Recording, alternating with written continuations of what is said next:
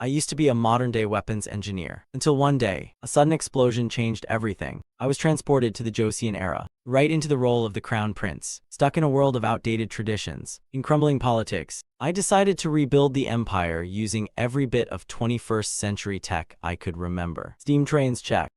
Glocks built when to show off. Rifles designed from scratch. Explosives, made from pig fat and acid. The ministers were shocked. The emperor nearly fainted. But me, I was just getting started. This is the story of a prince who didn't just inherit a throne. He's engineering an empire. Watch now, history about to get blown wide open.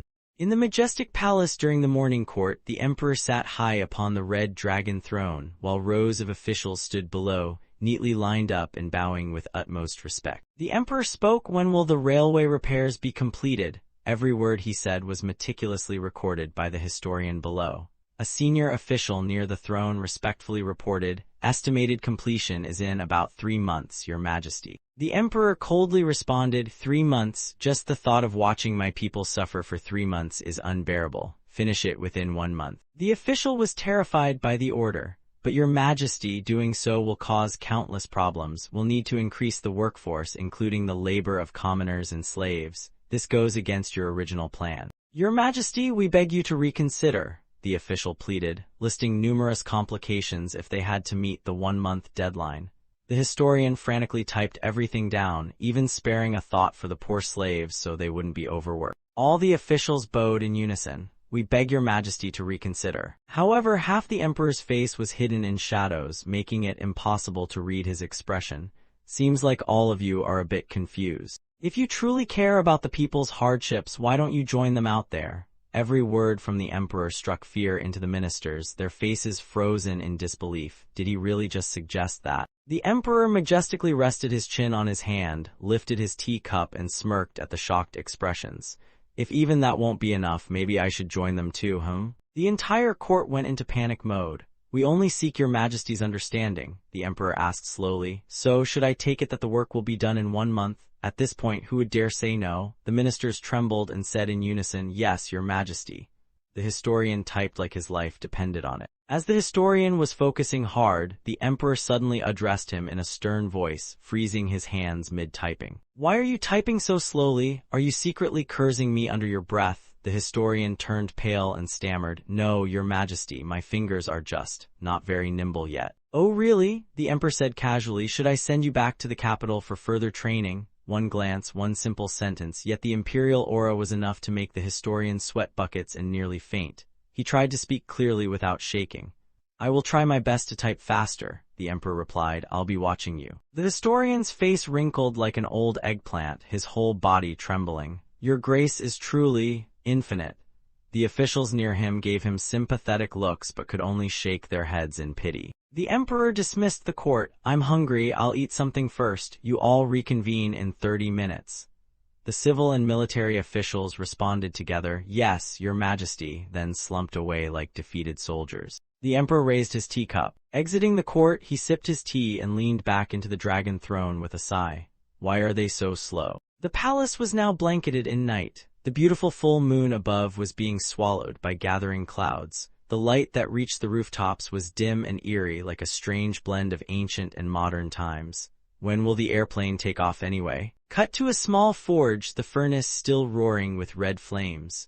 A man wearing protective goggles was hammering a glowing red metal bar on a thick anvil. Each strike of the hammer echoed through the sweltering hot room. Under the meticulous care of the blacksmith, the blade gradually took shape. He dipped it into water and the sizzle echoed as steam rose. The blacksmith lifted his creation, inspecting every angle with such focus that he didn't even notice the phone buzzing behind him with call after call. A man holding a phone kicked open the door with one foot, a white plastic bag in his other hand. He shouted, Hey, Kim Jin-ho, why the hell aren't you picking up your phone? Kim Jin-ho was laser-focused, hammering the glowing metal as he yelled back, That's not true. The man behind him was utterly confused, wincing at the ear-piercing clangs of metal. His ears were on the verge of bleeding. He shouted angrily, Kim Jin-ho. Startled, Jin-ho finally stopped and turned around, lifting his safety goggles. Oh, Byung-ho, when did you get here? Byung-ho strolled closer with hands in pockets. Just arrived, kid. What are you doing? Not even hearing me call you, Jin-ho replied. Got an order to make a good knife for cutting big fish. A good knife, huh? Byung-ho leaned in like an interrogator, face to face.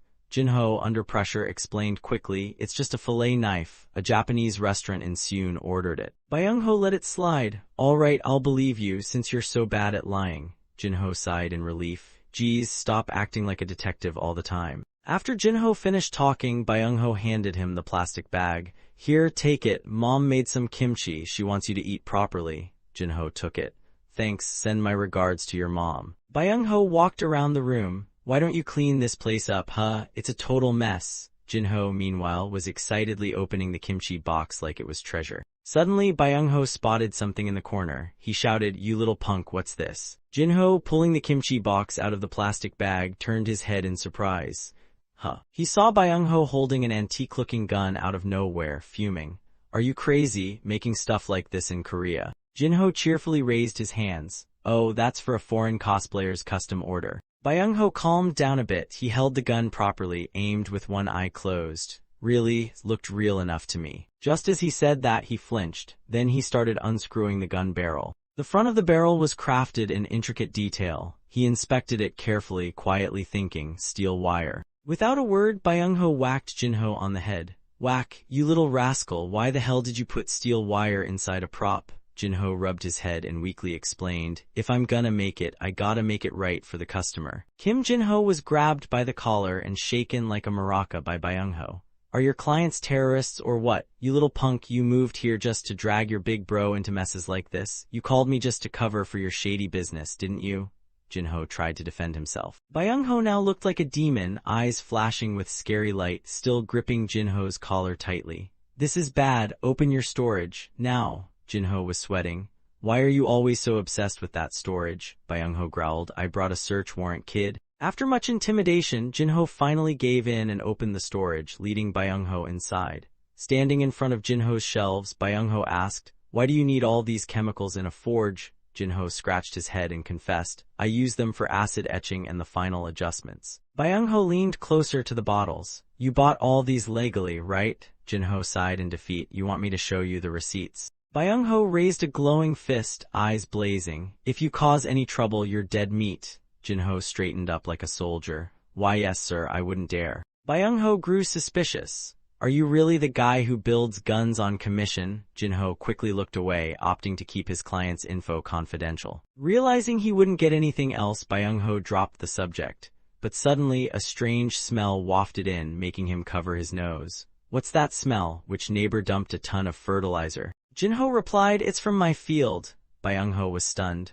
"Wait, you farm now too?" The window was wide open, revealing a carefully plowed field. Jinho grinned sheepishly. "I'm making calcium nitrate." "What the hell is calcium nitrate now?" Byung-ho snapped, turning his razor-sharp glare at this problematic blacksmith. Jinho cheerfully explained, "I need gunpowder to test if that Kentucky rifle is properly made, but making gunpowder's a bit tricky." That sentence hit Byung-ho like a ticking time bomb. Boom. He grabbed Jinho by the shoulders. "Kid, do you have any idea how hard I worked to pull you away from Uncle back then, and you said you just wanted to build a spaceship here?" Byung-ho's grip tightened as his rage peaked, veins popping on his face.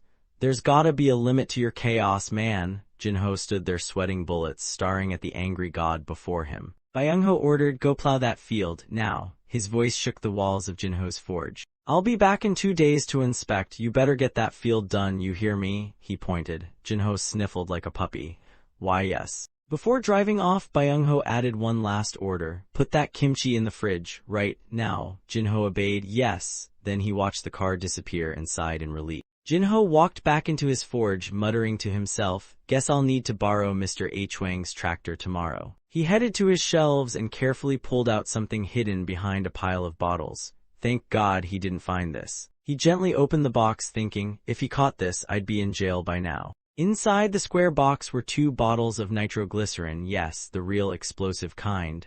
Why the hell did I even make this stuff? Jinho sighed and shut the box. Either way, I've gotta keep it hidden no matter what. But just then, a tremor hit the building. The shelves in the forge rattled with loud clanks. The ceiling beams above Jinho swayed dangerously, sending dust raining down. Jinho panicked, is this an earthquake? Before he could react, the whole forge and ground shook so hard that he nearly lost his footing. Tools and parts came crashing down. The box in Jinho's hands slipped loose during the tremor, and he gasped. He dove to catch it, arms outstretched. His face lit up with relief until the lid popped open.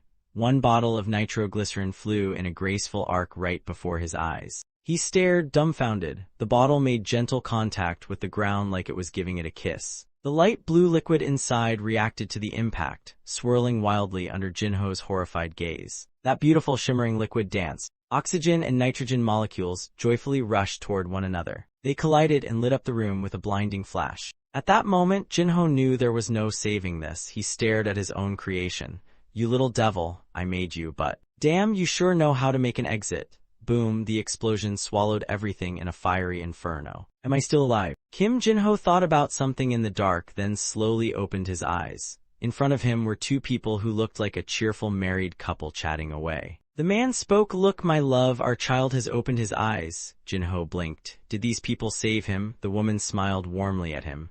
"Oh dear, look at that." She looked up at the man. "This baby's sparkly eyes look just like yours." The emperor, yes, emperor, glanced at the tidy-haired woman and said, "That sharp little nose is definitely from you, my queen." Jinho was thoroughly confused. What are they even saying? Oh my, he moved again. Jinho still didn't get what was going on. Why are they speaking like they're in a drama from a different century? The emperor turned to his queen. Is our little one feeling uncomfortable? The lovely consort gently bent down. "Let me hold the baby." Jinho's mind short-circuited.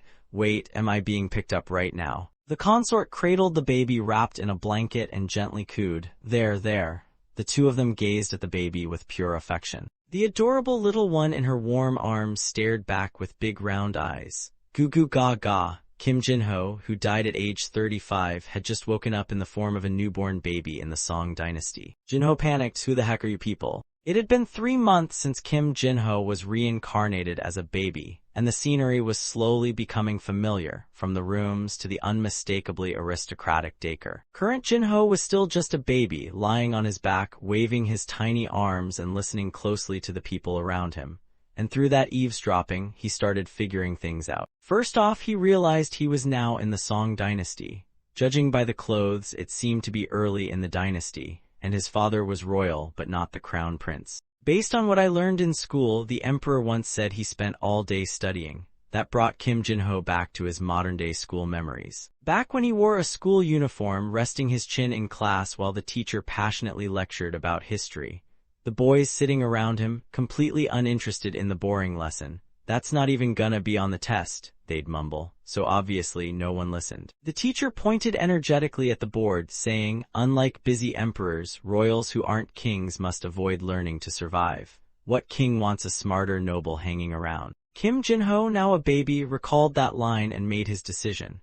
In other words, he'd keep studying to an absolute minimum, and being the eldest son in the family meant no worries about status or livelihood. No worries about rank or survival. Baby Jinho just stared innocently with round eyes, mumbling gibberish. With that clever decision made, he smiled sweetly. This setup is perfect to indulge in my hobbies. Ever since childhood, Kim Jinho had shown he was no ordinary kid. He once held a Rubik's Cube with deep focus while his parents gawked at the teacher's words. "This is the first 5-year-old I've seen solve one."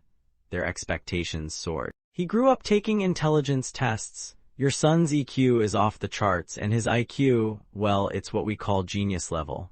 The excited man announced it while Jinho's parents gasped. Genius. The two of them were so proud to have a genius son. Both parents beamed with joy, just like we hoped. Mom and Dad are so proud of you, Kim Jinho. But no one truly understood how Jinho felt. He just stayed silent under all the praise, but soon that hope would turn into disappointment. Jinho was incredibly smart but not good at classroom learning. His teacher reluctantly shared some bad news. To be blunt, this kid's better suited to be an inventor. The most crucial part of Kim Jinho's so-called genius, his actual school performance, was sorely lacking. His grades and rankings were shockingly low for someone nicknamed the Prodigy. Kim Jinho's father angrily threw the report card straight at his son's face. Why would someone as smart as you refuse to study? You do great if you just put in a little effort, just a little. Jinho stood there silently taking the scolding. He frowned without saying a word, but his face said it all. He was disappointed in himself too. I'm saying this for your own good. Enduring nagging parents and academic stress, Jinho eventually became obsessed with his own passions. He withdrew into himself, immersing in his own world. He built perfect models like they were inventions straight out of history books. He made steam engine models and even used steam to build a working model of a steam locomotive. Or he'd find a local blacksmith to learn how to forge a curved blade like the ones used by swordsmiths in the Song dynasty. He studied how to make those curved blades, pouring sweat and soul into the process, his eyes lighting up when he saw the finished product.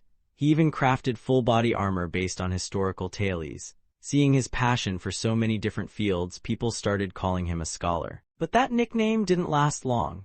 In the first round of a crazy scholar challenge show on TV, there he was, Kim Jin-ho, testing his newest invention, a human-powered water plane. It actually flew over the Han River. His dad screamed at the screen, "That little punk." Every word from the TV praised him. This student is believed to have outstanding invention skills. Jin-ho's dad was frozen, mouth wide open, gripping the remote, yelling, "Honey, come look at this." Jin-ho's mom, wiping her hands on her apron, came out from the kitchen. She looked at the TV and asked, "What's going on?" His dad, still in shock, stared at the screen and mumbled. The newscaster's voice came back on. "This student who created the flying machine is Kim Jin-ho, a sophomore at DX University." Hearing his name, his mom gasped and mumbled it aloud, "Kim Jin-ho." Then they both realized, it's him again, Kim Jin-ho, that kid is at it again. Yes, the one in the news report was none other than Kim Jin-ho. Our main character before his death, testing his invention, lifting off into the blue sky with his handmade aircraft. Jin-ho grinned with pure joy, fully satisfied with his success. After finishing the flight test, Jin-ho headed home. As he entered, bending down to take off his shoes, he called out, "I'm home." But before he could even finish, he heard his parents talking inside. His dad, sipping on some wine, said, "What are we going to do with Jin-ho? All he does is build useless things and refuses to study." Jin-ho stood there silently, hearing every word his dad said, unable to understand why they didn't get his passion. Quietly, he turned the doorknob. He closed the door, shutting out the sound of his parents' voices. He distanced himself from their words. Fast forward to Jin-ho's third year in college. He was in his personal world of wonders, sitting in front of his computer focused on something. Suddenly, Kim Jin-ho received a message. He moved the mouse and clicked it open. In that very moment, he triggered a large-scale side incident. Round 2 of the Crazy Nerd Challenge. Jin-ho opened the message. It read, "Hello Kim Jin-ho, we're recruiting builders for a traditional sailing ship based on a famous pirate movie. Although it'll only be 1/4 the original size, we'll replicate every detail from materials to process. If you're interested, let us know." He didn't hesitate. After being invited to build a miniature pirate ship model, Jin-ho flew straight to America to chase his dream. He saluted his parents and left. "I'll be back soon." When his parents read the letter he left behind, his dad was furious, crumpling it with a dark face. His mom could only sigh, trying to calm him. "Honey," he ran off again. Months later, several people stood at the dock, admiring a brand new wooden ship that had just been launched. A man in an Arabian robe and sunglasses approached. He gave a thumbs up. "My darlings, your skills are amazing. I just happen to need a real-size yacht. How about you build me one? I'll sponsor and pay you monthly. Deal?" Jin-ho was stunned, but just as expected, he agreed in a heartbeat. Deal. And so his stay in the U.S. was extended. Jin-ho and the other craftsmen watched as the Arabian man approached them, praising perfect work. Meanwhile, back in Korea, the wait for Jin-ho's return dragged on, until the day he finally came home, only to be greeted by a slap that echoed like thunder. His dad shouted, catching Jin-ho off guard, "You went to America and didn't call even once. I have no son like you. Get out of my house." Jin-ho stood frozen, clutching his cheek, watching his parents argue because of him. "Honey, he's finally home after so long. We can't throw him out. He's like this because we've always overlooked it. This isn't the first time, is it?" But how could he hit his own son like that? Kim Jin-ho stood there, stunned, watching his parents argue. "He can't focus because you always coddle him." "So you're saying it's my fault he turned out this way?" Kim Jin-ho collapsed to his knees. He knelt before his parents. "I was wrong. Please don't fight because of me." His parents stopped arguing and looked at him. His father stayed silent, but his mother worriedly called his name, Jin-ho. Then Dad coldly made a decision. "You're joining the army. Go learn how to grow up." Jin-ho didn't argue. He just replied gloomily, "Okay." Following his father's orders, Jin-ho enlisted. After completing his military service, he quietly went back to studying and prepped for the civil service exam like his parents wanted. He passed the level 5 exam with flying colors in just 1 year.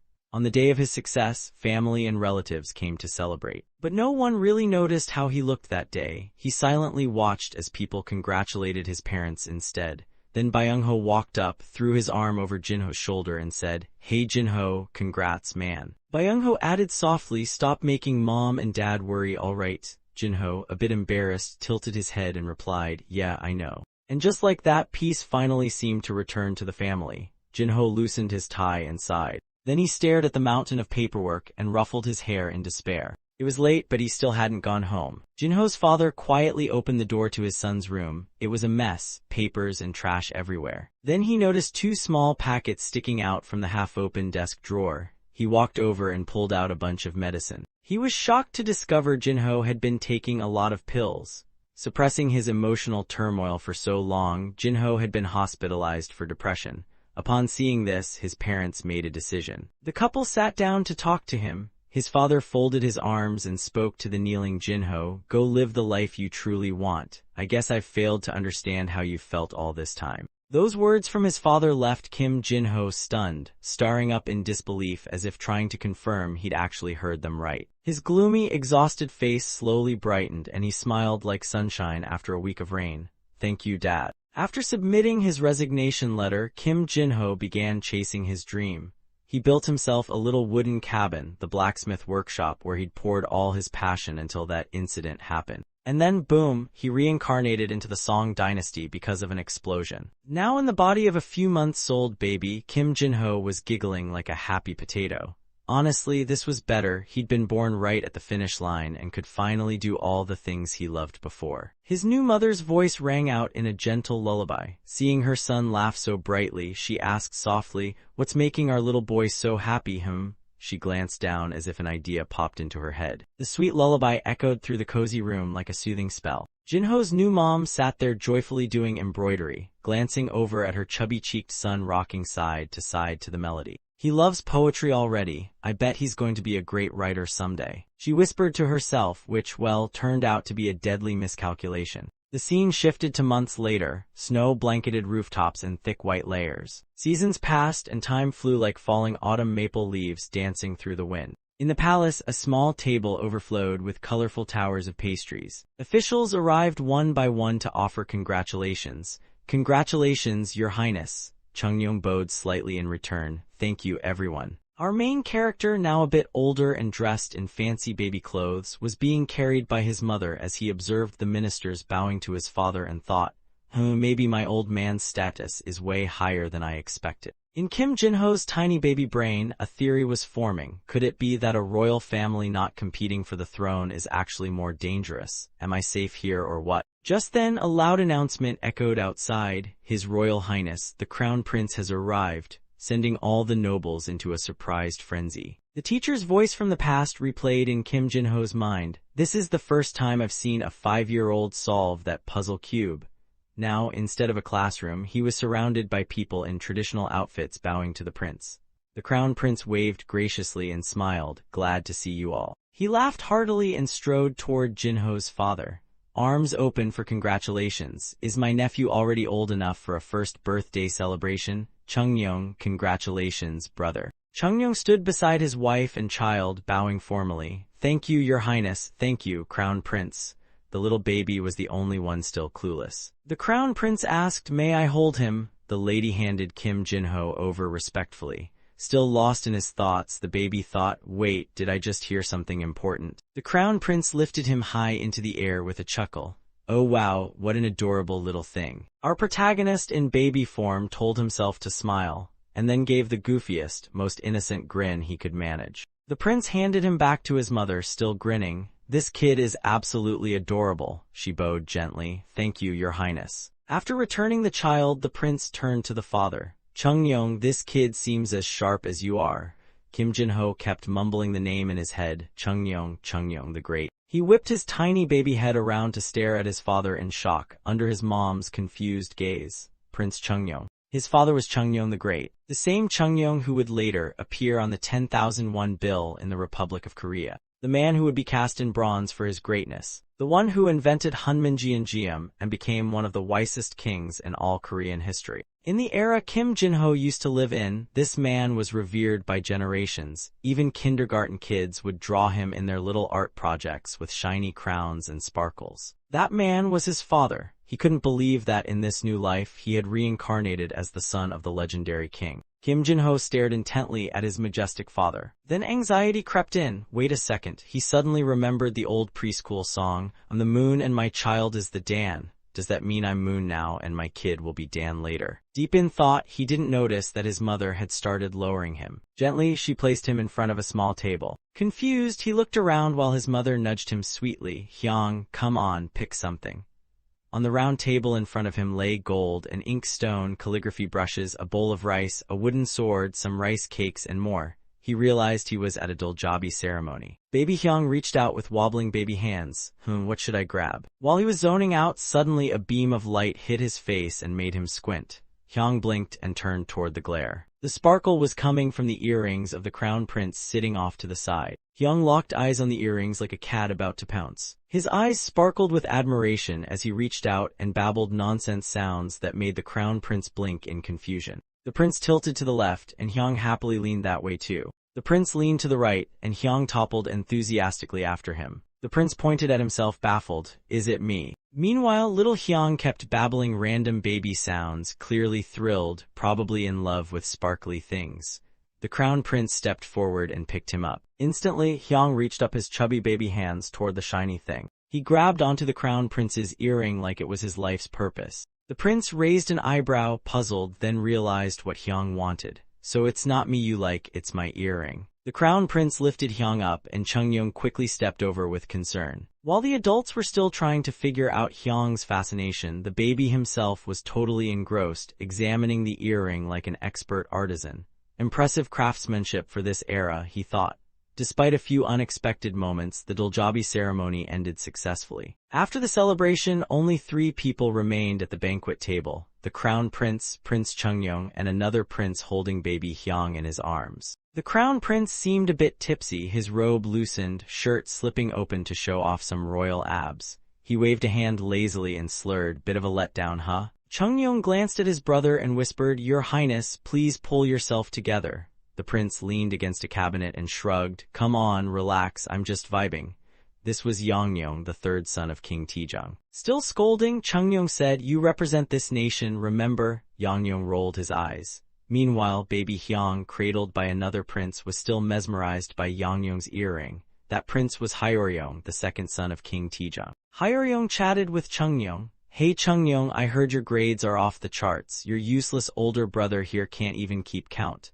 Chungyong responded humbly, "You're exaggerating. If you focused more, you surpass this talentless brother in no time." While they talked, Hyung remained fixated on the earring. The 3 princes began discussing politics and philosophy. "Chungyong, are you setting ethical standards for kings now? I think differently. It's time for a military regime. If I were king, I'd reclaim the lands of the 3 hands and make the Song dynasty a global powerhouse."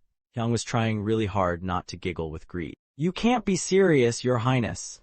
Hyung snapped out of his trance as the political debate escalated. He blinked up in confusion. Chungyong stated firmly, "The Ming dynasty is incredibly powerful. With our current strength, the Song would be doomed." Yongyong countered confidently, "Relax. Once I ascend the throne, greatness will follow. We just need to boost our forces." Things calmed down slightly as Yongyong gestured for peace and smiled. Okay, I'm not trying to conquer the world tomorrow. I'm thinking 10 years should be enough," he added casually. Chungyong snapped, 10 years is way too short. But Yongyong ignored his little brother's panic. Arms crossed, leaning against the cabinet, he closed his eyes and murmured, "By then, all those old Ming generals under Zhu Yuanzhang will be gone, either from age or Yonggle's purges. The rest will fall during his own civil wars." Chungyong's fist clenched on his lap as he tried not to explode. "In other words," Yongyong continued, 10 years is plenty." Chungyong couldn't hold it in anymore. He shot up and shouted straight into his arrogant brother's face, "Are you brainless? Have you forgotten Yongle could mobilize 500,000 troops for a single campaign?" Chungyong stood firm, listing all the glaring issues. The Ming dynasty isn't scary just because of their soldiers, it's their military system that can mobilize massive forces that's terrifying. Compared to them, our Song dynasty is far behind in everything from census data to agricultural land records. Every word Chungyong said poked at Yangyong's ego. He bit his lip. Anger started to boil. Chungyong was still rambling, forget 10 years, even 30, when Yangyong suddenly cut in. 1 year for a census, 1 year for land surveys, done. He stood up and walked toward Chungyong. I'm the crown prince, I'll admit you're smart, but I'm the one who'll inherit the throne, not you. Yangyong shouted directly in his face, the veins on his forehead practically doing a dance. Chungyong clenched his teeth, glaring right back at his big brother. The crown prince scowled, his tone icy. You just need to assist me. That one sentence made Chungyong grit his teeth so hard you could hear it. The man holding little Hyang sighed softly. Hyang looked at his father, now slumped in silent frustration. Hyeryong sipped his tea, pretending not to notice the royal rumble. Meanwhile, baby Hyang gained some new shocking intel. Wait, what? Chungyong isn't the heir? He glanced at his father's gloomy face, his wise and forward-thinking dad now brooding in silence. The tension between Chungyong and Yangyong was clearly off the charts. Cut to King Tijang lounging on the dragon throne, chuckling. So what did that old fox say? Come on, spill it. The third king of the Song dynasty was enjoying this drama. The courtier respectfully recounted the scene. A respected minister stood with hands behind his back, admiring the rippling lake. Back when His Majesty wasn't king yet, I told him to focus on his studies, he said. He replied, why would a prince need to be a scholar? What's the point? A dragon egg's gotta hatch a dragon, right? The old minister turned to the others. This was Nam Yi, the founding official of the Song dynasty's ruling clique. He then praised Chungyong, standing in his official robes ahead of the ministers. I'm glad His Highness enjoys learning, just like His Majesty once did. The elder minister respectfully bowed again as he finished the tale. King Tijang leaned on his chin, eyes sharp like a hawk. Nam Yi buttering up Chungyong now, bold move. The eunuch beside him bowed. Your Majesty, what do you intend to do? Tijang asked calmly. What do you think? Let them be. The real reason for the rivalry was Tijang's ambiguous attitude. Without nomming a successor, things were bound to get heated. Meanwhile, Yangyong, clothes messy, handed his cup to a maid, grumbling through music and wine. Does father even have a clue? He frowned at the cup in his hand. He's always praising Chungyong and ignoring me. Yangyong had a free-spirited soul and no patience for royal power games, so naturally, the scene shifted to a bright and peaceful morning. That man grabbed the antlers of the dead deer and dragged it along, leaving a bright red trail across the ground. Yangyong hauled his hunting trophy back to the palace, ignoring the stares from servants, eunuchs, and officials alike. He drowned his stress in hunting and debauchery until the officials finally stepped in, trying to prevent another royal rebellion. One of them, Park Yoon, warned Shim-on, leader of Chungyong's supporters, to abandon the throne and stay in his lane, but Shim-on didn't even blink. Park Yoon yelled in frustration, demanding answers. Lord Shim, what exactly are you aiming for? Shim-on tried to sound as diplomatic as possible to calm the storm. But Park Yoon was already fuming. He raised his voice again. Didn't I tell you to talk some sense into Prince Chungyong already? Oops, seems someone forgot. Park Yoon barked and pointed his finger furiously. You shouldn't be doing this. Lord Shim, step aside, I must speak to the prince. Still composed, Shim-on calmly blocked Park Yoon's rage. Let's not escalate this. I'll speak to His Highness. For today, let's stop here. Park Yoon grumbled louder, his eyebrows ready to launch into orbit. If you don't want a bloody tragedy like during Emperor Tijo's reign, you'd better talk to him. Shim-on sighed. All right, let's call it a day. Shim-on successfully blocked Park Yoon's, storming into the main hall to confront Chungyong. He stood there, watching Park Yoon walk away through the gate just opened by a house servant. Shim-on exhaled slowly, frowned, and muttered, well, I'm in too deep now, might as well keep going. History didn't change. Ultimately, the king sided with Prince Chungyong. That very day, the king summoned Chungyong's little family to the palace. He and the queen sat together as the trio stood below. The king smiled warmly, then with the wise glint of a seasoned ruler said, from today, you are the crown prince. Chungyong, congratulations, much has happened, but now you shall be crown prince. Strengthen your bond with your siblings and prepare yourself to succeed me and lead this great kingdom. Chungyong bowed respectfully. I shall engrave your words in my heart, father. The queen gently reminded her daughter-in-law, crown princess, from now on you will manage the inner palace. Be diligent and avoid unnecessary troubles. Hyang's mother bowed respectfully. I will remember your guidance, mother. The king then noticed little Hyang standing in the middle. "Our royal grandson is looking quite bright." Hyang obediently bowed his head. "Thank you, grandfather emperor." Chungyong raised his head, proud of his son. "The boy's already learned the basics, your majesty." King Taejong raised an eyebrow. "Really? Isn't he only 4? His father replied, "He'll turn 4 this October, your majesty." Just then, Hyang looked up innocently. King Taejong chuckled, eyes warm. "Truly a blessing for our nation." He evaluated the two powerful figures in front of him. Every word and gesture between them felt dignified. The atmosphere was oddly peaceful. Then he remembered something Samchenpo once said. Hyang's memory drifted back to his school days from his past life, when his teacher pushed up his glasses and lectured seriously. "You know that saying, enemies in the past life become spouses in this one? Well, it's surprisingly accurate in the case of King Taejong and his queen, or should I say, love-hate at its finest." Hyang knew this period of history all too well. He glanced at the two sitting before him. Emperor Chungyong once executed his in-laws to gain full control. So clearly. While Hyang's mind was busy spinning, King Taejong said, "By the way, Crown Princess, I've heard your father's been quite busy lately." His mother froze in place, answering stiffly and politely, "I'm not sure, your majesty. I've been staying in my room." Hyang glanced at his mother's nervous expression. "Oh, is that so?" Just 2 words from King Taejong made her break into a sweat, lifting her head in panic. King Taejong gazed down with an imposing look, declaring, "I hope he can enjoy a more peaceful life. The man's getting old. And even if he's still in favor, without health, everything's meaningless, right?" The crown princess bowed even lower. "Yes, I will deliver your message." Watching his mother's frightened reaction, Hyang thought, "Yup, blood will be spilled at this rate." The majestic palace basked under the sun, yet the air was eerily quiet. 2 months after Prince Chungyong was named crown prince, King Taejong officially abdicated and gradually stepped back. The transition went surprisingly smoothly. But he remained extremely cautious of Chungyong's in-laws, whose influence had grown stronger after the prince's ascension. They became the favorite target of flatterers and suck-ups among the officials, especially as King Taejong's suspicions deepened. Then, a shocking report arrived. Kang Sangin, Shim Jeong, and Park Sup had met in secret. During that meeting, Kang Sangin reportedly said, "His Majesty's authority is being restrained by the retired emperor."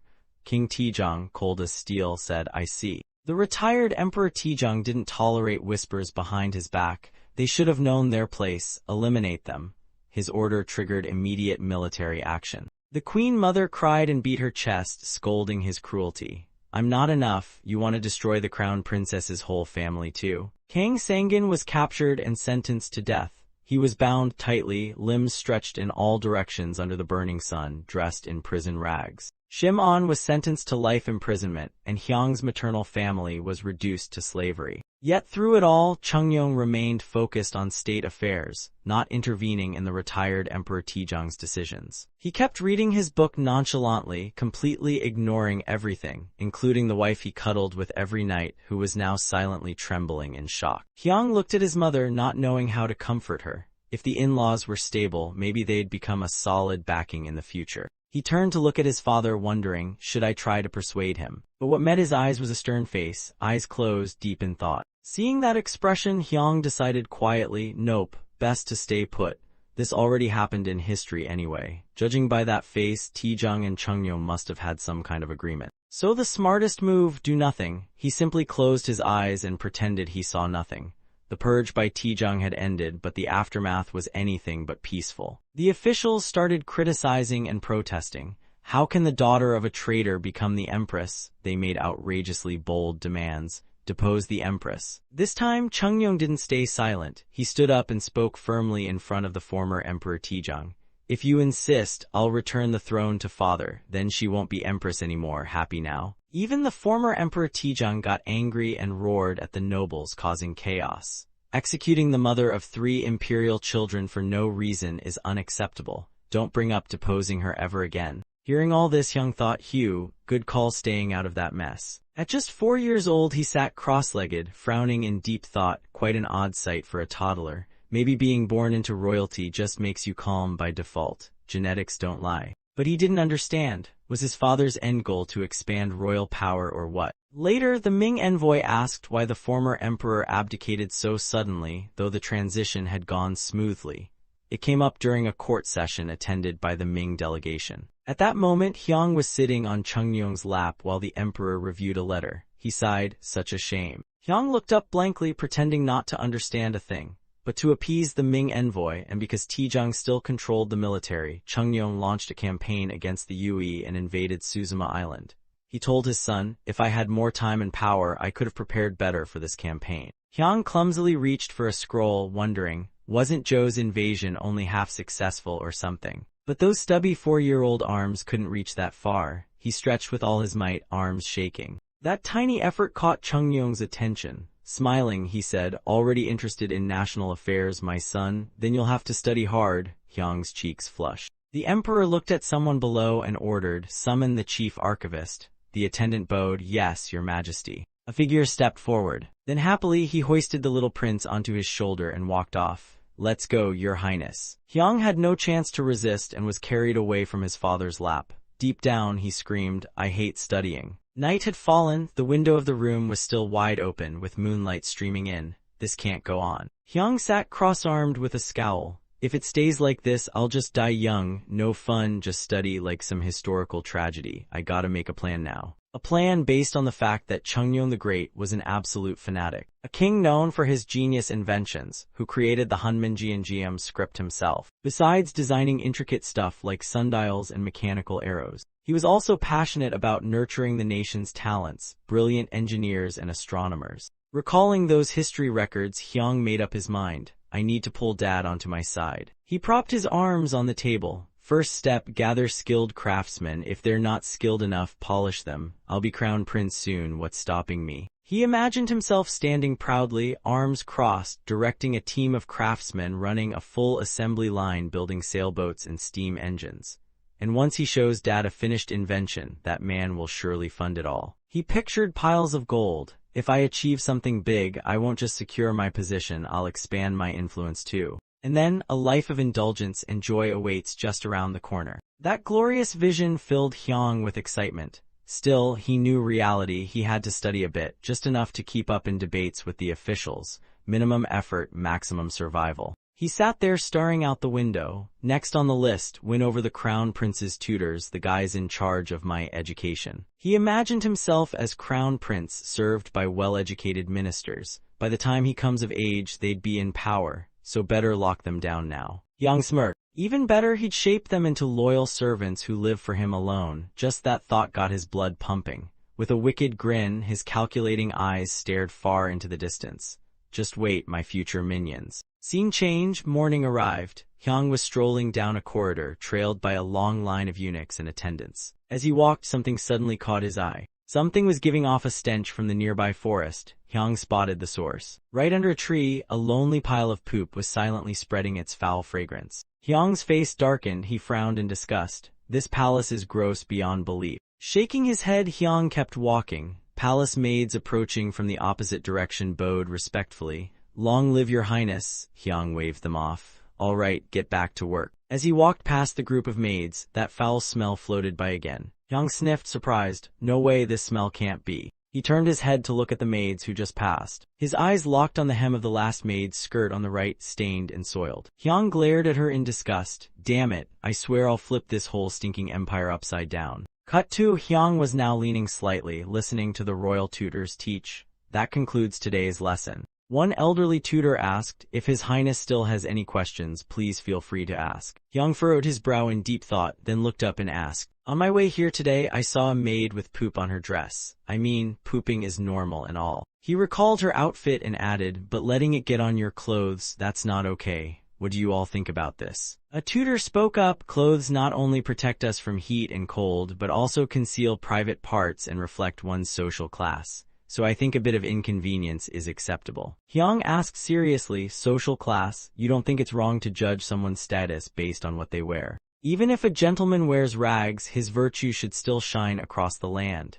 His words left the tutors stunned, their eyes wide. The elder tutor coughed lightly, isn't that what they say? Don't you think some of our outdated views need revising too? This issue won't be solved overnight. Any other questions, Your Highness? Hyang saw the deflection and gave a tight-lipped smile. These geezers really think I don't notice their dodge. He looked at the court officials below and declared loudly, "A few days ago, I read the memorial about the invasion of Tsushima Island."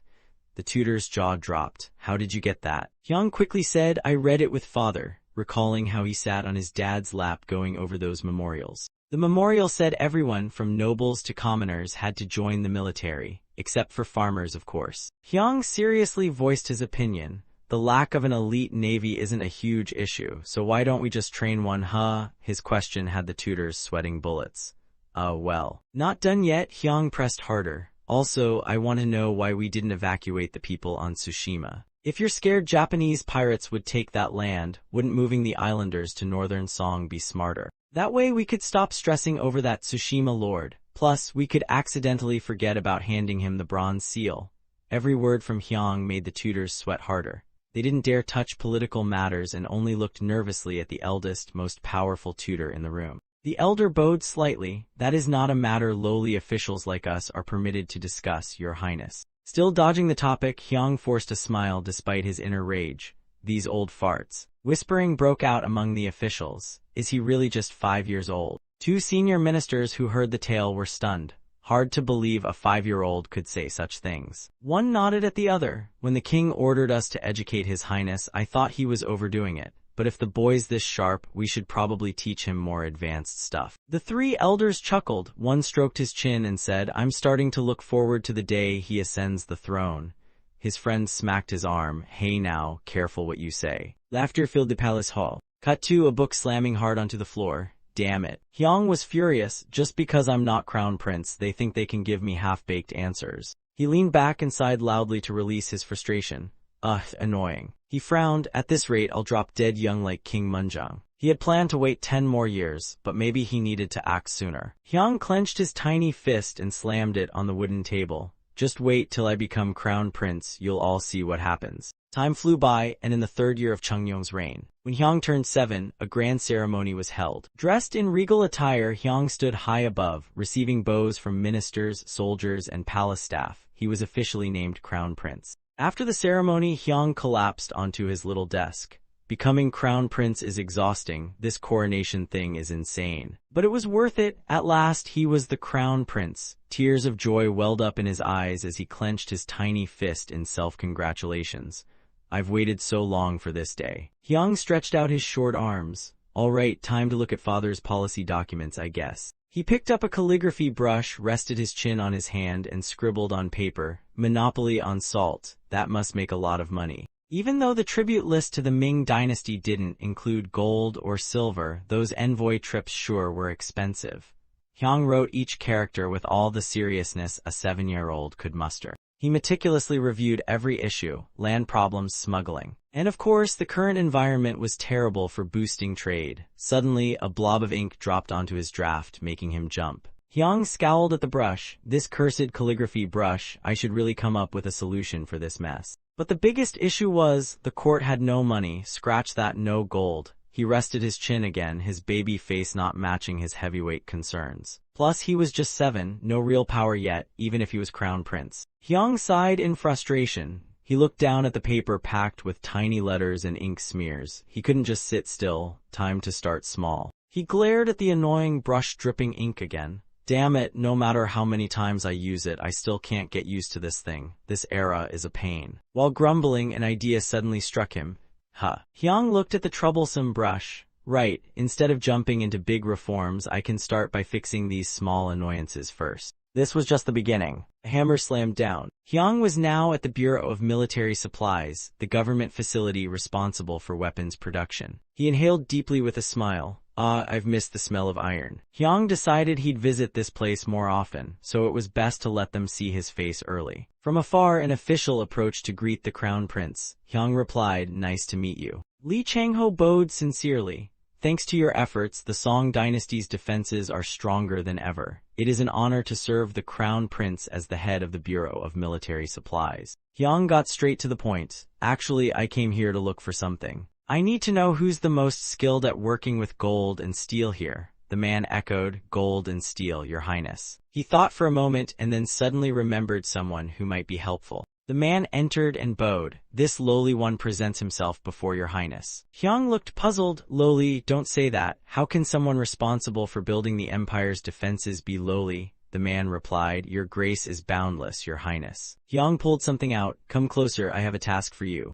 "Do you think you can make this?" Hyang asked. The man looked worried. "What is this exactly?" Hyang answered confidently, "A replacement for the calligraphy brush." The man looked conflicted. Hyang explained, "It's something that holds ink inside and lets it flow as you write. But the key is that only a certain amount of ink should flow each time." He added more specifics. "Also, there should be a small rounded tip to stop too much ink from soaking the paper. And this slit here where the ink comes out, how narrow can you make it?" The man gave an estimate. "If I do my best, perhaps 5 mo, your highness." Hyang opened his hand to count. 5 mo, a kai is about 3 cm, that's like 1/10 of it. 10 mo is roughly 3 cm, so 5 mo is about 0.15 m. You can do that by hand. Hyang was genuinely shocked. "Actually," he continued, "you'll need to make a bunch of these, and fast. No slow craftsmanship over a month, we need them done ASAP." Then he explained the details. Since the pen tip would come into contact with water, they should use gold and silver instead of iron to avoid rusting. It would be crafted from thinly hammered sheets. With proper molds, they could make 20 pens a day. The tricky part was the slit. One more thing, the stroke should be as thin as a mechanical pencil lead. 0.5 mm should do the trick. The craftsman agreed. "Then I'll make the slit about 1D, your highness."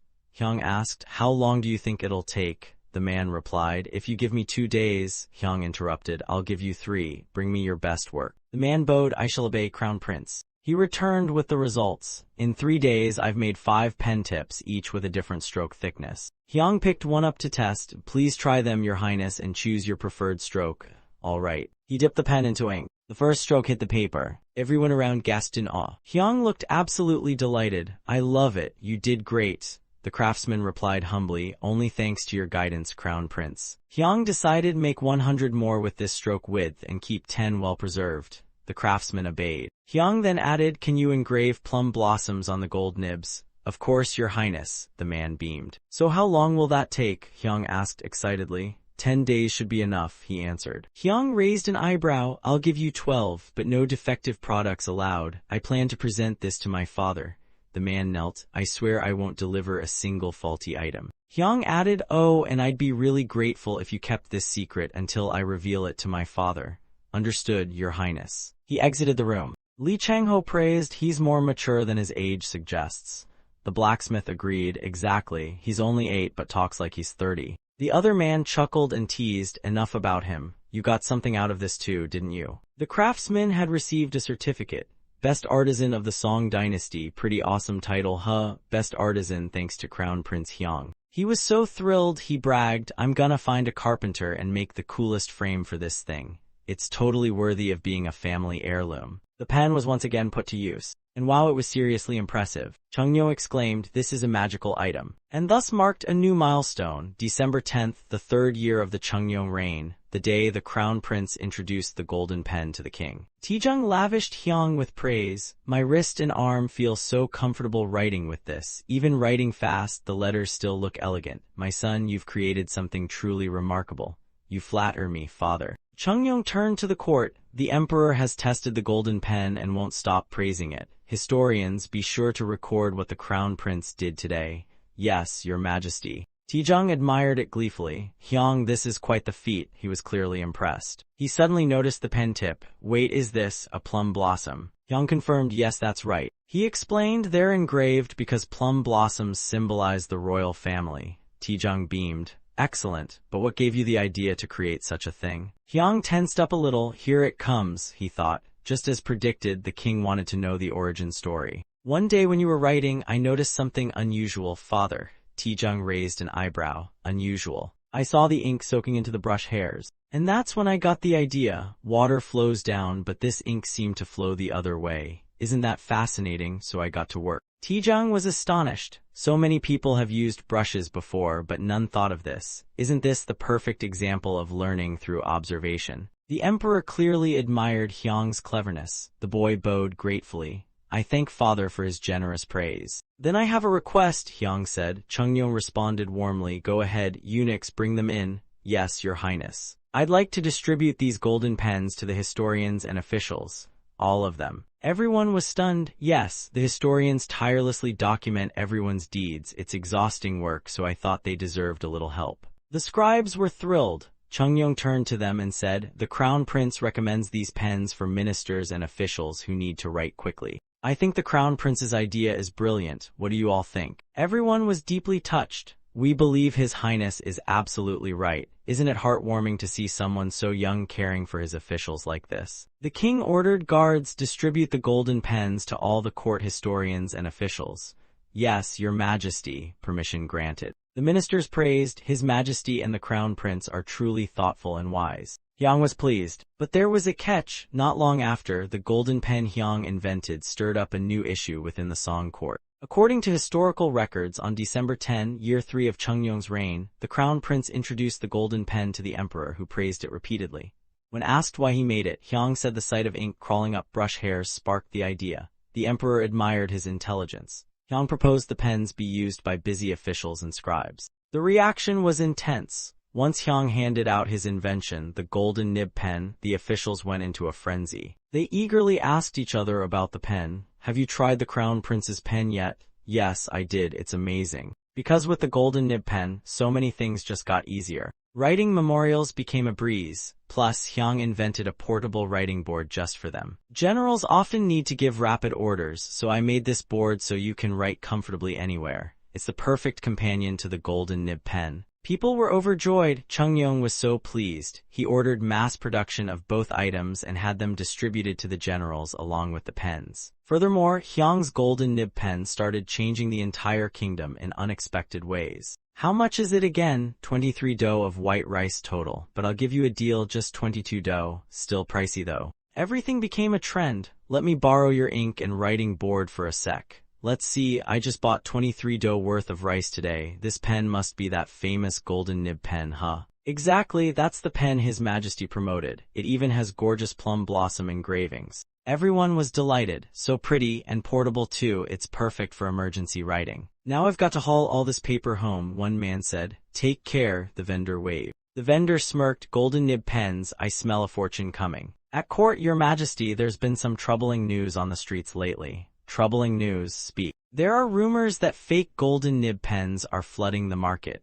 Chungyong was furious. "How dare they forge a royal symbol? Outrageous, they must be punished severely." The ministers all agreed and pleaded for harsh punishment on the matter. Chungyong thought of Hyang. "I believe we should consult the Crown Prince. He invented the golden nib pen after all." He ordered, "Summon the Crown Prince." Hyang arrived just in time. "Father, did you summon me?" The emperor explained the situation and asked for Hyang's opinion.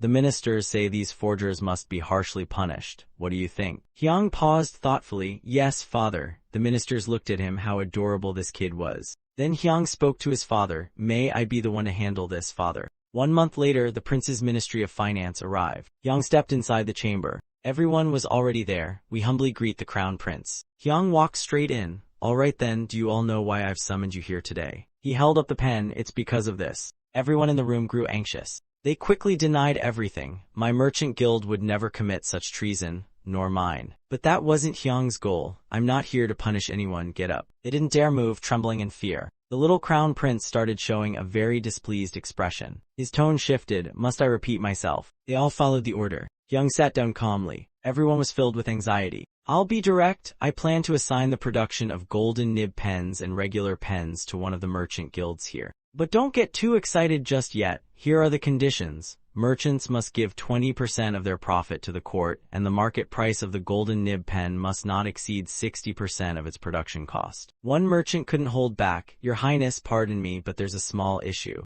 Even if we set the price at 60% profit, after paying the sellers and workers, we'd only keep about 30%. Hyang reflexively slammed his hand down. "And if the court takes 20%, you're saying you're left with only 10%, right?" His face darkened. "You dare lie to my face." "I said it's 20% of the 30% profit. That's only 6%.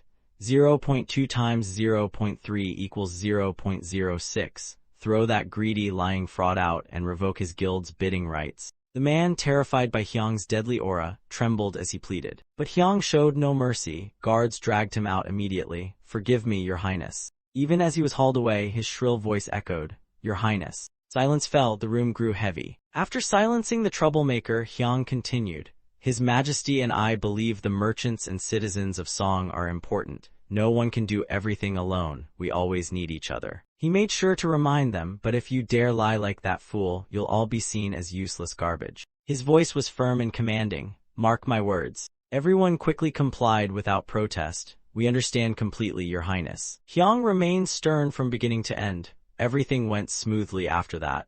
The pen bidding ended with no more funny business. Scene change, someone arrives. Hyang smiled and praised, well done, Joe the eunuch. The man named Joe humbly asked, Your Highness, why did you have to do all this? Hyang sighed and softly said, You know, I'm still too young, I really don't have many choices. Joe nodded in agreement. That's true, then please excuse me, Your Highness. Hyang whispered back, all right, feeling very satisfied. Things were going smoothly, let's keep this momentum. From outside the hall came a loud call. Your Highness, someone has arrived. It's head eunuch Sung with something to report. Sung entered and immediately protested. We cannot continue with the Crown Prince's plan. Not long ago, laughter echoed everywhere as people held treasury reports. Everyone was ecstatic. The treasury was full again. Ever since the golden nib pens went on sale, the economy had picked up fast. Thanks to this, Chungyong and the officials began to recognize the positive effects of trade.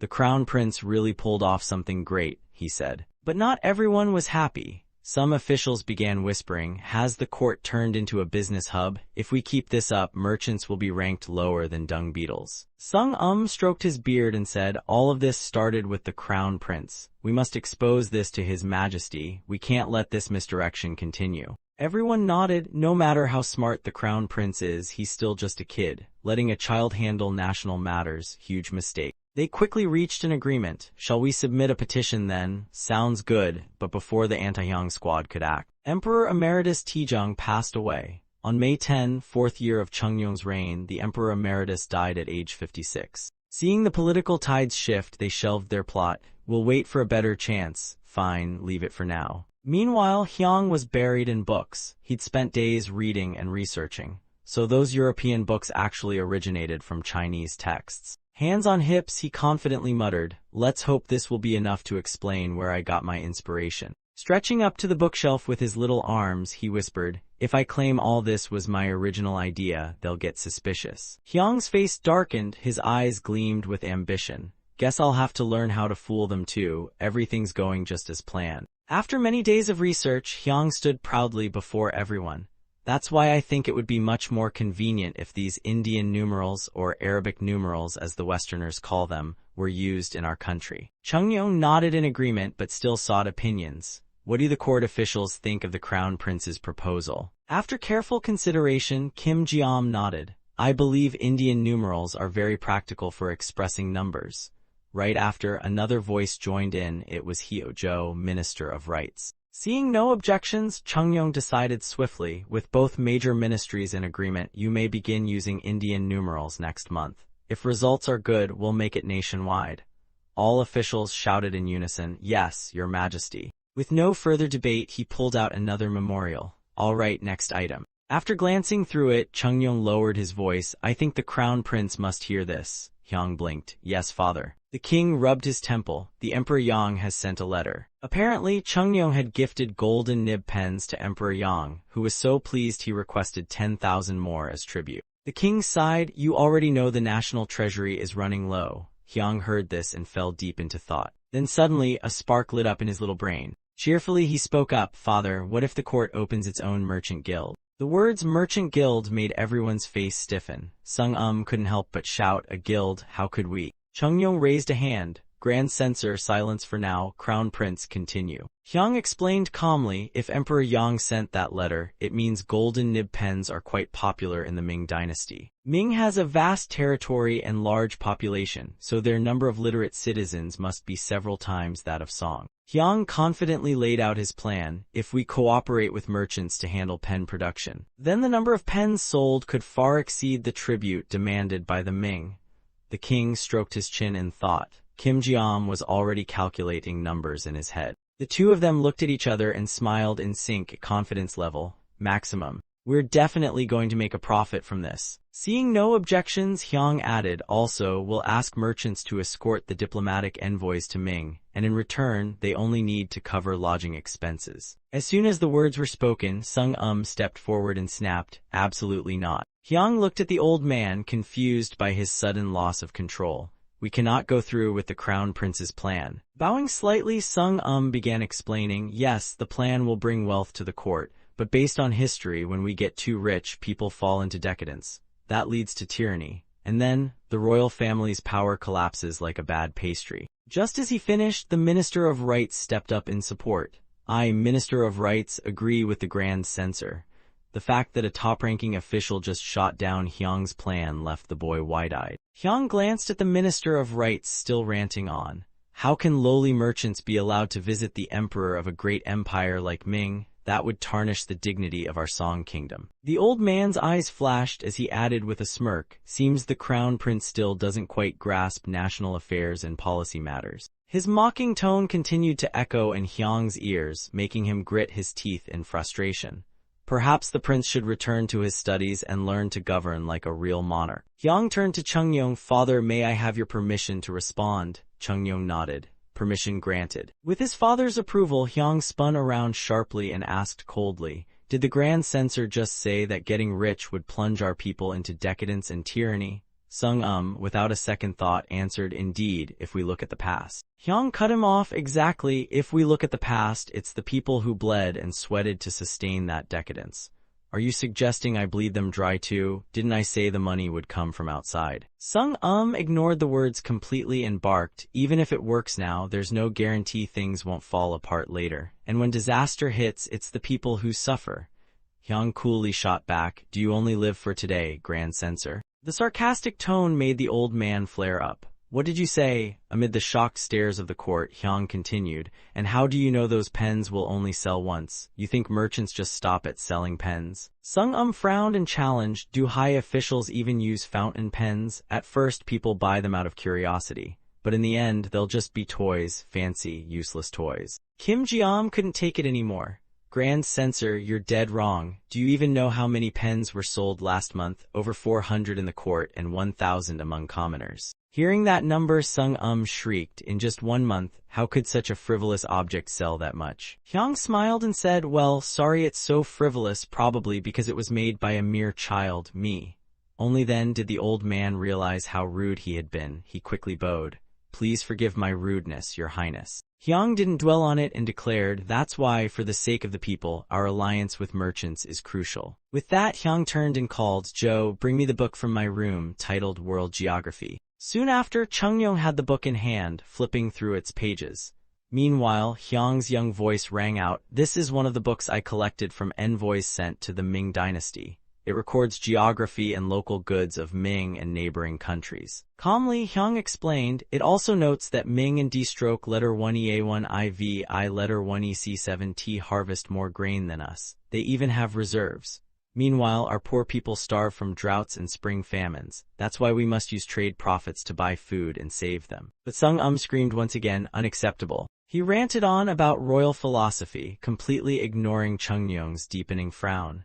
A true king and his people should be equally poor and equally honest. Under that absurd logic, Hyang couldn't help lowering his head in disbelief. Prosperous in poverty, find joy in righteousness, build virtue on empty stomachs. Hyang finally exploded, you say people should be proud to live poor but honest. Have you seen anyone thrilled to be poor and honest lately? They're just poor. His voice rose in fury. They die of drought in summer, freeze in winter, and starve in spring. Who in that misery gives a damn about a ruler's virtue? The words hit the court like a thunderclap. He frowned and firmly declared, there's a saying, even a nobleman will scale walls if his son goes hungry for 3 days. Sung and the other ministers all felt ashamed under Hyang's barrage of questions. No parent can sit still when their child is starving. Hyang then blurted something that made even the grim-faced Chungyong crack a smile. A king is the father of the people. Standing tall, Hyang swept his gaze across the court and thundered, shouldn't that father do something for his children? Chungyong slapped his thigh in excitement, shouting, my son speaks wisely. As those words rang out, the entire court fell into stunned silence, as if someone had just hit the mute button on the palace.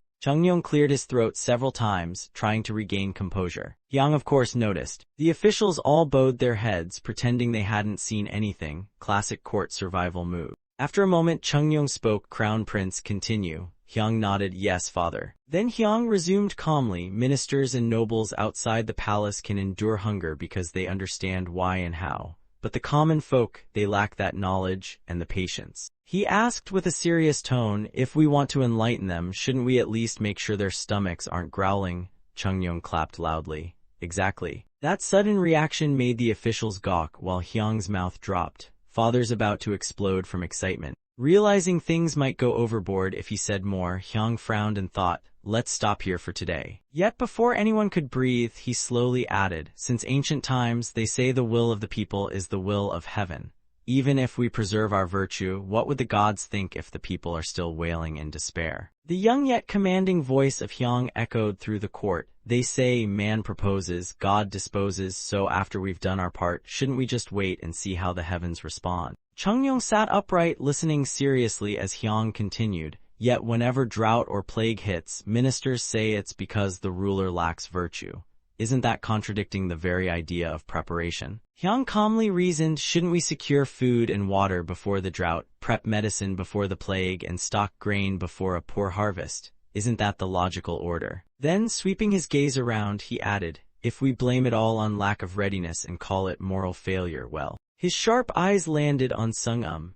Hyang furrowed his brow and asked bluntly, wouldn't that mean we're saying our Song dynasty has no virtue at all? That line landed like a lightning strike. Many ministers gasped with their mouths wide open. Sung and the officials behind him were frozen stiff, caught off guard by the heavy accusation. Seeing no one respond, Hyang spoke again. I know many of you have been officials since before this dynasty was even born. His tone chilled. Then why didn't you call my great-grandfather a traitor? He built this dynasty despite being born a Goryeo subject. Or my grandfather Tijang, was he unvirtuous for raising a sword against his brothers? Or my father for taking the throne instead of his eldest uncle? Sung finally snapped, shouting, Your Highness, that's not what we meant at all. By now, Chungyong's face had turned pitch black with fury. The ministers quickly bowed and pleaded, Your Majesty, we never dared harbor such disgraceful and disloyal thoughts. We beg your mercy. They all cried out in unison, We beg your Majesty's mercy. Seeing the panic, Chungyong closed his eyes and sighed. The Crown Prince's words were a bit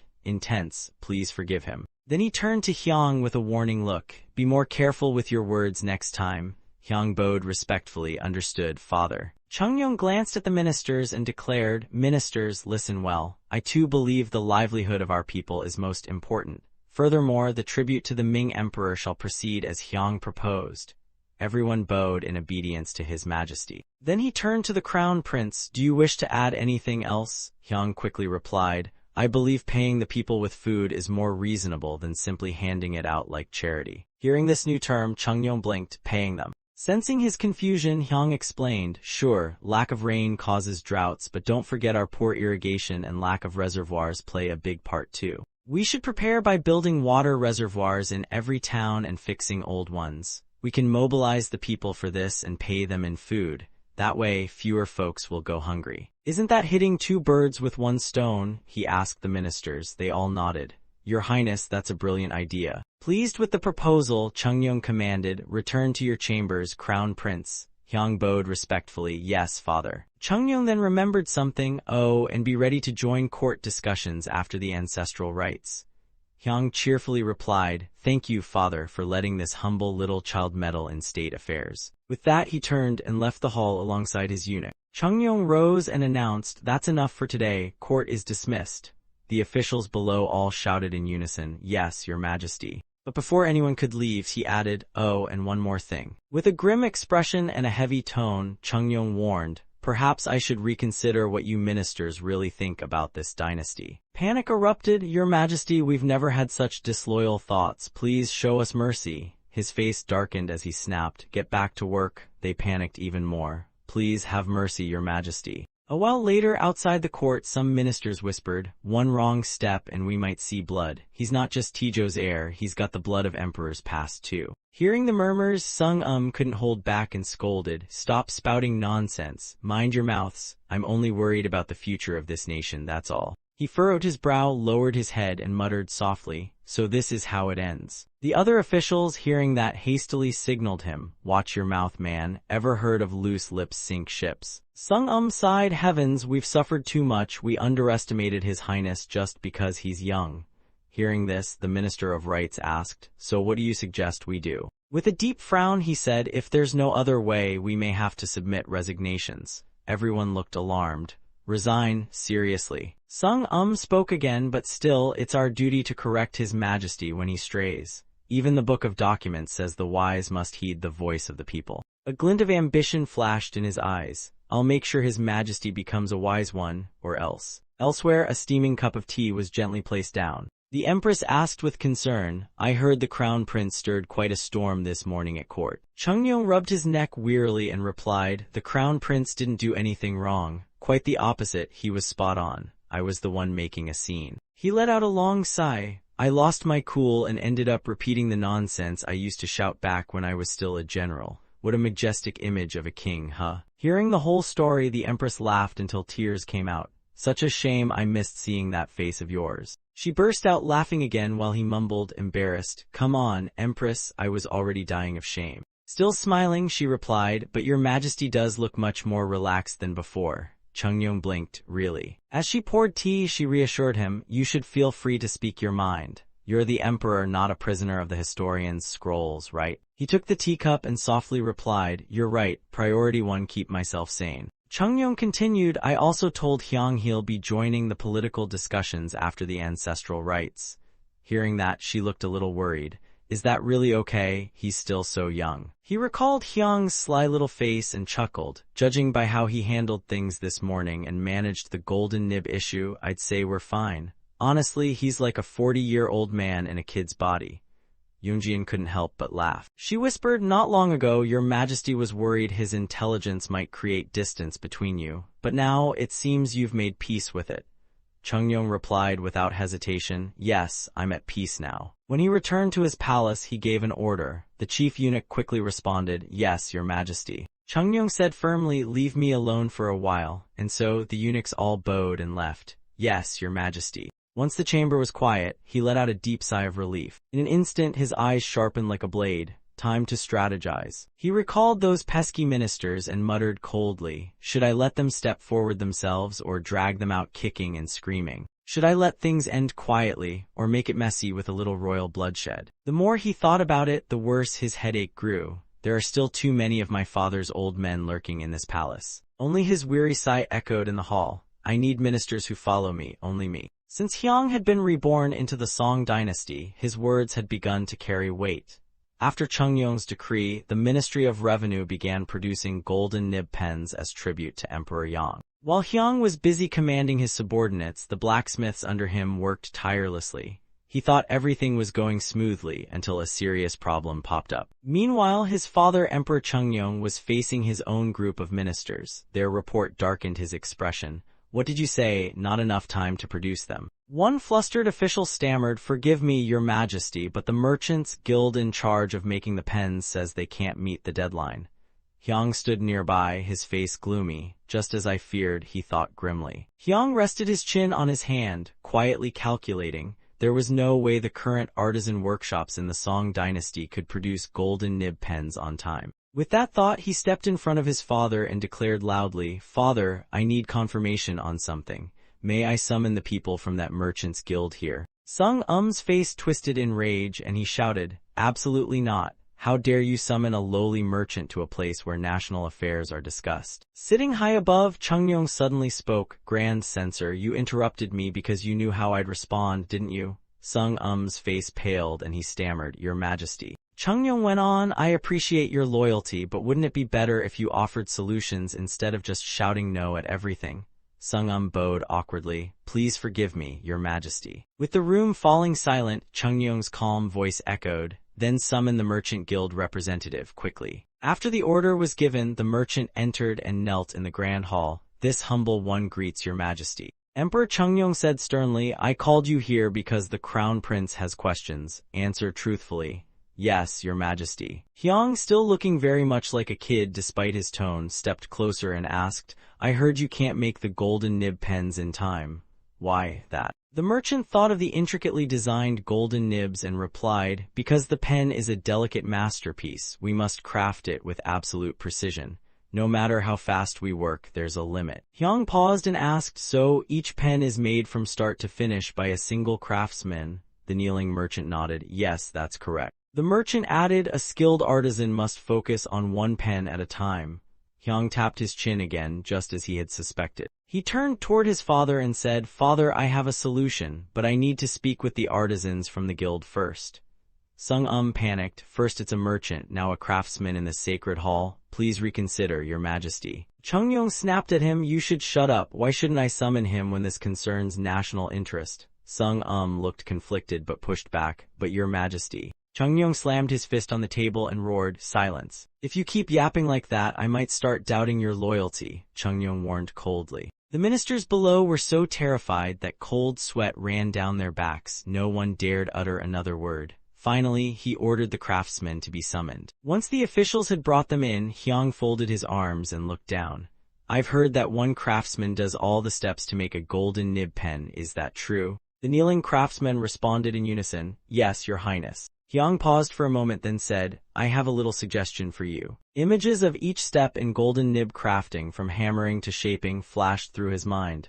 He spoke softly. One person will handle the stamping of the nib, another the shaping, and a third will do the fine detailing. What do you think of switching up the process like this? The craftsmen glanced at each other, clearly surprised. One of them spoke up seriously, Yes, I believe it could work. We'll need some time to get used to it, but once we do, it should be faster than how we're doing it now. Hearing that, Hyung relaxed and respectfully addressed his father. This is called division of labor. When people work together, they can produce more and faster. Chungyong nodded, very reasonable. Smiling, he turned to the craftsman and merchant. Then I look forward to hearing good news from you all. You may go. He waved his hand and they began backing out of the palace. Turning to his son, Chungyong beamed, division of labor to increase productivity. How did you come up with such a brilliant idea, Crown Prince? Hyung recalled what he saw in the kitchen and answered calmly, I saw the assistant cooks and maids splitting their tasks under the head chef. That gave me the idea. Chungyong burst into hearty laughter, clearly impressed.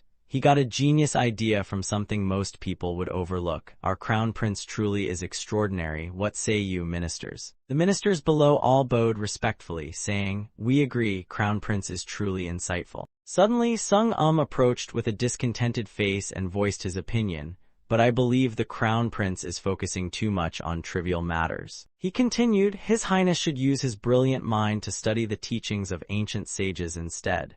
Hearing that, Chungyong was visibly annoyed.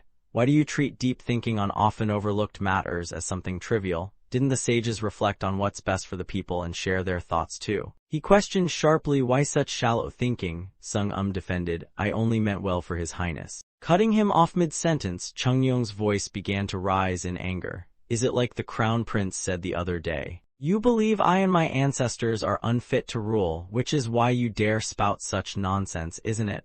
He accused, visibly restraining his fury. Sung quickly denied, I would never dare harbor such disloyal thoughts. Chungyong was still seething. Oh really? The old man shouted, Please understand me, your majesty. The brush of the historian nearby paused in midair. He thought to himself, Sure, the Grand Inspector's words are a bit narrow-minded, but maybe not worth this level of crushing. It's natural to show off your amazing son a little. Hyung saw his father losing control again and sighed inwardly. Dad's showing his true colors again. Looking at Chungyong's face, he thought, using royal power to silence dissent kinda ruins the whole wise king image, doesn't it? In the eastern palace where the crown prince resided, a soft childish voice echoed through the quiet room. That was intense. Hyung slouched on his bed, looking utterly exhausted. What if I hadn't made up that labor division example? That could have ended poorly. Now that I think about it, he mused, Father's been calling me in a lot lately. Remembering Chungyong's grinning face, he felt a bit overwhelmed. I just wanted a little attention, but now I think I've dug my own grave. The face of Samchenpo popped into his mind. Even before Adam Smith mentioned division of labor, it was already happening naturally. That invisible hand really is terrifying. Hyung suddenly recalled one of Samchenpo's lectures. But what truly enforced the division of labor in industry was the alignment between absolute monarchy and market regulation. He muttered, absolute monarchy. He began to analyze, what about the Song dynasty? While it was nominally an absolute monarchy, historically it was more like a power struggle between the monarch, who wanted total control, and the bureaucrats, who leaned toward republicanism. Hyang closed his eyes confidently and nodded to himself. Meanwhile, the common folks actually wanted a semi-republic, where the king was weaker than his officials. That way, their interests were better protected, and they'd hold some real power. Sitting cross-legged at his desk, he mused aloud, if I want peace both now and in the future. He thought, success won't come overnight, I'll need to build this step by step. He whispered to himself, first step, strengthen the monarch's power, that's what father would want too. A meticulous plan began to form in his mind. I must make sure father's influence reaches even the most remote corners of the realm. And to do that, I need money. Hyang's face darkened, then he chuckled. All right, first mission, fill up the national treasury. Wearing that same serious face, he now stood smiling in the main hall. Seeing his son show up unannounced, Chungyong asked, puzzled, why are you here? Standing before a line of serious ministers, Hyang spoke boldly, I have something to say regarding the envoy headed to the Ming dynasty. There's one matter that must be confirmed directly by the Emperor of Ming. The ministers' faces all turned pale at once. Everyone had the same thought, what kind of wild scheme is the crown prince up to this time? Hyang smiled with calm confidence, and a thought echoed in his mind. The first way to fill the national treasury. He mentioned the golden nib pen design that the court was obsessed with, chuckling as he said they'd monopolize the market. First, we must ensure Song merchants hold the exclusive rights to sell golden nib pens in the Ming dynasty. He argued persuasively and clearly. The Ming emperor keeps demanding more golden nib pens as tribute. So clearly, the Ming court really digs these pens, and since they're several times bigger than our Song dynasty, the demand must be proportionally massive. Remembering all the times the Ming envoys dropped by, he continued, and now about those envoys from the Ming court. Every time they come, they demand a ridiculous amount of tribute. Standing in the grand hall before dozens of officials, Hyang declared confidently, so we must obtain an edict to forbid their envoys from making such demands. Suddenly Sung cut him off. Your Highness, that's impossible. The man looked increasingly impatient. The Ming court sees our Song dynasty as a vassal complaining about the demands of the imperial court, that's just plain rude. Hyang calmly countered, his logic razor sharp. Rude? Are you saying big countries get a free pass to bully smaller ones? Sung kept going, that's not the point. If we suddenly cut back the tribute compared to previous times, there will definitely be consequences. Hyang glanced at him sideways, this guy just wouldn't quit. And where do you think these tributes come from, From the sweat and toil of our people. The more Ming demands, the less our people eat. The ministers were now all picturing poor villagers having their goods snatched away. They exchanged uneasy glances as Hyang's voice rang out, at this rate, even the taxes going into our treasury will shrink. Shouldn't we tackle this issue before it explodes? On Chungyong's face was a look of deep thought, hand propping his chin like a scholar mid-thesis. Sung still wouldn't back down, completely ignoring Hyang's presence.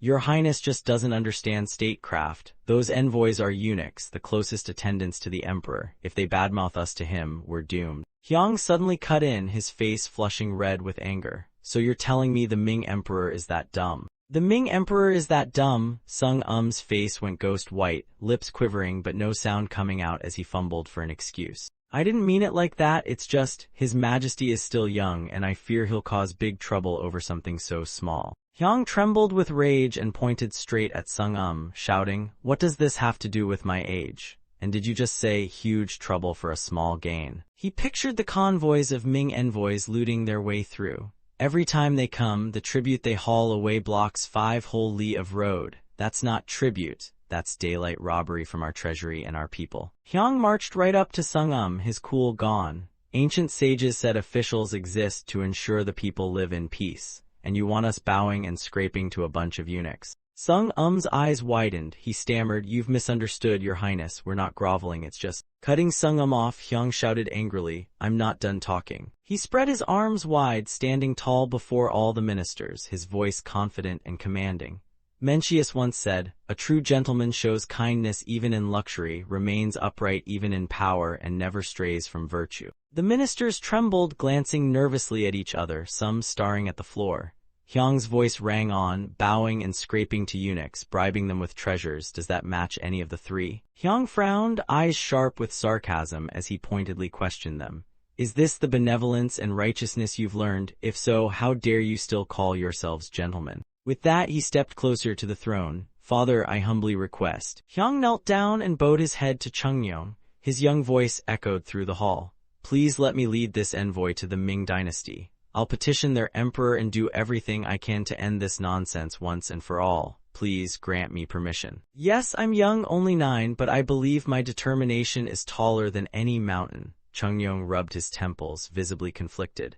Hyung, the journey to Beijing is long and harsh. Hyung suddenly looked up, meeting his father's gaze. The song's current situation is both a crisis and an opportunity. If we act wisely, this could be our path to greatness for the next 1,000 years. But if we fail, we'll stay a weak, isolated nation. Please understand my heart, he begged. Chungnyeong shut his eyes, clearly struggling to decide. Return to your palace, son. But Hyung refused to give up. Please understand me, he pleaded, now almost desperate. The ministers panicked. Eunuchs, the prince is too emotional, escort him back to his quarters and calm him down. But Hyung kept calling, Father. Please let me go, he cried. Outside the glorious palace, only the echo of his desperate voice remained. Father. In Hyung's private study, he sat before his desk, snapping at the servants. All of you out. Hyung burned with fury, eyes wide, cheeks flushed, lips tight as he tried to hold it in. But slowly he cooled down, breathing heavily. Damn it, I got too worked up. He recalled Sung-um's smug face and scowled.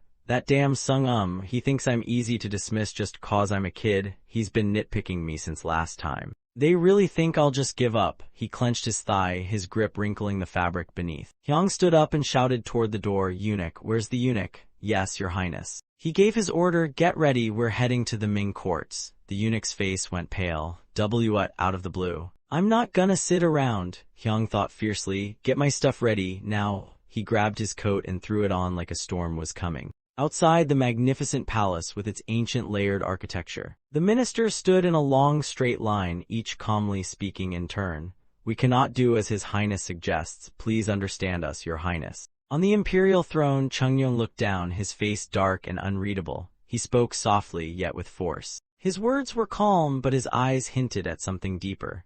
Do you know how many hours that child sleeps each day? Never more than 6. A 9-year-old trying to make the country rich, yet all you do is say no. The ministers all looked down in shame, cold sweat breaking out on their faces. One by one, they bowed deeply before the throne. In unison, they declared, we are guilty beyond redemption. Suddenly, a voice called out from outside, Your Highness. A panting eunuch burst in, clearly panicked. We have a situation. Chungnyeong blinked in confusion and asked calmly, What is it? The eunuch stammered, It's His Highness the Prince. Then the eunuch shouted, He's getting ready to leave. Chaos erupted among the ministers. What? Where is the prince going? Chungnyeong asked, Where does that boy think he's going? The eunuch gasped, He seems to be planning to head to the Ming dynasty, immediately. As soon as those words left his mouth, the entire court was thrown into confusion, faces drenched in sweat. Chungnyeong wasn't spared either. His eyes widened, brows tightened, mouth opened, but words wouldn't come out. Slamming his palm on the table, he roared, Why would he? The eunuch replied. He said he couldn't waste another second if he truly cared about the nation and its people. Chungnyeong stared forward, teeth clenched, voice low with fury. That insolent brat. Scene change, a pair of fancy shoes suddenly steps into frame. Chungnyeong storms forward, seething with rage. His eyes locked onto 2 approaching eunuchs. He bellowed, Hey you, eunuchs over there, come here. One of them sheepishly shuffled forward. Your humble servant greets Your Highness. Chungnyeong snapped, Aren't you from the Eastern Palace? Where are you 2 going? The eunuch fumbled. We were just heading to the Bureau of Records, Your Majesty. The poor man knew if he didn't explain clearly, he wasn't going anywhere. He stammered, We received orders to document all tribute gifts ever handed to the Ming envoys, starting from the reign of the late King Tijo. Chungnyeong felt insulted and burst out in anger. What's that insolent brat? Over at Majesty's quarters, even the maids were thrown into chaos. Your Majesty, something huge has happened. She frowned. What's with all this ruckus? A flustered maid rushed in to report. His Highness the Prince is packing his bags to go to the Ming Empire. Her eyes widened in shock. Going to the Ming Empire isn't like a weekend stroll through the countryside. What's going on? The maid explained. He said it's to stop the Ming envoys from demanding excessive tribute. The minister said he's overreacting, so His Highness declared he'd go himself. Majesty suddenly realized something, and the emperor, he's on his way to the Eastern Palace. She ran off, ignoring the servants calling after her. Her heart pounded. Hyungs, what the heck are you doing? Back with Emperor Chungyong, he was having a full-blown shouting match with his son. You reckless brat, what kind of impulsive stunt is this? I'm not being impulsive, I'm just doing my duty as crown prince. Majesty arrived, but the shouting only grew louder. You little rascal, do you even know how old you are? Age isn't a barrier to doing what's right, it's just an excuse for those too scared to act. Why are you being so reckless? Majesty ran in, clearly panicked. Hyung. But Hyung stood his ground. If father is the father of our people, then I want to be their big brother. Every time the envoys come, our people cry. How can a big brother just stand by? Chungyong clenched his teeth. You insolent. And that was the last straw. He roared, guards, bring me the cane and the punishment stool. Majesty rushed in, panicked. Your Highness, the ministers gasped in shock. Majesty. Majesty tried to stop him. He's only 9 years old. But Chungyong was unwavering. Exactly why he needs discipline. Majesty, stay out of this. He gave a cold order. Eunuchs, escort the queen out. Your Highness. Even as she was being dragged out, Majesty pleaded through tears. Your Highness, have mercy, please. But what must happen happened. Chungyong raised the cane. He lashed down while lecturing sternly. First offense, arrogance beyond your shallow knowledge. The strikes landed hard on the boy's tiny calves. Second offense, disrespecting court officials and forgetting basic manners. From outside, Majesty could only cry as she heard the lashes and her husband's harsh scolding. Third offense, disobeying your father's direct orders. Reflect on your actions today and make sure this never happens again. The officials outside couldn't help but feel awkward witnessing the scene. No one knew how much time had passed, but finally the door creaked open. Stepping out, Chungyong gasped for air and ordered, call the Royal Medical Bureau to treat the Crown Prince. Yes, Your Majesty. As he passed by Majesty, who was sobbing, he spoke softly, Majesty, please take care of Hyung. Chungyong sneered at the ministers. You bunch of petty cowards, worse than a child. One official tried to stir the pot. How could His Highness act like that? But another quickly elbowed him. Shut it, Majesty might hear you. Suddenly, Majesty spoke up. You all. Her voice trembled with frustration for her son. Why couldn't any of you think things through like that child did? I will never forget what happened today. The ministers had no choice but to lower their heads in shame. We are all deserving of death. After the emperor's rage faded, a heavy silence blanketed the palace like fog on a ghost story night. But alas, peace hadn't returned for poor Hyung just yet. Majesty was furious and scolding him while slapping his back. Why do you keep making me worry like this? You hear me? No more stunts like that. Hyung howled in despair. Mother, that hurts. Deep down, he was still indignant. It's so painful, whether it's this life or the last, my poor calves always suffer. Suddenly, drops of water splashed before Hyung's eyes. Turns out, Majesty had been crying without him realizing. She sobbed, this mother has no one but you now. He whispered gently, I'm sorry, mother. Meanwhile, the ministers were once again meeting with Chungyong. Sitting firmly on his throne, the emperor issued a sharp order that made the eunuch freeze.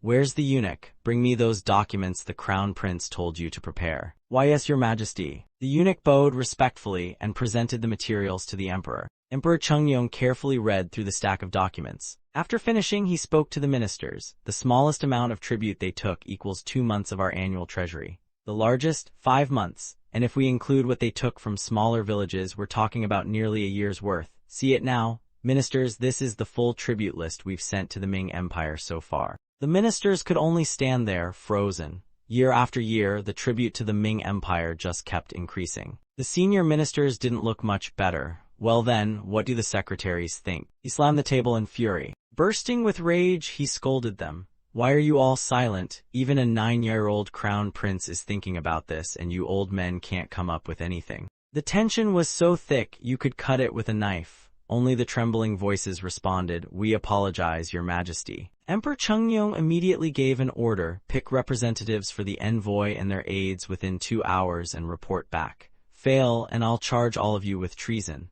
Yes, your majesty, long live the grace of your decree. After the court adjourned, the sky had turned dark. He silently stood under the moonlight. Suddenly a voice called out, your majesty. Chungyong was slightly surprised. What is it? It's majesty, she spoke gently. I stepped out to get some air, I couldn't sleep. Majesty's gaze held a bit of hesitation. Your majesty. She gathered all her courage and asked what was in her heart. Why did you punish the crown prince so harshly today? I feel like you were stricter than usual. He didn't reply immediately, then spoke softly. The crown prince is a smart boy. His face lit up with pride when mentioning Hyung. Sometimes he gets drunk on his own intelligence and ends up clashing with the ministers. That's exactly what happened today. In the quiet night, Chungnyeong's deep voice filled the space. A tree that stands too tall is the first to break. Without earning the minister's trust, how can he ever care for the people? Majesty was taken aback by his change in tone and perspective. Chungnyeong continued, a glint of pride in his voice. I believe the crown prince was born with the heart of a sage. From now on, I will guide him to walk the right path. Majesty gave a small smile, as if she'd finally let go of the events from earlier. The two stood together gazing at the moon, Majesty's words soft but deep.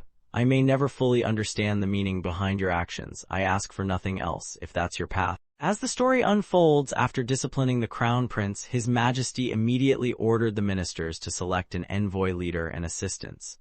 The prince may have been extreme, but he wasn't wrong. Still, extremity came with a price, and he paid it. A new day arrived, but why does our dear Hyung look so gloomy? He sat sulking, watching kids his age play wildly together. His eyes wandered thoughtfully. One of those hyperactive kids was sighing, my younger brother. That kid's no ordinary brat. His impression of his little brother wasn't great. That child would one day cause a bloody disaster inside this royal palace. The 17th king of the Sejong dynasty. As Hyung remembered, Siang later killed the body's original owner, Munjung, right after his nephew Danjung ascended the throne. He led the Golden Turtle Purge, executed all opposition during his rule, and even poisoned his own brother, Grand Prince Ampyeong. Hyung recalled what his master from his past life had said. He betrayed brothers, grandparents, and darkened the golden age of the Tongs. Most historians didn't look kindly upon Grand Prince Siang. Still deep in thought, Hyung muttered, that innocent-looking menace will grow into a full-blown tyrant. What do I do now? He wondered anxiously. I've got to do something before he shows signs of turning. But thanks to his brilliant little brain, Hyung suddenly came up with a plan.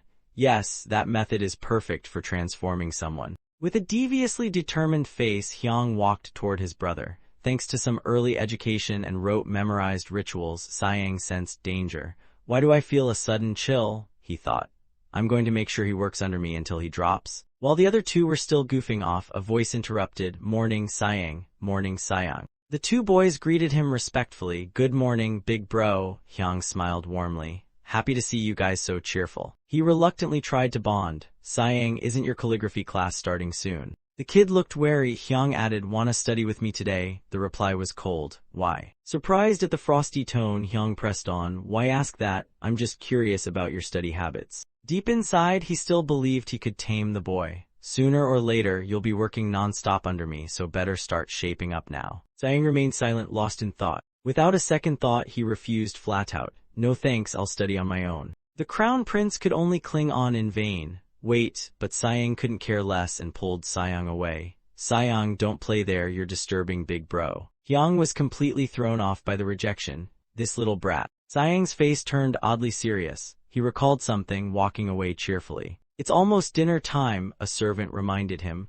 Running like that is dangerous, your highness. Suddenly a voice caught his attention. The crown prince is amazing, huh? He instinctively ducked, eavesdropping on the gossiping maids. So young yet already excelling in academics. Two maids happily chattered while working. That's not all, he's already aware of national affairs. How is such a prodigy even born? Unreal. Same goes for the Grand Prince, they continued. Hearing this, Siang quietly grinned. They're talking about me. But the next words hit him like a brick wall. He's brilliant too, but compared to the Crown Prince, they had no idea every word had reached Siang's ears. They were born just to be compared, said a sudden voice, making everyone freeze. Oh heavens, one maid shrieked. Another servant, furious on Siang's behalf, barked, You two idiots must have lost your minds. Do you know who you're talking about? The two bowed in panic. But she kept scolding. How many times have you been warned to watch your mouths in this palace? Siang, oddly calm, said, Let it go, let's just leave. Though he didn't punish the maids, his heart wasn't at ease. What makes me worse than that guy? Flash to the present, Hyung pulled out 2 flashcards. He gently began teaching the 2 younger ones. Holding the cards, he explained, This character is written like this for a reason. He rotated it with care and elaborated, It mimics the shape of heaven and earth. Siang was amazed. You made this big bro, Hyung smiled. Of course I did. Inside, Hyung smirked a little smugly. He'd ordered the eunuch to make those flashcards so he could memorize Chinese characters. The poor eunuch had no idea what he got roped into. With these, learning might actually be fun. Hyung didn't forget his sidekick. Hey, come check these out too, but Siang brutally shut him down. I already have a tutor, no thanks. The Crown Prince still smiled warmly. Wouldn't it be more fun to study together? Thanks, but I'll manage alone, Siang cut in coldly. Siang stood up, visibly annoyed. Please don't call me over for stuff like this again. Hyung was left stunned and blinking in confusion. The other two were just as puzzled, staring after Siang like he was speaking alien. The next day, Siang had a study session with his tutor. Hyung hadn't given up and kept spying. This kid's slipperier than I thought. I gotta tail him daily like a detective uncle. The tutor asked gently, don't you find this part difficult? Siang beamed. Not at all, your teaching style is so good it's actually easy. Hyung nearly choked in disbelief. What the he's actually polite, it's just me he treats like trash. The lesson went on as Siang focused. Let's review the 3 bonds and 5 constants.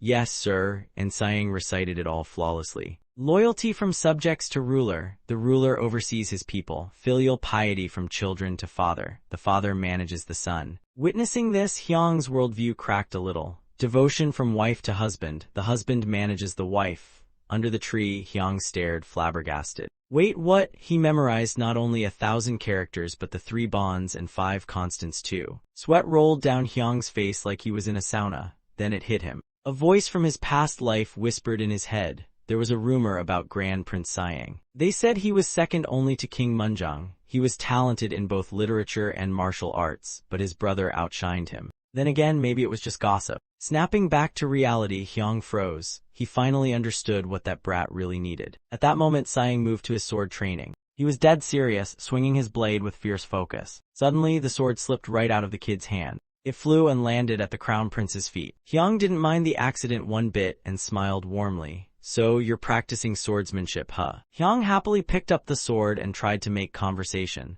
Since you're here, can you teach me some moves? I only know the theory so far. Siang was still salty toward him, but reluctantly gave a quick demo. It's not that hard, just do it like this. Hyung focused intently, looks kinda tricky though. Hyung quickly raised the sword and gave it a shot. Is this how you do it? But nope, he tumbled straight to the ground. Siang panicked, big bro. Hyung sat up looking a bit defeated. Just as I thought, this ain't easy at all. Siang froze when Hyung said, I'd really appreciate it if you could teach your hopeless big bro. I totally suck at this. Faced with this plea, Siang paused. You're seriously asking me? At last the little brother softened. Why are you so bad at this, big bro? Under the golden sunset, the two brothers trained together and slowly bonded. Like this, right? Raise your arm higher, there you go. By the way, what's that thing you made the other day called? You mean the flashcards. Scene shift, sunlight streaming into a cozy home. 2 women sipped tea and chatted. Have you heard the crown prince made some kind of flashcards? Yes, I heard those cards are super helpful. Seeing Siang's interest, one woman eagerly confirmed. Oh, absolutely, I heard studying became fun thanks to those cards. The noble lady in yellow pondered, maybe with those cards my son could finally learn Chinese characters. Maybe, the other replied cheerfully. She rushed home to her husband. Dear, I heard the crown prince's flashcards are amazing. He looked skeptical. And how do you know? Seeing her husband unconvinced, she tried to play it cool and push her case. I just happened to hear, don't you think we should borrow them? I want to use them to teach our son. The minister didn't look thrilled. I'm not so sure about this, she whispered. Why don't you ask the crown prince yourself? He hesitated. Where's my dignity supposed to go then? But his wife immediately roasted him. So your pride matters more than our kids' education now? This could affect our whole family's future. Meanwhile, a group of ministers cautiously approached. Your Highness, if possible, could you show us how to make those flashcards? Hyung lit up with joy at the request, but then smugly shook his head. Why bother? I only made those for my little brothers. The ministers panicked and begged him. Then please sell them to us. We'll pay any price. Just sell them, please. Hyung sighed in mock defeat. If you want them that bad, I suppose I have no choice. But it won't be that easy. He grinned and calmly named his price, 3 carts of white rice. Everyone's jaw dropped. Excuse me, what? Hyung repeated sweetly. Didn't you hear? 3 carts white rice. 1 cart equals 53 kilograms. A minister nervously spoke up, but still, 3 carts, that's a bit much. Hyung smiled. Oh, come on, that's actually a bargain. The crown prince broke it down for them. 1 cart is for the materials, 1 goes into the national treasury. And the last cart is for my personal use. The crowd blinked, visibly confused. Someone dared to ask, what exactly is the personal part for? Hyung casually replied, books. Gotta fund my reading. Books aren't cheap these days, you know. The ministers all went quiet, exchanging glances. One finally bit the bullet. I'll buy them. My wife been yelling at me about this anyway. Hyung was thrilled at the chaos. Same here, I wanna buy too. Turns out a lot of folks were eager for those cards. He beamed, nice, now I've got spending money. Time to chase my dreams.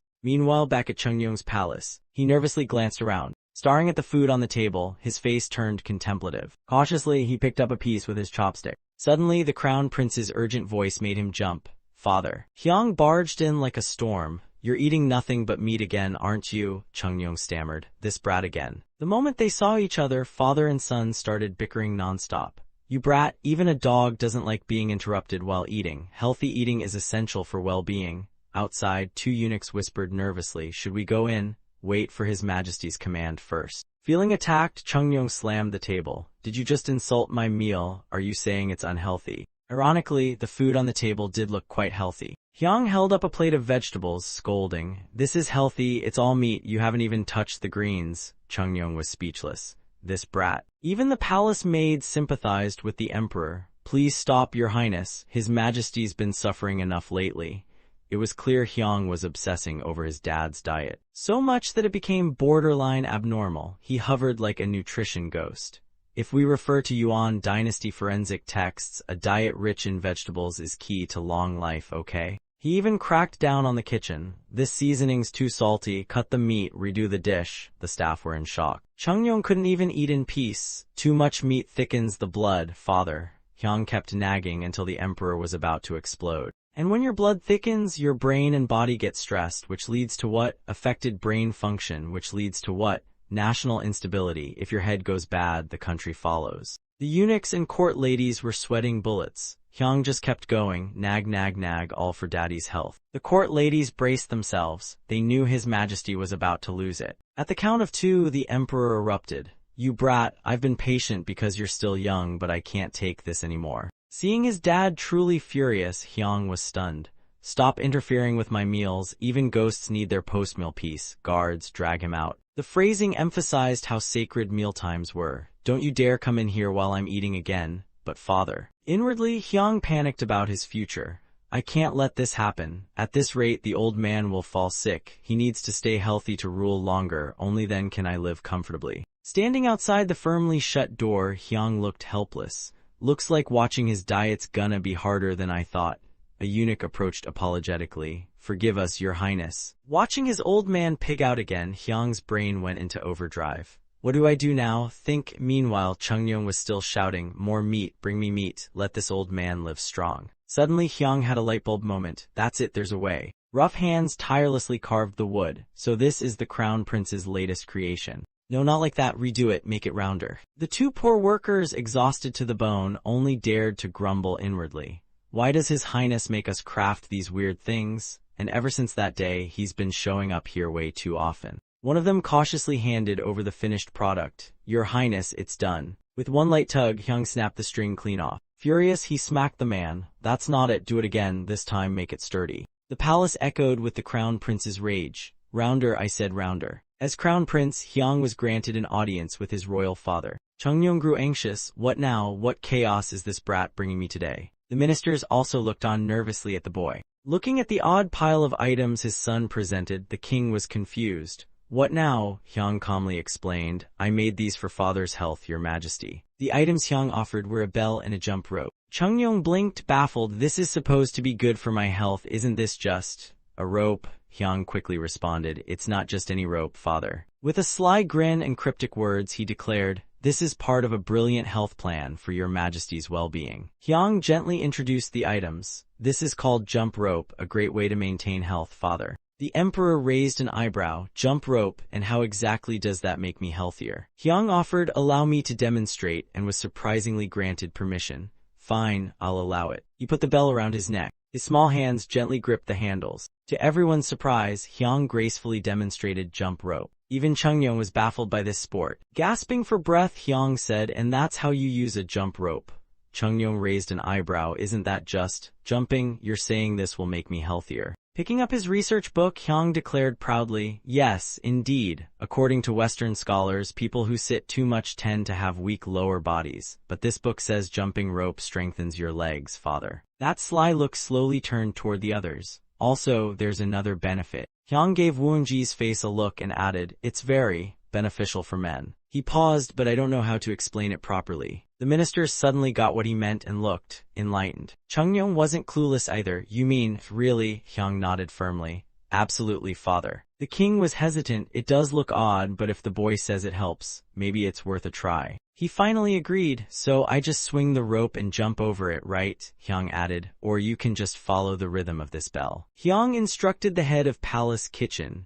While father jumps rope, count 100 times with the bell's chime. The man bowed, yes, your highness. With his son's warm care, Chungyong softened. My greatest wish is for father to live a long and healthy life. The next morning in the courtyard, Hyung said softly, Father, I'm tying the bell here. Chungyong still looked uneasy. I really have to wear this, Hyung insisted. Yes, for counting rhythm. The king looked awkward, making Hyung chuckle. What are you laughing at? Hyung grinned and nothing at all set now. Finally, Chungyong got serious about training. Do I really need to do this? It feels weird.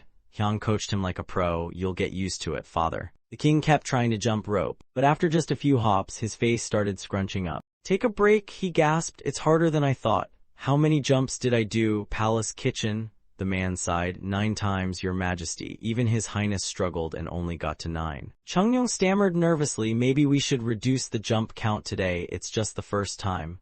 Hyung gave a tired grin. Nope, we gotta aim higher. Hearing that, the old man nearly shed tears. I'll stay until father hits 100 jumps, Hyung said like a fitness drill sergeant. Scene switch. The sky was now bright and clear, bathing the entire palace in a poetic golden sunset. A panicked eunuch suddenly rushed in, startling the 2 other eunuchs. You're still here, what's going on? The eunuch exclaimed. His majesty just coughed. The others weren't surprised. Doesn't he cough around this time every day? That's not the point, he snapped. He coughed and ran straight for the plum blossom toilet. They were stunned. Apparently, ever since he started jumping rope, Chungyong had changed. He used to only go every 3 days. Even the chambermaid looked happy. Congrats, your majesty, you've been going daily now. He can even stay up late reading reports, someone whispered. And for some reason, he visits the main palace more often too. The gossip in the palace began to swirl. Did you hear? His majesty jumps rope and immediately hits the toilet after coughing. His complexion's improved too. It must be the rope.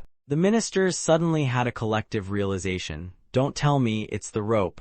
Turns out each of them had similar issues. I've been under the weather, said Mr. Blue Robe. I've had trouble sleeping, added Red Robe. My wife complains every night, said Yellow Robe. The 3 of them locked eyes like they'd made a silent pact. The man they needed, Hyung, was quietly reading a book. Your Highness. Suddenly a wave of ministers stormed in. Your Highness, your Highness. Hyung looked confused. What's going on? They beamed as if they'd found treasure. Can you make us more jump ropes? Hyung was nearly overwhelmed by the flood of ministers. Whatever the price, I'll take 2, 1 for my wife and 1 for my kid. He could only cry out in despair, please, 1 at a time. Meanwhile, the workshop was grinding away like a hive of bees. Our dear Hyung was back to tormenting the workers again. We need mass production now, 1 person for ropes, 1 for handles, 1 for bells. Without hesitation, he ordered, start making 500 more. The workers could only sob silently. Just end us already, we're human too. Hyung suddenly remembered something and started digging around. Oh right, we'll need to add this. One of the workers jumped. What now? He handed something to the eunuch, which made the worker sigh in relief. Take this to the royal tailor. The eunuch looked confused. What is this, your highness? Hyung calmly replied. I designed a new outfit. It's hard to jump rope in skirts. This will help everyone move freely. What he meant was a sleek, easy-to-move pair of pants. Soon, women across the palace joined in the jump rope craze. Even the high ministers looked way more confident after jumping. Rope skipping became all the rage in the palace. With this, everything feels easier. The maids were thrilled, such a tiny thing yet so powerful. Even the eunuchs were impressed. Clearly, His Highness is a genius. At this point, Hyung was beaming before his mountain of rice, but his ambition didn't stop there. I made money faster than I thought, but it's not enough. I want more. Walking out from the storage room, he laughed like a madman. The ministers admired him, but also slightly resented him. The prince's inventions are making waves. I heard he's even selling to the senior ministers now. Hoarding money isn't the act of a wise man. Yeah, we can't just sit around anymore. One man in red robe stood silently, not joining the chaos. He calmly muttered, let's wait for the right moment. Sung voiced his reasoning. There's a saying, from small to great. If the crown prince becomes arrogant and can't explain his ideas, he'll end up destroying himself. At Chungyong's palace, a panicked voice called out, Your Majesty. he suddenly noticed who was calling him. Calmly, he asked, "What's the matter?" The minister blurted out, "We're doomed. The crown prince committed suicide." That news struck Chungyong like lightning. What? Time passed, and it was time for the envoy to depart for Beijing. Instead of letting foreign merchants tag along every time, Hyang suggested building a resting station for envoys on the way to the Ming dynasty. Chungyong considered Hyang's proposal and ordered the envoy to pass the suggestion to the Ming court. The delegation departed, and time kept moving on. Inside the royal palace, a girl around Hyang's age gently spoke. "Hey Hyang, look," holding a tray of sweets. She beamed. "Know what this is?" She was Princess Jiangso, daughter of King Tijang. But Hyang tilted his head and guessed, "Honey cakes." She laughed and smacked his shoulder. "Wrong, it's Dasik. What have you been studying for 100 days if you don't even know this?" Then she compared him to their chubby dad, making Hyang fume. "You should go outside instead of burying your face in books. At this rate, you'll become like father." Hyang muttered, "I'm still better off than you." Jiangso laughed. "I don't think so. Anyway, study hard today, okay?" The girl greeted politely, "Good morning, sir." The eunuch replied warmly, "Did the princess sleep well?" Hyang sighed, utterly defeated by this cheeky sister of his. "She's like a whirlwind, but I guess at her age that's pretty normal." His sister, Princess Jiangso, the girl smiling like sunshine over there, would, in just 2 years, rock the palace with tragedy. She would die of smallpox. In the modern world, this disease has been eradicated, but back then, it was one of the deadliest in human history, causing fever and blisters all over the body. It left horrible skin damage. In the Middle Ages, the death rate was as high as 30%. Hyang pondered seriously. That's why people say tigers, smallpox, and war are the worst disasters known to mankind. Thinking of Chungyong, he understood. Chungyong was devastated when the princess died. After all, she was his first child. Hyang murmured with resolve, "That's why I won't let that happen. Of course, nothing is too hard for our dear crown prince. All right then, I'll fix this because I have a way." No one knew what Hyang was planning, but dragging everyone along to see something was already suspicious enough. He questioned the cow owner, "Is this cow infected with smallpox?" The man bowed, "Yes, your highness." Hyang beamed with joy. "Perfect, this might be the key." His attendant was already tired. What in the world is he up to now? "This place is Neo-Bao Island, now known as Uito. Back then, it wasn't suitable for farming, so livestock was more common than crops. Hyang gathered the farmers. "Only you folks raise cows?" They answered respectfully, "Yes, your highness." He started interrogating. "Who among you has never had smallpox? Raise your hand." A man in brown spoke up. "That would be me." Hyang quickly asked, "Did you get sick after working with cows?" The man replied, "No, sir, I've always been this way even before arriving at Neo-Bao." Hyang raised a brow. "Has there ever been a smallpox outbreak here?" The group replied in unison, "At least one case every year before winter, your highness." Hyang pressed on, "Then how come none of you got sick?" They hesitated. "Truth is, the local doctor and landlord don't believe it, but we know a secret method to prevent the disease." Hearing them admit it, Hyang smirked. "I knew it." According to what Hyang had studied, Edward Jenner, the one who invented the smallpox vaccine, did something similar. People in his hometown got infected by cows, and those who did never caught smallpox again. After many trials, he saved humanity using a technique called inoculation. Hyang asked, "Does anyone here know that secret method?" A man in white raised his hand. "I do, your highness." Then Hyang dropped a bomb. "Can you do it on me?" The man froze. "Wait, what?" "I trust you," Hyang said. "I want you to perform that secret technique on me." The man's face turned pale. Sorry, what now?" Cut to the palace, where a eunuch came rushing in at full speed. That afternoon, while the ministers were presenting petitions, one said, "Financially, we need to raise taxes. There's really no other option." The scene was interrupted by a eunuch rushing in. "Your Majesty, there's urgent news." "What is it?" The eunuch leaned in and whispered, "The crown prince has taken his own life." Chungyong turned pale instantly. "What did you just say?" Shocked and panicked, he shouted, "Is this true? Where is Hyang right now?" The ministers were completely thrown off. "What's going on?" The eunuch informed them he just returned to the palace. Without hesitation, Chungyong bolted out. Hyang. He didn't care about state affairs anymore, running out like a man possessed. "You can't go out now," someone cried out in confusion. Chungyong stumbled into Hyang's quarters, clearly distraught. "Hyang, Hyang." Meanwhile, Hyang was perfectly fine, healthy as an ox even. Chungyong called out loudly, "Hyang." The others were stunned. "Your Majesty, father." Chungyong grabbed him frantically. "Are you hurt? Anywhere?" Hyang, startled by his father's tone, asked, "What's going on, father?" Hearing this, Chungyong's face turned stormy black. He clenched his teeth in rage. TH letter 1B0 letter 1EE3 NGTHI letter 1EC7N. Explain yourself. The servant trembled. Your Majesty, I was merely repeating what Eunuch O said. Eunuch O, Chungyong roared. What in heaven's name did you mean by that? O dropped to his knees. I deserve to die, Your Majesty, but I wasn't lying. The king's anger only grew hotter. You're messing with me. You clearly said the prince committed suicide. Hyang stepped in. Father, he's not entirely wrong. Chungyong was stunned. Hyang, he continued, it's a misunderstanding. What happened on Neo-Bao Island might have looked like suicide. Everyone was totally confused. What do you mean, Hyang? He calmly replied. It was just a small procedure, not actual suicide. Chungyong blinked in disbelief. Procedure? What kind of procedure? Hyang explained gently, isn't there a disease that becomes an epidemic from time to time, infecting the people of Song? The people of Song? Chungyong's eyes widened. Wait, you're talking about smallpox? Hyang nodded. Yes, that's right. While reading Chinese medical texts, I found a potential treatment for it. Even the grown-ups were stunned when the kid said, so based on that method, I took smallpox pus from a cow and injected it into myself. The king was so overwhelmed by this information that he literally foamed at the mouth and passed out. The scene turned chaotic. Your Majesty, Father, wake up, please, Father. Sometime later, the king slowly regained consciousness from the shock. So, you're saying you injected cow pus into yourself? The court official next to him looked terrified. Your Majesty, are you all right? Hyang calmly responded, yes, that's exactly what I did. Whatever was going through Chungyong's mind, he started sweating like a pig. He still couldn't believe it. You probably don't even know what pus is, do you? But the harsh truth hit like a cold slap. I do know, Father, it really is pus. It came from a cow's wound. Chungyong tried to cling to denial. The procedure you meant just applying it to the skin, right?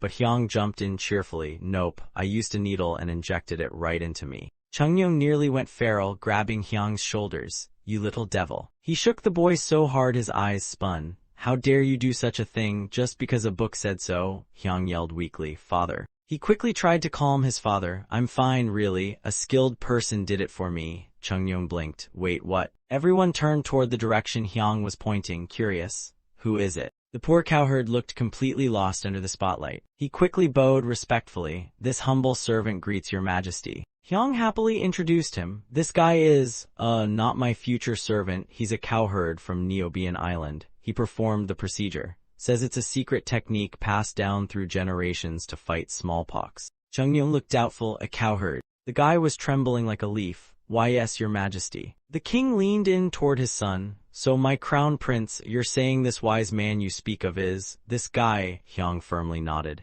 Yes, he cured everyone on the island. The ministers could only stand there helpless, listening to the father-son showdown. Even so, you didn't have to test it on yourself. What were you thinking? You're the crown prince. Hyang replied, life is life, Father. Why divide it by rank? People got cured and grew stronger, so why should I be afraid? Chungyong looked deeply worried. Still, that was reckless. What if something went wrong? His tone gradually shifted. I'm absolutely certain, Father. With those hollow eyes and a voice full of conviction, he continued, you already know how many lives smallpox has claimed in this country, Father. These words left the king speechless. I believe one day it might reach even the palace. Thinking of his older sister, he added, if I can prove this treatment works, wouldn't we be able to protect both our people and those we hold dear, Father? Emperor Chungyong stood up, slightly wary as he looked at his son. Faced with Hyang's unwavering resolve, he had no choice but to relent. Looking at the beloved child before him, he felt uneasy. He really couldn't tell if this kid was a blessing or a ticking time bomb for the Tongs.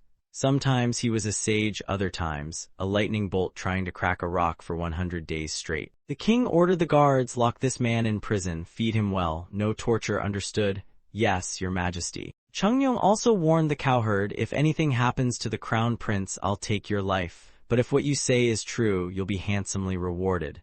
The man trembled. Understood, Your Majesty. The palace started buzzing with news about Hyang. Have you heard what the crown prince did? Some were clearly displeased. He said he was cured of smallpox by that lowly servant, and even injected that disgusting cow pus into himself. The Minister of Industry jumped in to defend him. Sounds nuts, I know, but if it's the crown prince, he must have his reasons. The guy invented things no one could dream of. Besides, he spends all his time studying. This time, I'm sure he's onto something again. Suddenly, two of Hyang's personal eunuchs dashed past. Your Highness, your Highness. What's all the ruckus? Someone asked. One of the eunuchs panted. It's serious, the crown prince. He's burning up with fever. One eunuch anxiously stayed at Hyung's side. Your Highness, your Highness. Hyung weakly replied, I'm fine, but the eunuch snapped, how can you be fine? You're burning like a furnace. Gritting his teeth, Hyung muttered, Sodal, that bastard I'll. The cowherd was immediately bound and prepared for interrogation. A court official interrogated him harshly.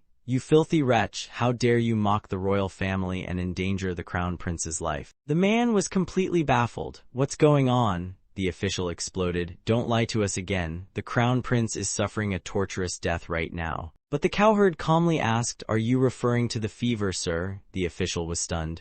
What? How do you know that? The man explained gently, no need to panic. The fever usually lasts around 5 days, and by day 10, His Highness will be back on his feet like he just finished a spa cleanse. The two ministers stood there dumbfounded. Usually. And sure enough, Sodal's words came true. A few days later, 10 days to be exact, Hyung was fully cured and walking around like nothing had happened, just like the good old days. Back at the palace chambers, Hyung, now fully healthy, appeared before the king. Look, father, I've completely beaten smallpox. Staring at him, Chungyung still looked skeptical. I can't believe this just based on that alone. Hyung immediately suggested, then let me go to the areas where smallpox is spreading and prove it to you. The king quickly stopped him. Absolutely not. But Hyung got to the point. Then how about this, father? Let's use this method to treat the people in infected regions. I believe they'll recover as long as everything is clearly explained. The king pondered over his son's proposal. A high-ranking minister quickly objected. We cannot allow this, your majesty. Sung protested harshly, full of disdain. This could all be coincidence, and isn't this forcing everyone to use the crown prince's treatment? Hyung clearly wasn't amused by the old man's attitude. He laid out what he knew. Minister, this is what Sodal and his family have been doing for decades. How can you call this mere coincidence? Besides, we're planning to offer this as a voluntary treatment, not mandatory. Everything in this world evolves through trial and error. He spoke like a true philosopher. If we never dare to escape the fear of failure, what will become of our kingdom? His words brought complete silence to the royal chamber. Sung gritted his teeth in fury, unable to stop the plan from moving forward. Finally, following Hyung's suggestion, the smallpox outbreak zone was prioritized and the treatment method began to be applied. Those with intense fear of smallpox eagerly volunteered, and its effectiveness would soon be proven. Moreover, Chungyong requested a joint effort, smallpox vaccination and a population census, 2 birds with one very ambitious arrow. Once the method proved effective, Chungyong ordered it to be spread across the Song kingdom. After the successful campaign, peace returned to the royal palace. As Hyung was still zoning out, a soft voice called out, Hyung, look at this. It was a drum brought by his ever-enthusiastic big sister Jeongso. As usual, she asked, wanna guess what this is? This time Hyung guessed Soga. And finally, after countless rounds of wrong guesses, he got it right. Correct. To reward you, your big sis will perform a piece on this. He almost fainted on the spot. Jeongso cheerfully teased her little brother, don't just sit there studying all day, learn to enjoy some art. And by the way, I think you've gained a bit of weight. Her servant chimed in, Princess, it's time to go. She smiled brightly and waved, I'm off now. See you, sis, Hyung replied, helplessly watching her go. She always says what she wants and disappears like a breeze. His face looked rather resigned. Looking at the smiling girl before him, he quietly felt grateful. It's really nice that you're still healthy, big sis. After partially solving the smallpox issue, Hyung immersed himself in policy-making. He organized herbal notes into a book summarizing traditional Korean medicine and another one on farming methods suitable for the Song climate. He also proposed policies in various sectors, including drawing a new national map. Hyung was seriously into it, laying the groundwork for long-term efficiency. Occasionally, some ministers protested, but Hyung flat-out ignored most of them. That's why it was nicknamed the Sleepless Six Ministries Road. While the ministers were being tormented by Hyung through the night, Chungnyo was leisurely stargazing. He clearly looked annoyed. Historians, stop following me around. The court historian hesitated, but Your Highness, I just want to talk to my son alone. Understood, sire. As he reached Hyung's place, he was a bit surprised. Through the window, the light from Hyung's room was still on. Chungyong was a bit surprised. He's not asleep yet. His retainer said, I heard the prince often stays up till 1 a.m., sometimes even 3. He should be in bed by 9 to 11 at the latest. Chungyong looked displeased, so young and already working himself to exhaustion. Inside, Hyung was still diligently studying. He heard something. and looked up surprised. "Your Majesty is here." Hyang asked curiously, "Father, why are you here so late?" Chungyong stepped in gently. "I was taking a walk and noticed your light still on. Why are you still awake?" Hyang obediently replied, "I was reading, Father." Chungyong peeked over, intrigued. "Really? Is it a Western book? What's it about?" Hyang handed over the book. The title read Alchemy. Chungyong blinked in confusion. "Alchemy, what's that?" Hyang proudly explained, "It's the study of turning iron or lead into gold by various methods." Chungyong frowned, "Making gold from iron." Hyang nodded, then shook his head. "Unfortunately, the book says it's not really possible, but the experiments themselves are valuable. Actually, medieval alchemy paved the way for modern chemistry." Chungyong grew more curious. "Hyang, may I take a look?" Hyang smiled. "Of course, Father, I even have a translated copy. Would you like to read it with me?" Chungyong waved him off. "Nah, I just want to see what Western letters look like." A few hours later, Hyang was yawning endlessly, clearly drained. His eyes were glazed over. "So sleepy, I've hit my limit. I need sleep now." Glancing at his father, he felt a bit of admiration. "Aren't you tired, Father? You're reading so intensely." Chungyong looked amused. "These Western characters are quite fascinating, Hyang." The boy tilted his head, puzzled. "Fascinating, how so?" Despite being exhausted, Hyang leaned over curiously. "Come here and look," said his father. Chungyong had only skimmed a few pages but had already started piecing things together. Judging from context, this word refers to the object of the sentence. Hyang was suddenly wide awake, a bit shocked by his dad's analysis. Watching his father analyze the text so intently, and if most sentences begin with these letters, then this section likely represents the beginning syllable, this one the middle, and this the end. A total genius, Hyang was stunned. "No, not genius, monster is more like it. He just cracked Latin spelling and meaning in a few minutes." Chungyong softly asked, "Right?" which startled Hyang. Yes, that's right." The king was still deep in thought. "These Western letters are nothing like Chinese. They all look the same, but their meaning changes with the order they appear in." He stared thoughtfully at the lines on the paper, then turned to Hyang. "Yes, Father. Looking at this, I suddenly had a thought." Chungyong said firmly, "What do you think about creating our own writing system for the Song dynasty?" Hyang was completely taken aback by the suggestion. But then he lit up like a fish tossed back into water. "I've actually thought about that for a while. Our Song dynasty needs its own script. Even among those who know Chinese characters, only a few are truly fluent. Isn't that right, Father?" Chungyong hesitated. "But if I publicly propose creating our own script, the Hall of Scholars will oppose me immediately." Hyang quickly reassured him, "But many people can't even write petitions simply because they're illiterate. If you explain this the right way, everything will go smoothly." A smile crept onto Chungyong's face, proud of his son. He suddenly brought up the past. "Hyang, you used to struggle with writing too, right?" Hyang scratched his head sheepishly.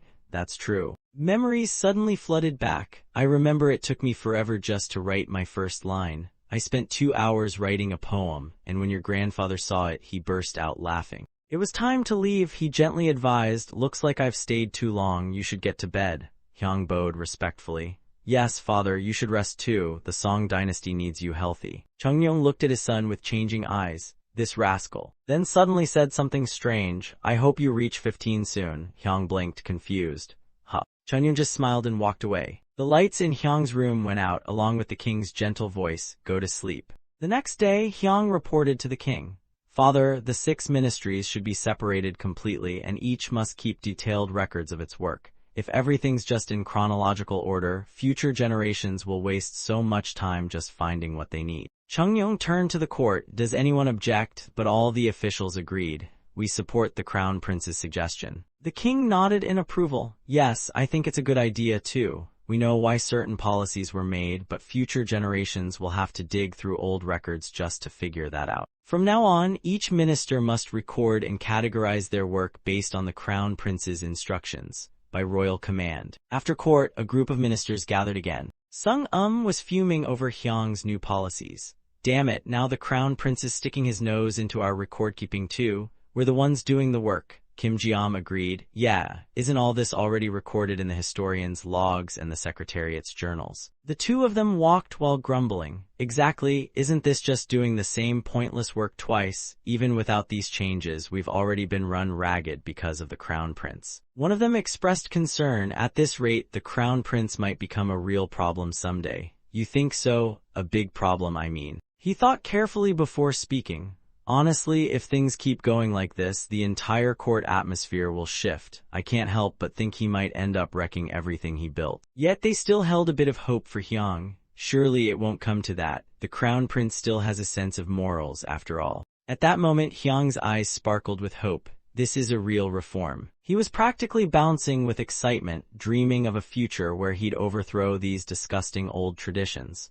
Just imagining it fired him up. Damn bureaucracy, I won't take it anymore. Once in a lifetime was enough. Meanwhile, Kim Jeom still looked uneasy, but every proposal from the crown prince goes against convention. What if he accidentally revives the ghosts of the past? A stern voice cut in, that will never happen. Both he and Sung bowed respectfully. Lord Chancellor, you're here. It was none other than Ryu Younghyun, the Grand Chancellor. He calmly explained, there are too many people who read a few books and suddenly think they can debate politics.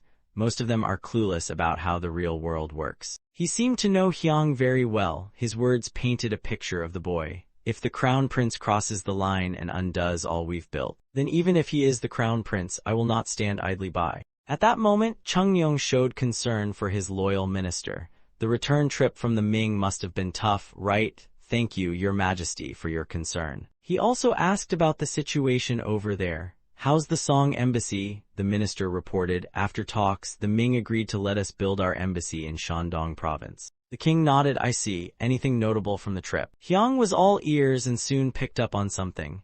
Many Ming merchants want to buy our paper, Your Majesty. The king looked surprised. Paper? The official continued. Yes, lots of people want it. Our paper's better than theirs. They asked us to bring more next time. Chung Yong already had a plan. Maybe it's time to order the paper mills to boost production. All right, you're dismissed. Hyang seized the opportunity. A good chance. He sprang into action. Your Majesty, I have something to report. The ministers groaned internally. Heavens, not again. What is it this time? Chung Yong sighed. Do you absolutely have to speak? Yes, I do. With unwavering confidence, Hyang proposed to abolish the paper mill. The ministers collectively tilted their heads in confusion. Chaos erupted. How can we shut down the paper mill when the Ming are clamoring to buy our paper? Sung jumped in to criticize. Isn't this the opposite of your previous stance, Crown Prince? We're finally making money and now you want to cut it off. Hyang muttered internally, shut up already, but politely responded, abolishing the mill actually aligns with my consistent views.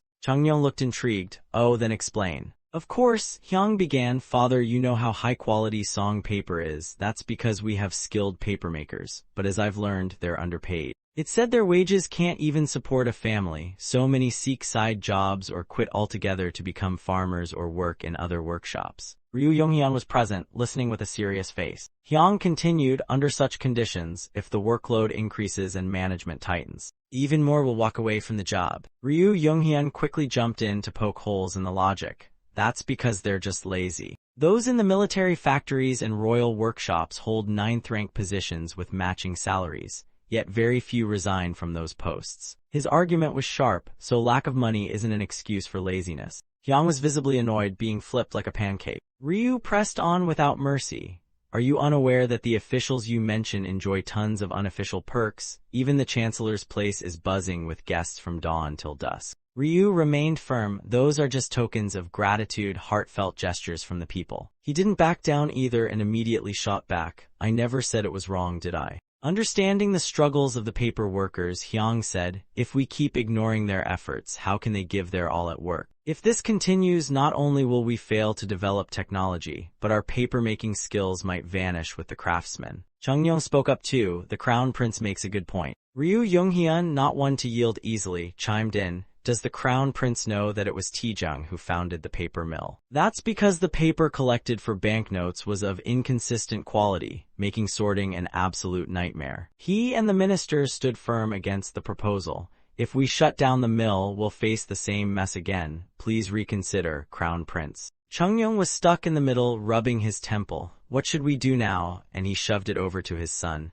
You know what to do, right? The son was quick to toss it back. I believe in father. Hyang felt awkward, because Changyong had just dumped the whole responsibility on his head. He slowly realized something. Lately, every time a tricky issue came up, his father would casually slide it over for him to answer. No one knew why. Was it some kind of educational challenge? Hyang let out a tired sigh. But he still stood up to convince them. Ministers, have you all forgotten about the golden nib pens? He proposed, after listing clear criteria from the court. We hire people who meet them and accept the lowest quote. Sung was about to voice concerns about costs, but Hyung cut him off. Take the golden nib pens for example. Recognizing them as royal merchants boosts their business, and we can tax that, earning way more than we spend. Chung-young was quite pleased seeing his son handle things like a pro. And if our merchants must compete in quality, then paper quality will rise, and the Ming will want even more. With logic like that, the ministers had nothing to say. Someone meekly added, I agree with His Highness. Kim Jeom nodded as well. The Crown Prince's proposal makes sense. Everyone turned in shock. Minister of Revenue, but he kept going, ignoring their stares. The Song dynasty has been around for nearly 30 years, and we still haven't fixed this problem. The remaining ministers were a bit annoyed and muttered, if costs keep rising and we already have a solution, why not use it? Sung snapped, Minister of Revenue, watch your words. Don't you know the nation stays peaceful only if we all follow the teachings of the sages? He then turned to harshly reject Hyung's proposal. Your Majesty, the Crown Prince may have a point, but it's a short-term fix. True peace comes from moral education. A different official disagreed. Your Majesty, what the Grand Censor just said is pure theory. How can starving people understand lofty teachings? Inside the hall, the debate heated up. Moral education is vital, yes, but only after people have full bellies. How can you say that as a high-ranking official? Hyung found the chaos oddly entertaining. This is getting fun. He also kept an eye on his father's expression. Let's see how father reacts. He was surprised to see Chung-young looking way too amused. So this old guy enjoys political brawls, huh? Remembering how his dad had dumped responsibility on him last time, he braced himself. Don't tell me he's about to order me again. But this time, Chung-young stood up. Enough. Sung and Kim Jeom stopped to listen as the king spoke. I've heard your opinions. As king, he laid down his judgment. Yes, educating the people is important, but ensuring their livelihood is equally essential. I ask you all to come up with multiple solutions. The ministers accepted their fate. We obey, Your Majesty. He didn't forget Hyung's proposal. As for the paper mill, I think the Crown Prince's idea is valid, but scrapping it immediately is unwise. Come up with a better solution and report back. We obey, Your Majesty. Chung-young turned to his son. Crown Prince, listen carefully. Yes, father. He said seriously, I know you care deeply about the nation's prosperity and the people's well-being. As Crown Prince, that's expected, so I won't scold you, nor will I praise you. Hyung bowed, but thought, wait, didn't I just get scolded a minute ago? Chung-young pointed out his flaw, but every time you speak, a wave of opposition erupts. That's a problem. That's because neither I nor the ministers understand what your opinions are based on. He looked his son straight in the eyes. I order you to present your political views. Ryu Younghyun didn't look thrilled. Political views, but the king had decided. It'll be held in the main hall. All officials rank 3 and above will attend. He asked Hyung directly, can you do it? Hyung suddenly understood his father's plan. So he wants me to give a political speech, huh? Yes, father, just give me 5 days. After court adjourned, the ministers were fuming. What kind of political view can a 9-year-old even have? What on earth is His Majesty thinking? Sung calmly shared his thoughts. No matter how talented the Crown Prince is, he's still a child. Even with 5 days of prep, convincing the ministers will be tough.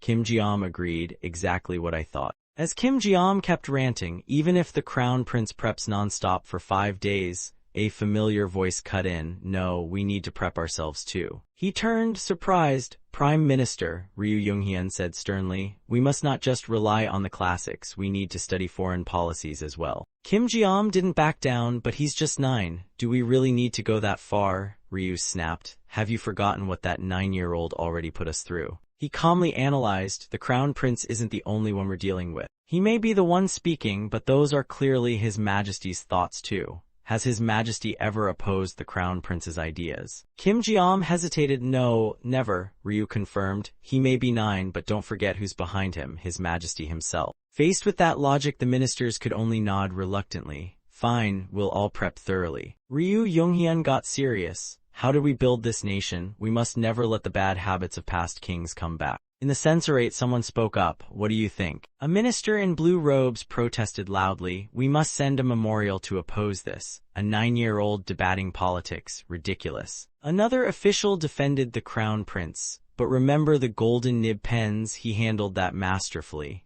The protester cut him off. That's what I'm most angry about. He raged. I should have opposed the moment he brought up selling pens. Now everyone just cares about money, even His Majesty and the ministers. We must protest. The ministers started rallying together. Yes, everyone, let's go. Chungyong's attendants heard the news and sighed. Yeah, looks like the majority aren't taking this well. The king himself was holding his head. Why are they all so stubborn and old-fashioned? Seeing the two factions, he was deeply disappointed. The worst part, even the younger officials of the censorate and academy blindly follow Neo-Confucian orthodoxy. A eunuch gently tried to calm him, but many of them do acknowledge the crown prince's intelligence and resolve. There's hope. But the king was already fuming. I don't have a single reliable talent in this whole court. Not one. Meanwhile, in the crown prince's quarters, Hyang was just as stressed out as his father. So short on talent, painfully short. He kept ranting, those old-school fossils are just hopelessly stiff. The eunuch next to him looked confused. Crown Prince, what's a fossil? Hyang ignored him. Not talking to you, skip it. Remembering his teacher from his past life, he sighed. Wasn't this supposed to be the flexible early phase of the Song dynasty? Master, you lied to me. How am I supposed to convince these walking stone heads? Hyang tried to brainstorm, and father said he's summoning all the senior officials, including those at third rank. I'm going to have to talk politics in front of people who will mock me just for being a kid. After some silent brooding, he came up with an idea. All right then. His face lit up a little. Let's give these fogies a taste of 21st century capitalism and management models. He rushed into action, surprising the eunuch beside him. Summon the cartographers and the armory. I've got a plan. The eunuch gulped. What's he up to this time? Finally, the day arrived. 5 days later, in the main hall of Jingbok Palace. The officials had all taken their places for the big royal audience. Before the king arrived, Yang Yi chatted casually. Lord Kim, long time no see. Lord Yang, it's been ages. When did you return to the capital? Just yesterday. The official looked uneasy. They say today's court session is to hear the crown prince's political views. Seriously, he sighed. What a waste of time. I bet most ministers here are thinking the same thing. Their gossip was cut short. His Majesty approaches. Changnyo entered gracefully. He quickly took his seat. With a gleam of anticipation, he smiled. As you all know, the crown prince has presented several ideas recently, but we can't fairly judge those ideas without understanding the basis behind them. The officials listened attentively as the king continued. So I've called you here to hear his political philosophy. Please listen carefully and help guide him so he doesn't stray off course. We obey, Your Majesty. And with that, the star of today's session made his grand entrance. Yang stepped forward boldly as the crown prince. The officials raised their brows, seeing the huge scroll he brought in. What is that? Yang bowed respectfully. Thank you, father, for giving me this opportunity. He stood there, brimming with confidence. Then, I shall now begin presenting my political views. Begin. Yang clapped his hands, signaling the start of the presentation. The massive scroll he brought along was unrolled. Reform of the Song dynasty. He held a megaphone like a true boss. Hyang calmly tested it. 1 2 1 2. Can everyone hear me? His voice echoed through the hall, stunning everyone. What the why is his voice so loud? What is that thing? Unfazed by the confusion, he smiled. Thanks to father granting me this chance, I get to speak to all you ministers, so let's not waste time. For a moment, his confident gaze flickered with nerves. All right, here I go. Ryu Yonghyun and the other officials exchanged uncertain looks. The scroll displayed crisp, concise illustrations to match Hyang's speech. To achieve the best outcome for humanity, I'll get straight to the point. My core belief is this: the ideal system benefits all people. The officials blinked at each other. Surely you know that was also Emperor Huanug's goal in founding the Song dynasty. It aligns with sage principles, the kingly way, and valuing the people. His visuals livened up the speech. To reach that ideal, the people's lives must first be secure. Peace is essential. No one's inventing anything if they're starving. He was laser-focused. But our country's got too few flat lands. It's all mountains and slopes, so everyone bunches up in tiny farmable spots. That just means people will suffer more and more, right? Finally, Hyang dropped the big idea. That's why we must promote not just agriculture, but also crafts and commerce, to grow the nation and import what we lack. Sung and Kim Ji-am looked utterly shocked. But Sung recovered first, then facepalmed and snorted. Ryu Yonghyun looked visibly irritated at such wild nonsense. Ignoring their reactions, Hyang pressed on confidently. Therefore, we must reform the current 6 ministries and local governance to preserve our best traditions. The entire bureaucratic system we've used needs an upgrade. His vision was illustrated clearly. First, we abolish the 6 ministries. Instead, we establish 3 main branches: legislative, executive, and judiciary, each with clear roles and new officials. He jumped straight into the next part. Second, local governments must be reformed. Instead of one official doing everything, tasks will be divided for efficiency. Still on a roll, he continued. Third, we establish an education system to lift the people out of poverty. Basic schooling must ensure everyone learns the fundamentals. The officials were completely stunned by Hyung's reform plans. On top of everything else, he even wanted to mine gold and silver, make taxes fair, and overhaul the land system. The ministers couldn't help but be amazed. This is even scarier than I thought, just as I feared that crown prince. Even Kim Jeom looked convinced. A true genius, no doubt about it. On the other hand, Ryu Younghyun's face turned pitch black. He's gone mad. Inside Hyung's head, a little smirk danced. If they're already shocked now, that's a bit premature. I've still got a long road ahead before I get to enjoy the real fun again. The sun was slowly setting, and that marked the end of Hyung's grand presentation. Looking at the ministers who seemed ready to crash like broken servers, he felt a bit smug. That's my political vision, folks. The officials were all in shock at the crown prince's radical views. Even Chungnyeong was just as surprised. Did you come up with all of that yourself? Hyung replied seriously. No, father, I referenced the sages' classics, and some Western books too. Chungnyeong, still wide-eyed, said, you brought up things I haven't even thought of, and I've been running this kingdom since its founding. But some systems haven't changed at all, he mused. Hyung bowed respectfully. Thank you for the compliment, father. Hyung calmly added, father, there's a Western saying, new wine must go into new bottles. With utmost confidence, he continued, it's been 30 years since the founding of our dynasty, and yet the people still suffer.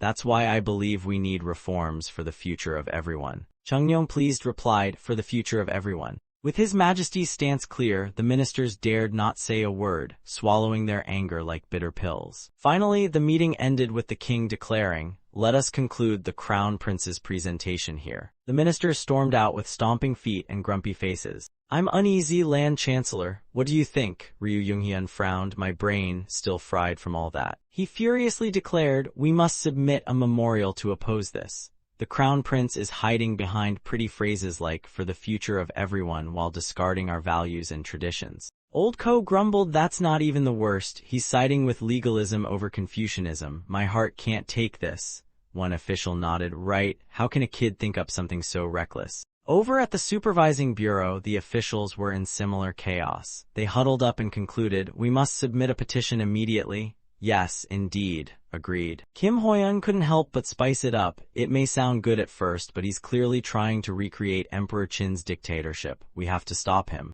The group was dead set on it. Even if His Majesty seems to like the crown prince, we can't just sit and watch this dynasty collapse, right? He gritted his teeth. If the worst happens. The entire room went silent when he said, we'll have no choice but to dethrone the crown prince. Someone nearby looked uneasy. Isn't that a bit extreme? But the man stood firm.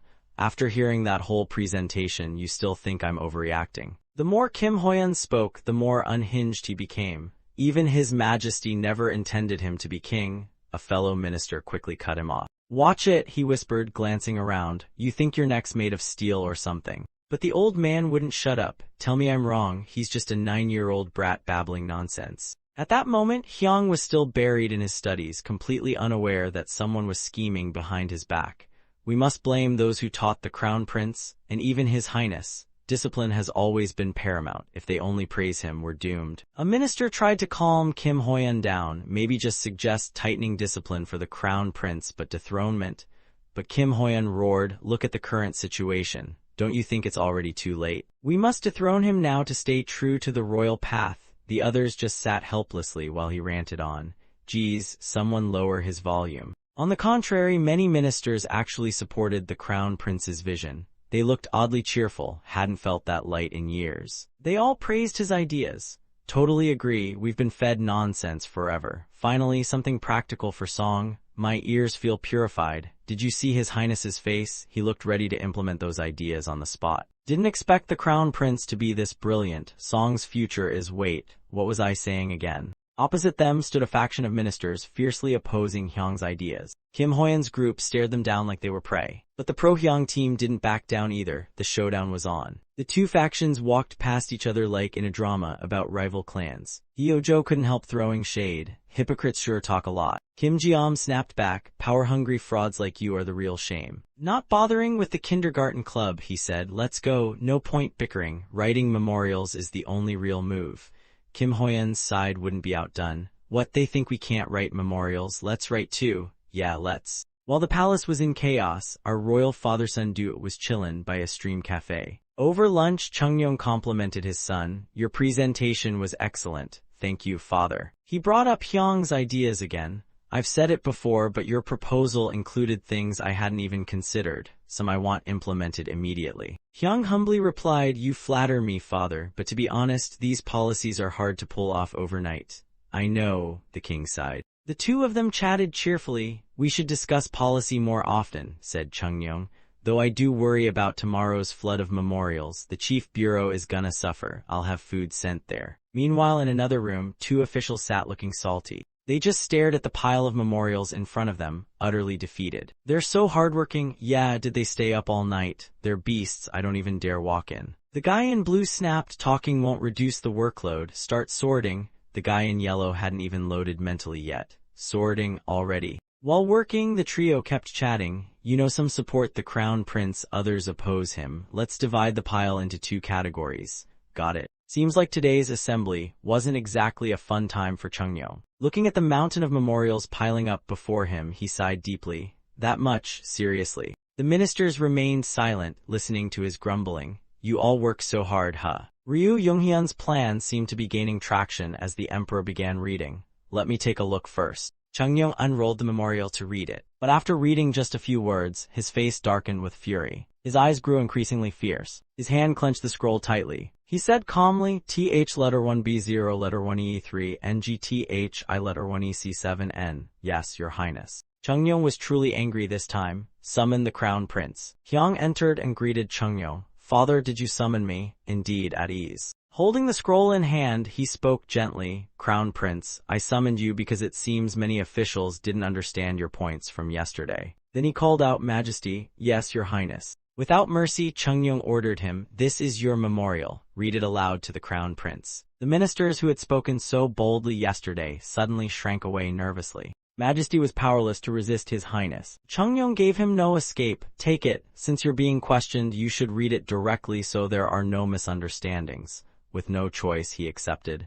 As you command, your highness. Ryu Yonghyun began reading. I, Ryu Yonghyun, chief minister, humbly bow before your highness. Chungyong gritted his teeth. Skip the fluff and get to the point. Beads of sweat streamed down his face as fear set in. Hyung listened seriously. On the surface, the crown prince's political view seems valid, but it contains many unreasonable elements. He wrote in the memorial, first, our kingdom is governed by Song Confucianism, but the crown prince's views align more with legalism, which is overly harsh and would bring suffering to the people, damaging the nation. Second, the crown prince proposes lifting restrictions on sons of concubines. These restrictions were established by Tijang. Removing them carelessly would be extremely unfilial. If we let those sons hold office, history shows they tend to abuse power. Ryu Yonghyun didn't forget to attack Hyung's government reform. Third, the crown prince suggests increasing the number of officials. The more officials, the heavier the burden on the people. If local officials are overwhelmed, they should just ask local scholars for help. He timidly concluded, these 3 points are all flaws in the crown prince's political theory. Hearing this, Hyung became visibly irritated. Frustrated but undaunted, he asked, May I respond, father? With the emperor's permission, you may. Hyung immediately began analyzing. First, the chief says Song Confucianism is our kingdom's guiding principle. Every word Hyung spoke was powerful and unwavering. But the ideology of our country, according to the teachings of the sages, is the kingly way and valuing the people. Song Confucianism is merely a tool to achieve that ideal. These words shocked the ministers into stunned silence. Sung immediately spoke up, Your Highness, but Hyung didn't flinch. Song Confucianism is just one branch of Confucianism. If we fixate on it, isn't that too narrow? Let me give an example. If the kingly way is a plate, then philosophies and rule systems are the bowls. Faced with such a sharp question, Ryu Yonghyun was instantly speechless. Is it really necessary to distinguish between these tools when implementing the kingly way? He tried to stop the crown prince, but couldn't. Hyang pressed on. Second, you said that children of concubines will abuse power, but were they the only ones who did so in past dynasties? Hyang continued to fight passionately. Isn't it true that everyone from noble families, whether firstborn or not, have engaged in corruption? Isn't blaming it all on the children of concubines deeply unjust? With steady eyes, Hyang declared, also, isn't it clearly written in the law that those who take concubines should be punished? Yet most of the ministers here have concubines. Isn't this just the noble families covering up their mistakes while discriminating against the children of concubines? The ministers were both furious and ashamed. For the final point, Hyang clenched his fist. Third, scenes of suffering commoners flash before my eyes. You said local officials could ask local scholars for help if overwhelmed. But ever since I sat beside father and observed state affairs, I've heard countless reports of starving people. He didn't shy away, but I've never once heard of a local scholar helping the hungry or opening granaries to save them. And that's not all. Instead of helping, corrupt officials exploit these situations by offering loans at outrageously high interest rates. In the end, the people either sell themselves or become refugees while their lands are seized. Hyang directly questioned Ryu Younghyun, chief, tell me, for a powerless peasant who's scarier than tigers and leopards, the imperial officials or those so-called local scholars. The old man silently looked toward the emperor. Chungnyeong saw that pitiful expression and sighed in frustration. He pushed harder. I want to hear your answer too, chief, answer him. Ryu Younghyun was sweating bullets, unsure how to respond without digging his own grave. Pressed by the emperor, his hands trembled with rage. Why are you silent, chief? Cornered, he stammered, the local scholars. The ministers winced at the answer. Chungnyeong added, the other memorials say the same things as the chief's. Grabbing another scroll, he said angrily, different authors, yet every memorial says the same thing. What a joke. But the emperor gently handed Hyang one. This one's different, read it. Yes, father. One look at its contents left Hyang genuinely shocked. The emperor asked calmly, so what do you think? Hyang took a deep breath and read the memorial word for word. There's nothing noble about indulgence, not a single bit. If we encourage the people to indulge, he read aloud, society will fall into luxury worship, valuing wealth over virtue. That's why the ancient sages divided society into 4 classes. He seriously added, Your Majesty, I believe the author of this memorial deserves a heavy punishment. The ministers were stunned. The crown prince wants punishment himself. Hyang immediately analyzed the memorial. First of all, in every political philosophy I've read, no sage ever mentioned class divisions like this. This person is trying to blindfold the king. That's disloyalty. Hearing that, Sung couldn't hold back his anger anymore. Hyang continued, someone like that must be punished severely. Sung protested, the one who wrote that memorial is someone who cares for the country. If you punish advice just because you dislike it, you'll lose everyone's trust. That wasn't advice, Hyang shot back. It was deliberate chaos based on fake teachings that don't even exist. For ages, sages warned that luxurious living will collapse a nation. We must avoid it. How can you say living luxuriously is better than frugality? Hyang calmly added, let me explain it to you again. Sung was left speechless. Did the sages say nobles have the right to suck the people dry? Did they say lending rice at 50% interest was righteous? Hyang kept going. More and more people are selling themselves into slavery because of high interest. Are you telling me we should let this continue just because it's always been this way? Great director, how dare you think like that and still call yourself a loyal subject of the Song dynasty? Finally, Chungnyeong yelled enough. He gently reminded his son, even if you're right, don't be so disrespectful. That's enough. Hyang stopped, bowing his head. Thank you, father, for your mercy. Meanwhile, Kim Hoyeon was next in line. Great eunuch stepped forward. Yes, your majesty. Chungnyeong calmly commanded, Crown Prince, give him the memorial. There's a part you didn't read. Faced with the remaining part and royal command, he was at a loss. This was written by the eunuch bureau. Great eunuch, read it. The man's eyes widened in panic. His hands began to tremble. He bowed quickly, stammering, Your Majesty, this was just one man's opinion, not the entire bureau. Even the other eunuchs looked worried. Chungnyeong sternly replied, I know, that's why the crown prince didn't read that part, and neither will I. At that moment, Kim Hoyeon's face turned pale. Thank you, your majesty, he mumbled, while the king added, as for the punishment, I'll consider it carefully. The court was finally dismissed. Sung couldn't help but ask, what was in that part of the memorial? Kim Hoyeon stormed out in anger, leaving behind a very confused great eunuch. In a hidden corner of the palace, Ryu Younghyun was slammed against the wall, someone gripping his collar tightly. Kim Hoyeon, burning with frustration, shouted, "You bastard, how dare you!" The other ministers nearby were panicking. "Please, sir, calm down." He roared, "Don't block me, this scumbag will get us all killed," leaving everyone stunned. "What do you mean, sir?" Gritting his teeth, he cursed Ryu Younghyun, "You filthy snake, who do you think you are to talk about deposing the crown prince? A crown prince who dares abandon Song Confucianism and follow such a rebellious path, how is he worthy of the title?" That made him absolutely livid. "What did you just say? So you want to depose a 9-year-old crown prince now? You think that's reasonable?" Ryu tried to defend himself. "What does age have to do with following the teachings of the sages?" Kim Hoyeon felt his blood pressure spike. "Idiot, if we want to shift direction, we need heaven's blessing, the right timing, and public support. That's why His Highness was made crown prince back then. But now we've got none of those. Your stupidity is putting every minister's life at risk." Ryu Younghyun shot back, "Civil officials must speak the truth when they see injustice. Isn't that the duty of remonstration, even if it risks their heads?" Everyone gasped, "What?" Kim Hoyeon had no words left, finally letting go and burying his head in despair. "Even an idiot like you got promoted to official rank. We're doomed." Meanwhile, at the door to Hyung's room, the boy was packing, headache growing worse. "I figured this would happen, but not this bad. Why does Chief keep resisting me like that? Bunch of old fossils chewing on ancient scrolls." He muttered while packing, "Actually, if I think from their point of view, it kind of makes sense. If someone suggested I abandon agriculture and shift to trade, I'd probably freak out too." After a while, Hyung sighed and tried to calm himself. "So yeah, their anger is actually pretty normal." Outside, the eunuch silently listened to the crown prince's complaints. "They think only they can write memorials, huh?" Now he was really mad and salty. "They think I can't write? Fine, I'll show them what real humility looks like." At the eunuch bureau, someone was surprised. "Aren't you the crown prince's eunuch? What are you doing here so early?" Seeing the stack of memorials in the eunuch's hands, the official was confused. "What is all this?" The eunuch calmly replied, "These are all written by the crown prince." The man turned pale. What? He stared at the documents, still in disbelief. "All of them? Guess none of us are going home today." Chungyong heard the news and was absolutely delighted. "He actually wrote memorials? That's my son, but also, yeah, there's no stopping him now." The king grinned from ear to ear. "This is the first time I've been surprised reading a memorial. Chief, you should read it too."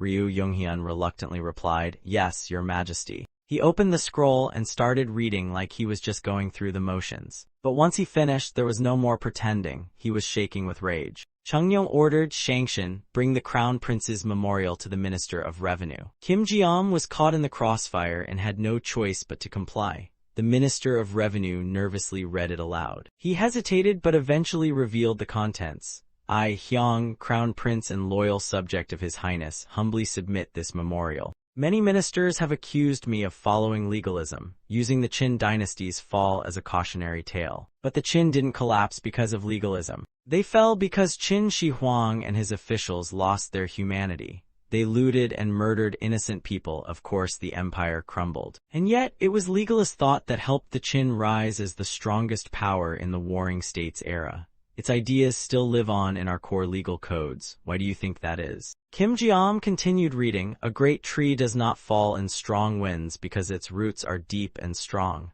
Governing a nation is like seeking the way." Hyung cleverly compared the nation to a tree. "If we want our budding nation to grow tall and strong, we must embrace diverse philosophies. Surely Song Confucianism isn't the only path that honors the sages' will." The eunuch bureau ministers were visibly surprised. Even Ryu Younghyun looked a bit moved. Chungyong beamed with pride. "That's my son. Smart, isn't he? The crown prince's memorial is truly thought-provoking. There's much for us to reflect on." He then addressed the room. "I want to hear your thoughts, ministers. Consider this memorial carefully and give me your honest opinions." Days later, Hyung strolled around with a relaxed air. "Feels good to have said everything I needed to say." Suddenly, chaos erupted before his eyes. Chief had fainted. While everyone panicked, one minister trembled. "I surrender." The crowd stared at the stack of unprocessed memorials, horrified. "There's no time for resting. Can't you see that mountain of documents? This madness will be the end of me." Our dear crown prince wasn't even fazed. Problem was, memorials were still pouring in nonstop. He thought to himself, "Just as I expected. If I want public support, there's only one way to do it. Hyang had his own plan. I need as many people as possible to realize how effective smallpox vaccination really is. Only when they start trusting new methods will they be open to new policies and technologies. While the old ministers were still fussing about, Hyang confidently finalized his plan. Just a little longer. All I need now is the right opportunity. A few days later at court, Chungyong received a report. In the vaccinated regions, only a tiny number had caught smallpox.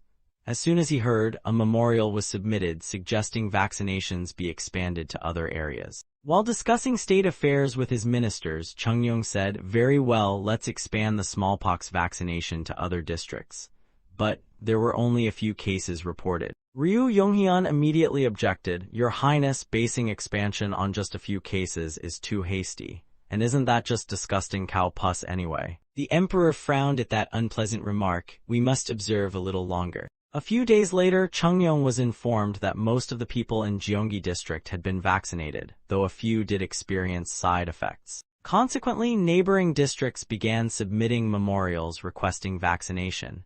Chungyong proposed, "For the safety of our people, I too wish to expand the program. What say you, ministers?" But just like before, Ryu Yonghyun jumped in, "No, Your Highness. The current budget doesn't allow for an immediate expansion. Please reconsider." Both the emperor and the ministers looked at him, confused. A few more days passed. A minister reported, "There's a rumor that wealthy families in vaccinated regions, having heard about the vaccine's success, have started donating their cows. Also, more memorials are requesting permission to vaccinate." Chungyong then declared, "Then we shall delay no more. Ministers, prepare to expand vaccination across the nation." But that familiar, annoying voice chimed in, "Forgive me, Your Highness. For reasons unknown, Ryu Yonghyun just couldn't support the plan. There are many factors, we can't go national yet." Even the emperor was losing patience. "Explain in detail." Ryu stammered, "Winter's coming, budget issues, Your Highness." But Chungyong cut him off. "As for money, we can collect funds from rich local families. Many are already offering to help, so what's your excuse now?" The old man persisted, "But Your Highness, if we ask scholars and officials for cow funds, they'll go ballistic. And as I said, the vaccine's effectiveness isn't fully proven yet." His words were so irritating, even the normally calm emperor lost his cool. "How dare you call cow pus disgusting and question its usefulness when the vaccinators are just humble cow herders?" He roared, "Ryu Yonghyun, you scoundrel." The emperor had had enough. "Shut your mouth right now." With Chungyong's wrath unleashed, the entire hall fell into dead silence. Kim Jiam looked deeply concerned. The emperor was red in the face with fury. He grabbed a memorial with a trembling hand. "Do you know what this is? It's a report on smallpox vaccination in Hanyang." The ministers could only listen as he raged. "You say it's filthy and ineffective, yet not a single one of you standing here is unvaccinated. Not even one." Chungyong reached his boiling point. "You all got your shots, your whole families did, and yet you dare claim it's unreliable and oppose national expansion? What a bunch of two-faced hypocrites." The ministers dropped to their knees. "Your Majesty, we are guilty. We deserve death." But he wasn't hearing it. "I don't want to see your faces. Get out of my sight." He muttered in frustration, "Fine, I'll do it myself." Chungyong stormed off. "I'll handle this myself, so all you scoundrels shut up," turning the royal court into chaos. "Your Majesty." Kim Jiam and the other ministers were utterly helpless. Hyo-jo stood there gritting his teeth in fury. He immediately confronted Ryu Yonghyun. "Majesty, how dare you say that? Do you not know what to say and what not to say?" The old man just stood there, smug and silent. The ministers were in full panic mode. "What now? We've got no choice but to perform the repentance ritual and then find a way to expand vaccination nationwide." Everyone was fuming. "One man messed up and we all suffer. Fantastic plan. Let's go. In this freezing winter we still have to kneel in penance." Ryu Yonghyun didn't budge an inch. The room was now down to just him and a eunuch. The old man sighed deeply finally. He thought to himself, "I've lived too long. At this rate, we're headed straight back to the era of tyrants. I must stop it." He, too, left with grim determination. "We can't let politics keep going down this path or we'll just be repeating the tyrannical days of the Wenwu era." His resolve was ironclad. "Even if it costs me my life, I must stop this madness." Meanwhile, Hyang got the news. "I see. Father did what?" He then asked, "And where did father go?" The servant replied quickly, "His Majesty went to meet Majesty." Hyang mumbled to himself, slightly bitter, "Maybe it's time we mess with everyone a little." "Pardon? Nothing." His mind swirled. "Why don't they see what's really going on?" At this point, psychological warfare was completely pointless. The ministers were preparing for the repentance ritual. My knees already hurt and now this, in this freezing cold. Suddenly someone shouted, "Minister of Revenue." Kim Ji-am looked confused. What's the rush? Then he heard the shocking news. Majesty is writing a memorial accusing His Majesty. His heart almost gave out again. What? He dashed off to find Ryu Younghyun. That old man lost it. Scene cuts to inside the palace.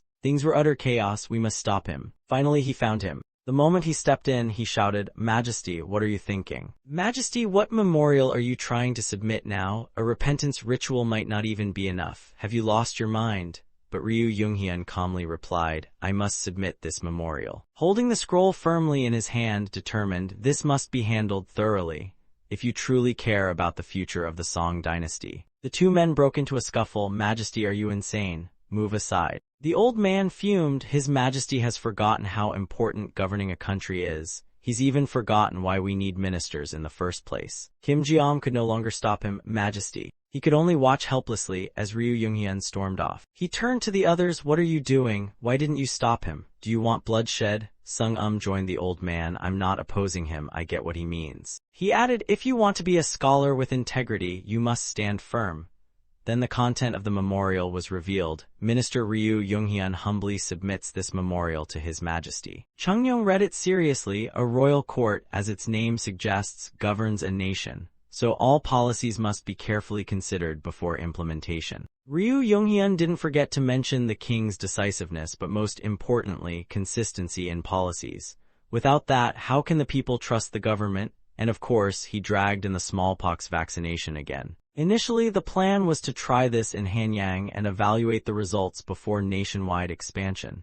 His Majesty agreed to this approach. Every sentence was basically pointing fingers at the king, but after a few suggestions to expand it, His Majesty changed his mind. How is that consistency? Ryu Younghyun smartly reminded everyone that national policies should only proceed with consensus between the monarch and ministers. Because no monarch can weigh every detail alone. That's why His Majesty must listen carefully to his ministers' advice. He stubbornly clung to his stance. If the monarch is going to rule unilaterally, what's the point of a court? The further Chungyong read, the darker his face grew. This was tyrant-level stuff and definitely not the way of kings. If our traditions allow a tyrant to rise and act unchecked, what future will this dynasty have? To prevent such a fate, the king and ministers must reach agreement at any cost. As your subject, I beg your Majesty to reconsider for the future of the dynasty. In conclusion, your Majesty must stop acting unilaterally to expand the vaccination, because I firmly believe it's ineffective. Having written it, Ryu Younghyun stood by his memorial with resolve. If it proves effective, then I, Ryu Younghyun, will offer up all my possessions. The court fell into stunned silence. Chungyong then asked, "Have you all finished reading?" The minister responded nervously, "Yes, your Majesty."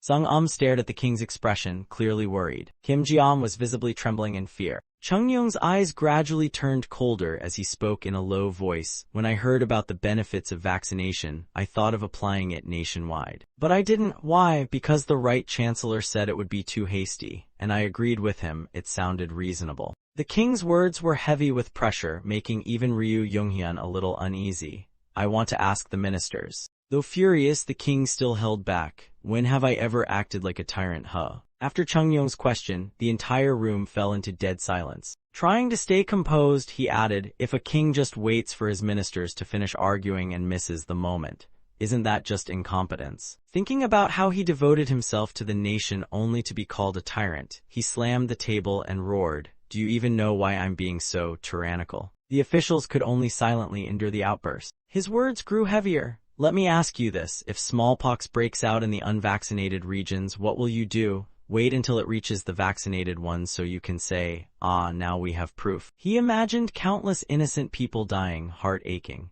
"Are you seriously saying you don't care, even if hundreds die or go stupid or drop like flies during the process? Is that price really worth it just for your so-called proof?" Ryu Younghyun stepped in. "Your Majesty." Unfazed, he said, "Sacrifices like that also sadden me, but reinforcing national governance is far more important, and smallpox isn't exactly new, is it?" Seeing that Ryu Younghyun still thought he was right made Chungyong grit his teeth.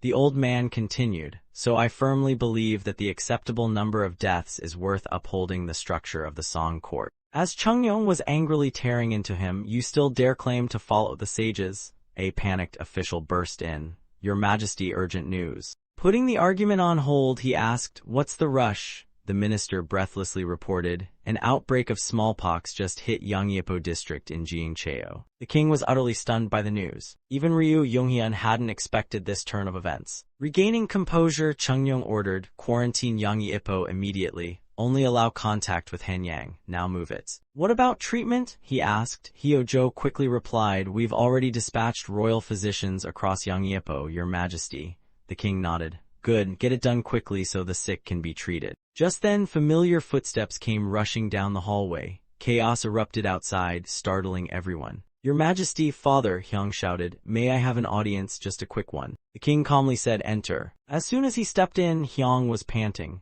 "I heard there's an outbreak in Daean. Shouldn't we send physicians there?" The king tried to soothe him. "Yes, we just discussed it." Hyang proposed, "Then why don't we call for volunteers from Hanyang to support the physicians in Jumcheon as well?" And like always, Ryu Yonghyun opposed it immediately. Too reckless, but Hyang ignored him completely. "The physicians are going to be busy treating people. They'll need runners." Hyang calmly explained, "But if we use uninfected folks from Shin, the disease might spread even more. So we can recruit people from Hanyang to support the royal physicians in Jumen, pay them daily, and prevent the outbreak from growing. Plus, the doctors get to breathe a bit." Of course, the old man wouldn't back down. "Your Highness, the Crown Prince cannot do that." He snapped, "If the supporters catch smallpox and it spreads here, who will be responsible for the people's safety?" Hyang, calm as ever, replied, "I have full confidence in the vaccination, and if this event fails to prove its effectiveness." To everyone's shock, he boldly declared, "Then I will give up my title as Crown Prince." Chungyong panicked. "Crown Prince, are you crazy?" But Hyang reassured him, "That's how much I believe in it, Father." Still on a roll, Hyang added, "And if the people of Hanyang hesitate to help, then let me go instead. I'll personally lead the team to care for the infected." The room went so quiet, you could hear a scroll drop. The eunuch scribbling notes sighed internally. Here he goes again. Faced with his son's fiery attitude, the king had no choice but to take a step back. He immediately ordered the Ministry of Personnel, draft a decree, recruit anyone hesitating in the district. Begin mobilizing. At once, Your Majesty. Hyang was surprised when the king suddenly turned to him. "As for you, Crown Prince, listen well." The king sternly scolded him, "No matter how fired up you are, don't throw around words like that so lightly. That's extremely irresponsible." Hyang nodded obediently. "Father, you are wise." His plan had taken root, now it was only a matter of time. Back at the prince's residence, the eunuch shouted, "His Majesty has arrived." Hyang blinked. "Father's here." He cheerfully ran to greet him. "Father, you came. How have you been?" "Thanks to you, Father, I've been well." Under the clear blue sky, the king's warm voice echoed, "Hyang." The two sat down to sip tea. "Have you heard about Jumcheon?" "Not yet, Father." Chungyong shared the good news. "Aside from the first 5 cases, there have been no new infections." Hyang quietly cheered. It was going as planned. The king, clearly impressed, said, "Honestly, I didn't expect it to be this effective. I'm proud of you for believing in what others dismissed as cattle voodoo. Thank you for your kind words, Father." Hyang beamed with victory. "I've won," he thought. "Ryu Yonghyun, you stubborn fossil, I'll crush you piece by piece." But then his father called Hyang. "Yes, Father," he replied. The king's face turned serious. "I'm planning to execute the right chancellor." Hyang was a bit stunned but kept listening. "And I plan to deal with everyone who sides with him. For the sake of the Song dynasty's present and future, I believe it must be done." The king, unsure of his own decision, asked, "Do you think I went too far with this?" Hyang nodded firmly. "I believe they must be punished, both as a warning and to restore royal authority, especially since the Song court has always let bureaucrats boss around the throne." So, Hyang continued, "This purge might be the perfect chance to remind everyone who wears the crown and the pants." Chungnyo agreed, "Exactly," but Hyang hesitated, "Though, I'm not entirely sure we need to kill him." Recalling Ryu Yonghyun's many contributions, he reasoned, he served this kingdom for decades. With his age and lack of exposure to vaccines, it's natural he'd be skeptical. Therefore, Hyang proposed a lighter sentence. "I believe the fairest punishment would be exile." Chungnyo paused, reflected, and said, "I understand, I'll consider it." Upon hearing his fate, Ryu Yonghyun bowed quickly and pleaded, "Your Majesty, please reconsider." Still trying to explain, "I wasn't sure about the vaccine's effectiveness," but Chungyong snapped, "Silence, even now you're still flapping that mouth." His old allies tried to help. "Your Majesty, maybe he was wrong, but his intentions were loyal." Chungyong found it all insufferable. If any of you keep babbling, I'll consider you all cut from the same hypocritical cloth. Don't test me.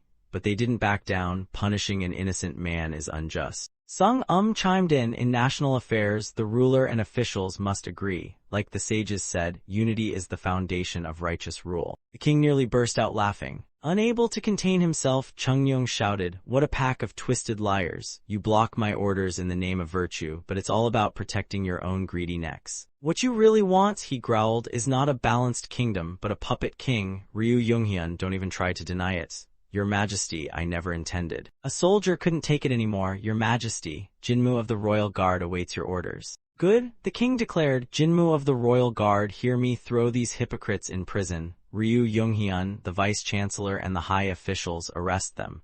"Yes, your Majesty." Even as he was dragged out, Ryu Yonghyun pleaded, "Your Majesty, this defies the wisdom of the sages." And that was the end of a saga sparked by vaccination debates.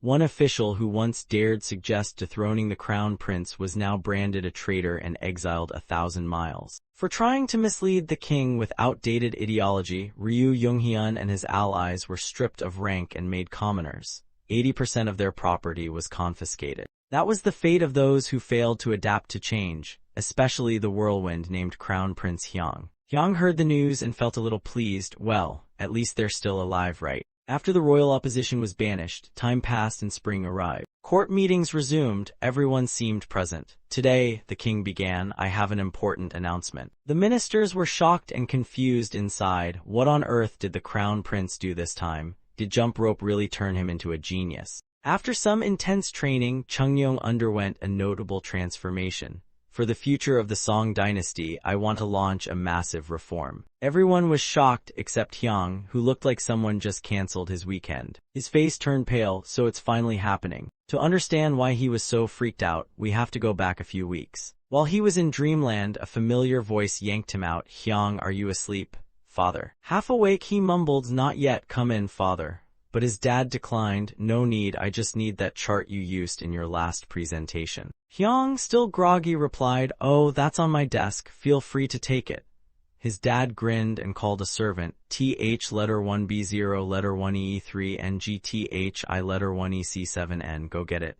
"Yes, your Majesty." Hyang yawned and mumbled, "Why does he need that so late?" But he shrugged it off and passed out again, completely unaware that this little midnight visit would become his biggest headache ever. The very next morning, Chungyong showed up again. "His Majesty has arrived. Father, you're back again." Entering the room, he jumped right in. "There's a part on your chart I didn't quite get. Can you explain it?" Hyang forced a smile. "Of course, father." The next day, even while eating, the king couldn't resist. "Hyang, remember that structure diagram of yours?" And the day after that, Hyang, just to sum up, it was becoming a thing. Watching his dad poring over charts at 1 a.m., Hyang internally screamed, "He's still at it. Doesn't he sleep?"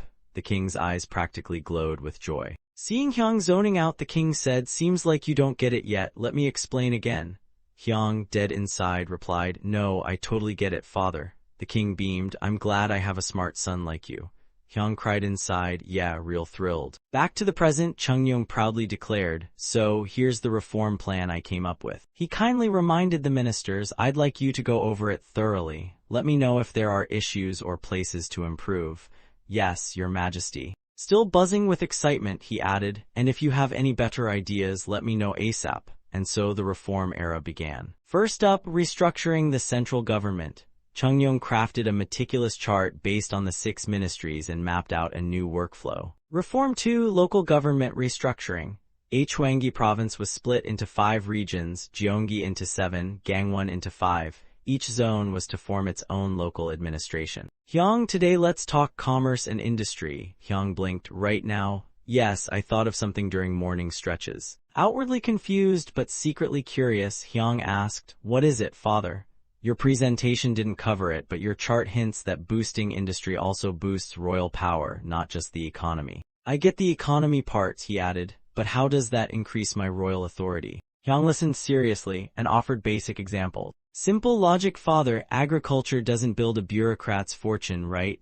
With that, he pitched a smarter, sharper reform idea. On the contrary, the court could encourage commerce and industry to boost revenue beyond what noble-born officials could provide, thus strengthening the court and bolstering royal authority. Some parts still felt off and Chungyong raised an eyebrow, but aren't those noble officials the biggest customers of merchants? Doesn't that mean they'd grow stronger too? Hyang responded confidently, Father, you've got to look at the bigger picture. The bigger picture, Chungyong looked puzzled. With that quick mind of his, the king soon caught on. You mean foreign trade? Chungyong's eyes lit up. Hyang wasn't surprised. Of course, only the great king Chungyong could see it. He explained, by exporting goods, we break geographic limits and grow faster than those land-bound nobles. That argument blew the king's mind. Ah, I see now, truly my son. Meanwhile, Hyang had a sudden bad feeling. If I explain this too well, father's gonna. With a hungry gleam in his eye, Chungyong asked, I have another question. Hyang sighed, knew it. Opening stores requires capital, right? But most money in the hands of nobles. If merchants borrow from them, don't nobles gain more power? Hyang shrugged coolly, that's one way, but what if we attract the merchants to our side? Chungyong blinked, wait, what do you mean?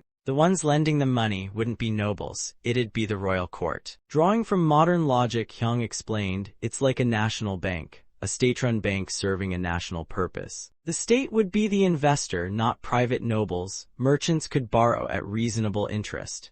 Chungyong loved it and made founding a national bank the final stage of the reform. The result, a spike in official positions and the court scrambling to recruit talent for all these new roles. To ensure enough specialists, Chungyong pushed to revise policies so even commoners could receive basic education. His reform involved careful implementation. Officials were sent to local regions to monitor its effects.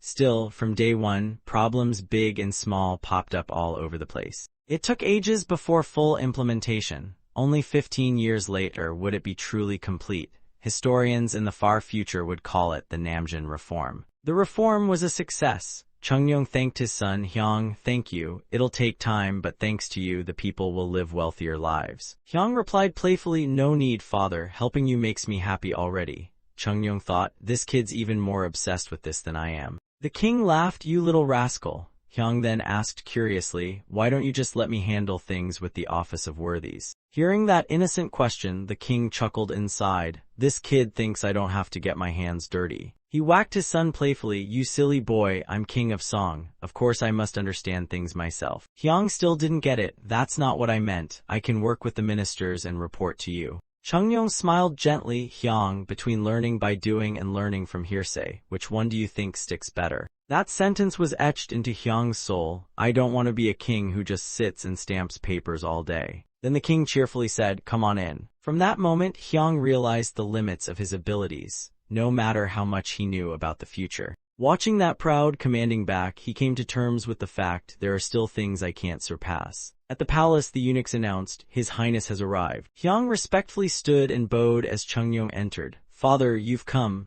The king smiled as he walked in calmly, hands behind his back. Grinning, the king said, I just reviewed your chart again. There's one thing I'm curious about. Hearing that, Hyang froze. Father, I really need some rest. Please let me rest. The king laughed, you rascal, this one isn't about reforms. Hyang, though clearly exhausted, asked, so what is it this time? Calmly, Chungyong said, in your presentation, you mentioned several policies. Facing each other, the king looked down at the little guy standing all serious. But why didn't you mention the military at all? Don't tell me you have no ideas. Hyang fell silent, head bowed. When he finally looked up, he wore a bright, albeit forced smile. That smile puzzled the king. You cheeky brat, he chuckled. Hyang replied seriously, if I brought up the military, those guys would have exploded even harder. They sat across from each other with a tiny reading table between them. Hyang asked, Father, what's your view on our military? The king shot back. I believe our nation's still unstable. We don't have a proper system to manage the army. We must invest more manpower and resources to face any threats the Song dynasty might encounter.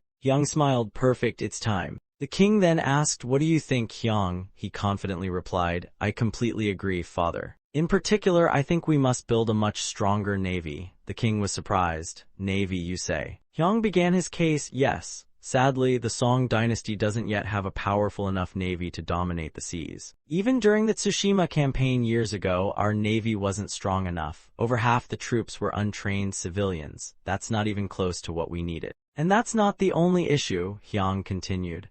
Our ships are tiny. Even crossing from Busan to Tsushima is like rolling the dice with your life. Stroking his chin, the king frowned thoughtfully. You're right, we need to boost warship production and expand the navy. Hyung nodded. Exactly, father. Chungyong rubbed his chin again. The biggest issue now is the budget. Hyung boldly declared, I have a suggestion to fix that, father. The king looked up in surprise. You do? What is it? Hyung grinned and continued. Hyung's eyes sparkled like twin lanterns as he stared straight at his royal dad and declared, mining. The king blinked in confusion. A mining. A poster featuring a farmer holding a pickaxe with a few explanatory sentences was posted on the wall. A man smacked the poster and shouted, the court commands all skilled miners to report to the Ministry of Works. The bystanders squinted at the image, still baffled. What's mining again? Men and women queued up to take a look, whispering, so, like digging rocks, where are they making us dig rocks now? Bet there's a gold mine somewhere. Back at the palace, the king stroked his chin on his throne. The first thing we need is a stable currency supply, gold, silver, copper, anything else. A high minister bowed, seems that should be enough, your majesty. But Hyung peeked around, thinking, to enjoy my hobbies later, I'll definitely need that. So he boldly stepped up, father, there's still more we'll need. The king turned to him. What would that be? Hyung seriously listed, iron, sulfur, limestone, and a mineral called coal. Chungyong tilted his head. I get the others, but what's coal? Hyung calmly explained. Coal forms when trees burn, then get compressed into rock. It burns hotter and easier than wood, and using it could help stop deforestation. The king leaned forward in surprise. Really, that's great, but what's limestone for? Hyung answered carefully. Limestone's essential for construction and smelting iron. The king blinked again. Construction, how does that work? Hyung stayed cool as ever. Apologies, father, I still need to research that, but it's very common, so gathering it shouldn't be hard. Hyung knew full well iron, coal, cement are keys to an industrial revolution. Without them, forget advancing technology. Minister Kim Jeom looked uneasy. Pardon, Prince, but the Song dynasty has no sulfur mines. That's why we still import from Japan. Hyung now focused on Kim Jeom and shot back, but how do we know we don't have any? Maybe we just haven't found it yet. Both Japan and the Ming dynasty have sulfur and we do. That doesn't sound right. His words shocked Kim Jeom and his colleague. Maybe the sulfur mine's just hidden somewhere. And sulfur's main use is making gunpowder, critical for national defense. Hyung raised his finger confidently. If we keep relying on imports, this could become a huge problem someday. His solid statement jolted everyone in the court to attention. They turned to look at Hyung. Chungyong leaned in, beaming. You're right, we must research this more. A high official echoed the urgency. We'll instruct the miners to look for sulfur while digging. Hyung smirked, just as he predicted, mention national defense and everyone falls in line. Skilled miners from all 8 provinces gathered in Hanyang, eyes glowing like headlights, thrilled to finally be taken seriously. Chungyong even created a division called the Ministry of Resources under the Ministry of Works to manage them. The palace added a new hall just for this. Yunginjai handed the miners a scroll. Your job is to search every inch of the Song dynasty for the minerals listed here. You'll be handsomely rewarded, so do a great job. They stood at attention, axes in hand, shouting, We'll do our best, sir. Suddenly, the king arrived at the site just as the orders were being given. His Majesty has arrived. Behind him followed a troop of servants and eunuchs, one of them shading him with a ceremonial red parasol. The startled miners immediately dropped to their knees, bowing low. Your humble subjects greet your highness. Chungyong stopped in front of them with a gentle smile, speaking slowly. The work you're about to do is crucial. The wealth and strength of our nation depend on its outcome, so I hope you'll give it your all. The miners responded in unison, We'll do our best, your highness. Just as he was explaining another interruption, he handed the scroll to the miners. Take a close look at this list, see if anything's missing. They bowed. Yes, sir. One miner opened the scroll and read aloud, Let's see. Gold, silver, copper, coal, what's that? Another peered over and said, I've heard of that, it's a black rock that catches fire easily. The first one frowned. A rock that catches fire sounds sketchy. He kept reading. Sulfur, do we even have that in our country? As he unrolled the scroll further, he noticed extra writing tucked into the corner. Curious, he pulled out more of the scroll. There's more writing here in the corner. A guy behind him leaned in. What's it say? It's all hidden away like a secret treasure map. He read aloud, Report immediately if you find this mineral, a shiny black stone, similar to obsidian but more fragile. The writer even thoughtfully included a drawing, a pitch-black chunk lying neatly next to its label. Its name, graphite. Scene change back to the grand, majestic palace. By the palace wall stood a wagon loaded with 4 bags full of raw materials. Hyung and his eunuch stood respectfully in front of it. Grinning with joy, Hyang said, "Fantastic, they did a great job, we now have all the essential materials." The eunuch stepped forward. "Your Highness, a report has arrived. The envoy to the Ming dynasty has returned." Hyang turned with excitement lighting up his face. "They've finally come back." At court, the king sat regally on his throne, gazing down at two neat lines of civil and military officials. The royal scribe recorded every word.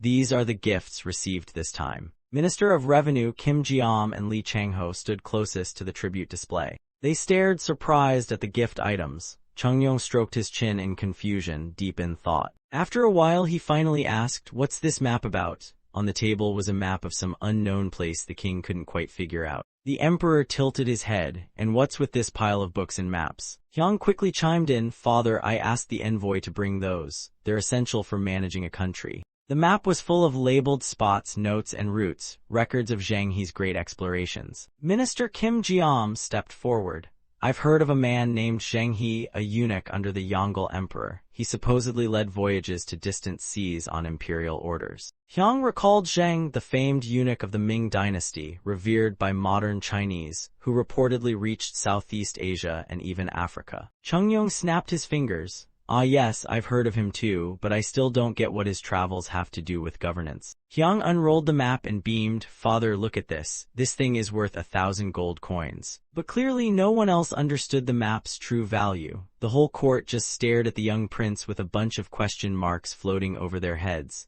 Hyang sighed internally, already tired. He tried again. "Do you all remember the issue about importing buffalo horns?" Officials blinked. "Buffalo horns." Hyang explained, "They're used to make bows. Since we lack them, we've been importing from the Ming. Think of a big buffalo with giant horns, perfect for making war bows. But they only give us these when we pay tribute, which is so annoying." Hyang challenged the room. "Seriously, is the Ming the only place with buffalo? I've heard D-stroke letter 1EA1, IV, letter 1EC7T, and Siam have tons of them too. Yet we've done zero trade with them. Why?" Hyang pointed out two countries on the map that could supply buffalo horns but had never been contacted. "That's because we don't even know the route to get there right." He asked a loaded question, eyes sharp, one that none of the ministers had ever thought about, yet now it hit them like a thunderbolt. Hyang continued his bold declaration, "But with this map we'll know how to reach those lands. Once we do, we can trade directly, no more pointless spending." Chung-yong stroked his chin and smirked.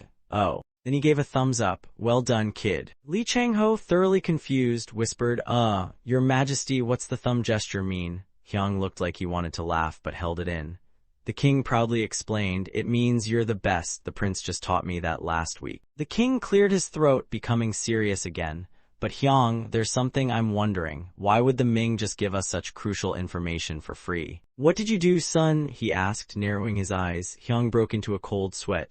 About that." Hyang recalled the Ming reception scene. The emissaries reached the court, where the emperor, draped in dazzling yellow robes, welcomed them grandly. "You've come from afar. I appreciate the effort." The Yongle emperor admired the tribute, a fierce hawk in a golden cage. "Ah yes, just as I expected. T-1ED1NG's falcons are so refined." "Since you've brought such a noble bird," the emperor added, "we must reciprocate. What does T-1ED1NG desire?" The lead envoy bowed deeply. "Sulfur and copper, your majesty." The emperor smiled, then issued a decree to arrange the appropriate gift. "Anything else?" the emperor asked. The envoy hesitated, clearly nervous. After a long pause, he blurted, "Forgive us, your majesty, but we humbly request the records of Zhang's great expeditions."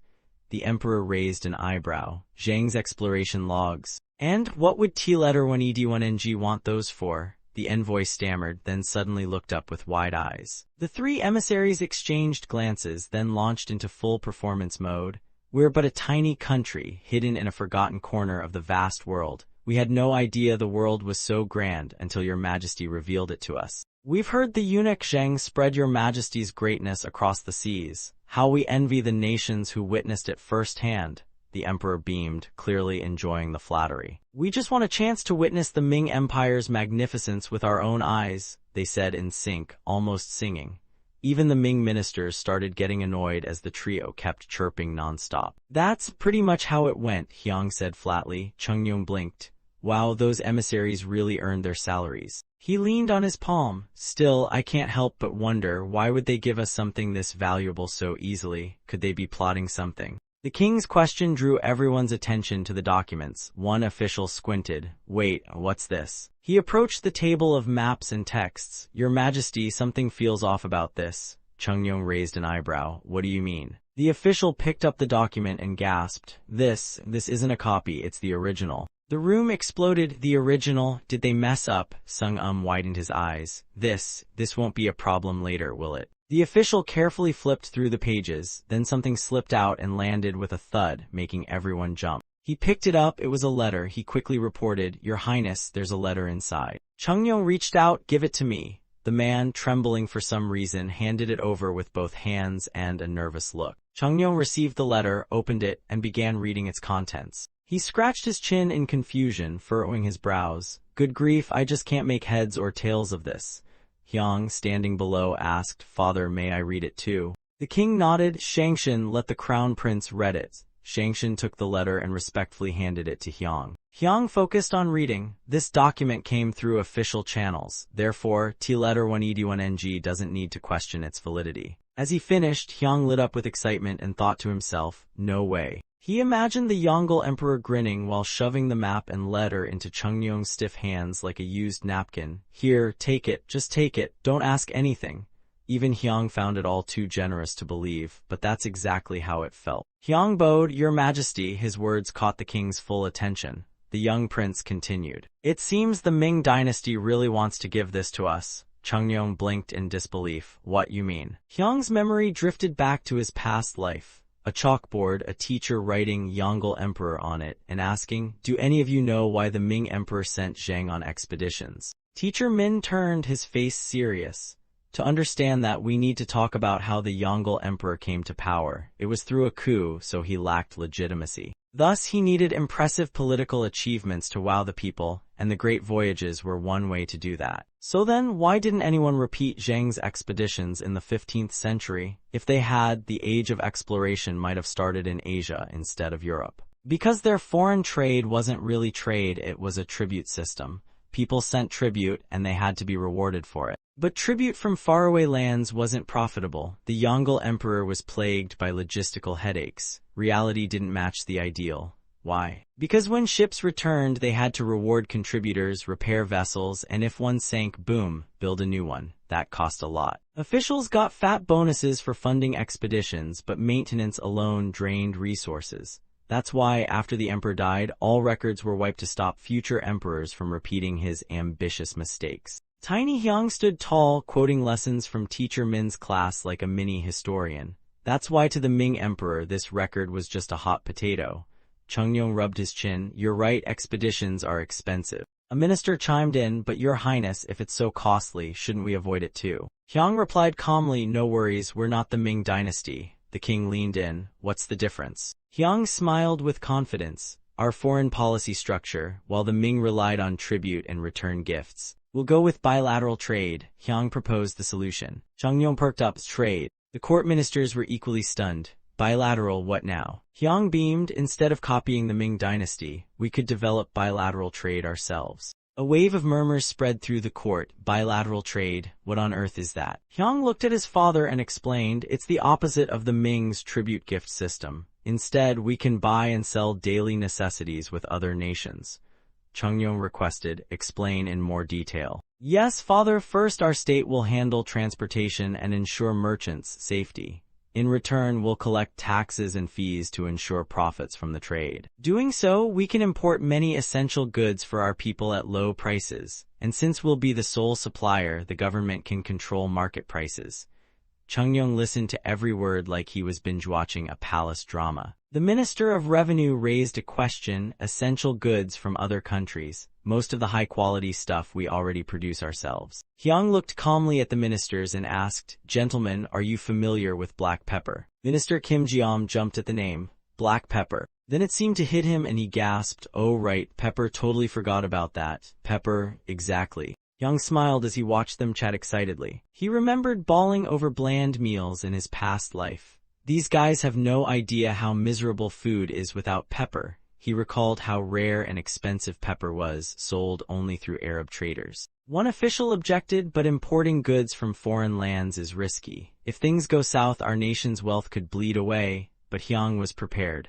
That risk exists, sure, but if we block all money flow blindly, then smuggling will rise, people will pay even more for goods, and corruption will spread because more folks will bribe officials to look the other way. The official nodded, finally getting it. Hyang pushed on, the richer T-1ED1NG becomes, the better life gets for our people. Aspiring for better is just human nature, don't you all agree? And with that, a minister spoke up, I agree. Hearing that support, Hyang turned with a grin. In that case, he stepped forward and asked Kim Jeom, Minister, what about the rest of the stuff I asked for besides the books?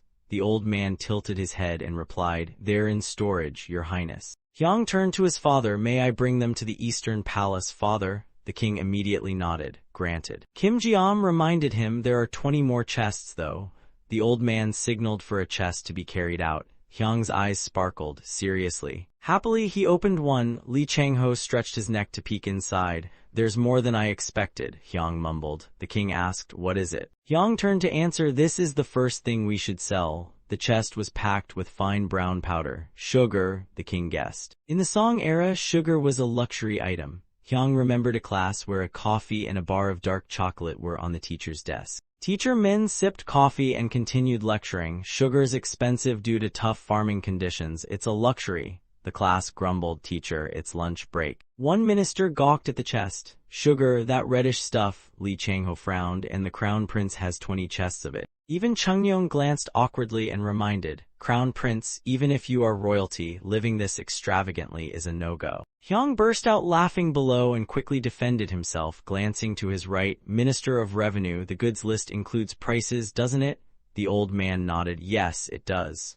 Hyang asked, how much was it? The minister pulled out his ledger and flipped to the page, scanning it quickly. Let's see, sugar, he read aloud, 20 taels of silver per batch. The number shocked everyone. All the officials stared at the old man like he just said sugar was growing on trees. Even Chung-yong was skeptical. Are you sure that's not a mistake? Another question followed, Minister, how much sugar did we buy in total? The old man fumbled a bit and did the math, 200 kilograms. Everyone screamed in unison, what? Sung nearly fainted. That's not even enough for a pinch of sugar in my tea. Even Lee Chang-ho looked baffled. How is that even possible? Samson Po's lecture echoed in Hyang's head. If you dig deeper into Song dynasty records, you'll realize how severely closed off they were. The people of Song had no clue that the Ming had begun mass-producing sugar. Their sugarcane fields stretched for miles, and sugar became so common it was practically peasant candy. Using knowledge from his past life, Hyang seized the moment. So yes, father, I scored us a mountain of sugar at dirt-cheap prices. Everyone was stunned by Hyang's intellect. Chung-yong proudly gave him a thumbs up. I'm truly proud of you, my brilliant son, you're a real crown prince. But just then, the Minister of Public Works side-eyed the emperor with a not-so-happy expression. He raised an objection seriously, Your Majesty, I must protest. We already have honey and grain syrup. We shouldn't rely on foreign goods. Another official spoke up in defense. That's incorrect. Honey is rare and grain syrup depends on harvest yields. It's not reliable. Foreign goods are a better bet. The two began tossing arguments like dodgeballs. Why choose the hard way when there's an easier one? Their glares said they'd brawl if etiquette didn't stop them. Importing makes us dependent, one shouted. But do we just watch smuggling grow unchecked? The other fired back. They argued right in front of Hyang and the emperor while Hyang listened patiently. Calm and composed, Hyang waited for silence before asking, have any of you ever tasted cane sugar? Sung blinked. What? The ministers looked sheepish. I tried it once, one muttered. Another coughed. After passing the national exam, I had some. One scratched his head. Forgive me, I never have. Hyang sighed, slumped in defeat. Man, our Song dynasty is poor, he whispered, but Chung-yong seemed to catch it and asked, what did you just say? Hyang quickly dodged me. Nothing at all. Regaining composure, Hyang turned toward the throne. Father, I have a proposal. The king didn't answer right away. What is it? Hyang continued. We just acquired a huge batch of sugar. Why don't we share it with the ministers and reward the palace staff with it? He suggested cheerfully. The ministers blinked, confused. Sugar as a reward. Hyang grinned like the morning sun. Yes, recognizing those who put the kingdom first is essential. And so, the proposal was approved. The ministers were tasked with distributing sugar to the eunuchs and palace servants. The Minister of Public Works sat at home, staring at the opened bag of sugar on his table, lost in thought. Not long after, all the ministers agreed to resell their share of sugar. A few days later, Chungyong was happily munching on long, ivory-colored cakes with great satisfaction. Just then, a palace servant announced, "Your Highness, the crown prince has arrived." Hyang cheerfully trotted into the hall and approached the throne. "Father, you summoned me." The king jumped a little. "Ah, you're here already." Hyang saw the emperor eating sugar and frowned, shouting, "You're eating sugar again? Your belly's getting rounder." The emperor panicked, caught red-handed. "I was going to skip dinner, I swear." But Hyang didn't let up. "What if you get diabetes?" The emperor gave up, raising his hands. All right, I heard you." While they were chatting, a servant announced from outside, "Your Majesty, the ministers have arrived." Hyang glanced toward the door and the king cleared his throat. "Let them in." The palace doors swung open. The court officials entered the hall one by one. Hyang turned his head to observe the new arrivals. He blinked in confusion. "Who are these people? This is my first time seeing them." 7 officials were summoned, and Hyang was the 8th. They sat in neat rows beneath the emperor, who sat high upon the throne and declared, "Everyone's here." As you all know, the left chief minister has retired and several high posts remain vacant after the recent incident. I've made decisions regarding these positions. This might be the first time the crown prince meets you all, so introduce yourselves. Hyang looked around, thinking, wait a minute. An elderly man bowed respectfully. "I am Sajung, the right chief minister." One by one, the others followed suit. A stern-looking man with a long beard spoke, "I am Hwang-hee, the new left chief minister." Then a man in red robes with a neatly trimmed mustache said, "I am Lee Jik, chief minister of affairs." The 4 high-ranking officials finished introducing themselves. Hyang stared at them, startled. "Are you kidding me? They're actually here, for real?" His expression was somewhere between shocked and oddly delighted, like a mischievous kitten. "They're really here, that means," but his thoughts were interrupted by the emperor. "Minister of Public Works, about our country's measurement standards, didn't you inquire recently?" Chungyong smiled and gestured to the ministers. "We'll need more accurate instruments. Have Jang Yong handle it." The minister bowed. "As you command, Your Majesty." But Hyang was still mentally reeling. Could it really be the Jang Yong I read about in history, that towering figure of power? Is this the grand entrance I've been waiting for? Scene change. Hyang was now scribbling something with a fountain pen. Inside the Eastern Palace study, he sat focused at his desk, writing away, ignoring the world. Hyang rolled up the scroll and cheerfully exclaimed, "Done." Holding the scroll, he opened the door and called to his attendant, "Let's go to the Royal Medical Institute, quickly." The eunuch bowed, "Yes, Your Highness." Hyang marched forward with a spring in his step, grinning. "I'm coming to see you, Lord Jang Yong." In the Eastern Palace, so Jang Yong isn't at the Medical Institute right now. Hyang's voice echoed in the private hall. The eunuch respectfully replied, "No, Your Highness, he's currently at the water clock site." Hyang's face immediately fell. Noticing this, the eunuch quickly added, "I'll summon him to the Eastern Palace right away." But Hyang remained silent. He turned around and said, "Forget it. Summoning busy people all the time isn't great. Did you say he's at the water clock?" The eunuch stood still and replied, "Yes, Your Highness." So Hyang went alone to find the water clock. The small boy stood before the massive, ancient contraption and looked even smaller in comparison. Hyang stared up in awe. "Whoa, it's huge." He scratched his chin and tilted his head back. "So this is the early Song Dynasty's water-powered timekeeping device. It's even bigger than I imagined," he murmured. Suddenly, someone walked up and startled Hyang, making him spin around. Jang Yong was scratching his head, muttering to himself while staring at a sheet of paper. "No, not like this, if I do it that way." Hyang walked closer and asked, "Hey, are you Jang Yong?" Hearing the voice made Jang Yong realize someone was near. He turned to face Hyang and bowed politely. "This humble servant greets the crown prince." Hyang was taken aback by the formality. "This humble servant? Dude, if a 5th-rank official starts talking like that, people will roast you." Facing him directly, Hyang said, "Forget it. Just now I saw you staring at the water clock all worried. Got a problem?" Jang Yong sighed and spoke up. "His Highness ordered me to design a more accurate water clock. I understand the basic structure, but the math, the numbers are tricky." Hyang quietly listened. After hearing him out, Hyang smiled confidently. "Got it." He looked up at the bulky clock, then turned back to Jang Yong with a cheerful grin.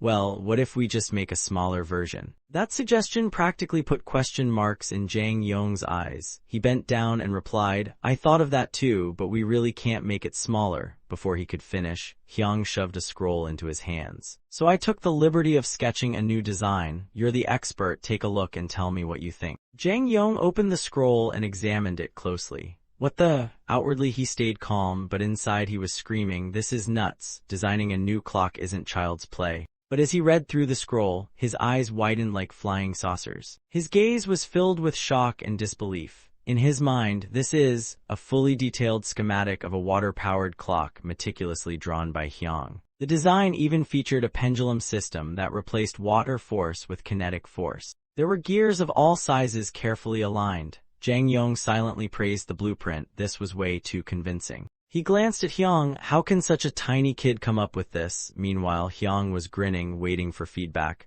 So, what do you think? Jang Yong folded the scroll and looked at Hyang curiously. Did your highness come up with this yourself? Hyang clasped his hands behind his back and half-truthed. Well, about 30% is Western knowledge. The other 100% was 21st century tech, but he kept that part quiet. So, Hyang urged, can you make it? Jang Yong suddenly lit up. Not totally sure, but I'll give it a try. Hyang beamed. Great, then go make it happen. Jang Yong cheerfully turned back to his work, but not before smiling.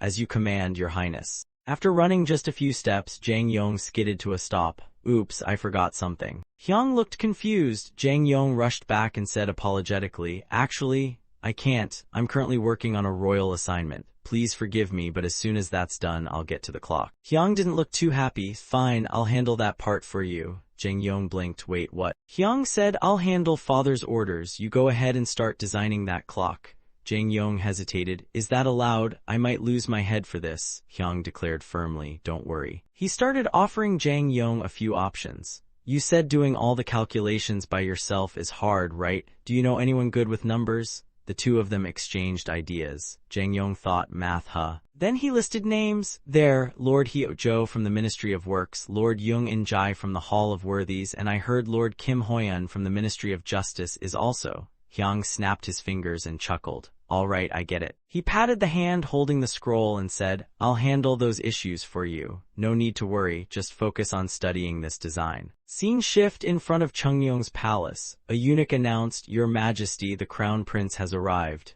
The Emperor replied, let him in. As soon as he saw Hyang, Chungyong asked, Crown Prince, what brings you here? Inside, Chungyong was discussing state affairs with the ministers.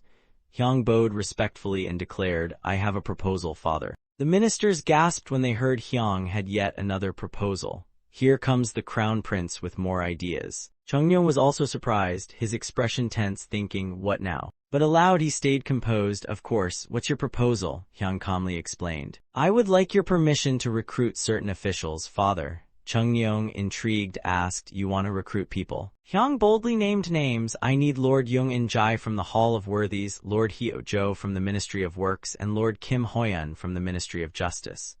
The named ministers were startled and stammered, us? Hyang continued, I also need a few craftsmen from the military, and Lord Jang Yong from the Royal Medical Office. Sajang spoke up, Your Majesty, those individuals. Chungyong calmly glanced at him, then asked, why do you look so shocked? Is there a problem with those officials? Sajang hesitated, not exactly, but he slowly explained, Your Majesty, forgive me, but those men are key talents in their posts. Without them, handling state affairs will be very difficult. I'm sure the Crown Prince's work is important, but national matters are more urgent. Chungyong turned to his son, Crown Prince, explain why you need these people. Hyang frowned, then stated clearly, I want to invent things that will make the Song dynasty wealthier and stronger.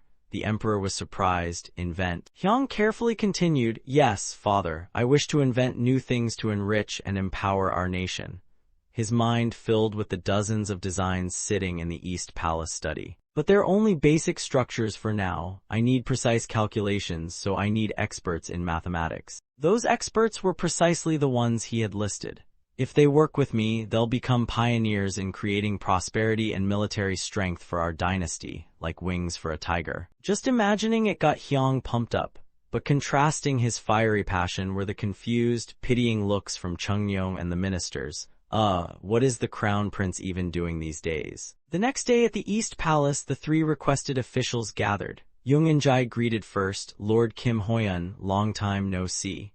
Jang Yong sat in the middle and politely replied, Lord Young In-jai, it's been a while. The three exchanged greetings. Lord Young In-jai asked, so the Crown Prince said you're making a clock, is that true? Jang Yong nodded and showed him the scroll. Yes, This is the clock design drawn by the Crown Prince himself. He squinted and frowned slightly as he looked over the design.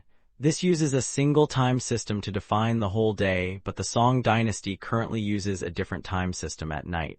Isn't this going to confuse the people? At that moment, someone walked into the room and responded to the question, "We will make the people use the same time system for both day and night." That someone was Hyung, cheerfully hugging a stack of papers scribbled all over. The three officials stood and greeted in unison. "We greet the Crown Prince."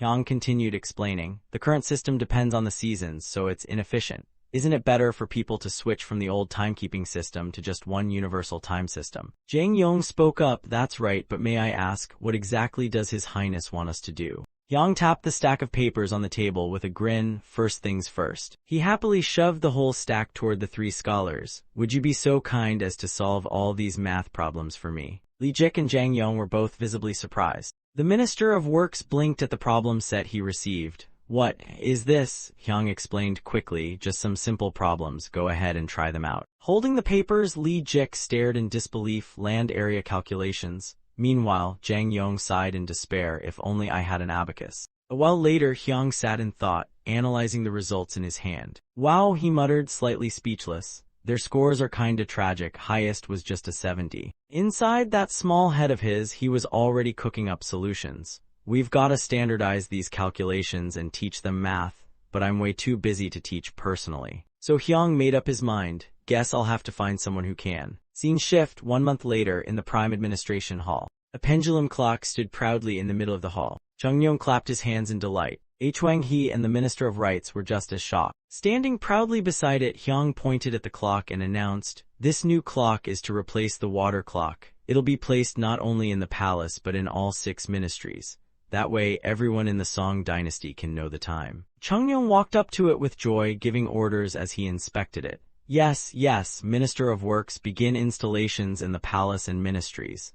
The minister replied, "At once, Your Majesty." Below the dais, Sajung and the Minister of Personnel whispered praises. "Another brilliant invention from the Crown Prince. With this, our lives will be way more convenient." However, reality had other plans. This was just the beginning of a nightmare. Scene shift, back at the Prime Hall, Sajung and the Minister of Personnel were frantically running.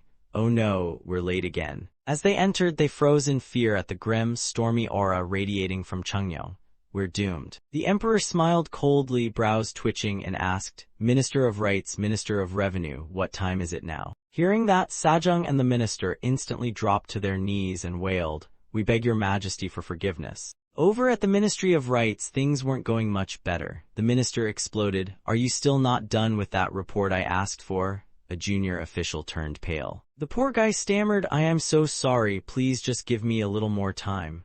But the minister barked back, "Didn't you say it'd be done by 5 p.m.? It's already past that." The official could only bow and mutter endless apologies. Meanwhile, at Jung and Jai's office, things weren't any brighter. "When is this report going to be ready?" he asked. Everyone looked nervous. "If Your Excellency allows us, we can try to finish it by 7 p.m. Hearing that, Jung and Jai exploded in rage. "It's only 7:00 a.m. and you're already slacking off?" The two officials immediately surrendered, raising their hands in defeat. "Mercy, mercy." Exhausted, Jung and Jai stormed out while still scolding, "You topped your exams, but you're slower than snails in winter." The two just stood there, heads bowed in shame. At a tavern, a bunch of officials were drowning their sorrows in wine and complaints.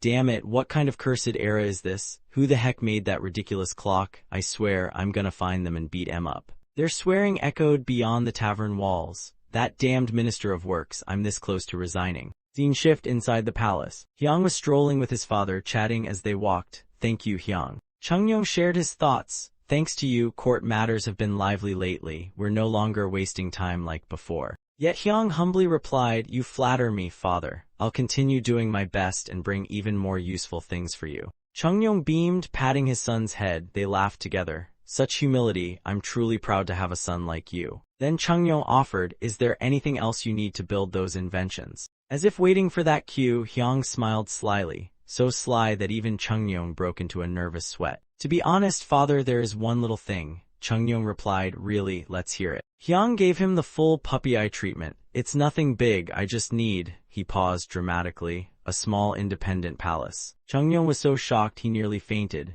a separate palace. Hyang quickly jumped in to soften the blow. I need a quiet place to focus on research. Teary-eyed, he looked pitiful. While making the clock, I had so much trouble. No space on the table, parts everywhere. I even had to eat on the floor. The reason sounded reasonable, but still, a whole palace? Chungyong hesitated. So Hyang played his ultimate card, crying loudly, adorably, with a dramatic reason. If I had my own place, I'd invent way more. Chungyong looked flustered and finally gave in a little. All right, but I need to discuss this with the ministers first. 5 days later, the Academy of Science and Technological Development of the Song Dynasty was born.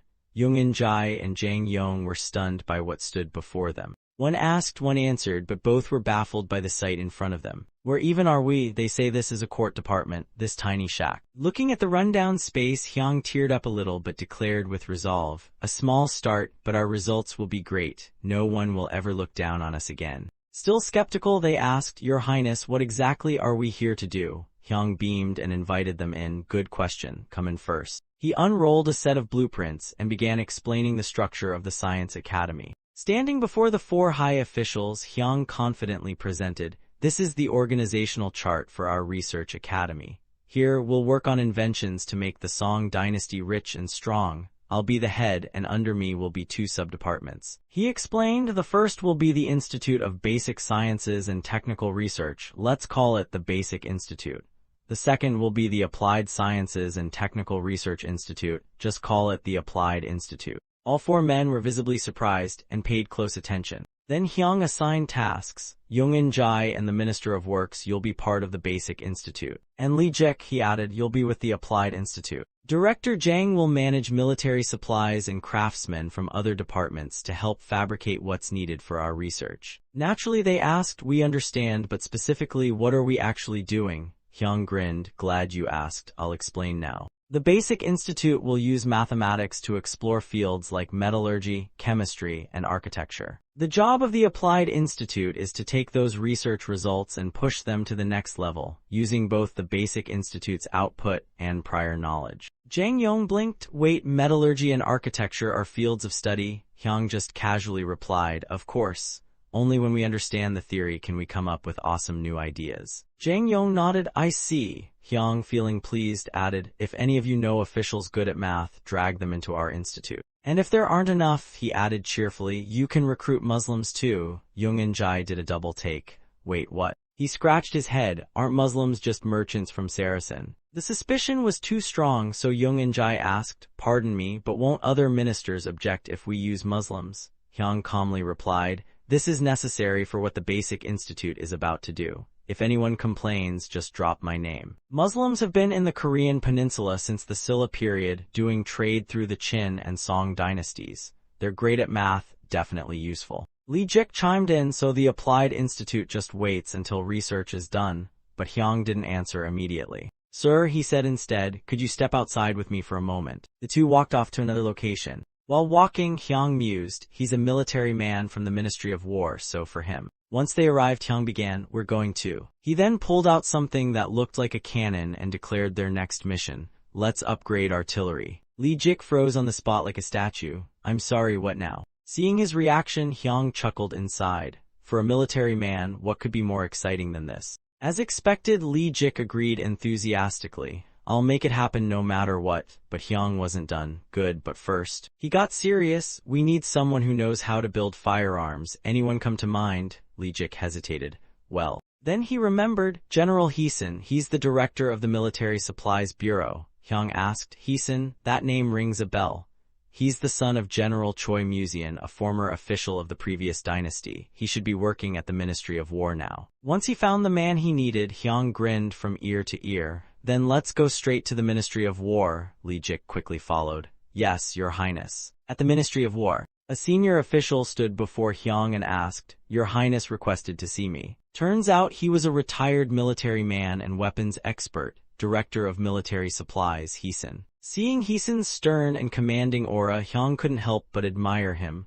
Wow, this guy's got presence. He respectfully greeted him. It's an honor to finally meet you. But Heesun didn't return the greeting. Instead, he looked so angry that even his eyebrows seemed to be wrestling each other. Hyang froze, face going pale. Yikes, I already felt nervous and now his face looks like thunder. But suddenly, Heesun burst into a big cheerful smile and boomed, "Thank you, Your Highness." "It's an honor to meet you," he said. "What brings Your Highness to the Ministry of War today?" Hyang, still stunned by the mood whiplash, muttered, "Let's sit down first." Once they were seated, Hyang began, "Lee Jik, General Heesun, would you like to invent things with me?" They blinked. "Huh, what do you mean, Your Highness?" Hyang clarified quickly, "I want to improve the military weapons of the Song dynasty." "Weapons?" they echoed. Hyang calmly explained, "Exactly. Our army can't compete with the Ming, and Japan is beating us in close combat too. Am I wrong?" Heesun had no comeback. "You're right." Hyang continued, "Our finances are a mess, and we can't just keep recruiting more soldiers. So, I believe we need to improve our weapon quality first, then expand the army gradually," he said firmly. Lee Jik and Heesun gaped in shock, mouths wide open. After regaining composure, they hesitated. "Pardon us, but the Song's spears and swords are already quite good." Hyang didn't budge. "Yes, but weapons aren't just spears and swords, are they?" Then Hyang revealed what he'd been hinting at. "The weapons I'm talking about are gunpowder-based." Heesun was visibly surprised but pointed out a flaw. "You mean guns and cannons? Do you have a way to improve those?" Hyang hesitated. But the hesitation wasn't from doubt, it was from holding in an evil little grin. His two ministers got goosebumps. "What kind of 10-year-old looks like that?" Hyang composed himself and said, "Once I have a detailed plan, I'll explain. But first I want to know how effective our current guns and cannons really are." He asked if a demonstration could be arranged. "Unfortunately," they replied, "that needs the Emperor's approval, Your Highness." Hyang wasn't discouraged. "All right, I'll go ask father." When Chungyong heard Hyang's request, he was stunned. "What? A live fire demo? Is that really necessary? If this is just for fun, then forget it." Hyang quickly explained, "It's not for fun, father. If we want stronger national defense, improving our firearms is key. But I've never seen our weapons clearly or in action." Chungyong seemed convinced in the end. "Very well, Minister of War, organize a demonstration of firearms and cannons.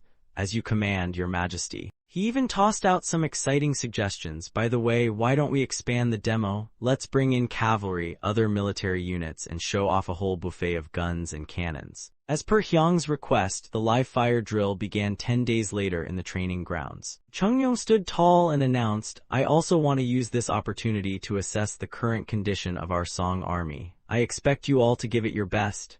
The troops shouted in unison, "Yes, Your Majesty." The soldiers rode out to the field on horseback. Everyone took the drill extremely seriously. Up on the viewing platform, Hyang observed as the cavalry and archers kicked things off. He commented, "Those spears look shorter than I remember." Just then, the commander on the field gave the signal to fire. Arrows whooshed through the air in perfect sync, and they all struck their wooden targets dead on, not a single miss. What followed was an epic horseback charge, pure cinematic glory. A soldier galloped forward, gripping a short spear tightly. With precision, he jabbed it deep into a wooden dummy. Watching this, Hyang was puzzled. Why, they slowed down the horses right there. Isn't that wasting all that momentum? The whole point of cavalry is to smash through the enemy's front lines. He could only sigh in silence. "The road ahead is long." Beside him, the commander barked the next set of orders. A soldier with confident steps took the stage. It was none other than Heesun, and his segment was the gun and cannon demonstration. Hyang's eyes sparkled as he watched. "Finally, it's starting." Heesun, meanwhile, thought to himself, "Why does the back of my neck feel like it's on fire?" Cannons began rolling into place. All were aimed toward the river, with an announcer proudly introducing each one. The biggest one's the Sky Cannon, then we have the Earth Cannon, and lastly the mysterious handheld cannon, an upgraded version of the Sky Cannon. Soon the next command rang out, "Fire." Immediately, the cannons unleashed massive fireballs with terrifying force. Explosions echoed where they landed. Dirt and rocks erupted into the air. Chungyong, thoroughly impressed, exclaimed, "That firepower is insane. What's the range?" The commander replied, "Approximately 1,300 bu, Your Majesty." Then Chungyong turned to his son beside him and eagerly asked, "That was amazing. What do you think, my son?" But Hyang seemed lost in thought, making his father call him a second time. That's when Hyang snapped out of it and replied, "Yes, father." He quickly followed up, "It was incredible, all thanks to the brilliant generals and elite soldiers." The commander bowed and said, "Your praise is too generous, Your Highness." Hyang then called out shyly, "Father," and timidly asked, "May I speak with the cannon operators for a bit? There are a few things I'd like to confirm." Hearing that, Chungyong went stiff again. "Oh heavens, what scheme is this kid cooking up now?" Eventually, permission was granted, and Hyang was led to the two men in charge of the cannons. Seeing him arrive, they immediately bowed and greeted him. Hyang quickly expressed his gratitude. "Thanks to your efforts, this nation remains at peace. I'm truly grateful." The two humbly responded, "You flatter us, Your Highness." But Hyang was already distracted by something else. He noticed something odd. "Wait a second, why are their armors all mismatched?" He asked curiously, "Did you guys prepare your own armor?" The two answered in sync, "Yes, sir." Hyang was speechless. "Ah, so that's why their armors look like they came from a thrift store." He recalled reading that during the Song era, soldiers had to supply their own armor. Makes sense then, but let's park the armor problem for now. First, I need to study these cannons.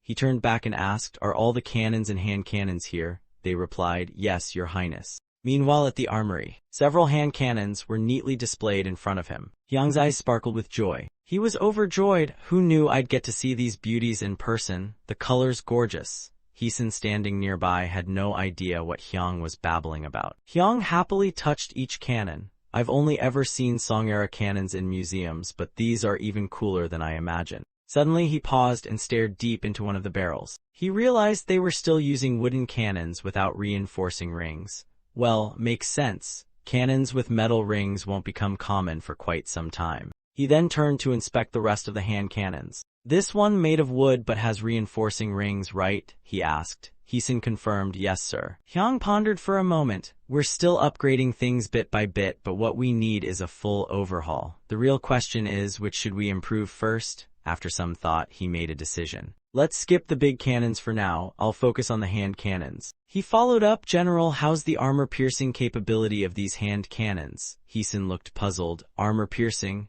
Hyang clarified. "The Jurchen army wears armor, right?" Heesun then listed out the different grades of armor but confirmed they all wore either light or standard gear.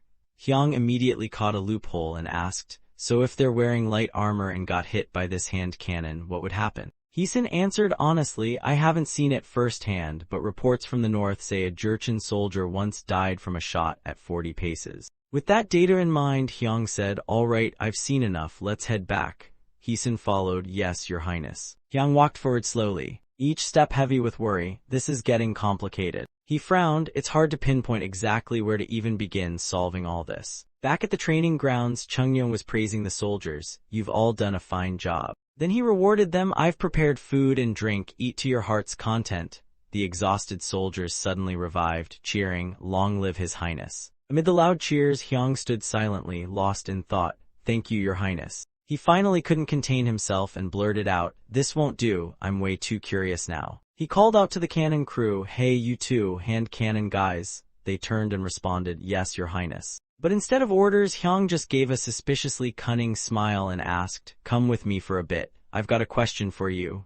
The smile alone made them feel danger looming. Us again. And so, they returned once more to the weapons area. Hyang looked a bit guilty. "Sorry for keeping you from your well-earned feast." The two cannon builders quickly waved it off. No, please don't worry about it, Your Highness." But of course that was just polite bait. Hyang grinned and got to the point. "Oh, then I'll feel free to ask lots of questions." They looked like cornered deer. "Ask away, Your Highness." Hyang started his interrogation. "First question, when using this hand cannon, do you feel any inconvenience?" They thought for a moment. Inconvenience. He clarified, "I mean discomfort, difficulties, annoying stuff, just say whatever comes to mind." They paused, then one of them finally said, "Well, not uncomfortable exactly, but yes, there is one issue." Hyang perked up. "Oh, what is it?" "Most hand cannons need to be mounted on sticks, and even the strongest guys can barely fire more than 2 rounds in a row." The other added, "Also, range and accuracy are a problem. If the target's close, accuracy is decent, but the farther it is, the worse our aim gets." Hearing that, Hyang was fired up. "Can I try holding one?" They respectfully handed him a hand cannon. Immediately, Hyang nearly face-planted from the weight, his body lurching forward. "Whoa, okay, maybe it's not just heavy." He asked, "How much does this thing weigh?" Heesun replied, "About 8 kg. Hyang followed up, "And how long is it?" Heesun said, "Each one's different, but at least 4 chiok long." Hyang asked, "Wait, each cannon has a different length?" Heesun hesitated, then answered, "Well, depending on the measuring stick used, there's a slight variance." Hearing that, Hyang was stunned. What the so it's like using measuring sticks with different lengths in modern times. He immediately asked, didn't you standardize measurements before making the cannons? Heesun could only chuckle awkwardly. They were all tribute items. Hyung stared at the cannon, pondering. Maybe the issue isn't the center of mass, or maybe. He then asked, how much gunpowder does one hand cannon use? Heesun thought, about 1 incense stick's worth. Hyung gasped WHAT. His reaction startled both Heesun and the eunuch nearby. Your Highness, are you all right? Hyung realized he overreacted and scratched his head, laughing nervously. I'm fine, it's just, that's way more gunpowder than I expected. But his worried face betrayed him. Hyung turned to Heesun, I've got all the answers I needed. You two may go. Before leaving, he gave a word of gratitude. You both did well, they responded in unison. Thank you, Your Highness. After Hyung left, the 2 cannon craftsmen whispered, why's His Highness so curious about this stuff? He's still a kid, probably just being nosy. He's at that age where boys love anything that goes boom, right? But inside that tiny head, Hyung had already found what he was looking for. I know the core issue now. The sun was setting as Hyung and Heesun walked back. On the way, Hyung kept asking, General Choi, does firing a hand cannon require 2 people? Heesun replied, usually yes. Hyung raised an eyebrow, but I heard 1 person can do it alone. Heesun explained, if needed, a cannon crewman can clamp the cannon under their right armpit or grip it with the right hand and use the left to light the fuse. Hyung grimaced, that sounds super awkward. Heesun added, exactly, that's why it's typically a 2-man job, but that also creates manpower problems. Expanding the artillery corps becomes tough. Hyung came to a conclusion, alright then, let's solve the hand cannon problem first. He noted the biggest issue with hand cannons is the amount of gunpowder. That reminded him of his past life, when he went to America during the late Ming era to build ships. There, he met many military nerds, and one friend had even invited him to tour a private collection filled with every kind of gun imaginable, like a personal museum. That friend had said, hey, Kim Jin-ho, let me show you how to make ammunition.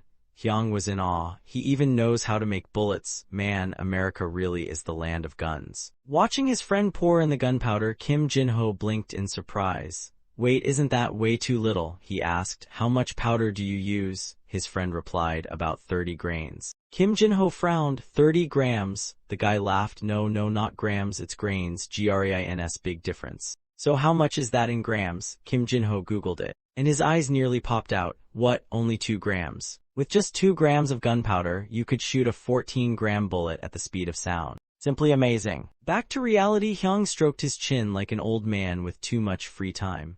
Black powder has about half the power of smokeless powder, but even so, with 100 grams of powder, it should hit at least .50 caliber strength, right? In this era, there aren't any aiming tools. Just using your eyeballs is already considered peak performance. Holding the gunpowder in his hand, Hyung pondered. To increase accuracy with eyeball aiming, you'd either have to shoot from close range or shoot multiple times, but to power that many shots, we'll need more powder. Again. Yet he still hadn't cracked the problem. If we do that, the cannon crew's gonna fly backward from the recoil. What a vicious cycle. The eunuch standing outside was already looking grim from overhearing all this self-monologue. Should I invent a sighting device? But how the heck would I do that during the Song dynasty? Or maybe I should just improve the hand cannon. Actually, let's go all in and make it a proper weapon. But can our cannon crew even survive the recoil? Suddenly, Hyung burst out while opening the door. That's it. He had figured it out. Let's solve the small issues first, then go big later. Eunuch to the Ministry of War. At the Ministry of War, Heesun was squatting while reading a book, sweating like he was in a sauna. You could almost smell it through the screen. Hyung was baffled. He's squatting and reading, multitasking level, ancient beast. The eunuch behind him announced loudly, His Highness has arrived. Heesun straightened up. Your Highness, pardon my appearance, I'll tidy up a bit. Hyung deadpans, no need for that. I just have one quick question. Heesun nodded. I'll answer honestly, Your Highness. Are fuse cords standardized in thickness? No, Your Highness. May I take a look at one? Right away, please wait. Heesun handed one over. Here you go. But before he finished, Hyung interrupted. Can you light it for me? Of course, Your Highness. Heesun began lighting the fuse, but Hyung immediately blew it out. This action puzzled Heesun. Hyung explained, I'd like to test a few more fuses. And so Heesun would light one and Hyung would blow it out again, over and over. Eventually Hyung asked with glee, just as I thought, you've noticed the problem too, right, General? Heesun thought for a bit. You mean, the fuses can't stand up to wind? Hyung snapped his fingers. Exactly, no one reported this issue. Heesun answered honestly no, but even if the wind blows it out, the soldiers just relight it. It's not a big deal. Hyang shook his head. But on the battlefield, seconds matter. Can they really afford to relight it in time? On the battlefield, time is life. Order the quartermaster department to find the ideal fuse thickness now. Heesun was stunned, whispering to himself, how can a kid that young be thinking about stuff like this? Cut to the palace where Sajung and Lee Jik greeted each other. Minister of Revenue, long time no see. Ah, Lord Lee Jik, it's been a while. They continued chatting about Hyang. Sajung asked, why haven't I seen His Highness around lately? Lee Jik replied, he said he's been busy conducting a very important experiment, been buried in the annex for 5 days straight. Sajung was visibly shaken. 5 days? Lee Jik sighed. Not long ago, he even took mercury from the female alchemist in the military supplies department. Sajung blinked. Mercury, seriously? Lee Jik's face was void of life. I don't know what it's for, but it's probably related to why he called me today. Anyway, I must take my leave. Sajung, equally exhausted, muttered, may fortune be with you, Lord Lee Jik. Inside the council hall, Hyang sat with 5 officials. It's been a while, gentlemen. He asked the Minister of Public Works, how's the calendar reform going? The man replied, face pale as rice paper, we've made some progress, Your Highness. We've pinpointed the discrepancy between the Ming calendar and ours and are trying to fix it. Hyang nodded. Good, so when will it be finished? Jung In-jae brightened, probably by this winter. But Hyang instantly froze. Winter. Unable to hold it in, he shouted, that's too slow, it has to be done by mid-autumn festival. Jung In-jae's jaw dropped, and mid-autumn. Hyang explained, the reform can't drag on any longer. If needed, hire more people. Jung In-jae muttered bitterly, nobody wants to work here, overtime's basically a meal. Seeing his reluctance, Hyang's voice turned ice cold. As I said before, use my name to recruit. Deadline is mid-autumn. Under capitalism's thumb, the only fate for wage slaves is to obey. As you command, Your Highness. Hyang's tone lightened again. General Heesun, Lord Lee Jik. They both flinched. Yes, Your Highness. He continued, I have a very important task for you. Both men smiled nervously, hearts pounding like war drums. What kind of task? Hyang grinned. Wait just a moment. He rummaged around and pulled something out. Found it. He rolled out a blueprint on the table. With this, the battlefield will never be the same again. The others blinked. Battlefield. One of them finally realized what the blueprint was and gasped. It was a blueprint of a gun, one that looked shockingly modern. Hyang beamed. This is the kind of gun I want to build. The 3 ministers all stared with dropped jaws and popped eyes. Hyang declared confidently, with this, warfare will change forever. Lord Lee Jik, General Heesun, let's build it together. The 2 men hesitated, unsure if they should feel honored or terrified. The tension was thick enough to slice. Jang Yong stepped in. Your Highness, if I may ask something. Go ahead, Hyang said. In this blueprint, Jang Yong pointed at a loop-shaped part. If you pull this ring down, the curved piece above it seems like it will move. Hyang nodded. And what would you do, Jang Yong? The man leaned in and offered, if it were me, I'd attach the fuse here, then place a powder tray right there. If we pull this crescent-looking part, the part that holds the fuse would move, and the powder on the tray would ignite, channeling the flame into the gun barrel and causing an explosion. A fiery image of a gunshot lit up behind Hyang. He got super excited as Jang Yong explained, truly impressive, just like a distinguished scholar. Hyang didn't hold back on compliments. Your analysis is excellent. Lee Jik nearby finally got it too. Now I understand. And so did Heesun. After hearing Jang Yong's breakdown, he exclaimed, this is genius. We won't even need a second person to light the fuse anymore, and firing speed will increase. Seeing things click, Hyang was secretly overjoyed. They've got it. They're asking how fast it can fire now. Good. However, Jang Yong raised a concern. But Your Highness, there's no fuse or powder tray in this drawing, just a bump. How do we put gunpowder in that? To Hyang, that question was child's play. He even chuckled smugly before answering, let me explain. Westerners call this part. This part that looks like a chicken head is called a cock. In Western terms, it's the cap, and the thing sticking out beneath it is called the nipple. Just as he was about to explain nipple, the Public Works Minister loudly interrupted. How vulgar. Hyang couldn't help but snicker. Yup, people are the same everywhere. He went on, we insert the powder inside the cap. Jang Yong lit up like a lantern. So if we move the trigger to strike the cap, Hyang nodded. Exactly. One strike and boom. But Heesun raised a concern. But Your Highness, gunpowder itself is a problem. The kind we use has issues. Lee Jik looked puzzled. What do you mean? Heesun calmly explained. Gunpowder is not only hard to use, it's also very tricky to produce. Heeson elaborated, first, making gunpowder is dangerous. Storing it is tricky too. If the ingredients rub together too much during mixing, it might go off. Also, if stored improperly, the ingredients can separate again. Saltpeter, the main ingredient, absorbs moisture like crazy, so we mix sand in it to reduce humidity. Finally, Heeson concluded, even if we want to use the cap method you mentioned, I still worry it won't work well with such moisture-prone powder. But Hyung quickly presented something to change the game. You're right, General, but this stuff will solve that. He revealed a bowl of grayish powder. The officials leaned in curious. What is that? Hyung proudly introduced it. This is gunpowder I made myself. I still want to refine it more, but for now, it's good enough. He brought it closer while continuing his TED talk.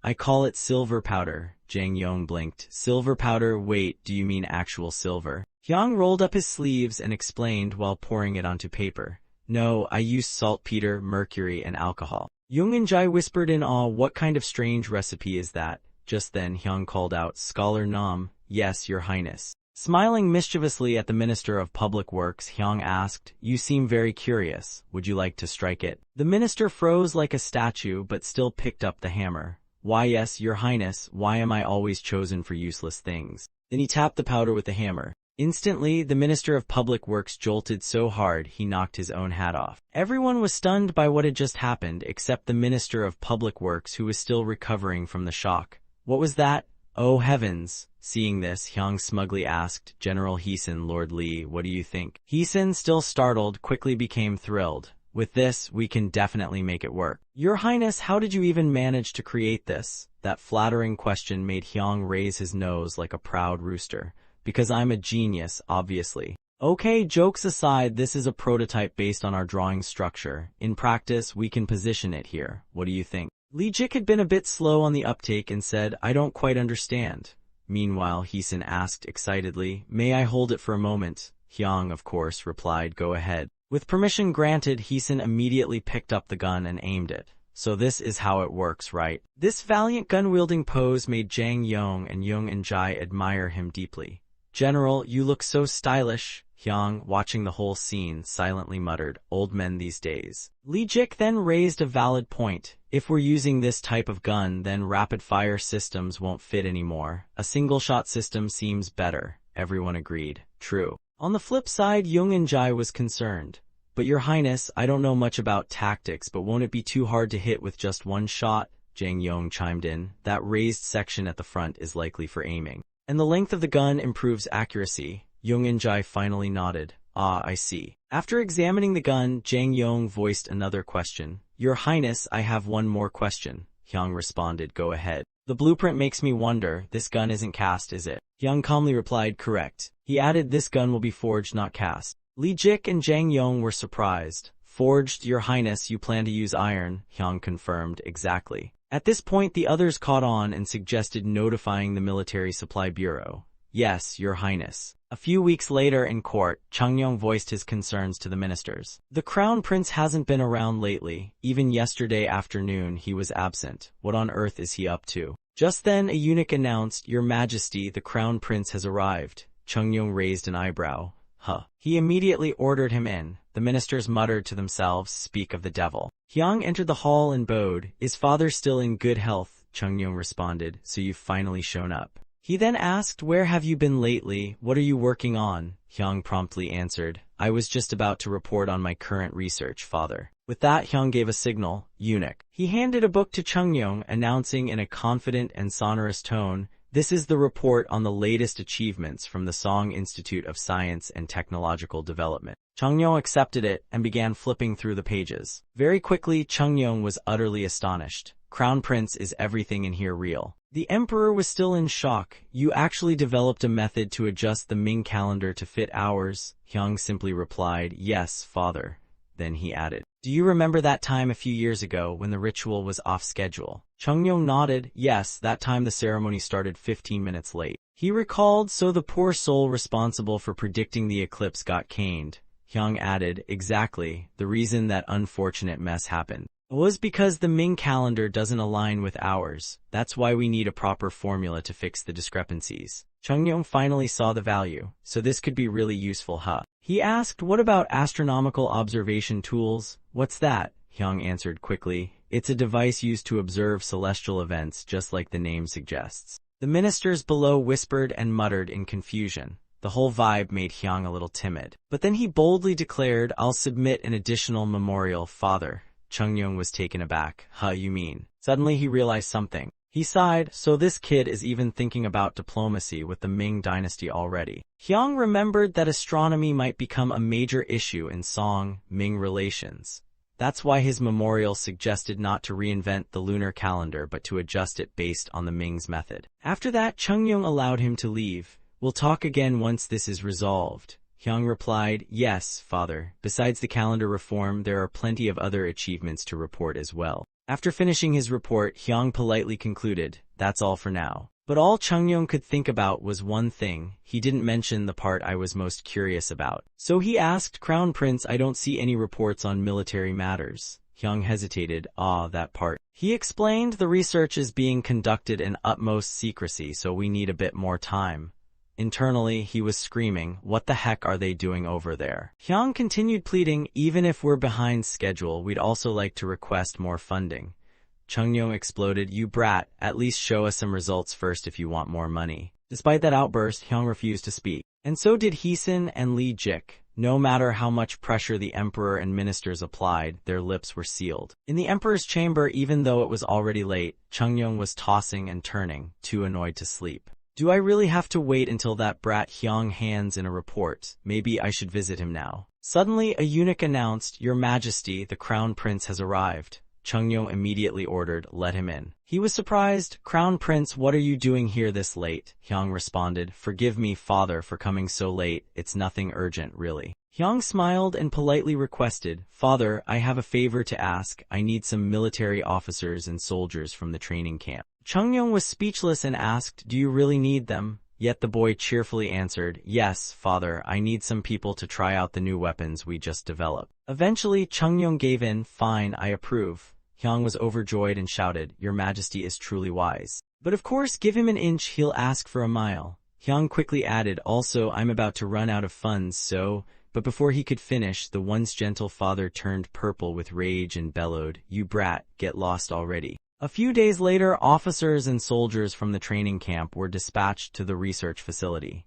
Interestingly, they too kept their mouths tightly shut. These troops were soon moved to another secure location. Though the place had fences and guards, security was even tighter, and every day loud explosions echoed from within. Hyung put up a sign at the entrance reading, Area 51. In the palace, Chungyong couldn't help but ask, what does Area 51 even mean? Lee Jik replied, I have no idea, Your Majesty. But ever since that sign went up, people have been throwing around this phrase, game changer. Chungyong still didn't get it. What in the world is a game changer? One nearby official shrugged. I don't know either, I think it's some Western slang. Ever since Area 51 was established, Hyung began waking up at 6 or 7 a.m. after completing his Crown Prince duties. He dashed straight to the Research Institute, the Military Supply Bureau, and Area 51, shouting as he ran. To save travel time, Hyung also began riding a horse. The sight of him galloping through the streets became a new scenic attraction in the Song dynasty. Sajung and the other officials watched from the side, curious as ever. I'm dying to know, what is the Crown Prince up to? In court, petitions poured in about one thing only. Your Majesty, we simply can't wait any longer. Hwang he proposed, we must investigate what the Crown Prince is doing. The ministers all agreed. Yes, we need to see if he's using the national budget properly. Chungyong, sleepless for days, looked pale and haggard. You all feel the same. I feel that way too. Court attendant summoned the Crown Prince at once. Yes, Your Majesty. Moments later, Hyung arrived and bowed. Did you summon me, father? Chungyong responded, you're here. Then he got straight to the point. I know you've made a lot of progress since spring, but we haven't received a single report. We want to know how far you've come as soon as possible. Hyung didn't panic. Calmly, he answered, please forgive me, father. This concerns the national security of our Song dynasty, so I have no choice but to keep it secret until results are ready. It's top secret. Chungyong raised an eyebrow and the ministers looked no less skeptical. I understand. but no matter how top secret it is, I can't allocate more budget without seeing a report. Those final words stunned even the composed Hyung. We'll be conducting an audit of your work. Chungnyeong announced seriously, I'll give you time to prepare. How long do you need? Hyung let out a sigh in thought, guess there's no way out of this now. He answered firmly, I only need 5 days, father. Chungnyeong promptly agreed, all right then, in 5 days we'll come inspect the research institute. 5 days flew by and inspection day arrived. Chungnyeong and the ministers showed up while Hyung greeted them earnestly. Father, you've arrived.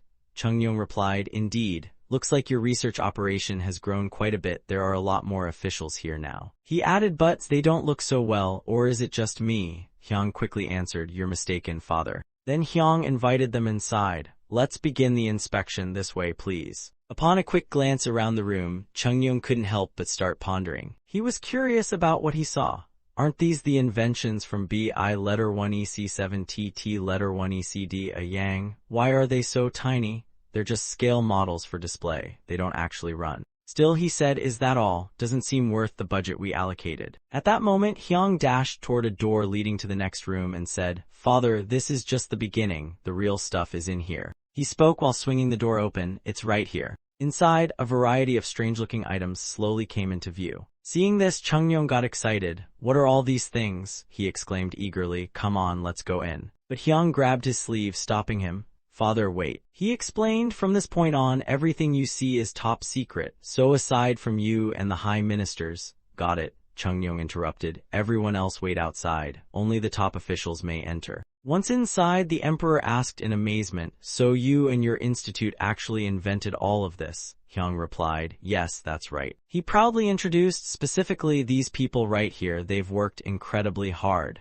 Chungnyeong smiled and praised, I see. Good work, everyone. Then he picked up a long rod and asked, but what's this long stick for? Hyung quickly responded, that's a device called a level gauge. He continued, as the name suggests, it's used to measure balance horizontally and vertically. If the iron bead stays centered, it means perfect balance.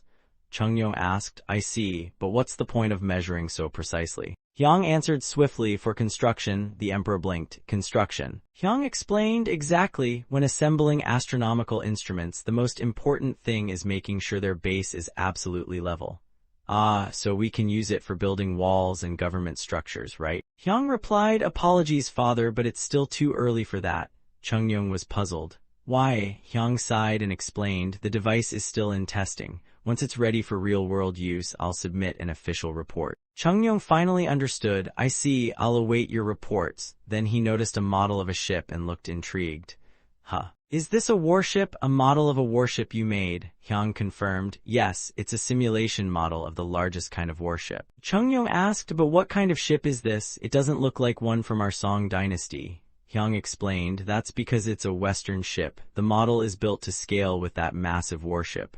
What? Chungnyeong leaned in close to inspect the model, mumbling in awe, so the Westerners have already built a behemoth like this. But where are the paddles? Hyung cheerfully revealed, this ship doesn't need paddles. It runs entirely on wind power. Chungnyeong asked again, what about its weapons? Hyung continued, its main weapon is the cannon. If calculated properly, it can carry about 80 cannons. That number shocked him, 80 cannons. After listening to Hyung's explanation, Chungnyeong was overjoyed and proud. Wonderful, Crown Prince. Hyung also smiled and swore, I will surely make father proud. Suddenly he noticed something. Turns out it was a bowl sitting next to another ship model. That thing. Chungnyeong was confused. Why is there a noodle bowl here? Hyung quickly explained, it's not a noodle bowl, father. He simply said it represents an iron ship. Now not only Chungnyeong but even the ministers who helped build it were stunned. What? An iron ship? A few months ago in a court chamber someone had exclaimed, did you say an iron ship? It was Hyung and the ministers. The boy beamed and replied, yes, that's exactly what I said. The idea knocked the ministers flat. Crown Prince, that's impossible. Even kids know iron sinks in water. But Hyung stood firm, it's not impossible, we just haven't figured out how yet. They remained skeptical. Then Hyung turned to a eunuch and ordered, bring me a brass bowl and a big basin filled with water. The eunuch replied, yes, your highness. Then Hyung placed the bowl in the basin and turned to Jung In-jae and the Minister of Works. See, even iron can float on water. Hyung continued explaining, if the object is solid and touches water with a small surface, it'll sink. But But if it's hollow and has a wide contact area with water, it can float. That's because increasing volume while keeping mass constant decreases density. Lee Jik still looked confused as usual, thinking, mass what now? Meanwhile, Young and Jai was muttering, didn't we learn this in the Foundation Institute? Jang Yong, however, seemed intrigued. Young and Jai then added, so if we hammer the iron sheets thin enough and join them together, we can build an iron ship. Hyung nodded, that's basically it. But there's a problem, how do we fasten the iron plates securely and keep the water out? Hyung declared, that's your research assignment. As soon as he said that, the three of them had a collective inner monologue. Should we just retire early? Back in the present, Hyung concluded the story, and that's why this wooden bowl is placed here. But then Hwang Hee voiced his doubts. Your Highness, I don't think making an iron ship is going to be easy. Can we even find a working method? Hyung confidently replied, of course, we already know the principle, now we just need the method. Hwang Hee continued, but the problem is, we have no idea how long that will take, right? Sensing tension in the air, Chung Yong chimed in, will I even live to see an iron ship during my reign? At that point, Hyung, tired of being doubted, made a bold statement, not only will you not see it, father, I won't either. Chung Yong was shocked. What? Hyung added, even so, I believe we must continue researching, no matter how long or costly it may be. His face now radiated determination. For the future of our Song dynasty, it must be done. I hope father will have faith in me. But Chung Yong and Hwang Hee were a bit speechless. This kid's guts are enormous. Still, they had a pretty positive view of Hyung. After all those strange things he did turned out surprisingly well. In the end, Chung Yong gave up but still granted the request. All right, go ahead and do it. However, he laid down some conditions. We can't just throw time and money at this blindly. You must submit a detailed plan and provide regular progress reports. But those conditions barely fazed Hyung. He cheerfully responded, as you command, father. Then Chung Yong spotted something else. I've been wondering what's that strange-looking thing in the corner, Hyung quickly replied, that. He introduced it with flair. This steam sphere is called the Heron, father. Chung Yong looked intrigued. The Heron steam sphere. Hyung promptly explained, it's a device invented by a famous Western scholar long ago. Even if we succeed in building an iron ship, there's still one problem. The heavier the ship, the harder it is to move using just sails and oars, right? So how do we make it move? The ministers nodded, yep, that's definitely a problem. Internally, Hyung praised Jang Yong, sharp as ever, he already figured it out. Then he continued, I've considered this issue too, so I want to begin a new research project with the ministers. Eunuch, bring the device I requested from the Military Supply Bureau. The eunuch replied, yes, your highness, here it is. Young and Jai and Jang Yong examined the object placed before them just as Hyung gave another order, bring a charcoal stove and a kettle of water too. Then Hyung poured water into the bowl with two spouts sticking out like fan blades. After sealing the lid, he explained, I'm considering using water and fire as energy sources. While heating the bowl, he added, water and fire, just wait and see, you'll get it soon. The Minister of Works and Jang Yong silently observed the heating bowl. At first, smoke gently puffed out from the two ends, but soon the smoke thickened and the bowl began to spin. After a short while, its spinning speed skyrocketed. Seeing this, Young and Jai exclaimed, it's spinning like a wheel. Standing beside him, Jang Yong added, and it's getting faster and faster. Then Hyung calmly explained, you've all seen how steam lifts the lid when cooking rice, right? Water and fire together can move even a heavy pot lid. He then declared with excitement, I want to call this a steam engine. Young and Jai was astonished by the demonstration and voiced his support. Just a little water and fire makes it spin like that. I think it's worth researching. If we complete it, I believe we can use it on ships. It'd be super convenient, not needing wind direction or an army of rowers. But Hyung didn't celebrate just yet. He shook his head slowly and said, this thing isn't just for ships. Hearing that firm declaration, Lee Jik couldn't hide his curiosity. Wait, it can do more than that? Hyung stared at the spinning bowl and suddenly said, what if we use this to replace horse carriages? That idea made both Jang Yong and Lee Jik flinch. Replace horse carriages. From somewhere in the palace came a confused voice. What did you just say? It was Chung Yong, completely bewildered. You want to use this thing to pull a carriage? I don't get it. Hyung jumped in. Father, what part don't you understand? Chung Yong asked, to use this we'd need a constant supply of water and fire, right? Wouldn't we have to haul a ton of water and wood on the carriage? Then there'd be no room left for goods. After hearing that, Hyung internally praised him, as expected of the king, sharp as a blade. Still, he calmly reassured, I understand your concern, father. Hyung explained, but this steam engine can generate a tremendous amount of power relative to its size. It doesn't just pull one carriage, it could pull several at once. Chungyong squinted. Several, really? As if he had been waiting for that question, Hyung dashed toward a door and proudly declared, let me show you, father. The door was swiftly unlocked. Chungyong, Sajung, and even Hwang-hee all peeked in curiously. Instantly, the scene before them left Chungyong absolutely stunned. Inside the spacious room stood something placed prominently in the center. It looked like a massive model. The sheer size of it made both Chungyong and Young-in-jai exclaim together, what on earth is this? Hyung proudly struck a pose and proclaimed, this is the ultimate fruit of my 21st century hobby, a model railroad to demonstrate the current capability of our steam engine. He barked a command, eunuch, prepare the locomotive. The last 3 words made Chungyong wonder if his hearing had failed him.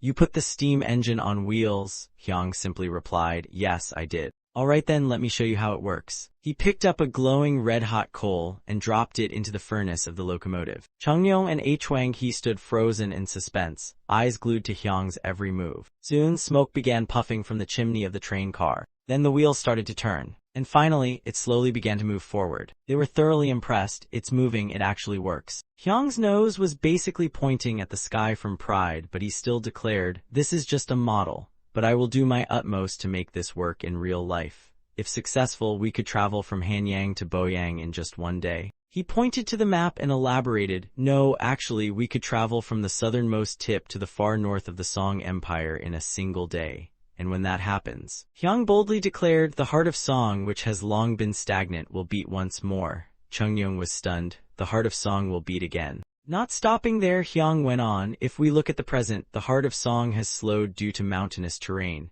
People can't leave their hometowns and live their whole lives in one place. So they stop hearing what's happening elsewhere and their lives become stagnant. But if trains can travel the entire nation. With a determined gaze and confident voice, Hyung declared, Song will finally witness a vision that benefits all of humankind. That speech was so legendary, Chungyong and the ministers almost cried. It was like something out of a dream. Still, as a ruler, Chungyong remained cautious. There's no guarantee this research will succeed, and clearly it'll cost a fortune. But little did he know, Hyung had predicted that very thought. That's exactly what father is thinking right now, he smirked inwardly. Without hesitation, he said, Minister of Works, submit the plan to His Majesty.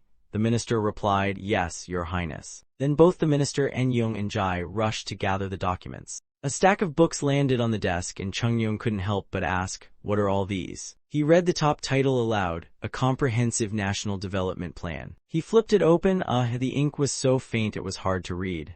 I hate golden-tip brushes during times like this. Hyung explained, these are strategic plans aimed at strengthening Song based on geography, economics, population, and resource distribution.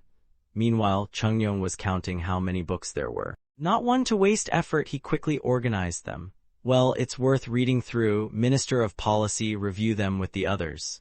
Young-in-jai promptly replied, as you command, Your Majesty. Then Hyung added, also, Father, I have a small request. What is it? Chungyong asked. Hyung continued, we're in dire need of talent. Even I and the officials haven't had enough rest lately. Chungyong turned to the Minister of Works, is that true? That question stabbed Young-in-jai right in the feels, and tears began pouring out. Sobbing loudly, he answered, Your Highness is currently leading not just one but many projects. Too much work, too few people, we hardly sleep. He continued, rumors of burnout have spread everywhere. At first, people join thinking they'd get promoted, but every time someone new arrives, the prince starts another project. Young-in-jai was so wronged, he still hadn't stopped crying. You know, it's only been 6 months since we started this research, but we've created so many things, we have endless work. Hearing all that, Chungyong muttered, Hyung, you rascal. It looked like he was about to scold Hyung, but instead he turned with a big grin. You've really been working hard, haven't you? Truly wise, father. That left all the ministers utterly speechless. He added, I understand, I'll help solve the manpower issue. But Chungyong was still cautious. It looks like the Research Institute will need a massive budget. I believe this must be seriously discussed before any decisions are made. Hyung, ever understanding, nodded, understood, father. But Chungyong wasn't done yet, however. He spoke with subtle meaning, it seems you haven't shown me everything yet. His smile was warm, but the atmosphere felt frosty. I've already poured so much money into this institute. You're telling me this is all it's produced? Even Hyung got a little nervous at that. Classic father intimidation mode activated. Chungyong kept that not smile going and suggested, why don't we go there next? You know, I mean Area 51, he added casually. Hyung could only sigh in defeat. As you command, father. And so the group began to move out. Riding horses together like this feels good, doesn't it? Chungyong remarked. The boy beside him grinned. I think so too, father. Still, Chungyong didn't forget the main issue. So, what's Area 51 supposed to mean? The kid just gave a sheepish laugh to dodge the question. It's not a big deal really, it just sounds cool, that's all. A while later they neared the mysterious location. The tall emperor asked again, I suppose we're here, Hyung replied, yes, father. But as they approached the gate, 2 guards ran out and shouted, halt, only authorized personnel may enter, present your token. Chungyong couldn't believe it. What insolence, he barked. But someone nearby quickly added, even I can't enter without the token, father. Security here is taken very seriously, so please don't be mad. Then Hyung held up the token, here it is. Instantly the 2 soldiers shouted, attention. The dramatic pose had Chungyong raising an eyebrow. What kind of stance even is that? Finally they made it inside.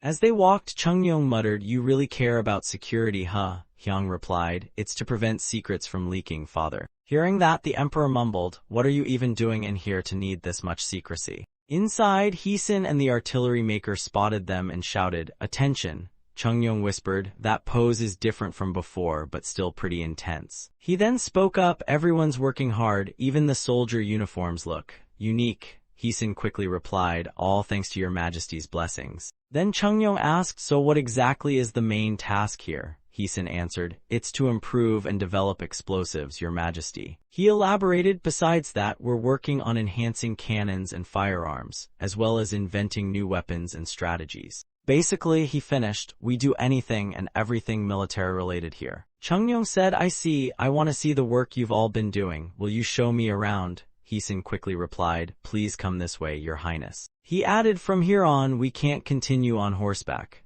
That got Chungyong extra curious. What's behind that gate that warrants such strict rules? Everyone dismounted and began walking inside. As they walked, Chungyong spotted something. He squinted at it. Isn't that gunpowder? Heesun nodded and explained, yes, your highness. We've developed a gunpowder that's stronger than what we're currently using. He pointed and continued, from the right, this earth-colored powder is the original formula. We call it base gunpowder for convenience. Then Heesun picked up another bowl, and this here is the enhanced version, twice as powerful as the base one. Chungyong noticed the color difference and asked, it's darker than the base powder. What makes it different? Heesun replied, allow me to explain, your highness. He began breaking it down, just like the regular kind. We mix raw ingredients and add water to get it to stick. Then we dry it like fermented tofu, grind it into powder and sieve it. Up to that point the process is the same, but here, where things change. Heesun kept explaining while Chungyong listened intently. Next, the sieved powder is blended with graphite. At this point, Chungyong asked, graphite, isn't that the stuff the crown prince asked miners to find? Heesun confirmed, yes, exactly. What's it used for? Chungyong pressed. Heesun answered seriously, it does several things. When mixed with gunpowder, it helps resist moisture and prevents spontaneous ignition. He leaned in and added a juicy bit, and here's the kicker, it lets us remove sulfur from the formula. Chungyong was stunned, no sulfur, will it still explode then? Heesun quickly reassured him, it will, your highness. Still unconvinced, Chungyong asked again, sulfur, been part of gunpowder forever. Are we sure it's okay to ditch it? Heesun calmly replied, yes. Without sulfur it gains a new property, but that's both its strength and its weakness. He added, it can't be ignited using a regular fuse anymore. Chungyong asked, then how do you set it off? Heesun presented a box, we use this. Chungyong peeked inside, puzzled, huh? Inside were what looked like golden coins. Curious, Chungyong asked, what are these? Heesun explained, they're called caps, brass ignition caps containing a special type of gunpowder designed by the crown prince himself. Chungyong frowned, so you use one type of gunpowder just to ignite another. Isn't that overly complicated? Anticipating the barrage of questions, Heesun smiled. Instead of explaining, I've prepared a demonstration. I think your highness would rather see it in action. Please follow me to the testing grounds. And with that, everyone headed to the demonstration area. Upon arrival, they gasped, this place is huge. Sounds of awe echoed around. Look, there are even scarecrows over there, those must be the targets, right? Then Heesun stepped forward and shouted, "Let the demonstration begin." Soldiers with guns marched out. Immediately, a line of gun-wielding soldiers stepped into view. The weapons in their hands stunned the crowd. "What are those?" Hyung stepped in to explain. "That's the newly invented firearm." Still, Lee Jik blurted out, "It looks super weird though." The soldiers began performing the action of unlocking the bolt. Then they poured gunpowder into the barrel and used a ramrod to pack it tight. As the soldiers continued prepping, Hyung explained, "They're using the brass ignition caps right now." Seeing everything was ready, Heesun shouted, "Prepare to fire." Fire! The soldiers pulled the trigger all at once. The bullets flew swiftly and accurately, striking the targets dead on. Everyone stood there, jaws dropped in collective shock. Gasps and exclamations filled the air. It truly was mind-blowing. Even at a great distance, the power didn't seem to diminish at all. Chungnyeong exclaimed with delight, "Even sulfur can't compete with this stuff." He added, "Compared to bows and arrows, guns used to have short range, but this overcomes that and packs serious punch. It really is the ultimate weapon." Hyung humbly replied, "You flatter us, Your Majesty. It's all thanks to the hard work of the ministers and artisans." Then he announced, "We'd like to name this firearm the Taipei Long-Range Standard Musket." Chungnyeong was still very pleased. The long-range musket really lives up to its name. "Bring it here, I want to see it with my own eyes." But Heesun hesitated. "Your Majesty, before that," he asked, "may I first introduce another type of explosive?" Hearing there was another weapon in the mix, Chungnyeong was surprised. Another kind of explosive. So Hyung began the introduction. On the far right is Taipei gunpowder, the same kind just used in the demo. Next to it is Silver Blast, invented by His Highness, used for the bronze spear launcher. There's also cotton powder made from cotton fibers, and the one on the far left is Enhanced Taipei, developed from cotton powder. Additionally, we've stored a special oil explosive called Blaze Oil, also created by His Highness. Hearing that, Chungnyeong asked, "Silver Blast, don't tell me it's made from actual silver?" Hyung clarified, "No, we used mercury. It's still valuable but easier to find than silver, and since it's only for ignition, we don't need much." Still curious, he asked, "That's good to hear, but what exactly is blaze oil?" Heesun instantly ordered, "Bring the blaze oil here." A soldier walked over. The soldier held a box, and upon seeing it, Heesun ordered, "Open it so we can see." Inside was something white. Then Heesun warned, "Please take a step back, this could be dangerous." Everyone complied. "All right then." Heesun began opening the white container. He poured a few drops of the liquid onto the ground. As soon as the liquid hit the ground, boom, it exploded on contact, shocking everyone nearby. "Whoa, what the heck?" The ministers all screamed in unison. "Absolutely terrifying," Heesun calmly explained. "This is blaze oil." Chungnyeong was beyond stunned. "Incredible, it truly lives up to the name blaze oil," Heesun added. "Its power is twice that of our current explosives." Hearing that, Chungnyeong praised his son endlessly. "You've created something truly extraordinary," Hyung responded. "You're too kind, father." However, given the current state of the Song dynasty, it's still not practical for use. Chungnyeong raised an eyebrow. "Why not?" Hyung explained, "It's extremely sensitive to impact. If containers bump into each other during transport or get shaken too hard, it'll go boom. Moreover, during spring or summer when temperatures rise, production becomes impossible. It uses strong acids, and that alone is a safety nightmare." Both Chungnyeong and Sajung shivered. "What a temperamental substance," Heesun continued. "That's why we developed the Enhanced Taipei gunpowder instead." Chungnyeong asked, "Enhanced Taipei?" Heesun explained, "It's a type of explosive made by combining cotton powder, blaze oil, and orange oil in a precise ratio." Chungnyeong still didn't get it. "Why would you mix blaze oil in if it's so dangerous?" Heesun calmly replied, "The cotton powder and orange oil neutralize the volatility of blaze oil." The emperor finally got the gist. "Ah, I see. But then why call it Enhanced Taipei?" At that question, both Heesun and Hyung looked stumped. "Honestly, we're not exactly sure ourselves." Thinking fast, Hyung put on his charm and said, "It's thanks to your majesty's divine virtue that our soldiers can now use explosives safely. That's why we named it in your honor." Chungnyeong was deeply moved.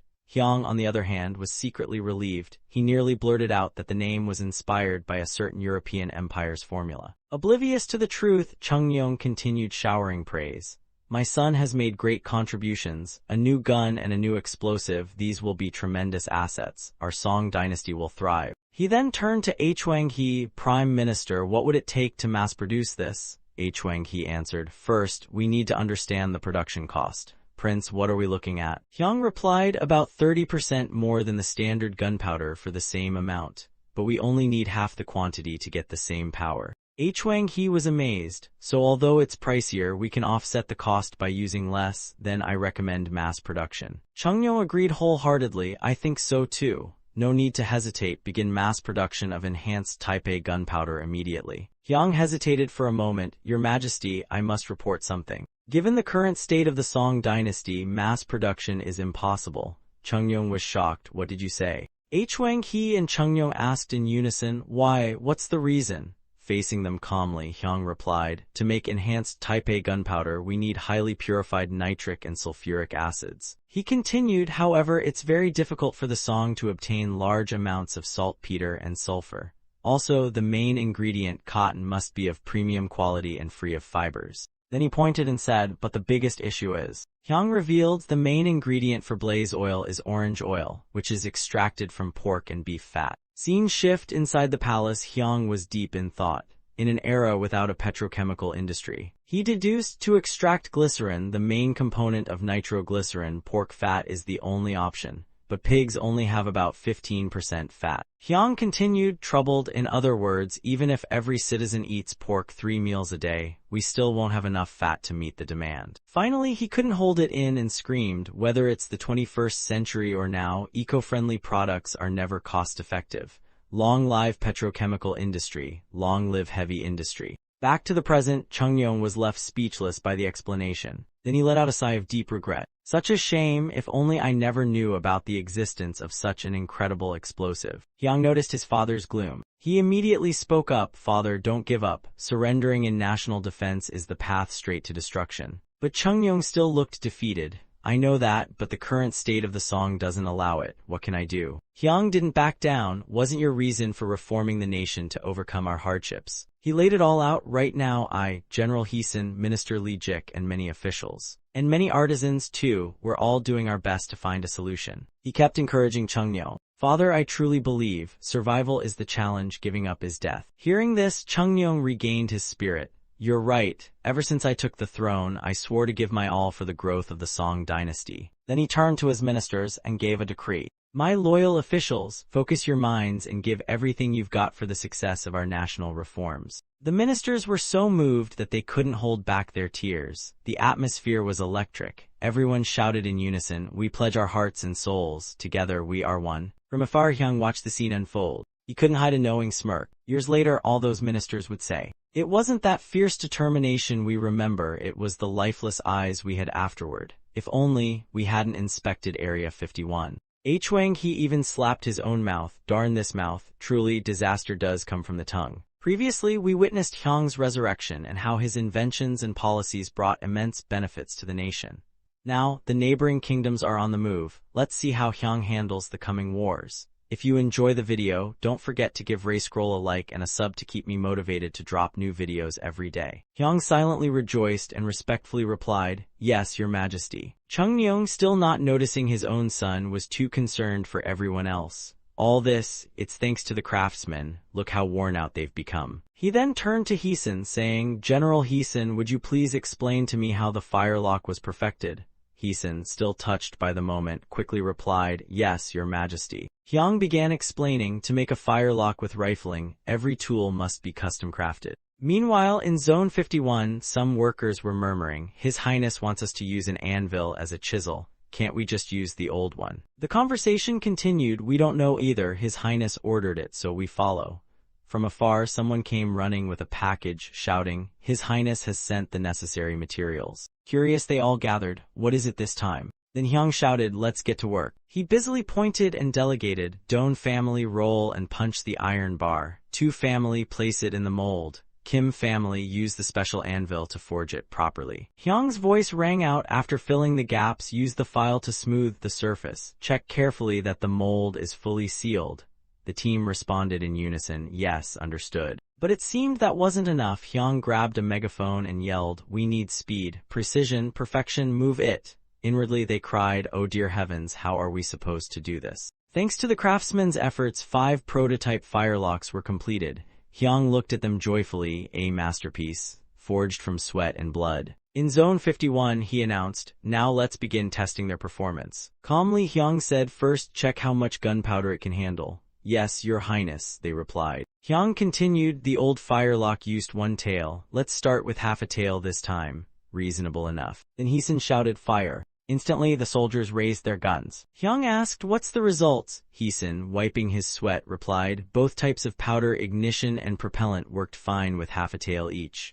But for this type of long-range firelock, I don't think we need to double the load. Still optimistic, Hyang said, good, let's reduce the amount gradually to find the optimal dosage. The old firelock's effective range was 40 steps, use that as our benchmark.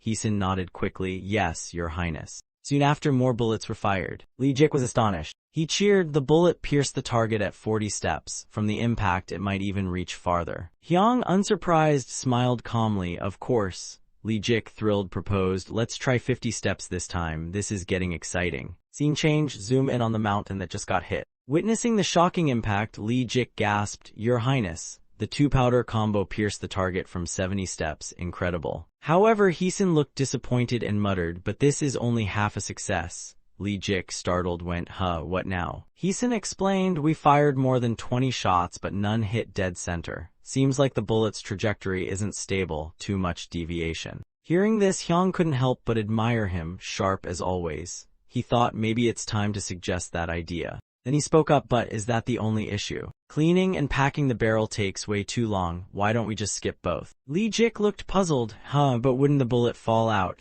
Hyang smirked and grabbed his sleeve, just make the bullet fit the barrel snugly, let's test it. With no choice, Lee Jik obeyed, as you command. Though deep down he grumbled, then why ask if you already knew the answer? Standing nearby, Hyang silently plotted, let them figure it out themselves, it's better than me just blurting it out. Let them experience what I saw on YouTube. Not long after, Heesun brought a modified gun. We tried as you said, your highness, but leftover powder blocks the next shot. Hyang nodded, I see. Heesun continued, then cleaning really is the only solution. But before he could finish, Hyang cut in, General Heesun, think carefully. Once again, Heesun sighed and obeyed, yes, your highness. Still, Hyang added, on the battlefield, cavalry charges fast, would there even be time to clean the barrel? Heesun reluctantly agreed, true enough. Lee Jik stood to the side, scratching his head. Then, what do we do? Seeing their confusion, Hyang sighed to himself, do I really have to step in again? Suddenly, Heesun had a lightbulb moment. Why not try carving grooves? Lee Jik echoed, grooves. Heesun explained, yes, look at that stream, the water flows through channels. The flame from gunpowder has a flow too, shouldn't it act similarly? If we carve a long groove inside the barrel, wouldn't the residue flow out with the flame? Hearing this, Lee Jik finally saw the light and nodded vigorously. Sounds worth trying. Hyang watched and quietly rejoiced, great, looks like I won't need to step in this time. But the soldiers quickly raised a new issue, General Heesun, how do we carve those grooves? That made him freeze up again. Heesun looked dazed once more, another half-baked moment. Hyang facepalmed. At this rate, we'll finish next year. However, the craftsmen brainstormed tirelessly for days and eventually invented a tool to carve grooves.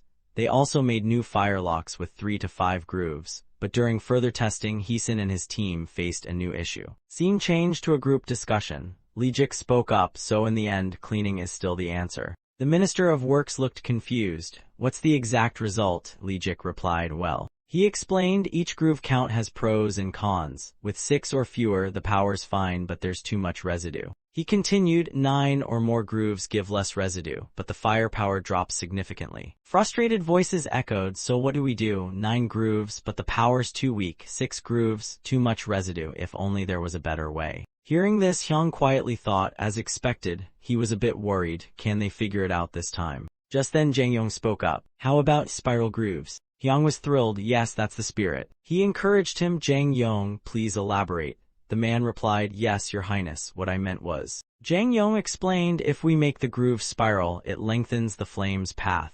That way, even with just 6 grooves, the residue can still be expelled. The ministers were amazed by his logic, and with spiral grooves, the explosive force wouldn't be wasted either. In the end, everyone cheered joyfully, this is it. Seems promising, your highness. Spiral grooves might be the solution. Seeing that, Hyang declared, then let's test it. Countless tests were carried out and they finally found the optimal design, 6 spiral grooves, 1.5 turns, ready to fire. This was also the perfect chance to explore the concepts of maximum and effective range. Everyone rushed around frantically, move it, record and classify the results now. Watching the scene unfold, Hyang thought, with the right resources, these people could totally win a Nobel Prize someday. Then he flashed a sinister little grin that sent chills down a few spines. He whispered to himself, my loyal slaves, grow stronger and automate everything.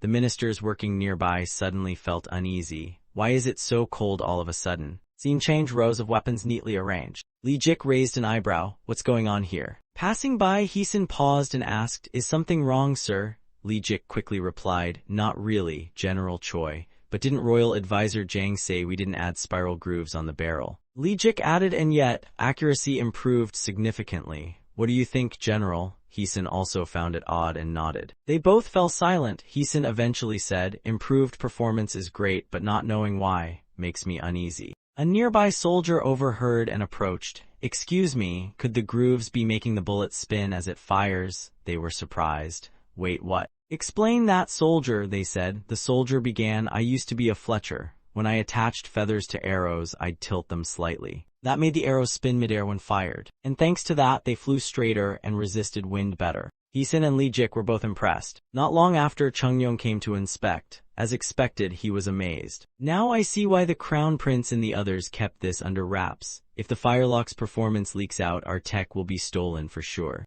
Then he ordered Chief Enach bring the forge here. Chungyong spoke up. As he burned a paper in his hand, he smiled and said, I suppose I must follow that idea too. He turned to Hyang and praised him. Crown Prince, you've worked so hard. What you've done is monumental. Hyang humbly replied, all thanks to your majesty's blessings. At that moment, Chungyong's gaze shifted to the soldiers. Come to think of it, I should ask about the outfits I've seen in Zone 51. He ordered, anything else I should see? If not, explain those uniforms to me. Heesun respectfully answered, Your Majesty, there are still a few items yet to be presented. Chungyong was surprised. Huh. Right then, Hyang gave the order, Steward, bring it out for His Majesty. What I want to offer this time is... He proudly announced, the ready mount, little commander. Seeing the gun, Chungyong exclaimed, so it's a short firearm, bring it closer. As he examined it, he muttered, what a strange contraption. Then he suddenly said, 6 holes, don't tell me. He hesitantly asked, can this thing really fire 6 shots in a row? Hyang confirmed, that's exactly right, Your Majesty. Chungyong, still skeptical, asked again, seriously. The ministers were in disbelief. They made that with no proper tools? How? What sorcery is this? Hyang beamed with pride. It's one of Zone 51's masterpieces. The blueprint already existed. Hearing that, Chungyong got excited. I want to see it in action right now, Heesun nodded, as you command. He reached down to his gun holster at his waist, then slowly grasped the weapon. In less than half a second, Heesun drew the gun and unleashed a flurry of bullets. The bullets zipped toward the target like lightning. Watching the spectacular display, everyone couldn't help but praise. General Heesun's shooting is amazing, top-tier stuff. But Hyang, standing to the side, was fuming. Damn it, I'm the one who built it. At that moment, Hwang Hee stepped forward. May I take a look at the target? Heesun gladly agreed, of course. He slowly approached the scarecrow. Whatever he saw made Hwang Hee's jaw drop. After gawking for a while, he turned to Chungyong and reported, Your Majesty, with this kind of power, anyone within 30 paces will be sent straight to hell. Chungyong still looked doubtful. Are you sure? The man confidently replied, Absolutely, Your Majesty. Hearing that, Chungyong was overjoyed. You've truly accomplished something extraordinary. He turned to Hyang and General Heesun, eyes misty. Seeing how exhausted you all look, I have no doubt left Minister T letter 1EA3 NGH letter 1ECB's praise was accurate. You've worked hard. Hyang bowed respectfully, Your Majesty is too kind. Chungyong added, you did well. Now about the armor. Hyang chuckled, please forgive me, father, but there's one more type of fire weapon I haven't shown you. The Emperor blinked. Another one? How many surprises are left today? Since the surprises were getting out of hand, Chungyong tried to change the topic. It's almost lunchtime, Crown Prince. But Hyang pushed on, this time I present the fire bomb. Chungyong did a full 180. Lunch can wait, lead the way, Hyang chuckled to himself. Yep, full-on firepower addict confirmed. On the way, Chungyong remarked, this place is quite far from the palace.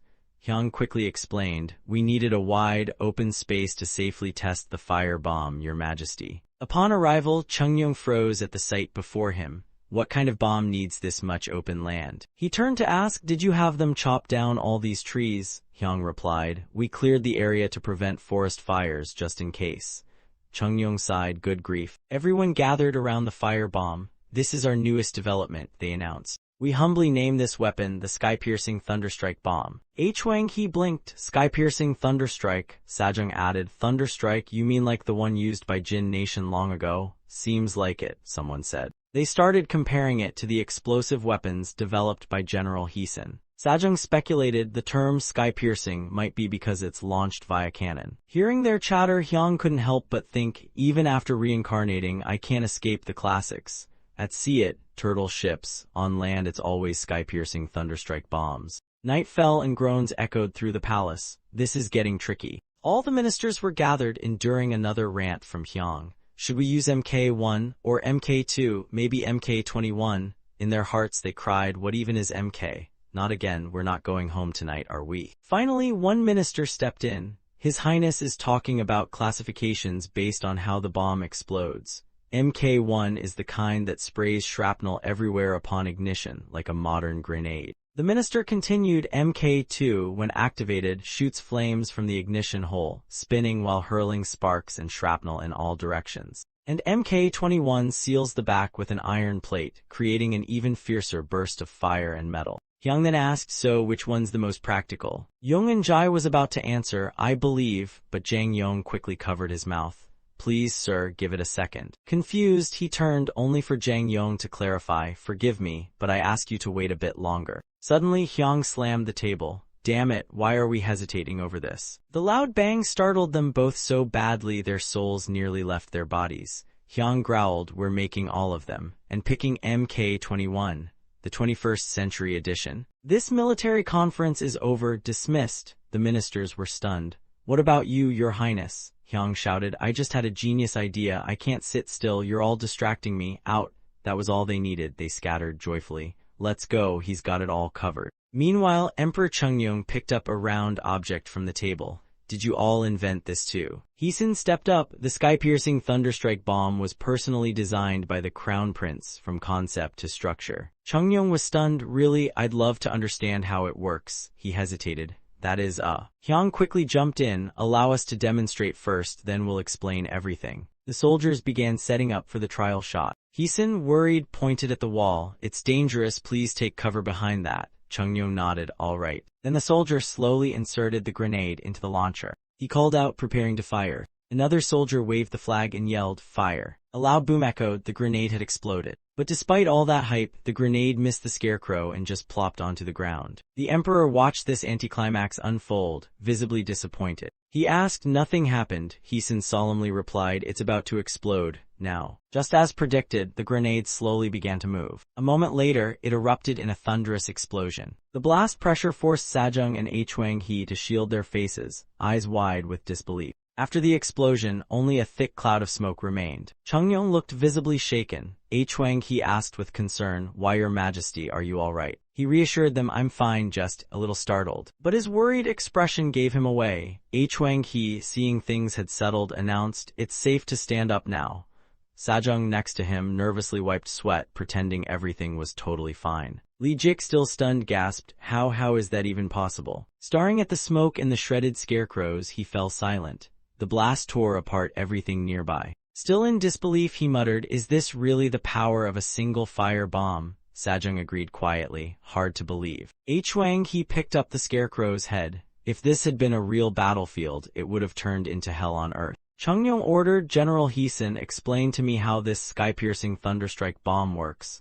Yes, your majesty, Heesun obeyed. He began, the grenade's casing is made as thin as possible, strong enough to withstand launching and impact, but fragile enough to shatter from the internal blast. Inside the casing are countless tiny iron pellets, increasing the amount of deadly shrapnel. And we skip the clay powder mix step to preserve maximum explosive power. Hearing this terrifying info, the emperor praised, your efforts truly deserve recognition. But can this type of fire bomb be mass-produced? Heesun beamed. If supplied with enough gunpowder, mass production is absolutely feasible. Wang-hee, skeptical, asked, seriously, to mass-produce something this deadly, wouldn't we need loads of skilled artisans? Isn't Zone 51 still short-staffed? Heesun hesitated slightly. Left Minister was absolutely right about that. Flashback to an earlier night, a voice echoed through the residence, the Crown Prince has already solved that issue. The three of them gathered around the blueprint, discussing. This sky-piercing thunderstrike bomb was personally drawn by His Highness. Heesun and Lee Jik were stunned.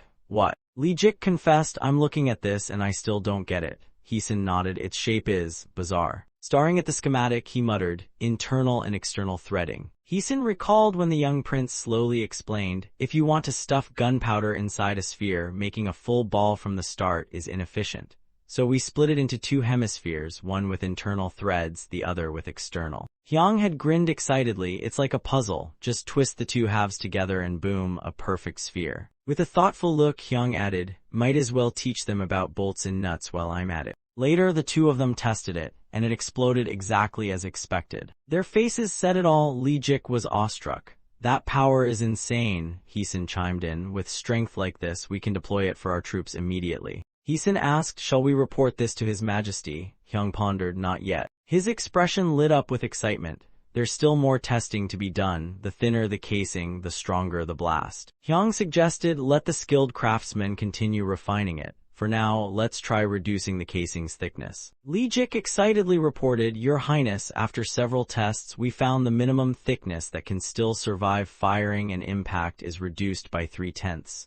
Hyung was impressed, really. Grinning brightly, Hyung proposed, then let's try filling it with gunpowder and test it again. Who knows, maybe the results will surprise us. But things didn't quite go as planned. The craftsmen, after completing the trial, looked thoroughly exhausted. The three of them stared at the grenade. Lee Jik gave a report, Your Highness, this time the minimum thickness is still reduced by 3 parts. His eyes were sunken from exhaustion. Lee Jik suggested, then shall we report to His Majesty now? Hyung stroked his chin and replied, but the blast radius is too wide. Hyung continued, if we fail, our own troops could get injured. Find a way to reduce the blast radius while keeping the destructive power. After hearing that, both men grew grim. Heesun turned to the craftsman. How do we even increase firepower while reducing the explosion range? One of the craftsmen, clearly drained, scratched his head and muttered helplessly, I'm at my limit, Your Highness. This task is way too hard. Hyung overheard and thought to himself, looks like I'll have to step in a little. He walked over and asked the craftsman, any progress? Despite being exhausted, the man respectfully replied, Your Highness graces us with your presence. He slowly reported, we're still continuing our research. Hyung suddenly suggested, what if we coat the inside of the firebomb with thick clay, then embed tiny lead pellets in it? Once it dries, seal it with paper to hold everything in place. The two craftsmen were stunned. That's brilliant. What a genius idea, Your Highness. We'd never have thought of that. Seeing things finally moving forward, Hyung casually waved as he walked away. All right, I'll leave it to you. Do your best. They watched Hyung's figure fade into the distance, deep in thought. Heesun muttered in disbelief, it's like he already knew the answer. Lee Jik hesitated, if that's the case. The two craftsmen, now enlightened, exclaimed, wait, then didn't we just waste all that effort? We haven't been home for days. What a sly move. After applying Hyung's idea, everyone got back to work with renewed focus, and it worked. But more than the result, it helped the craftsmen develop independent thinking, giving them a true understanding of the weapon's mechanics. Back to the present, Heesun told the emperor, thanks to that process, we now have reliable craftsmen for fire bomb production. Mass production won't be a problem. Hearing of Hyung's contribution, the emperor muttered in awe, this kid, I'm out of words. Suddenly remembering something, the emperor asked, now that I think of it, why didn't the bomb explode immediately during testing? His expression grew serious. I'm really curious about how it works. Hearing this, Heesun replied solemnly, that's because. Heesun leaned in to reveal the secret. The sky-piercing thunderstrike bomb contains a clever mechanism. The emperor blinked. A clever mechanism. Heesun hesitated, then said, we can actually control the detonation timing. Hearing that, the emperor questioned in disbelief, is that even possible? Heesun pulled out the fuse and explained, by wrapping the fuse inside the cover, we can delay the detonation. The emperor guessed, so it's based on the fuse length? Exactly, Your Majesty. Hearing this, the emperor looked thrilled. If only we know the timing, it truly is a brilliant secret. Hyung smiled at the praise and thought to himself, actually, that feature already existed in the sky-piercing thunderstrike bombs made by Munjung. Hyung then reported, Father, I've already arranged for the presentation of all our new weapons. The emperor asked, is that so? Hyung continued, then let's return to the palace. But the emperor placed a hand on his shoulder and stopped him. Hold on. His face turned stern as he questioned, is there still more you want to show me? Hyung broke into a cold sweat and stammered, oh, of course there is, Father, please this way. The emperor suddenly lit up with excitement.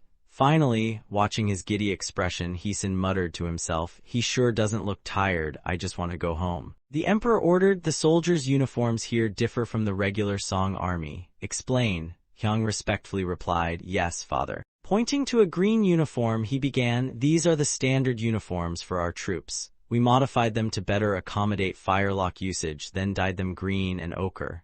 The emperor asked, "Why those colors?" Hyung answered seriously, "To help our soldiers blend in. We chose colors similar to forests and soil, making it harder for enemies to spot them."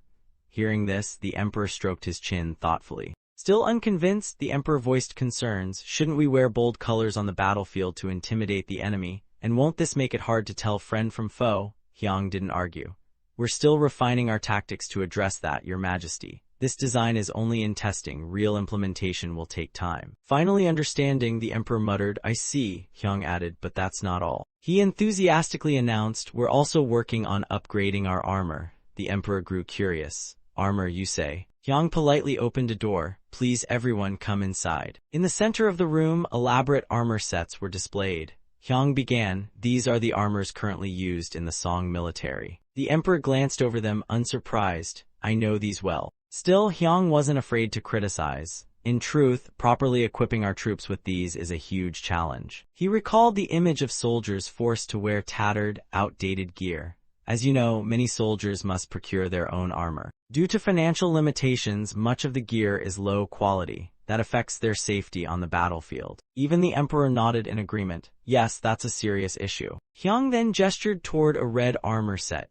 As many know, this is the lamellar armor used since the previous era. Iron plates are sewn inside silk, offering solid protection. He pointed again, "However, it has flaws," the emperor asked, "such as?" Hyung explained, "First, it's labor-intensive. Preparing the plates and riveting them individually takes enormous time and effort. Second, the materials silk, fur are extremely costly. Third, while it blocks arrows well, it's weak in close combat, especially at the armpits and sides, which are exposed. Fourth," the emperor raised an eyebrow, "there's a fourth." Hyung picked up the armor and continued, "It's too heavy. As a cloak-style piece, all the weight rests on the shoulders. It's exhausting to wear for long periods." Even the emperor had to admit, "That's true." He asked, "But is there any way to improve it?" Hyung had been waiting for this. He walked over to a cloth-covered rack and said, "To solve those issues we created." With a dramatic pull, he revealed a new, modern-looking suit of armor. "Behold, the solution to our problems." Lee Jik and Sajung gasped at the sight. The emperor asked excitedly, "What is this?" With a smug grin, Hyung answered, "This is the improved version, designed to fix all the flaws of the old lamellar armor."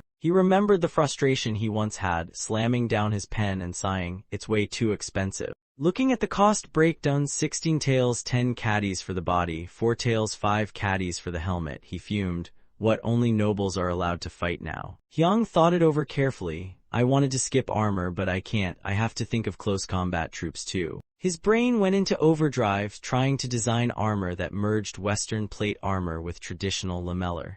"Maybe if I combine this with that." Then he stumbled across something strange, squinting at it suspiciously. "What the heck is this thing?" Returning to reality, Hyung held up the armor. "First, we replaced the tiny iron plates inside with a single steel plate. Now the front and back are each protected by full steel sheets." Excited, he added, "The waist is protected by overlapping front and back plates, and the armpits are shielded by a circular steel piece attached to the shoulder and arm guards. Additionally, the armor is divided into upper and lower sections to evenly distribute weight across the body, including leg protection, specifically the thighs." After hearing about all these amazing features, the three men stood there, jaws on the floor. Hyung recalled the image of soldiers wearing the new armor. First, cavalry and close combat troops would be equipped with full-body armor, covering from neck to knees. The upgraded upper-body armor would be used by firelock troops and artillery units. The emperor curiously asked, "What did the soldiers who wore it say?" Heesun replied, "They said it's a bit heavy, but since the weight is evenly distributed, it's manageable. Plus, the parts that were previously unprotected are now covered. They feel much safer." Intrigued, the emperor walked over and picked up the armor. He exclaimed, "This is the first time I've seen armor like this. The shape is unusual, and the structure is very unique." Hyung smiled proudly and thought to himself, "Even though I designed it myself, I still find it pretty impressive." He added another benefit: this armor also helps reduce cost and manufacturing time. It's very efficient. He stared thoughtfully at the armor, his mind spinning. However, Your Highness, I do have a question. Hyung replied, please go ahead. He asked, if I'm not mistaken, the helmet and plates are all made of steel, right? Hyung praised, sharp eyes as always. He got straight to the point, then does that mean the craftsmen have to forge each plate by hand? Isn't that far too labor-intensive? I fear the cost might even surpass that of lamellar armor, he added. After some thought, Hyung spoke up, that's an excellent question. I had the same concern myself, that's why. He finally revealed his long-held plan. I intend to use mold stamping, the emperor asked curiously, stamping. Intricate molds were revealed as Hyung repeated, yes, stamping. He thought silently, the main reason I chose Western-style plate armor is because it works with mass production using stamping machines. The emperor asked, stamping, so what exactly do you mean? Hyung answered, exactly what the name suggests, father. He offered, but it's better if you see it for yourself. We'll prepare a live demonstration soon. Though curious, the emperor looked slightly disappointed. So I can't see it now? Hyung, still cheerful, explained, there are still a few items not ready yet, but we'll present them as soon as we can. For now, please inspect the current setup. An hour later, Sajung reported, all records are in order, Your Highness. The emperor praised, well done, everyone. He gave special thanks to General Heesun. Heesun, you've worked hard as well. Thanks to your efforts, our Song dynasty will grow even stronger. Heesun humbly replied, I am honored, Your Majesty. Chungyong continued, and the previously exhausted trio suddenly perked up, clearly waiting for this moment. In their hearts, is this it? Are we finally going home? But to their horror, the emperor, looking far too excited, declared, to the armory. I want to witness the fire weapon and armor manufacturing process immediately. Sajung discreetly interjected. Your Majesty, the sun is setting. We may not have enough time to visit the armory today. But the emperor countered, if I don't go now, court business will keep getting delayed. He sighed, then I'll visit at first light tomorrow. Don't get me wrong, I'm not that eager to see it right now. Sajung replied, understood, Your Majesty. Honestly, this is more than I expected. Scene shift to the armory, everyone shouted in unison, long live His Highness. Hyung excitedly announced, first, I'll show father the cannon manufacturing process. Everyone inside was busy forging iron. Others were working on intricate components. Watching the orderly and disciplined workflow, the emperor marveled, so everyone here has their own assigned task. Hyung responded, yes, father, I tried assigning specific roles during the process. The emperor, now fully invested, declared, impressive, now I want to see the stamping process in action. Didn't you say it's better to see it in person? Hyung smiled, I'll get everything ready right now. He thought to himself, he's definitely dying to see the stamping machine. Hyung turned to a nearby guard and asked for a paper trumpet. The guard, clearly used to this, handed it over politely, yes, Your Highness. Then, speaking into the trumpet, Hyung made an announcement that drew everyone's attention. Attention. Begin armor production now. As if on cue, everyone bustled into action. The sudden chaos confused the emperor and he asked suspiciously, Hyung, why are the cannon craftsmen all moving around? Hyung gave a helpless smile and told the truth, it's because we don't have enough craftsmen, father. Hearing that, the emperor crossed his arms with a pout, seriously. He whispered to someone nearby, this is getting more and more worrisome. He guessed the next move, surely His Highness would now ask for a solution. Hyung raised his paper trumpet and announced, we shall now begin the armor production process, Your Majesty. A hammer came down with a thunderous clang. The emperor's face lit up with awe. He watched the pulley system move in perfect order. Everyone jumped into their roles. One placed hot iron into the mold, while another managed the ropes. The mold dropped with a loud clang and the emperor exclaimed, so that's why it's called stamping. The mold was opened slowly, and clamps were ready to extract the red-hot iron. And just like that, a piece of iron armor was born. The emperor marveled, what a magnificent method. Absolutely brilliant. He turned to Hyung and praised, with this method, mass-producing armor won't be just a dream anymore. Of course it was your idea. Suddenly, he remembered something. Ah, by the way, this is also where you make gunpowder, right? I'd like to see that too. Hyung scratched his head, embarrassed. I'm sorry, father, that process can't be shown right now. The emperor asked, why not? Hyung explained, it's extremely complex and the materials are dangerous. We need proper conditions to proceed safely. The emperor's tone dropped slightly. I see, he quickly interjected. Your Majesty, perhaps it's best to return to the palace and rest for today. The three aides smiled internally. Finally, they were getting to go home. But alas, that joy was short-lived. The emperor, while returning, said there would be court tomorrow, and this wasn't over. I think the weapons from Zone 51 are truly exceptional. What do you all think? Li Jik, looking totally drained, muttered, I agree, Your Majesty. Wang He, also looking fried, added, especially the cannon and grenade Your Highness designed, they're unmatched in power. Yet the Emperor remained chipper, stroking his chin. So you all think so too. Then, he declared, we shall begin mass production of these weapons. What say you? Hyang thought to himself, just as I expected. Wang He quickly objected, Your Majesty, I must point out that mass production of weapons will face numerous challenges. He elaborated, first, we lack skilled craftsmen. Only a few are capable of precision work. He went on, and during today's grenade trials, we already faced serious material shortages. Even the explosives we tested were hard to come by. The main ingredients, pig fat and beef fat, are already difficult to acquire in bulk. The Emperor found his argument reasonable and nodded. Very well, but what if we recruit expert artisans from all over Joseon to assemble prefabricated parts? Hyang pointed out a flaw. Father, doing that would greatly risk leaking our secrets. We can minimize that risk by only outsourcing the pre-processing stage. Li Jik added, Your Majesty, if we receive parts as tribute, their quality may be questionable. The Emperor replied, then we won't accept tributes. Instead, the king proposed a more efficient solution, buying needed resources through trade stations currently being established. This would improve people's lives and ensure craftsmen take their jobs seriously. Truly, a brilliant plan. He hesitated as he brought up the matter of oil. Stroking his chin, he fell deep into thought, then scratched his head again for good measure. Outside the palace, even the eunuchs were bewildered. There he goes again, saying strange things. Hyang closed his eyes and thought carefully. After a moment, it seemed like he'd found a new idea. Excited, he shouted, Yes, my brain is on fire today. Heesun approached and greeted him, Your Highness, I've been waiting for you. Hyang walked up cheerfully, General. Looks like I've found a possible solution, Hyang announced. Heesun seemed equally inspired. I might have one too. Hyang offered, You go first, General. The general blushed and pushed the spotlight back. No, Your Highness, please, you first. Hyang chuckled, It's fine, really. Heesun then shared the idea he had. What if we use soybeans? The two shared a mental connection, slapped hands, and shouted together, Let's test it out. Hyang thought to himself about why soybeans made sense. Our people have long used vegetable oils. Soybean oil is enough to make glycerin.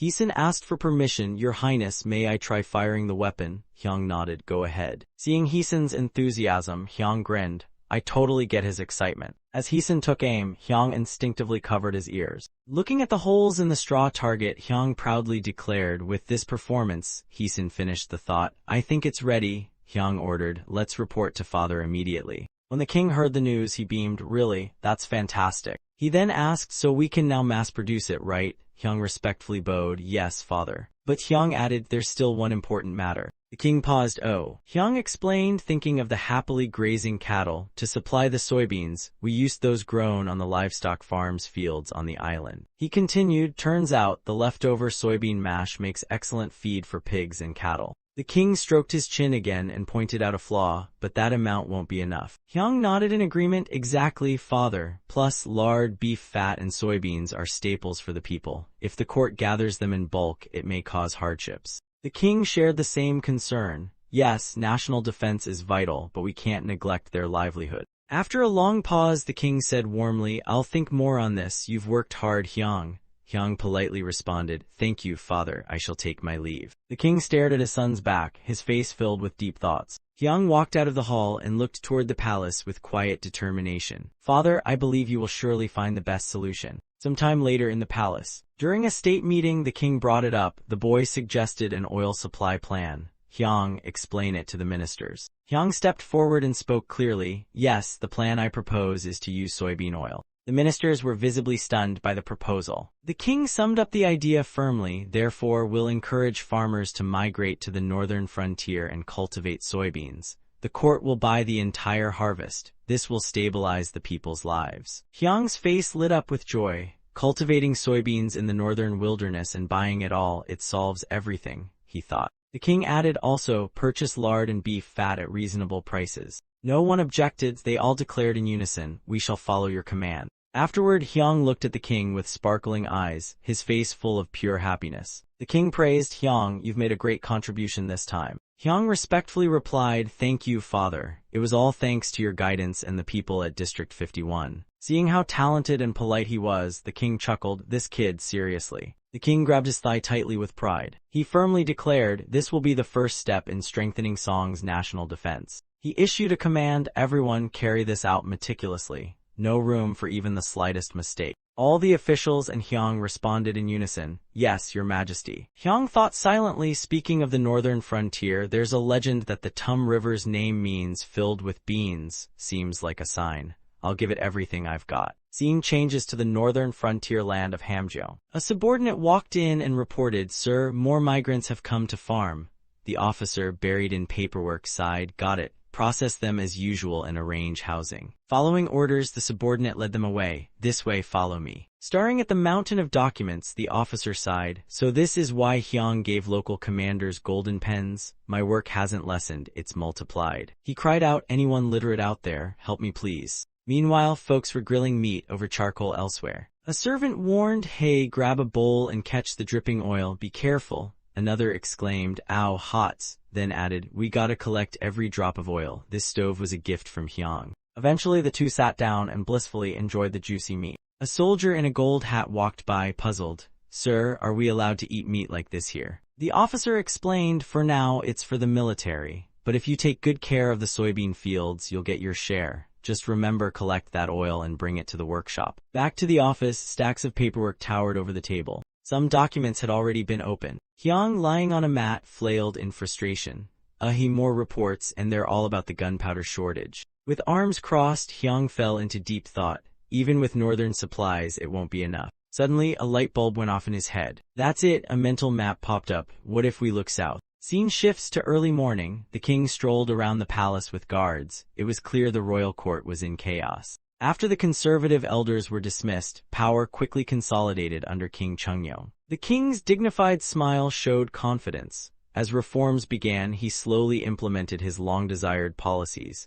Time passed, and on a summer day, Hyang turned 10. King Chungnyeong suggested, "With Jeongso's age, maybe it's time to find her a husband." Hwang, he agreed. "I think this is a perfect time, your majesty." Hyang was surprised. "Wait, Sister Jeongso is getting married." The king laughed warmly, then let the matchmaking begin. The ministers responded in chorus, "As you command, your majesty." After the morning court session, Hyang stepped out of the palace. Placing a hand on his chest, he whispered, "Historically, Princess Jeongso died early, but now she's getting married. This feels so surreal." Inside the palace, a sulky voice echoed, "Father, I don't wanna." Jeongso tearfully confessed, "I just want to stay with you and mother forever." King Chungnyeong gently explained, "I understand, but marriage is a part of life, isn't it?" Jeongso sobbed, "But I just want a little more time with you too." Seeing her reaction, the king was helpless. Why is this child so stubborn? She ran out crying, yelling, "I hate you, father." The king could only call after her softly, "Jeongso." Majesty gently stepped in and offered some calming words. "Your Highness, is she still a child? I'll try to calm Jeongso down, so please don't worry too much," Majesty said gently. Chungnyeong replied with a weary sigh, "I'll leave it to you then." After everyone left, he rubbed his forehead and muttered helplessly, "Raising kids is really not easy." Scene shifts to the next day. Hyang noticed a group of palace maids rushing somewhere. Curious, he asked, "Why are the maids so busy this early? Did something happen?" The eunuch beside him whispered, "Your Highness, it seems Princess Jeongso hasn't eaten since yesterday." The eunuch then handed him a letter and explained, "Also, a maid from Princess Jeongso's palace asked me to deliver this to you." Hyang blinked. She sent this." He slowly opened and read the letter. A while later, Hyang folded the letter and instructed the eunuchs, "I need to go on a secret patrol. Prepare quickly." One of them blinked. "A secret patrol, sir?" Hyang gave a cheeky wink and added, "We have to do this without father finding out. Discreet and fast, got it?" The eunuchs took off running. "Yes, sir." Back in the palace, the king asked, "I heard Jeongso skipped breakfast again today." The eunuch apologized. "Yes, your majesty, that is correct." Hearing this, the king looked absolutely drained. "Oh heavens." He asked again, "Has majesty said anything?" The eunuch, worried, replied, "She's trying her best to persuade her, but Princess Jeongso refuses to listen." The king let out a heavy sigh. If one child behaves, the other causes trouble. Inside Jeongso's residence, Hyang arrived and told the maids coolly, "Announce my presence." The maids quickly relayed the message, "Princess, His Highness has arrived." She replied, "Let him in." Hyang politely said to the maids, "Thank you for your hard work. They all chirped in, "We're honored, Your Highness." Seeing Hyang, Jiangso dropped the act and jumped up. He greeted, "You've been through a lot, sis." Jiangso, grinning mischievously, said, "Did you bring what I asked for? Hand it over." Handing it over with a sigh, Hyang groaned, "Seriously, do you know how stealthy I had to be just to get this without father noticing?" Jiangso, already drooling, asked, "Wait, is this the Gangrio bun from that shop I told you about?" Hyang replied, "Yes, and by the way, you should hurry up and find a husband before people start calling you an old maid." With her mouth full, she pointed at him and scolded, "Shut it, this is all your fault." Hyang blinked, "What'd I do?" His innocent face screamed confusion. "What does your marriage have to do with me?" Jiangso chomped angrily, her aura turning deadly. "Even if I have to marry, I'm going to teach that brat a lesson first." Suddenly she changed tone. "My dear Gangrio." Hyang excused himself. "All right, I'll be off now. Take care, sis." Jiangso smiled. "Don't worry, thanks for the Gangrio." Hyang thought, why does she always twist things like that? Recalling her talk about the brat, Hyang decided to pay him a visit. Might as well drop by sighing too, "I've got one more Gangrio bun left." Scene shifts to a small hut surrounded by thick greenery. Seeing him arrive, the man was surprised. "Your Highness," Hyang smiled, "sorry for barging in, I was passing by and thought I'd stop in." The man bowed and greeted, "Welcome, Your Highness." Sighing asked nervously, "Is my brother doing well?" Hyang grinned, "Of course, how's your studying going, little bro?" Sighing bowed, "I'm working hard so I don't fall behind you," then paused and asked, "But you seem awfully free these days." Hyang didn't reply, just gave an awkward smile. Deep inside, he thought, this brat's attitude so different from when he's around Jiangso. Suddenly, Jiangso stormed in like a whirlwind. Sighing, "We need to talk." He replied, "Aren't we already talking?" Jiangso cut to the chase. "I heard you've been picking fights and bothering the maids. Is that true?" Sighing scoffed, "They're just lowly maids. How dare they tattle to you?" Completely ignoring her furious trembling, Sighing coolly said, "If you're done, I'll be going now." Yangso's face was practically exploding with rage. Her current expression was the exact copy of Chungyong's signature angry face. She scolded, "You little brat, is that really something a prince with Tijong's blood would say?" Furious, she shouted, "Your brother, the crown prince, respects craftsmen and servants alike, yet you dare call them lowly. I'll make sure you regret saying that." Seeing how terrifying she looked, Sighing trembled and muttered, "I am sorry." But Jiangso wasn't letting that slide. "Your apology should be for those you insulted, not for me." I got it, he stammered. Watching from the side, Hyang silently teased, "From a scaredy cat to a snarky fox real quick." Sighing mocked, "Even if my brilliant brother is bored, I'm still busy catching up, so unless it's urgent." That snide attitude made Hyang boil with anger. His face turned red. "Fine, I apologize, just go back to studying." Seeing Sighing like this, Hyang thought with frustration, "Just when I thought he was improving, here's Jiangso might get married and boom, back to brat mode." He handed the remaining warm buns to the maids nearby. "Here, you guys have these." Watching Sighing still acting smug, Hyang muttered to himself, "Just wait till Jiangso gets married, then this world is mine." The sun had now set into dusk. Inside the palace, the court ministers were arguing like market vendors. That money should go to Jeonggang's merchants. Nonsense, it should be Yueju's lot. The king's face darkened, but the ministers kept bickering, oblivious. Finally, the king couldn't take it anymore and roared, "Silence." The ministers froze mid-sentence like statues. He stood up in fury. "Did you even listen to a word I said? How many days has it been since I told you to prepare for this plan? I asked for a strategy on candy trade monopolies, and all you've done is argue over vendors." His anger flared. "Now tell me right here and now, who bribed you and how much?" All the officials dropped to the ground in unison. "We are guilty. Please punish us with death."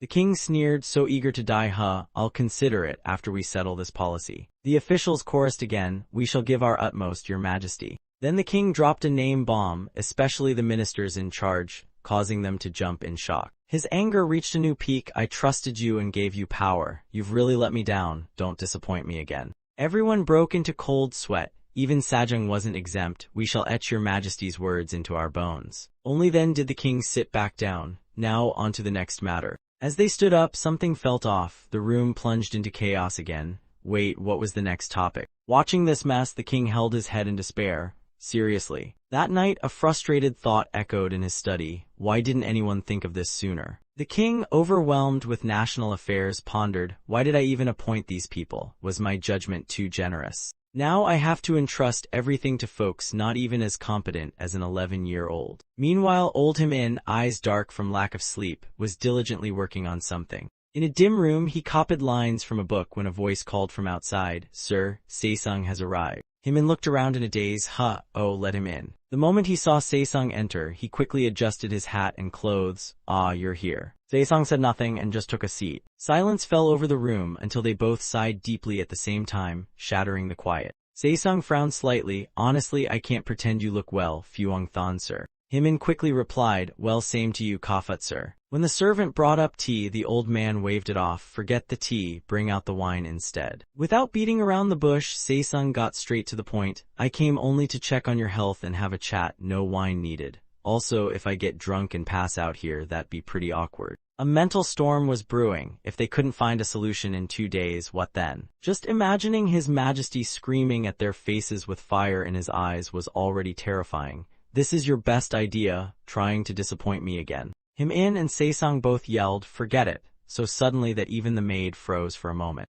Meanwhile, in another palace under the full moonlight, work continued as always. A little princess sat eating while reading her book attentively. Suddenly, a trembling voice rang from outside. "Your Highness, His Majesty has arrived." She looked up, surprised. At this hour?" But before she could finish the sentence, she sensed something unusual. The door slowly opened and her soft voice greeted, "Your Majesty, even if you came to visit, it's quite late." The Emperor spoke from the door. "You've skipped meals for 3 days straight. I'm worried." He asked with concern, "Jiangso, are you all right?" The little princess, wrapped in her blanket, turned and bowed. "Father, greetings to you." She looked into his eyes with her most adorably innocent face. The Emperor couldn't help but smile at this bundle of cuteness. But then something else caught his attention. Under the table, there was a mysterious object that didn't belong in this room. Smiling with his eyes closed, the Emperor muttered, "So that rascal been sneaking around the palace for 2 days just to see his sister." Aside from visiting the princess, he clearly had another agenda. "First, I'm canceling your engagement plans." Hearing that, Jiangso tossed off her blanket and leapt into his arms. "Father." Gently patting her head, he chuckled, "You still need to act with some royal grace, little one." Beneath the quiet night sky, the couple's voices continued.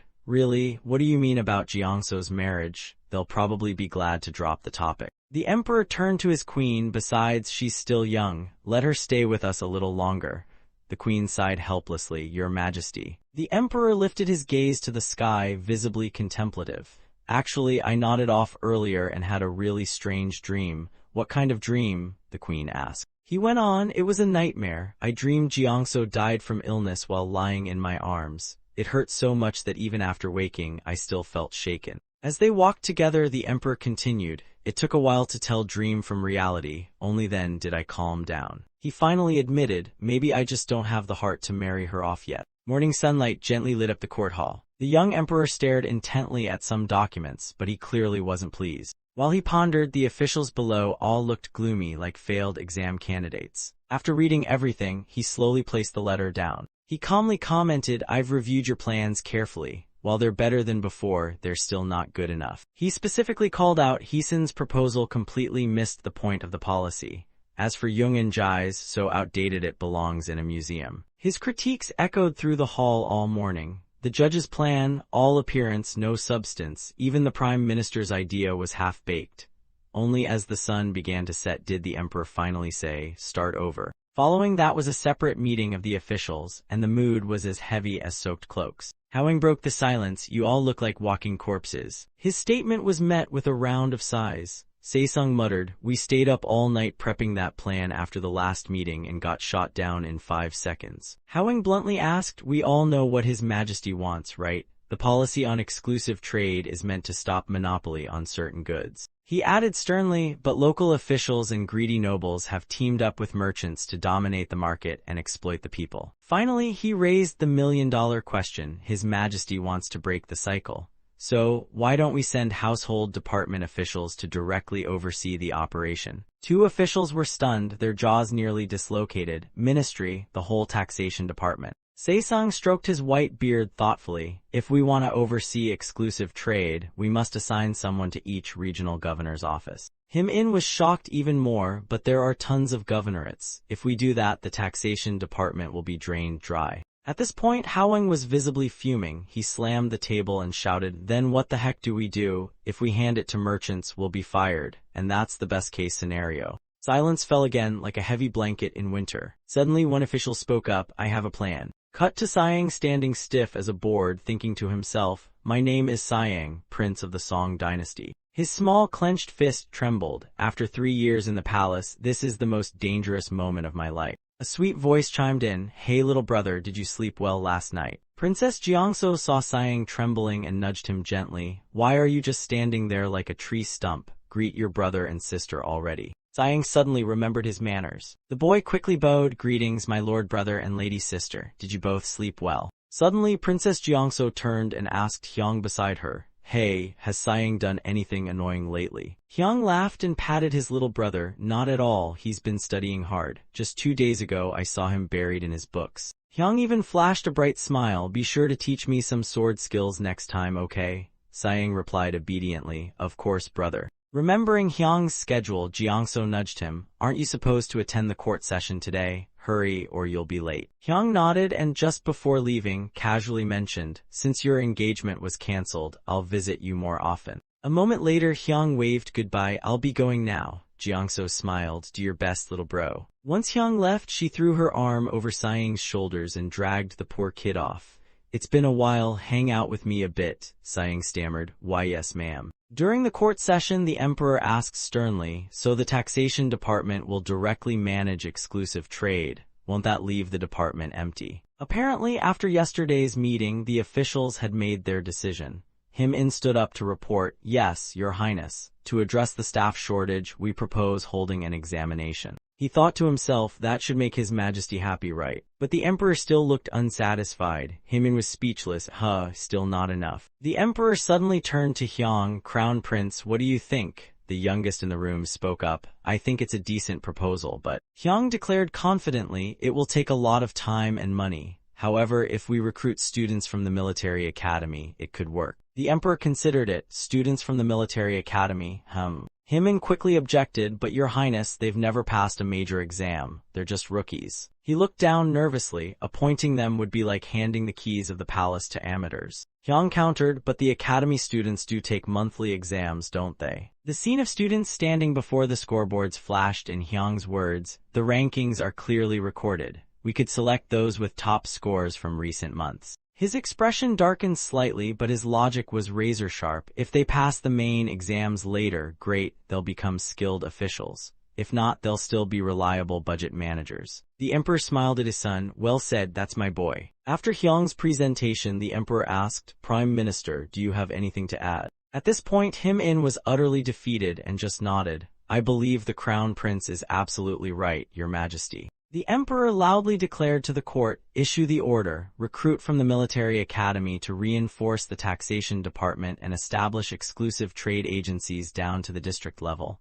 The officials all bowed. "We obey your majesty." Soon the night sky returned to its usual dark blanket. A hand poured wine gracefully into a cup. With official matters settled, everyone felt at ease. Him-in raised his glass. "Even if we get blackout drunk tonight, we drink till we drop." Saesung nodded enthusiastically. "Now that's the spirit." Staring into his wine, Him-in couldn't help but feel a wave of gloom. "Not even under Tijo did I feel this much disappointment." Saesung glanced at his old friend's face and understood. Thinking of those good old demotion and reinstatement cycles again, huh? Him-in nodded, dark clouds forming above his head. "Exactly. After today's meeting, when I saw His Highness's eyes, I swear I heard judgment thunder from heaven." Images of the emperor and Hyung looking smug popped into his head. "Is this the best you can do? My own son could do better." With that, both Him-in and Saesung exploded in cursing. Those blasted father and son. Dawn peeked over the capital's walls as a stream of officials strutted inside for the daily court session. Seeing so many bigwigs, Him-in asked, "H letter 1 EFU LAN NGH letter 1 ECB. Hey, isn't today just routine business? Why are all these big shots here?" He greeted politely but then choked. "Whoa, you reek of wine, Prime Minister." Embarrassed, Him-in replied, "Sorry, I had a round 2 after you left last night." H letter 1 EFU LAN NGH letter 1 ECB waved it off. "No biggie. But clearly you missed the memo. There's a royal decree. All high-ranking officials must attend. Something urgent's up." Before the session, the emperor declared loudly, "I've summoned you all because I received an urgent message from the Ming dynasty last night." Hyung blinked. "From Ming? What kind of mess is this timing?" Turns out the shocking news was, Emperor Yang of Ming had passed away. The emperor sighed. Do any of you know anything about the new crown prince? Crickets, not a single soul answered. The emperor massaged his temples. Seriously, not one of you. The officials hurriedly apologized. We are unworthy. Chungyong didn't want to scold them, so he simply commanded, fine. Assemble a morning delegation. Include a priest skilled in rituals and a top geomancer pronto. A deafening shout echoed from the capital, as you command, your majesty. After court, Hyung sat alone, chin resting on hand, pondering, what will Ming be like now? Their relations with Song weren't the best. Kim Jinho, you really should have paid more attention in history class. Just then, a eunuch ran in shouting, Prince, Prince. Hyung snapped out of his thoughts, Father, what brings you here so suddenly? The emperor laughed, what, I'm not allowed to visit my kid. Sitting down, he said, you were planning to look for books during the envoy mission, right? Hyung nodded. Even if it's not the most pleasant mission, I'm not missing this chance. Once our national library is built, finding books won't be such a mess. The emperor pulled something out of his sleeve, very dramatic. It was a tiny book. He handed it over. Bring back everything you can find about this. Hyung accepted it like receiving holy scripture. Yes, father. A moment later, Hyung asked, but if it's books you want, can't you just tell the envoy team directly? The emperor grunted. Ha, if I did that, they'd cry and beg for mercy before even packing. The moment Hyung opened the book, blinding rays of knowledge hit him. Whoa. Eyes wide, he turned to his father. This is. The emperor nodded. Yep, it's all about phonology. Hyung's cheeks flushed with surprise. Phonology, really, father? May I ask, why this? The emperor let out a long sigh. Because everyone in this palace is an idiot. Replacing them isn't easy, and the exams only go so far. Even with loads of smart people, many go to the grave not knowing basic characters. He continued, more relaxed now, but if we invent characters that anyone can read, we might finally uncover some hidden talents.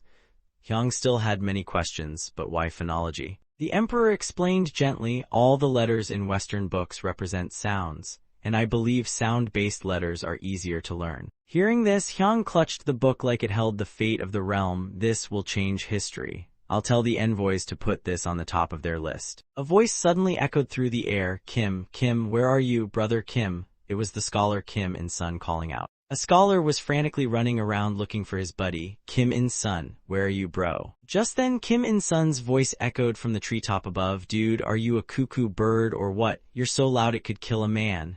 The scholar looked up and found Kim In-sun lying up there. Oh, you're up there. The scholar scratched his head, half curious, half worried. Why didn't you show up this morning? There's a new royal decree. It's actually pretty awesome. Kim In-sun didn't seem impressed. He jumped straight down from the tree, holding his hat tightly. Not interested. I'm quitting my studies and heading home. The other guy looked shocked, but mostly just scared. Still, the scholar tagged along, trying to figure it out. Why go back now? You were always top of the class. Kim In-sun brushed the dirt off and replied, even being top doesn't mean a thing anymore. He looked up at the sky with a sigh, his emotions pouring out.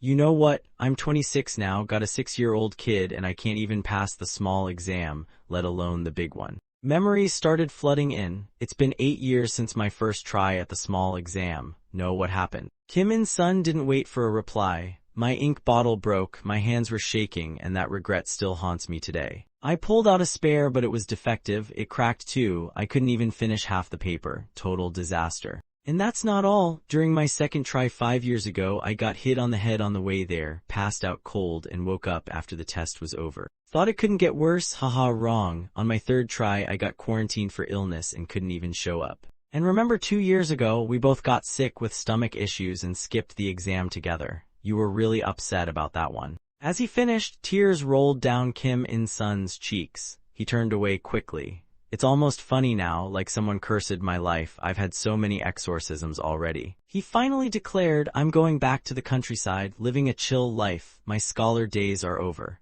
The other guy lifted him dramatically. No way, I know your story, so I'll keep supporting you. You're not quitting on my watch. Kim In-sun blinked. Support what? The scholar suddenly remembered. Oh right, this morning. All the scholars at the academy had gathered to hear the decree from the emperor of the Song dynasty. The personnel shortage at the Ministry of Finance was getting serious. All scholars from the Zung Palace School must follow this order. The official delivering the message added, why did you come here to study? Wasn't it to serve in the court and help the Song dynasty? This is your shot, don't miss it. Once the news spread, everyone focused solely on that one thing. One guy scoffed, even if we get a job now, it'll just be some low-level post. Are you dumb or what? That made the whole group burst out laughing. You're right, if you're born a man, aim high, go big or go home. That guy suddenly remembered Kim Il-sung and ran off. Wait till I tell him. With your ambition to lead one of the 6 ministries, how come you always rank dead last? Oh wait, you're taking the top exam soon. He'll love this. Back to the main story, the scholar said, so that's what happened. But now you say you're going back, at least hear me out first. At the Song court, the emperor asked, out of 150 Royal Academy students, I only see 103 on the list. The rest didn't register? Everyone answered in unison, that's correct, your majesty. The emperor pressed, why not? Kim Jeom bowed his head.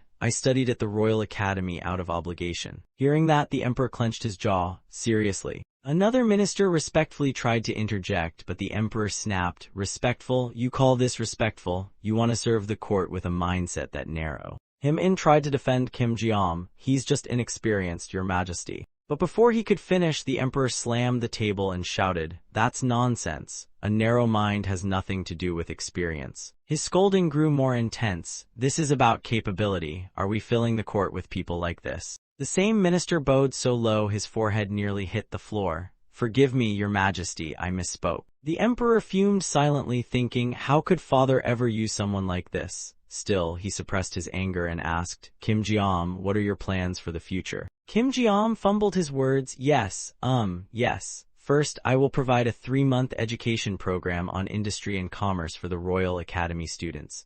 Meanwhile, I'll begin producing sugar reserves and setting up a monopoly system. Hearing that, the emperor's rage eased a bit. Not bad, but according to this staffing plan, each level is short-handed. How do you plan to fix that? Kim Jeom didn't dare look up, his head lowered to the floor. I will select officials with high-performance evaluations, and after observing their results over 1 year, I will decide to promote or demote them accordingly. The answer seemed reasonable, so the emperor thought aloud, right. You did mention they must work at least a year, correct? Kim Jeom nodded, yes, and due to risk of corruption, I won't allow anyone to stay in the same department for over 2 years. With that surprisingly solid answer, the emperor's fury collapsed entirely. All right then, these students will fill in the gaps left by the previous officials. Kim Jeom added, yes, your majesty. We'll promote current officials to fill vacancies and assign academy students based on their training scores. The emperor pressed further, and how do you plan to promote these students? Kim Jeom replied without hesitation, start them at rank 9, promote up to rank 7.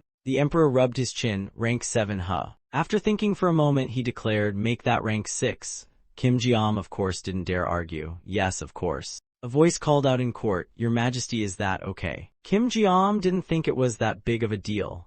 The civil exams don't accept that many students anyway, unless your majesty plans to rush this whole thing. The emperor silently scanned the document in his hands. His gaze deepened. Without further thought, he commanded, all right, raise it to rank 6. The rest follow Kim Jeom's plan. The court echoed, by your command. At the Ministry of Finance recruitment, Kim Il-sung's eyes nearly popped out. Rank 6, are you serious? Kim Jeom nodded and explained, yes, work hard as a finance officer and you'll get promoted like a top scholar without even taking the major exams. Kim Il-sung practically exploded with joy, grabbing his best bro beside him in a teary hug. Yoon Il-sung, thank you for telling me. I want to go study with you, man. In Kim Il-sung's head, a flood of thoughts. For someone with a miserable childhood like me, just landing a government job would be amazing. Promotion to rank 6. That's a miracle. A thunderous yell erupted from the recruitment room. Long live the emperor. I'll give it my all. A familiar voice chimed in over a steaming teacup. So,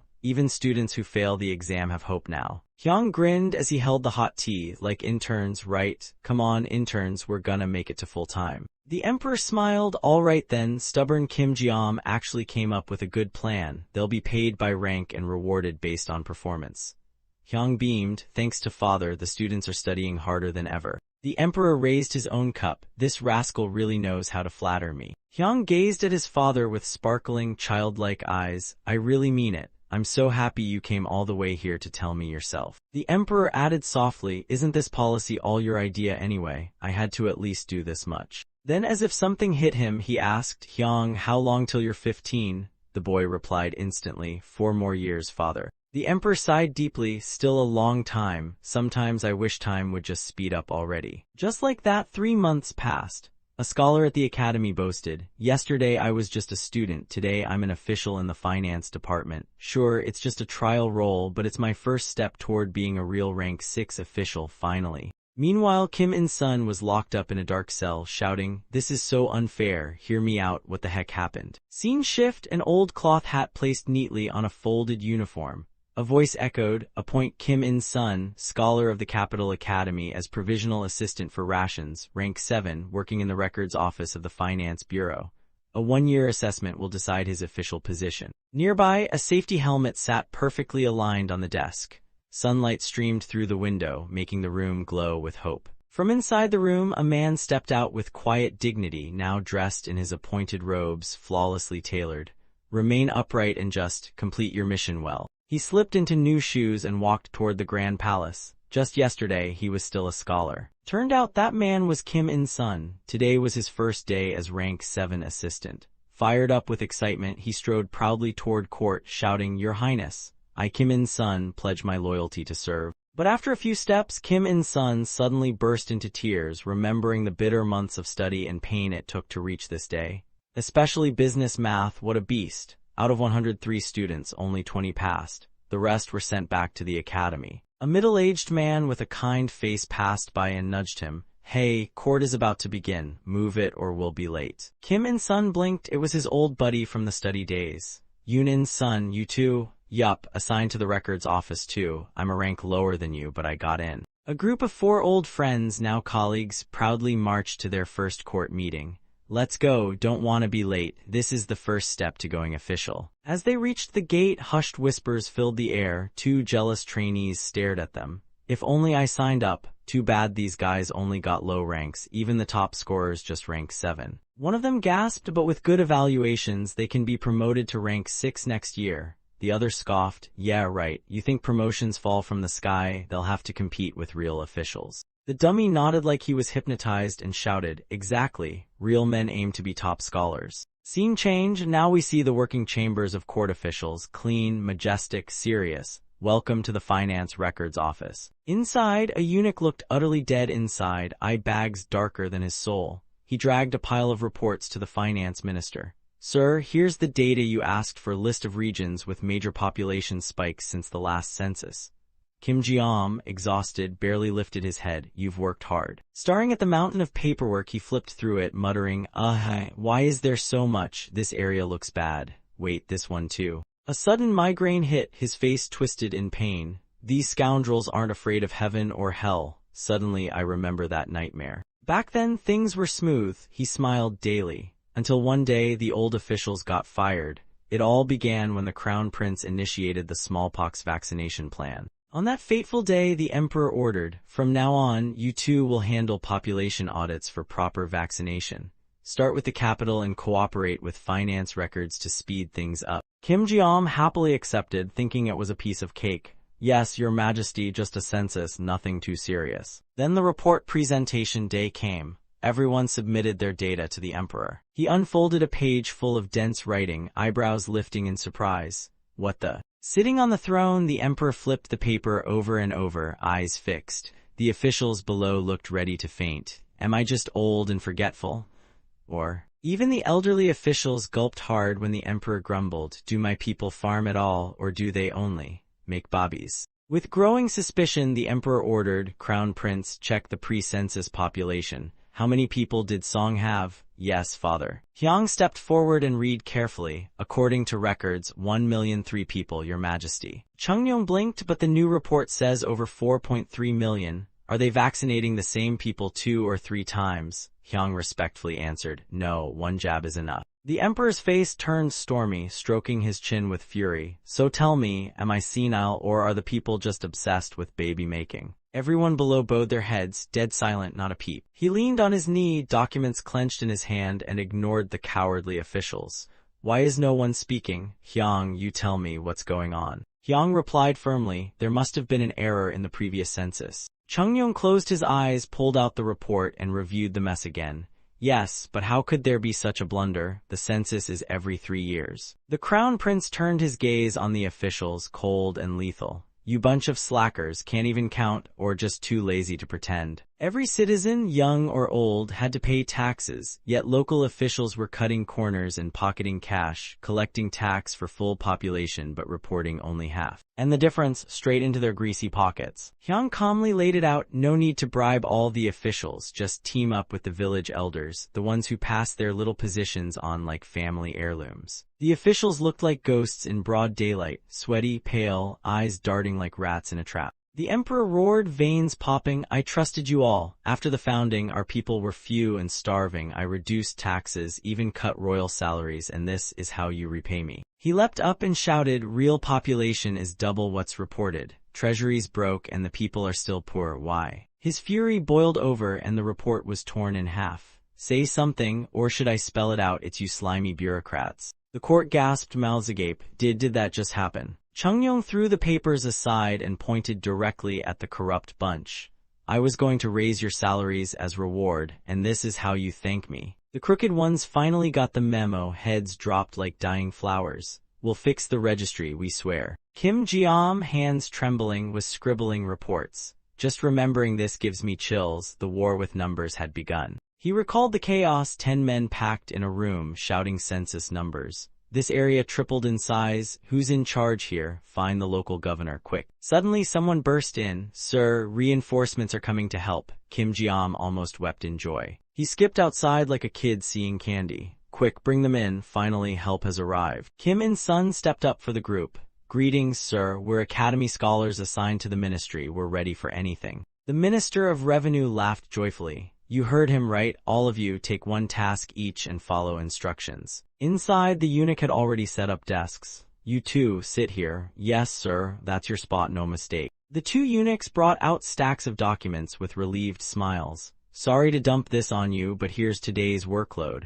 Kim In-sun stared, stunned. The pile could bury a horse. Dusk fell, the sun disappearing behind the distant peaks. Your Majesty, the chief census officer requests audience. In another palace wing, the officer approached Chungyong. The census is nearly done, but I have concerns. Before he could finish, Kim Jiam exploded. It's those filthy rats, execute their whole families. The emperor squinted at the report. 5 times, 8 times, these scumbags are out of control. He turned and barked, summon the chief inspector immediately. Deploy Hawang and the military officers, check all suspicious areas. If officials resist, use force. The two agents sped off on horseback, cutting through the wind. Understood, Your Majesty, we ride. Meanwhile, Kim In-sun was dozing off, eyelids heavy as bricks. Seconds later, he passed out cold, drooling on the parchment. Then suddenly his eyes shot open. A nightmare, no, just work. He screamed like he saw a ghost. I'm late, I'm gonna die. His shriek startled the guy across from him, who toppled backward. Everyone turned to stare, kindly but also pityingly. Eunuch Tijo calmly reassured him, relax, if you're still in the office, you're technically not late yet. Kim In-sun blinked, confused. The guy behind him was still dazed from the fall. The moon was high, but the office lights still burned. Someone finally emerged to head home. Kim In-sun dragged himself into his room and collapsed onto the carpet, blanket be damned. His job had broken his soul. His face was a wreck, dark circles carved deep, eyes blank. 4 more days of this, I might not make it. A new day dawned. In the courtyard, officials strutted under the dazzling morning sun like nothing happened. Kim In-sun and Yoon In-sun trudged wearily to work, dragging their souls with each step. Looking at the document hall ahead, they sighed in unison, not an ounce of will to move forward. A man walked up and chuckled, I swear I just heard your inner cries. The two startled awake, squinted, then gasped, Inspector Byatt, you're up already? The man was indeed the palace inspector. Seeing them looking like autumn leaves in a storm, he asked, How long have you two been here? Half a month, sir. Well, you're starting to look like real revenue officers, but I still can't recognize you officially. Hearing that, their eyes lit up like fireworks. Yes, sir. The inspector winked and smiled slyly. Don't forget, you still haven't gone through the ceremony. I'm looking forward to it. Cut to Jeonju, Jeolla province, the countryside. The sun was high, but the palace was in chaos. Summon the governor, emergency. From inside, Li Bang, why are you yelling like a madman? Li Bang dashed in, face pale. Sir, I have urgent news. You need to hear this now. He crept close and whispered, Do you remember that smallpox incident in Hanyang? It was uncovered because Sahimbu noticed a strange spike in population. The official squinted, and how exactly does that relate to us? The answer left him speechless, eyes wide and twitching. It relates a lot, sir. Suddenly, a mysterious man in sunglasses strutted in like a movie villain. Both men jumped up. Inspector Choi, I was just about to summon you. Choi entered, drenched in sweat. Li Bang already briefed you. We need a plan, fast. He waved for everyone to leave. Li Bang, no interruptions, let's talk. Behind closed doors, they spoke urgently. Word is people from Chongqing province were transferred to Hanyang. You got a plan? Still checking all 8 provinces, buying time. Choi lowered his head, fear flashing in his eyes. Meanwhile, we need to write a justification. Explain the sudden population boom. The governor scowled. Do you have any useful ideas? Choi snapped his fingers. What if we say ex-slaves are now citizens, and thanks to my smallpox cures, our survival rate skyrocketed? Brilliant. The governor grinned wickedly. If all else fails, we'll blame it on my wife's second cousin's neighbor's dog. Don't worry, I'll handle it. He laughed maniacally, flailing his arms, leaving Choi speechless. My connections are amazing, right? Choi thought, this guy's totally lost it. Back at the office yard, everyone was gossiping. In-sun, got your bribe gifts ready? Still prepping the wine and snacks. Bonus days far off, so I'm broke. Yoon In-sun leaned on his chin, telling my parents would feel like treason. Kim In-sun stroked his non-existent beard like a wise elder. No gifts, no peace in government life. Eunuch Tijo barged in, killing the vibe. Back to work, slackers. Yes, sir, right away, sir. Sunlight danced on the old tiled roofs. Kim In-sun walked in with a fat stack of reports. Grand Inspector Kim Jiam's here again. Kim Jiam looked up exhausted. Ahijonseng again, of course it is. After finishing, Kim In-sun returned to his desk. He greeted a passerby, but the guy acted snooty and snapped, You think you're funny? No, sorry, sir. Seeing how meek Kim In-sun was, the guy dumped a tower of files into his arms. Take it easy, this was heading your way anyway. In-sun and his buddies stared at the mountain of paperwork like it was Everest. This is population growth data from all 8 provinces. Sort by region, compare to recent census and flag abnormalities by end of today. Kim In-sun glanced at Yoon In-sun, eyes narrowed. Is this punishment for skipping the annual gift giving? No way, right? Another long day was about to begin. A man with a crooked hat brim approached the two, holding a thick stack of papers. Here's the supplemental report. We'll continue tomorrow. Suddenly, he pulled something from his pocket and said, Also, you two can leave early today. Go on, clock out. Nobody knew what was in that paper, but before leaving, he winked intensely at Kim In-sun. You did good. Kim In-sun froze in confusion. Night had fallen. While the whole town was asleep, 2 shady figures wandered in a dark alley. It was Kim In-sun and Yoon In-sun, searching for a mystery spot marked on the mysterious note. They looked up. That's it, we found the place. Kim In-sun grabbed the iron knocker and banged on the old wooden door. Let's go in. An old man suddenly slid open the peephole, revealing just his eyes.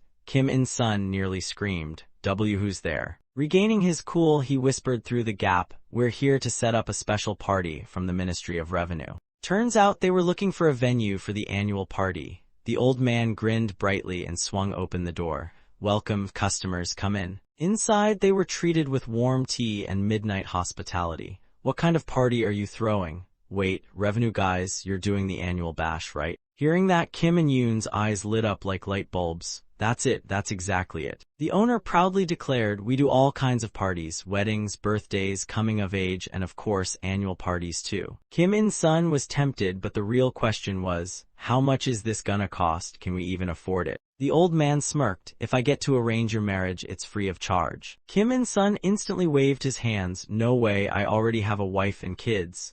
Yoon In-sun puckered up, whistled awkwardly. That's not my decision to make. The old man held up 3 fingers. Then give me 30% of your bonuses for the next 2 years. Yoon In-sun slammed the table. That's outrageous, 30%, are you robbing us blind? The old man growled, then plan the party yourselves. Oh, and by the way, if the annual party sucks, you'll get demoted. Unlike Yoon, Kim In-sun calmly explained, This is my first year on the job. 30% is a lot. I still have to buy a house for my family back home. Hearing that, the old man lowered a finger. Fine, 20% it is. Kim In-sun immediately agreed, which made Yoon explode. What? The disagreement escalated fast. Let me think it over, maybe consult our coworkers. There's no time, didn't you see how they pressured us? The contract, complete with thumbprints, was signed in record time. Don't worry about the cost, I'm your brother, remember, just sign here. Once done, the old man walked them to the door. Leave it to me, in 5 days I'll send folks to the palace. Wait for my message. As they headed back, a shadowy figure crept up.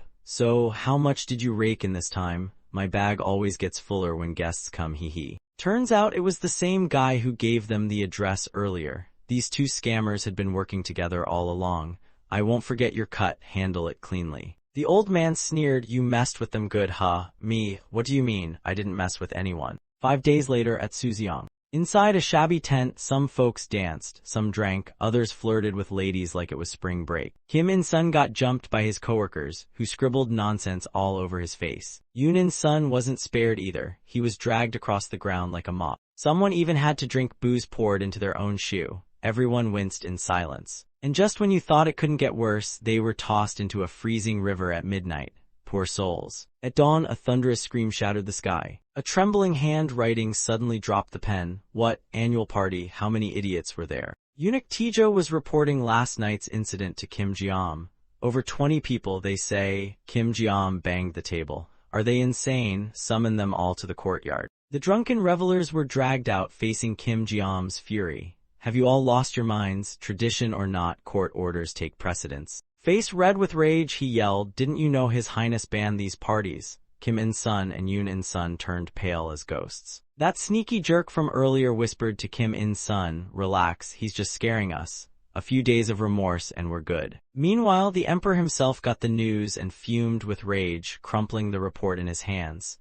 These brats are getting bold. Kim Jeom clenched his fists, sweat rolling down his temples. No matter how busy we are, this won't go unnoticed. His Highness will hear of this. At the palace, His Highness ordered an investigation. Chief Enuch appeared instantly. Yes, Your Highness. Back at the courtyard, Kim Jeom waved them away in disgust. You're all under watch now. Get out of my sight. The emperor curled his lip, eyes flashing with fury. Summon the disciplinary committee immediately. That sneaky fellow still tried to calm Kim In-sun. See, what I tell ya, take this chance to rest a few days. Suddenly, strange noises caught everyone's attention. They turned in confusion. A group in black and white uniforms carrying wooden batons marched straight toward them. Panic rippled through the crowd. They stepped back without thinking. Kim Jeom stammered, "Tea there from the disciplinary committee." A man in red raised his baton and shouted, "By order of His Highness, all who dared to throw the forbidden annual party are under arrest." Gasps echoed all around. The disciplinary committee, you've gotta be kidding. In the dead of night, 2 guards stood at the gate, gripping their wide-bladed swords. Inside a small dark cell, the detainees sat huddled, clutching their knees, trembling.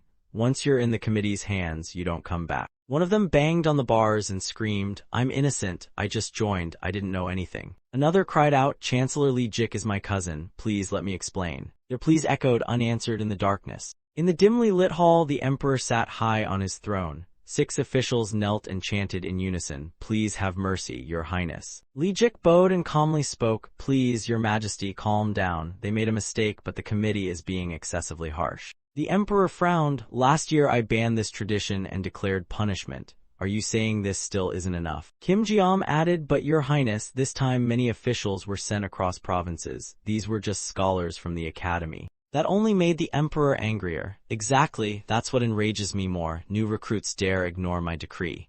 Wang He, scared but firm, stepped in. "Forgive me, but the party helps build bonds, protecting newbies from being bullied by seniors. It's hard to abolish overnight." The emperor slammed his hand down, trying to stay calm. Bonds between seniors and juniors, and who exactly are these seniors? He hesitated. "Well, lower-ranked officials, then maybe left minister, and I guess I'm only afraid of level 5 and 6. The emperor lost it. "That's your justification? That's how you identify officials, by fear levels?" Terrified, the man kowtowed and stammered, I made a grave mistake. Please spare those poor fools." The emperor shot to his feet, the hall crackling with tension. "I don't want excuses. This is the perfect chance to uproot these rotten seedlings and reform the bureaucracy." Amid the tension, a young voice suddenly cut through the silence. The emperor turned toward the door. From outside, Hyung's voice rang out, "Father, may I offer my thoughts on how we should deal with the offenders?" The emperor suppressed his rage, sat down, and ordered, "Of course, come in and speak before the court." The door slowly creaked open. Hyung bowed deeply. "Thank you, Father, for granting me this opportunity." He recalled his past life as a university freshman. Those annual parties were brutal. He got bullied for days. Seeing his polite son, the emperor's anger eased. All right then, tell me, what should we do with these insolent fools? Hyang looked up at his father and calmly said something that shocked the officials. Father, the Ministry of Household's officials seem to have quite a lot of free time to socialize. The emperor raised an eyebrow, chuckling, you're right, so they're still short-staffed, huh? Kim Ji-am, now weeping, chimed in, yes, your highness, we're still understaffed. Only a few officials forgot their duties this time. Hyang picked up from there after hearing Kim Ji-am, it seems the ones who defied your majesty's order are actually quite capable. The emperor stroked his beard, intrigued, oh, is that so? Hyang turned to Kim Ji-am and explained, he and others keep requesting more staff due to heavy workloads, yet these parties happened only after work was done. The emperor's face darkened, voice dripping with sarcasm, so they're capable, huh? Hyang nodded, indeed, father, quite capable. The room chilled like a blizzard had blown in. Ministers sat frozen, hearts stabbed by metaphorical icicles. Kim Ji-am felt the cold, thinking, better than being demoted or exiled, right? No one dared speak. Hyang cheerfully added, I heard the household registry and land records still aren't finished. That comment struck like thunder again. He continued, also, the population increase report lacks consistency. Why not assign the party people to handle these tasks? The emperor's anger melted into praise. Excellent, brilliant suggestion. He turned to Kim Ji-am, how long did your last assignment take? Kim Ji-am quickly replied, 5 years, your majesty. The emperor stood up and declared, then I give you 1 year, everyone involved will start work immediately. Fail and you're all exiled, the longer you delay, the farther you go. The order dropped like a thunderbolt, some faced 1 year of exile, others up to 5. And while you're at it, 80% of your salary is deducted. The court answered in unison, yes, your majesty. Hyang raised a hand, father, what if we reduce the punishment to just 1 year and isolate the offenders? The emperor frowned, arms crossed, you want to go easy on them. Hyang explained quickly, most didn't know about the ban. If forgiven now, they could help eliminate the party tradition from within. Instead of anger, the emperor brightened up, I like that, but 1 month is too short, I say 3 months, now go implement this. In broad daylight, prisoners were marched to the city gates, flanked by guards in red armor. Their heads were covered so they could only follow the lead guard's instructions. Keep it slow, no running, walk calmly. Through the thick cloth they could barely see light, they had to rely on voices guiding them. One prisoner trembled, where are we going? Does the Prime Minister know about this? He was shoved into a wooden chair and bound so tightly he couldn't budge. New ministry recruit, why are you here? His face twisted in pain as 2 thick rods pressed on his knees. Oh, what is this chair from hell? Snot and sweat poured as he sniffled. Am I really about to be punished like this? He screamed, no, I don't want to live crippled. I'll confess, I colluded with the merchants. Before they even removed the blindfold, he spilled everything, too scared to hold it in. Everyone turned to look in shock. Even Hyang was surprised, mumbling, what a juicy story I just happened to overhear. Kim Ji-am was livid. You bastard, I ignored your crap because we're distant cousins and this is how you repay me. Hyang quickly stepped in. Whoa there, calm down, Kim Ji-am. A few days later, at the shadowy Yinbok Palace, the emperor hosted a quiet banquet. I know you've all suffered, so tonight I've prepared something special to comfort you. Kim Ji-am sulked, thinking, what the heck? A few days ago his highness scolded me for this and now he's making the ministers happy. Thank you so much, your highness, I guess. Seeing the gloomy look on Kim Ji-am's face, the emperor's anger suddenly flared. His murderous gaze made Kim Ji-am jump. Can't you read my expression, Kim Ji-am? He barked. Why yes, your majesty. Kim Ji-am quickly bowed low. I am deeply grateful for your majesty's kindness. I don't know how to repay this grace. The emperor chuckled, his voice carrying deep thought. To bring peace and prosperity to the people of Song, we need full support from the court. First, I want you all to forget work pressure and enjoy today's feast. Under the bright full moon reflecting on the lake, the banquet became lively. The officials, comforted by his words, replied, we obey, your majesty. An imperial edict was sent to the Ministry of Households. Have you finished sorting the household registrations? If delayed, you'll be in trouble. Work together to finish quickly. Also, inspect the reserves of salt and sugar for tribute. Kim Ji-am read the decree, eyes nearly popping out. I knew it would come to this. He slumped onto the table, groaning, I want to resign. Over to Chungyong, who walked slowly but sounded alarmed. What? Officials colluding with merchants? Hyang calmly followed behind. Yes, father, I believe it's a serious issue. They must be punished. Urgent footsteps approached them. A panicked voice called out, why, your highness? A panting servant rushed in, knelt and gasped, your highness, they've entered the capital. Chungyong asked calmly. All right, who exactly entered? Though the servant hadn't answered yet, both Chungyong and Hyang said in unison, they're here, they must be. Hyang bowed, excuse me, I'll go meet the envoy who came with the delegation. Chungyong smiled, go ahead, see you later. Yes, father. At the Grand Palace, Chungyong greeted the new guests. The road must have been tiring. I'm sorry for calling you in right away. Seated on the throne, he said, but this matter is urgent, so I couldn't afford any delay. The guest replied, I wouldn't dare complain, Your Majesty, it is my duty. Wasting no time, Chungyong asked, so how's their new emperor? Kim Hoyeon didn't look up but gently said, he seems to be a gentle man. Chungyong turned to the ministers, what do you all think of the new emperor? Li Bang looked around nervously, well it's. He tried to recall and slowly described, first of all, his demeanor is very striking. Standing before the new emperor, he and the other minister had been speechless. He had such a heavy presence, even sitting on the throne seemed hard for him, maybe due to mourning. His eyes were cloudy and bloodshot. Also, his complexion was uneven, very pale. Judging by his face, he'll have poor relations with his siblings but good fortune with children. However, the law line doesn't pass the lips, so his lifespan won't be long. Still speaking of the new emperor, the mental image suddenly changed. His voice was calm, actions graceful. Curious, Chungyong asked, and what do their ministers think of him? Remembering scenes from the quiet study, the man in mourning sat across from 3 top officials. Most gave positive feedback. During the late emperor's campaign, he managed the country well. After ascending the throne, he finished those campaigns and said there be no major wars unless necessary. Remembering the past, Chungyong's emotions stirred. If things drag on, it may affect his mind. If father were like that, it would endanger our nation. Honestly, without Hyang, I might have ended up the same. All these complaints came from your son's deep concern for you, father. He pondered for a long time, then said, if the delegation's observation is right, this emperor's reign might be shorter than I expected. He frowned.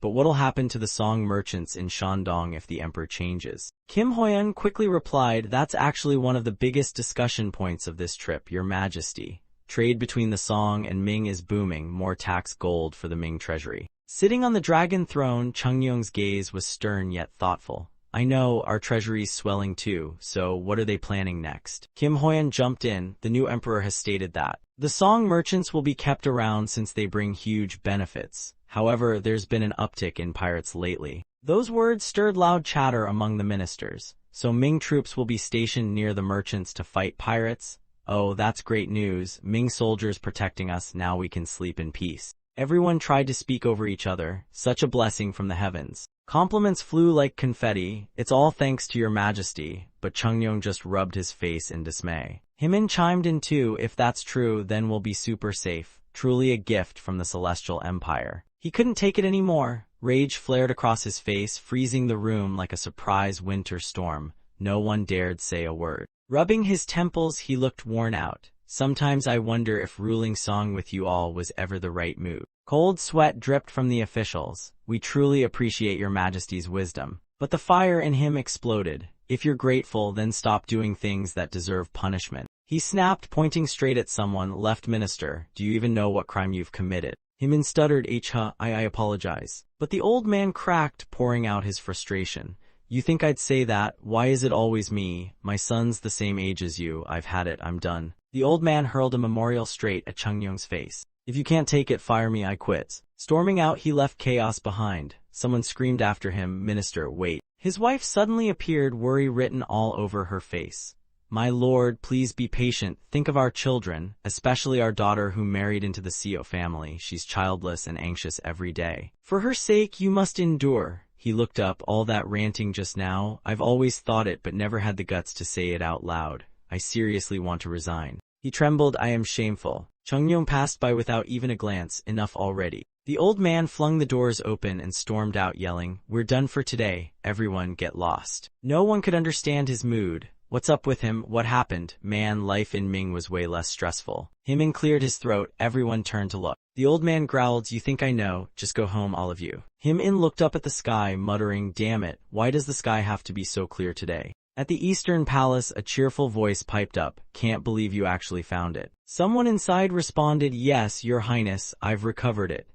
The old servant outside was drenched in sweat, not from the heat, but from fear. The chat inside continued, blissfully unaware of outside tension. Your intel is amazing. Much gratitude, Your Highness.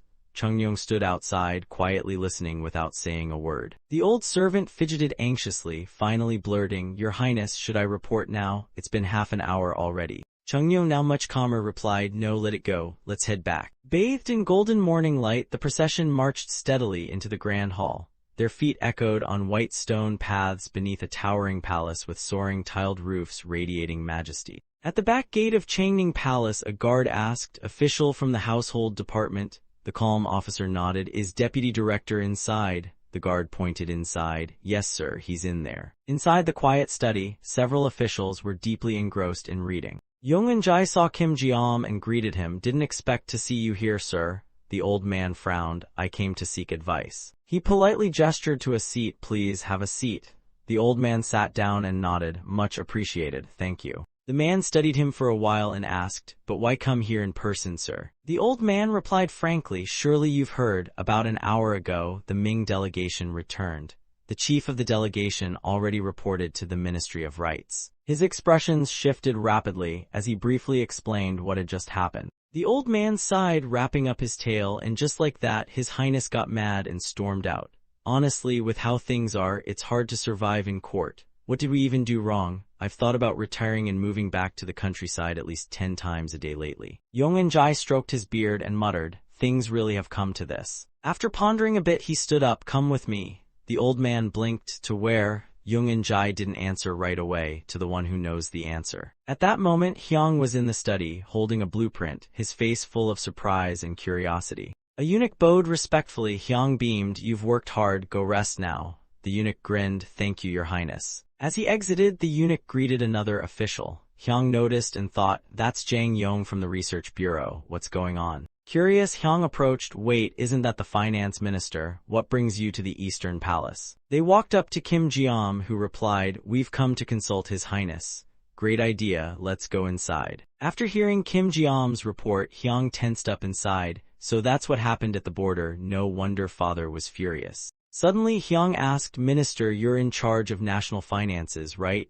The old man nodded. That's correct. Thinking of Chungyong, Hyung's temper flared. How could something like this happen under palace watch? He groaned. Don't you see what the problem is? No wonder. Kim Ji-am seemed lost, his face darkening. He stuttered, Forgive me, Your Highness, please enlighten me. Hyung clasped his hands calmly. It's simple. Let's say building our embassy right next to Ming's naval base might not be the brightest idea. Kim Ji-am was stunned. What? Wouldn't that make it safer? Hyung explained, and yet our funds are flowing out, aren't they? Even though Japanese pirates have decreased, the threat remains. Positioning our navy like that will be very expensive. Hyung broke it down confidently, then flipped the question. Do you know where that cost comes from? The old man replied, From taxes, right? Exactly, Hyung nodded, then elaborated. Eventually they'll raise taxes, but who knows if it's for the navy or something fishier. Hearing this, Kim Ji-am looked like he'd been hit by lightning. That could really hurt Song's economy. I didn't see that coming. Hyung continued, Exactly, that's why we need someone to gather intel. We don't have to stop the Ming naval base, just be smart about it. Instead of blocking it, we'll assess the scale, estimate annual naval expenses, and prepare in advance.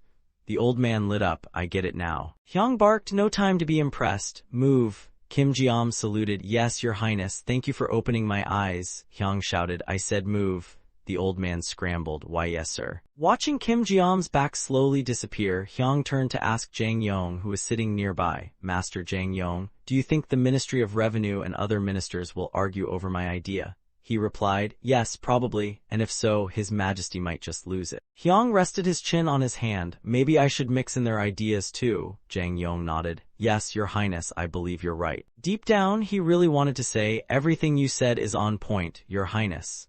Everyone should be able to speak their minds so we can find the best path forward. Everyone's equal, we argue to improve, not to win. The song's progress is thanks to your experiments. He looked at the young prince with a sincere heart, forever grateful. This man made the song what it is. Then, as if remembering something, Jang Yong's face darkened, eyes going blank. Wait, when's the last time I saw my wife and kids? Hyung lit up and said cheerfully, Oh right, Master Jang Yong, want to see some stuff I brought back from Ming? Jang Yong smiled wryly. Sure, what is it? But inside he was crying. Didn't he say he had no time earlier? Guess I'm not going home tonight either. Outside a grand palace, the sunset dyed the carvings a fiery red. A low voice broke the peaceful evening. Master Lee Jik, Master Sajung, is anyone there? Kim Ji-am burst through the doors, but seeing no one groaned, they're all gone, seriously. But then he spotted Hwang-hee sitting calmly with his arms crossed. Master Sword, what brings you here? Kim Ji-am blinked. Hwang-hee, I thought you quit already. Hwang-hee replied coolly, after that mess I got even more work. Kim Ji-am nodded. Ah, I see, I came to talk with you. Just then Lee Jik walked in. Well, if it isn't the finance minister and Hwang-hee. Skipping work, are we? Kim Ji-am greeted. Ah, Master Lee Jik. When Lee Jik sat down, the old man began. Perfect timing. I've got something to say to you too. Hwang-hee blinked. Wait, what? I just got here and now we're in a meeting. Sajung walked in from the door. Everyone's already heard, haven't they? Kim Ji-am stood to greet him. Master Sajung. With everyone gathered, Kim Ji-am said mysteriously, I know why His Highness is mad, it's because. But before he could finish, Hyo-jo barged in. Oh, everyone's here, Kim Ji-am called. Come in already. Every time he tried to speak, someone new came in. Finally, with the room packed, Hwang-hee calmly said, let's focus now, what's this all about? Kim Ji-am stroked his long beard and sighed, but seemed to recall something and didn't speak just yet. Instead, he looked around toward the door and asked, anyone else coming? He turned back and calmly addressed the group. Today His Highness was furious and kicked everyone out, right? And we didn't know why, but now I do. Everyone gasped, so it really was that. No wonder His Majesty blew up. Kim Ji-am looked exasperated, stood up slowly. But I haven't even said anything yet. Hwang-hee leaned in, then out with it already. Outside the palace, night had fallen and lanterns lit up the quiet courtyard. Inside, whispers spread, we never even considered the cost, huh? So that's why His Highness got angry. It all makes sense now. Hwang-hee nodded solemnly. This must not happen again, but if any of you have concerns to report, give them to me, I'll compile and submit them. A nearby voice replied, understood. The lantern light cast half his face in shadow, making Hwang-hee look even more serious. He thought it was the young prince who saw all of this coming. Outside Chungyong's grand palace, warm light from within created a mystical calm. Then Hyang's voice echoed, Your Highness, I seek an audience. His father answered, let the prince in. As Hyang walked in, Chungyong stood up quickly. You brought the documents, right? Hyang nodded, yes, father, and I brought a few books too. Chungyong grabbed the book and studied it intently. Let me take a look. After a while, his expression grew deep, breathing steady, clearly absorbed in what he was reading. Hyang glanced around the room, feeling a mysterious energy swirling. Seeing his father so focused, Hyang thought, when he gets like this, it's like he's sucking up all the energy in the room. Is this enlightenment mode? Hyang smiled, amused. Wow, he's really into this. So into it, he forgot I'm here, man, now I'm sleepy. He yawned, don't forget me, father. Startled, Chungyong snapped out of it, suddenly looking for his son. He saw Hyang napping right there and panicked, blurting out, oh heavens. Chungyong quickly stood up and rushed to pick up Hyang in his arms. Looking at his son lying peacefully, he mumbled, this kid's gotten heavier, huh? Growing fast, wait no, not too fast. Actually hurry up and grow, but also not too fast. Amid the peaceful autumn scene, the ginkgo leaves gently fell as sunlight filtered through the branches, casting dancing shadows on the ground. Outside the room, a huge man stood trembling, letting out pitiful groans. Two men, one tall and one short, stood side by side, dark circles under their eyes like panda twins. One of them muttered, finally done sorting the documents. That was monstrous. Suddenly someone stormed over and yelled, will you two stop shaking already? Why yes, sir, they shouted in unison. The angry man continued, I've got a headache dealing with that brat who got dumped in the neighboring palace in Yeongdo of all places. Behind them was the document storage room, not far from the main gate of Panchiasa. Suddenly a man on horseback came riding in, yelling, emergency, emergency. Chungyong stood outside the palace, reading a report, while the kneeling rider likely relayed the emergency just delivered. While scanning the scroll, he calmly said to the eunuch beside him, Chief Enuch, summon the ministers. The eunuch respectfully replied, yes, your highness. Suddenly, Chungyong turned again, correcting himself, no, relay my words, tell them to come immediately, all senior officials, now. Cut to a wooden gate with rough signage, a young yet commanding voice pierced the quiet, what's the response? In the training courtyard, a middle-aged man stood in the shade and said, northern officers say the new cannons are more convenient than the old ones. The youthful voice replied, really? Then they'd better fix the wind direction issue and speed up reloading. A messenger ran up, causing some surprise. Your Highness, pardon me, but the court has summoned all senior officials immediately. Hyung's eyes widened. Right now, what's going on? He paused. Understood, let's go. The official nodded. Everything's ready, please follow me. Hyung mounted up quickly. That's enough chatter, let's ride together. Each rode a horse with a deep brown mane, their nostrils flaring with every pounding hoof. The young and the old galloped along a dusty path, leaning forward urgently. Hyung rode ahead thinking, an urgent message from father, what's happening? They arrived at a towering, ancient fortress. The officials trailing behind said, we've arrived. The guards opened the gate, they rode through. Hyung dismounted and walked up to a eunuch in blue. Eunuch Park, what's going on? I'm not sure, your highness, just that there's an emergency report from the north. Upon hearing this, Hyung paled and yelled, an emergency from the north. Then suddenly, something made the hair on his neck stand up. One of the officials said, this can't be something small. Hyung sniffed the air. Blood, I smell blood. The eunuch from earlier approached and bowed deeply. Your highness, your court attire is ready, please change. Understood, Hyung replied calmly. Two officials in red appeared, bowing, your highness, we will proceed to the side hall first. The other nodded, yes, we'll wait there. Hyung turned to look at them. His gaze was quiet, but inside he thought, just now, their killing aura gave me chills. Is that what seasoned soldiers are like? He imagined the back of a soldier walking with dignity beneath a crimson sky, the hem of his robe still marked with dried blood.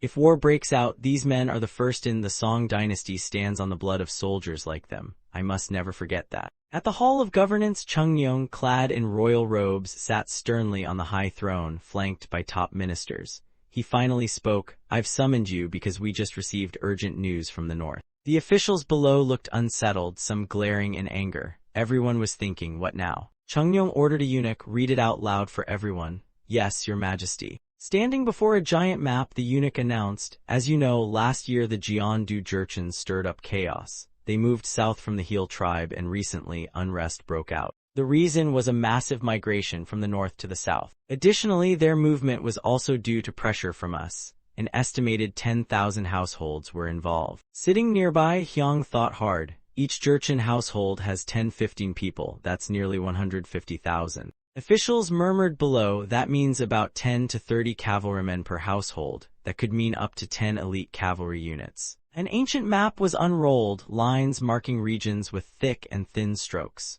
Historically, the Jurchens were no joke. After founding the later Jin dynasty, they devastated both Goryeo and the Song. Thanks to their powerful cavalry, they conquered central plains and dealt heavy blows to both Goryeo and Song. But according to history, the Qin dynasty collapsed due to Yuan's invasion, splitting into 350 tribes. With a semi-agricultural lifestyle, the Jurchen had a very strong cavalry force. If someone could unite these fragmented people, they'd form one heck of a strong nation. But the Ming and Song dynasties absolutely did not want that to happen, so the Jurchens were managed with a mix of bribes and threats. Huang He suddenly spoke up from below, there's no way the Ming didn't notice such a massive movement. Who's leading them? The eunuch paused thoughtfully, then replied, a man named Li Manju. What's more worrying is that the Ming is letting tribes migrate freely. The court officials gasped, wait, what? Huang He added, your highness, if I may, there's a high chance this is a Ming-engineered event. Chungnyeong stroked his chin and nodded, that's a good point. The situation is urgent, we need a solution now. The eunuch shouted, yes, your highness. Meanwhile, Hyung rested his chin on his hand, bored out of his mind. The Jurchen tribe, Emperor Tijo's influence must have been immense. Slipping into memories from his past life when he was still in the modern world, Hyung's hand scrolled the computer mouse. Suddenly something odd popped up. Huh, what's this? He leaned in, muttering to himself, influence of Emperor Tijo on the Jurchen tribe. According to the Tijo Chronicles, seriously, it's that deep. The screen showed a map filled with red dots. He exclaimed, wow, Tijo's influence is wild. All these dots are Jurchen tribes under his rule. Then an old document appeared, crammed with ancient names. Dear Lord, all the Jurchen chieftains are listed here, and after the Song dynasty was founded, many of them even got official ranks. He thought of the founding ruler of Song and muttered, at this point, he should have founded a Jurchen kingdom instead. Kim Jinho looked up at the sky in despair, sighing, dang, wish I'd studied history in school.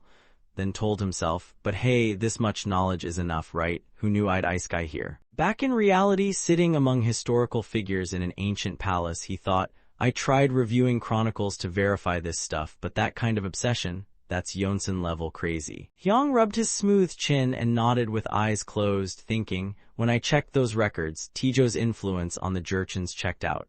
Problem is, after Tijo, the other king's influence kinda dropped off. Still with eyes shut, brows furrowed, he bit his nails, clearly uneasy. Right now, our influence is still way too weak. His expression turned sour, lips tight in a straight line. Crap, can't think of a single solution. Are we just doomed? Breaking the silence with his youthful voice, he said, "Father, may I speak on this?" Chungyong replied, "Go ahead, Crown Prince. Got a plan?" Hyang replied seriously, "Not entirely sure yet, but I think we must start from the basics." Chungyong stroked his chin, confused. "Basics?" "Yes," Hyang answered clearly, "the song must strengthen national capacity and reform the military to stabilize internally. Only then can we conquer the Jurchens." Sitting on his throne, Chungyong looked thoughtful. "So that's the best way." On the outside, Hyang calmly replied, "Forgive me, father, but given the situation, it's our best bet." On the inside, he was nearly crying, lips curling like a worm. Chungyong massaged his tired face and groaned, "Makes sense, but I still don't like it." Hyang patiently explained, "With our current situation, we can't afford random strategies. Any plan now depends too much on luck." Wang He looked at Hyang with admiration, inwardly applauding. "Brilliant, starting from basics instead of relying on luck, that's how you avoid traps even the greatest minds fall into." Hyang kept backing his points with logic. "Besides, even if we had the smartest strategy ever, how are we supposed to beat them if we've got nothing to back it up?" A surprised voice echoed, "Exactly." Hyang and the court ministers all looked shocked. Wang He suddenly covered his mouth in embarrassment, his face full of panic. Seems like that bold comment just slipped out. Chungyong shook his head slowly and held his forehead like someone battling a headache. Wang He quickly dropped to his knees before Chungyong, trembling, "Your Highness, please forgive this servant's moment of foolishness." Chungyong let out a long sigh and quickly regained his composure, speaking gently, "Forget it. You all heard the Crown Prince's logic. Now listen up, draw up a military reform plan and submit it. We must never stop innovating this country." All voices rang out in unison, loud and clear, "As you command, Your Highness." Near the lakeside pavilion, a group of people crossed a small stone bridge. Leading the group were Chungyong and Hyang, followed by eunuchs and court servants. Chungyong chuckled suddenly, prompting Hyang to ask, "Father, did something funny come to mind?" The emperor recalled Wang He's earlier outburst and burst into laughter. "Every time I remember that chief's face, I just can't hold it in." He looked up at the fatting sun, hands clasped behind his back, and continued walking.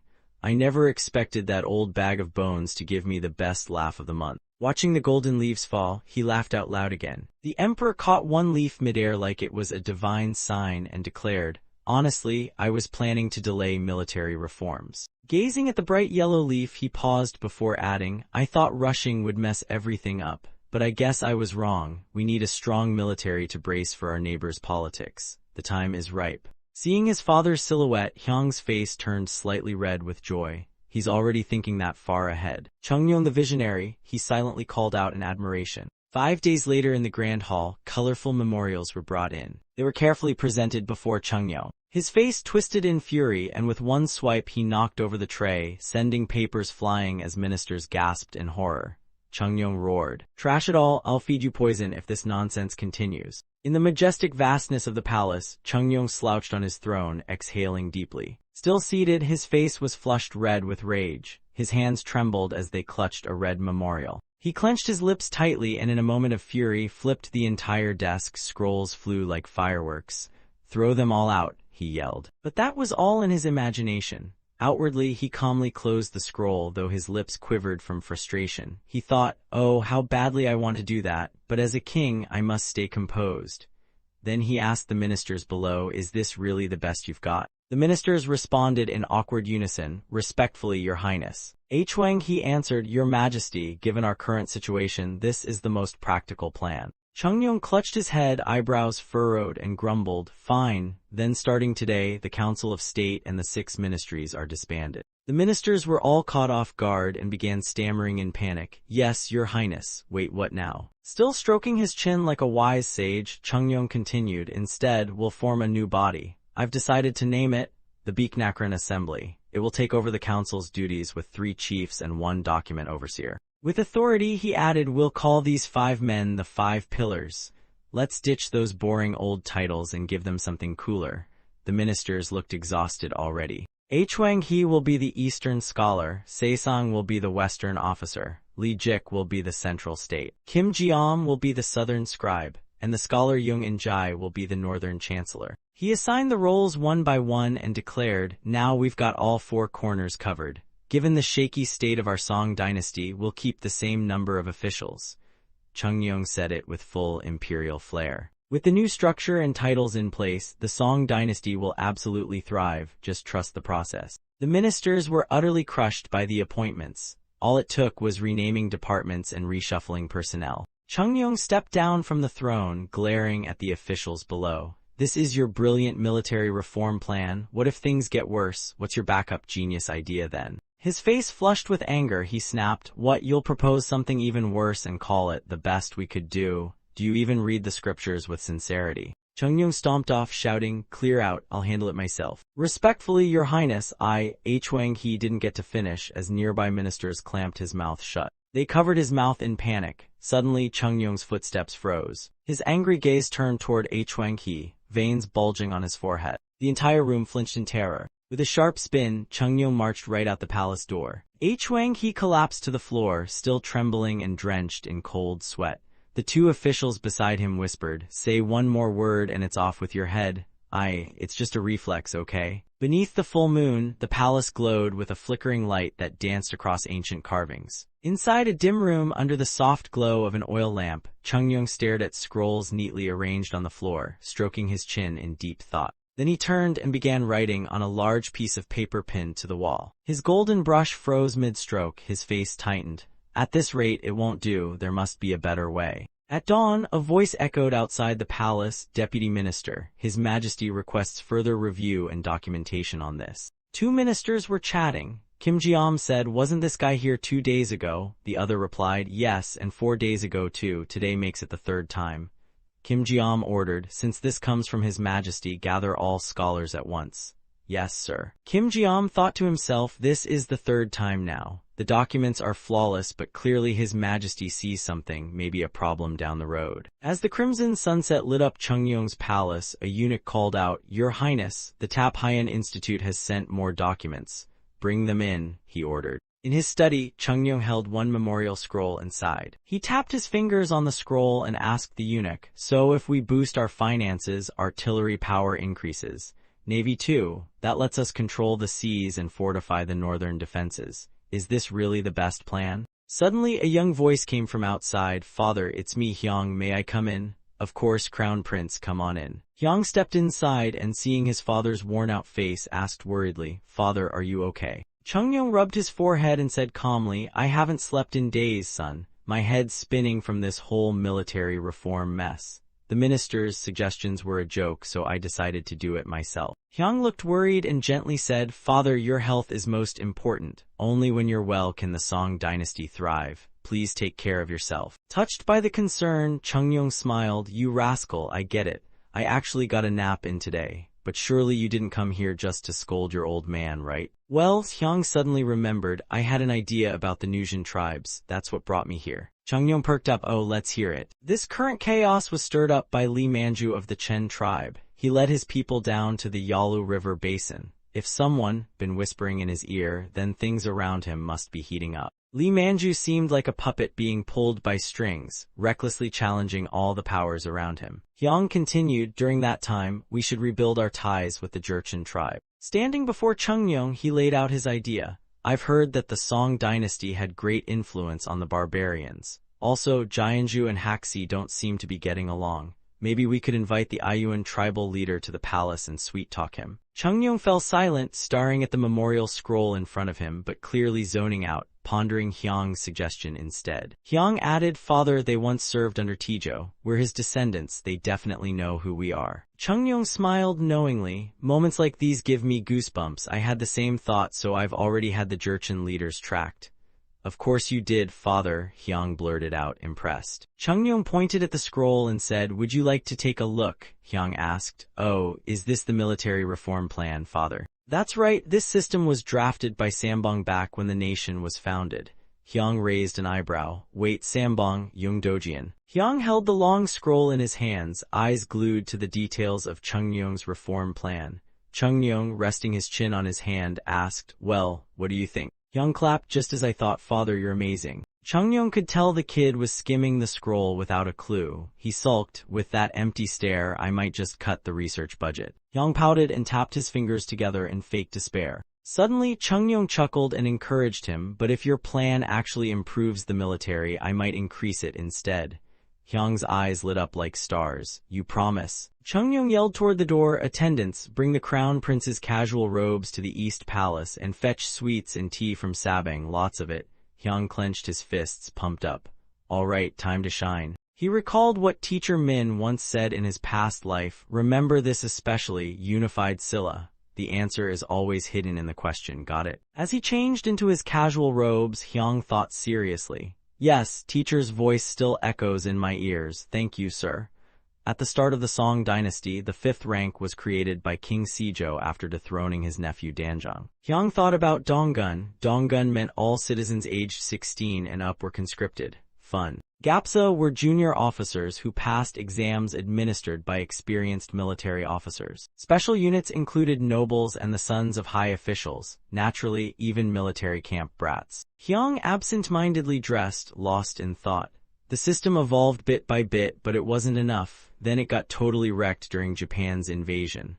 Thanks a lot, Chungyong, for slashing that defense budget. He furrowed his brow deep in thought. Back when the Song dynasty reformed its military early on, they stabilized the north and ended civil unrest. I'm narrowing it down. He remembered a devastating war, everything turned to ash. He clenched his resolve. To avoid another year of the dragon mess, we need better defense. Arms crossed, Hyung scowled. Even if I die, I'm gonna find a solution.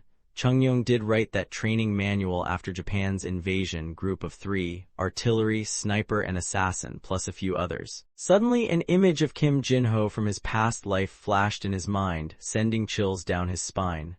Wait, what was that? He scratched his head, face twisting in confusion. What was it? Oh right, cram school brain damage. Then he jolted upright, realizing he was sitting with Chungyong. Hang on, he's here, the light of Joseon, the source of all wisdom. He turned to the cheerful old man behind him. That's right, Chungyong is my dad now. If I say it, he'll definitely get it. As the candle flickered out, a wisp of smoke floated up in the dark, quiet room, just the voices of 2 people deep in conversation. Chungyong looked at his son's handwriting on the paper and asked, separating roles in the military, huh? But then, what will the civil officials do? Hyung replied calmly, well, it's not ideal to let only the Ministry of War handle the budget and personnel. What if we let the civil officials manage them instead? Chungyong raised an eyebrow. You're saying everything would work better if we split them up. Hyung responded confidently, that's right. Military officials should only deal with other military officials. Otherwise, we'll see the rise of a military dictatorship. Chungyong asked, even with me around? Hyung replied, yes, even then. He thought to himself, Japan had such a system, and look how that turned out. Chungyong stroked his chin and nodded, fair point. Besides, there's no guarantee our future heirs will all turn out to be great kings. Better safe than sorry. He picked up his brush and began writing on a blank page, saying calmly, since the central military has secured its roles, we should look into the local forces. Hyung added, just like the center, let's divide local forces between civil and military officials so they can keep each other in check. Outside the palace, the red sunlight bathed everything as Chungyong declared, this way, we can keep power abusers in line. Left behind in the room was a desk littered with papers, most filled with messy chicken scratch diagrams. Among them lay a neatly arranged pile with clean, elegant writing, clearly a completed strategic plan. Outside the study, blue skis and green foliage made for an incredibly peaceful scene. Meanwhile, Lee Sunji was joyfully humming a tune while scribbling something down. Suddenly, his dad burst through the door like thunder, startling him to the core. The man roared, Lee Sunji, I told you to study, not mess around with useless nonsense. He continued, don't make me say it again. Hand over whatever you've been working on. Lee Sunji gently offered up his paper and mumbled, it's this, sir. The man's brows furrowed even deeper after a glance. Math again. Sunji grinned and explained, this one's different. It's equations and Google Dad. These formulas save tons of time. Super efficient, right? Dad was not impressed. In fact, he got even more furious. You punk, a Confucian scholar wasting brain cells on this crap, Sunji yelped in fear. You've been hanging around with those good-for-nothing rascals all day. That's why you're wasting time. Sunji quickly waved his hands, sweating bullets. Dad, they're not rascals like you think. They're merchants from Trung Market, honest and loyal citizens recognized by His Majesty. They said India is researching this stuff too. His dad barked, "You still don't get it. A scholar must devote himself to Confucian studies. Why waste time with merchants?" Sunji couldn't hold back. "Math isn't just a game, Dad, and merchants are citizens too. Their taxes fill the national granaries. As a scholar, I must help them calculate." Dad snarled, "Fine, Mr. Genius. If you're a scholar, then serve the court. But if you fail the next exam, you're joining the logistics corps. Your life, basically over. Got it?" Sunji sighed in defeat. "Yes, sir." Scene switch at the Royal Palace of Blessings. The sky was sunny with scattered clouds. Chungyong asked, "What's the matter that brings you all here so early? And you've summoned all the ministers and secretaries." One man stepped forward. "Your Highness, as you know, officials have been moving frequently, and the military reform introduced many new roles. Now there's a serious manpower shortage across all departments." Chungyong thought, they actually united over something useful this time, then stroked his chin and replied, "I see. What do you suggest?" Wang He spoke up, "Your Highness, I believe it's the perfect time to recruit new talent, not the regular triennial exams, but a special round of testing." Chungyong raised his hand. "Enough, I get the idea. That's enough, Chief Advisor." Wang He blinked in confusion, "But Your Highness." Chungyong quickly explained, "Don't get me wrong, I'm not canceling the exams. The preliminary round has already taken place and is probably being graded now. I want to talk about scheduling the next round." Everyone stared, mouths agape. He continued, "Given the urgency, I've decided to temporarily cancel the final doctoral exams and only keep the student-level test. You may select the top candidates at your discretion. This will raise the pass rate by 50%. Wang He was stunned. Just how many steps ahead is His Highness thinking? Chungyong suddenly asked, "Chief Advisor, what do you think of my idea?" "With utmost respect, Your Highness," he replied. Chungyong chuckled, "Well then, next time we'll dig deeper into this topic. Let's make the most of our nation's talent." He added, "By the way, I'd like to hear your military reform plans. Let's start from the left, shall we?" Everyone answered in unison, "As you command, Your Highness." Scene switched to a small village. A prayer bowl sat atop a wine jar. Lee Sunji's mother sat in the courtyard, hands clasped in prayer. "Please, dear Buddha, help our son pass this exam. Namo Amitabha." Behind him, Lee Sunji's father was packing nervously. His mother complained, "Oh heavens, General, if you keep moving around like that, my prayers won't work." He jolted and replied, "Sorry." Footsteps approached. When they saw him, both parents lit up. "Lee Sunji, you're here. Must have been tough." He replied, "Mother, father." His face pale, he stammered, "I'm here." His dad said, "Aw, got it. You must be exhausted. Go rest inside." His mom watched him wobble away and couldn't help but mutter, "This test must have been brutal." Dad nodded. "Yeah, the kid didn't have much prep time." As soon as he entered his room, he quickly stripped off his exam outfit. Energized, Lee Sunji started scribbling again. "I haven't looked at math in days. I'm losing my mind. First, I need to decide whether this is a prime number." Scene changed to the Palace of Blessings. A voice echoed, "If no one objects, then this time's special exam." Hyang began to speak. "Your Highness, I have a request regarding the special exam." Chungyong replied, "So that's why you've been quiet all this time. Go ahead, let's hear it." Hyang spoke up, "I think math should be included. The research institute really needs people good at calculations, and frankly, most of the officials here know squat about math."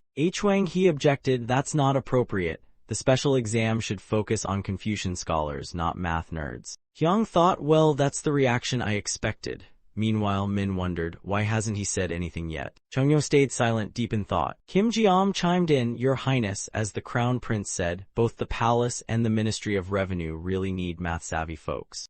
Wang He asked, "Hasn't the Ministry of Revenue hired anyone new yet?" An elder replied, "That's not easy. Most new officials are just Confucian Academy grads, slow as molasses." Jung and Jai added, "Your Highness, we've got the same issue in the Ministry of Works. Our officials can't calculate, so they stay up all night solving basic accounting problems." Sajong followed up, "Your Highness, both the Ministry of War and Justice need math wizards too. Justice needs crime statistics, war needs to count arrows and bullets." The king nodded, "You all make solid points. The song truly needs talent like this. So tell me, how have you been managing till now?"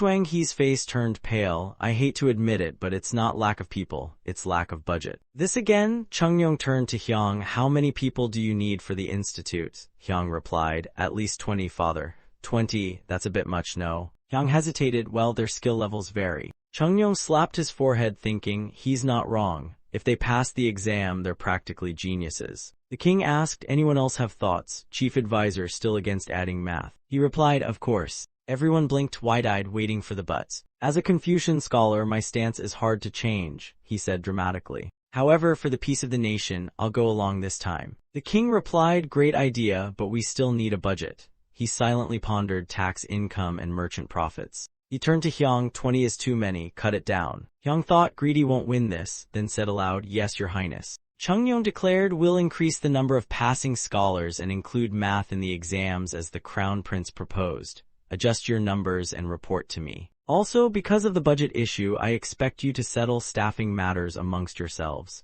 They all answered in unison, yes, your highness. Hyang's eyes lit up, now to use some tricks to find the best minds among them. Scene change, a rural village. They're here, we're looking for officials. Wait, officials. Lee Sunji's dad was thrilled, his mom behind him, speechless with her hand over her mouth. The man burst open the door again. Lee Sunji jumped in shock. Lee Sunji, news just came, you passed the exam. Well done, my boy. Then the man dashed off, shouting, party time, let's throw a feast right now. He smiled softly, oh, time to say goodbye to arithmetic, this is gonna be rough. Scene shift to Hyang, who was saying to the man across from him, today, I came to meet Scholar Nam about this, our competition to recruit the top scholars will be fiercer than ever.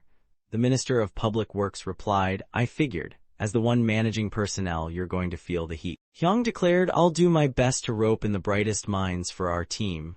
The man asked, and how do you plan to do that? Hyang smiled and explained, first, Scholar Nam should serve as chief examiner for this round. Your math skills are well known, so appointing you won't raise too many eyebrows. The man grew uneasy. If that happens, the other ministries will definitely complain. Hyang replied, that's why each ministry will get to appoint one chief examiner for this round.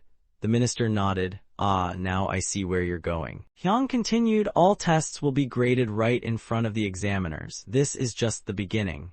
The campaign is called Operation E. Our goal, recruit the top 5 scorers into the research institute. The minister nodded firmly, understood, will definitely succeed. Scene change, Shorty stood, palms together, thinking, I'm the servant of Lee Sunji from the Lee clan. Today, I'm here to carry out an important mission for young master. A man announced, from now on, the attendant officers will distribute number tags to examinees. He added, as stated, seating will be arranged by tag numbers. Each examinee gets a unique tag. Anyone caught with more than one will be disqualified on the spot. Holding a stack of tags, he continued, the tags reduce confusion and are prioritized through official agents. He reminded everyone, after tags are handed out, names will be called from lowest to highest. Pay attention to yours. Shorty thought, for my young master's sake. Suddenly, a man squeezed him into the crowd. What's this? Pointy-nosed Shorty, who are you? Shorty stammered, how do you know my name? The man in purple shouted, all right, let's begin tag distribution. Line up now. People rushed forward. Some sat on mats yelling, it's starting, see that big guy, he's our servant, massive huh. Another added, I hired a guy from the wrestling league. The man in yellow said, better to lose a few coins hearing someone than lose exam points. The guy in blue replied, yeah, I'd rather sit spots 3 to 7 than be number 1. Looking at Shorty squeezed in the crowd, others sneered, look at that loser, bet his family can't even get a decent number. A guy in yellow nervously bit his finger, heard there's a war before the test, it's true. Hang in there, Shorty, don't get hurt. 2 men were shouting at each other, this servant's still better than a loser like you. Shorty squeezed through a gap and thought, there, a gap, now's my chance. The referee shouted, stop, we'll now distribute the tags based on standing order. The crowd quietly sighed in relief, finally, it's done. Now the real thing begins, you and I will sit front row. A loud voice shattered the calm, examinees, line up according to your number tags. Lee Sunji said, you worked hard. Shorty, all banged up, mumbled young master. Then he handed over the tag, here you go. All right, thanks, now give it to me. Lee Sunji looked at the number and frowned, thinking, this number, it's not divisible by anything clean. He silently cried, 89 out of 100 people, I can't even see the front. He imagined a game of Go himself as a tiny piece surrounded by enemy stones. Is this a good seat, or am I sitting in a tiger's mouth? He imagined a game of Go himself as a tiny piece surrounded by enemy stones. Is this a good seat, or am I sitting in a tiger's mouth? A man spoke into a loudspeaker, can everyone hear? Numbers 80 to 90, are you listening? Those at the back replied, loud and clear. Lee Sunji wondered, what is that thing, that strange object? His thoughts spun again, no, stop spacing out, just keep your eyes wide open. A voice announced, now we'll read the royal edict from His Majesty. Welcome to the palace, my dear subjects. Lee Sunji bowed his head thinking, it's like the guy's talking right next to me, sounds like an echo, but how does it work? Ah crap, now's not the time to wonder about sound tech, Sunji. The royal edict is still going anyway. For the Song Empire to reach greatness, what we need most are talented people. I hope my people are such talents. The edict ends here. Any cheating during the exam will result in instant disqualification, so answer truthfully, folks. The final exam will take place over 2 days, today and tomorrow. There are 2 topics to tackle. Today is the 4 books and 5 classics. Tomorrow is the special subject, arithmetic. Lee Sunji froze in shock. Did they say arithmetic? Everyone gasped in unison, arithmetic, what the heck, this isn't some random science fair. The announcer scolded the crowd, silence. This change was approved by His Majesty and supported by the officials. If any of you question it, you're free to leave immediately. Everyone scratched their heads awkwardly and fell silent. The announcement continued. Now, the first day of the exam begins. The screen was rolled down and the next announcement added, if there are no issues, please enter in groups of 5 under the examiner's guidance. Lee Sunji frowned, thinking, the farther back you sit, the lower your chances of passing. That's why position matters. His face turned dark with fear, but he thought, it's too soon to give up. There's still the math section. First day ends, second day begins with clear skies and warm sun. Everyone was seated. A man with a loudspeaker said, I will personally deliver the arithmetic test to each examinee. Please be patient. The test distributor reminded them, start only after instructions are given. Lee Sunji replied, understood, sir. He looked at the exam and thought excitedly, what mystery lies ahead? This would be so fun if it weren't for my future on the line. Wait, it's not 9 chapters of the mathematical art, is it? The exam paper asked for name, birth year, and hometown. Leave it blank and you're out. He held up the paper. Ooh, horizontal layout and woodblock print. Stylish and deadly. The man continued, you have 2 hours to finish. All exams have now been distributed. Begin. A final announcement echoed. Lee Sunji licked his lips thinking, so many juicy math problems. But for the sake of my life, I must stay calm. His determination burned bright. The key lies in this very question. Scene changed. The exam has ended. Our boy returned home announcing, I'm back. His parents rushed out. Sunji, you're home. His father asked kindly, how was the test? He replied, it was tough, but I gave it my all. His mother added, my poor baby, you've worked so hard. He excitedly held up a finger and said, but hey, this year's test had arithmetic. His Majesty officially added it. His dad was shocked. Did you say arithmetic? Mom, meanwhile, was overjoyed. Heavens are helping us, I knew it. 2 days later, outside the palace, a voice rang out. After reviewing and scoring, we've ranked the examinees. Thank you. People were chatting. This time the supervision went smoothly. Yeah, I was worried about the math part, but it all worked out. Another added, what do you think of the top scorers? Snagging the number 1 would be incredible, huh? The Minister of Public Works thought, that smaller paper, that's the math test, and it's closest to me, perfect chance. He stood up, eyeing the stack of papers on the desk. Someone nearby raised a hand to stop him. Hey, what do you think you're doing? He frowned. The chief examiner from the Ministry of Finance told me to prep for this, but I didn't think Scholar Nam would act first. The minister looked down and muttered, so the finance ministry has made their move. I never imagined they'd assign someone that high-ranking as chief examiner. Then he sneered, well, nice to have someone outranking me right next door. Hyung looked up and said, this strategy gets juicier the higher rank our opponents are. At C-letter 1EA3NH Fuck Palace, a few days before the exam, a man burst in panting.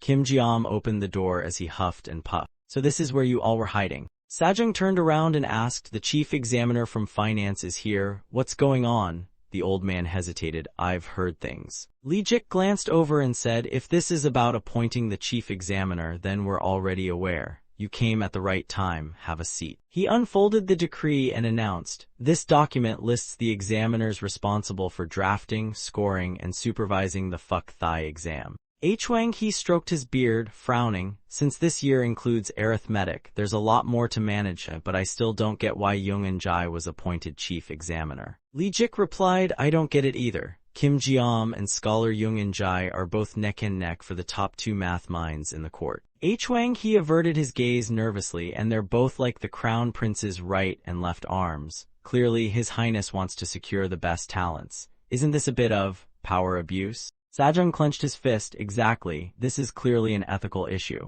Lee Jik rested his chin on his hand, deep in thought. On the other side, Chungyong was also pondering hard. Holding the decree, he listened as someone announced, "Your Highness, Grand Director Li Jik, Left Counselor H. Wang-hee, and Right Counselor Sajung request an audience." He nodded, "Let them in." The group bowed in unison, shouting, "Greetings to Your Highness." He replied, "All right, enough with the formalities." Li Jik spoke first, "Your Highness, I Li Jik, the Grand Director, greet you." But before he could continue, Chungyong closed his eyes and said, "It's about the chief examiner appointment, right? I'm considering that too." Li Jik nodded, "Indeed, Your Highness, this raises some ethical concerns." The king stroked his chin, "Yes, I'm aware, I'm reviewing everything." Li Jik looked up and asked, "Then do you oppose this selection?" Chungyong replied, "But if we don't appoint those two, then who else is even remotely qualified? Aren't they already the best candidates? If you have better suggestions, speak up now." That sentence made all three men flinch. The king leaned his chin on his hand and smirked, thinking, to be honest, this was all Hyang's idea. Then he said aloud, "Hyang, I can't accept your proposal."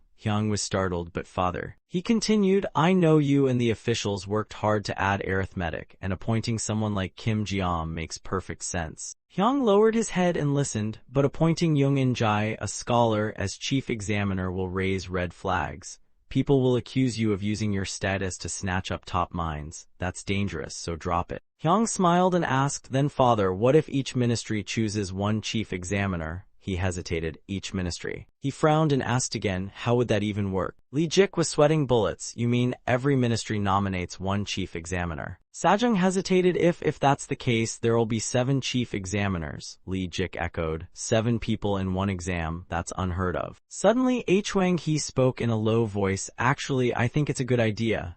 Li Jik was stunned. "Left counselor, really?" He stammered, "Well, it might be the best option." Chungyong stroked his beard and chuckled, "Then let's implement it immediately. The sooner, the better." They quickly replied in unison, "Yes, Your Highness." Scene change. Outside, Li Jik and H. Wang-hee stood chatting. Li Jik asked first, "Hey, Left Counselor, why were you so quick to give in?" H. Wang-hee responded, "We're running out of time. Isn't this the most practical path?" Li Jik shouted, "That's it. If you pushed harder, we'd have the upper hand now." H. Wang-hee replied, "Nah, there wasn't a better move. Besides, we don't really have grounds to oppose His Highness." Li Jik muttered, "If only we could sway the Ministry of Rights to our side." H. Wang-hee closed his eyes and sighed, "If the Ministry of Rights hears His Highness's suggestion, they'd definitely accept it too. Don't you get it?" He patiently explained, "The Ministry of Rights always struggles with personnel assignments. And now, with one chief examiner per ministry, they won't miss this golden chance." H. Wang-hee thought, this must be the Crown Prince Hyang's idea. He recalled the moment Hyang smiled and made a pinky promise. H. Wang-hee glanced at Li Jik and said, "Gather the 6 department heads now. If we're careless, the Crown Prince will scoop up all the top talents." Li Jik asked, "What about the Ministry of Works?" He replied, "Forget him, he's already part of the Research Institute. This is a 6-on-1 battle now." Scene change. Hyang sat facing the Minister of Works, hands on the table. "As you know, my proposal has been accepted."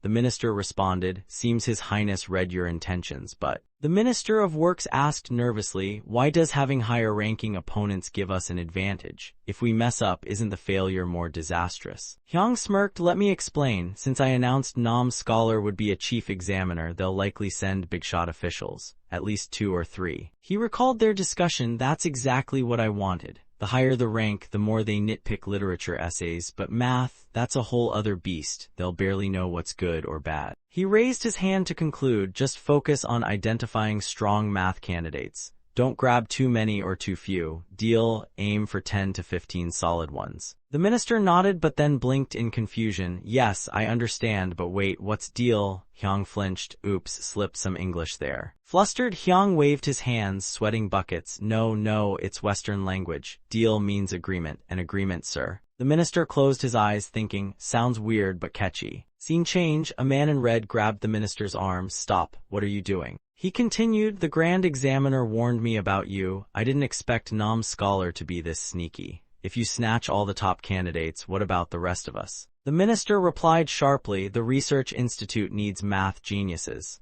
The man yelled, "Everyone here needs them." 2 more chimed in, "Yeah, so this is what kind of monster scholar Yang really is. Shameless." The minister raised his hands. "Fine, I'll take 5 from the top, 5 from the bottom. I'm only following orders from His Highness, all right." The red-robed man shouted, "No way, we need math talents too." Another murmured, "Unacceptable." The minister countered, then I'll pick the top 8, but in return, I'll pick last for the engineering section. Someone asked, can we talk this over? He sighed, I understand. The minister stood outside, watching them dive into a heated debate. The whole group was now arguing like it was a noodle stall at lunchtime. Okay, this could work. A moment later, the minister asked, are you guys done bickering? The red-robed man answered, we agree, 5 scholars it is. Scene changed, the sun was setting, the sky painted in orange and gold. Footsteps echoed clump, clump. A voice rang out from outside, Your Highness, it's Hyo Jo. Are you inside? Hyung looked up, Nam scholar, come in. The door swung wide open. The Minister of Works glared seriously at Hyung, who returned the look with a playful sparkle. Then Hyung suddenly raised his hand. The minister flinched, both their faces darkened instantly. Despite constant oversight from high-ranking officials and despite every group bringing thick reference books, the Research Institute still secured the top 5 math scorers. But little did they know, among those math wizards was a tiny seed that would one day grow into a giant tree. Under the peaceful moonlit night, leaves rustled gently in the breeze. Lee Sunji's mother clasped her hands in prayer, Amitabha, please help my son pass. Inside the room, Lee Sunji scribbled furiously, just one more problem, then I can finally sleep. Today we continue with the next part. Like everyone knows, some new twists have appeared in the story. A brilliant mind has shown up. Could he be the key to helping Hyung strengthen the nation? Let's find out. Has the list of those who passed been posted yet? Probably not, huh? Lee Sunji, even standing on tiptoes in the crowd, still couldn't see a thing. He sighed, so many people ahead, can't see the questions or the results, great. A loud bang echoed, the gates of the capital swung open dramatically. The crowd buzzed with excitement, all eyes fixed in one direction. At that moment, officials were pasting up the results list with sticky rice glue. Once posted, they stepped back so people could come up and take a look. A man in yellow pointed and shouted excitedly, the results list is up. Everyone surged forward to check. Those who passed threw their hands up with joy. I passed, me too, we made it. Others drooped, failed again. Far back stood Lee Sunji squinting, can't see a dang thing. Then a voice cut through the noise, please let me through, make way. Suddenly, Lee Sunji found himself above the crowd, awkwardly waving his hands. No kidding, he muttered, he was on Shorty's shoulders. Shorty, you sure this was necessary? He gently added, aren't I heavy? Shorty answered instantly, I didn't get a good spot for master, so I gotta make up for it. Let's go look quick. Despite his words, Shorty's knees were wobbling. Still can't see anything, master. Lee Sunji facepalmed, you're moving around too much, I can't focus, just hold still. A loudspeaker blared, please maintain order, those whose names are called, step forward. Yoonghyeon, hometown Jeogi, Lee Sunji, hometown Ieyang, Lee Kangjin, hometown Byongye. Shorty looked up, I think they just called you master. Lee Sunji gasped, they did, I'm going up. He approached the official, I'm Lee Sunji from Ieyang. The man asked, your origin? Yongsung, he replied. Here's my exam badge, got it, stand right here. The official began counting, 1, 2, 3, 4, total of 10. Meanwhile, 2 guys whispered, what are they doing over there by the archery range? Beats me. The scene turned chaotic. The loudspeaker continued, all who passed, please step forward for identity verification. Those who didn't, better luck next time.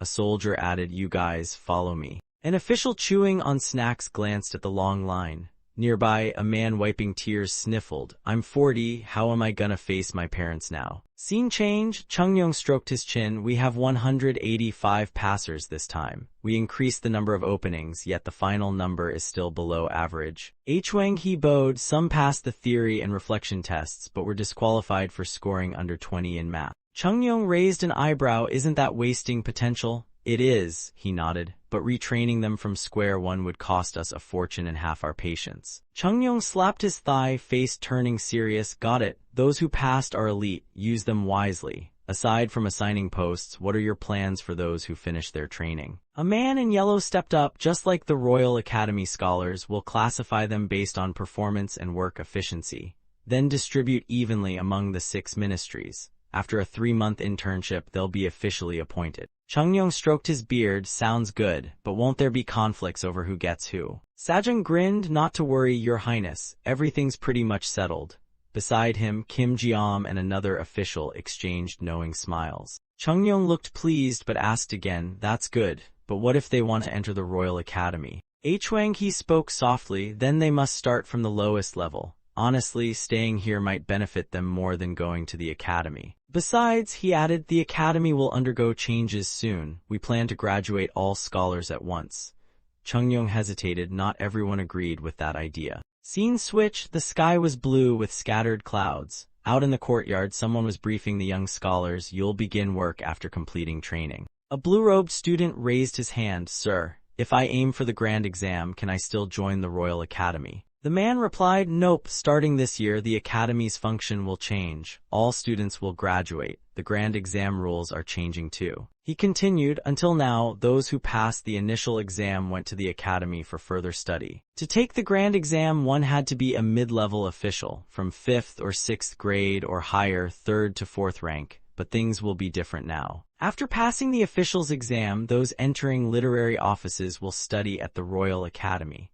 Others will be assigned to lower-level government jobs, go through probation, and only then be officially appointed. Once they hit the required level, they must pass another exam before facing the real grand exam. He bowed and concluded, that's the deal, and FYI, if you're not capable, don't dream of promotion. In fact, you might get booted before you even climb the ladder. The guy in the blue robe raised his hand again. Can't I just go straight to the grand exam? The official's face turned red with rage. Oh great, he thought, if this clueless guy ends up as my colleague or subordinate, I'm doomed. Then he yelled, are you deaf? Did you not hear a word I said? Seconds later, he exploded, what did I say? If you want a high-ranking post, you need actual skills. Get lost, you fool. The blue-robed guy blinked. W8, I'm being kicked out. The official jabbed his finger at the guy's face, shouting, you're disqualified, idiot. The guy got angry too. Do you know who I am, jerk? Who are you? The official snapped. My uncle is a senior in the Ministry of Works and my cousin's in the Ministry of Punishment, he barked.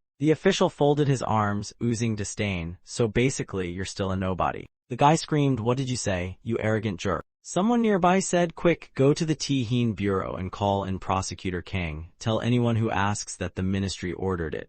Yes, sir. The blue-robed guy didn't stop ranting. And who backs you, huh? I can fire you whenever I want. Got that? My backer is His Highness Chu Thuong. Suddenly a voice from behind rang out. That's quite the speech, Prosecutor Kang. He turned around. Prosecutor, you're here already. A tall man stepped forward. I figured something would go down, so I planted a few ears here.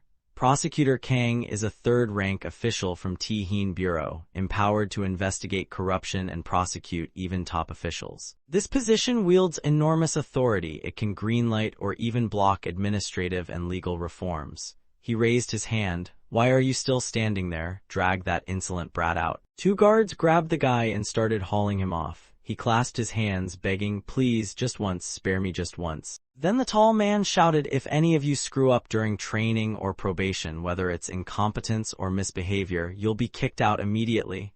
Understood, the group answered in unison. The mood turned heavy. A voice asked, Prosecutor Kang, I heard something happened when the results were posted. Yes, Grand Tihin, another replied. A brown-robed man respectfully said, they received the decree you sent. A shadowy figure behind him smiled slyly. Good job, submit this too. The man's smile turned mysterious, his gaze sharp. Leave the rest to me. The golden brush bestowed by His Highness senses something shady here. Scene change. Chungyong was shaking with fury. They just passed the exam and already think they're untouchable. That guy, he's about the same age as Ryu Yonghyun, right? The entire court bowed and said in unison, yes, Your Highness. He rose from his seat, fists clenched. Forget the courtesies. If anyone in court commits a crime, I'll doubt their so-called backers too. Chief Minister, send an order to Engai Cam Bureau to investigate everyone he mentioned. A red-robed official bowed. Understood, Your Highness. Morning sunlight shone gently as a group of people walked in line. Lee Sunji craned his neck. Excuse me, where are we supposed to go now? The man replied, to the Crown Prince's Eastern Palace. Lee Sunji nearly fainted. Wait, what? We just passed the exam. Why are we being dragged to His Highness' residence? The man answered coolly, of course you're going. You've all been assigned to work in the Prince's Research Institute. Everyone stunned. Huh, he added. Relax, even the brave get butterflies stepping in there. The guy muttered to himself, maybe I'll finally get a break from paperwork, and forced a smile. Got it, sir. Clear skies, soft sun. A voice rang out, welcome. A blue-robed man introduced himself. I'm the deputy director of the Research Institute. Everyone chimed in. Pleasure to meet you, sir. Seeing their bright eyes, he thought, such lively gazes. Then he smirked to himself, not for long. In his mind, the new hires replied, yes, boss. He raised his hand. All right, everyone take a seat. Yes, sir. Everyone sat down. Suddenly, a thought popped into Lee Sunji's head. Just as I suspected, this place smells very familiar. He placed his hand on the chair's armrest. Then he thought, my heart's pounding, but in a good way. I've never felt this before. The first time I saw a math book was up in the attic where Grandpa kept all his old relics. He recalled his younger self beside that book, and at that moment, questions with no answers flew through his mind. A big smile bloomed on his face. He thought, this excitement, it's exactly like when I first discovered the beauty of math and its mysterious logic. The man in the blue robe chuckled. All right, let me tell you what's next on your plate. Anyone here know the Hindu script? Lee Sunji raised his hand. I do, sir. The man looked surprised. As far as I know, Hindu script isn't widely known. How do you know it? I picked it up while dealing with merchants, sir. The man nodded approvingly. Ah, I see, very good. Anyone else know it? He smiled broadly. So you're the only one, and your name is? Lee Sunji replied softly. I'm Lee Sunji, sir. The man smirked and thought, so you're the one who nearly failed the first day but aced the math exam later. Then let this young scholar teach you all about Hindu script. Once you've mastered it, we'll move on to mathematics, then finally your actual job training. He continued, you've got a month and a half. Go home, tell your parents the good news, pack your bags, and head back to Hanyang. His Highness the Crown Prince has high hopes for you, and so do I. Lucky to have you all. We'll give it our all, the group responded. Scene shift, the sky turned golden as the sun was about to set. A voice echoed in the village, is Lee Sunji back yet? He's back, someone answered. Shorty added confidently, I told you the kid would pass, no worries. Inside the house, Lee Sunji's father mumbled worriedly, that boy only ever fools around. I fear he'll end up doing useless things and tarnish the family's name. His mother replied, even passing the minor and grand exams doesn't guarantee anything. You'd need backing like the Shangyuan clan to land a major post. You think our house has that kind of luck? Her words stabbed him in the heart. She pressed on, and you seriously think Sunji, that talented? Another jab to the heart, the man staggered then muttered, true, but, ouch, your words are harsh. Still, if the boy achieves great merit, there's hope yet. A servant called from outside, Master, young Master Lee Sunji has returned. His wife lit up, he's home. His son chimed in, Father, I heard I'm summoned to the palace.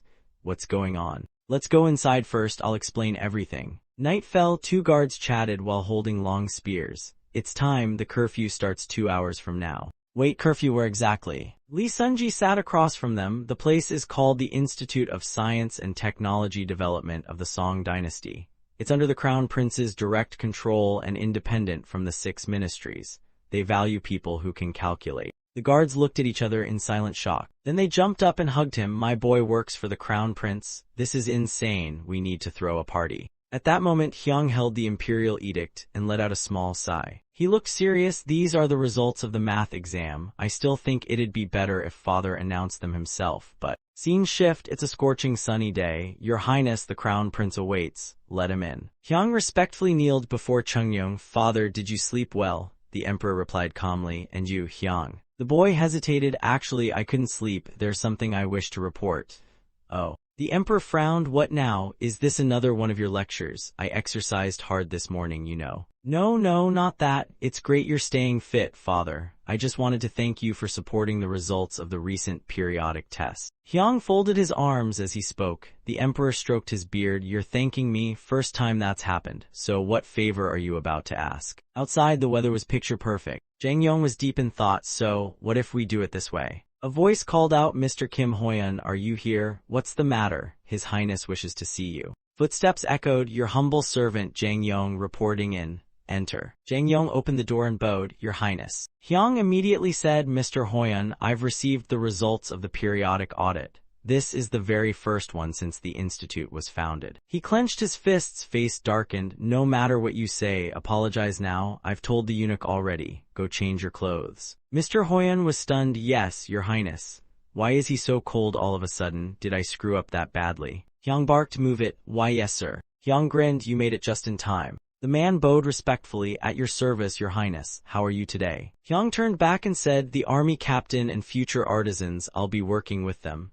Jang Yong behind him replied, yes, sir. He frowned. Wait, is he trying to get rid of me? He recalled their first meeting. Thinking back, it really was a ridiculous moment, like His Highness saw right through him. He bowed deeply. That day was quite magical. Then he mumbled in frustration, Jang Yong, it's time to wake up from this dream. Suddenly a voice shouted, Father, they've arrived. The Emperor opened his eyes at once. Thank you, father, for listening to my request, Hyang said. Chungyong replied, no need, a ruler should do these things, you considered the matter well. Jang Yong was startled. They all knelt, your humble subjects greet his majesty. The emperor smiled, don't be so formal, you are my people, not some lowly pests. Besides, I've heard from the crown prince how diligent you've been this past year. Now, let the order be read. The official next to him responded, yes, your majesty. By his highness's command, Jang Yong from the institute shall be promoted to 5th rank official. What? He gasped. Hyang glanced over at him. He lowered his head, hands clasped, with a gentle smile. Jang Yong was touched, thinking, so his highness wasn't going to toss me out after all. Also, military officers Gong Pilbok, Jung Mansu, and Choi Childuk shall be appointed to 8th rank and begin work at the institute. The two behind him burst into tears. Thank you, your highness. Chungyong added, I personally grant these promotions to reward your service and to remind you that higher ranks bring heavier responsibilities.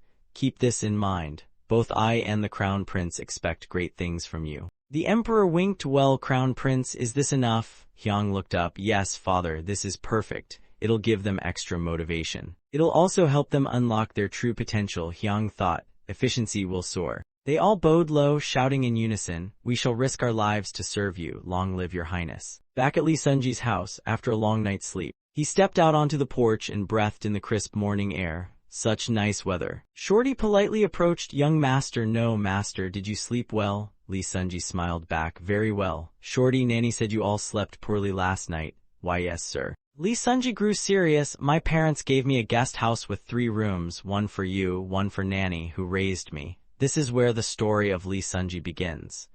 He promised himself to move forward no matter what. Back at the Palace of Fortune, Jang Yong grinned. I'm so happy to see you again. It's been a month and a half, huh? Glad you all still look alive. The candidates politely replied, and we're glad to see you well too, sir. Suddenly a commanding voice rang out, these are the successful candidates, yes. While some looked confused, Jang Yong calmly replied, yes, your highness. At that moment a few finally realized, wait, that's the crown prince. Yang stepped forward with majestic confidence. The candidates quickly bowed, we humbly greet his highness the crown prince. He stopped before one man and asked, you're Han Yonggu, right? Yes, sir, it's an honor to be recognized by your highness. Then he turned to another, and you must be Park Yi-hoon. Yes, indeed, sir, I'm deeply honored. Hyang turned to Jang Yong, Mr. Hoyun, I need a favor. Of course, your highness, anything you command. Tomorrow, the newly admitted scholars will arrive at the institute. Can you sketch their faces for me? Sketch like portraits, sir, I've never drawn before. Don't think of it as art, think of it like face analysis. Just focus on their features. Hyang believed in him. Hoyun has a sharp eye, he's perfect for this. Then he asked others, you're Kim Youngju and you're Park Ti-hui, right? It's truly our honor, your highness. Hyang paused in front of someone. And you are. Something about the person triggered his sense of smell. Wait, that scent again. He called out Lee Sunji. Lee Sunji thought, so the crown prince did recognize me after all. He let out a breath. Yes, your highness, it is my greatest honor. And in that moment he finally realized, that's the scent I caught during the announcement of the exam results. Hyang praised with a smile, your performance in the exam was quite remarkable. Lee Sunji bashfully replied, you're too kind, your highness, I'm just a regular guy. He firmly countered, don't be modest. Even Lord Hyo-jo said the exam was tough. Tran B.I. letter 1 EC7 TT letter 1 ECD added that the questions were made by a math expert and some were straight-up riddles. Lee Sunji thought to himself, yep, it's that familiar smell. The scent was unmistakably similar. They all shouted in unison, it is our honor, your highness. Hyang turned and called out, Lord Hyo-jo, you'll be overseeing student training, right? Then chop chop, let's get to it. He confidently responded, yes, your highness, I won't let you down. As Hyang gazed at the backs of the students, he pondered deeply. Lee Sunji, that name rings a bell, some historical figure maybe, I should have paid more attention in history class. Hyo-jo led the group, yelling, this way, students. Once there, he introduced the classroom. This will be your study hall. Each table seats 3. Lee Sunji, you'll sit alone in the far back, lucky. From now on, you're not just students, but interns of the Royal Institute of Science and Innovation. Standing at the podium, Jung In-jai solemnly announced, I am Jung In-jai. I will oversee all your training. From now on, you will address trainers as professor and always respond with yes, professor.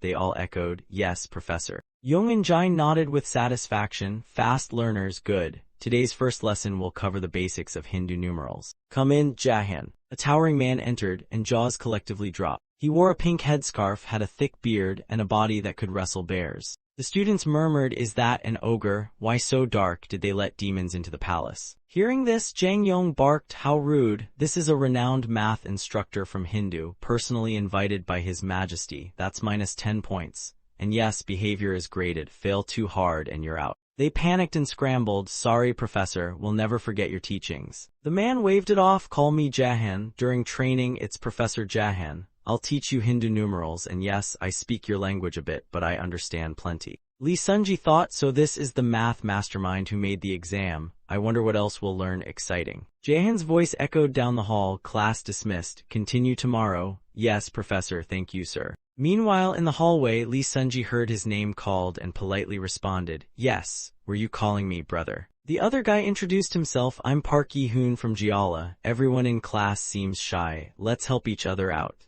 Lee Sunji replied warmly, "Nice to meet you, brother." A moment later, two more joined. "I'm Park Ti-hui from Chungcheong. I'm Kim Youngju from Hanyang. Let's help one another."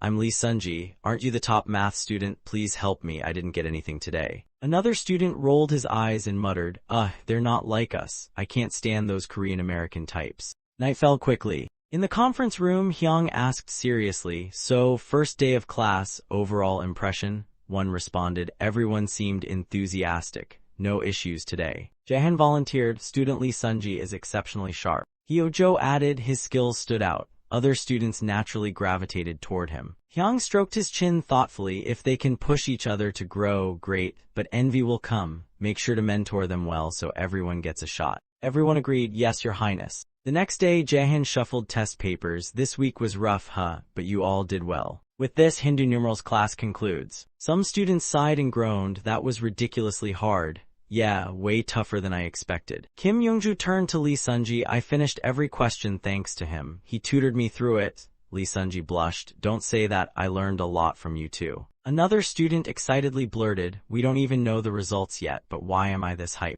Jahan cleared his throat and grinned. "I heard it all." Lee Sunji, our top student, also helped his peers. One student grumbled, "All we hear is Lee Sunji this, Lee Sunji that. Lee Sunji everything, Jahan's tone turned serious. "Class is over, but some of you clearly didn't get it. Anyone scoring below 40 will need remedial classes or face expulsion." Everyone in class was visibly nervous. He added, "This afternoon we begin specialization training, way harder than Hindu numerals. Don't quit halfway. We'll meet again as colleagues." Lee Sunji cheerfully replied, "Yes, Professor." He thought to himself, "At first I was unsure of Professor Jahan, different ethnicity, shaky Korean, but thanks to that I learned something even deeper. Professor Jahan and I could understand each other without saying a word. Numbers and symbols are used everywhere, not just among Koreans but also across different ethnic groups." Then Lee Sunji squinted and suddenly said, "Thank you, Professor."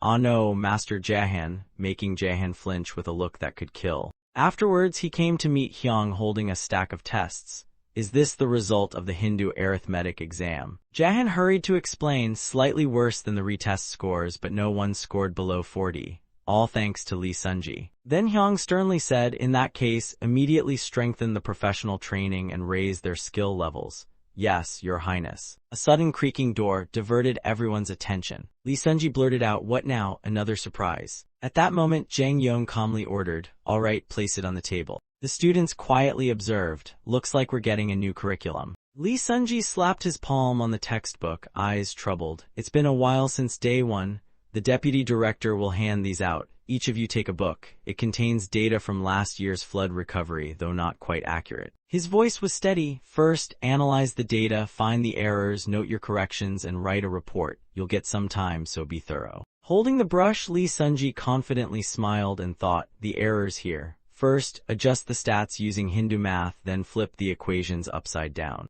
The classroom was silent until Park Ti-hui suddenly screamed. He jumped up, eyes wide like they were going to explode. "I don't get any of this. Where do I even start?" Park Ti-hui slammed the desk, venting all his fear. I'm doomed. I give up." Kim Youngju gently patted him. "Easy now, breathe." But Park Ti-hui collapsed, exhausted. Kim Youngju caught him with a nervous smile. "Well, if you want to work for the court, better toughen up." The noise was shut down by Jang Yong's sharp yell. "It hasn't even been an hour and you're quitting already." Lee Sunji calmly approached and whispered to Park Yi-hoon, "Convert total to ratio, then reverse the formula. Focus on the small numbers first. Moments later, he bowed deeply and said, Professor, I've completed everything, including the corrections. Here's the report. Jang Yong raised a brow. Already. He took the report with a serious tone. I'll review this. Now return to your seat. But Lee Sunji didn't stop. He went to every desk, pointing out tiny mistakes like a walking calculator. Jang Yong looked around, stunned, thinking, oh wow, no wonder he's getting all the spotlight. Hyung's voice echoed, here, the result after 3 months of training. Sitting in his chair, he said warmly, you've all worked hard these past months. I won't forget your efforts. Sitting beside him, Jang Yong sincerely said, Your Highness, please don't say that. This has brought value to us all. The Minister of Public Works added, wasn't all of this for the future of our research institute? Hyung's eyes lit up as he asked, thanks for saying that. How's the professional training going? Still on track? Jang Yong stroked his beard thoughtfully. I followed your orders, so I had the students do field analysis right away. Even during professional training, Lee Sunji stood out as a math expert, helped struggling classmates, and formed a study group. Across the table, Jahan confirmed, during Hindu and basic math lessons, Lee Sunji helped weaker students improve fast. The ones who needed remedial classes are now doing great, all thanks to him. A thought flashed through Hyung's mind. A research team, that's a great idea. Now we just need the official appointment, right? The official nodded at him with admiration. Exactly. The students have rotated through multiple ministries over 3 months. Now they'll get appointments based on their strengths. Hyung rested his chin on his hand and said, so 3 months left. This is one of those ancient traditions from the Song dynasty, huh? Suddenly Jang Yong turned and asked, totally puzzled, Entern, what does that mean? Hyung was startled, thinking, did he just blurt that without thinking? He raised a finger and explained slowly, it means enduring each other's presence for 3 months. Basically, newbies and seniors suffer together. He glanced at the Minister of Public Works with suspicion. Earlier, did you use Western words? 3 months does sound catchy. Let's make that the official term. Then quickly turned and muttered, shut up brains, stop using modern slang. Jang Yong spoke responsibly, Your Highness, even if it's just an internship, they need ranks, positions, and badges for Area 51. I wrote that in my report, but I'll leave the decision to you. Hyung's face turned serious. You're right, they'll rotate through different ministries, but no reason to let them all into Area 51. Only 4 will be chosen, starting with Lee Sunji. In that case, what's his rank? Inside the main hall, Chungyung sat on the throne, frowning as he read the scroll. A student with a 5-star rank, isn't that too high? Unhappy with the result, he muttered, all scholars from the Royal Academy only get a 6. So why is this kid ranked 5? That's too generous. He bowed his head, voice calm but firm. I believe he truly deserves that rank. King Chungyung's tone turned strict, anger barely hidden. Academic results alone aren't enough to be called achievements. If you want a high rank, show me what he's actually done. The highest rank I've ever given to a student is a 6. Hyung was about to speak, lips slightly parted, but father, Chungyung raised his hand decisively, slicing off any excuse midair. Stop. His expression grew heavy, his voice steady yet full of disappointment. Prince, I know you're smart and efficient. I know you reward and punish fairly, but above all that, there must be fairness. His gaze pierced straight into Hyung like it could read every hidden thought. This boy, Lee Sunji, as you said, might be talented. But if you give him a rank of 5, do you really think others in different ministries will accept that? Hyung froze. Maybe he was too eager. Chungyung elaborated, they won't recognize his talent. Instead, they'll think he only got there because he's in your research institute. If not for this, I wouldn't doubt your judgment. Therefore, I have no choice but to assign him rank 6. His tone softened but stayed firm. You understand me, don't you? Hyung bowed his head and agreed, yes, father, I will follow your decision. The king placed his hands on his knees, watching his son's retreating figure.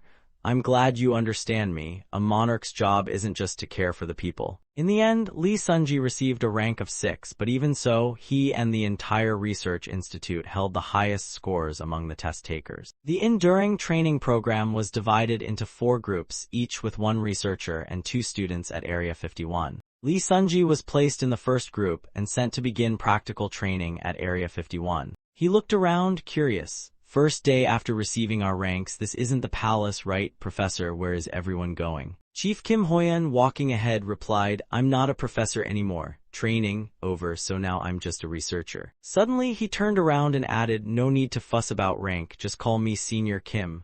Sunji nodded, yes, Senior Kim, sir. Just sir is fine, no need to pile it on. Kim Hoyan stopped, eyes sharp yet friendly. Call me Senior Kim, everyone else should too. This is a rule from the Institute by Prince Hyung's orders. Here, rank and age don't matter, speak freely. His voice rang with authority. You must prove yourselves through skill alone. He glanced ahead. We're almost there. That's Area 51. The massive wooden doors creaked open with a sound like the boundary between reality and the unknown being shattered. On either side, guards in armor shouted, "Attention!" Hyung strolled in, beaming with pride. "Hurry up, you're our hope." Everyone bowed in unison. "Greetings, Your Highness," he waved casually. All right, drop the formalities." He pulled a golden badge from his robe. "You can't enter Area 51 without this, don't lose it." Lee Sunji held the badge and thought, whoa, heavier than it looks. Hyung turned around, now leading the way, voice full of passion. "This place, this is where I build my dream song empire. I hope you all." He paused dramatically and spread his arms. "Will build that dream with me?" Sunji smiled and whispered, "Yes, Your Highness." As the rear door shut, soldiers locked them with a loud click. Lee Sunji's eyes darted around, anxiety bubbling. "I just stepped in and they already locked it. How secure is this place?" They walked down a yellow sand path lined with lush, carefully trimmed grass. Suddenly, the whole group screamed and stumbled back in panic. They were in a live-fire training range, echoing with thunderous blasts like a war zone. Lee Sunji looked up just as a glowing object shot across the sky, blazing like a meteor. A deafening boom silenced everyone. Mouths hung open, not a word escaped. From afar, Hyung stood watching them with sparkling eyes, filled with anticipation. He spread his arms wide and announced proudly, "Welcome to Area 51. Under the golden sun, Heesun stood in the center. "I'm Heesun. I'll be supervising you in Area 51. Nice to meet you, sir." "Chief." Holding a weapon, he said, "National defense is our nation's strength and its backbone is weaponry. Learn the system. Improve what's already there." Everyone shouted, "We'll do our best." One veteran stepped forward to directly guide Lee Sunji in handling the firearms. Meanwhile, Kim Hoyeon explained the Institute's specialized mechanical departments. Heesun stood in front of a large chart, constantly swapping out schematics for different weapons. Lee Sunji listened carefully, taking notes. His page was filled with diagrams and technical symbols. The scene turned hectic as everyone ran back and forth, clutching stacks of documents taller than a toddler. By late afternoon, a group flopped down on the steps. Someone groaned, "Good grief, the research center was tough, but Zone 51 is on a whole new level." Park Yi-hoon closed his eyes and muttered, "I've been working here a month and can count the times I went home on one hand. I wanna die." Director Yang suddenly swung open a window and muttered coldly, "If you're that tired, then take a break."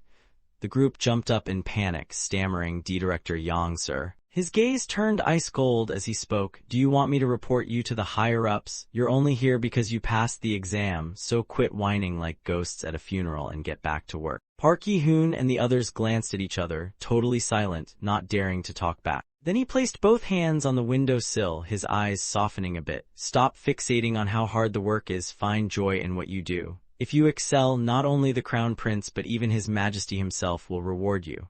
Suddenly, a voice called out, "Director." Director Yang turned and asked in a flat voice, "Researcher Lee Sunji, are you done yet?" From the window, he silently observed with a mocking smirk, "He's still at it. That guy always works like a possessed ghost." Folding his arms across his chest, he grumbled, "I just don't like that guy." The day's barely started. The early sky glowed with soft streaks of orange, like a silk curtain lifting to reveal the first rays of dawn. He strolled with hands behind his back, asking casually, "Where are you all rushing off to?" "Headed to the lab today." Lee Sunji walked up from afar with a calm smile. "Thanks for your hard work, everyone." He quipped under his breath, "I wonder if he even eats the same food we do." Standing next to him, Park Yi-hoon chuckled, "Probably a bit different, yeah."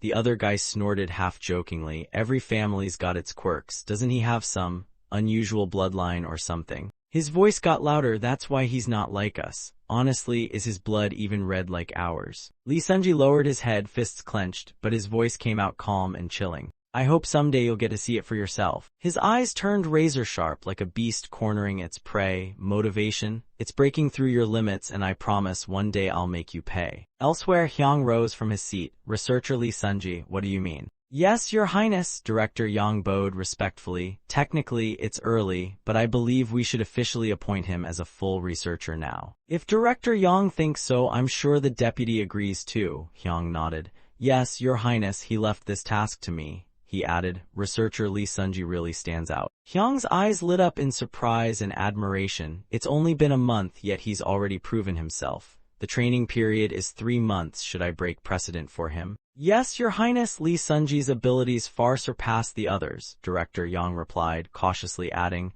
but because he's still in training, he's been limited in what he can do. Hyang mused, then we need to use every second wisely. Stroking his chin, he made a decision. I trust your judgment. Since you're overseeing him, I'll expedite the appointment. Thank you, Your Highness, Yang bowed deeply. Today, I'll begin testing the teams. Director Yang held the list in hand and called out loudly, we'll begin testing in teams first. Kim Youngju quickly spoke up, Sir, researcher Lee Sunji hasn't arrived yet. Park Tae-hui added, he's not the type to show up late. Yang gave them a look. No worries, starting today, researcher Lee Sunji will be assigned a different task. The other guy couldn't hide the glee in his eyes. Finally, that thorn in his side was gone. As the test started, he looked confident, gripping his pen like he already had the win in the bag. With him out of the way, I'm top dog here. Time to shine. Later, he stepped into the room, clutching his report with a confused look on his face. Across from him, Lee Sunji sat at the desk smiling, hand extended. Why so stiff, brother? Got something on your mind? He stuttered, eyes darting. Why are you sitting in the director's chair? Lee Sunji leaned back, hands on the desk, answering casually, I've been appointed official researcher as of today. My first task is reviewing your calculations. It was like a bucket of cold water hit him, his face scrunched up, voice rising. This is nonsense. No way this is happening. Lee Sunji stood up calmly, took the report from his hand and said, if you've got complaints, feel free to report it to His Highness. I've got tons to do, so let's speed it up. Without my approval, your report doesn't go anywhere, got it? Flipping through the pages, he chuckled. Let's see what my dear colleague has cooked up this time. A cold sweat ran down the guy's cheek. A sense of doom loomed. Lee Sunji pointed at a line. You messed up this calculation. The guy panicked, face pale. Impossible, you're nitpicking on purpose. Lee Sunji calmly picked up his pen. I'll show you the formula. Look, do it like this and this. His smile turned sly. Didn't think you'd mess up something this basic. Have you ever questioned your math skills? This isn't rocket science, it's addition. And you got it wrong. His voice was still gentle, but every word was like a punch to the guy's pride. Unbelievable, that's wrong too. At this point, just count with your fingers or toes if you have to. What's that hollow thing on your neck, or is it your thoughts that are just hollow? Outside, Park Yi-hoon saw him crawling out and asked, wait, what happened in there? He replied flatly, didn't expect you to mess up this bad, go relearn basic math. Is your skull 3 times the size of others? Even a regular brain could have solved this, unless yours is just missing. Night fell. A few shadows gathered around the table. One of them muttered, I can't ignore that annoying weirdo anymore. Any ideas? He scowled, I can't take it. Let's file a complaint, director, crown prince, whoever. A guy nearby said, and what will you tell them? That we suck. He whispered to himself, just 2 more months. He'll be crawling under our feet. But first, I gotta finish this damn 3-month training. 3 months later, inside the office, Hyung flipped through a folder and said, you've all worked hard these past 3 months. He placed the book on the table and looked around.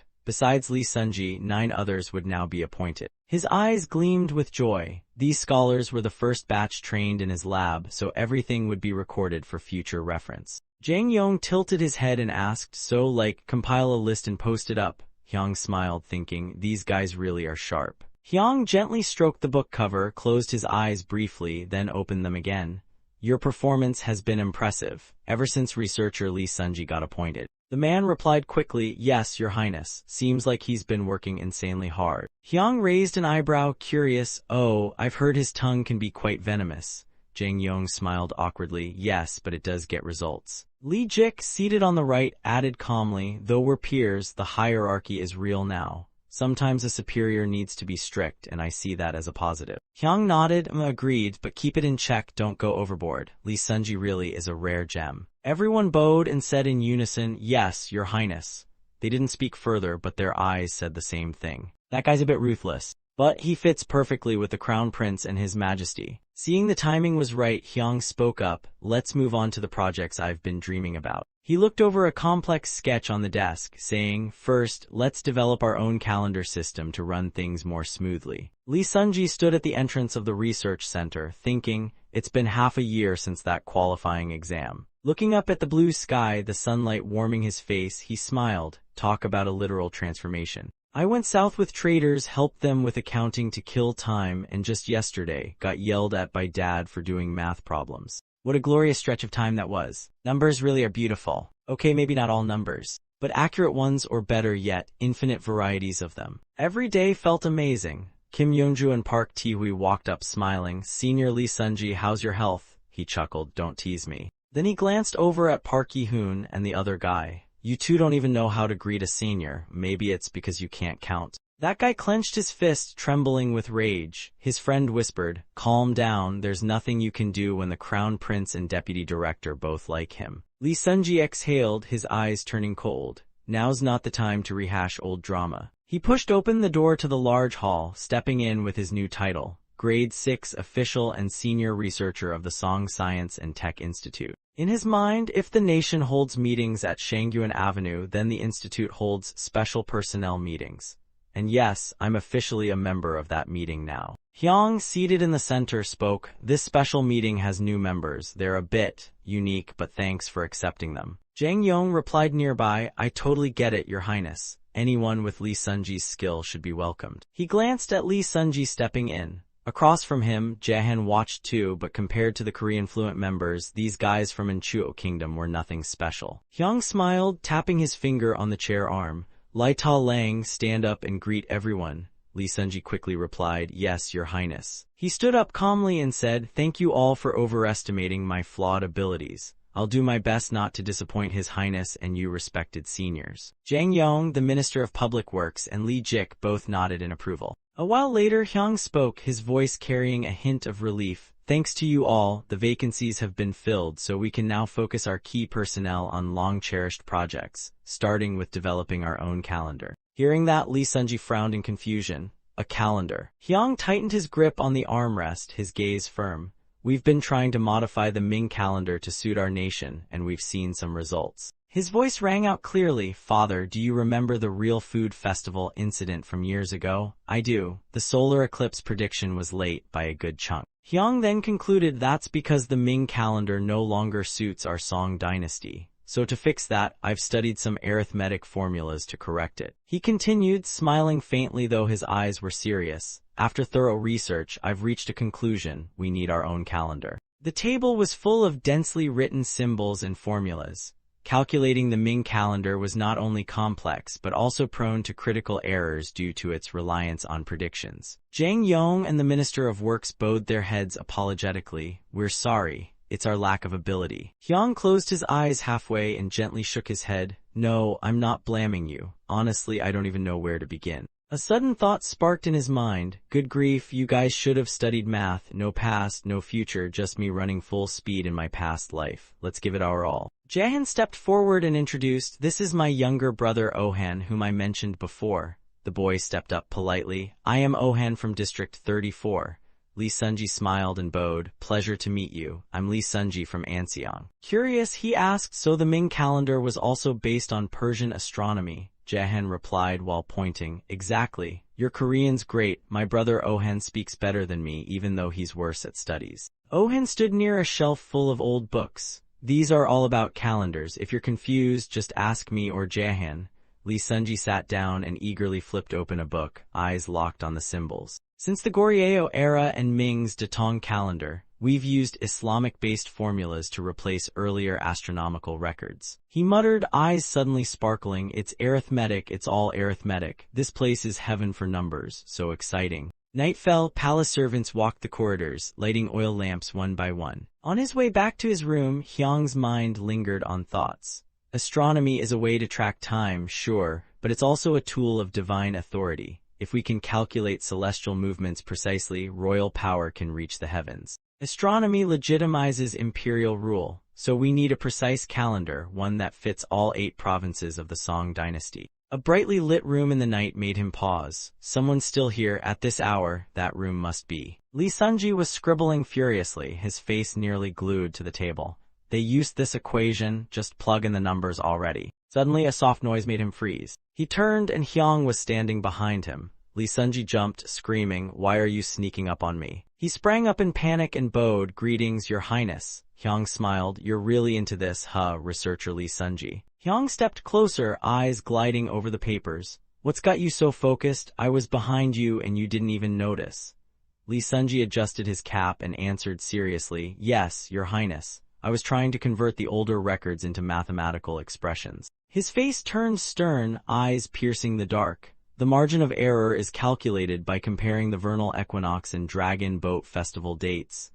Hyung stroked his chin thoughtfully, just as I expected. Then he looked up and pointed to a line on the paper. I don't get this equation at all. It's nothing like the math I know. What do you think is the biggest issue? After thinking for a bit, Lee Sunji replied, there isn't just one or two problems, but the main issue is, it's too complex. He pointed with his index finger, too many variables, leap years, leap months, leap days, and shifting seasons. The variables can be adjusted, but the Ming calendar records are messy. Hyung crossed his arms and asked, so updating the current calendar is meaningless? Lee Sunji quickly responded, yes, errors will still happen either way. Then he added, we need to adjust it every year and repeat the process every 2 or 3 years. Honestly, it's pointless. It's simpler than it looks. Hyung nodded thoughtfully, so you're using arithmetic to recalculate astronomy? Lee Sunji replied, yes, Your Highness. If we can mathematically track the sun and moon, the results will be more accurate. He sighed and admitted his weakness, but I lack the skill to build the right formula. Hearing this, Hyung thought, if you weren't capable, you wouldn't be in the institute. You can't calculate properly if you're still stuck in geocentric theory. Hyung's eyes twinkled mischievously. What do you think about changing perspectives? Flipping things up and down? I read that in a Western book. Lee Sunji murmured, up, down, before, after. But before he could wander further in thought, Hyung changed the subject. Anyway, I'm kinda hungry. Want to grab a bite? Lee Sunji paused. If Your Highness says so, but I'm fine, really. Hyung turned and walked ahead, a small smile at the corner of his lips. Come on. I won't let my people starve. Follow me. His cheeks flushed as he whispered, my people. At the dining hall, Hyung said softly, this place is open for all researchers. Come relax here anytime. The servants brought in the food one by one, bowing respectfully. The meal is served, Your Highness. He smiled, thanks, much appreciated. Lee Sunji's eyes lit up at the sight of the dishes. That smells amazing. Hyung gestured, eat up, this is no basic snack, this is the celestial immortal feast. Without hesitation, he bowed and took a bite, then allow me. But after just one bite, it was like lightning struck his brain. Eyes wide, he gasped, this is incredible. Hearing that, Hyung chuckled, my father's a big fan too. Good flavor, huh? Yes, sir, it's a symphony of bitter, salty, sweet, never tasted anything like it in my life. Hyung pointed across the room, it's late, most of the East Palace is asleep, but there are always 9 staff on tea duty. This celestial feast isn't made often due to rare ingredients, but feel free to request tea anytime. Then he stood and dusted his robe, well, I'm off, you should head back too. Lee Sunji stood and bowed, yes, Your Highness, sleep well. Hyung walked off, face glowing with joy, thinking, so what do you think? Research department perks, baby. Once you've had a taste, there's no going back. Eat well, stay strong, work forever. Alone, Lee Sunji sat and stared at the plate again, whispering, this can't be real, right? He doubted himself, can't believe he cares this much for his subordinates. No wonder the institute is so efficient. Then he folded his arms and closed his eyes in thought. There has to be a system, one that moves the sun, moon, and stars around the earth. At some level I can grasp it, but why does it still feel wrong? Beginnings and transitions, before and after, before and after. He rubbed his forehead, if this keeps up, I'm gonna spiral into infinity. And then his eyes snapped open like thunder in the night. Wait, I spin, me. Lee Sunji shot up and bolted from the room, muttering, hold on. He grabbed a pen and scribbled furiously, what if the center of this circle is Earth? Morning sunlight streamed through the window into the room where he sat. Lee Sunji was still hunched over, scribbling nonstop. His eyes bloodshot from an all-nighter. His hand froze as his gaze locked onto one spot on the page. This is it. 1 second later, he jumped from his seat, arms in the air, shouting, Earth is not the center. Everything's finally on the right path. Scene change, a government meeting room. The space was wrapped in silence. The young crown prince calmly said, it'd be better to proceed this way, submit to the Ministry of War. Also, I haven't seen any legal reports lately. It's been 7 days. Yes, sir.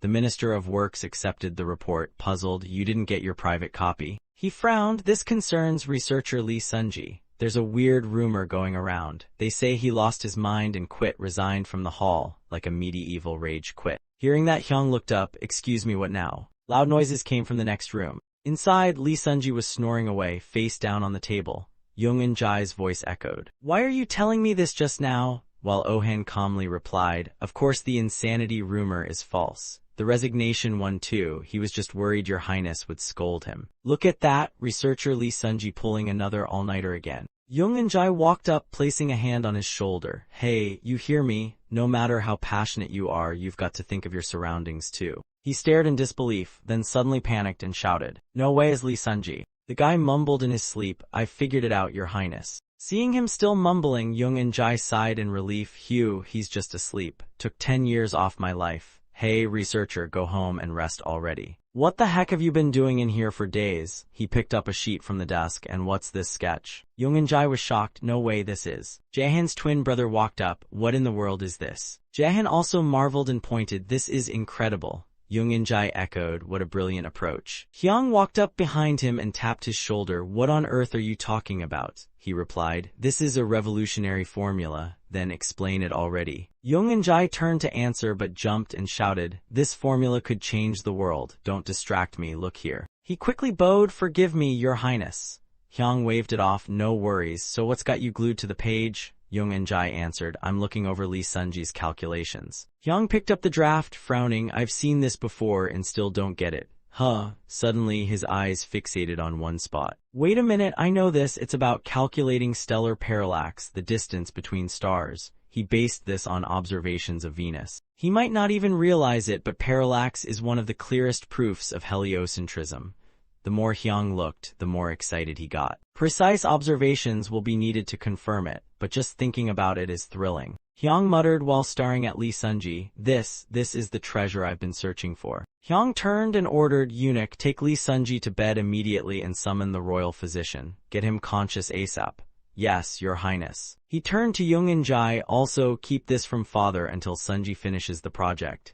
"Understood, your highness." "So it's not the sky that's moving, it's the ground. But then why don't we feel like we're spinning?" Jung and Jai crouched to the floor. "Is this theory even reasonable?" He fell into deep thought. "No, I saw the formula myself. It's flawless, not a single error. Does this mean everything we've believed is wrong?" Hyung stepped forward, sensing his doubt. "Deputy Director, you look shaken." "Your Highness." Hyung smiled warmly. "Care for a walk? Nothing like a stroll to untangle the mind." Jung and Jai said as they walked, "This reminds me of our meeting on calendar reform." Hyung recalled, "Yeah, we debated whether the sun or earth was moving." "That's right," Jung and Jai nodded. "Back then I thought your highness was speaking nonsense." He suddenly blurted out, "Wait, what is this?" Hyung placed a hand on the table. "This is the redesigned plan for the armillary sphere. Once tweaked, we'll hand it over to Jang Yong for crafting." Jung and Jai objected, "This is wrong. The center should be the sun, not earth." Hyung raised a brow. "Deputy Director, really?" He continued, "The sun and moon orbit Earth, that's what the ancient sages said." Hyung panicked. "Shoot, I forgot that part. How do I even explain heliocentrism to these folks? I mean, I read about it in textbooks, but now I remember nothing. Curse you past self for skipping class." Jaehin chimed in, "Back home, people used to say the same until the heretic courts executed them all. Thank goodness Song has no such courts. Honestly, I believe the Earth spins." Hyung blushed. "Thanks, Jaehin, but sadly that didn't help much." He turned to Jung and Jai. "This heliocentric theory comes from a Westerner named Copernicus. So your highness means the Western sages are right and the Chinese ones are wrong? I need proof. Right now you sound far from sane." Hyung crossed his arms, deep in thought. "Fine, we'll halt the armillary project for now." As they exited the room, Jung and Jai said, "I am a rational scholar. If I haven't seen the math, I can't just accept that the sages were wrong." Hyung replied, "Sun or earth doesn't matter, the dawn still comes. That's nature's rule, it never changes. So tell me, Deputy Director." His face grew resolute. "Does loyalty, virtue, or cause and effect change? Do the teachings of sages change? No, we now understand the will of heaven, and our job is to follow their teachings, to care for the people." Upon hearing that, Jung and Jai looked enlightened. A true gentleman must strengthen his roots.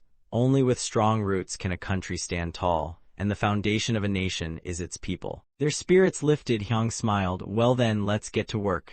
"Yes, sir." 1 month later, under the blazing sun, Lee Sunji's face was dripping with sweat. He raised a large pill toward the sky dramatically. Hyung suddenly grabbed his wrist. "Hold it. You bought this from the Van family, didn't you?" Flustered, he replied. Yes, your highness." Hyung ordered, "Eunuch, take it now." "Yes, sir." A giant medicinal pill was presented to Lee Sunji. His eyes almost popped out. "What is this? A bowling ball?" Hyung encouraged, "This is real imperial bull pill, crafted by the royal physician. Eat up and power up, let's go." Lee Sunji stuffed the whole thing in his mouth, munching wildly. "Thank you, your highness. But what is this exactly?" Hyung struggled to explain, I meant the Fire Force pill channels energy to the lower abdomen. Actually, I made that up. Lee Sunji touched his belly, sensing something weird. I think that in Palace Royal pill really is gathering energy down there. Alright, I'll head out first. See you around, Hyung said while Lee Sunji bowed seriously. Yes, Your Highness, I'll try my best, Fire Force style. Hyung's voice echoed. Today marks the end of the regular Education Council meeting. Since we have a special report, everyone except the vice ministers of the 3 and 6 departments must leave.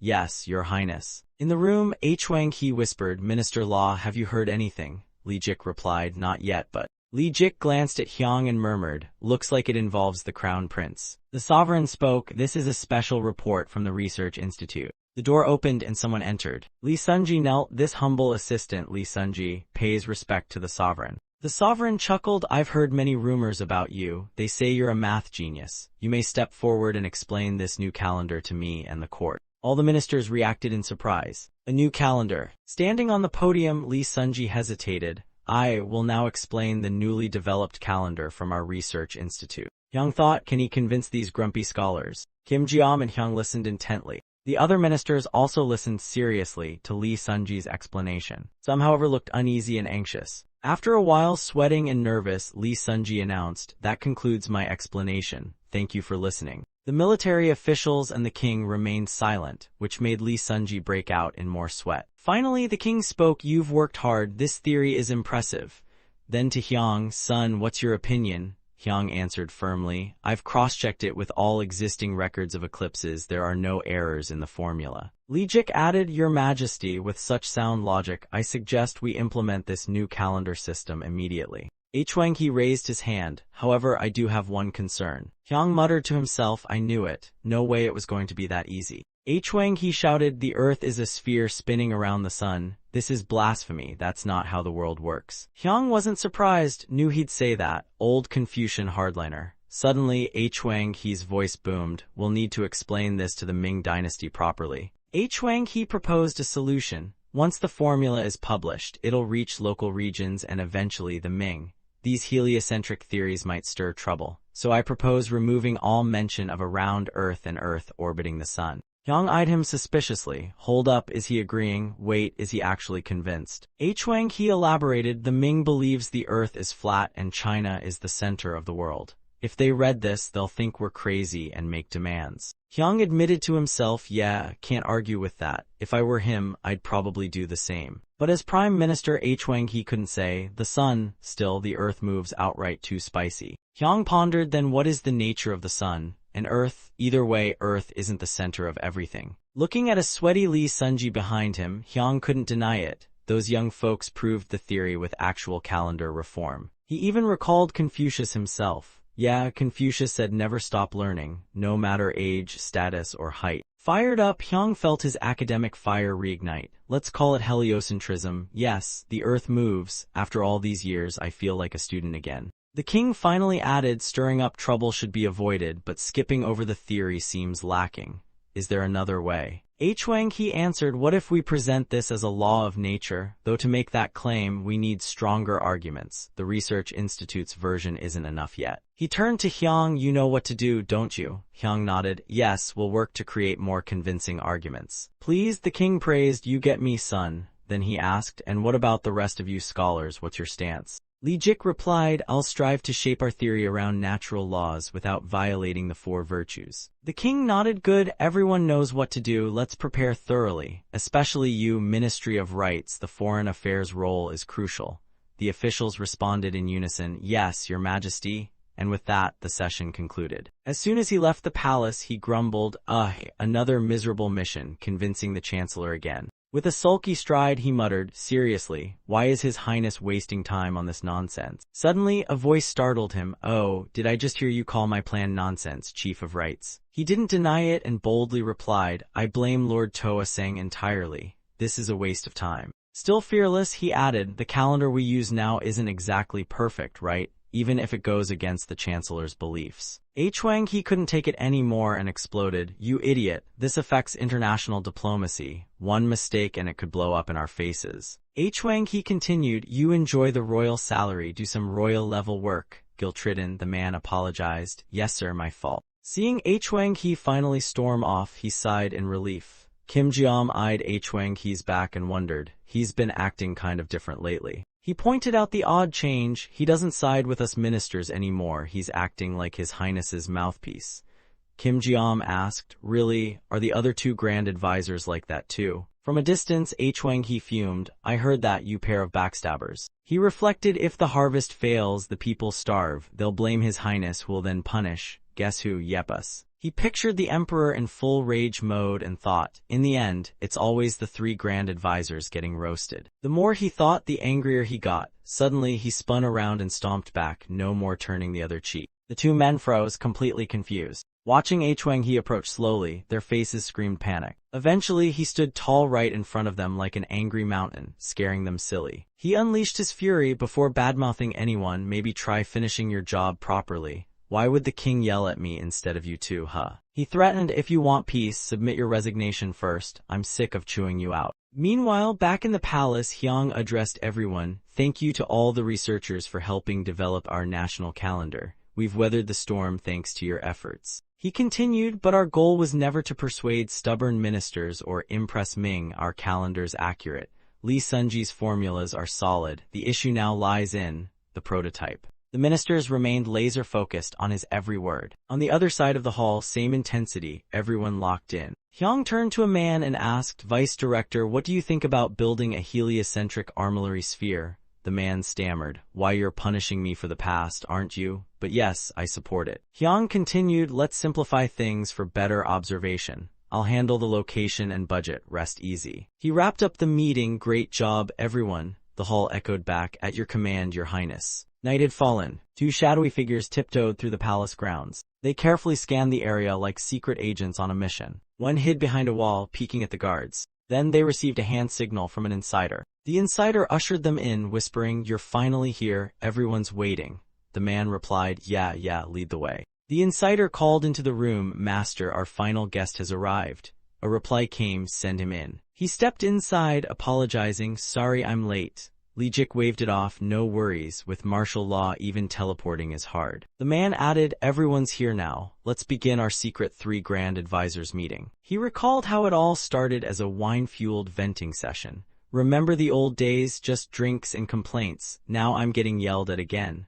Sajung muttered, why don't the crown prince and his highness just do everything themselves? Hwang-hee, confused, asked, what do they actually want from us? Lijik replied, given the current state, next up is. Sajung nodded, yup, ending the trade monopoly. I've already talked to the Ministry of War about military reform. In the palace, the king asked skeptically, you think this plan is really the best? Hwang-hee had presented it earlier, yes, your majesty. The current system crushes the farmers. I believe we should combine both methods. Stroking his beard thoughtfully, the king said, not a bad idea. Let's try it out in a few villages first. At that moment, the two of them looked at each other, clearly surprised. Back to the conversation, Lee Jik cheerfully bragged, hey, we didn't get scolded at all today. Actually, I think he complimented us. He added, let's meet up more often from now on, and the others happily replied, deal. Hwang-hee raised his concern, honestly, I have no idea what His Highness plans for this regular meeting. Lijik replied, my guess, military stuff, especially weapons. Hwang-hee stroked his beard and pondered deeply, I agree. We should head to District 51 once the audit wraps up. Security will be tighter than a crab's shell. Sajung suggested, why not link it to the Ministry of War's tasks? After all, the T-letter 1 ECD Asang is also the military commissioner. That sounded reasonable enough for Hwang-hee to nod. Good idea, I'll find an excuse to issue an order. And so the trio agreed on the plan. All right then, once you issue the command, I'll jump right in, one said. Meanwhile, at the Ministry of Works, a horse slowly approached. Seeing someone arrive, both Heesun and Hyang turned toward the door. Hyang muttered, that's pretty sudden, huh? Hyang continued, did the Ministry of War's envoy really come with the T-letter 1 ECD Asang? He turned to Heesun, did the War Ministry Commissioner show up unannounced? Didn't you hear anything? Heesun answered, no, your highness. They came without notice, but I'll handle it. You just keep the military secrets under wraps. Yes, my prince. Hearing that, Hyang stood up and walked over, excited. Nice. I'll use this chance to reform the local military system once and for all. He politely welcomed them. Master T-letter 1 ECD Asang, War Envoy, please come inside. Huanghe and Sajong respectfully replied, "Greetings, Prince. We didn't expect you to personally receive us." Hyang smiled, "Well, I heard you were coming, so here I am." Huanghe got straight to the point, handing Hyang a scroll. "The reason I'm here is this edict." Hyang accepted and unrolled it. Reading it, Hyang was delighted inside. "Wow, this isn't even from my father, the king. The Ministry of War initiated this. Impressive." Out loud, he asked, "So you're suggesting distributing guns to local camps?" He clarified further, "The planning isn't hard, but I think it's better if you guys see the actual production this time. Last time was just a demo. This time I'll personally guide you." Huanghe smiled, "Thank you, Prince." But Hyang thought, once he sees the artisans in District 51, he'll be stunned. Meanwhile, Huanghe was plotting his own chess move. "The prince is the king's heart. I know what he means without him saying it." At the forge, Hyang guided them around. Everyone inside was busy with their tasks. The guests got to see all kinds of shiny, strange new weapons. Hyang eagerly introduced all the weapons and armor, like a kid showing off his toy collection. After the tour, the two rode back on horseback. Li Jik asked curiously, "How was today's visit to District 51 with Master Fat?" Huanghe hesitated. "Well, about that." "About that what?" Li Jik pressed. Huanghe explained that Hyang had planned it all along. "It's what the prince wanted. Everything went smoothly." Sajong suspiciously added, "Wait, don't tell me this was a setup." Huanghe also started doubting. "Yeah, felt like I walked into a well-decorated trap. Been ages since I last saw His Highness since that quarterly audit." Sajong admitted, "The prince is just as tricky as the king. I'm actually kind of nervous about him becoming king one day." Li Jik brought things back to business. "Okay, but what's our real mission? Isn't the bi-weekly ritual thing coming up? That's the king's idea." Huanghe replied, "Of course I know, but isn't the prince's will basically the king now?" Over at the palace, the king was deep in talks with his key ministers. "Next up, we'll tackle military reform." He criticized especially the military system. "It's stagnant. I'm quite disappointed. Let's hear your ideas." Huanghe stepped forward. "Your Majesty, I, Huanghe, First Assistant Minister and War Commissioner, have something to say." The king nodded. "Speak." With the king's nod, Huanghe spoke his long-held thought. "It'd be irrational to completely revamp our weapons system right now.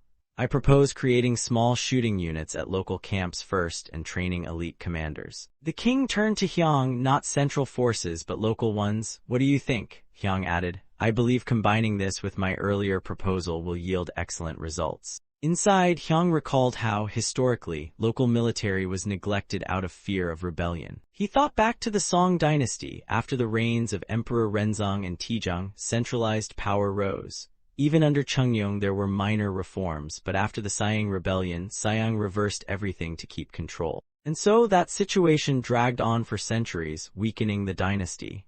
Hyang resolved not to let things end the same way. "If the lower ministers are eager to strengthen local forces," he thought, "I'm all for it, hands, feet, and heart." Huanghe agreed. "Exactly. Our previous reform draft already included separating civil and military powers. First, we need to legalize decentralization and promote economic synergy." He continued, "Shooting units will be set up along the northern border and eastern-southern coasts. If command stays centralized instead of local, then command can rotate periodically." According to Huanghe, this plan is optimal. It minimizes risks. Both the king and Hyang were so impressed they almost dropped their teacups. Huanghe wrapped up, "When forming new units, troop numbers and firearms must be precisely calculated." Then he ordered, with a stern tone, "Envoy, submit the report to His Highness." The envoy respectfully handed the report to the king. "This is the report, Your Majesty." He slowly opened it and began reading. "Well, no surprise. The biggest problem is still the iron supply, the key material for making guns." The king asked in a calm voice, "What's the current state of iron supply and demand?" The minister replied, "I, the Minister of Public Works, have mobilized nearby farmers to start mining." Images of tired workers digging in dim torchlight flashed in his mind. "Of course, we also provided them with farming tools and household items. Consider it tribute to keep them around." The king ordered all officials, "Make sure efficiency doesn't drop. Think of other ways to ensure a steady and high-quality supply." Everyone responded in unison, "As you command, Your Majesty." After leaving the palace, the trio gathered. Huanghe grinned. "Hey, I didn't get scolded today. One more day of peace." Sajong proudly added, "I'll never forget their shocked faces back there." They began scheming again. "First, we need to recruit the Minister of Public Works to our group. Lee Jik nodded. Yeah, he's close to the crown prince. He'll be useful. Elsewhere in the palace, the king and Hyang were strolling. The prince admitted, a few days ago, Toadsung visited Sector 51. I was surprised he shared my views. The king chuckled. Honestly, I was shocked by Hwang Hee's attitude this morning too. Talking about it made him smirk to himself. The king's expression turned sly. Things are about to get real interesting. Hyang agreed. Exactly, father. We've been too slow for too long. Time to step it up. Meanwhile, the trio suddenly shivered. Sajung rubbed his arms. Why's it suddenly so cold? The other two echoed, me too, let's head in for a break. Scholar, farmer, artisan, merchant, this phrase became the social hierarchy in Joseon. A few hundred years later, it crossed the Tumen River into Korea, where scholars ranked top and merchants got the short end of the stick. Music stood with 2 tool bags in front of Prosperity Hall, the Crown Prince's residence. The place buzzed with craftsmen crowding the main hall of Prosperity Hall. Music was bowing low when someone approached and asked, "What are you doing down there?" Hyang saw the man ignoring him and added, "Didn't you hear me, or are you mute?" The man slowly straightened up, wiped sweat from his brow, and replied respectfully, "No, sir, I'm just a humble villager. When I saw the Crown Prince's palace, I couldn't help but bow in awe." Hyang noticed a scar on the man's arm and thought, burn mark must be from fire, but he brushed it off and asked, "You're here to apply as a military artisan, right?" Music was surprised. "How did you know, sir?" "Yes, I am." Hyang turned to his aide. "Get the guards. Escort this artisan to the military arms department at once." "Yes, your highness." Before leaving, Music bowed again. "Thank you, my lord." Hyang smiled. "Good luck out there." Hyang cheerfully said, "Today's the start of artisan recruitment for the arms department. I finished my work at Sector 51 this morning just to see this. It was my idea after all." After the recent assessment, the best artisans were transferred to Sector 51 and the Science Institute. Inside the conference room, Hyang addressed the officials. "We need more craftsmen for mass production." With their approval, many artisans were reassigned. Jang Yong protested, "Your Highness, I may be Vice Director of Science but also Minister of Arms. We're seriously short on skilled workers." Hyang held his head in despair. "Great, own goal. Guess I'll ask father to dispatch artisans from the provinces to help." Emperor Chungyong declared sternly, "Fine, let's do this right.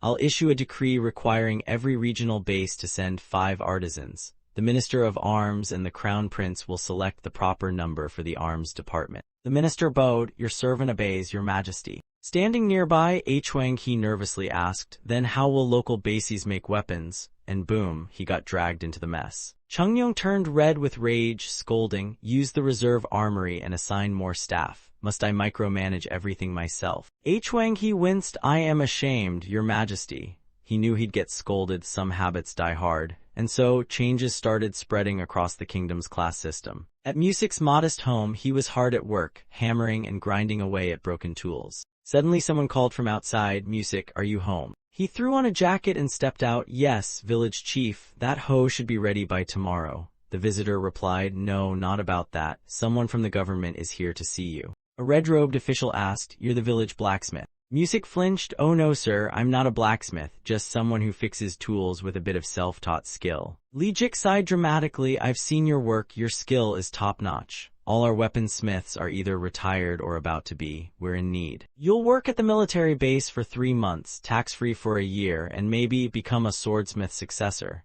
Music gasped. "Amazing. With this kind of treatment, more craftsmen will definitely sign up." Hyang had no idea that the world he dreamed of was quietly starting to form, but that's a story for the future. Scene shifts to the day of the recruitment exam held at Prosperity Hall. In the Grand Hall, a selection and skills assessment event for craftsmen was underway. When the time was up, Jang Yong shouted, "Everyone stop." The candidates lined up to submit their work. "Engrave your name and number on the metal plate and hand it to the judges." Suddenly, Hyang showed up and announced, "Minister of Public Works here. Am I late, your highness?" He smiled and asked, "How's the selection process going?" The judge replied, "Yes, per your command, we're testing their skills by having them thin out identical iron plates."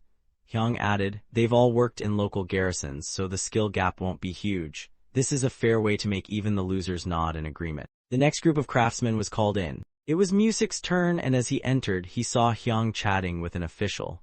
"Wait, wasn't that the young scholar I saw this morning?" Hyang then gave Jang Yong new instructions. "Those not selected for the Armory Division will be transferred to District 51.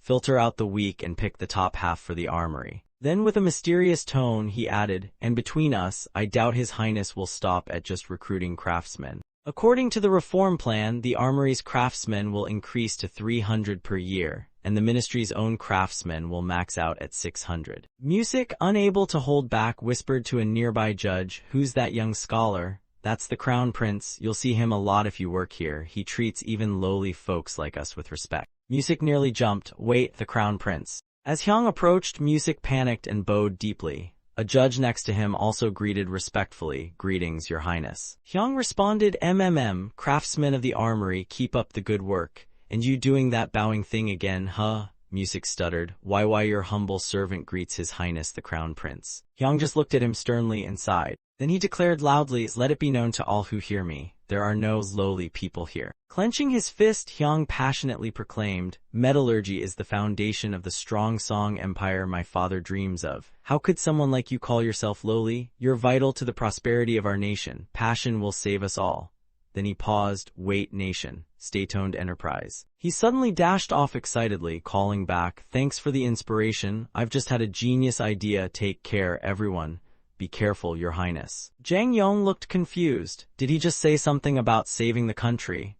Wang He nodded. He said Germany, I think, truly a wise and versatile ruler. Meanwhile, Chungyong gave orders. All officials must secure a stable and standardized iron supply. With these orders, the Treasury Department officials had sleepless nights scrambling around. "Bring the Gyeongsang iron inventory list here." "No, this one's too outdated." "Wait, bring everything, we miscalculated." Everyone was swamped. "Has Public Works replied to the memo yet? This part's wrong too." Sajung slammed the table, fuming. "Just following orders is killing us, and now the ministers pile on more. People really do chain." Kim Ji-am stood up to speak. "I, Treasury Minister in waiting, humbly report." Sajung kneeled before Chung Nyong and reported, "I'm sorry, Your Majesty. The plan you proposed has run into a major issue." "Yeah, I'm reading that report too," said the Emperor. The Emperor was exhausted, dark circles under his eyes. Even with all the planning, the problem is still the budget. Jang Yong stepped in. "As Minister of Public Works, I must report. We used some of our department's budget, but after covering basic living needs, there's barely anything left for weapons. Even then, we're struggling to afford more materials." Another official added, "I, Commander Vai Tang, believe the key is solving our tax issues, but the preparations are far from ready." Sajung continued, "Taxes aren't the only problem. To buy iron, we need money, but rice and cloth, our currency base, are limited. To fix this, we must use real currency, but preparations aren't done yet." Chungyong stroked his chin, puzzled. That brat Hyung, did he foresee all of this? Late at night, as the Emperor dozed off, a voice echoed repeatedly, "Your Majesty, Your Majesty." He sat up groggily. I'm up. Didn't I just sleep for like 1 hour? Is it morning already?" "No, sir, the Crown Prince insists on seeing you, and you ordered all of his matters be prioritized."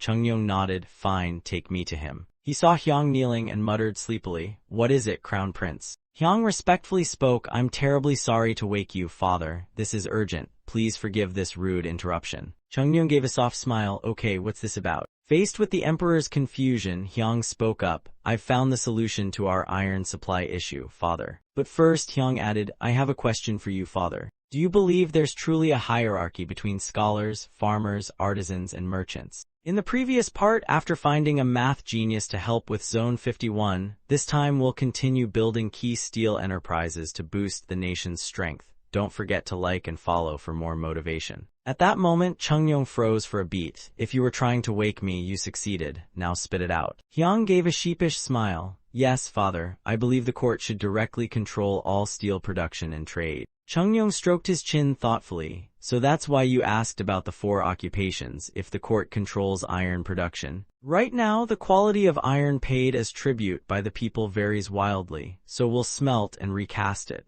Establishing a state-owned enterprise to manage it will save money and increase efficiency." After thinking it over, he finally agreed. "All right, sounds reasonable." Narrowing his eyes, he added, "Since you woke me from my glorious nap, I assume you've got a plan." Hyung confidently replied, "Of course, father. I'm ready to stay up all night for this." The next day, Chungyong sat on his throne and declared, "The court will take full control of iron mining and refining to produce high-quality steel and sell it to craftsmen across regions. We must understand the current state of iron mines nationwide and investigate local artisans. Two ministers jumped in nervously. Your Highness, we have objections. Chief Counselor and I, Left Minister Hwang-hee, believe direct involvement in commerce is unprecedented.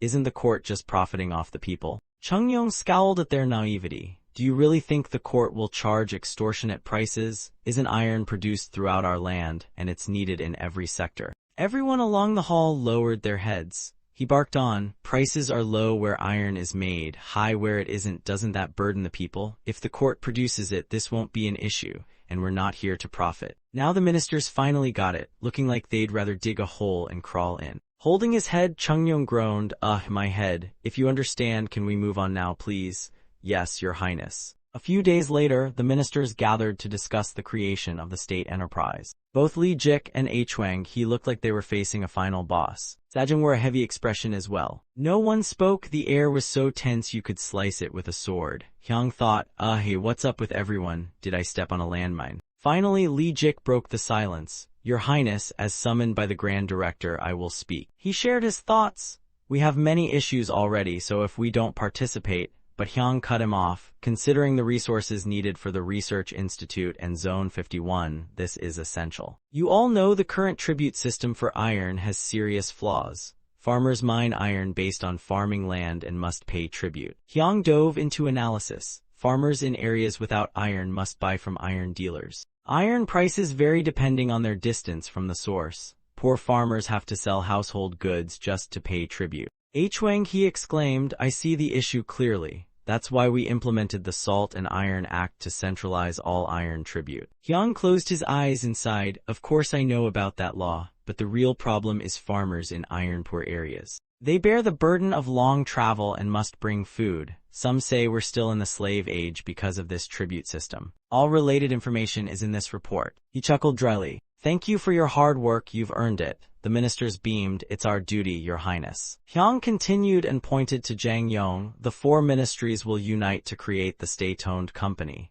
Grand Director, please explain. Jang Yong bowed. Yes, Your Highness. After this meeting, a nationwide investigation will be launched under your command. In mountain regions, blacksmith guilds are booming. There's also a workshop of 10 very buff guys, basically small-time bosses manipulating farmers. They also have wide connections with iron dealers. Those complying with the Salt and Iron Act probably bought from them for tribute. Hwang-hee interjected, yes, the people followed the Salt and Iron Act and bought from these folks.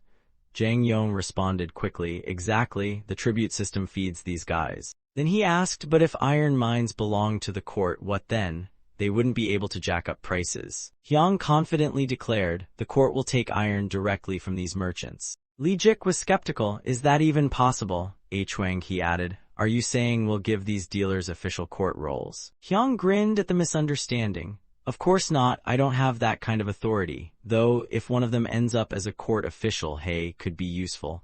Anyway, we'll discuss this sensitive matter later. He turned away and thought to himself, if I give them official ranks, will I get in trouble? These scruffy guys may look sloppy, but they remember everything I say. Jang Yong suggested we shouldn't give them ranks, but we can still grant them honor. Hwang-hee was skeptical. You got a plan? Oh, I do, and it's genius, he replied. Hyung beamed with sparkling eyes. Exactly, we'll invite artisans here and host a national contest. One will be crowned national craftsman. The name of the contest, Iron Ore Excellence, the nationwide Ironcraft Tournament. His eyes sparkled as he added, the Weaponry Bureau and Ministry of Works will judge the entries, and I'll handle the guns, of course. The ministers were speechless, so this was what he had in mind all along. Then Hyung, the security officer, and 2 guards left C-letter 1EA3NH Fuck Palace to get to work. Lee Jik stood by the window watching them and muttered. The Grand Director said he felt haunted by the Crown Prince. I get it now. By the way, is this all going to work out? Hwang-hee reassured him, don't worry, I heard from the Grand Director himself. I'm sure he's already discussed this with His Highness. Honestly, it's good for us, we're swamped anyway. Let him handle more. The first criterion for selection is the iron ingot. Hyung began devising strategy to tackle the mess. We'll start with large-scale iron producers, forget tribute-based sites, then we'll audit all tribute item lists. Jang Yong added next we'll ask the Ministry of Revenue to provide a list of tribute submissions over the years.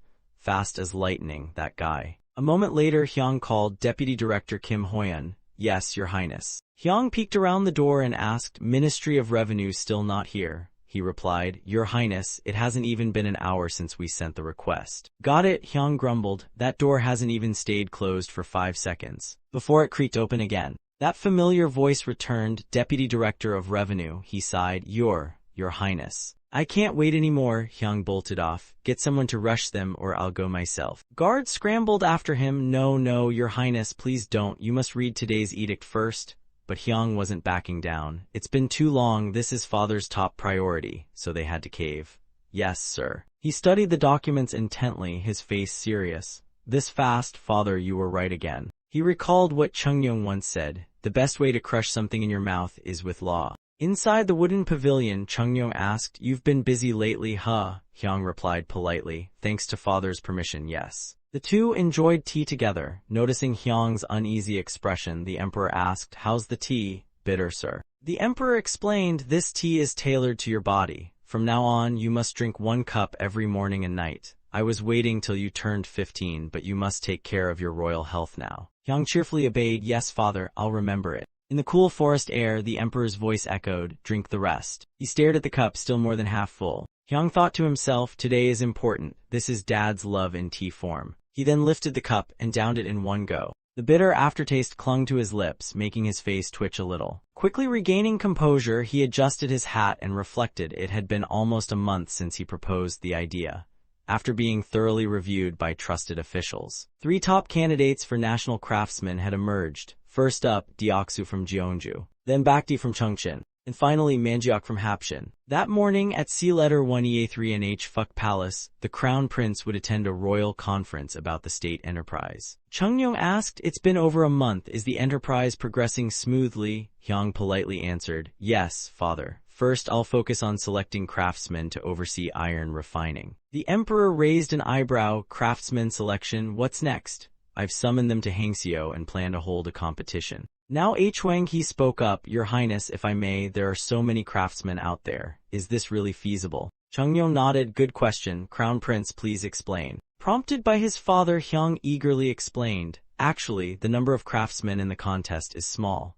We're prioritizing areas that have long provided iron ingots, regions that have smelted iron for years, not just recently. I've asked skilled officials to inspect them. Turns out only a few blacksmiths make ingots themselves. Also, ingot making is hard. It's a special technique passed down through generations. Many had to relocate at government request due to shortage of skilled workers elsewhere. Hyang then bowed slightly and explained, So I considered the quality of their iron ingots, the influence of the artisans, and their reputation in their local regions. Only 3 candidates were summoned to Hangseo. Seeing Hyang's brilliance, Chungyong looked smug and muttered, Whose kid is this genius anyway? Then proudly praised, Well done, well done. So where do you plan to host this grand contest? Hyang cheerfully replied, Yes, father, we'll hold it at Zone 51. Hearing that, Chungyong paused, visibly concerned, and asked, Wait, isn't security there ridiculously tight? You're holding a contest in a place where not even the emperor can enter. As if expecting that reaction, Hyang stayed calm and confident. Yes, father. I missed the right time to report it, so you didn't know entry procedures were clunky and wasted too many elite guards. I restructured it. There are now 3 security levels. He described his diagram. Red is top security, yellow is standard, green is low security. In green zones, people just need ID tokens and a 2-day request notice. The artisan contest will be held there. Chungyong suddenly burst out laughing and advised, So that's your last resort, huh? Just make sure you go all in. Hyang's eyes gleamed with resolve. Yes, father, I'll prepare everything meticulously. Then came a voice surprised. What did you say? Hyang asked nervously. The artisans refused to refine in the same place. Why? A minister reported, Iron extraction is the secret of secrets. They won't let competitors watch their techniques. Heeson cut in, This is a national matter, just force them easy. Another official said, They're rough guys from tough jobs, they have pride, some would lose their heads before being forced to do anything. Hyang folded his arms and nodded, Exactly. One of them is also our first national craftsman selector. We need to leave a good impression. The issue is getting all 3 to cooperate. We must make them feel officially recognized as true artisans by the court. He suggested, Let's walk them around the low security area and give them maximum space. After seeing the area, they all agreed. Hyang asked the 2 officials, Have you arranged their seats? one replied. Yes, your majesty. They'll draw lots for seating and each space is secured. Hyung looked toward the workers and said, I heard the commander of palace guards is worried about how many outsiders are coming. There's more than just a few, right? Yes, your majesty. They're split into many different roles. A guard added, in metallurgy, the most important thing is fire. Hyung thought, so it's all about controlling and maintaining temperature.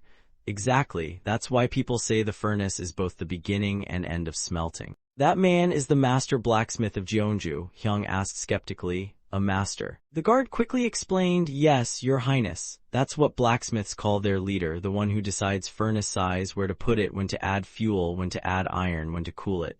He's the master here. Hearing this, Hyung was genuinely excited. When the contest starts, I'm going to see what real smithing looks like. Thinking back to his past life, Hyung got a bit nostalgic. I may look clueless, but in my previous life I trained under a traditional swordsmith. But I never thought I'd witness old-school forging with my own eyes. Let's go. His excitement left the others speechless. I knew he'd act like this. I didn't. A minister raised a speaker and announced, all master blacksmiths gather here. His Highness has something to say. The three top candidates straightened up. Is the crown prince about to begin? They approached and bowed. We greet your highness. Hyung joyfully said, welcome to Zone 51, craftsmen. I am the crown prince, founder of the state enterprise. As you know, through this contest, one of you will become the first official master of the company. The iron produced will be made into guns and swords to defend the Song dynasty, and tools like sickles and axes for the people. It's also currency to revive the economy. He looked at them with steady eyes. One of you will earn the honor of being the greatest blacksmith in Song. My father, His Majesty, will also reward you handsomely. The three candidates just stood there, expressionless and cold. Hyung gestured to the tarp-covered supplies. All materials are here. Once the contest starts, you won't leave Zone 51 until it ends. Check if anything is missing. Bakti thought to himself, the most important things are iron and coal. But when they stepped inside, everyone was stunned. What is this? Deoksu picked up a shiny rock and asked, Your Highness, is this steelstone? Hyung smiled, yes, I found an iron mine not long ago. Can't make weapons without steel, right? Bakti said confidently, it's bulky, but I can handle it. The others chimed in too. Of course I can. Same here. Feel free to use it all. Suddenly, Hyung froze mid-step. He carefully observed Deoksu's every move. After smashing the steelstone, the man took out a sharp needle, then poked a thin piece of stone with it, then heated the needle over an oil lamp. Watching all this, Hyung couldn't help but wonder, are they all testing iron powder's combustion reaction? Bakti turned and asked, where's the yellow earth? The official replied, this way, follow me. You may use the yellow earth here, but I must inspect it first. Without a word, the three men walked up and tasted the dirt with their bare hands. Hyung gawked in disbelief. After tasting, they turned to look at each other silently. Hyung asked curiously, what is it, something wrong? Bakti reported, yes, your highness, there's a lot of sulfur mixed in. Deoksu added, we need to remove it to forge good iron, but this dirt is no good. Manjiak agreed, we also need lime. Hearing this, Hyung turned and ordered, bring the military-grade stuff. Show them first, then give them the soil they want. Yes, your highness, and some lime too. Yes, get that as well. The three men followed the guard, now to the wood storage room. When the door opened, everyone was stunned. Wait, what is that? Is that wood? The guard slowly explained, this is coal. It burns hotter and longer than wood. You'll be using this instead. The Weaponry Bureau uses this coal for all their smelting. Manjiak gasped, really? Coal? Does it burn stronger and last longer? Fascinating. What's the proper ratio then? The Weaponry Bureau will teach you the usage and properties. Hyung stood outside, watching seriously. His hands clenched. The Song dynasty never properly used its greatest talents, but now I'm here, I'll rebuild it from the ground up. Inside Hyung's palace, someone reported, Your Highness, a message from Zone 51. A man stepped forward and bowed. The materials for furnace construction are ready. Production will begin by this afternoon. Hearing that, Hyung smiled. Is that so? Let's go. Then Hyung threw on his robe while sprinting down the hallway, his crown not even on yet. His servants chased after him. Your Highness, isn't this just a smelting contest? He shouted back, laughing. I can't miss the furnace building part. But why? Because it sounds fun. They galloped out of the palace at full speed toward the forge. In another room, the officials were discussing the upcoming contest to select a supervisor. Lee Jik spoke up. The contest is soon, but we need to appoint a supervisor. Anyone besides the head of the Ministry of Works want the job. Jung In-jae calmly said, since His Highness will decide everything, I understand some may feel their presence is pointless, but there's a lot to observe. That stirred the room. "I'll attend." "Me too," Lijik concluded. "All right then, I'll announce that the Grand Director of the Works and 3 deputies will attend." Meanwhile, His Highness had arrived outside, beaming with excitement. Inspector Jang Yong saw him and blinked in surprise. "Your Highness, why the rush?" Hyung immediately asked. "Inspector, have the furnace builders started yet?" "Take His Highness to the site," said Jang Yong. "Yes, we're laying the foundation for a few days." Hyung nodded. "All right, please gather all workers on site to help evaluate the contest." He thought, guess there's nothing too exciting today. As they walked back, Hyung added, "Observe and record the entire furnace building process." "Yes, I understand," the man replied softly. Somewhere else in the palace. 1 point for Manjiak, 1 for Deoksu, another for Manjiak. Hyung happily kept score and taught everyone the hand signals. The servants shouted gleefully, 1 point for Deoksu. Hyung grinned with satisfaction. "Excellent, everyone knows the hand signals now." Then he told Eunuch Oh, "Keep watching me and record the scores. Eunuch Kim, write down the conversations too." The 2 eunuchs replied in unison with determined faces, "Yes, Your Highness, we'll do our best." A few days later, Hyung skipped down the palace corridor, followed by the 2 eunuchs. It's been 3 days since the foundation was laid. The furnace should be going up now. His eyes suddenly lit up. Before him, everyone was working together to build the furnaces, just as he hoped, serious, focused, and full of effort. Manjiak and Bakti were molding bricks from red clay. At Deoksu's furnace, he observed closely. It's square-shaped and made mostly of stone instead of earth. I wonder if that's better for heat. Deoksu stepped up and explained, "Stone alone can't withstand the heat, Your Highness. We have to coat it with clay. But this way, we won't need to rebuild it every time." Hyung made a cheeky gesture with both hands on his cheeks and replied, laughing, "Ah, I see. Sorry to bother you, carry on." Seeing the signal, Eunuch Tijo noted, 1 point for Deoksu. The furnace construction went on for days. Bakti's furnace was taller and larger than the others. Meanwhile, Manjiak's furnace had a double-layered design instead of a compact one. Deoksu's furnace was square and made of stone. Each region had its own unique style. In Hyung's palace, Jang Yong was reporting seriously. "Your Highness, all furnaces have been completed." Hyung smiled. "That's some of the best news I've heard." Jang Yong added, "However, before the contest, they've requested meat and wine." The prince replied while writing, "Ah, it's their Thanksgiving ritual. Let them do what they want.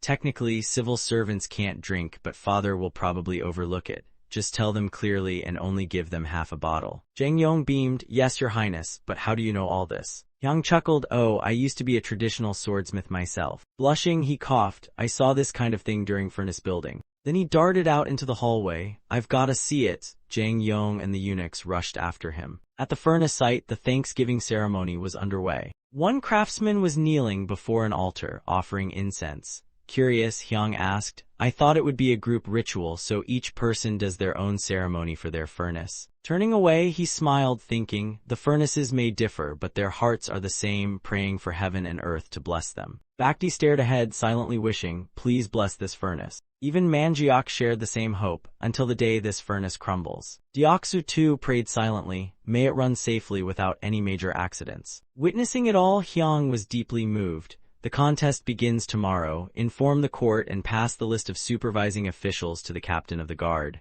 "Yes, Your Highness." Not far away, the Grand Director of the Right and the seated Grand Director rode in. The old man in yellow said, "Every time I come here I feel strange." The other replied, "You too?" "Actually, yes." Someone next to them sighed, "Doesn't it feel like entering another world, disjointed yet somehow exciting?" The man smiled, "I feel the same." At the great gate, the guards seriously checked their identities. "The Grand Directors of Right and Seat have been verified. You may enter with your attendants." Right as they entered, Hyung came out to greet them cheerfully. "Ah, you're here. I've been waiting." The two bowed respectfully. "Greetings to the Crown Prince." One man spoke up, "Grand Director of the Seat, Grand Director of the Right, please come up. These seats have been specially prepared for the contest supervisors." The old man in yellow climbed the steps and chuckled, "Oh, is that so?" But then suddenly he gasped in shock. Before him was a vast, sweeping view. It turned out you could see the entire competition grounds in a single glance. Hyung picked up the loudspeaker and made an announcement. "Blacksmiths from the 8 provinces of Song, please focus your eyes on this fine body of mine for a moment. Over the next 15 days, you must forge a total of 5 iron ingots. The size doesn't matter, but each must weigh exactly 3 caddies. The 5 ingots must be identical in both size and weight, no funny business." And the quality must be as consistent as possible, no oops, this one's softer excuses. The amount of coal and iron ore used for each job will also be carefully recorded. Now then, let the metallurgy contest begin. He laughed gleefully and dashed down to the field. I'll be observing from up close. If you have any questions, ask the Grand Director beside you. All the officials stared in disbelief. Why yes, Your Highness, please be careful. Down below, a blacksmith tied a bandana around his forehead, face full of determination. Bring the coal, quickly. Pouring dirt into the furnace, he shouted with fiery passion, everyone get ready. Hyung watched nervously. The contest was truly beginning now. Meanwhile, Jang Yong was briefing those below. Sparks or fragments might fly during smelting. I've borrowed a shield, so stay close and protect His Highness well. The eunuchs immediately replied, yes, Inspector. Every step of the contest was serious and highly professional. Suddenly, one blacksmith sensed something was wrong. His face turned deadly serious. He shouted a warning, everyone behind me, get down now. One man heard that and froze, completely confused. And just as he finished shouting boom, a loud explosion sent the poor guy flying. MOMMYYY. Another man, watching the chaos, couldn't help but think, wait, if this massive furnace from Chungcheon blew up like that then. Before he could even finish the thought, more loud explosions erupted from the remaining furnaces one after another. The blasts were so strong they instantly blew away everyone nearby. Thick black smoke billowed uncontrollably straight into the sky. Two guards shielded Hyung with their bodies. One of them asked worriedly, are you all right, Your Highness?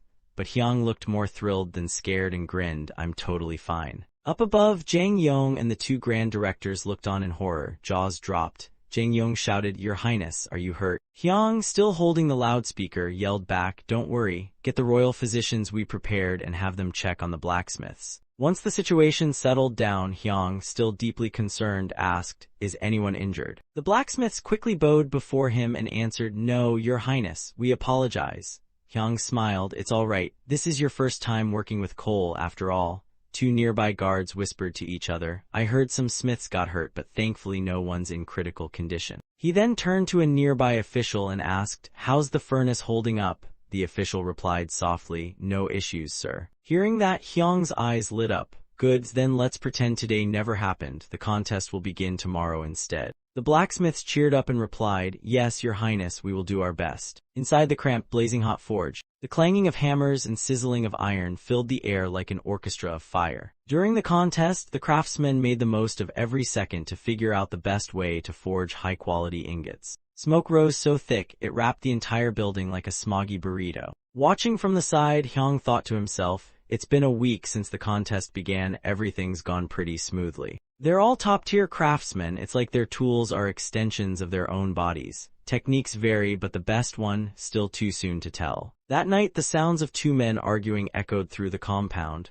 Why the hell did you say that to me? Manjiok stood there, clearly pissed. You're acting like the innocent one when you've been packing back and forth all day, bandit-looking punk. Bakti shouted back, are you calling me a thief? Bakti was already grinding his teeth in rage. You old fart, want me to snap your spine in half? Manjiok lost his temper too. Do it, I dare you. Deoksu rushed over in a panic. Stop it, both of you, this is an official site, you can't just fight here. He yanked them apart and said, I saw everything. You shouldn't have wandered around in his work zone and you shouldn't have accused him without proof. Seeing they were still fuming, he added, look, we may never be friends, but don't turn this into hate. We all make a living off iron here. He continued calmly, your subordinates must be so worried they probably want to charge in here already. While they were talking, some patrol officers heard the ruckus and came over. Hey, you guys were the noisy ones, weren't you? This is a secured zone. I get that you're tired, but watch yourselves. Being scolded sobered them up real fast. Why yes sir, forgive us, we'll be careful. The two of them walked off, still clearly annoyed. The next morning, when the officials came to report, Hyung asked his subordinates, so something happened last night. Jang Yong bowed respectfully, yes, Your Highness, I received a report from the field officers. Hyung nodded, slightly pleased. Good job. After thinking a bit more, he ordered, assign some field officers to live among the craftsmen, make sure their every move is reported. Yes, Your Highness, the officer replied. With that done, Hyung joined the others. All right, time to meet my craftsmen. Wait, no, not my time to inspect the craftsmen. He arrived just in time to see two workers laying iron bars outside to dry. They were whispering, quick, place them with the other ingots, old man. But Deoksu ignored them completely. Instead, he slammed a hammer into the blazing furnace, sending sparks flying and charring his arm hair. Watching this, Hyung thought, wait a minute, are they refining iron and other metals at the same time? This method looks a lot like modern alloy smelting. Time flew by, the sky had already shifted into a new season. The contest had ended, and he was finally about to get his answer. Hyung sat quietly in his room, deep in thought. So all three candidates started out exactly the same. After some careful thought, he came to a conclusion. Their working processes were all similar: hammer, melt, cool down, then repeat. Among the three groups, Bakhti's team had the best teamwork. He could feel the unity between them. He quickly realized that this was their biggest advantage over the other two teams. However, he didn't expect Deoksu's group to melt iron together with other metals. By hammering and burning carbon this way, the heat rises and the iron gets even purer. The contest was nearing its end and things were heating up, literally. Hyung's eyes sparkled as he looked ahead, heart pounding with anticipation. Just 5 more days, I can't wait. Forging iron was never easy. One small mistake and you'd get hurt. Manjiak stared at his trembling, burned hands and cursed loudly. Damn it, my right hand's roasted, I can't take this much longer. He dipped his hand in water to cool it, grumbling, great, now I'm injured at the most critical time. The others and their underlings are gonna laugh at me for sure. But just as blood mingled with the water, a drop of rain fell from above. He looked up confused only to realize in horror, rain, crap, fire. Water was the greatest enemy of fire. He glanced around nervously, hoping no one else noticed yet. A voice echoed in his heart, this is your chance. Even if it cools down a little, it'll mess everything up. The voice grew louder, whispering dark temptations. Just worry about your own furnace. If they're even a minute late, their ingots will be ruined. The rain grew heavier and every step felt like wading through thick mud, dragging him down with no escape. Through the downpour, he could hear the thumping of his own heart. Suddenly, a light appeared ahead and a voice rang out, my child. The ancient Buddha's voice echoed in his mind. I see a fire burning within you, whether it saves or destroys is up to you. A flicker of conscience snapped him out of it. Damn, I was really about to be that guy. Raindrops pelted his face. He stood there and shouted, it's raining, everyone wake up. His voice pierced the night. It's raining, wake up everyone. Everyone scrambled toward the forge. Don't let the rain get into the vents, close the furnaces, move the tools now. The next morning, the rain still hadn't stopped. Hyung stood at the entrance, observing. It rained unexpectedly last night. Did they handle it well? An official beside him replied, yes, your highness. They caught it in time, no damage to the furnaces. Seeing that things looked bleak, Hyung gave an order, let them rest until the rain stops. The man quickly bowed, yes, your highness. Meanwhile, Manjiak finally had a day off to relax. Shorty beside him muttered, man, this rain's intense. I'm craving a bowl of rice cake soup. A voice came from outside. Master Manjiak, are you in there? Manjiak recognized the voice immediately. Bakhti. What are you doing in the rain, man? I'm not the type to leave debts unpaid. Here, take it. Manjiak took the item, a bit surprised. This is. Bakhti turned away and left a small jar behind. It's ointment for burns, 3 times a day. Clean the area first. Don't feel embarrassed, just heal up fast. On the way back, he ran into someone unexpected. Master Deoksu, are you visiting Master Manjiak too? Yeah, Deoksu replied flatly. Looks like you are as well. Bakhti smirked, I may talk slow, but I act fast. Deoksu chuckled, yeah, I'll give you that. At the door, Deoksu called out, Master Manjiak, may I come in for a bit? A loud voice replied from inside, no way, what is this, VIP day, one guest after another, what's going on here? The folks outside burst out laughing, you don't think we're here to thank you. 2 days later, the rain stopped and the contest resumed. Manjiak looked down at his hands and smiled. This ointment really works, still not fully healed but much better, thanks Bakhti. Hyung watched the ongoing contest. Let's see this through to the very end.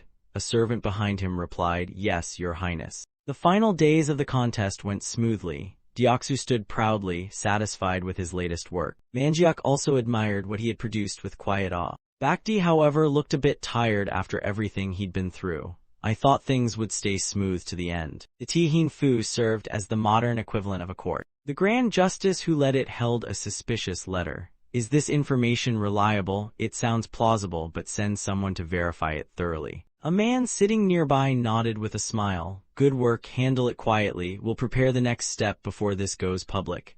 Yes, Grand Director, came the swift reply. He then began strategizing the next moves. If we're not careful, all of the Crown Prince's plans could fall apart. Time flew. In the blink of an eye, the day of the final verdict arrived. A man struck a giant gong with a heavy mallet. A booming voice echoed across the yard. The contest is over. All craftsmen, submit your finished products to the guard station. The people standing there couldn't help but sigh. So, it's really over, huh? Hyung immediately gave serious orders. Move aside, summon the 2 chief inspectors to assess the products. Chief Attendant Jang Yong, call in the officials for product evaluation. The guards will oversee the collection of iron ingots from the craftsmen. The ones in front bowed deeply. Yes, Your Highness. Soon the announcements echoed. Master Manjiok's iron ingots have been presented. He exhaled a long breath of relief. Finally done. I gave it my all. Now it's up to the heavens. The wooden box was promptly sealed shut. Hyung reminded them, everyone, please evaluate the ingots fairly. First, let's open Master Manjiok's seal. They thoroughly inspected the quality and weight of the iron ingots he produced. Endless discussions followed, lasting for quite a while. Every verification step was meticulously carried out. Each ingot was melted down by the ordnance team to inspect the inner composition. But a conclusion wasn't easy to reach. That afternoon, the weather was breezy and quite pleasant, great nap weather actually. Even some of the court officials couldn't resist nodding off mid-session. Hyung, with deep eye bags screaming sleep debt, suddenly stood up excitedly. All right, we've got results. Jang Yong, worried by the sight, spoke gently. Your Highness, that's the 5th time you've said that since last night. I know you're anxious, but overthinking won't help. But Hyung clenched his fists with resolve. Fine, this time I won't go soft, the winner is. Just then someone outside shouted, Your Highness, the security captain seeks urgent audience with you. A serious-looking group was already waiting outside. The heavy doors slowly creaked open, catching everyone's attention. When Hyung appeared, the men quickly bowed. Greetings, Crown Prince, he responded casually. Thanks, is the inspection bureau at the main gate. He walked over swiftly. Upon seeing him, the official bowed again. Your Highness, I bring a decree. The man pulled a scroll from his robe. Here it is, Your Highness. Hyung took it, brows slightly furrowed. This matter dated back a while. Chungyong had earlier received a report from the chief inspector. You suspect one of the craftsmen from Chungcheon province? The chief inspector nodded. Indeed, Your Highness. The man, looking uneasy, added, I heard he was part of a bandit gang causing trouble years ago. Chungyong's face darkened. So you're questioning the Crown Prince's judgment over that, and you oppose the Steelworks initiative too? The man quickly bowed. No, not at all, but we should reconsider this. He tried to appear calm. We should investigate before the contest ends. That way, disclosing it later won't cause disruption. Chungyong sat in silence, clearly deep in thought. Then Sector 51 must cooperate fully with the investigation. Hyung, holding the decree, ordered, Security Captain, take the inspector to the craftsmen's quarters.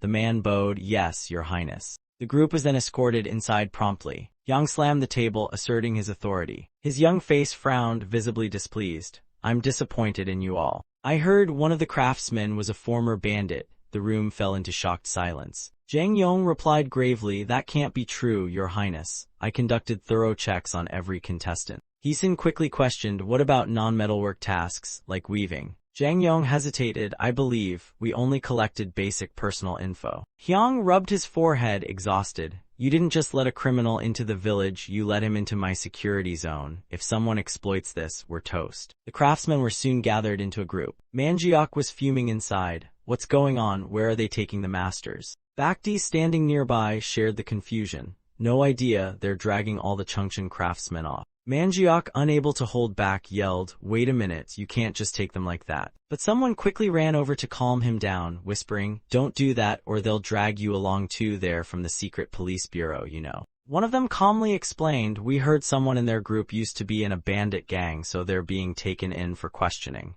If they're innocent, they'll be released soon, hopefully. Meanwhile, Hyung wasn't feeling great in his room either. His face showed clear worry and unease. What's going to happen? I need to gather more intel first. The scene then quickly shifted to the Imperial Palace. Chungyong sat on the throne, seriously announcing, From now on, we'll receive the secret police's investigation results on the artisans participating in the National Enterprise selection. Hyung, standing below, sighed in exhaustion. How the heck are they supposed to investigate this in one day? I barely had time to prep anything. Chungyong glanced at his son and smirked slightly. Well, I guess he's finally learning something. Look at him, all ashamed and quiet. The Grand Inquisitor appeared and solemnly reported, The investigation into the artisans from Chungcheon province started with an anonymous complaint alleging some were former bandits. Hyang blinked. Wait, a complaint letter, not even a formal petition. The Grand Inquisitor continued, as a result, we found 2 people among the 7 assistants supporting the blacksmiths were actual former bandits. Chungyong seemed quite pleased. Thank you, Grand Inquisitor. I'll summon you again if needed.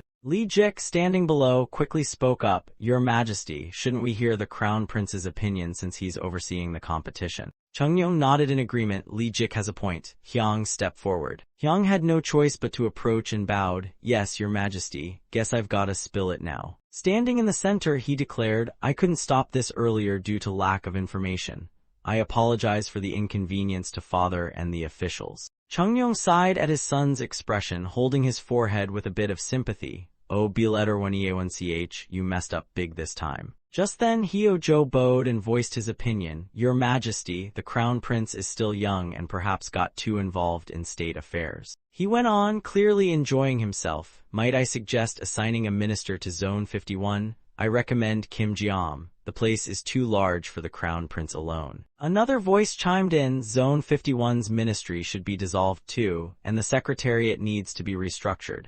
Chungyong gave a cold hum to signal enough. Turning, he asked, why so silent, Hwang-hee? What's your opinion on this matter? Hwang-hee stepped forward and said his piece. It was clear he intended to defend the prince. I believe this issue isn't solely the Crown Prince's fault. The ministries overseeing supervision also bear responsibility. And those who concealed the identities of these assistants must be held accountable. We should hear from Baekdi directly. Hyang looked at him with sparkling eyes. Bless this man, my hero has arrived. Chungyong, clearly expecting this, smirked in satisfaction. He then commanded, Left Minister is right, I want to hear it myself. Grand Inquisitor, bring Baekdi from Chungcheon province. Moments later, the man was brought in, his hands tied, looking thoroughly humbled. Seeing the scene, he began to tremble. All eyes in the court turned to him. It felt like standing in a tiger's den. Hyang noticed the tension and braced himself. Chungyong, sitting atop his throne, now emitted a cold and deadly aura, scary enough to freeze soup. Hyo-jo leaned over and whispered, Don't mess this up, say what we discussed.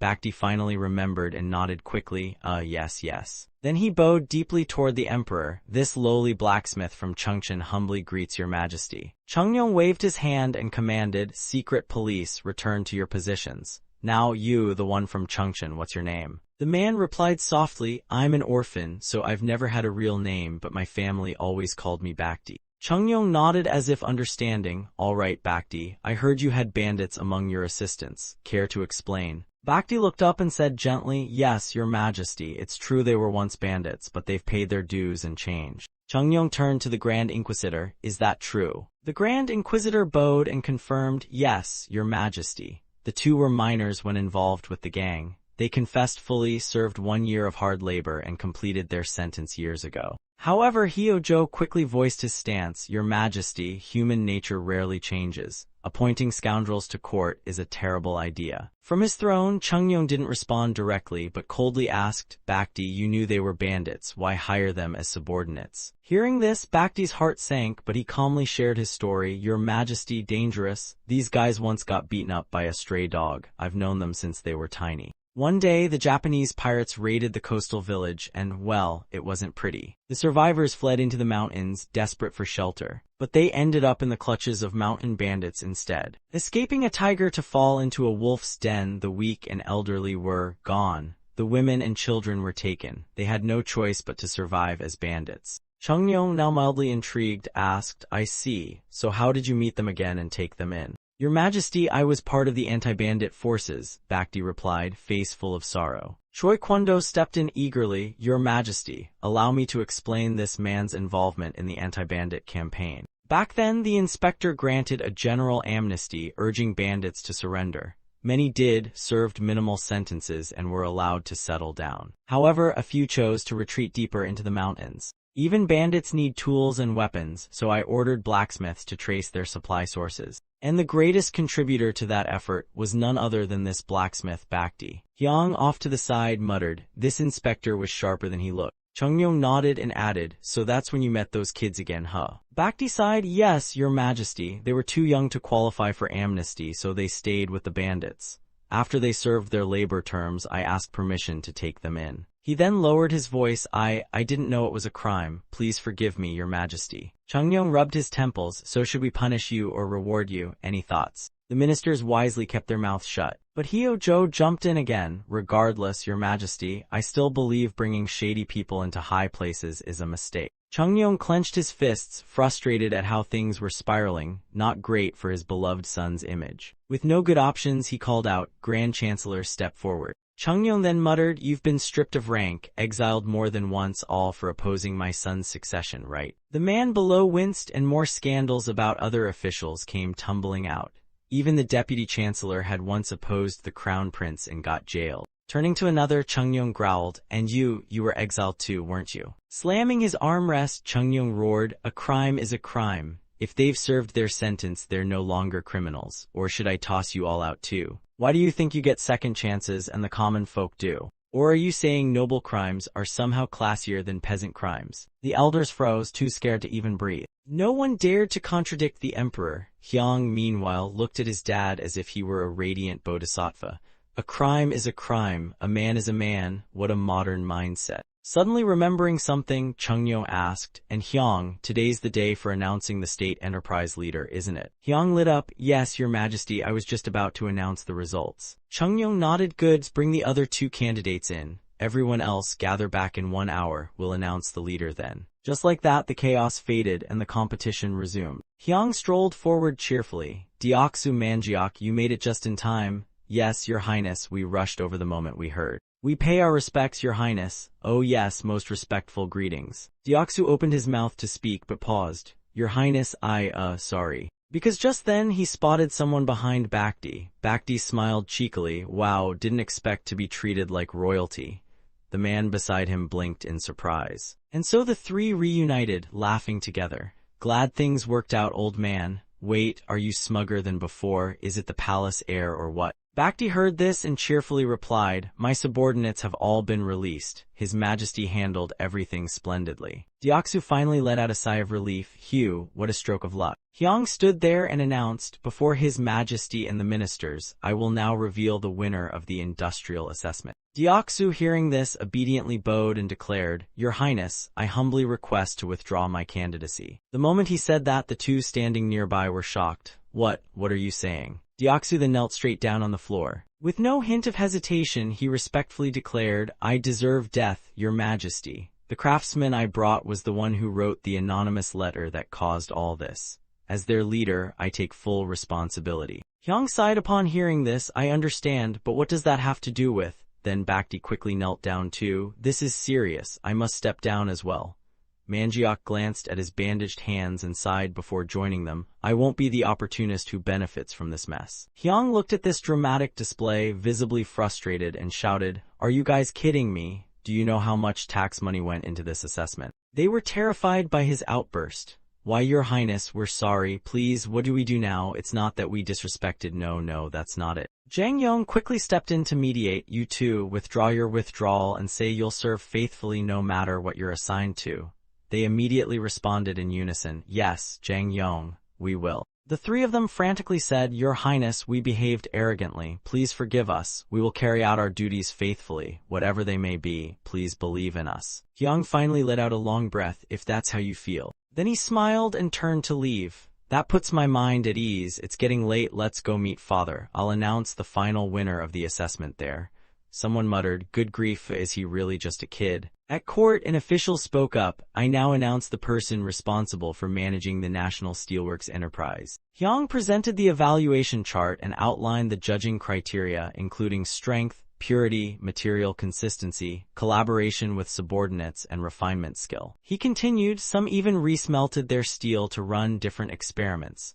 Based on that, the Ministry of Works, Military Weapons Bureau, and Area 51 blacksmiths graded and compiled the results. Then he bowed with gratitude. This entire process was supervised by the left and right ministers. Thank you. Hyang joyfully added, the blacksmith's skills were truly legendary. The differences in the steel quality were minimal, so we also evaluated beyond just economy and technical excellence. He looked around at the blacksmiths, and the one who received the most support in this trial was. Hyang pointed, the blacksmith from Jeonju. The man bowed deeply, overwhelmed. I am eternally grateful for His Majesty's grace. thank you from the bottom of my heart. Hyang gently comforted the other two. You both have exceptional talent as well. Please don't be discouraged by today's outcome. The other two responded warmly, not at all, Your Highness. We wouldn't dare. Truly, we're grateful beyond words. Chungyong spoke. I asked the blacksmith from Jeonju, in Pyongan province, a massive iron and coal deposit was found.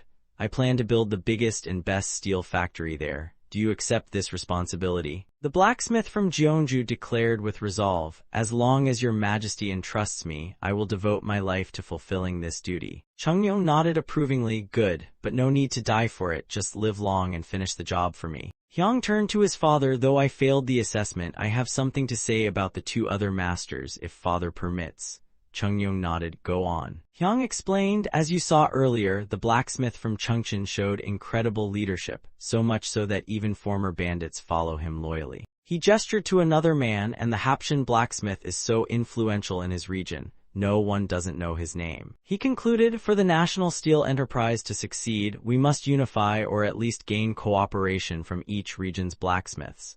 Forcing them is easy, but harnessing their talents will make the process smoother. Chungyong asked, you two heard that. The Crown Prince believes your help is also essential. What say you? Hyang followed up, do you remember what you said before entering the court today? The two blacksmiths nodded. We will follow His Majesty's will to the best of our ability. Truly, we heard your highness's heart. We will give our all. Chungyong raised his hand in approval. Very good. I hereby appoint the Jeonju blacksmith as chief master. This stunned everyone at court. The Jeonju blacksmith was so shocked he blurted, huh? Chungyong asked, what is your name, blacksmith from Jeonju? The man stammered, I'm called Deoksu, your majesty. He added softly, I don't have a family name. The emperor laughed, then I bestow upon you the surname Kim, meaning gold. May your descendants carry on your legacy.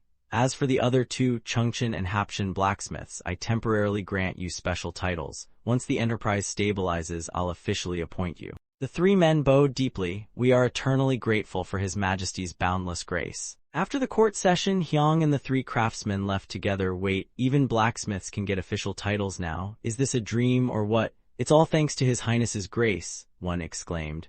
Hyang replied, no, it's thanks to your hard work and survival skills. Keep it up. One of them cheerfully said, work hard, just give the order, we'll jump and head first. At court, the ministers fell into a dead silence. Chungyong broke the awkward mood. Stop staring at me like that. If you have something to say, speak up. Isn't that what you're good at? A minister bowed and said, Your Majesty, I'm the Minister of Personnel, Hyo-jo. Though I know it's your will, isn't the title granted a bit too high? Reckless promotions may bring disaster to court. The emperor's face turned red with anger. Reckless? You call it reckless? These are the men overseeing the national steelworks. You, in charge of civil appointments, call this reckless. He raged on, almost slapping the minister's hat off. You dare look down on steel masters? What can you even do? Wasn't your position also the result of reckless promotion?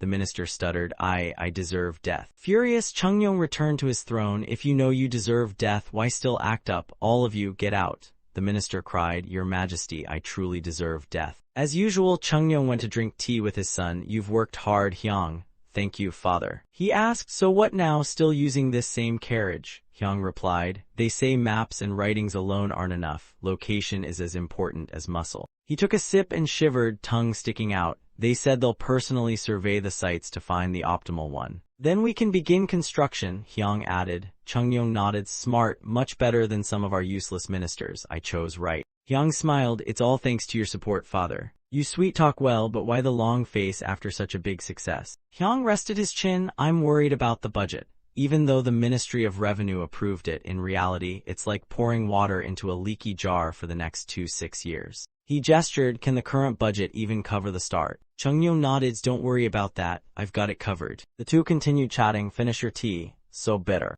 A few days later in a village near Jeonju, officials arrived, imperial decree. The blacksmiths looked confused, what, a decree? Didn't your dad go to Hanyang? He did, sir. Family of Master Smith Deoksu, come receive the imperial decree. His wife ran out, flustered, what's going on? They're looking for your dad. Who's Deoksu? The son replied, I don't know, Mom. They said it's a decree. Come out quick. The three knelt and the official read, His Majesty appoints Master Smith Deoksu of Jeonju as Commander of Forge, 5th rank. His Majesty also grants him the surname Kim. The official asked, who is the eldest son of Commander Kim? The son replied, that's me, sir. The official handed him a sealed box. "Congrats, here's your appointment letter, family record, and imperial edict." "Sir, where is my father now?" "Oh, Commander Kim already received the decree and left for Pyongyang." As the envoy disappeared, the family stood frozen. "Mom, is this really happening? Even I can't believe it. Your father was just a humble smith." Mother and son hugged and sobbed. "We're officials now. Thank the mountain god, thank the ancestors. What a miracle." The tale of Deoksu's magical rise became legendary throughout the county and all of Jeonju. Similar tales spread from Chungcheon and Hapcheon, but that's a story for another day. The next spring in the Eastern Palace, Hyung lay exhausted over piles of paperwork. "Even if I had 2 bodies, I still couldn't finish it all." Suddenly, a guard entered. "Your Highness, another order from the Emperor." Again. Reading it, he muttered, "Let me guess. A mission to dig up old records on incense rituals." Ever since that historical mission, the Emperor's been obsessed. In his mind, he pictured his father. "They say Goryeo created their own script. Mongolia too. I bet he wants me to find it." Hyung frowned and pouted. "The problem isn't finding it." He scratched his head. "There's trade, so I can find it. But it's not about that, it's about me, the Crown Prince, personally buying this stuff." He recalled the general's words. "Your Highness, didn't you say last night you slept well?" He turned. The general had left the palace already. "Heard you're searching for another rare book again?" the general asked. "You into foreign literature or something?" Hyung replied, still sorting. "Got a ton of books delivered at once." The general bowed. "I heard those books aren't cheap either." Hyung grinned. "No wonder my wallet's always empty. Guess I'm not like certain folks who get fancy tributes every week." The general replied, "So that's how it is, truly unfortunate, yet oddly lucky." He frowned and thought, seriously, why do these old ginger geezers obsess over everything I do? Haven't they noticed it's none of their business? But if they knew these phonology books were actually ordered by His Majesty, there'd be quite a stir. Scene shift, a guard holding a few scrolls stood at the entrance of Hyung's study. "Your Majesty, a decree from the prince." He was so shocked he dropped his brush, again with the edicts. While reading the decree, Hyung muttered, "Now he wants local script records. The prince's demands are leveling up fast." He clapped his hands like he had a brainwave. Now that the dynastic records are back, the next envoy is. Hyung tried to jog his memory. The new Ming emperor just ascended, right? His reign was short. I might be able to grab a few rare books this time. He quickly rushed out the door. Even if the officials see father reading about phonology, it won't derail my plans much. As he opened the door, his eyes gleamed. Still, the fewer complications, the better, so that's why father asked me to buy these books. He remembered the mountain of books, phonology and alphabet books, which no one took seriously. He stepped into a room full of bookshelves. People say books are for living, not just reading. I can't even recall the last time I read a book myself. Hyung sighed. Another purchase order. What's this book about this time? He scratched his head. Better understand the contents in case I get ambushed by a decree inspector. He stared at a shelf. Why is this section empty? A librarian explained. The prince took those books just yesterday. Wait, seriously? He looked at the empty space. This section had geography and architecture books. Hyung rested his chin on his hand. Could father be reading them for defensive purposes too? Meanwhile, in the Song Research Institute, someone yelled, "Lee Sunji from the Science Division." In the astronomy room, Lee Sunji scratched his head, looking utterly lost. The chief inspector asked, what could possibly make a genius rookie struggle like this? He began explaining, I usually just deal with numbers, but now I've been ordered to design a city. I've been searching for a helpful book forever, don't even know where to begin. The chief asked, did you try asking Prince Hyung? Lee Sunji stammered, not yet, he hasn't been to the institute lately, but how should I even approach him? The chief suddenly shouted, you do know, his personal library is a national treasure. He continued, it's packed with books we've never even heard of. Rumor has it he copies and reads several books a day, it's like a fortress of knowledge. And that's not all, word is, the prince's library is even funded by His Majesty himself. Everyone nearby was stunned. Lee Sunji had a sudden epiphany. I need to read those. That place holds all the precious books both the prince and the crown adore. Back on the other side, someone called out again, Your Majesty, Hyung groaned, another edict from father. A guard entered and said, no, it's from the officials, they've submitted a joint petition. Hyung rested his chin again, thinking, a joint petition means they're all in agreement, that's how low-ranking officials express themselves most strongly. He opened the scroll, so what's this about? Chungyong tapped his fingers on the table. Is this really necessary?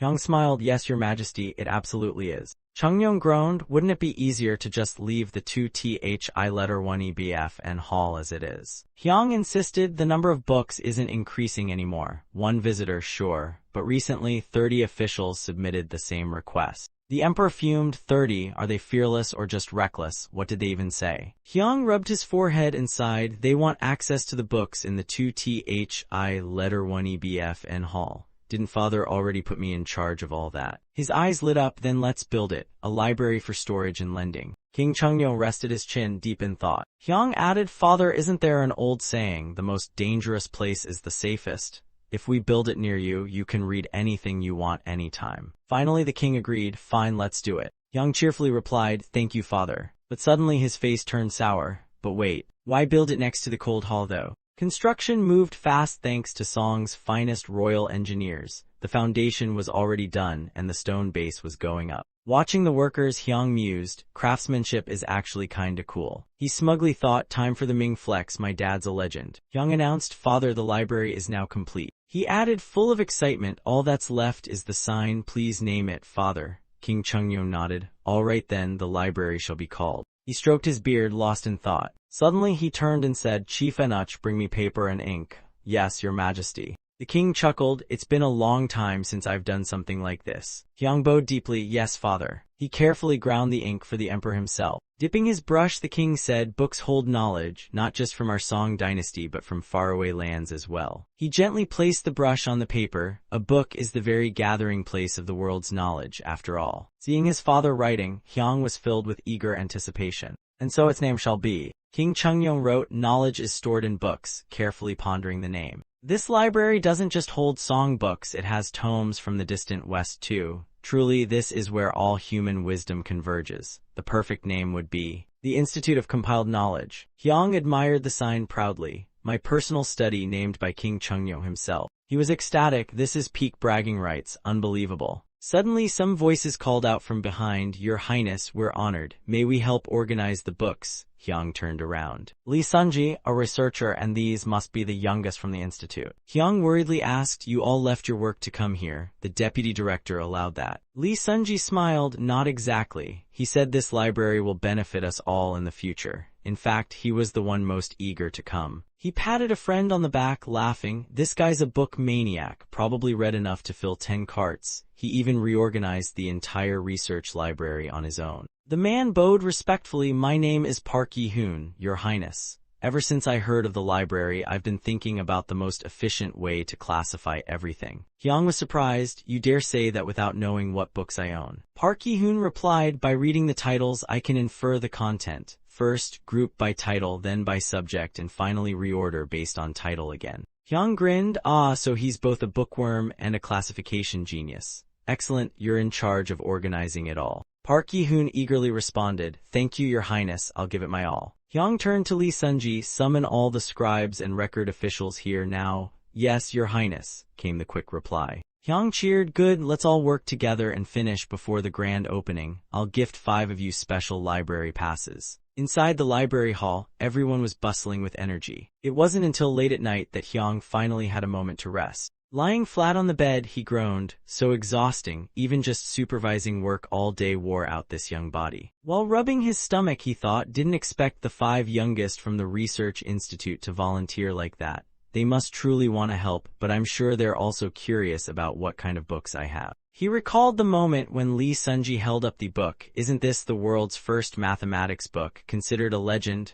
Lee Sunji had his mind blown. Hyung laughed. Everyone's reactions were amazing. It made me enjoy showing off even more. I bet all those who signed that memorial felt the same way. Never thought so many young scholars were this eager for knowledge. Suddenly, he remembered something his father once said. It's stifling. Those who fill the court are just officials in name, but in truth, they're nothing but parasites. I need new people. But in the Song dynasty now, that's no easy feat, and even expressing oneself has its limits. There are so many smart and talented folks out there, but just because they don't know letters, their abilities get buried. That's not rare, right? His father had asked if we could create a writing system that even those people could learn easily, wouldn't the number of talents multiply?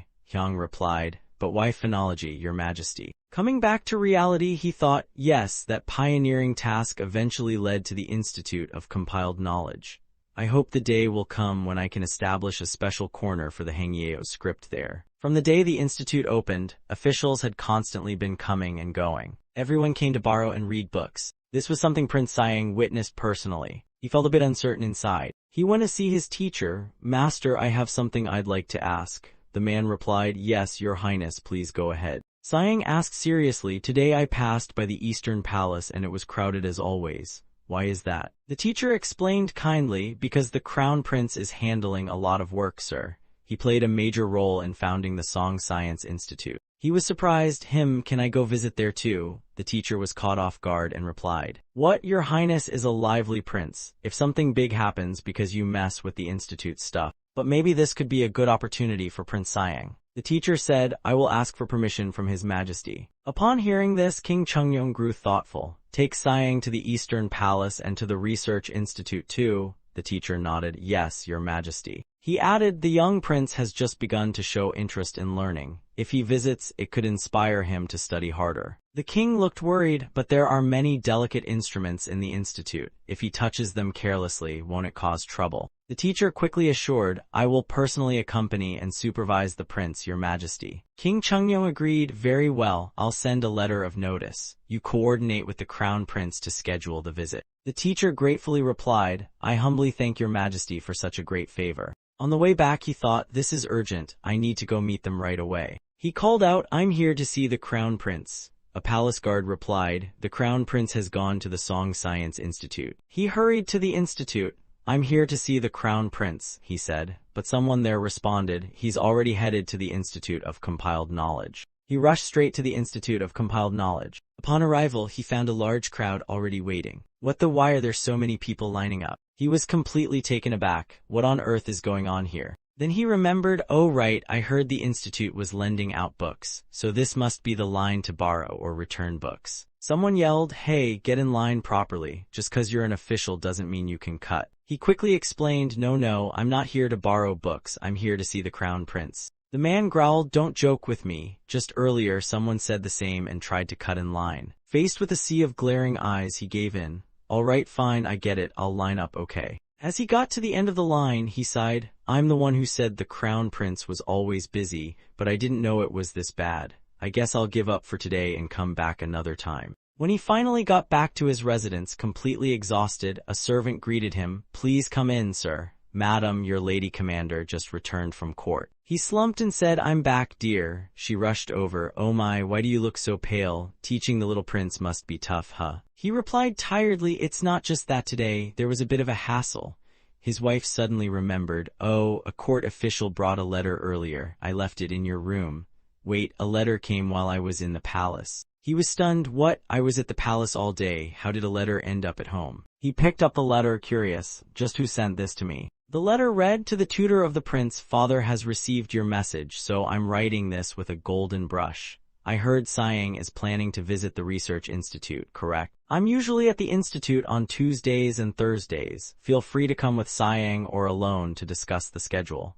Prince Hyang finished reading and shouted, Your Highness. A few days later, he came to meet Hyang. Thank you, Your Highness, for accepting my humble request. Hyang smiled and welcomed him. Long time no see, Siang. Siang bowed stiffly, greetings, Your Highness. Are you well? Hyang replied, yes, but I've been too busy around the palace, so I haven't been able to meet you. I apologize. When their eyes met, he thought the boy spoke calmly, it's nothing, Your Majesty. That moment lingered, was it from the past or the future? He remembered the messages he'd received. Back to the present, Hyang cheerfully said, it's been so long since I've seen you. I'm sorry we don't meet often, even though we live in the same palace. Siang smiled gently and bowed. It's truly not a problem, Your Majesty. Thinking about Hyang and the princess he admired, he muttered, seeing them too often would just make me hate them more. People like that are thorns in my eyes. Siang remembered overhearing some researchers talking. This time we'll make something amazing, right? Absolutely. In a secret section of the lab, he sneered, if I hadn't heard that rumor, I wouldn't have come.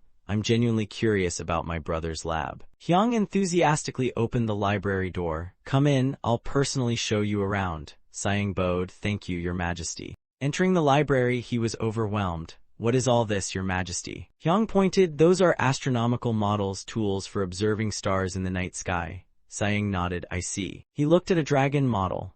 This dragon is used to observe the sky too. The dragon's eyes lit up. Prince, my prince. It felt like the dragon was whispering, touch me, prince, free me, let's stargaze together. Suddenly the teacher stepped in. Prince, we had a deal, didn't we? Don't forget. Sighing explained, Master, I didn't touch it on purpose. Once again he backed away to another spot. Then he was amazed by a model of a ship. I am the prince of this world. The teacher sternly reminded him again, Prince, your promise. He replied reluctantly, I know, I didn't even touch it. Seeing all this, Hyung thought that teacher of his really has a rough job. Yet the man still kept warning, please watch your hands, your highness. Hyung called out, sighing, come over here, we're heading into this room next.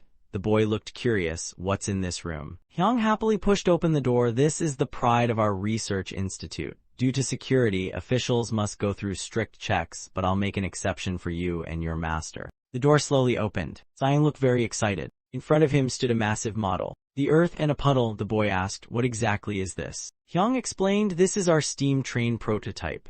Sighing's eyes lit up. A train? Then what are those strange lines on the ground? Hyung replied, those are train tracks. Hyung turned and said, court assistant, place the model train on the tracks. T letter 1 ed1 ngth, I letter 1 ebft was still fumbling around. Tracks, got it. Yes, your majesty. As the train was placed on the rails, everyone burst into excitement. Sighing asked, your majesty, what is this exactly? Hyung, holding a torch, smiled, this is the locomotive, watch closely. Hyung lit the fire in the steam locomotive. Smoke immediately billowed out and the boy gasped, smoke. The train began to move. Sighing shouted with joy, it's moving, brother. He stared at the train, eyes glued to it. And once again, he drifted into wild fantasies. Hyung thought, Sighing, this kid, don't tell me. The boy watched with excitement, completely enchanted. The kid nearby couldn't help but exclaim, this train is so cool. The train came to a stop. Then it was lifted off the rails. Sighing turned to his elder brother full of excitement. Brother, no, your majesty, this thing can really move. Hyung calmly replied, in theory yes, but real life is another story. He walked over to a cabinet and opened it. Look here, he said. Inside were loads of models. The Institute of Mathematics and Technical Development will continue research to make this real. Sighing was so excited he couldn't look away from the models. Hyung added, if the engine and train are completed and placed on tracks, we could cross all 8 Song Islands in one day. Just imagining the finished train. Sighing blurted out, your majesty, I want to build the train engine too. The crown prince shook his head, no way. Sighing looked crushed, why not? Hyung explained, I heard you've been slacking off. Building an engine requires skilled craftsmen and brilliant mathematicians. He added, at my institute, people have to pass tough exams to get in. But you, always whining that Confucian studies are boring. How are you supposed to learn anything like that? That hit the boy hard, his mood dropped instantly. Hyung continued, you're a prince of this nation. If you want to participate, you need to prove you're better than the rest. If you can't even master Confucian basics, how can you handle math? And don't you dare just stand here and cry. Sighing denied, I won't, your majesty. Hyung reminded him, Confucianism teaches how people relate to one another. If you want to take part in this mission, you must study it seriously.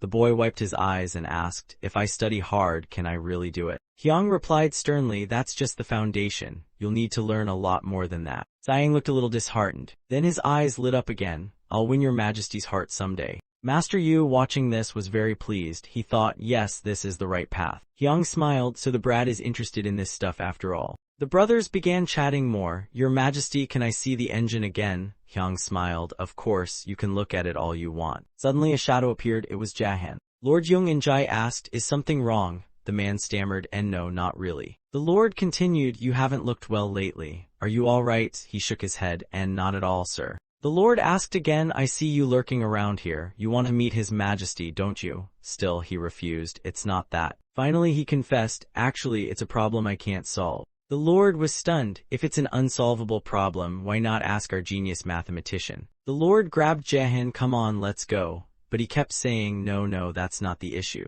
He was brought before Lee Sunji. You're asking the world's greatest mathematician a tricky problem. Now this sounds fun. But Jahan still shook his head. It's not that problem. Jung In-jae pushed, then spit it out already, we're wasting precious time. He suddenly asked, those strange Westerners Prince Hyung talked about, where in the world are they? That question left everyone absolutely speechless. Lee Sunji raised a brow, why are we talking about the West now? He calmly replied, right now the best Westerners are just me and my little brother. That's it, just us and a few missionary folks. Hearing that, both the Minister of Works and Lee Sunji nodded in agreement. fair enough. He continued, it's been 30 years since I came to the Song dynasty, and I've only understood the missionaries to a certain extent. Through them, I've kept up with things going on in the Catholic countries.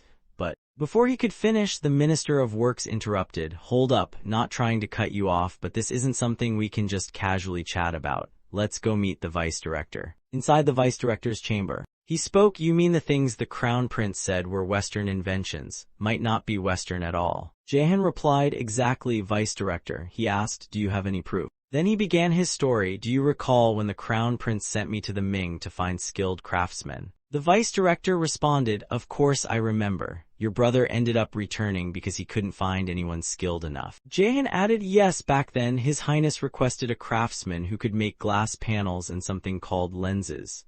Just yesterday, my brother returned home and brought a letter for me. Flashback to that day, someone inside the palace said, that person from Italy, right? Turns out it was Ohan talking to his uncle. Wait, what? Why is an Italian here? His uncle responded, mass production of glass panels started in Italy recently. I just got wind of that. Ohan made a face, say what? Back to the present, Jahan continued, the Crown Prince is aware. The technology was developed in a country I'd never even heard of before. The Vice Director guessed maybe His Highness set an extremely high standard, like it had to be this advanced. He added, this isn't a skill someone can just wing. Without precise knowledge and standards, it's impossible to replicate. Jahan nodded in understanding. On the other hand, if we had the actual finished product, things would be way easier. Also, there's an exhibition of sailboat models, especially warships. That's another can of worms we should open. The Minister of Works looked baffled. Sailboats, His Highness invented those too, but why sailboats?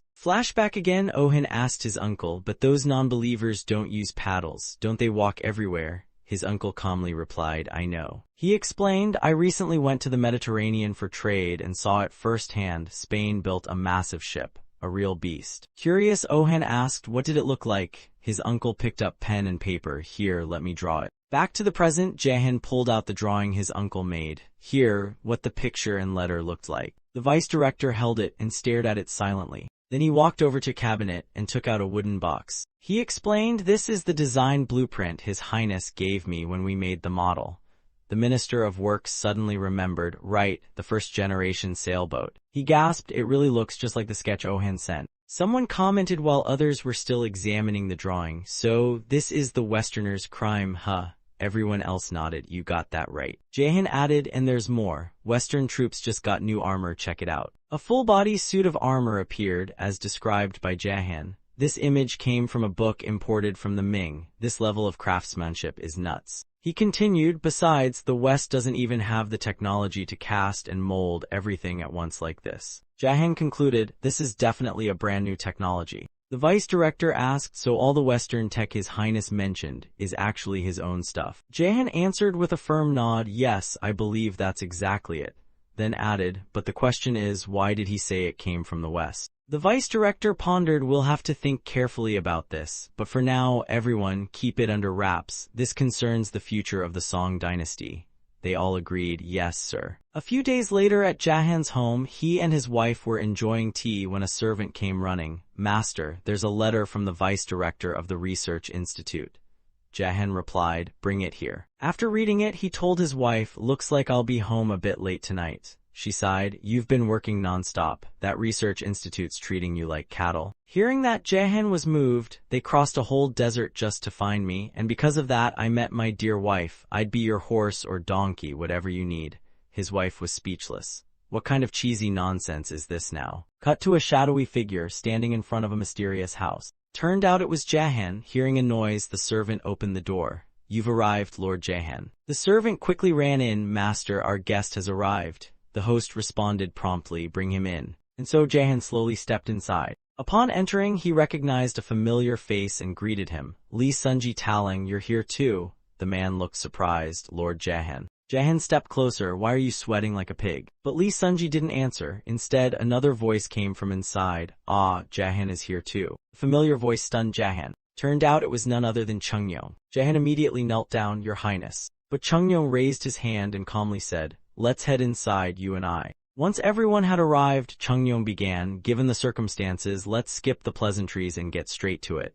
Yes, Your Highness. One official spoke up, let's begin with the Western doctrine. He continued, however, this isn't a problem we can solve overnight. Chungyong nodded, indeed, I've been wondering the same lately. Chungyong explained, I've read the books the Crown Prince collected, but the things he mentioned can't be found anywhere. The vice director joined in, if I may, I've had the same thought. Take heliocentrism, for example. His Highness never explained it, maybe because it's so obvious it doesn't need explaining. A mental image of Hyang popped into everyone's minds. Heesun added, I've studied the development of firearms. And it's like he already knew how it would turn out, as if some divine whisper told him. All this left Chungyong full of doubt. Why though, what's going on? Lee Sunji chimed in, perhaps it's the Crown Prince's age. Chungyong considered it, his age, yes, that's a factor too. The vice director, however, came to Hyang's defense, look at all he's done. First, he had to prove himself. Then he used those achievements to do even greater things. Without him, would we ever have heard the voices of the lower classes? Chungyong couldn't deny it, exactly. That's why I think he used the West as a cover.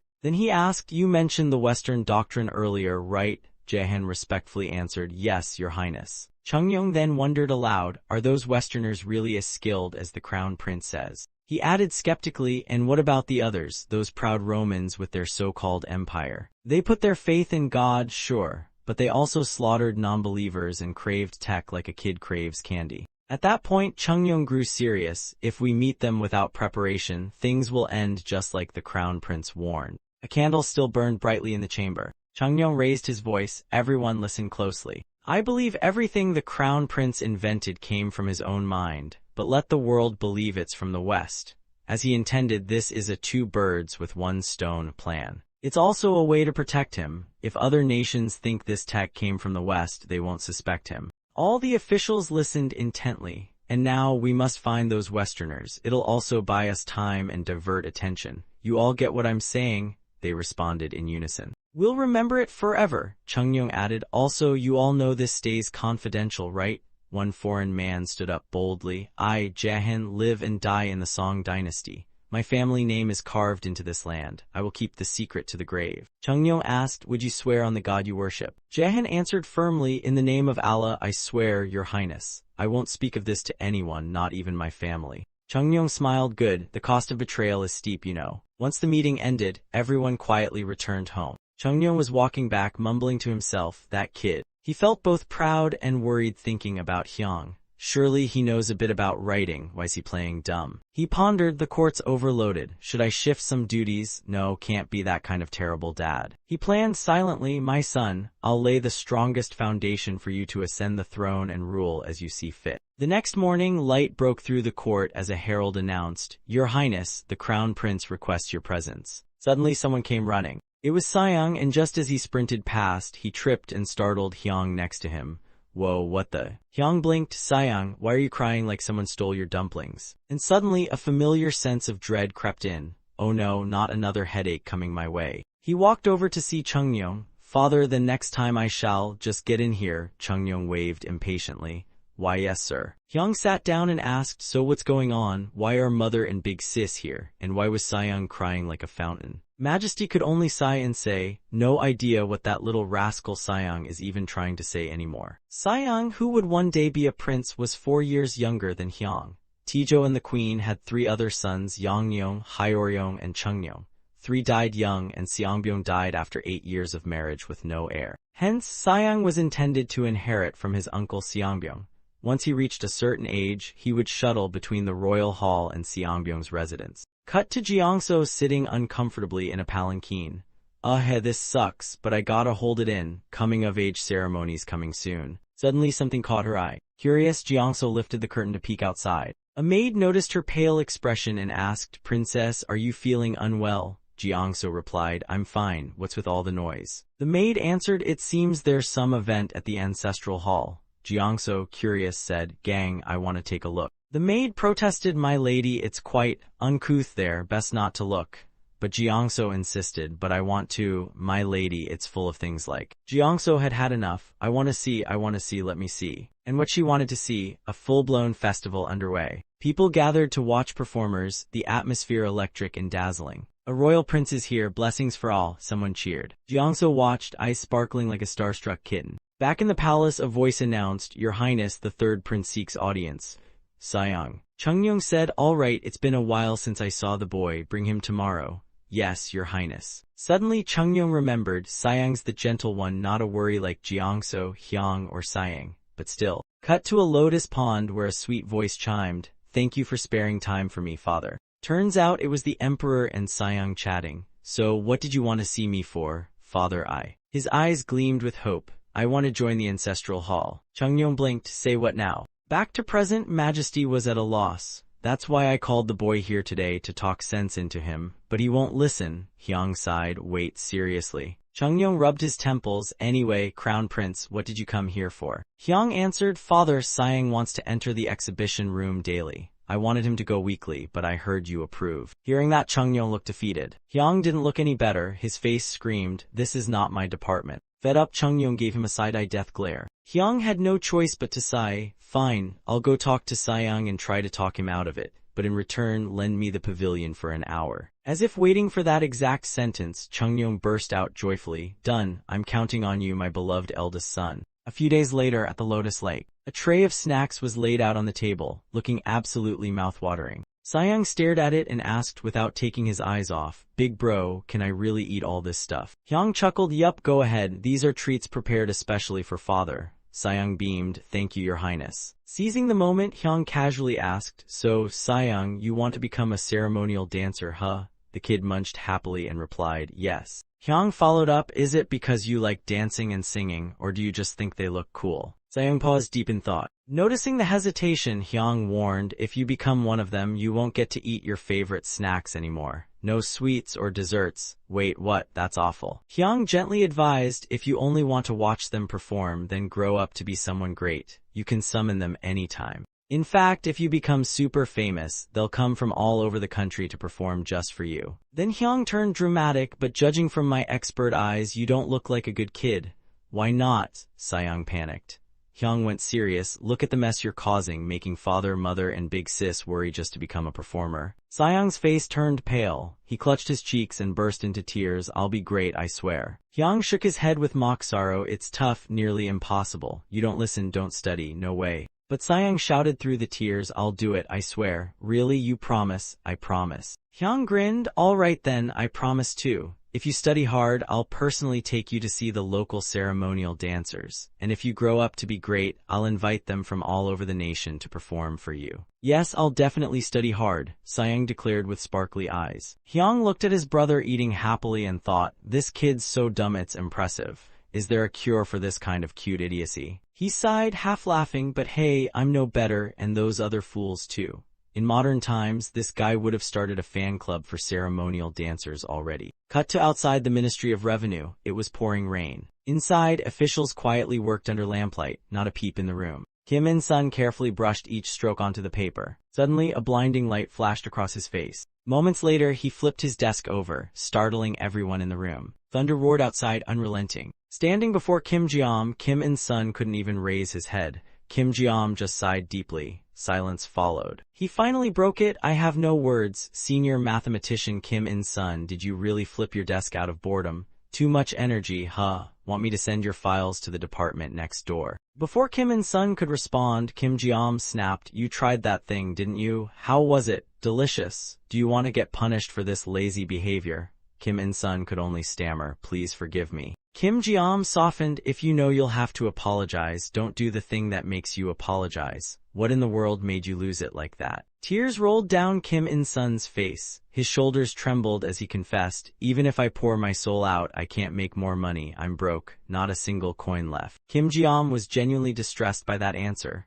Oh boy. In another room, Chungyong sighed as he flipped through books. No point bothering the ministry anymore. Suddenly, his expression darkened. "I knew it wouldn't be easy, but I didn't think it'd be this bad. We were supposed to finish the final stage in 10 years, and now we haven't even started the first." His hand clenched into a fist and trembled. Thoughts swirled. If Hyang hadn't come up with the sugar monopoly, I'd never have thought of managing future budgets. I must fight for a future where the people aren't sucked dry anymore. He looked up and called, "Summon the inner household bureau to report." A few days later, as Hyang strolled around, he heard a voice, "Isn't that Hyang over there?" Yang Nyung and Hyeryung approached together. Hyang paused. Ah yes, I should call them Uncle Yangyong and Uncle Hyorion now. When they reached him, Hyang bowed respectfully. Greetings, uncles. I haven't heard any news from you lately. Are you both well? Yangyong returned the bow. Thanks to you, Crown Prince, we are. His face was flushed, maybe tipsy. Just yesterday, you were still playing with your mom's earrings. Now you've grown up into a fine man born with such talent. Hyorion tugged on Yangyong's collar. Quit yapping, let's go. Next time let's share a drink, eh? Hyang called after them. Come visit me again, uncles. Suddenly, Chungyong appeared from behind, shaking his head. He's still the same, drunk in the palace, really? Hyang turned, startled. Father. Chungyong asked, where are you headed? Hyang looked up and replied, I was on my way to the research institute after the lecture. All right then, let's walk there together. After the lecture for the Crown Prince, the two strolled along, chatting happily. Father, why did you summon my two uncles to the palace? Chungyong paused. I didn't call them personally. I requested the royal clan council to send representatives for a discussion, and they came with some elders. Hyang tilted his head, puzzled. Chungyong looked a bit disappointed.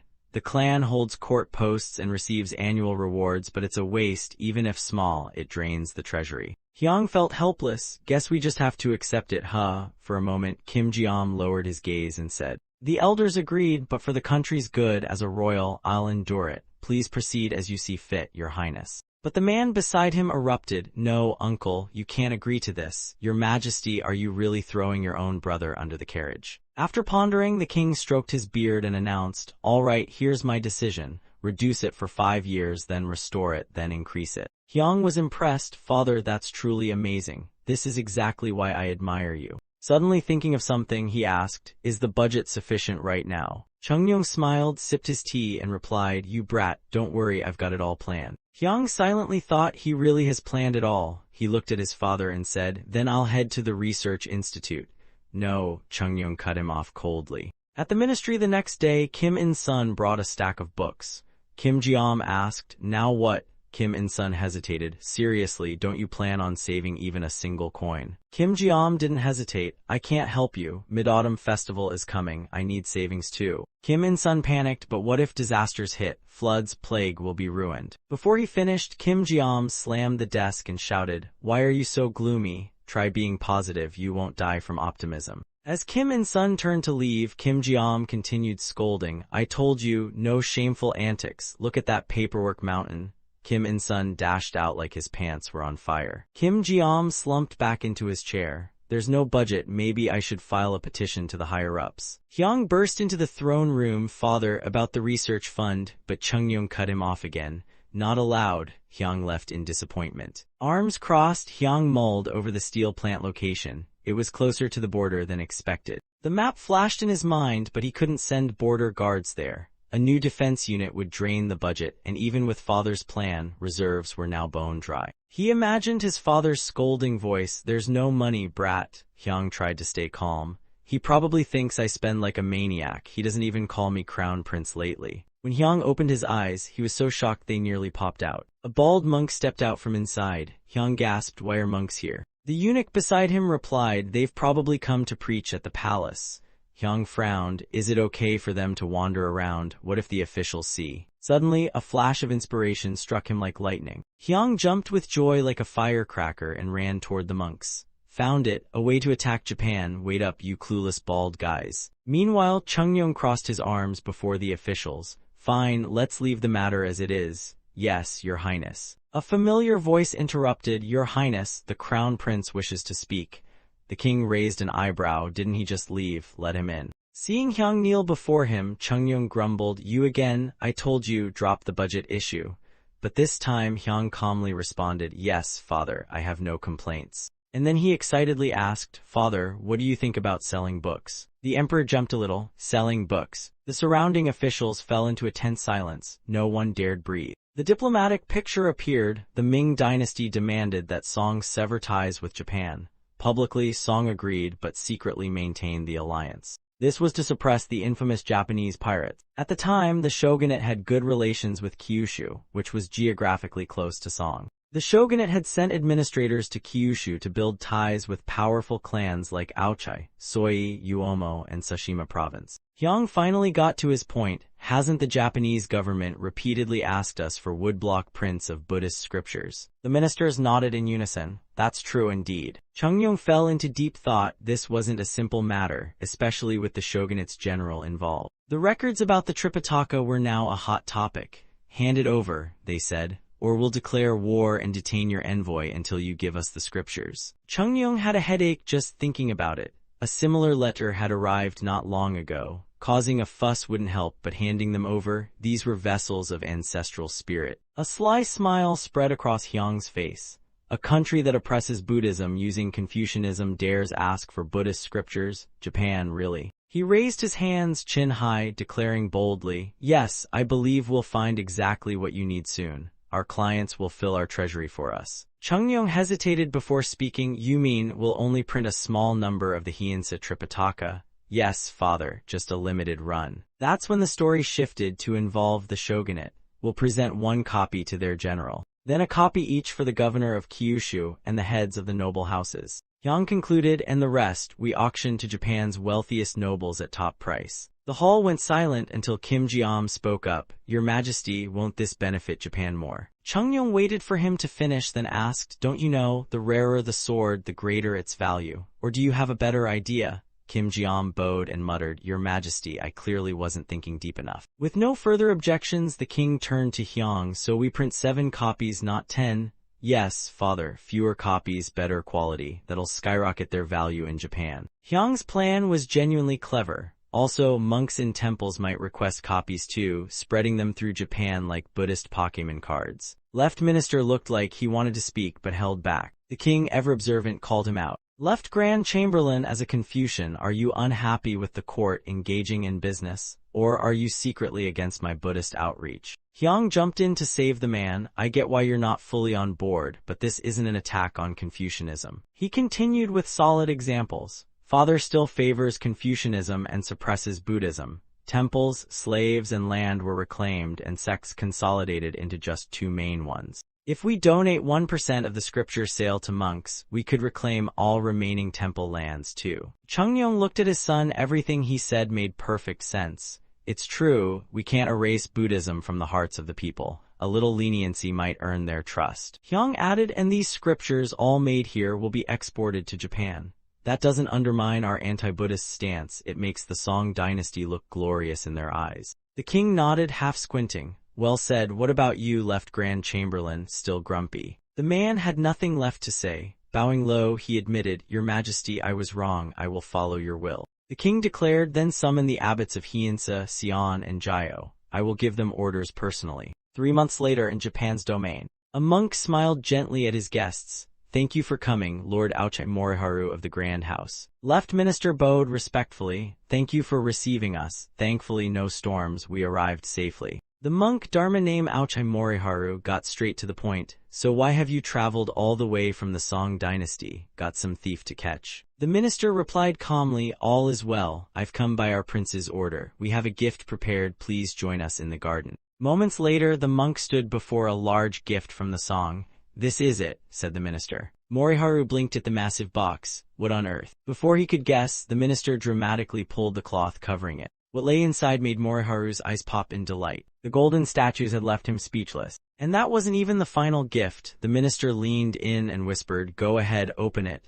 The monk blinked back into focus. Ah, I see. The lid was slowly lifted. The monk's eyes began to well up. Inside the box lay the Heart Sutra. Could it be the one I've long dreamed of? The minister nodded. Yes, it's the printed Hyinsa Tripitaka edition, sought by every noble house. Tears streamed down Moriharu's cheeks. Thank you so much, even more so as my family descends from Beek. The Aochai clan shall now fully ally with the Song. When the scriptures were brought to the Kyushu governor, he reacted the same way, but General Ryu of the shogunate complained, Why isn't this woodblock printed? Left Minister leaned toward the monk and whispered, Actually, we've got a favor to ask you too. From that day forward, those who received the Hyinsa Tripitaka started enticing local nobles. Just as expected, they bid high to own it. Standing proudly before the crowd and officials, Hyang presented the scriptures. All right, top Japanese local officials, take a look and give me your best offer. Meanwhile, the remaining 36 temples of the Song dynasty. One monk carefully painted black strokes onto parchment with a brush. Suddenly, red drops fell onto the paper. Concerned monks nearby shouted, Kwangdiok, are you okay? Everyone in the temple rushed to him. How long have you been awake, man? You're a mess. Your face is bruised too. Another monk asked, what's going on? One replied, Master Kwangdiok has a nosebleed, sir. The head monk looked sympathetic. Oh heavens, Amitabha Kwangdiok, go get some rest. But Kwangdiok wiped his nose with one hand and adjusted his glasses with the other. I still have so much to reflect on, I'll stay and meditate. The monk began preaching, since this nation's founding, Buddhists like us have been oppressed, but thanks to the Buddha's grace, we must persevere. Light seemed to glow from him as he spoke. Chanting Buddha's name is what we do. Why fear when our goal is enlightenment? Everyone chanted in unison, enlightenment, Amitabha. Another royal assembly was held in the capital. 2 months had passed since the scriptures were sent to Japan. Curious, Chungnyo asked, surely we've received many letters from local nobles. A voice from the ministers answered, yes, your majesty, allow me to report. The Minister of Rights stepped forward. A total of 15 nobles submitted bids. The highest offer was. He paused wide-eyed, 500 coins. That number stunned the court. Even the king's jaw nearly dropped. 500. Even Hyang, who invented the policy, was floored. What the? That's a huge number, right? I've never spent money before, but this sounds crazy. Regaining composure, the king asked, Minister, how much rice does 1 coin buy? The man dared not raise his head. If I recall correctly, 1 coin buys 2 sacks of rice. Chungnyeong did the math aloud, so 50 coins equal 100 sacks of rice. Hyang muttered, top-ranking officials earn 100 sacks of rice and some fabric per year. Okay, that's normal, but selling 7 scrolls at that price? Whole different story. He declared, our goal is to sell 7 copies at the highest prices. We start with the top bidder, then gradually decrease. That way we can gauge fair value and suggest limits. Chungnyeong nodded, makes sense. If we mess this up, we might not sell the rest. The finance ministry suddenly spoke, Your Majesty, may I suggest something? Why not accept goods like grain instead of silver? Hyang turned, impressed, that's actually clever. If they can afford that much, they're probably lords of a region. Let's consider non-cash payments too. After thoughtful deliberation, Chungnyeong concluded, all right then, Ministry of Rights and Finance, collaborate and decide on the best pricing.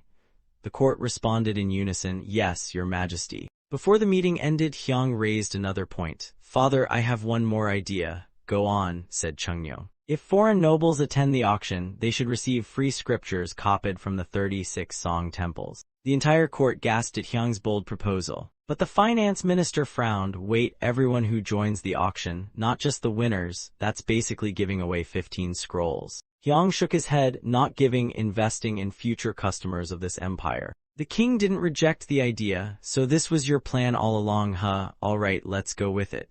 Hyang bowed with joy, thank you, father. A hand-drawn scene of the capital emerged. At that moment, I was so proud I didn't notice the storm winds blowing from the north. Time passed quickly, sunset faded behind the mountains, voices echoed around the capital. We need more resources. This region's specialty is, silver's value has dropped. Inside the Ministry of Finance, everyone was stressed. A clerk pointed at the map. This area can't possibly afford 500 coins. That one, no data at all. Suddenly the door swung open. A voice called out, how's it going here? Everyone turned and gasped, Grand Chamberlain, we thought you resigned. He didn't answer the question but asked another one instead. Is there anything I can help you with? I'd like to lend a hand, even just a little. Of course, the Minister of Rights was thrilled. I understand, thank you, please come this way. The sun was almost gone behind the mountains when yet another person arrived. Everyone's working so hard, the others cheerfully greeted him. Grand Inspector of Statues, we thought you retired. He walked in shyly. Well, I'll give you guys a hand anyway. Soon, all the high officials in the court had gathered for a special personnel meeting of the Research Institute, also known as the Special Mission. The last to arrive was the Deputy Grand Inspector. Apologies for being late, he said. Hyang quickly shook his head. No worries, sir. I know you've been busy at the Ministry of Works. Noticing something odd, Hyang asked, you look like you swallowed a frog. Any trouble with the scripture sales? The man replied, all's good. All 7 Japanese lords accepted our offer. He emphasized each copy sold for the top price of 500 silver coins. Hyang beamed. That's fantastic. The deputy added, thanks to the efforts of our 3 top ministers. Hyang smiled and praised them. Is that so? The moment I heard the news, I knew everything would go smoothly. You've all worked hard. The deputy bowed, not daring to take credit. Isn't this all thanks to your majesty's plan? Many people ask to buy copied scriptures, it's all you're doing. Hyang gently corrected him, no, it's thanks to everyone's dedication. Our budget is finally stable. Let's start applying our research. After wrapping up the budget talk, Hyang turned to Jang Yong. The pulley system for the Han River flood control has been tested, right? Yes, your majesty, based on your designs. Everyone recognized the blueprint on site. Even the pulley installation had been publicly demonstrated. The areas using it performed twice as well as those without. Hyang was pleased, just as expected. Today's special session ends here. Before leaving, he called Li Jik, walk with me. Li Jik bowed respectfully. Yes, your majesty. The chamber door was shut tightly from inside. Everyone respectfully bowed to Hyang. Your majesty, he encouraged them, you've all worked hard, your efforts will be rewarded. Let's push a little further together. We will give our all, they responded in unison. Then Li Jik asked, what do you plan to do first? Hyang replied, my father's biggest concern is agricultural productivity. Hyang led him to a large model and pointed, if it's agriculture, we begin with this prototype.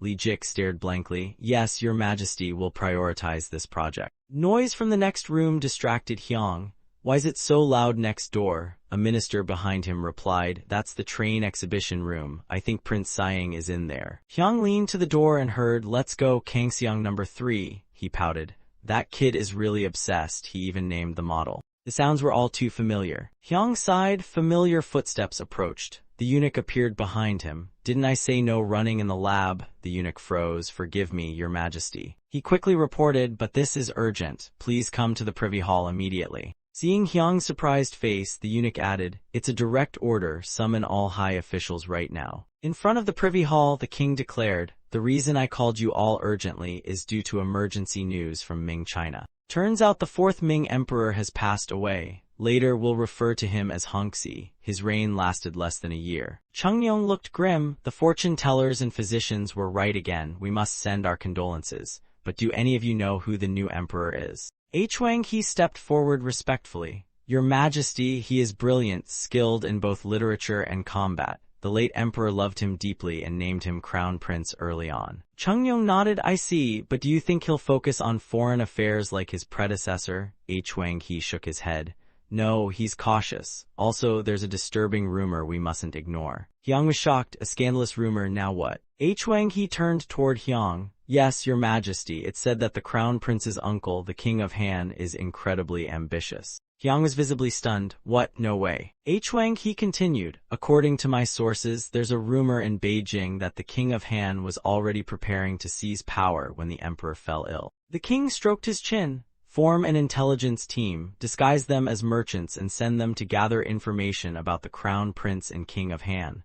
Also, send envoys to the border, tighten security. If the Ming falls into chaos, the Jurchens won't stay quiet. The officials all shouted, understood, your majesty. The king clutched his head, overwhelmed. Of course, the moment I try to fix things, everything falls apart. Hyang watched his father and thought, that's so true. Then in frustration, Hyang flung his official hat to the floor. Damn those Chinese. The eunuch behind him, seeing his rage, didn't dare get close. Your majesty, it's no use, it's no use. But just saying that got him a royal scolding. I didn't ask you anything, mind your own business. The eunuch quickly backtracked. I heard nothing, your majesty, absolutely nothing. A few days later, at the Beijing branch of the Research Institute, the sky had already gone dark. Lanterns were hung everywhere, glowing like oversized fireflies with jobs. The high-level officials' conversation was reaching its peak. So, what's the situation with the Han King now? How's the mood in Beijing? Calm down, I'll spill it all. One official began, rumor has it the Han King is super ambitious. He kept the emperor's death a secret until the crown prince ascended the throne. Another one, doubtful as ever, muttered, no way, that's messed up if it's true. The stories didn't stop there. Apparently, the Han King is even trying to convince his younger brother, King Zhao, to hand the throne to his own son, since the new emperor now has to manage 2 power-hungry uncles. At this moment, Changyong was holding a long, wordy letter stating that the new emperor couldn't simply sever ties with his uncles, and the uncles were patiently waiting like tigers eyeing prey. He finished reading and angrily folded the paper with a snap. He declared to the court, the Ming dynasty will be a mess for a while. We're not the only ones exhausted.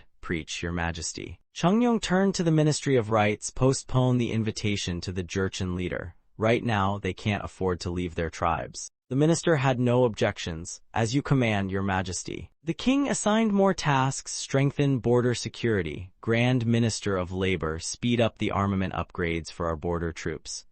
The poor guy closed his eyes and groaned, "Yes, your majesty." Talking about this made the king's head throb again. Even though Hyang had stuffed the treasury with bizarre ideas, half of it could leak through unseen cracks. When he opened his eyes again, Chungyong's face was a storm. His brows were clenched so tight they could crack stone. The next second, bam, he slammed the table. All the officials jumped like cats, their headpieces tumbling onto the floor. After blowing off steam, the king barked, "Let's get to work, people. Like Grandma used to say, if your head hurts, work." Everyone collectively thought, wouldn't rest be, better, but when silence stretched too long, the king got impatient. "Well, no answer." "Yes, your majesty." The court eunuch whispered beside Chungyong, "Your majesty, the crown prince is here to see you."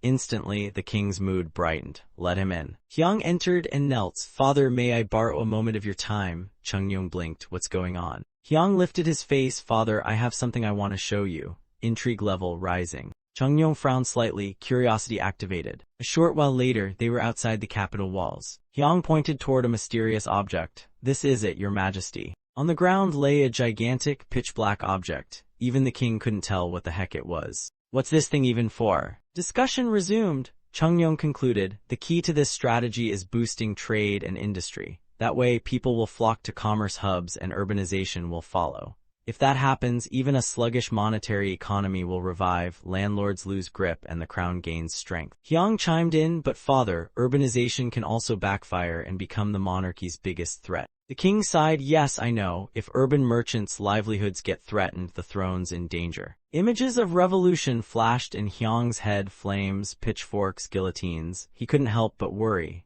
The French Revolution is happening in Paris as we speak. And boom, communism was born from the workers' starvation and misery. Seeing his son's grim face, Chungyong comforted him. "Kiddo, it's too soon for you to worry about the merchants' doom. We haven't even started urbanizing yet." Encouraged, Hyang nodded awkwardly. "Right, we've got time." Based on the current situation, people still believe farming is the bedrock of the world.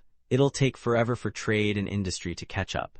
Chungyong worried, "Our Song dynasty might rise stronger than Goryeo, but right now, the people are starving, refugees are still wandering, what a mess." His gaze firmed. "To solve this, we must urbanize and develop industry and commerce. That's how we'll rebuild." Hyang was surprised. A nation-led push into trade and industry, that'll birth the bourgeoisie, and if it mirrors Europe's path, we're headed straight for the Industrial Revolution. The more he thought, the more confused he became. If we go this route, what happens to the refugees? Where do they go? What do they sell? In the Song dynasty, rice wasn't just food, it was currency. So people had enough to survive. But in this other land, folks were starving in droves. The king gently set down his teacup. "And another thing." Hyang's eyes lit up. "Wait, what?" The king revealed, "I've already ordered the left and right ministers to research new farming methods. We need higher yields." He wasn't surprised at all. It was indeed the Ming dynasty's transplanting method. Seeing that, Chungyong raised a brow. "I thought you had no idea."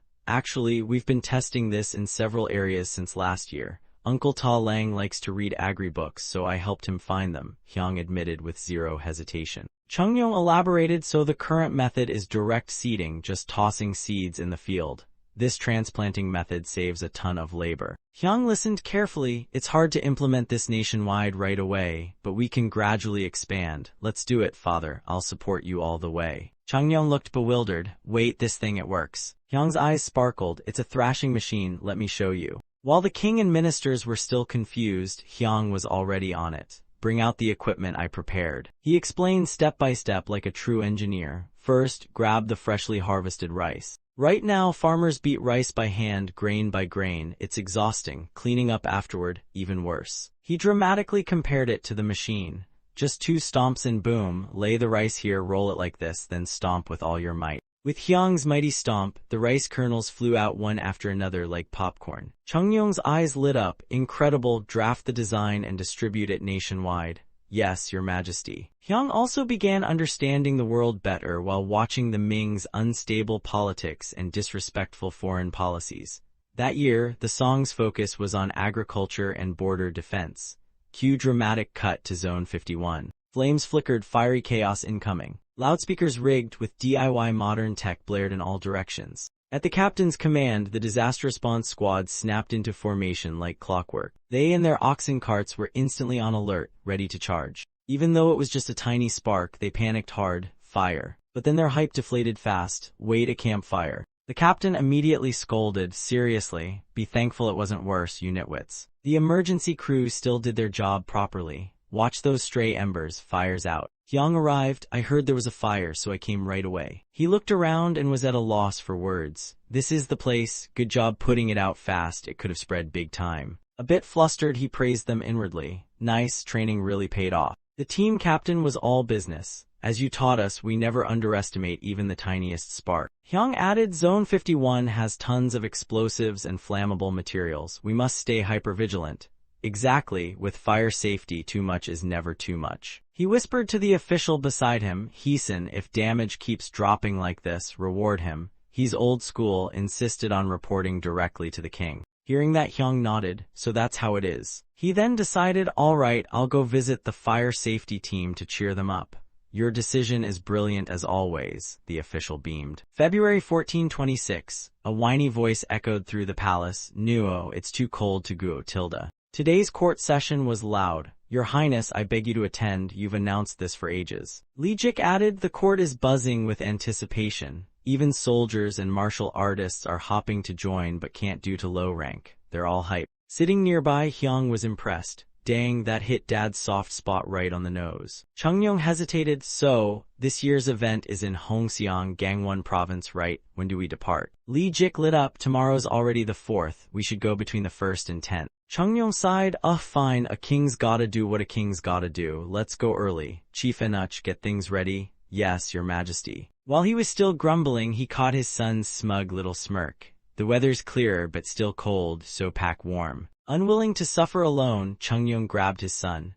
You're coming with me, boy, bring extra winter gear for the crown prince. He announced sternly, this event will be minimal in scale. Only the royal secretary and a barebones guard unit will accompany us. No slacking while I'm gone. The ministers all silently nodded as the king warned, I'll inspect everything thoroughly when I return. In unison, yes, your highness. At last, the appointed day had arrived. Red flags fluttered in the wind as a grand military convoy prepared to depart forward march. Lines of people held staffs and walked for peace and safety. Soldiers on horseback joined the march as well. A luxurious palanquin was being tightly guarded. Chungyong rode his own palanquin closely behind. He kindly asked his son, aren't you cold? Hyung calmly replied, no, father. Mother wrapped me up like a spring roll. Suddenly, the convoy entered a muddy swamp. Chungyong's palanquin tilted to one side. The bearers panicked, forgive us, your highness, the road's not in the best shape.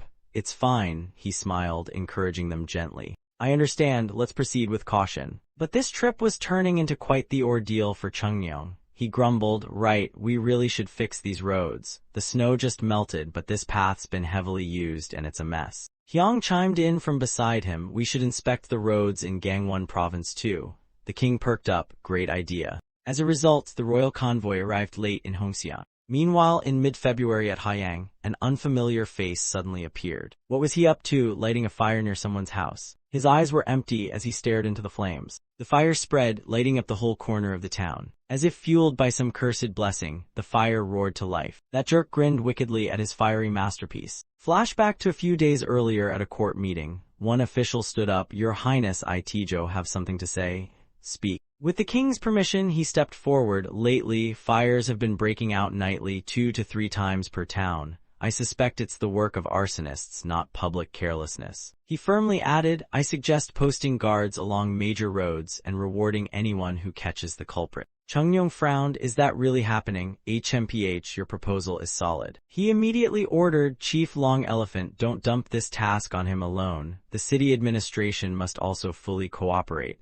Yes, your highness. Before departing, he reminded his ministers, while I'm away, make sure the towns are kept secure. We'll review this again when I return. But not long after Chungyong and Hyung left, a fire broke out in the town. Fire, it's burning, run. Meanwhile, the palace wasn't any less chaotic. Majesty, Majesty, something's wrong. The palace maid burst in, Majesty, a massive fire has erupted in the town.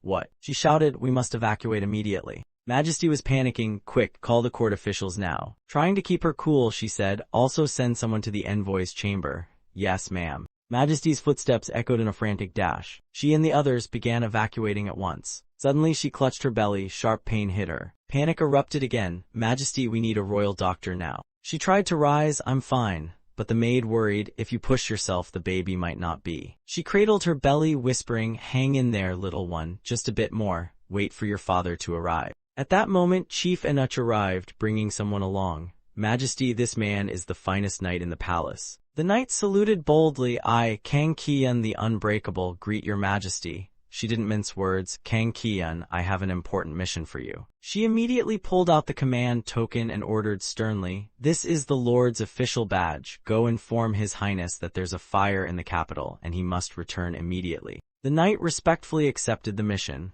I shall obey, even at the cost of my life, leave it to me. By then, the court officials had all gathered. As the door opened, a gentle voice rose, thank you all for coming so late. I'm glad to see you're still in one piece. They all bowed in unison, greetings, Majesty. Majesty was deeply worried. No time for pleasantries, do any of you know where the fire started? One official quickly stepped forward, I am Wang He, left Prime Minister. The fire was confirmed to have started in a house southeast of the palace.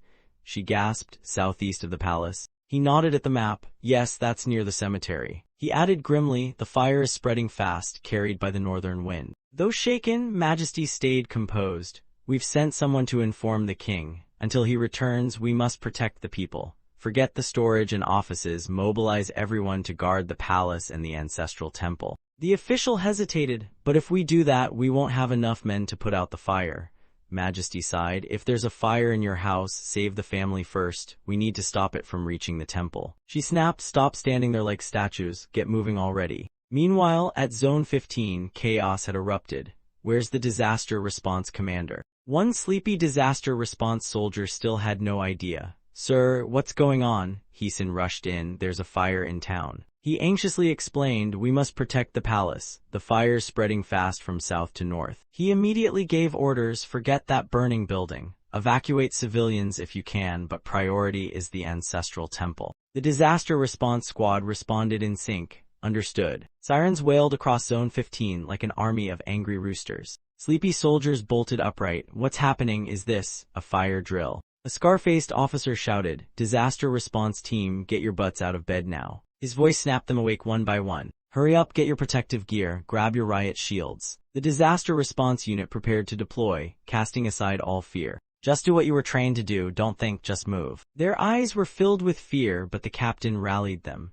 Zone 51, Disaster Squad, assemble. As the doors opened, the old-school firefighters charged out. Back in the town, it was chaos. People screamed, it's so hot, somebody help. A young firefighter froze in fear at the burning hellscape. It's on fire, somebody do something. A stampede of fleeing citizens smacked right into him. The captain barked, snap out of it. Rookie, over here now. He also realized the situation had changed. The cemetery is nearby, but the winds shifted northeast. Our original plans toast. They had no choice but to regroup. Regroup now, we'll come up with a new plan, we must take this route. According to the captain, we need to get past the fire and reach this point before it flares up again. The rookie looked stunned, eyes gleaming with newfound respect. The captain gave him a job, you stay here, when the carriage arrives, tell them our new plan. Yes, sir. At that moment, the knight arrived and delivered the message. Envoy here, official badge.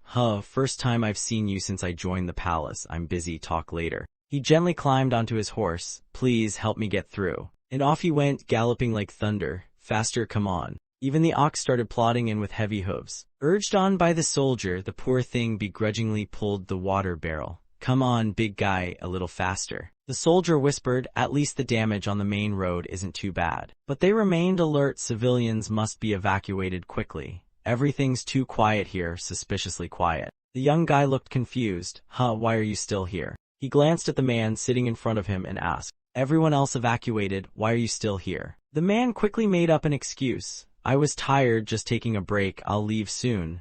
The soldier replied calmly, well, hurry up then, it's dangerous. He nodded gratefully, thanks, sir. But as soon as the soldier turned his back, the man clenched his sickle tightly. Thinking back, the young guy suddenly sensed something wrong. Wait a second. Didn't I just smell smoke coming from him? Still lost in thought, the kid didn't realize danger was creeping up on him. After all, the fire hadn't reached this area yet. Scene shift, the general and his squad had also arrived at the scene. In front of them, another squad was already evacuating. That's right, take position over there. The two generals recognized each other. Aren't you the deputy chief? That's the fire prevention squad of Zone 51, right? You guys also came to protect the palace. The general was surprised by the contraption in front of them. Isn't that a siege weapon? I saw that on the battlefield. The deputy nodded. Exactly, it was under redesign, but we deployed it early. The general sighed. You're probably thinking the same thing as me. What a shame, but we've got no choice but to destroy some homes. He ordered, I'll handle this. You focus on saving people and fighting the fire. Understood, sir. Back to the youngest member of Zone 15. He now confirmed he'd smelled smoke from that guy earlier, even though the flames hadn't reached here. He turned back quickly. Could it be that guy? Suddenly, he saw the creep preparing to strike. The blade sliced through the air with terrifying precision. The blow sent the soldier's helmet flying. Thankfully, that helmet saved his life, just a minor injury. A large wound appeared on his cheek nonetheless. Gritting his teeth, he grabbed his shield. You bastard, you're a looter using the fire as cover, aren't you? The attacker sneered. Tusk, another nosy brat who doesn't know when to stay down. A voice called out, Rookie, is that you? Yes, Captain, I'm over here. As others rushed over, someone shouted, Where's the water cart? What are you doing? There was a suspicious guy here. He vanished. In just a blink, the man had slipped away. You sure you didn't imagine it? No, look at this wound. I was attacked. The looter's heart raced. Damn, I've been exposed. Guess this act is over. Gotta reach the rendezvous point before security tightens. The general looked at the wound and grew concerned. You okay? The soldier casually replied. It's just a scratch, bit of spit and I'm good. Toss me on the cart. In that moment, the general remembered the Crown Prince Hyang had once prepared something special when establishing the fire squad. That was the emergency medical kit. They quickly treated the young soldier, following Hyang's instructions. Just do this and the wound won't worsen. The kid added, Thanks, Captain. The general barked new orders. Change of plans. We're heading back to the fire site. No stragglers. Stay with me. Yes, sir. Zone 15 was now working at full capacity, half treating the wounded, and the other half battling the flames. The entire sky glowed red under the fire's fury. Meanwhile, word had reached Chungnyeong. Your Majesty, a messenger has arrived from the capital. This early, let them in. The servant explained. He says it's not a letter. He must report in person. There's a major fire in the capital. Her Majesty urges your Majesty to return immediately. What? I need to meet him myself. Holding the command token, Chungnyeong frowned. This is the one I gave to the queen. I have a bad feeling. He praised the knight to travel that far in a single night. You're impressive. I won't forget your name. I'm honored, your Majesty. Without wasting time, he ordered, select the fastest from the royal guard. Pack light, but stay warm. We ride at once. After getting permission from his father, Hyang gently opened the door and stepped in. Your son greets you, father. Come in. He was a bit confused seeing everyone so busy. You've been busy since morning. What happened? The king explained while getting ready. There's a fire in the capital. The road back is rough, not safe for you. I'll take the elite guards and return first. Before leaving, Chungnyeong gave orders. Sodal, you will oversee the return and make sure the crown prince stays safe. Yes, your highness. Leave it to me. The boy stood tall. I wish you safe travels, father. Please take care of your imperial body. Immediately, he and his guards set off for the palace. Hyang was so worried he paused his military drills. This can't be an ordinary fire. I really should have studied more history. This is regret number 500. Meanwhile, at the palace, good news finally came. Your Majesty, the fire has been brought under control. Oh, thank heavens. Majesty still looked concerned, but the damage to the people must be great. The officials agreed. We must get an accurate count of the wounded and destroyed homes. She felt overwhelmed with guilt. This is all because I didn't care enough about them. She quickly gave orders, send people to the granaries, prepare relief rations, and contact the army for tents and supplies for the homeless. The fire was finally out. Exhausted soldiers collapsed on the ground while the two captains exchanged a friendly chat. You worked hard, Captain, so did you. Let's get the squad home to rest. Thanks, sir. You take care too. The general walked up to the youngest soldier. How was your first real mission? The kid replied, I've got no soul left, sir. The general sighed. Honestly, me too. I thought leaving the border meant no more of this mess. The boy couldn't shake the feeling. Something about all this just doesn't sit right with me. As a good leader, he reassured him. I reported the guy with the scar to the police. That's no longer our job. Let's focus on our squad and head back to Zone 51.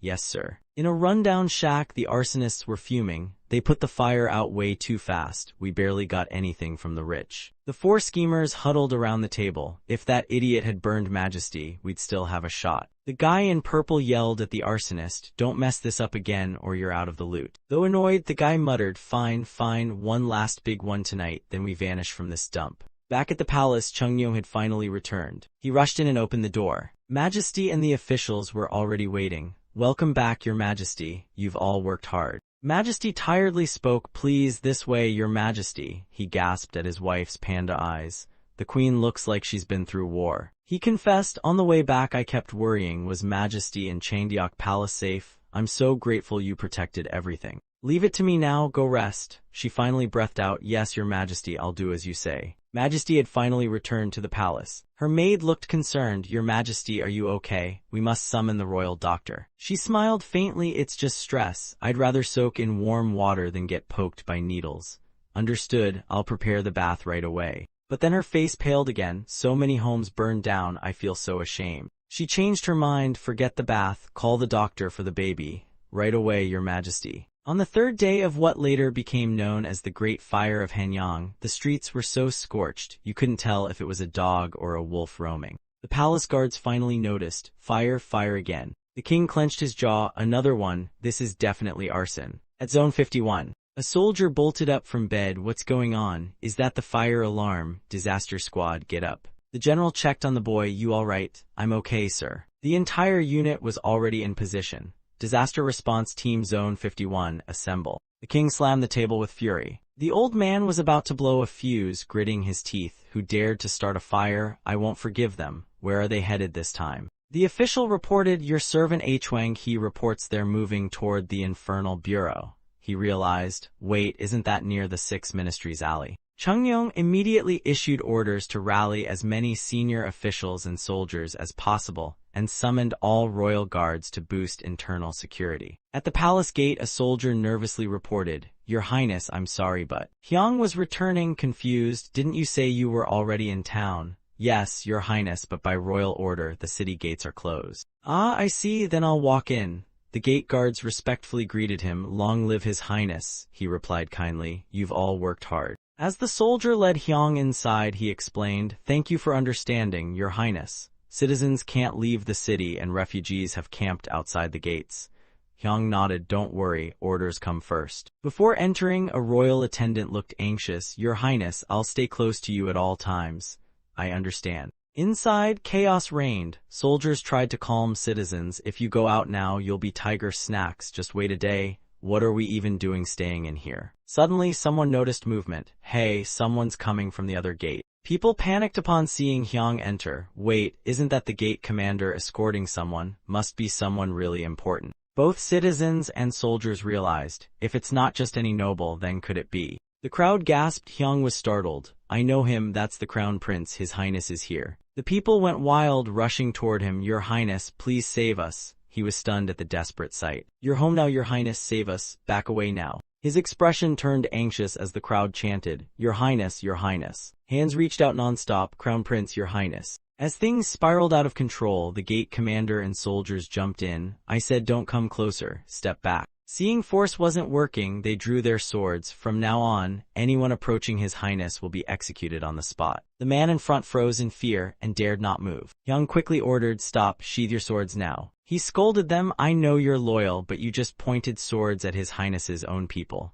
Forgive us, Your Highness." Hyung gently approached the people, comforting them. Some had lost everything to the fire. "You're hurting, aren't you?" He blamed himself too. "I'm heartbroken as well. I'm still young and inexperienced, I'm sorry." Gently, he placed his own hat on a citizen's head. "But I promise to build a better Song dynasty." His words were so sincere. "Please hang on just a little longer and wait for orders from my father." This only deepened the people's respect for him. "Thank you, Your Highness. Long live the Crown Prince." Under the night sky, fires still crackled, lighting up the darkness. Firefighters and citizens joined forces. "Keep going, let's put it out." At last, the fire was almost entirely extinguished. "Woohoo, it's finally out." The two captains celebrated. "Thanks to the people's unity, our disaster response over the last 2 days has worked wonders." Exhausted, the youngest soldier plopped down. "Thank goodness, I'm gonna melt, it's so hot." Suddenly, the same arsonist from before ran past him. Before the captains could react, the youngest soldier darted off. "General, that's the guy who attacked me."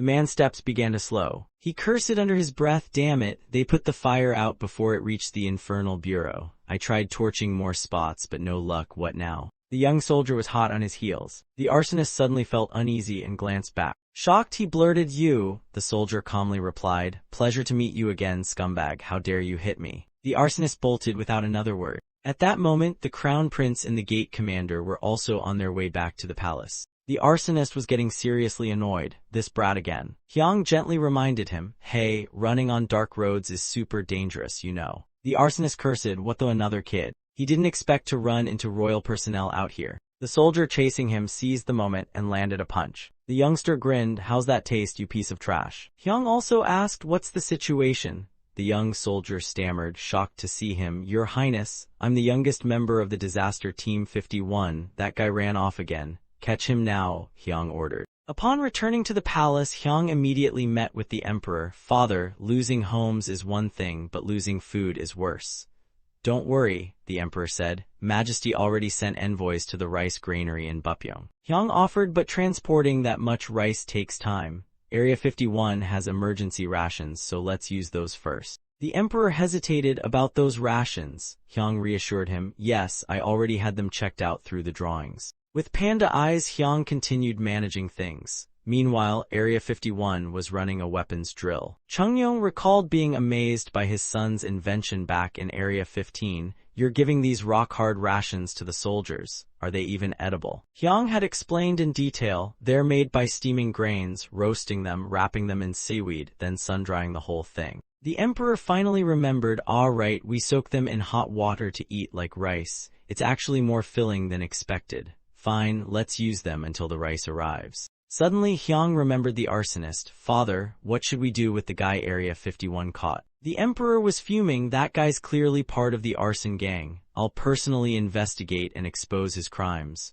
We'll wipe out every last accomplice and their entire clan." Out in the hallway, things got loud. "Is it really that easy, Majesty? Why are you suddenly here?" "So noisy." Chief Enuch opened the door. "Majesty wishes to meet with you, Your Highness." The father-son duo was quite surprised. "Mother." Majesty stormed in, furious, and scolded them with a sharp tone. "Have either of you slept a single night since returning from Gangwon?" She didn't hold back, yelling at both of them. "Even if you're the emperor or the crown prince, Hyung is still just a child, right?" After the fire, morning finally arrived. Chungnyeong and Hyung went to the fire site. "Is recovery and rescue going well?" An official reported, "Your Highness, given the fire's scale, recovery is progressing well. Relief efforts are moving along smoothly too." They also mentioned medical efforts. "Thanks to annual vaccinations, resident records are very clear. Even unauthorized house expansions were documented." Another official, Hwang Hee, reported, "Receiving citizens and maintaining order is fine.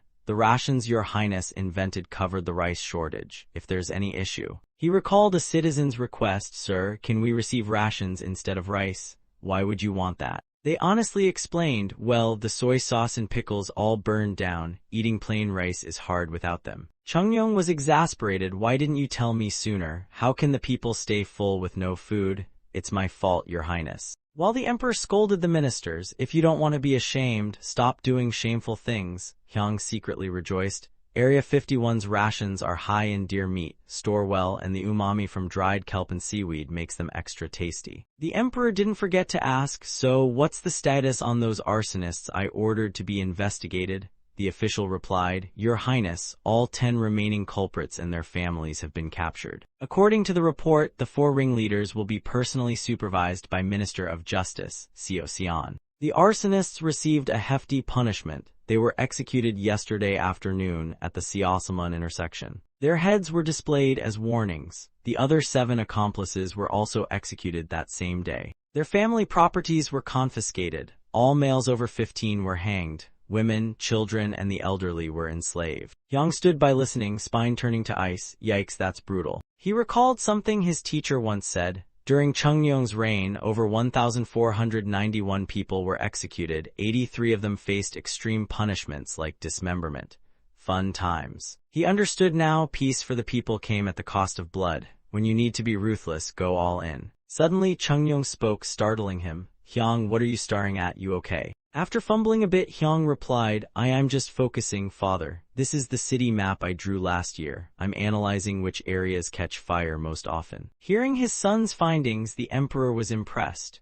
You notice the number of households on the map doesn't match vaccination records, and from the ruins, it looks like people lived way closer together than planned. Hyung also realized maybe homeowners expanded illegally to rent out space, but that narrowed the alleys and created a chimney effect. Hwang-hee was stunned. How can a kid have such sharp insight? He was even more shocked when the emperor gave this critical task to the crown prince. Even if we rebuild, we need a plan to prevent fires. Hyung, can you take charge of this? Hyung was floored. Wait, really, father? Of course, the emperor confirmed. But what if the ministers object? Chungyong turned to the ministers. What do you think, Prime Minister? No objections, Your Highness. I think it's a great idea, said Hwang-hee. Other officials also voiced support. Sajung agrees, Your Majesty. I support it too. Hyung was thrilled. Then leave it to me. Meanwhile, back at Majesty's palace, the morning excitement was gone. Now he looked gloomy. What is this strange feeling? His thoughts were a mess. Why do I feel like I just got played? He shook his head. Nope, no time for random thoughts. Let's focus. 600 years, no. His eyes lit up like car headlights.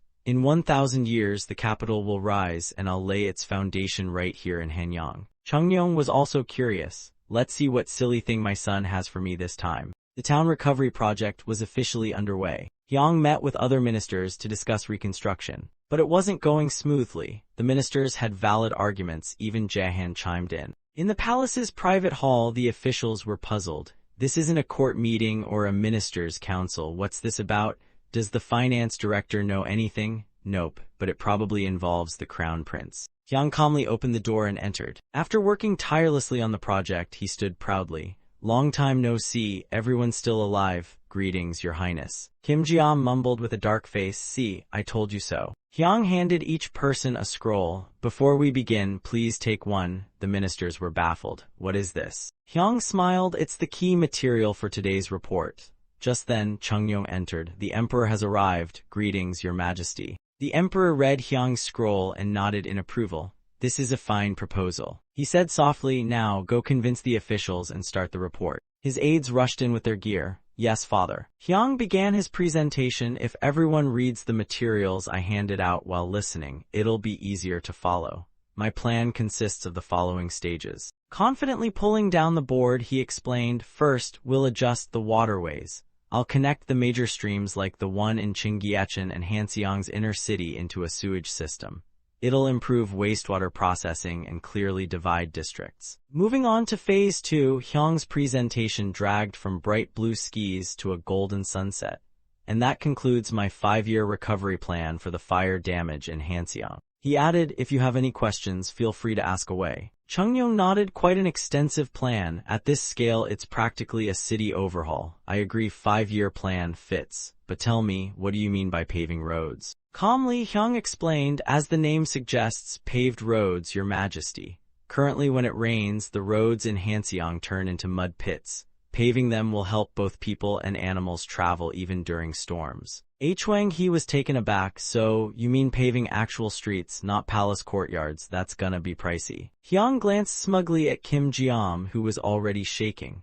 The Ministry of Finance was scrambling after the fire. Budget talk alone gave them hives. But Hyung confidently presented his countermeasure. Exactly. Paving costs a lot. That's why Area 51 and my research institute will make our own pavement stones. Hwang-hee nearly choked. Make your own stones. Hyung's face was resolute. He understood better than anyone. Ancient Song didn't grasp the importance of road building. That's because animal transport wasn't common yet.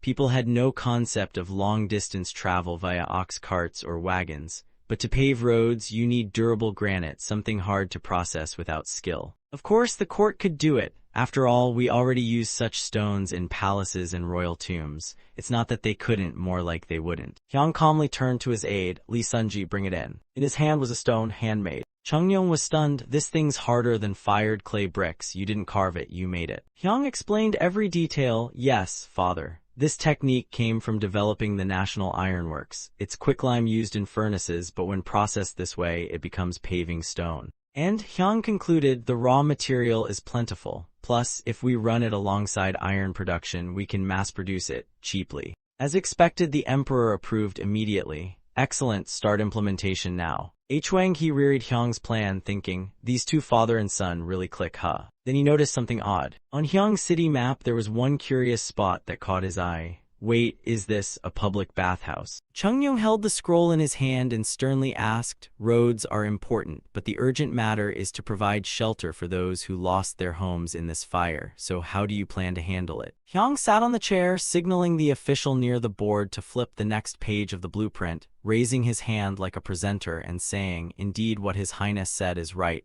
roads are needed, but rebuilding the burnt area is the most urgent. As clearly stated in the document, this is the cost estimate for reconstruction of the burned area, with each section marked on the map. Hyung followed the drawing and stressed that to ensure drinking and fire prevention water, the court requires each household to dig a shared well annually. Minister of State Relations waited for Hyung to finish, then spoke. This Minister of State Relations Saesang, has a question. Can we really guarantee such a huge water supply? The ministers, already holding their assigned tasks, began to respond one by one, and then the Minister of Public Works Jeong said he would present.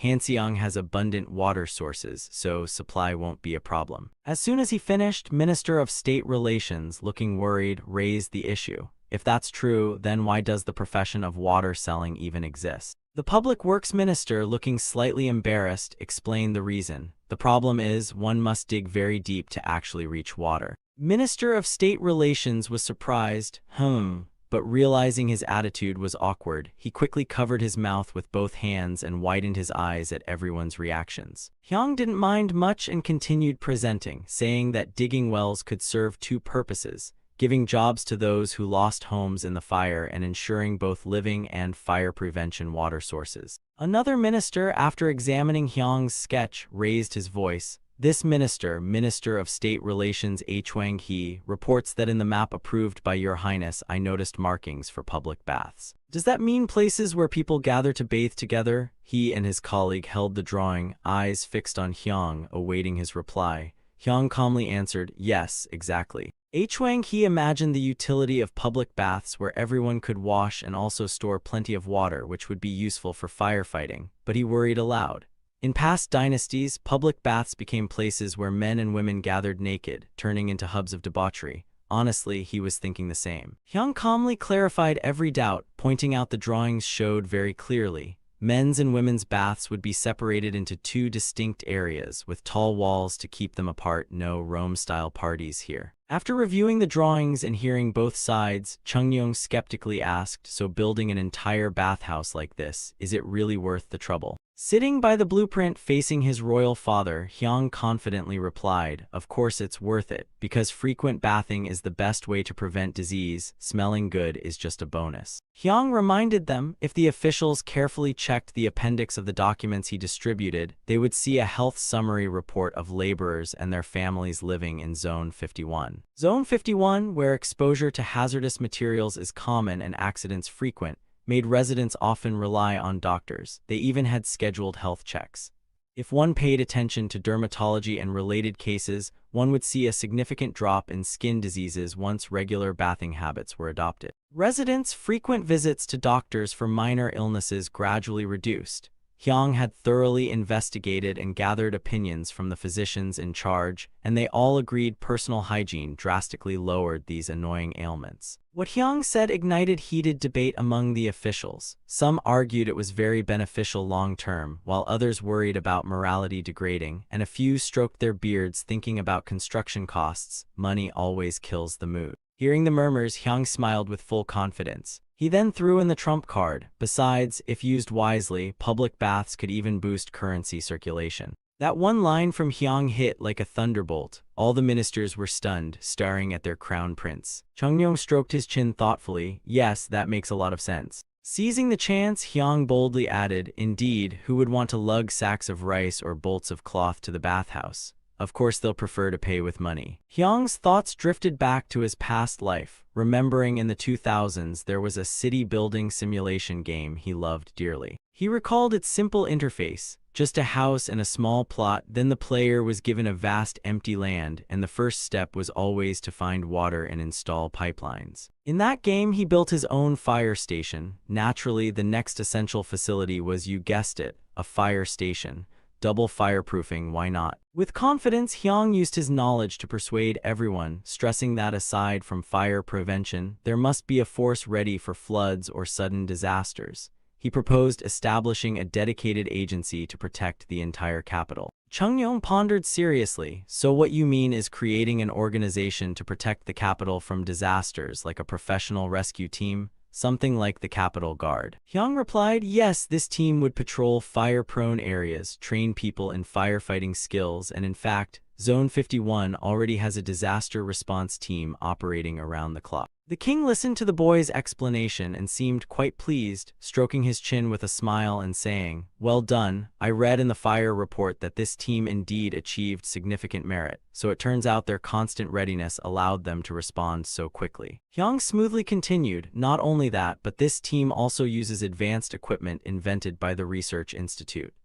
The king, surprised, asked Hyung again, equipment? I want to see it myself, and Hyung happily replied, this afternoon I will immediately arrange a drill for you, father. Chungyong raised a question, as for establishing the disaster prevention team, under what kind of system should it operate to be effective? Hyung had already thought it all through. He calmly and patiently explained that first it should be placed under the Ministry of Works, setting up a specialized bureau called Disaster Prevention, with 2 rescue stations in each ward, granting the station chief maximum authority to act on fire issues with the principle of act first and report later. Though to prevent abuse, the court would send rotating inspectors regularly. Hearing Hyung's seamless proposal, the Minister of Revenue Kim Jeom frowned and bowed, saying, this Minister of Revenue Kim Jeom, respectfully reports that I fully understand the necessity of this organization. But if it is a permanent standing force, I fear the maintenance costs will be extremely high. As soon as the old man finished, the entire hall fell into silence, so quiet you could hear even the wind. Left State Minister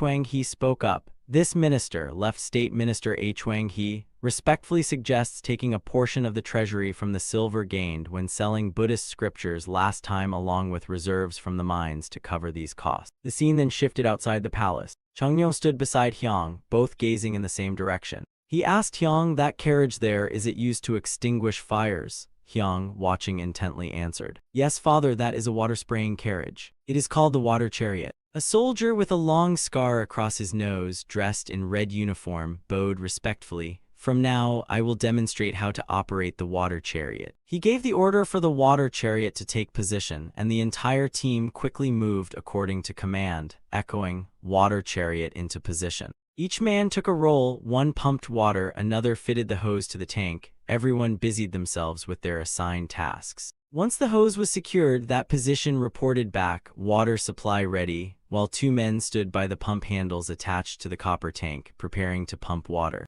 2 men gripped the nozzle while the other 2 took defensive positions holding shields in front. Together they shouted loudly, prepare to spray water. Hyung sat beside the king, carefully explaining every detail so Chungyong could understand. The hose was made of cotton fiber and animal hide, flexible yet waterproof, while the rear tank was bronze with side handles, operated purely by manpower. Down below, the drill continued as 2 men gripping the hose shouted loudly, spray water. A powerful stream of water burst out from the nozzle. The stream shot out in a straight line with strong pressure, reaching far. Sunlight refracted on the water, creating a beautiful 7-colored rainbow. Chungyong, seeing the effectiveness of this water pump, looked at the rainbow and smiled, praising, excellent, truly an ideal device for extinguishing fires. The ministers too could not help feeling joyful and satisfied. Hyung stood beside them with a proud expression, for his invention had succeeded splendidly. The ministers were all delighted, while Chungyong turned to his son and asked,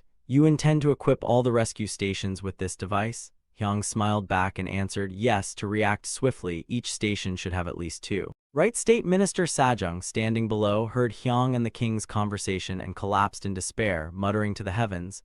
Just now he said each ward will have 2 stations, and Hanseong has 5 districts with 52 wards, meaning 104 stations total. If each has 2 machines, that's a huge burden on the treasury. The old man's body couldn't withstand such a steep shock. He He fell backward, foaming white at the mouth and fainting on the spot, while the nearby officials panicked and shouted, "Call the imperial physician quickly." The emperor and Hyang were also startled by the sight. The king stood up and urgently ordered, "Summon the royal physician immediately, hurry." The scene quickly shifted to a blazing furnace with a medicine pot boiling on top. At that moment, a maid lifted her skirt and rushed over, saying, "Madam, why are you personally doing this so early in the morning? Let this servant prepare it." The wife of Right State Minister sat fanning the fire under the medicine pot and replied, "It's fine, my husband fainted yesterday." This morning, the court also delivered a large chest containing a rare, precious ginseng root so big I dared not entrust it to anyone else. A massive and precious ginseng root was placed with honor inside the noble chest, making her rather worried, so she insisted on boiling the medicine herself, but then frowned and muttered, "Honestly, it's ridiculous. He leaves before dawn and comes home only at midnight. I haven't even seen his face, so who exactly am I boiling this medicine for?" She lifted her head toward the starry sky with the dawn breaking and sighed. For Minister of Revenue, Kim Ji-am had only requested 1 day off before returning to work as if nothing had happened. Kim Ji-am, refreshed, walked along thinking, "Just 1 day of rest and I already feel this healthy again. Maybe it's thanks to the remedy bestowed by His Highness." Inside the palace, voices of officials rang out. "This Minister of Personnel Hyo-jo, requests audience to discuss the recruitment of officials in this year's special exam after the fire. Unlike usual, they must be sent into immediate practical training." The king waved it off. "Good idea, carry it out." From above, Chungnyeong sternly decreed, "Furthermore, if anyone from families who lost their homes in the fire is under military or labor duty, they are to be exempt. If any officials residing in the damaged area wish to resign, approve immediately. If they stay in Hanseong to rebuild their homes, grant them 2 months of paid leave." He wisely gave decisive orders, and for those officials whose posts required daily attendance despite suffering losses, their wives were also to be given stipend. Hyang, standing below, smiled in silent admiration, thinking, "Oh father, your generosity knows no bounds," then spoke up. "Father, although the reconstruction plan reduces fire risks, this is also the perfect chance to establish a more fundamental solution. We should gradually remove all thatched roofs in the capital and replace them with new tiles, which will be much safer," Hyang proposed. As soon as the Crown Prince's suggestion was given, Chungnyeong immediately approved. "Very reasonable. Ministry of Revenue and Ministry of Works, consult with the Crown Prince and draft a plan." Kim Ji-am, looking far healthier, bowed deeply. "This minister accepts the order." Hyang continued, "Father, I also think we should provide construction loans for those who lost homes in the fire, but not completely free. Charge 20% annual interest." Chungnyeong stroked his chin, hesitating. "True, compared to those loan sharks outside, it's much better, but still, 20% is not exactly a small figure." Left State Minister frowned but remained silent. Hyang pressed on, "Yes, father, that's why I am considering an installment plan with fixed terms." These words surprised Hwang-hee, who looked up at him, and Chungnyeong turned toward the left minister. "So we extend repayment time, paying only interest first, then both principal and interest in later fixed installments." The left minister stroked his beard and nodded in understanding, and the king added, "For example." The emperor smiled, teasing Hwang-hee, "Just now you looked like you were about to explode, but now you're grinning like a kid, no objections." He bowed and declared, "This minister, Left State Minister Hwang-hee, is not a stubborn man. Helping the people escape usurious loans is the essence of Confucian virtue.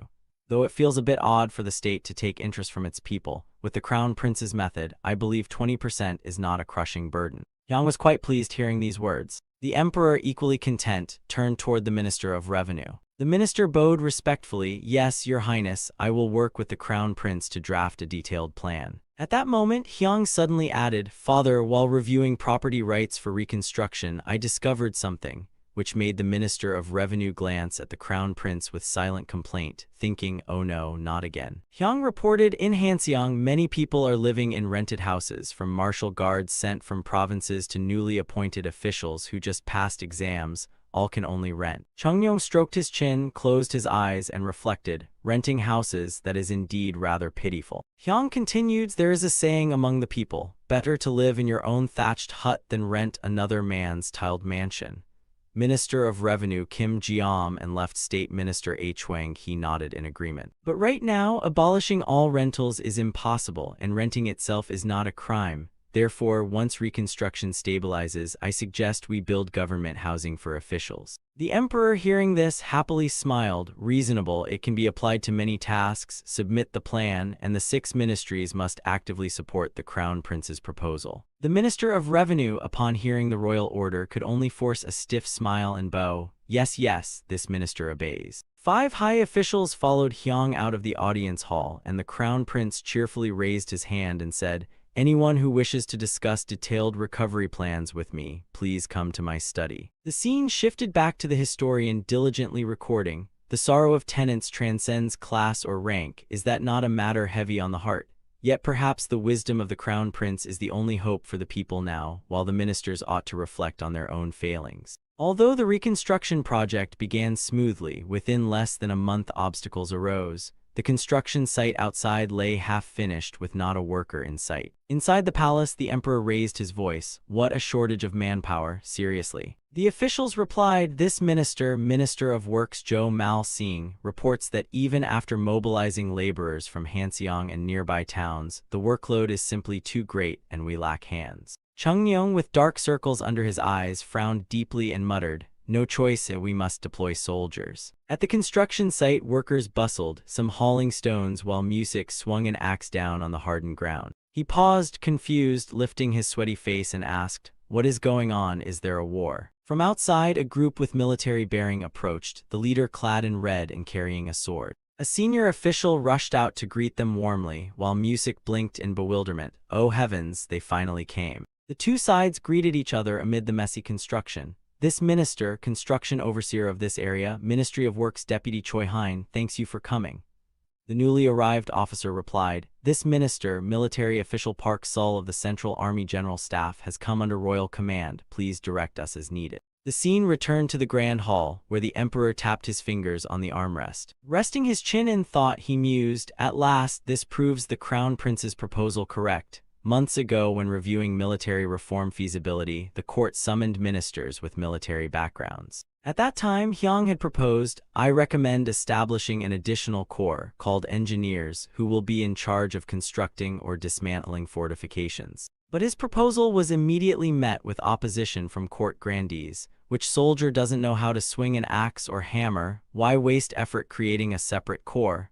Even Justice Minister Jang Seo and veterans like Choi Heesun and Lee Jik objected. Hyang quickly argued, "But soldiers after battle need rest. If we had a separate team to handle logistics such as building camps and clearing battlefields then." Yet before he could finish, Chung Myung cut him off. "Hyang, set that aside for now. Focus on urgent reforms first. We'll discuss new corps later."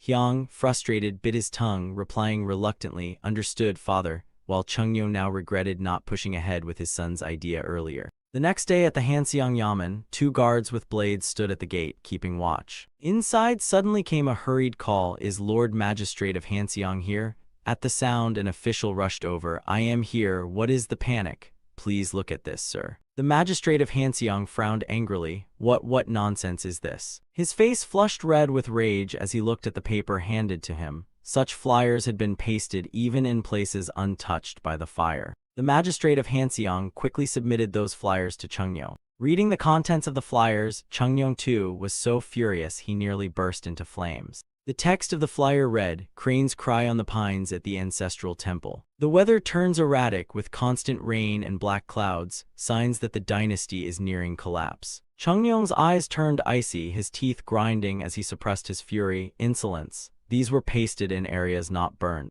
The magistrate of Hanseong was still kneeling on the ground, not daring to rise. Yes, likely because both security forces and the people are focused on recovery efforts, so. Before he could finish, Chung Myung again lost control of his anger, veins bulging across his face as he crushed the flyer in his fists and barked, "Hunt down those who spread these lies at once. Rebels still plot arson, and now these rumor mongers. This is nothing but pouring oil on the fire." The scene shifted to nighttime, the city asleep under silence. On a wall somewhere, 2 figures in black with only their eyes visible. One crouched, fiddling with glowing sparks, while the other nervously watched behind and urged, "Hurry up." Suddenly came a loud shout and torchlight. "Over here." The one at the back shielded his eyes from the sudden brightness and cried, "We're exposed," while the crouching one smirked slyly. In his hand was a fire striker. He had ignited something on the ground and gleefully exclaimed, "It's burning." Guards rushed in. Scoundrels, stop. They shone lights and swung clubs as sparks scattered wildly in the night. One of the culprits, still dazed, shouted, "Run." The other had already bolted, with guards chasing and yelling, "If I catch you, you're dead meat." Then, atop a roof, another patrol appeared, swinging his lantern in circles to signal reinforcements. The fleeing arsonist froze in terror, legs rooted in place, his face dumbfounded. Across the rooftops, more lantern circles appeared and shouts echoed all night, "Over there, here, catch them." That night alone, 5 groups were captured, totaling 11 arsonists. Martial law was enforced, citizens formed night patrols, and Chungnyeong decreed, those caught before striking were spared, but those caught in the act were to be executed and their heads displayed in the marketplace for a week. The ministers quickly accepted the decree. "We obey." Yet when the blood on the street before Than Ki Iron Bridge, infamous for such executions, had not even dried, the severed heads still dripping, another rumor spread through the capital. The subject of this rumor was none other than Jo Mal-sing, former Minister of Revenue, who had once opposed Hyang's military reform plan. This minister is Go Nanal, a 5th-rank official of Hanseong Prefecture. Among the 7 senior officials of the prefecture, I hold the middle position, 3 above and 3 below me. At this moment, he was sitting earnestly, writing on paper. In the spring of 1426, I was wholeheartedly serving the Crown Prince and helping organize a new department called the Bureau of Gold Refinement, working with Hyang and another senior minister, when one day, he recalled that day when in the magistrate's office a doubtful voice arose. "Yes, magistrate of Hanseong, what did you just say?" Go Nanal straightened his posture and seriously asked, "Why order to stop organizing the Bureau of Gold Refinement? The work is nearly complete already." The magistrate of Hanseong sat on his chair, arms folded and eyes closed with displeasure, saying, "Precisely because it's nearly done that I said so. The finishing work will be handed to someone else." He slammed his hand hard on the letter lying on the table. "And you, focus all your strength on investigating this indictment." Chungnyeong had received an accusation claiming Jo Mal-sing ordered people to set fire to the armory to weaken the nation, that General Yong Sajong stayed behind in the capital instead of escorting the king to plot something else, and that Li In and Joseon, the sons of Jo Mal-sing, on the day of the fire rode horses to the palace creating chaos. He put the indictment down on the table and asked the kneeling man before him, "These accusations, have they already been spread across every office in Hanseong?" The magistrate of Hanseong, Kwon Jin, respectfully replied, "Indeed, your highness, even the prefecture of Duthan has received them, and it spread quickly everywhere." A trace of fatigue appeared on Kwon Jin's face. The contents were too detailed and severe to dismiss as mere slander. Chungnyeong furrowed his brows in anger. "I feel the same. I entrust the Hanseong prefecture with full authority to investigate this matter to its roots and report back to me." At that moment, a palace servant announced, "Your Highness, former Ministry of War Vice-Censor Jo Mal-sing is requesting an audience." Hearing that name, both Chungnyeong and Kwon Jin looked surprised toward the door, and Chungnyeong, displeased, said, so eager to defend himself, "Let him in and bring the magistrate of Hanseong as well." The former Ministry of War Vice-Censor Jo Mal-sing entered and immediately bowed low. "Your Highness, I too have heard the slanderous rumors spreading throughout the capital. Wishing to clear my name, I have boldly come to request an audience." He pleaded miserably, "I absolutely did not commit such immoral deeds. Please trust in my loyalty, Your Highness." Chungnyeong did not reveal his feelings. "I know you have been my close retainer since the former emperor. Naturally, I trust you. I was also planning to assign Lord Kwon to this matter. The investigation of the indictment has been handed to the Hanseong prefecture, so you must cooperate sincerely to prove your innocence." Hearing this, Jo Mal-sing lifted his head with a look of innocent surprise toward the emperor, then quickly bowed again. "I thank your highness for your grace." Thus the magistrate Go Nanal of Hanseong was entrusted with the investigation. At some residence, a voice called out, "Greetings, Lord Jo. I am Go Nanal, responsible for this case."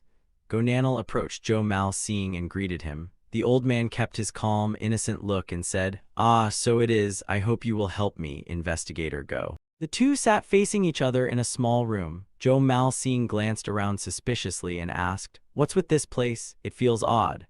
Go Nanal cheerfully explained, "Yes, this is an interrogation room, or rather, a consultation room set up at the suggestion of the Crown Prince." Go Nanal, with a slightly silly face, added, "We call it the Chamber of Truth, hoping that at least here, we may hear nothing but honesty." Then he pulled out brush and paper. "Shall we begin?" The former Ministry of War vice-censor coolly gestured, "Go ahead." His face no longer wore the mask of innocence, but instead the arrogant pride of a seasoned veteran. "I have served over 25 years in court, dedicating my life to state affairs.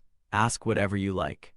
But despite appearances, Zhou Mal-sing had no intention of cooperating. By then the sky had turned golden-orange, dusk falling over the western horizon. Gonanal sighed as he watched the back of Zhou Mal-sing leaving, guided by servants holding oil lamps, repeating the same line, "Everything I did was for the court," exactly as predicted. Though burdened, he remained determined. "This case must be solved for the honor of my ancestors." Gonanal carefully jotted notes. "We must return to the starting point to examine the indictment more thoroughly." Yet a clue came from an unexpected direction. Gonanal suddenly received something out of nowhere. While interrogating the one who circulated the indictment, someone presented a scroll and confessed honestly, "Yes, I was the one who spread that indictment." The man, plain and sincere in appearance, respectfully explained, "I'm just a laborer, often hired for errands by an old gentleman I know." Gonanal sought out the old man mentioned. Stroking his beard, he recalled, "That indictment, I was only asked to copy it.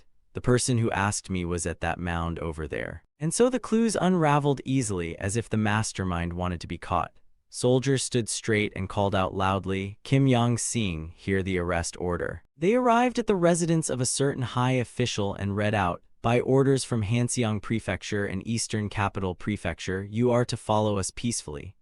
The final clue, the true mastermind of the indictment, had already prepared himself. The man, dressed in proper attire and wearing a hat, clenched his fists and declared firmly before the soldiers, "I am Kim Yong-sing. I will go with you. Lead the way." A surprised voice echoed in the grand hall, "Already captured. Who is he?" Kwon-jin bowed his head and reported, "This minister, magistrate of Hanseong Kwon-jin, reports that the man named Kim Yong-sing once served as a deputy envoy." Chung-yong was slightly surprised. A deputy envoy, that means at least a third-rank official. Why would someone of his standing spread such slander? Kwon-jin respectfully recounted the entire investigation. Through interrogation at the Bureau of Gold Refinement, it was learned that Kim Yong-sing acted out of a grudge against former Ministry of War vice-censor Zhou Mal-sing and Princess Yong-sajang. Chung-yong, puzzled, asked, "What was the source of this grudge?" The magistrate replied awkwardly, "Your Highness, Zhou Mal-sing and Yong-sajang accepted bribes to manipulate a lawsuit." The king was shocked and pressed further. "Explain in detail. Was there evidence?" Kwon-jin's face darkened as he recalled, "According to the investigation led by investigator Gonanal of Hanseong Prefecture. First, Kim Yong-sing entered Hanseong Prefecture as a defendant, but eventually became an accuser. Because the governor's office was heavily guarded, it was nearly impossible to reach him. Guards blocked entry at the stone gate, which is a restricted area. Moreover, since both Zhou Mal-sing and Yong-sajang wielded immense power, rash action was impossible. Only with concrete proof could your highness authorize the office of censors to investigate. I am Gonanal from Hanseong Prefecture. Here are my pass, token, and permit." Gonanal presented his documents as proof. Only then did the guards relax slightly and allow him in, saying, "Ah, so you are also one who safeguards our livelihood. The Hanseong Prefecture is always welcome. Please enter." Gonanal lifted his head to read the sign of the governor's office, National Prison Records Archive. He met the keeper there, who asked, "What business brings you here?" Gonanal honestly replied, "I need to review litigation records."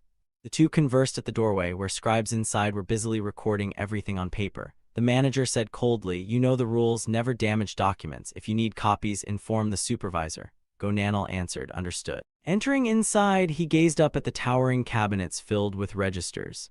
The archive, established at the Crown Prince's suggestion, preserved objective documents, unlike the official chronicles, which only recorded the emperor's deeds. Gonanal began searching the mountain of ledgers, muttering, "Kim Yong-sing, Zhou Mal-sing, Yong-sajang, I must find the link binding them." As night deepened and the moon shone high, an owl began its nightly hunt. After days of effort, he finally found the clue. Gonanal widened his eyes in astonishment at his discovery. "This is it. The puzzle is solved." Zhou Mal-sing, perhaps sensing the truth was about to be exposed, sat alone in his room, brooding under the dim candlelight. His hand holding the teacup trembled uncontrollably. Kwon-jin's recollection ended as he bowed and finished reporting. According to the Hanseong Prefecture, there was only one lawsuit linking Kim Yong-sing, Zhou Mal-sing, and Yong-sajang. And after that lawsuit, the number of their servants increased abnormally. Kwon-jin concluded, and Chung-yong scowled in fury. "This is clear evidence of bribery." Kwon-jin calmly added, "Indeed, your highness. The greatest beneficiary was a man named Kim Dor-yeon in Hamgyal province. Immediate inspection of Hamgyal is necessary and Kim Dor-yeon must be arrested. Rage boiled within Chungmyeong as he roared, "Summon the Grand Censor at once," and thus the very first branch of the Bureau of Gold Refinement was established in the Song Court. It became a symbol of Hanseong's reconstruction, with a new government office swiftly arranged. Hyang looked joyfully at the achievement, thinking though they began with only 5 men and a single fire wagon, step by step they would expand. You are the nucleus of a new Hanseong. He gazed proudly at the 5-man team, fully equipped with armor, shields, and a cart carrying a water tank. Hyang stood between Go Nanal and the new fire brigade captain, clasping hands warmly to encourage them. "We shall give our utmost strength." Magistrate Go Nanal of Hanseong was also smiling brightly, thinking with relief that the case was closed, transferred to the Grand Council, while the Bureau of Gold Refinement was inaugurated with the Crown Prince. Just as everyone rejoiced, sudden noises erupted behind, making Hyang and Go Nanal turn sharply to look. Hyang stood dumbfounded as a solemn procession of officials marched right past him. 3 guards were escorting a criminal locked in a cage when they passed by, and Hyang curiously asked, "Escorting a criminal? Who could be guarded so strictly like that?" Go Nanal, walking behind, glanced at the cart carrying the prisoner and replied, "Ah, likely brought from Hamgyal province." Hyang blinked in surprise. "Hamgyal province?" Go Nanal continued his explanation. "Yes, Your Highness, that is the man named Kim Dor-yeon." Hyang asked in astonishment, "Kim Dor-yeon, what crime did he commit?" Go Nanal sadly stroked his chin and replied, "He bribed officials to manipulate lawsuits. Those who accepted bribes were all powerful figures, but the content of that case itself is truly beyond belief." Hyang's eyes sparkled brightly as he stared at Go Nanal, face full of anticipation. "Come on, hurry up, I'm dying of suspense here." First was the interrogation of Kim Yong-sing, the one who spread the slander. Go Nanal carefully began, recounting the events in order to Hyang. He remembered facing Kim Yong-sing in the questioning room, asking, "Why did you spread such filthy rumors?" Kim Yong-sing stared straight at him and replied, "If the rumor wasn't explosive enough, no one would have paid attention to my word." Kim Yong-sing ground his teeth. "Do you know how many times I petitioned against the corruption of Jo Mal-sing and Yong Sajung? Over and over, I was ignored." Go Nanal frowned slightly as he looked at him, thinking, understandable, Yong Sajung, a founding merit subject, is one of the dynasty's pillars, and Jo Mal-sing is related to the royal family.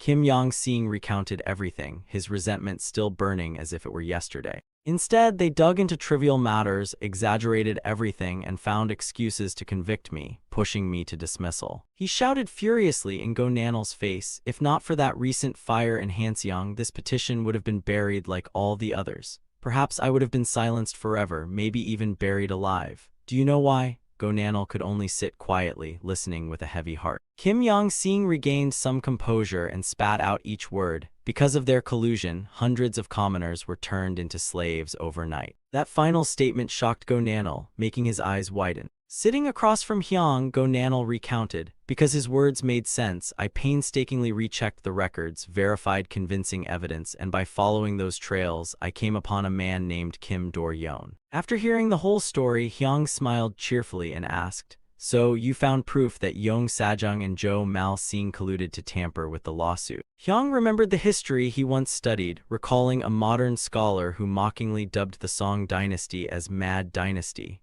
Now he was seeing it with his own eyes. The historians of this era recorded everything, big or small. The problem was, the court wrote countless records but never knew how to use them. They piled up, gathering dust on shelves. Aside from manpower, there was almost no organized archival system.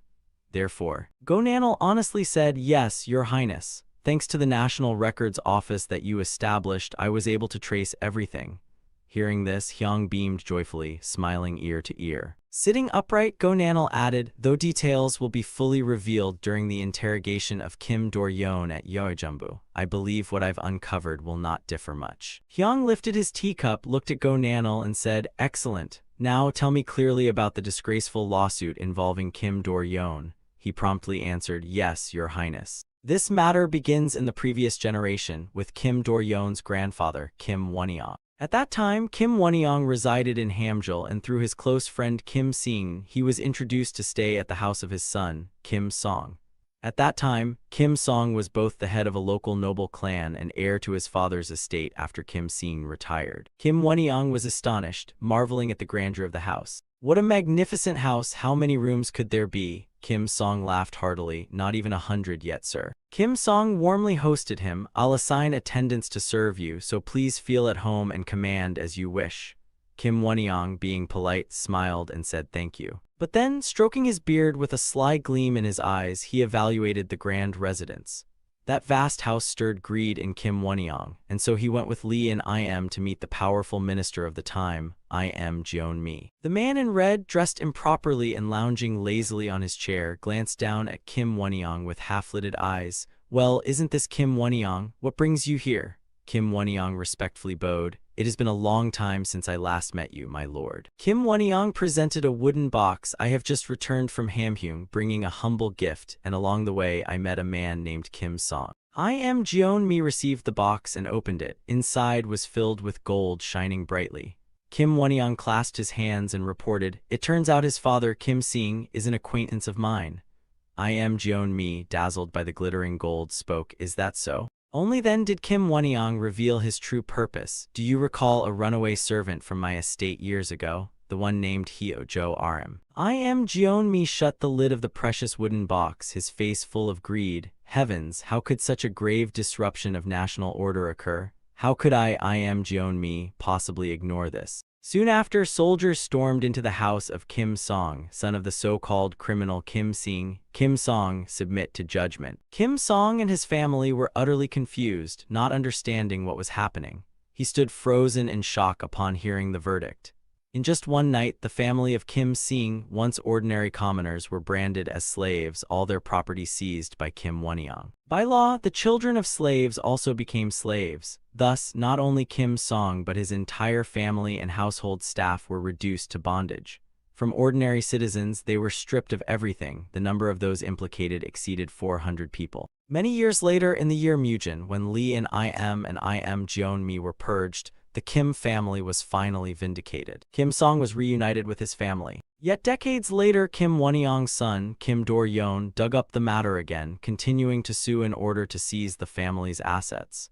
He shamelessly fabricated accusations against that poor family. The scene shifted to a court audience where a high official petitioned. This minister, Grand Inspector Choi Kwon-do, reports that the criminal Kim Do-yeon bribed a total of 19 officials, both current and former, to manipulate the lawsuit. Grand Inspector Choi Kwon-do stood before the royal hall and declared, "The matter has been fully investigated." Through this, he managed to enslave Kim Song, Kim Jin, and their entire household, seizing all their property. Of the 19 who accepted bribes, those present in the capital have already been summoned and interrogated. He solemnly continued, "As for the rest, I have sent official documents to the local offices for their arrest." Chung Yong, upon reviewing the memorial and the charges, felt his head ache.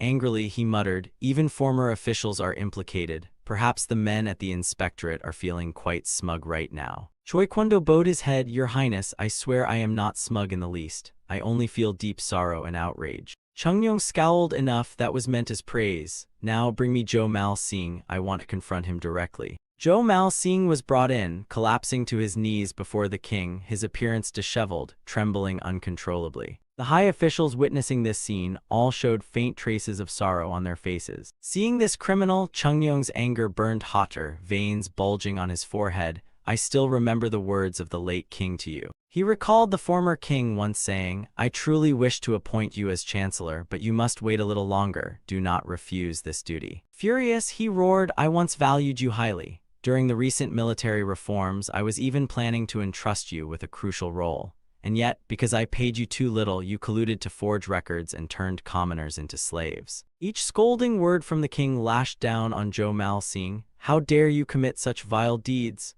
Jo Mal-sing did not dare lift his head, trembling as he stammered, "This servant, Jo Mal-sing, even with 10 mouths cannot defend myself. I beg your highness to execute me." Sweat poured down his forehead as he bowed so low that his face nearly touched the floor. At that moment, Grand Inspector Choi Kwon-do spoke again. "This minister, Choi Kwon-do, reports.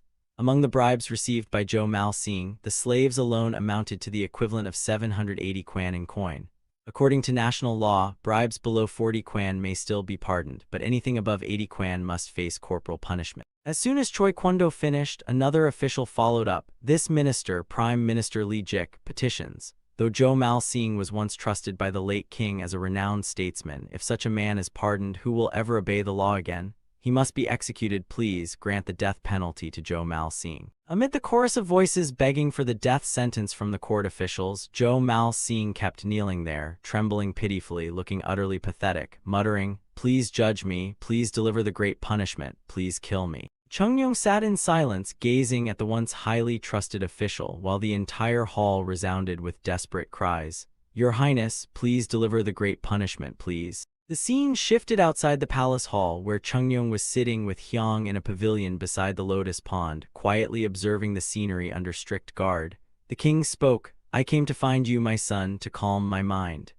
Hyung replied casually, "So that's what this is about." Father and son sat facing each other in silence, sipping tea and nibbling sweet. Hyung furrowed his brows, holding the teacup with both hands, and said to his father, "You look deeply troubled. Your foolish son cannot guess what weighs so heavily on your heart." Chung Yong was momentarily surprised by his son's words. Hyung continued, "I know Zhou Mal-sing was fiercely loyal to the late king. He proposed many policies that pleased you, father.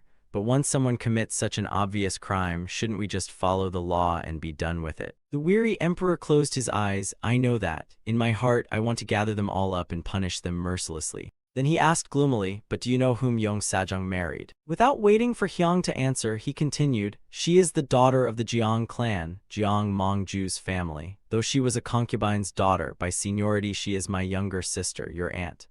With every word, the king unraveled an increasingly complicated family tree. Chung Yong stroked his chin with difficulty. "Not only that, Yong Sajong is also a founding merit subject, conferred with royal recognition. If I act carelessly, it will be seen as unfilial, as if I'm turning my back on the great ministers cultivated by the late king." Only then did Hyung finally understand. Ah, so that's it. This is still the turbulent early period of the new dynasty. The noble houses are all tangled by marriage ties with the royal family. On top of that, punishments in those days carried collective responsibility. If one is executed, the whole clan suffers. That's why a death sentence can't be handed out so lightly. Hyung spoke up, and as soon as Chung Yong heard his son's voice, he lifted his eyes curiously to look at the crown prince. Hyung proposed, "Why not consider a severe punishment short of execution, one that doesn't implicate the family?" Chung Yong widened his eyes in surprise at his son. "Is there such a way?" Hyung replied earnestly, "Yes, there is." He leaned in with a sly grin, rubbing his chin. "It's a method that makes him live in shame for the rest of his days, paying the heaviest price.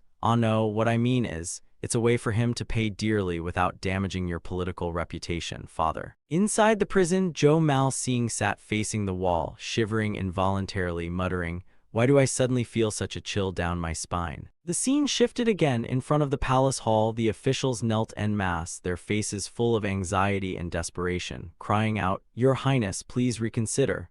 They continued bowing their heads, begging, "Your Highness, please grant the death sentence." One official in a green robe pressed his forehead flat against the ground, his face tense with determination, shouting, "To uphold the law, corrupt ministers like Yong Sajong and Zhou Mal-sing must be executed. Only then will the dignity of the law be made clear. Your Highness, please reconsider." In the courtyard of the palace, Chung Yong stood with arms crossed, two officials bowing their heads beside him, when he asked aloud, "Who are those men?" Someone promptly answered, "Your Highness, they are officials of the historiography office and the inspection office since last night until now." The king stood in majesty at the front, while below an official knelt flat on the ground, bowing his head as he declared, "Your Highness, I am the chief of the inspection office, named Zhang Mo. Today I risk my life to offer remonstrance. Please execute Zhou Mal-sing so that the world may see the stern justice of the law." The king stood in the middle of the hall, surveying the crowd with his sharp gaze, and said in a deep voice, "Judging by the number of men gathered here, it seems nearly the entire historiography office and inspection office have come. Do these two bureaus have that many staff?" A stern-faced official bowed low and pleaded firmly, "Punishing corrupt officials is our duty. Your Highness, please use the death sentence to warn others and preserve the law." After hearing the plea, Chung Yong stood thoughtful, resting his chin on his hand, then gave a slight nod. "Your reasoning is not without merit." The king stepped down the stairs, his commanding voice echoing, "Yet I have already decided how these criminals will be dealt with. Return to your posts." But still, voices rose from below, "Your Highness, please reconsider." After that, Chung Yong sat solemnly upon the throne, eyes cold as he declared, The man named Kim Dor-yeon, out of greed, slandered and framed, forged documents, disrupted affairs, and bribed to turn good citizens into slaves. I decree the death penalty. His entire family shall be reduced to slavery and all property confiscated. Furthermore, his crimes are to be proclaimed publicly to serve as warning. The court officials bowed deeply and shouted in unison, "We obey." The king sat on the throne, gazed sharp as a blade, and spoke sternly. As for Yong Sajong, Duke of Goksan, together with former Minister of Justice Jo Mal-sing and others who accepted bribes to manipulate lawsuits, their crimes are no less serious. By law, death would be deserved, however. At that moment, an official hurriedly stepped forward, knelt, and bowed his head, declaring, "This minister is Grand Inspector Kwon-do. I beg your highness to execute them. Please reconsider." The king frowned, silent for a moment, before his powerful voice rang out, "Reconsider, execute them to preserve the law." Seeing the king seemed inclined to agree, many officials simultaneously prostrated themselves, urgently shouting, "Please reconsider, please reconsider." But suddenly the king struck the floor with fury, his voice like thunder. "I have not yet finished speaking. To interrupt the king's words, is that not treason against the throne? In what country is there such insolence?" Faced with such majesty, one official collapsed in fear, trembling as he cried, "This minister accepts the gravest punishment, your highness. Please execute me." Chungnyeong's face darkened with rage, pointing downward as he roared, "So you truly want that, do you?" Seeing the king's fury reach its peak, the official below trembled in terror, collapsing flat on the floor, kowtowing as he pleaded, "This servant begs for forgiveness, your highness." Chungnyeong straightened on the throne, his voice less harsh yet still stern. "Though the crimes deserve death, since they were once trusted by the late king, I shall not kill them. But as their sins are grave, the punishment shall be thus. All ranks, titles, fiefs, lands, and rewards bestowed are revoked." The gathered officials bowed their heads as his firm voice rang out. The confiscation applies first to the convict's own wealth. However, any property transferred to wives and children within the last 5 years shall also be seized. Next, the convicts will be forced to wear white garments, stripped to commoner status, and sent to the National Archives to suffer the punishment of document reorganization. At this, murmurs rose. "Document reorganization," another shaky voice added. "The National Archives, the place known as the prison of letters. No one ever comes out whole. It's the graveyard of officials." The king, framed in blazing torchlight, thundered with authority. "Lastly, I decree to all officials and provincial magistrates, you have 1 month. Any who have taken bribes beyond the allowed limit must immediately return them to the treasury. After that time, if discovered, not only will their estates be seized, but they too will be condemned to document reorganization." Thereafter, the punishments were carried out.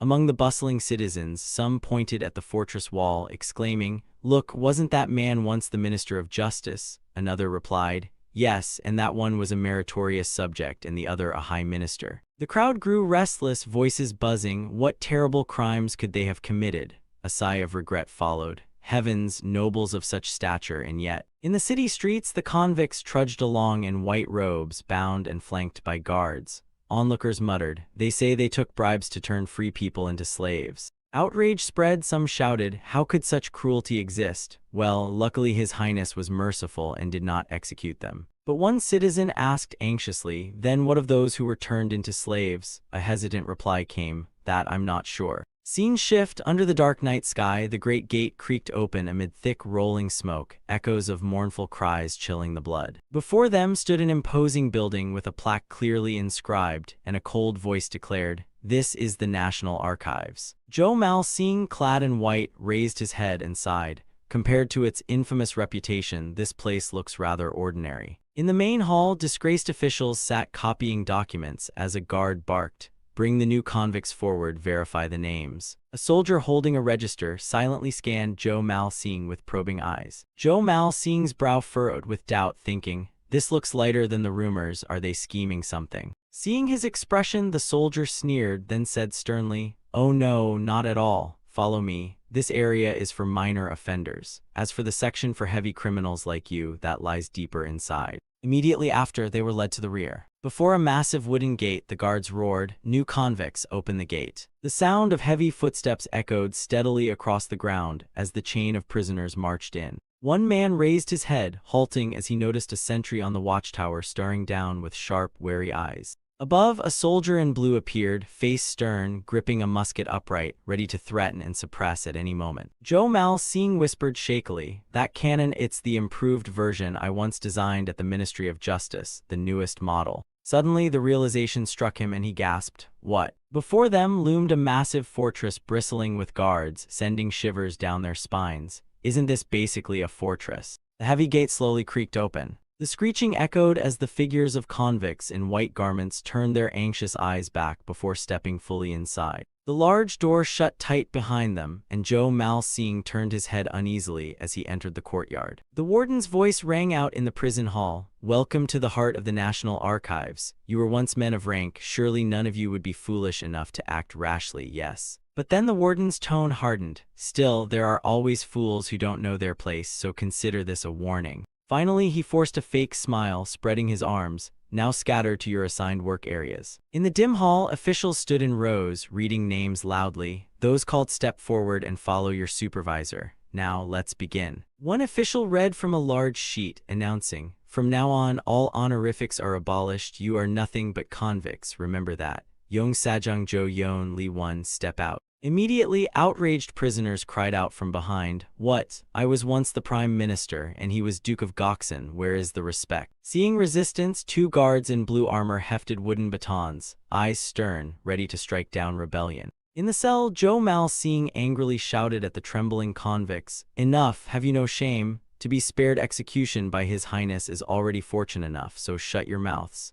At that, Ga Dongpum blurted nervously, "Joe Grand Inspector." Soon after, three prisoners lowered their heads, following a purple-robed official across the dark stone floor. The officer ordered curtly, "Quickly, this way." Elsewhere, a red-robed official led Zhou Mal, speaking in a grave tone, "Convict Zhou Mal, you'll take this path." Upon arrival, the official continued, "Since you once served in the Ministry of War, you will be assigned to arrange its records." Surrounded on both sides by stacks of ledgers, the official added, "It's not difficult, just copy memorials, reports, and documents neatly, then sort them in chronological order. Each morning you'll be assigned tasks, and each evening they'll check how much you've done." Hearing this workload, Zhou Mal's eyes widened in shock as he blurted, That's way too much work." Reaching a small workroom, the official continued, "Usually men from the Ministry of War are executed or illiterates, so the records pile up untouched.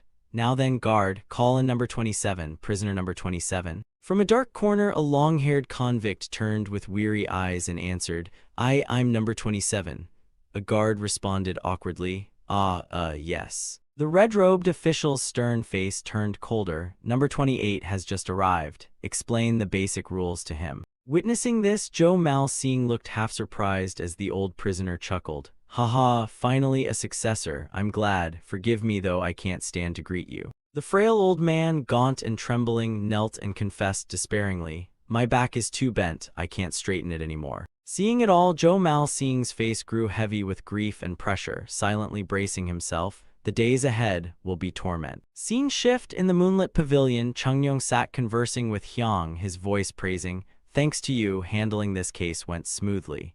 Neither the historiography office nor the inspection office uttered a word. "Well done." Chungyong continued silently calculating, eyes cold. "At last, I have rid myself of those troublesome old ministers. I've placed my own men at the center of power. Now I truly feel I've spread my people throughout the court." Hyang, sitting beside him with a grave expression, spoke with concern to his father. "But what about relief for the victims? They were turned into slaves overnight, and not just once, but twice." The king blinked in surprise at the mention of relief, replying, "Relief for the victims? I was so busy dealing with the criminals I hadn't thought of that." Hyang pressed on, "They are innocent and deeply wounded. There must be proper compensation as an example."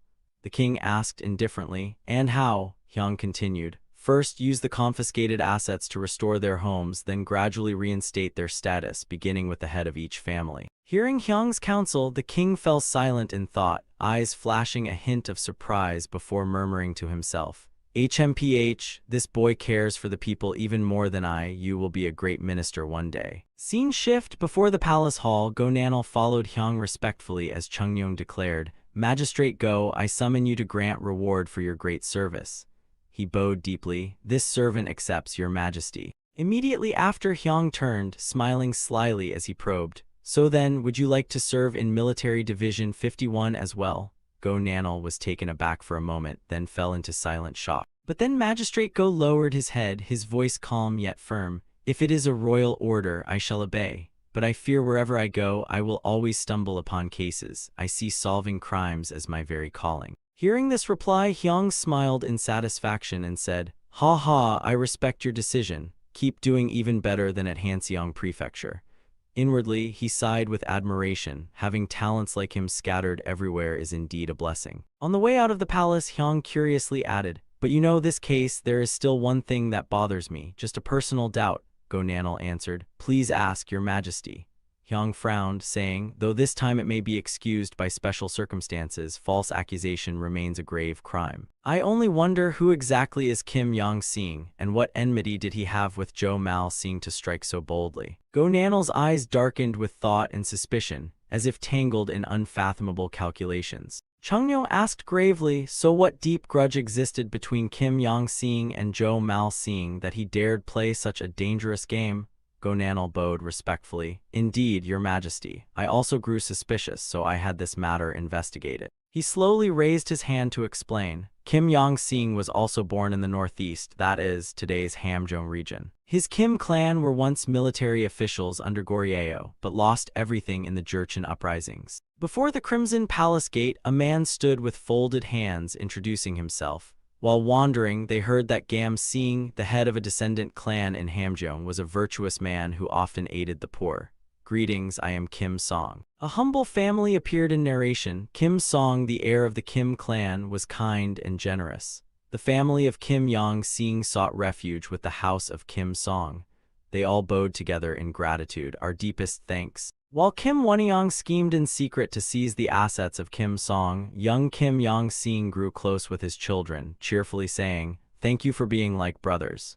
Here, take this gift." But then, when the entire Kim Song household collapsed under the false accusations of Kim Wonyoung, Kim Yong-seeng, though still a child, witnessed everything with his own eyes and silently carved vengeance into his heart. Later, his father caught the attention of General Yi Jae-rang and was recruited as a military officer under his command. After Joseon was founded, he contributed to the great cause of King Taejong, and through this, Kim Yong-seeng too found a way into the political sphere. With both civil and military talent, Kim Yong-seeng seized the opportunity and rose swiftly. After hearing the whole story, Chungnyeong closed his eyes in deep thought and said, "Indeed, though life changed, he never forgot past kindness and always sought to clear the name of Kim Song's family." Go Nanal agreed, adding, "Exactly, perhaps it was Kim Yong-seeng's honesty that became a thorn in the eyes of Jo Mal-seeng and Yong Sajung."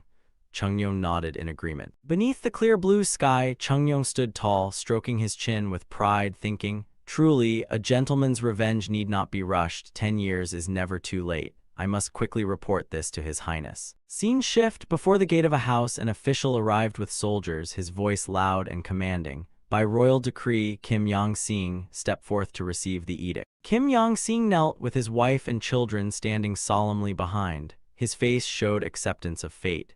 The official read, "Kim Yong-seeng, you spread unfounded slander that unsettled the people's hearts. This is a grave offense." The next command rang out, "Confiscate all assets of the criminal Kim Yong-seeng, and you are to be exiled to Gangwon for 5 years." Upon hearing this, Kim Yong-seeng shut his eyes tight, his face resigned to the sentence. But suddenly an image of Chungnyeong upon his throne appeared, his voice resonant. "I know this was but a bitter ploy to root out corruption. I also know you were forced from office in unjust grievance." The king solemnly declared, "Thus the corrupt were purged. You are not guilty, in fact you deserve reward." Back in his humble home, Kim Yong-seeng and his family stood in stunned silence.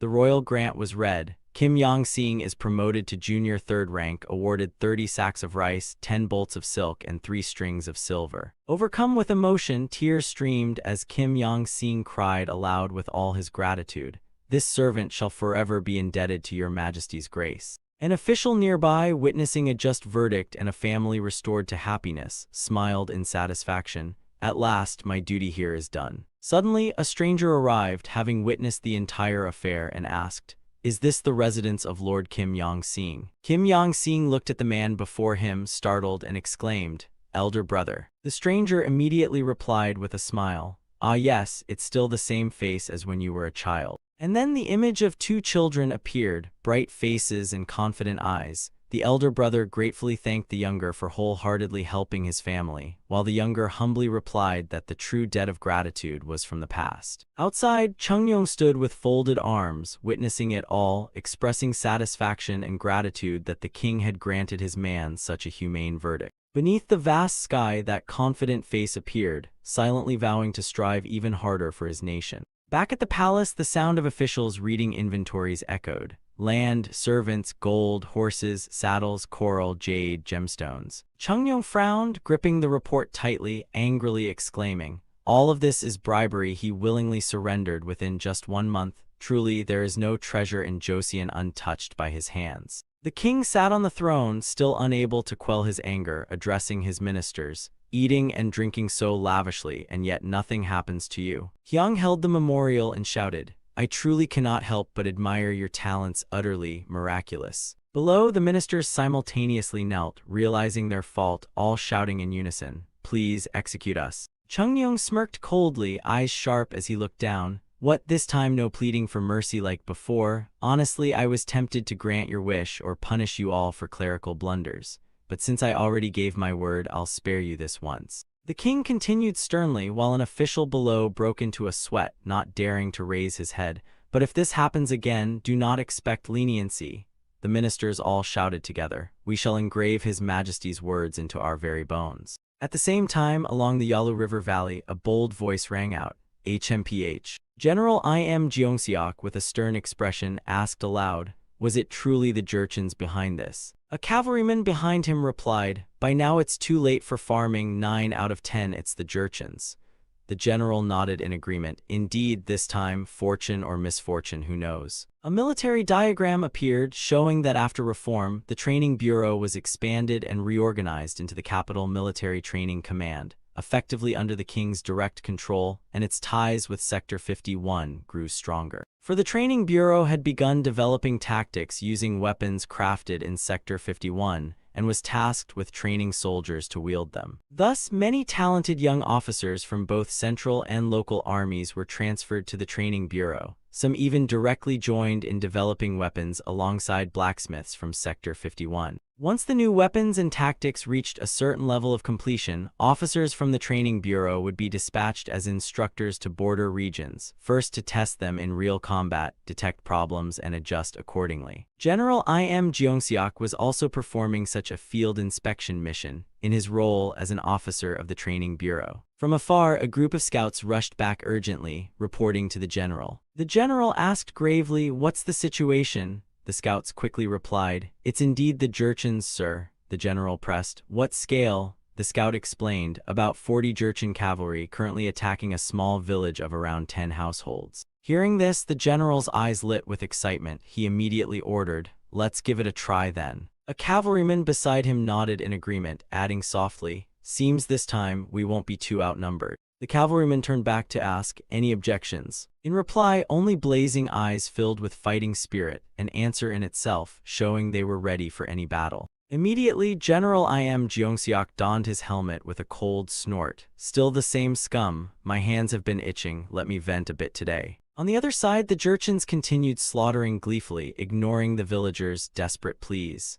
One grabbed a woman by the hair, laughing cruelly, "Not bad at all, come here." Meanwhile, another Jurchen watching from afar suddenly noticed an approaching troop. He quickly reported to his Khan, "My lord, Joseon troops." The Khan smirked arrogantly, "I have eyes too, only about 20 cavalry or so." In the village, the Jurchens continued their oppression. A commander shouted, "Throw all the brats into the barn, kill the rest for me." On this side, a bodyguard spoke to the Khan, "My Khan, do you really intend to gamble against the Joseon army?" The Khan smirked and calmly replied, "Of course, those lot are just plain cavalry, at most only that many in number." At the Khan's order, the Jurchens immediately spurred their horses, shouting, "Quick, let's devour the Joseon dogs alive." The tribesmen roared as if victory was already theirs. One even shouted, "The weapons Joseon forges are excellent, just seize them and use them. Today's truly our lucky day, they're only half our number." On the other side, General Im Jeongseok led the cavalry, blazing with spirit, charging straight at the Jurchens. Meanwhile, the Jurchens quickly formed neat ranks, preparing for a rain of arrows from afar. Immediately, the order rang out like thunder: fire! A storm of arrows sliced through the air toward the Joseon cavalry. Those arrows carried terrifying power, as if they could pierce through anything.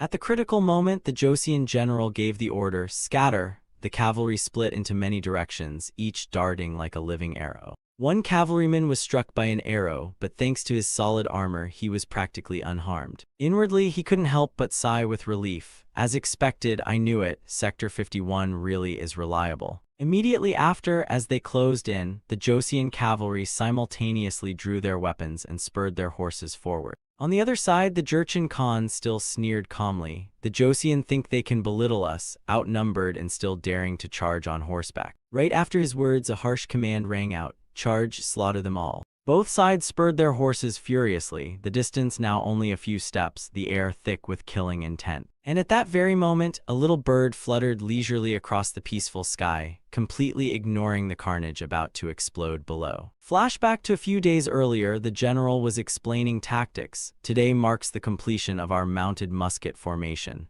Stick to the plan and carry it through." The cavalry below listened attentively to their general's lesson. "Hold the musket in your right hand, wrap cloth around your left," the general explained slowly.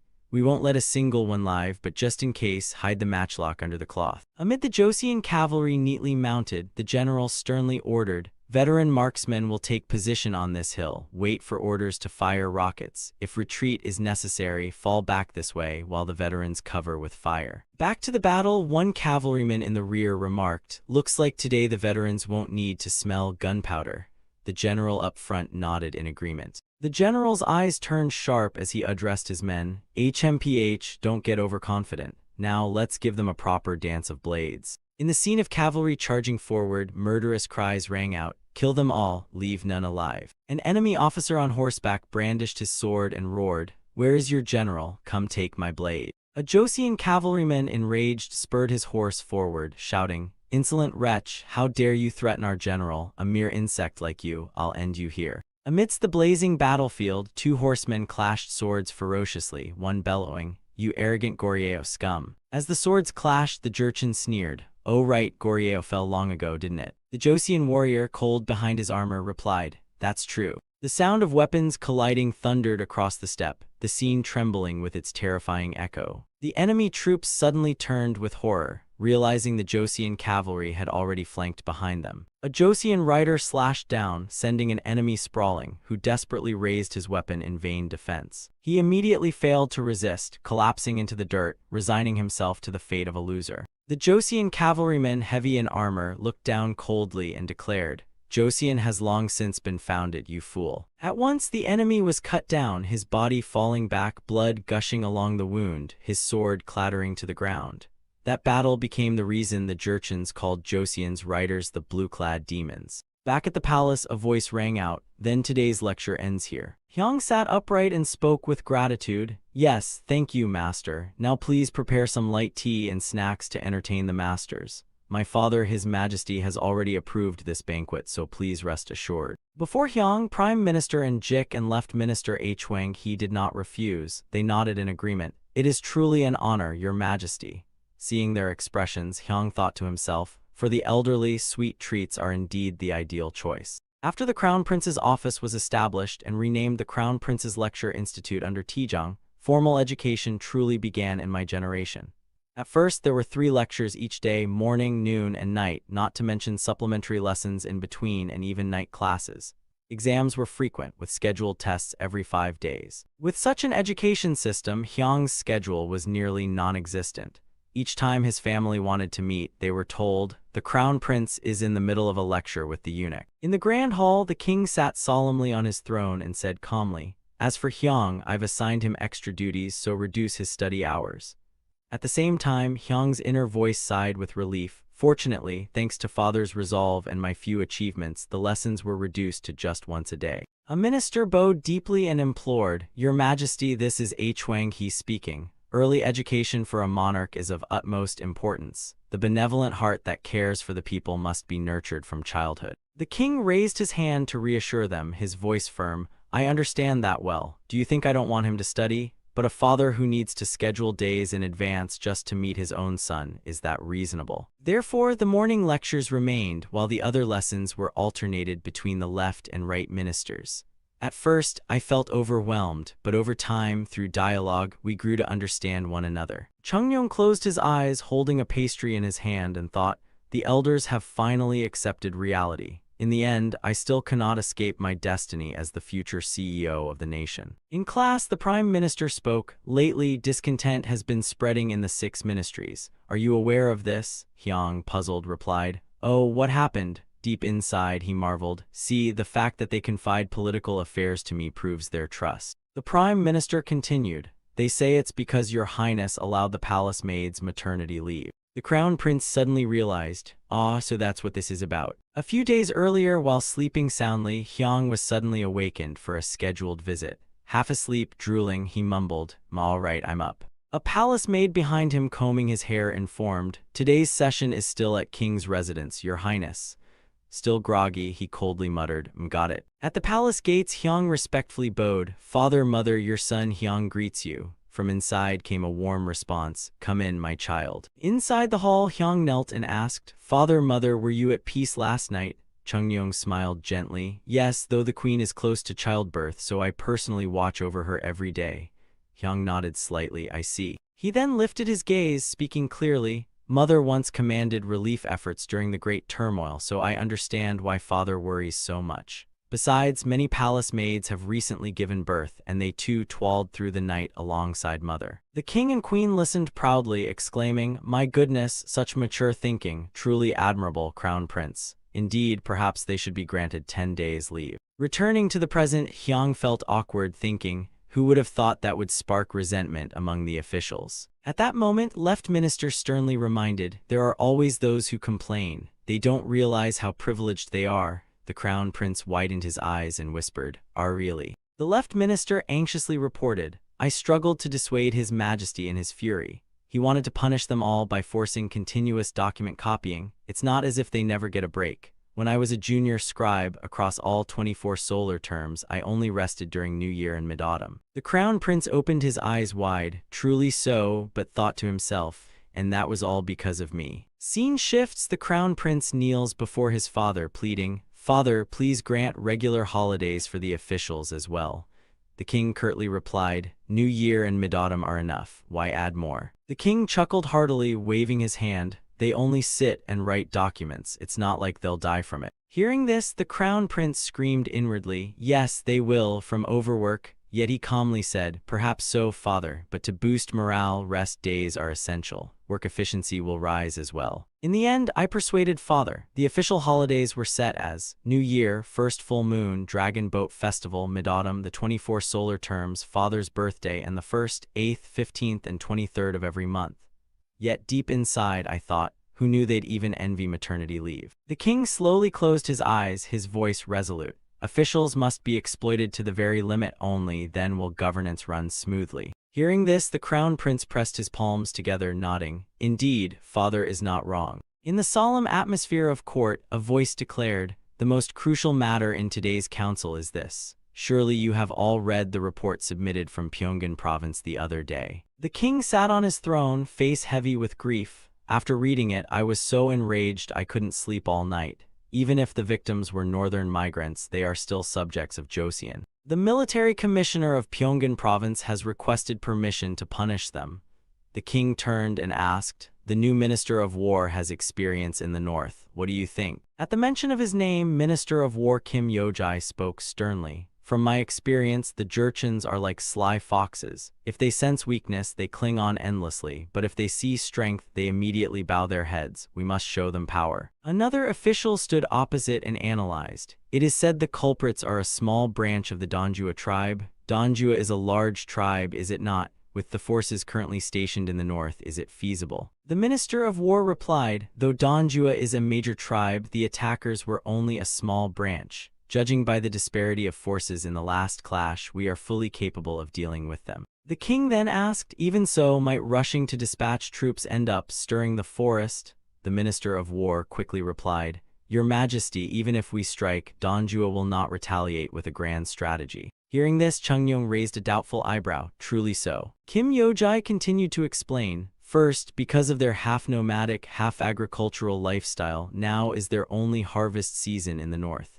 If this crop fails, the entire tribe will have to migrate elsewhere. The scene shifted to a Jurchen man plowing his small field. Even if a mobilization order were given, gathering troops would face many obstacles. The larger they are, the harder it is to unify them. Even if they could unite, they still bear a deep-seated feud with the Orlinghap tribe. Their rear is not stable enough to mobilize all forces. After hearing the Minister of War's thorough reasoning, Chungyong stroked his chin and let out a low HMPH. Immediately after, Chungyong stood up firmly, raising his hand.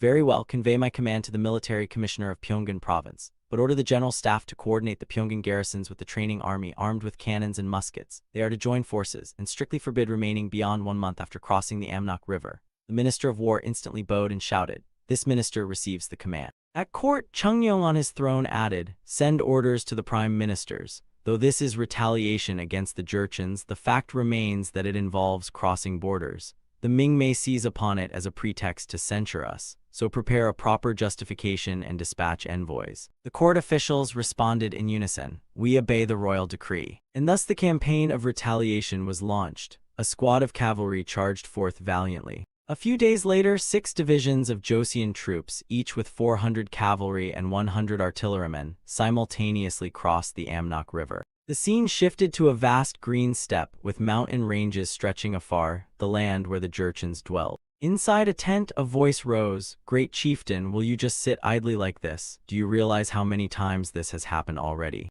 In the tribal council with the sub-chiefs, another spoke up. "Already 12 tribes have been attacked." 2 men of the tribe conferred. One angrily exclaimed, "They swept through like a storm, not leaving even a blade of grass. Those weren't true tribes, just vassal clans, not even worthy of being called tribes, and they dare claim it's retaliation for a mere 10 Joseon households being raided." Hearing this, the Donjua chieftain glared, "So what do you propose now? You mean to declare full mobilization and all-out war? In the middle of harvest season, how many young men do you think we can muster?" The man wiped cold sweat, worried. From behind, the Donjua chieftain pressed, "Your tribe alone, how many can you send?" The man muttered, "If this year's crop fails, our tribe will starve to death." The chieftain roared furiously, "What other choice is there? Half measures will only push our youth straight to their graves." Another elder interjected, "Why not ask the Ming to mediate?" The Donjua chieftain retorted, "Envoys have already been sent twice, only to return with empty, repetitive words."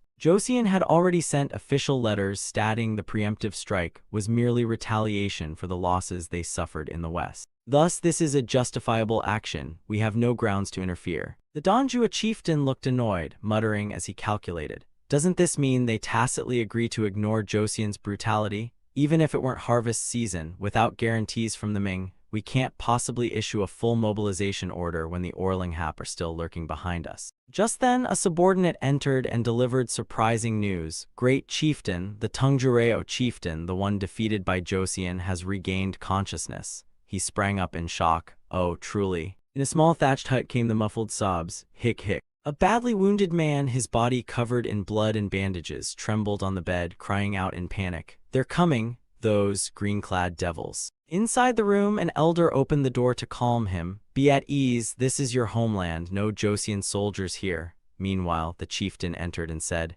"Master Wang, I have come to see Chieftain Tungjureo." Master Wang turned to the Donjua chieftain and said gravely, "Though opium eases the pain, I fear he doesn't have long to live. If you have anything to say, now is the time." Immediately, the Donjua chieftain grasped the dying man's hand, speaking with deep emotion. "Brother, you are awake. Ah, my brother, I am glad to see you once more before your final breath." His eyes resolute, he whispered, "I will avenge you." Suddenly, Chieftain Tungjureo's eyes flew open in terror, and he screamed, "No, the Joseon army." Gasping, Tungjureo clutched his friend's robe, eyes wide with panic, and cried, "The Joseon, they wield the power of dragons. Do not foolishly face those green-clad devils." Then his bloodied hand slipped from his brother's shoulder, and he choked, "No, ah," before falling limp. Master Wang bowed his head slightly and confirmed, "He is gone forever." At once, the Donjua chieftain stood silent, then clenched his fist with fury, flames of anger flaring behind him as he roared,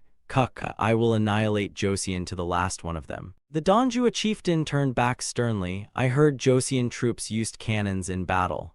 Master Wang replied. Not just ordinary cannons, it seemed there were muskets too. Hearing this, he frowned and thought, muskets, I've seen them, but those things miss half the time, probably just bad luck. Master Wang folded his arms and said slowly, such weapons are hardly widespread, they may not have anticipated this either. Great chieftain, I understand your anger. The Donjua chieftain muttered, but I heard Joseon has already withdrawn. Master Wang placed his hands together calmly. At first I was forced back here by the Ming, but now I regard this land as my home. Master Wang went on earnestly, at my age I have no wish to live as a slave under another tribe. Please do not act recklessly.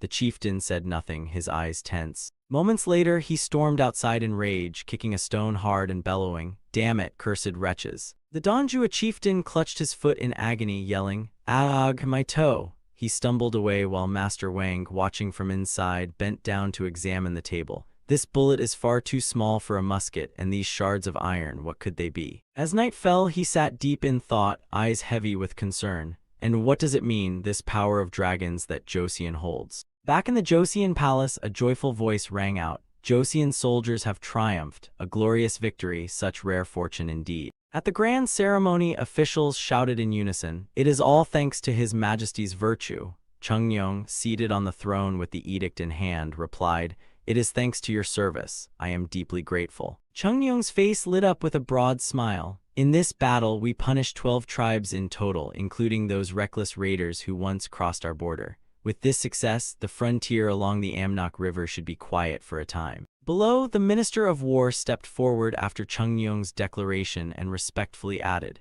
"As His Highness said, they will not dare dream of crossing the Amnok River again anytime soon." Chungnyeong closed his eyes, his face showing satisfaction. "Good, but do not grow careless. Strengthen surveillance along the border. And what about rewards for those who earned merit and the funerals of those who sacrificed?" Hearing his duty mentioned, Chief Counselor Li Jik immediately reported, "Your Majesty, those who achieved merit shall be promoted according to their deeds. The wounded will receive monthly rations and stipends depending on the severity of their injuries. Families of the fallen shall be supported, and if their descendants wish to take the civil or military exams, they will be given proper assistance." Hearing this, the king calmly added, "Both memorial rights and the well-being of their families must be cared for. They fought for this nation, so they must be honored accordingly. Only then will men dare lay down their lives for Joseon." All the officials in the Great Hall responded in unison, "We shall engrave these words into our very bones." Immediately after, a eunuch announced to Chungnyeong, "Your Highness, the Crown Prince has submitted his report regarding the device mentioned this morning." Chungnyeong suddenly recalled, "Ah yes, that underground water channel thing." A clear blue sky appeared through a circular view, as if seen from underground. Chungnyeong, the chief minister, and the left minister peered into the device, exclaiming in surprise, "Oh ho, this thing is buried beneath the ground." Before the many officials, Hyang pointed toward the large stacked pipes and declared, "Yes, father, this is the drainage system." Chungnyeong curiously asked, "Made from lime and iron?" Quick-witted Hyang explained, "No, father. Using cylindrical molds, we place iron reinforcement inside, then pour in concrete to harden it." Listening to Hyang's explanation, the king stroked his chin and mused, "Ah, so iron molds, hence the name iron roots reinforcement. But concrete, strange word." Hyang smiled and explained, "That is a Western term. It is a mixture of lime, sand, and gravel called concrete. Since we haven't thought of a proper substitute word yet, I left it as is." The king clasped his hands behind his back, packing as he spoke. "In urgent matters, naming is secondary. Renaming can come later. But what advantage lies in combining reinforcement and concrete?" Seeing his curiosity, Hyang elaborated, "Yes, concrete is a man-made stone. Stone has strong compressive strength but weak tensile strength, while iron is the opposite, strong in tension but weak in compression. By combining both, they compensate for each other's flaws and amplify strengths, called reinforced concrete." Hearing this, two scribes nearby sweated nervously as they jotted down these strange concepts. It seemed only Chungnyeong truly understood as he exclaimed, "Ah, so that's how it is." Hyang, after presenting, looked pleased, while the two scribes remained baffled and the two ministers exchanged glances, pondering. Using iron to make stone stronger, then employing it to control floods, truly a symbol of harmony under the 5 elements, principles of mutual generation and restraint. After hearing the full presentation, the king kindly looked at his son and instructed, "Very well, Crown Prince, I trust you. Pursue your aspiration." The boy bowed, "Yes, father, by the way, regarding Immediately the king sternly warned, but keep the costs as low as possible. The boy quickly replied, yes, yes. At the construction site after the presentation, questions came one after another, first from the scribes, then from the chief and left ministers, all examining the product of the demonstration. Chungyong asked, and why are the scribes here? The two men bowed nervously and stammered, it is just that, may we ask how to properly write the word concrete? Hyang smiled and ordered, court attendant O, lend me your back, you all bring me a notebook and a golden brush. The attendant quickly bowed and replied, yes, your highness. Immediately after, Hyang carefully wrote Con, Cr, while the scribes leaned in, watching every stroke of the crown prince's brush. Suddenly Hyang shouted, oh no, startling his father the king and the scribes. One scribe pressed nervously, what happened, your highness? With the king's curious gaze upon him, Hyang quickly answered, I just made a mistake in writing. The scribe hastily replied, but there was no need to tear the paper apart like that. Right after, a new line of characters was written. Hyang held up the book with the fresh writing and explained, it must be written this way. In the West, they write and read from left to right. The two scribes, listening intently, nodded, so that's how it is. As if hiding something, Hyang abruptly announced, I'm busy, I'll excuse myself now. One scribe cheerfully replied, of course, we thank your highness for your help. Hyang's face trembled with sweat as he thought, wake up, Li Hyang, you nearly caused a disaster on the level of a meteor strike just now. He recalled writing concrete in Hangul at this time, while the note below reminded, in this era, Korea still used Chinese characters. The two scribes whispered anxiously, we must think of a proper way to write it using Idu, or should we just leave it as is?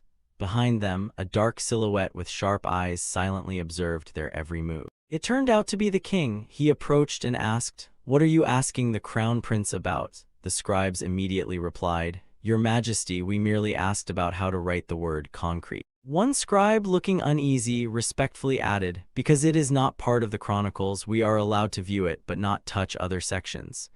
The king stood before him and nodded briefly, I understand. At once he picked up the scrap of paper and began reading, C-O-N-C, so this is how concrete is read. He returned the paper to the scribes, who asked, your majesty, can you read this script as well? Chungyong replied, I only understood the meaning before, not the sound. Now I have learned a little. In the Western books the crown prince brought back, many such words are recorded. Chungyong pressed further, but what about the letters the crown prince said were written later? The scribe replied, I have never seen such characters before.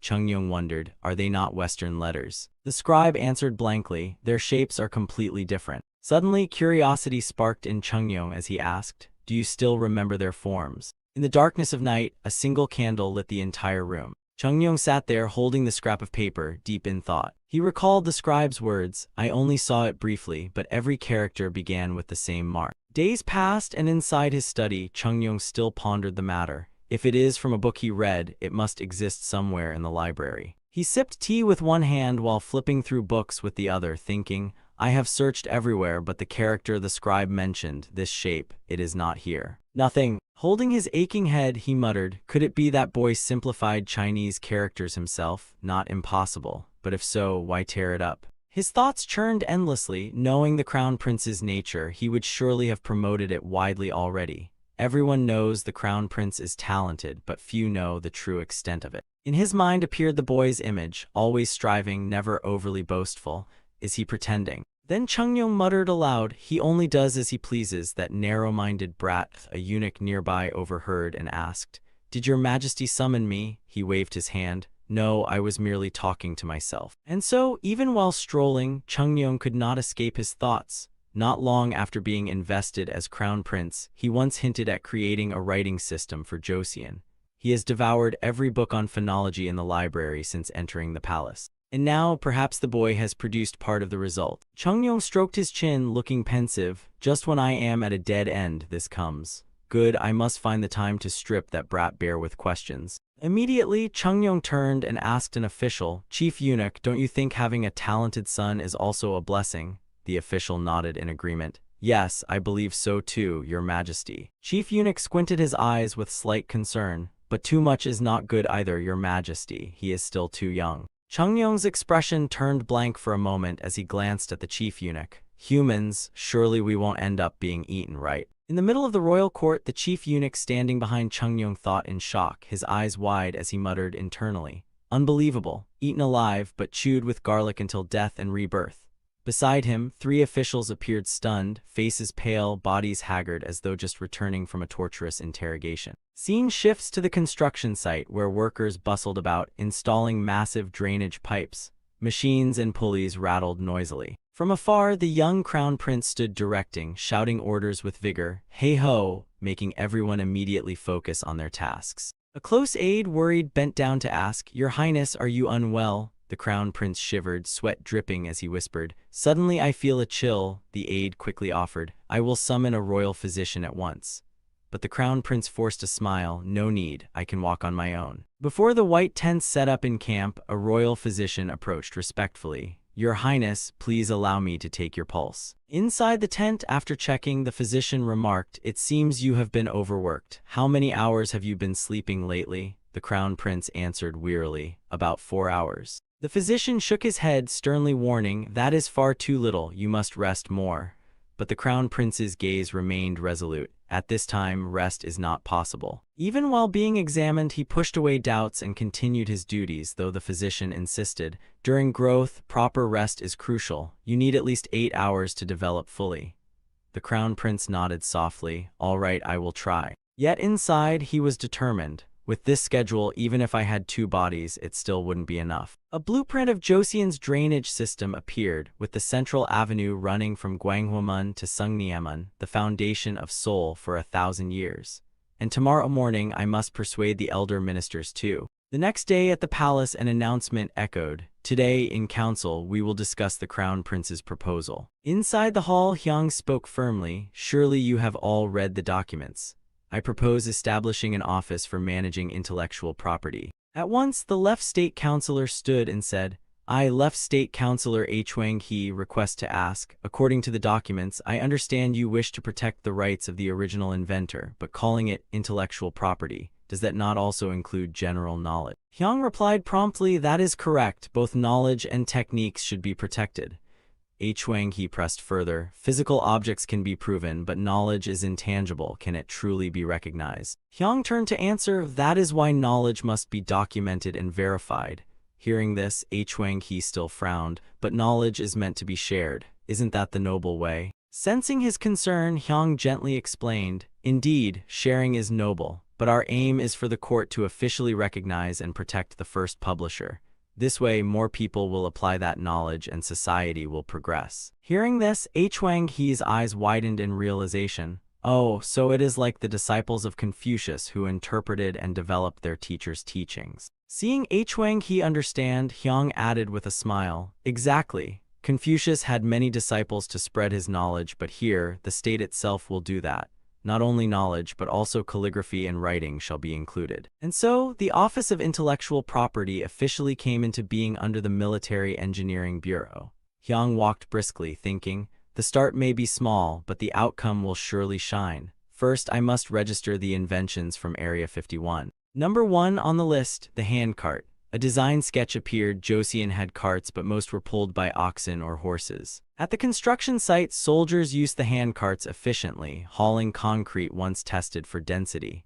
Upgraded into modern handcarts, they became indispensable tools for road building. However, lacking rubber, the carts had to be made of iron, a definite drawback. Hyang pondered, the wrinkles on his young brow visible. We must send someone to South America to obtain rubber sap. In the research lab of Area 51, a new thought struck him. It's time for large-scale foreign trade. In the council chamber, Chungyong sat in the center, saying, "The personnel additions will proceed like this. What else is lacking at the site?" Hearing his question, the official next to him immediately said, "We need more carts, many more carts," Hyang replied. "As long as the National Steelworks supply iron, carts will be completed accordingly. I will personally encourage the craftsmen." Scene shifts outside the gates of Area 51, where 2 guards stood watch. Inside, craftsmen hammered and held frames. This was the frame-making division. This was the wheel-making division. And this was the plank-making division. The blacksmith Gong explained, "Finally, the assembly unit runs systematically, the structure built for continuous operation." Hearing the stability of his words, Hyang praised loudly, "Excellent, truly the style of Master Gong the smith." From afar, two men were talking. Chungyong overheard, "Chief Jang, do you bear a grudge against carts? Why are you staring so hard?" The other replied, "Haha, I'm not glaring, I'm just curious about their structure." The smith added, "If it's structure you want, Area 51 or the research library has blueprints." Chief Jang stroked his chin. "I've read the blueprints, but I want to observe directly." Hearing this, Hyang thought to himself, Chief Jang is truly strange. Even the great Jang Yongsil might be swayed by such curiosity. At the Crown Prince's residence, a maid's voice rang, "Your Highness, please, we beg on our knees." The head lady-in-waiting earnestly declared, "Her Majesty the Queen has strictly ordered that if the lights of the Eastern Palace are not extinguished by 10 p.m., the maids will be beaten and expelled. I, as their overseer, will also be punished." Hearing this, Hyang folded his arms, dissatisfied, "But I still have unfinished work."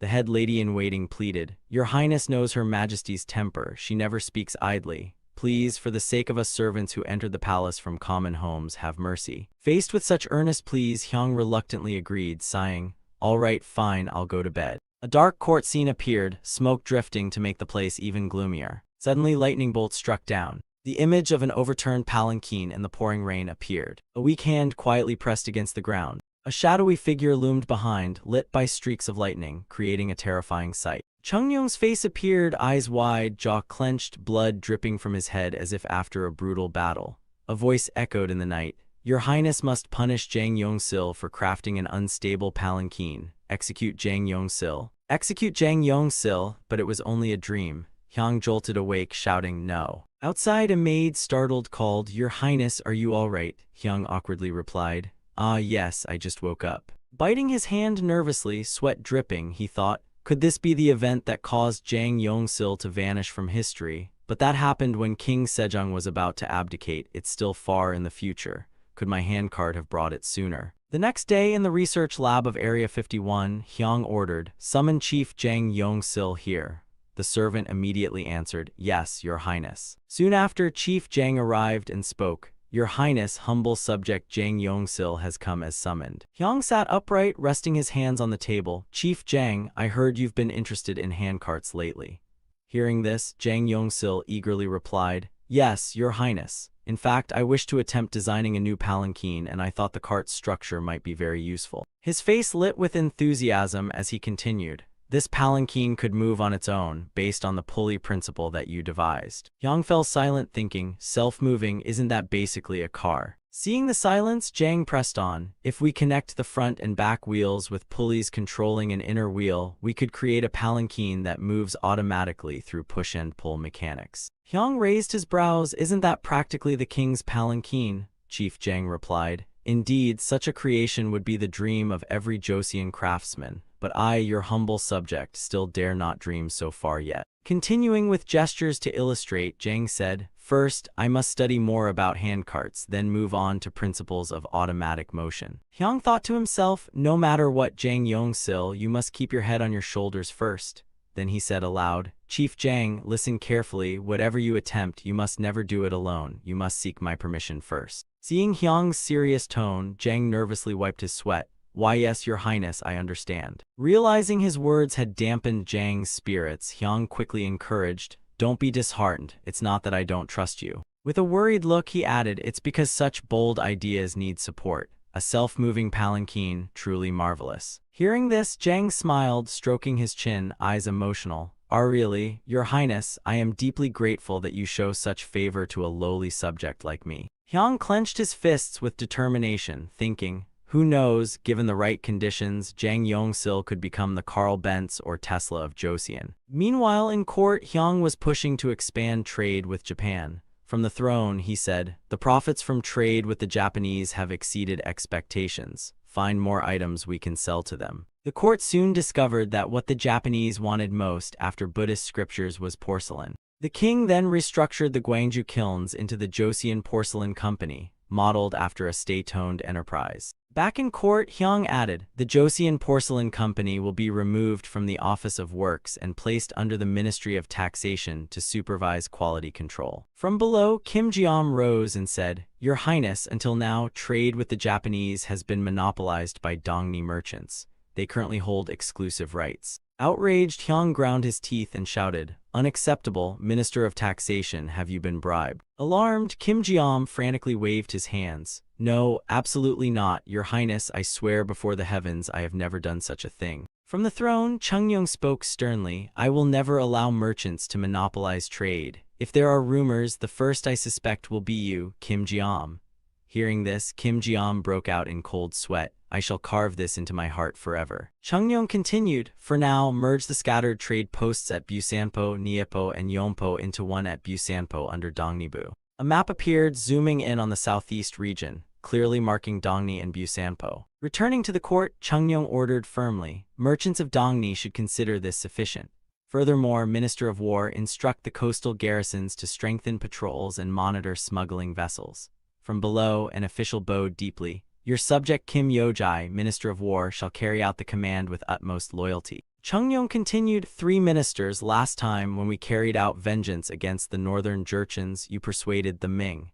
This time as well, ensure our trade with Japan cannot be faulted." The officials below responded in unison, "We shall devote our full strength." Afterward, the court granted trade permits to the Aochai clan and the Kyushu governors. These two forces were close allies of Joseon. They were also allowed to build large estates at Busanpo, further cementing their power in Japan. When this news reached the Lord of Tsushima, in a grand house a voice rang out, "What?" After hearing the report from his servant, the Lord of Tsushima shouted, "Trade allowed only at Dongni, and no license for us. Our volume of trade with Joseon is even greater than with Japan itself." Seeing his lord enraged, the servant added, "Not only that, but Joseon and Japanese merchants who once traded with us have nearly all withdrawn."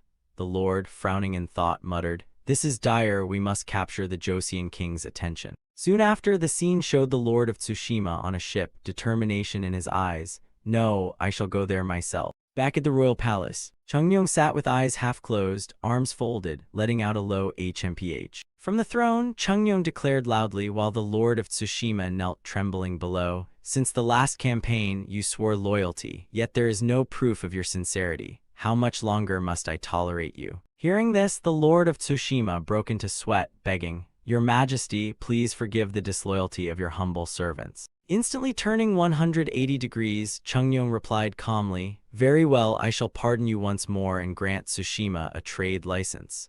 The lord remained stunned, not quite grasping what had just happened. As trade with Japan expanded, Joseon's silver reserves steadily increased. Though reforms of the capital and recovery after the Great Fire did not lack funds, a new problem emerged. Stroking his chin, Chungyong pondered, "Our two major partners, Ming and Japan, both use silver currency. If we wish to reform our monetary system after the bitter failure before, we need a trustworthy mechanism that circulates even among neighboring states." In the council chamber, Chungyong sat among ministers. "Here is the map of gold and silver mines discovered by the mining group. Select those to be exploited immediately." The left chancellor rose. "Your Majesty," Minister Li Jik humbly reports, "the reason we have never mined gold before is..." Before he could finish, Hyung interjected, "I already know." Suppressing his anger, Chungyong said, "If others learn Joseon has gold and silver mines, Ming will demand a share. So begin mining secretly in places they cannot notice. Let us set aside obligations to the suzerain for now. Think first of the welfare of our people." Hearing this, all ministers responded in unison, "We obey." Scene shifted to the intellectual property office. While external trade with Japan expanded, internally the court was spreading the concept of intellectual property management, gradually realizing its effectiveness. Within the office, a voice spoke, I'm a blacksmith making hose. Can I register my technique?" The official replied, "If it's already common knowledge, then no, but you may try submitting an application." The peasant scratched his head. "But I can't write," the official kindly reassured. "Don't worry, there is a place to guide and write for you." Next, another man said, "I wish to register the right to use a handcart."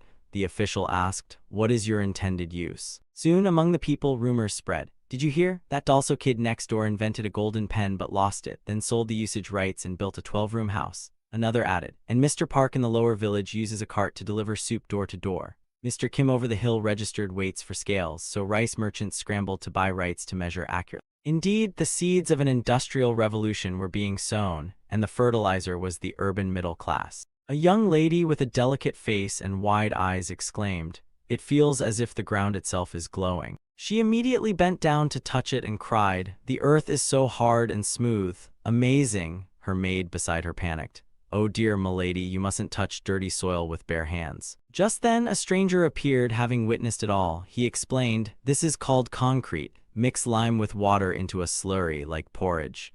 The two women turned sharply, wary of him. Pointing confidently, he continued, "Then layer stones, cover with earth, add more stones, pour concrete on top, and let it harden. You must be visitors, yes. Where are you from?" Hearing this explanation, despite her maid's caution, the young lady replied, "I am from Andong. This concrete, do you know it well?" The man proudly answered, "Of course, I even helped build this road. Ask me anything you wish." Seeing that, the young lady asked further, "Wonderful, I've always wondered, what is that gap in the ground for?" Hearing the question, the young man was startled and stammered, "Ah, that gap, well that's..." Realizing he might have slipped, he quickly diverted, "Over there's a tavern. Let me buy you a drink and I'll explain it all properly." Witnessing this, another stranger stepped in and answered, "That, called an expansion joint.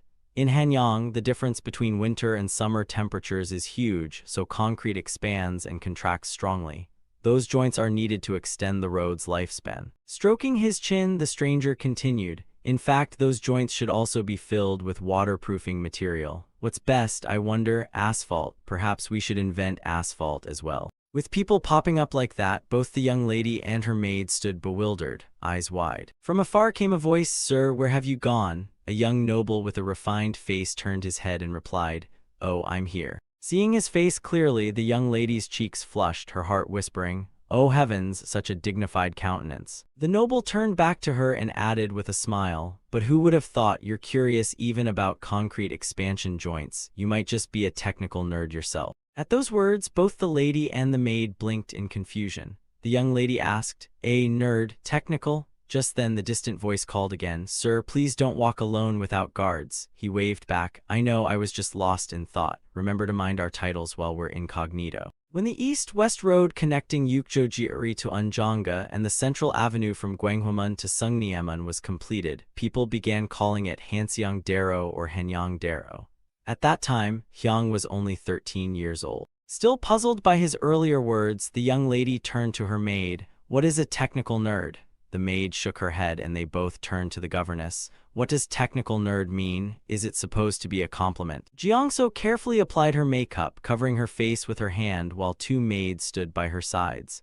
Was this wedding of big sis Jiangso a return, a reincarnation, a spirit possession, or maybe all three at once? Honestly, I have no clue. The master of ceremonies spoke. Groom, bride, bow to each other. The groom and bride bowed under the witness of the gathered officials. At this very moment, Chungnyeong's eyes welled up with tears as he saw his daughter wed. If it weren't his own girl, he might never have had this chance in his lifetime. Hyang recalled the past when he poured all his effort into developing the method of smallpox inoculation. He remembered his own childhood words, "If you don't even dare to try because you fear failure, then how can Joseon ever move forward, huh?" The image of Jiangso patting Hyang lightly on the shoulder made him stagger. Yet it was the very strength he needed to convince the ministers. The memory of her fiery spirit, crushing a rice cake in her hand, shifted to a scene of Jiangso crying her heart out. She ran out of the palace in tears. He lowered his head, lost in thought about how to protect his people. Hyang prayed silently, "Big sis Jiangso, you must truly be happy." Suddenly a voice called out, "Son-in-law." Suddenly again, "Son-in-law." Talk about dramatic timing. Chungnyeong and he stood before the groom, startling him so much he trembled. "My daughter, my sister, if you ever dare make her shed tears, your only path is death." The groom shivered and answered, "Why yes, I understand." Yongle Emperor sat on his throne, gazing at Chungnyeong. The ties between Joseon and his empire were far more complicated than people thought, not merely colony or vassal, but more like the relationship between a nationwide godfather and a local boss. Chungnyeong called him Big Brother, and whenever a new king took the throne, he still had to submit petitions to the Ming to gain recognition. Yongle Emperor turned his head away from Chungnyeong. The Ming were still bitter that Joseon had overthrown Goryeo through a coup. He had even pre-approved allies tied to Ming, but the outcome remained unchanged.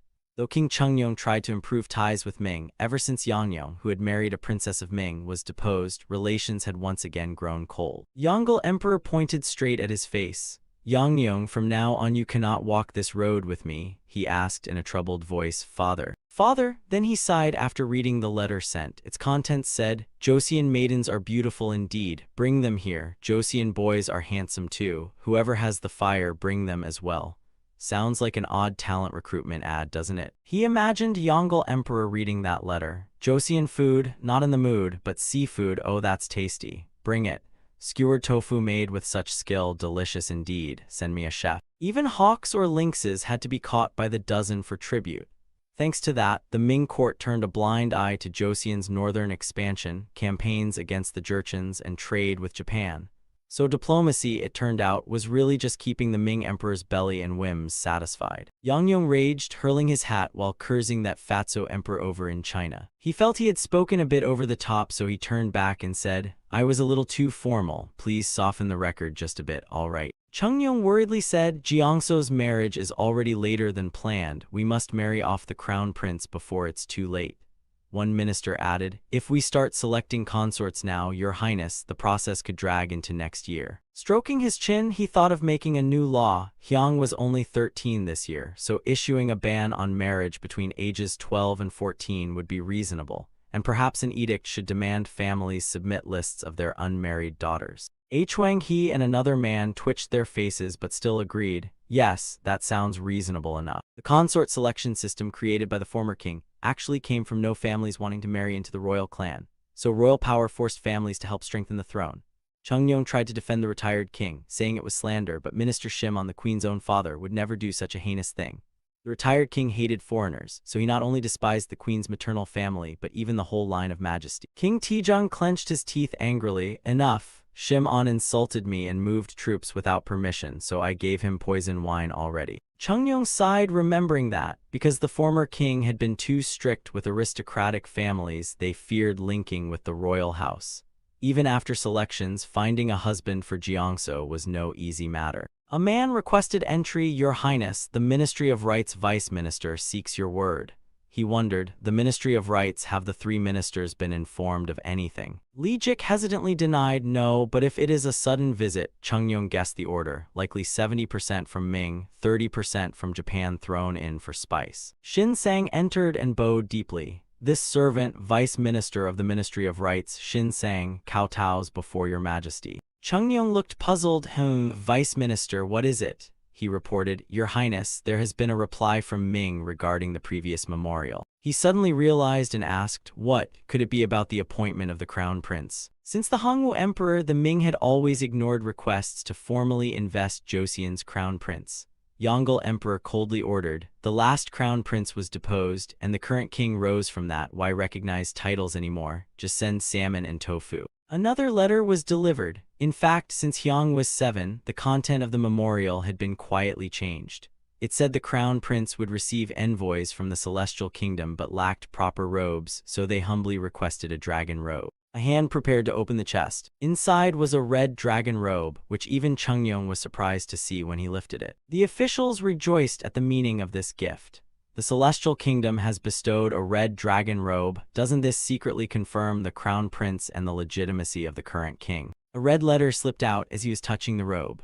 Wang He beamed when he saw it. A red letter was a personal handwritten note from the emperor of the celestial kingdom. It seemed the good news of the crown prince had already reached the Ming capital. Chungnyeong opened it in surprise, slightly stunned. He closed the box, deciding that for once the prime minister's words were right. A wedding for the crown prince must be arranged quickly.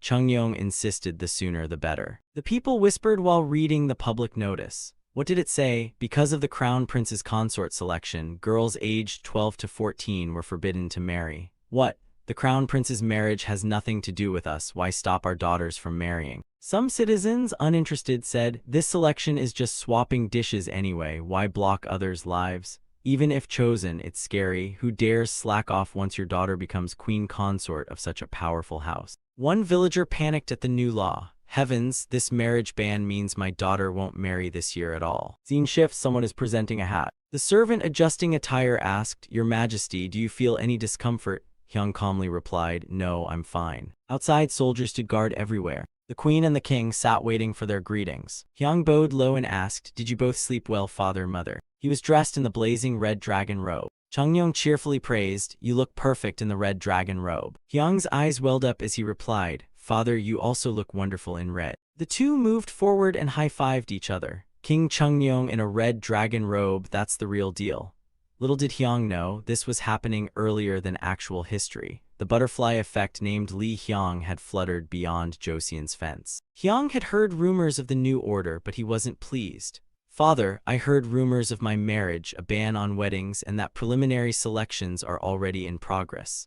Honestly, I haven't thought about marriage at all. Right now, even 2 bodies wouldn't be enough to handle everything. Chungnyeong squinted his sleepy eyes in praise. Looks like you've done your homework about consort selection, huh? He explained what he knew. Yes, father. First, a preliminary round selects 5 to 7 young ladies from submitted records, then a second round reduces them to 3 or 4, and finally the third round picks the crown princess. He replied, correct. For the preliminary round, we need the birth charts of the ladies, then we'll compare compatibility and eliminate those with clashing signs. Hyang stroked his chin, thinking of many things. So the birth chart is like a resume screening, right? Indeed, birth charts, feng shui, and face reading, that was considered advanced science of the era. Chungnyeong frowned in displeasure. Among the dragon robe rolls sent from the celestial kingdom, there was also a handwritten letter from the emperor.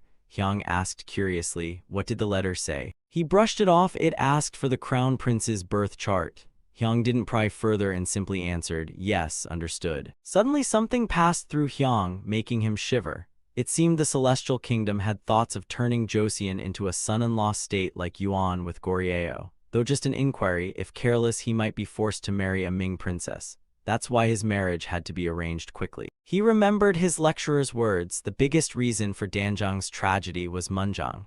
Danjang was born in 1441. At that time Munjang was 27. Chungnyeong had fathered Munjang at only 17. Munjang wasted a whole 10 years. Hyang worried deeply. Yes, I am the crown prince, not just a bookworm obsessed with experiments and inventions. His lecturer's words echoed again. If Danjang had been born 5 or 10 years earlier, Saiyang wouldn't have dared to stage the Jiayu coup.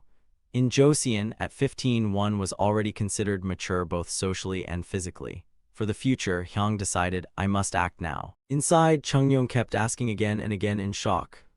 What did you just say? Repeat it once more. Where exactly do you plan on going? Hyang lowered his head, eyes deep with hesitation. Father, actually I intend. He blurted it all out at once, to visit a brothel for a bit. But my private allowance isn't enough. Could you grant me some personal funds? Hyang smiled with the face of pure innocence. Shim-on looked at the tray before him, steaming hot tea and colorful pastries, and couldn't help but sigh. Sometimes sharing tea like this is truly refined. Lee Jik turned respectfully and said, thank you, your highness, for your profound grace. I am deeply grateful. The tea is so fragrant and soothing.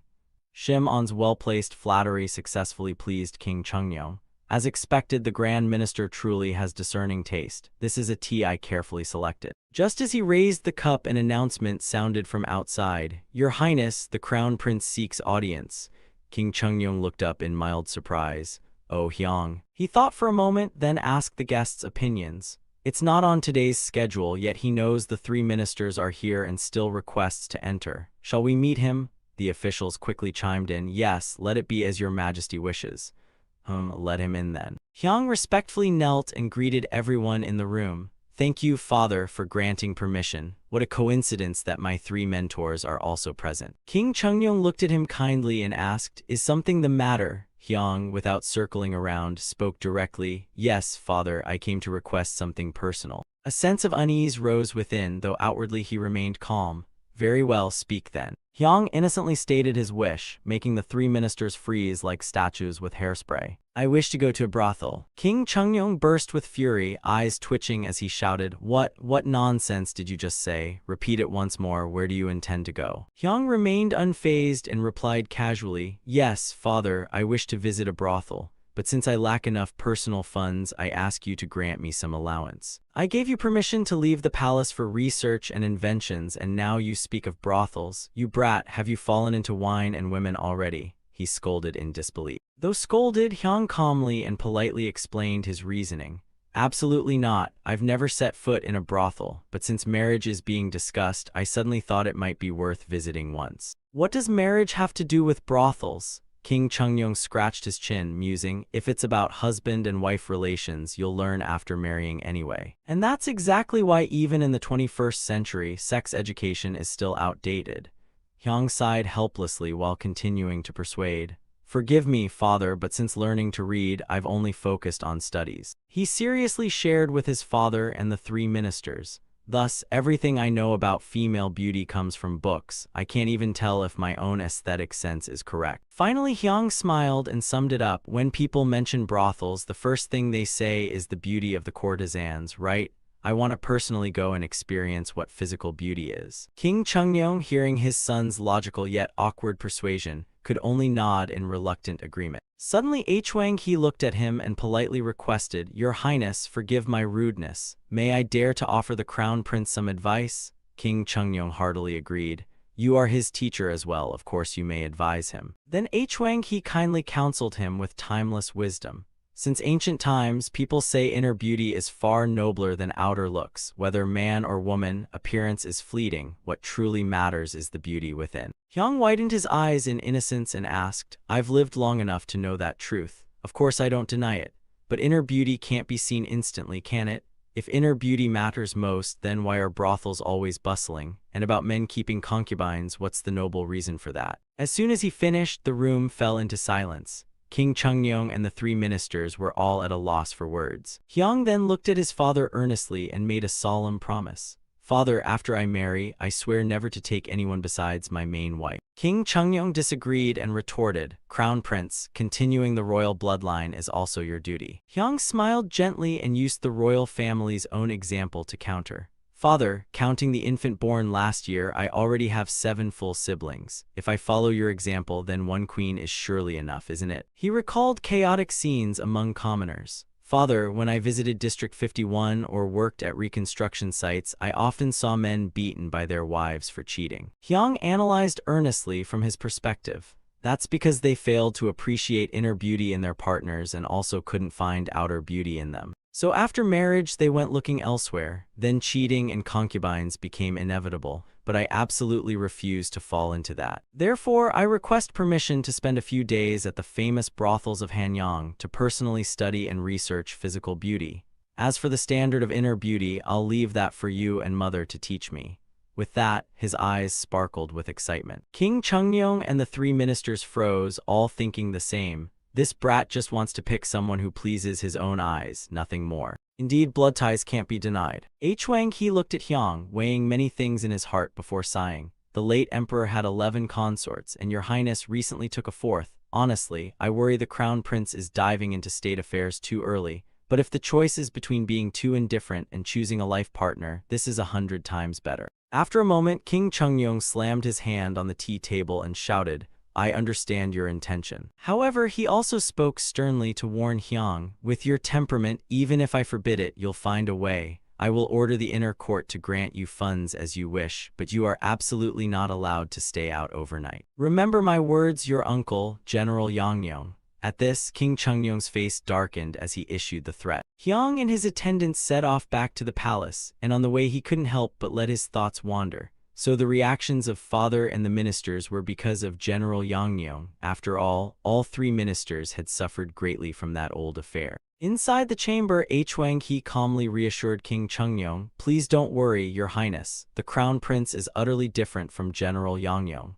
The king's face was tired and brooding. Yes, at least he's not the type to drown in wine and women. King Chungnyeong, still a little anxious for him, replied, "Even if I'm at ease, it feels like a child standing at a riverbank. I am just a father after all." On the other side, Hyung strode forward in high spirits. Until now it was only a hunch, but things had become clear. He recalled the women he had met. Most palace maids came from noble families, so their looks already stood out, and with extra grooming they shone even brighter. The new consort's father recently accepted would be called beauties even by modern standards. On Unjong Street, too, there were stunners who made him gasp. That girl who asked about concrete last time was pretty cute as well. Hyung's heart quietly bloomed. He made a silent decision. It was time to test what his high school art teacher had said. Hyung gradually sank into memories of those school days. Don't confuse your personal aesthetic with actual standards of beauty. The teacher's lecture echoed in his head. Simply put, there's no such fixed thing as Eastern beauty, Western beauty, or traditional beauty.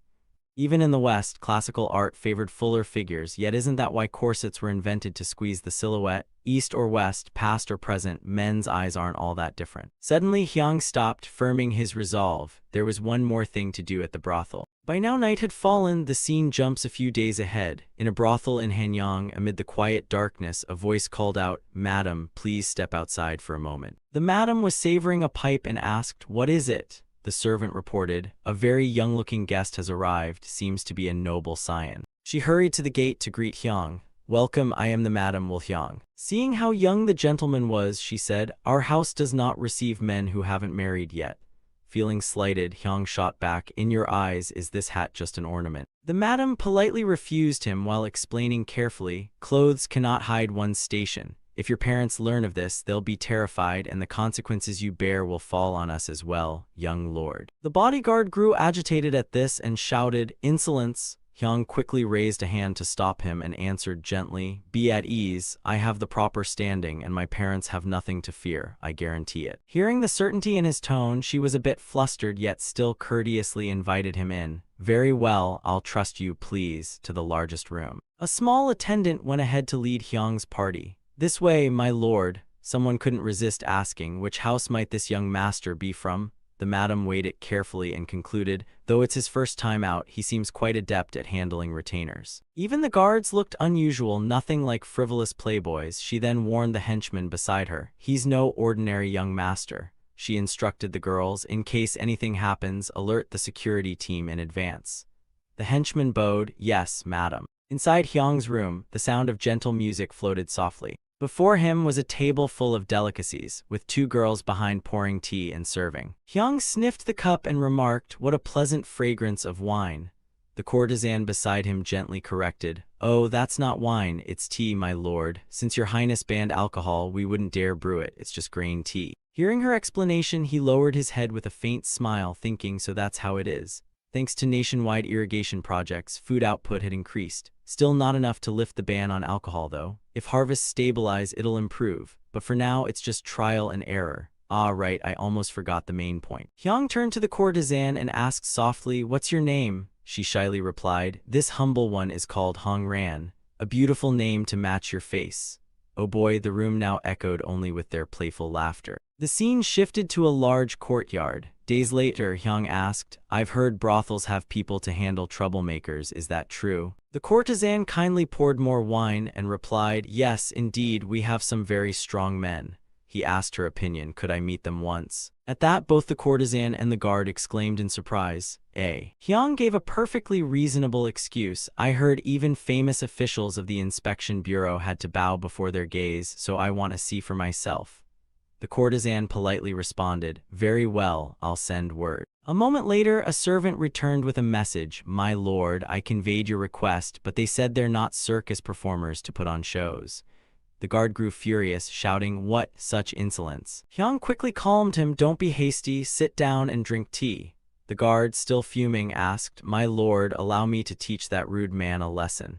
Hyung declined smoothly, "No need, just enjoy the tea, don't get drunk on its aroma." He stared at the teacup and muttered, "Tea and performers, now that's amusing." Then Hyung ordered the servant, "Go back and tell them this." "Yes, please instruct me, my lord." He spoke a sarcastic line full of hidden bite, "You're just gatekeepers, waiting to nibble leftovers from the banquet, yet you flap your mouths so much." A servant holding a lantern stood before a bedroom door and called, "Big brother, are you in there?" The man, still drinking, didn't turn his head. "What is it? Another disturbance?" The servant hesitated. "Not that, a guest from the grand chamber seeks you." He stammered as he reported, "Honored sir," I relayed the words, "but they asked me to tell you they're not wandering entertainers." The martial guard, hearing this, flared with anger. "What? Such disrespect?" Hyung, still holding his teacup calmly, said, "Don't get worked up, just sit." Yet the guard still wanted to act. "My lord, let me personally deal with that insolent one." Hyung showed no anger. "No need, just sit and savor your tea, only don't get drunk on its fragrance." He looked at his reflection in the cup and smiled. Tea and talent, amusing indeed.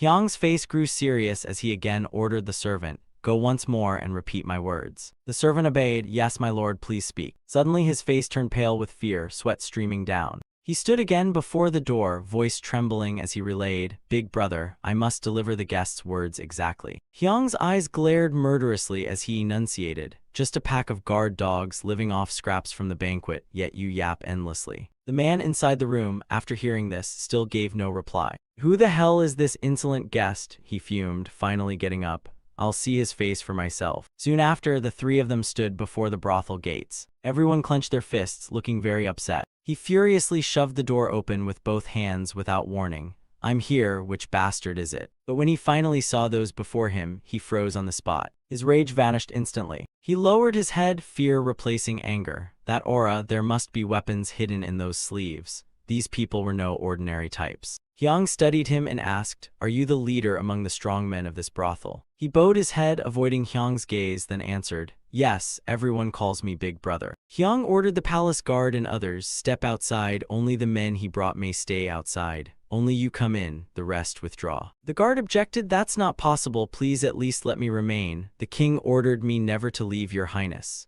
Hyung sighed and compromised, "Fine, fine, you alone may stay, the others go." The other guards filed out, shooting Big Brother dagger-like glares. Hyung pointed and said, "Sit down, I don't like having to look up." He sat opposite with a tone now tinged with respect. "You seem a nobleman, what business do you have with a lowly one like me?" Hyung's eyes scanned him, hair tied neatly, manner like an official's son. "A concubine's child, aren't you?" Big Brother grew annoyed that he guessed correctly. "Yes, but what does that have to do with anything?" Hyung smiled faintly, clearly wanting something. "Are you satisfied with your life now?" Big Brother shook his head and sighed bitterly. "As you said, I'm just a dog feeding on scraps from the banquet. What more can I hope for? A full belly is already enough." Hyung stroked his chin, thinking, a bit cliché, but perhaps useful. Being stared at so much, Big Brother's face flushed. "You're starring holes in me, what do you fancy men?" The palace guard ground his teeth, already drawing his blade. "Insolent brat." Hyung smirked, "Too bad I dislike men. The fighters here, are you part of some guild?" At first he denied, then was shocked. Hyung noticed. "No, how did you know? Why do you ask?" Hyung rose, towering over him. "Big Brother, tell your guild master this. Even a dog's status can change. Have him meet me before midnight on the full moon." The man snarled, "Do you even know who our master is?" Hyung turned away, leaving only, "If he lacks even that ability, then he'll remain a mere brothel guard dog for life. Enjoy your entertainment, but heed my words." Big Brother and his men watched Hyung's group depart. His face darkened as he ordered his men, "Follow them, get an answer at once." "Yes, Big Brother." From inside the brothel came an angry voice, "What, you lost them? Don't you know every corner of Hanyang?" The spy sent to tail them reported, "They used well-drilled tactics to shake us. They completely vanished in Unjonga Street." He repeated, Unjonga. He considered where they disappeared in Unjonga. Aside from the government offices, only the palace remained. Then he recalled Hyung's boyhood appearance. If he was the crown prince of rumor, though taller than expected, still from that house. Thinking of his youthful face, the age matched too, he resolved he must meet the guild masters. From the vast palace, Hyung's voice rang out, "Father, mother, did you sleep well last night?" King Chungyong sat on his throne and probed, "Crown Prince, you've been quite busy, haven't you? So diligent all week." Hyung flushed and stammered, "Yes, about that." The queen, seeing his embarrassment, interjected, "I already know, my son. I hear you've been diligently inspecting famous brothels, sometimes even 2 in one night." Hyung awkwardly admitted, "Yes, mother, but now I think those inspections can come to an end." King Chungyong smirked curiously. "Oh, then tell me, which courtesan was the most beautiful? Have you set a proper standard of beauty yet?" He closed his eyes and just described randomly based on modern standards. Thick arched brows, a nose like a shoe, lips red as peonies. Everyone had at least one alluring trait. Judged by 21st century standards, they'd be good enough for an entertainment agency to scout, just a bit short, but that's the era's fault. Hyung suddenly remembered his art teacher. The teacher was right, ancient and modern aesthetics aren't that different. Experiment successful. The king looked at him kindly and asked, "So, have you chosen a woman yet?" Only then did he realize father's real purpose. From the start, this experiment was about finding him a wife. He blurted out, yes, a woman with a beautiful heart among the most beautiful in looks, or," he continued with another idea, "or perhaps the most beautiful in looks among those with the most beautiful hearts." King Chungyong stared at him helplessly. This brat wasn't thinking at all. Hyung was kicked out of the palace with the king's furious voice echoing, "Then why did you waste wealth running around brothels? Get out, you brat." Standing outside the palace, he looked back and thought, the ball has been kicked into someone else's court. Father and mother will suffer the trouble, but what can I do? I clearly have no talent in this matter, only trust them. An official approached Hyang and asked, "Did you call for me, your highness?" Since he came, Hyang probed, "No, I was just talking to myself. Anyway, how many days until the full moon?" The man counted on his fingers. 1, 2, 5 days remain, your highness. Hyang looked up at the sky with a smile. 5 days, huh? How exciting. Jongsu's eyes widened in shock. Father, is that true? Her mother confirmed, yes, child, even Lady Majesty herself sent the letter. Her father, eyes shut in pain, announced, "You are ordered to enter the preliminary round for the crown prince's consort." His face was full of helplessness at failing to protect his daughter. "I let you grow free so you wouldn't be sent into that 9-tiered palace hell, but that freedom became poison. Now you've missed marriage age. I'll regret this for 1,000 years. Jongsu did not blame him, only replied softly, "Please don't say that, father. Thanks to you I grew up in happiness. Now I will fulfill my duty for the family." In her heart lingered sorrow, thinking of the one she loved. It was Hyang.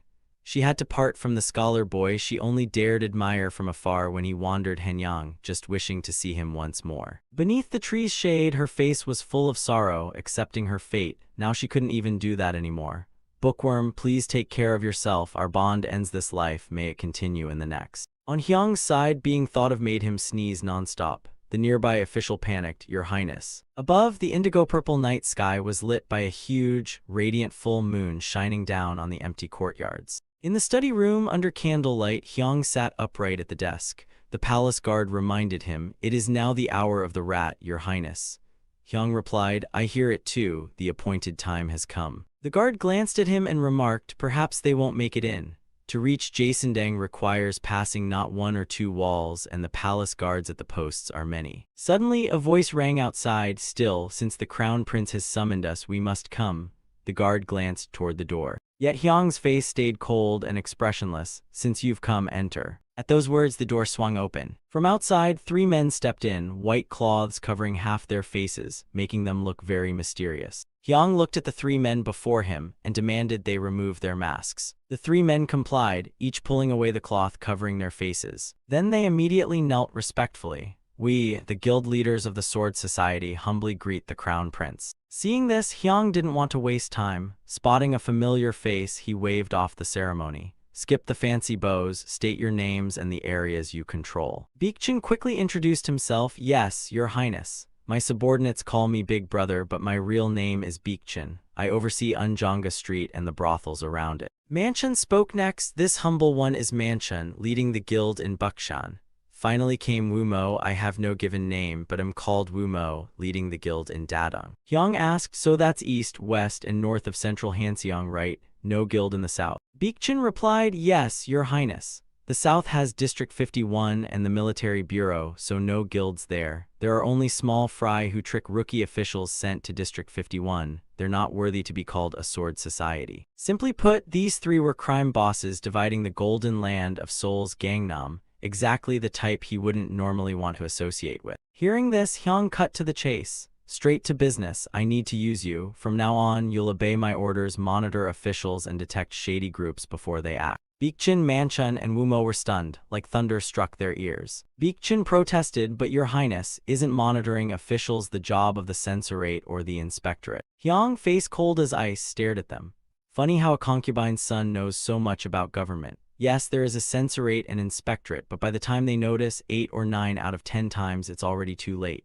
But you can spot it earlier, can't you? Especially with what you hear in the brothels. That's not just once or twice, is it? Wumo spoke up. "We understand your meaning about the plots of corrupt factions, but why entrust such a duty to us, Your Highness?" Hyang was caught off guard but quickly retorted, "Because who else are experts in the shadows if not you?" At that, all 3 fell silent. Finally, Baekjin cautiously began, "If we accept this task." Hyang cut him off. "Neither you nor your men will be granted official rank. To be honest, not under my father nor under me. When I succeed, will you ever be made public. Your existence will be known only to the king, me, and a few others. In return, if your lives are endangered while doing this work, I will take full responsibility." Compared to shaking down merchants or guarding brothels, this life won't be worse. You'll still exploit weaknesses sometimes, sure, but I'll teach you how to do it better. Manchun, sweating, asked nervously, "Must we answer immediately?" Under the candlelight, Hyang's face grew sharper and colder. I believe I've given you plenty of time already. Hearing this, Manchun added, in our meetings with guild leaders and members, similar topics were raised. Once we climbed over this wall, there was only one choice left. Then he declared loudly, we will obey your highness's command. Hearing this, Hyang was deeply satisfied, his expression softening.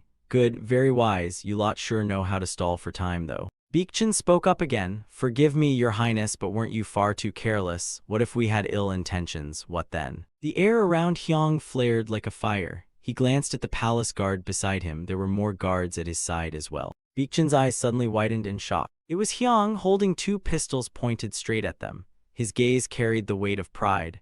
This is my masterpiece, the weapon that made the northern barbarians tremble. Ever heard of handheld cannons? At this range, they never miss. Anyone who comes closer won't live to tell the tale. Not only that, Baekjin turned in horror. Outside stood 3 more palace guards, each aiming a gun at him. Manchun and Wumo were equally terrified as other guards pointed guns their way too. Suddenly, Chungyong appeared at the doorway. His sudden arrival made Hyang's heart leap, and the 3 men panicked at the sight of the king. Chungyong's fury erupted, his eyes blazing red as he glared at Hyang. Crown Prince, what an amusing little game you've set up. The guard bowed his head in shame, while Hyang, flustered and stammering, said, Father, please, sit here. Meanwhile, Baekjin, Manchun, and Wumo knelt trembling on the ground. Chungyong stepped closer to Hyang, then turned to the kneeling men. So you are the Sword Society, the ones who hold Hanseong's knight in your hands? No, the lords of the underworld. Baekjin quickly replied, Yes, your majesty. To be granted audience with your majesty's face is our greatest honor. Long live the king, long live the king, long live the king. Chungyong calmed himself and sat down, but his words were sharp.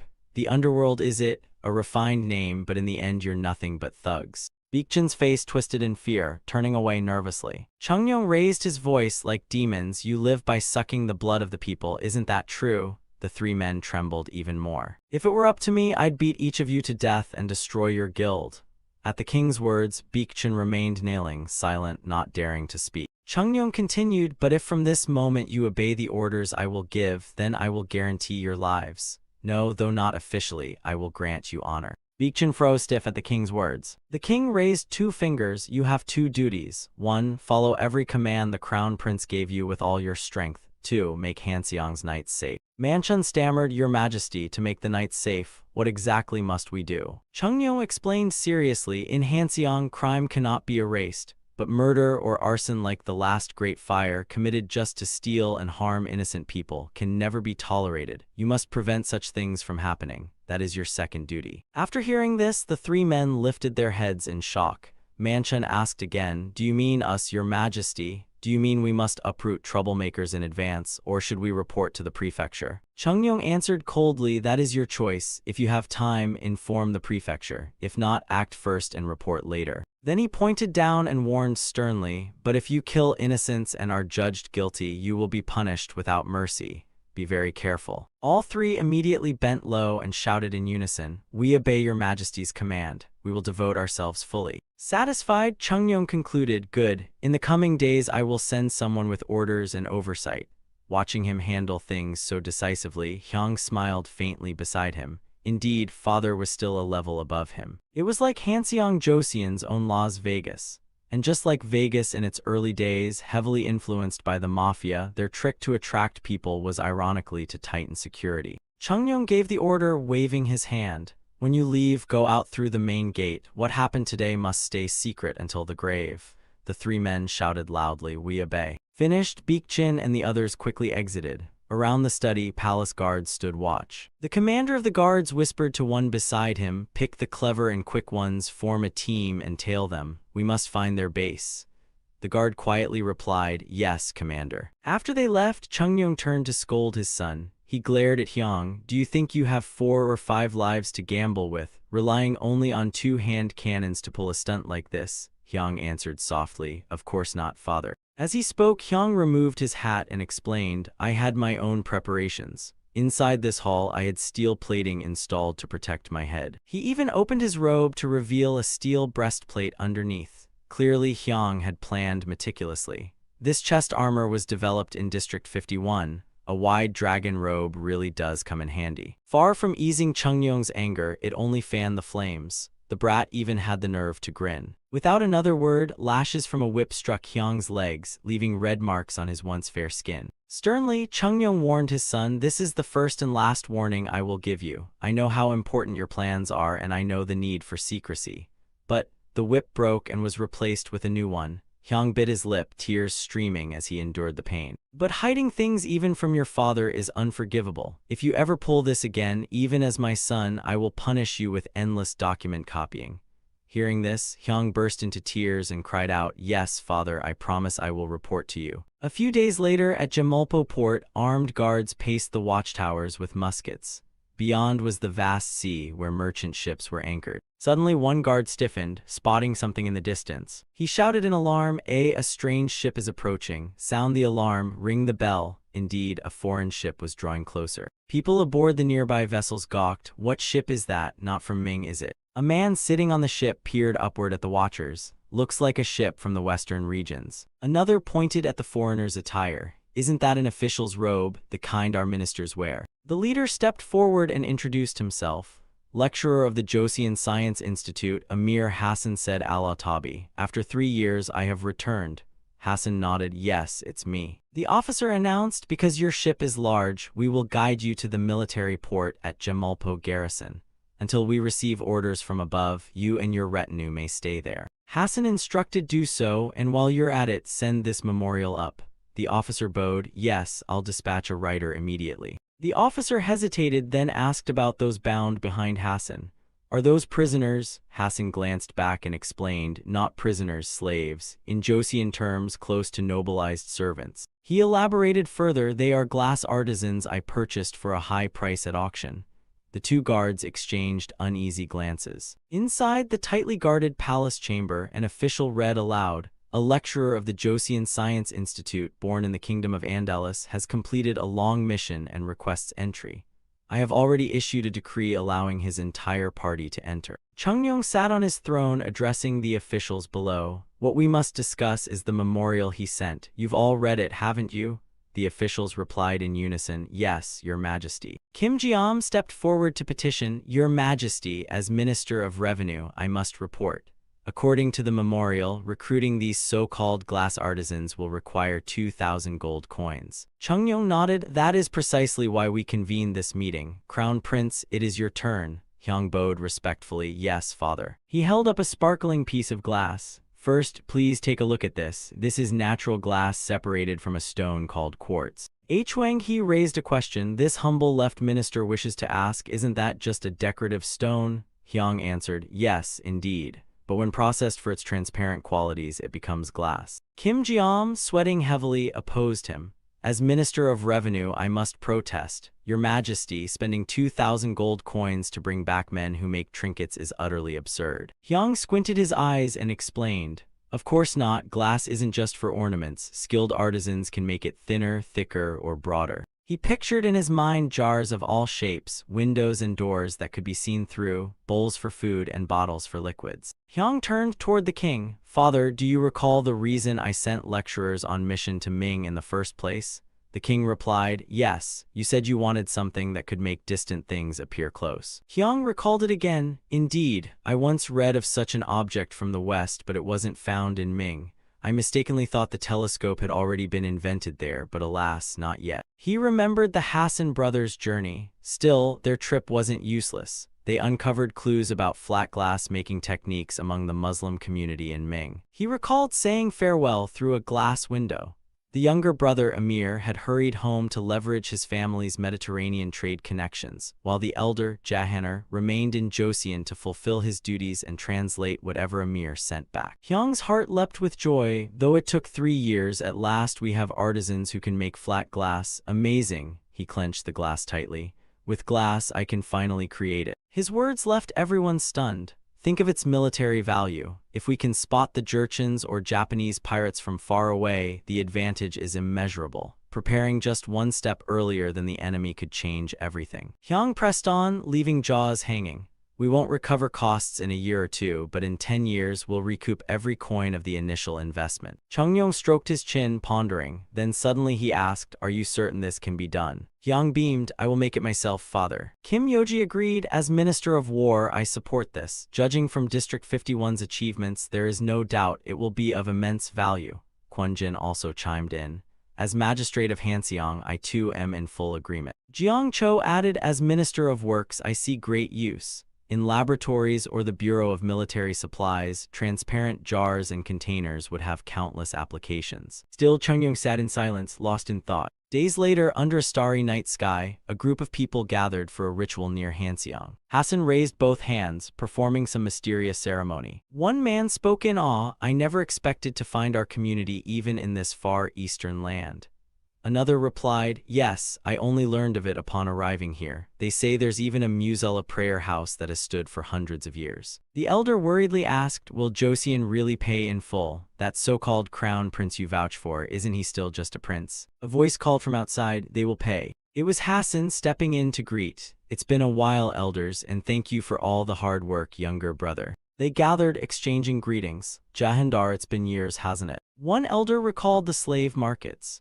"When Amir appeared after over a decade and suddenly asked me to send a trading fleet to Alexandria, I was stunned.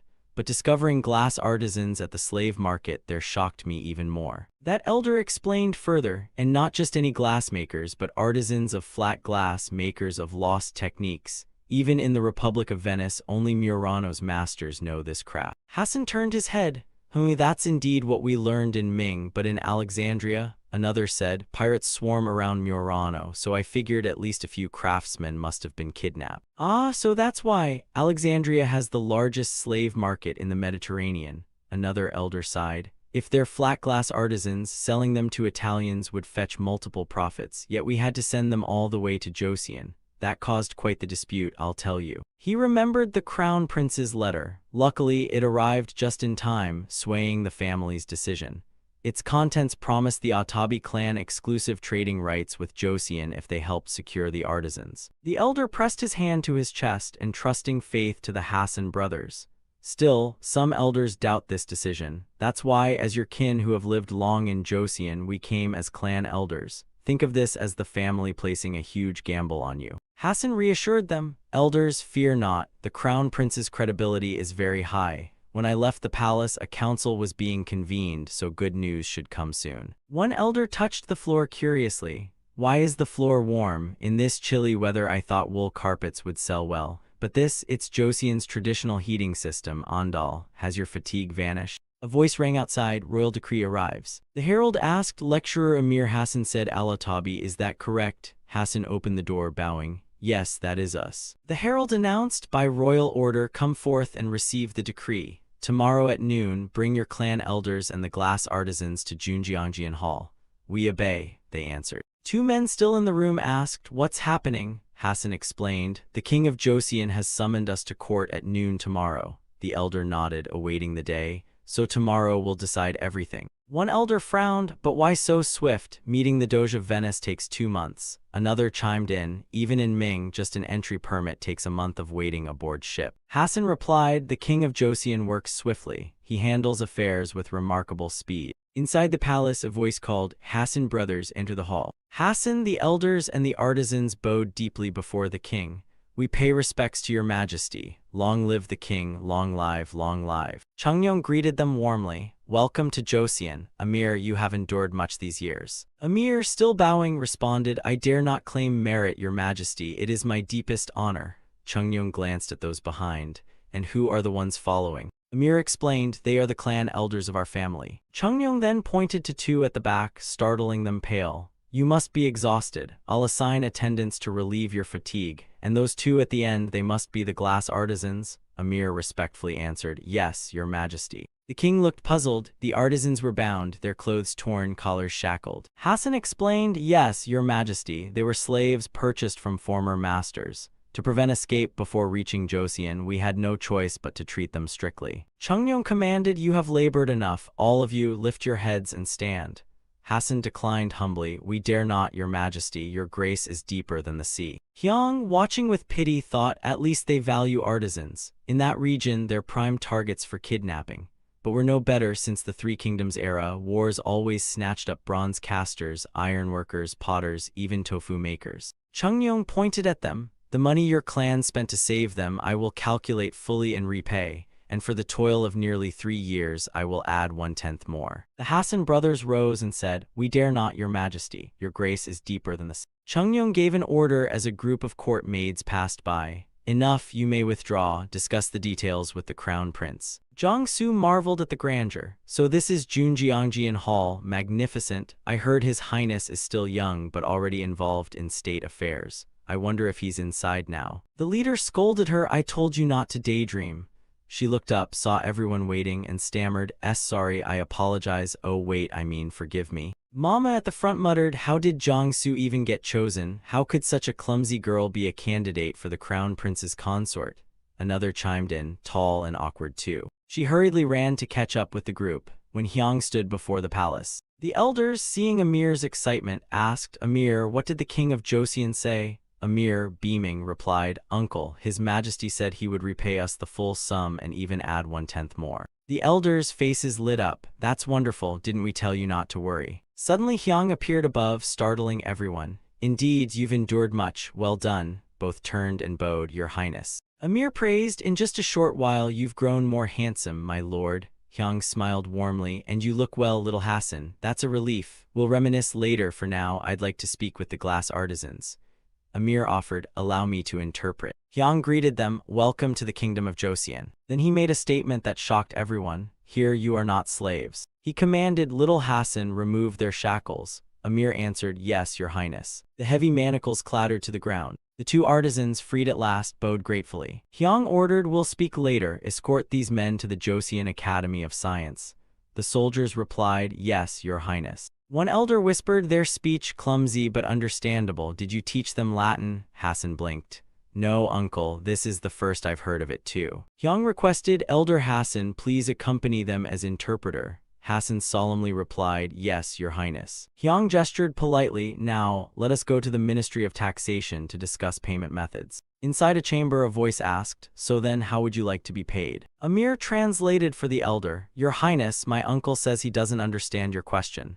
Hyang explained patiently, I mean, you may choose payment in gold or in goods. Amir relayed this. The elder responded gratefully, tell him I am thankful for his kindness. Amir added, but uncle wonders, may we see the goods first before deciding? Hyang's face lit up. Even better, that way we can also test the market value. He turned, right, the Minister of Taxation, Kim Jiam, grinned and replied, of course, your highness, exactly so. Hyang glanced at him with a sly smile, thinking, he's finally discovering the joy of spending money. Amazing, he'd even sell his fate for profit. Rising to his feet, Hyang proposed, then allow me to personally lead you to the warehouse. Everyone headed to the warehouse. For now, this warehouse will serve as our showroom, but if the glass artisans work well, I'll build a proper exhibition hall in a better location. From behind, Kim Jiam said, your highness, I just so happen to be scouting for suitable land. Hyang grinned, picturing transparent, thin glass cases displaying goods. What a sight that would be. He hoped that day would come soon. A guard barked, attention. Hyang stepped forward, well done, now open the doors. The soldier replied firmly, yes, your highness. The 2 wooden warehouse doors swung open. Hyang suggested, first, let me show you daily goods like silk, paper, and brushes. The 2 elders touched the fine silk, marveling at the quality. They were then shown other varieties of soft silk. Their jaws dropped again as they examined the different brushes. Amir translated the elder's words, your highness, he says some of these are indeed worth trading, but he wonders if there are other products as well. Hyang ordered, of course. Eunuch, bring the bijo. A servant approached, causing the elder's eyes to widen. Yes, your highness. He opened a red cloth box containing the bijo. Hyang pointed, this is called soap. Bijo is indeed soap. While mass-producing gunpowder and nitroglycerin, the extraction of glycerin led him to think of soap. Holding it in both hands, Hyang mused, normally people discover glycerin while making soap, but this time it's the reverse. He presented the very first bar of soap, rough like a stone, named pomegranate. Back when Chungyong suffered from skin disease, he held up the bijo, grumbling, I've been tormented by this rash. Will this cure it? You're not even a royal physician. Well, let's try anyway. After bathing with pomegranate and washing the royal robe in it, his condition improved greatly. Overjoyed, Chungnyeong declared, "This is a marvelous item. Call it bijo from the joyeopsha thorn that treats rashes. Since the common folk suffer the same, mass-produce it immediately." With soybean oil supply secured from reclaimed farmlands near the Tumen River, Hyang sighed. Fresh oil yielded too little soap. He pictured people making soap with leftover cooking oil. That's why homemade soap was once so common, recycling used oil. But he thought, I can't exactly encourage people to deep fry food just to use the oil. Wasteful. Breakfast arrived. A servant announced, "Your Highness, the morning meal is served." Hyang blinked at his porridge. "Chicken porridge today." Suddenly inspired, he ordered, "Chicken." "Yes, summon the cook here at once." Tossing off his hat, he bolted for the kitchen. "No, I'll go myself." Together with the cook, he invented fried chicken, christened jayajak. Chungnyeong bit into a drumstick, tiny droplets of oil bursting forth. He chewed with delight, praising nonstop. "Delicious." Hyang encouraged, "Father, try it with radish, salt, and fried garlic."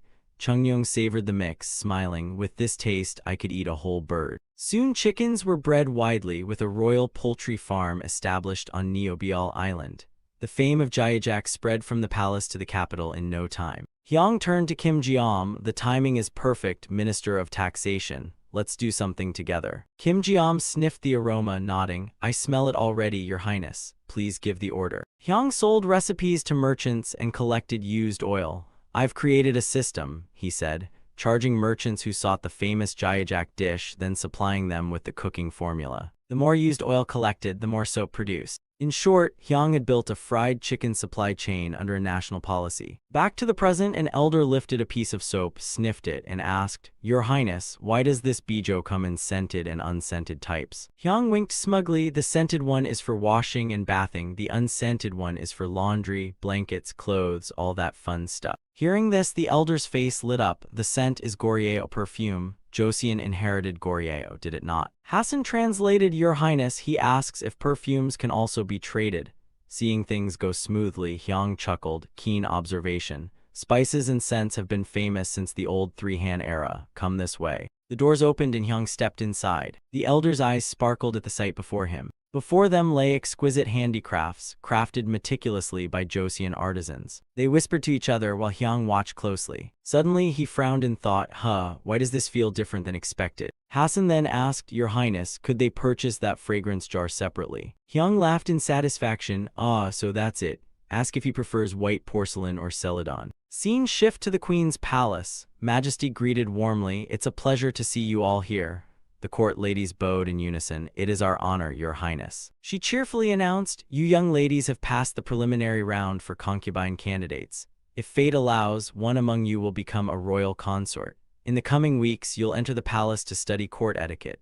It will take quite some time, so be mindful not to spark useless rumors." Jongsu closed her eyes and answered, "Yes, Your Majesty." Suddenly, Hyang's image flashed in her mind. She thought, "Now I truly feel I might become crown princess consort." Hyang's voice echoed, "Young lady, you do have the aura of a bookworm, don't you?" Jongsu's cheeks flushed red. "Why am I thinking of that scholar again? Shameless, I must forget, because I will become the crown prince's consort." Back in the meeting hall, Hyang was with Hassan's group. Hassan reported, "Your Highness, the list of requested goods has been translated." Hyang took the list. "Well done, little Hassan." After reading, he handed the list to Kim Jeom, then turned back to Hassan. "Quite a large order, eh? Excellent." He asked Kim Jeom, "Well, Minister of Taxation, is there enough stock?" Kim Jeom, holding the list, replied, "Yes, Your Highness. In about 3 days we can supply everything." Hearing this, little Hassan told the elder, "They said the goods will be ready in 3 days. The elder was stunned. 3 days, not 3 months or 30 days. 3 days, Hassan added proudly. "See, I told you they work fast." Hyang then announced, "Since this is your first purchase, I'll overlook it.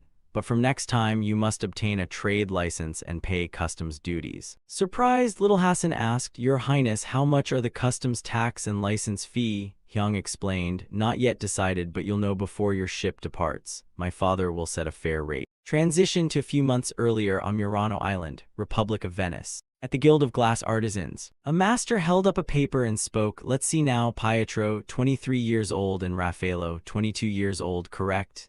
"Yes, master." The master continued while 2 artisans below listened. "At that age to become an artisan is not an easy thing. It means you both have talent and effort. Congratulations to you." One of the artisans below immediately responded, "Thank you, master." Then the master held the scroll in his hand and continued, "Breaking tradition, our guild has decided to join the exchange between city guilds. This is a letter of introduction sent to the master of the Glass Guild in Firenze. Go there to gain experience." Hearing the instruction, the two artisans below voiced their thanks to the master. Then he reminded them further, "Raffaello, this time I let the two of you go together because of that boy. Pietro, although skilled, is too careless. You should guide him well. And Pietro, you must listen to Raffaello." After that, the two artisans set out. However, things did not go smoothly. Pietro said, "Why climb mountains so hard? Let's head to Geneva and take a ship. It's a bit roundabout, but we'll arrive faster." Raffaello replied, "And if pirates attack, what then?" Hearing that, Pietro shot back, "And what, going by land is safe for sure? What about bandits? Either way, it's 50-50. Let's just go by sea from Geneva, then we'll have free time to do some sightseeing. Geneva, Pisa, and Firenze too. Meeting girls will be fun." Raffaello, hearing that, could only answer helplessly, "Hem. All right then, Pietro, let's do as you say." And of course, just as predicted, their ship encountered the pirate John Deb. The pirate and his crew, weapons in hand, threatened Pietro and Raffaello with glee. Glass artisans from Murano Island, jackpot. Returning to Joseon after sharing their story, Raffaello was still sulking, saying, "It's all your fault we ended up like this, Pietro." Seeing that, Pietro wasn't backing down. "What do you mean? Thanks to me you got to come to the East. Who knows, maybe this will make our lives rich someday." Raffaello turned to ask Pietro, "Aren't you worried at all? We don't know what we'll have to endure." Pietro reassured, "What good is worrying ahead? Even those fierce pirates, when they found out we were glass artisans, treated us fairly decently, didn't they?" He continued, "Look, as soon as we arrived they shackled our hands and chained us up.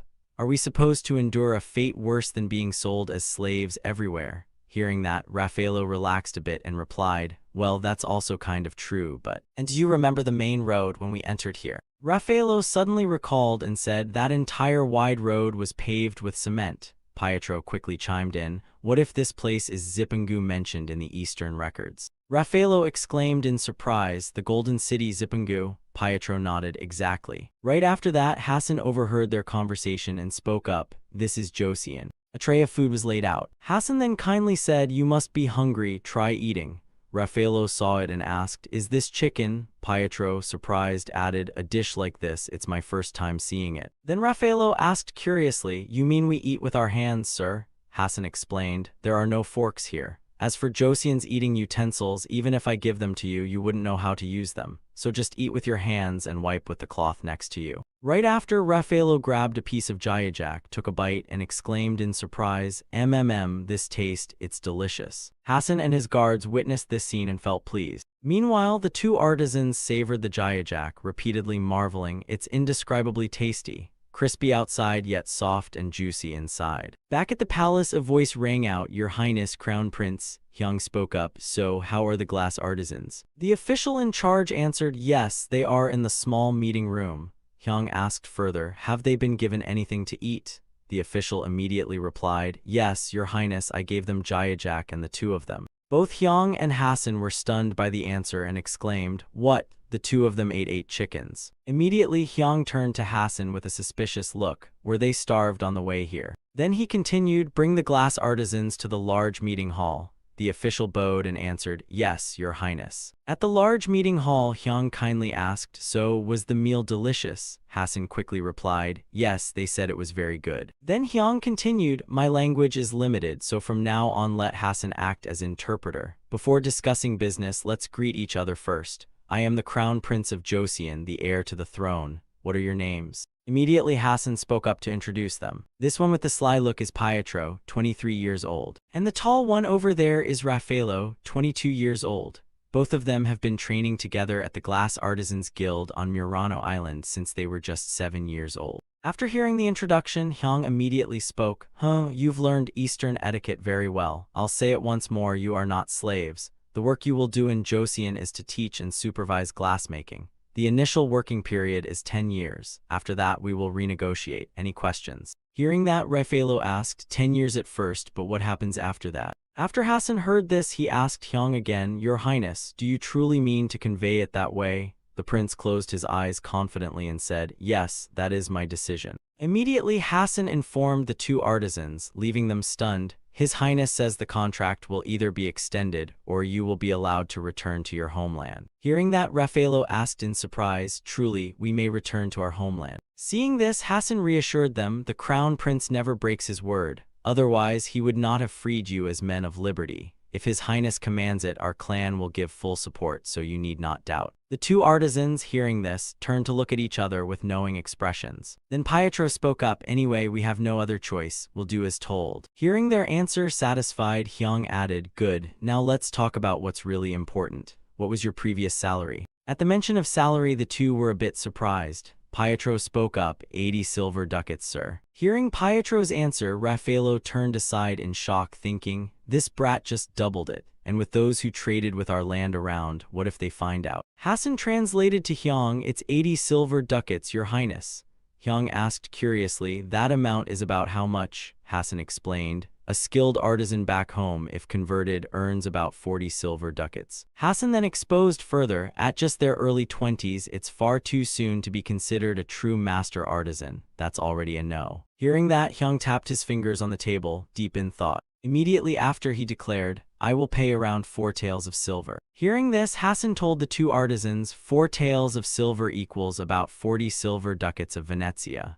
Pietro immediately protested, no, 80 silver ducats. Seeing things going too far, Raffaello quickly covered Pietro's mouth and said, we will do it, sir. Let's just settle at 40 ducats. Hearing their agreement, Hyung said, good, then draft the contract. 2 contracts were immediately written out, the original and a translated copy.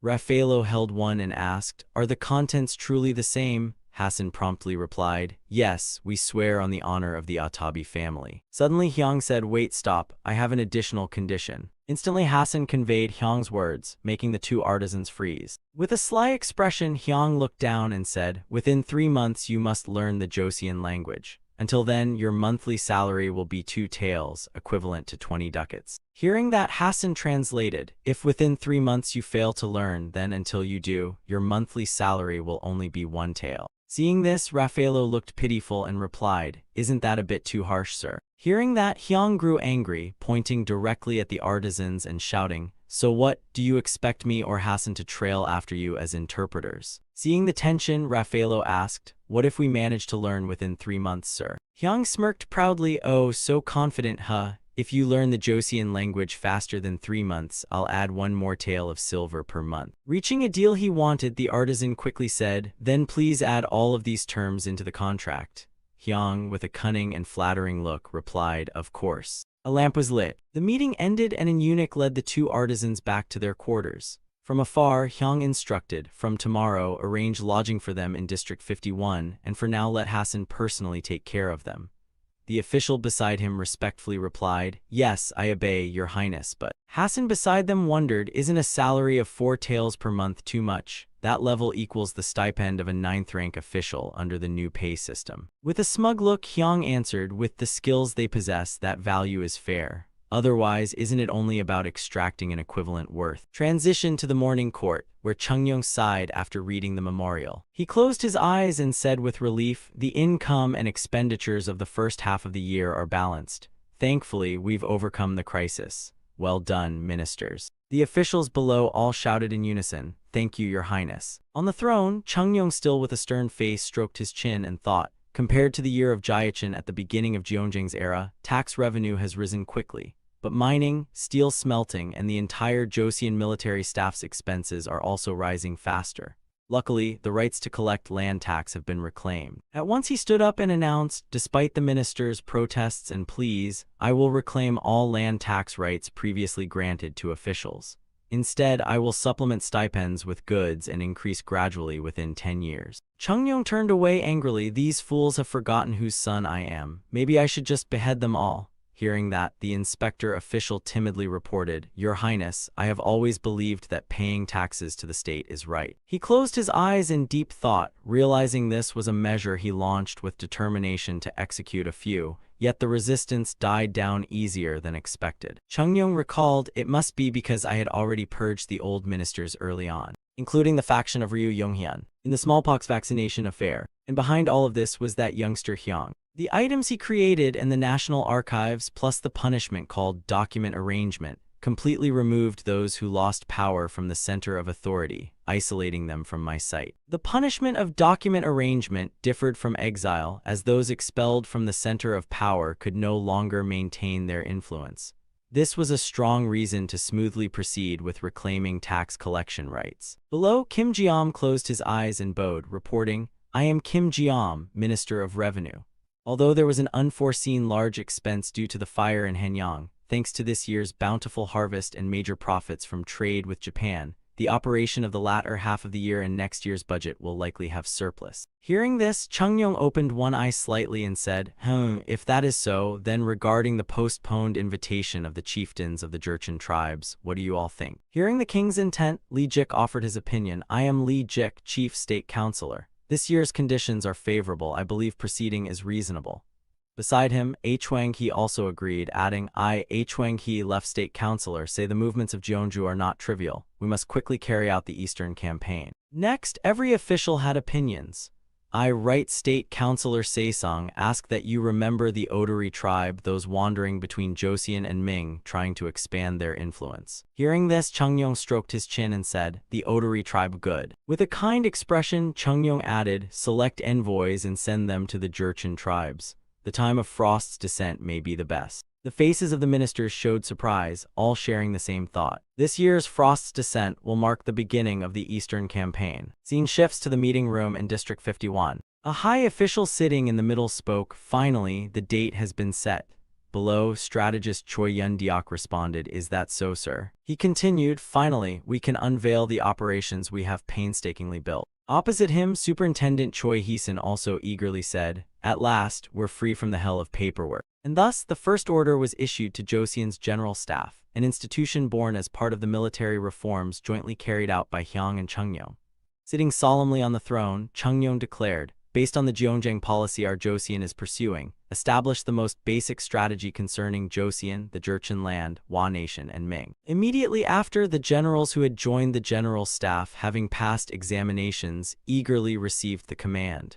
A voice rang out, "For now, forget about going home. What's essential are materials. Gather every single document you can find. Do it, do it. If needed, scrape out everything from the previous dynasties. Know your enemy and yourself, only then can Joseon win 100 battles." In the strategy room, Lee Jae-mok added, "Strategy is a big picture. If you don't grasp the whole layout and only focus on one spot, the picture will fall apart." Hearing that, Superintendent Choi Heesun agreed, "Yes, the area His Majesty cares most about is surely northern expansion, but minimum defense against the Hua Nation is also necessary." Immediately, strategist Lee Jae-mok ordered, "Then first, let's think about troop deployment to deal with the Hua raiders.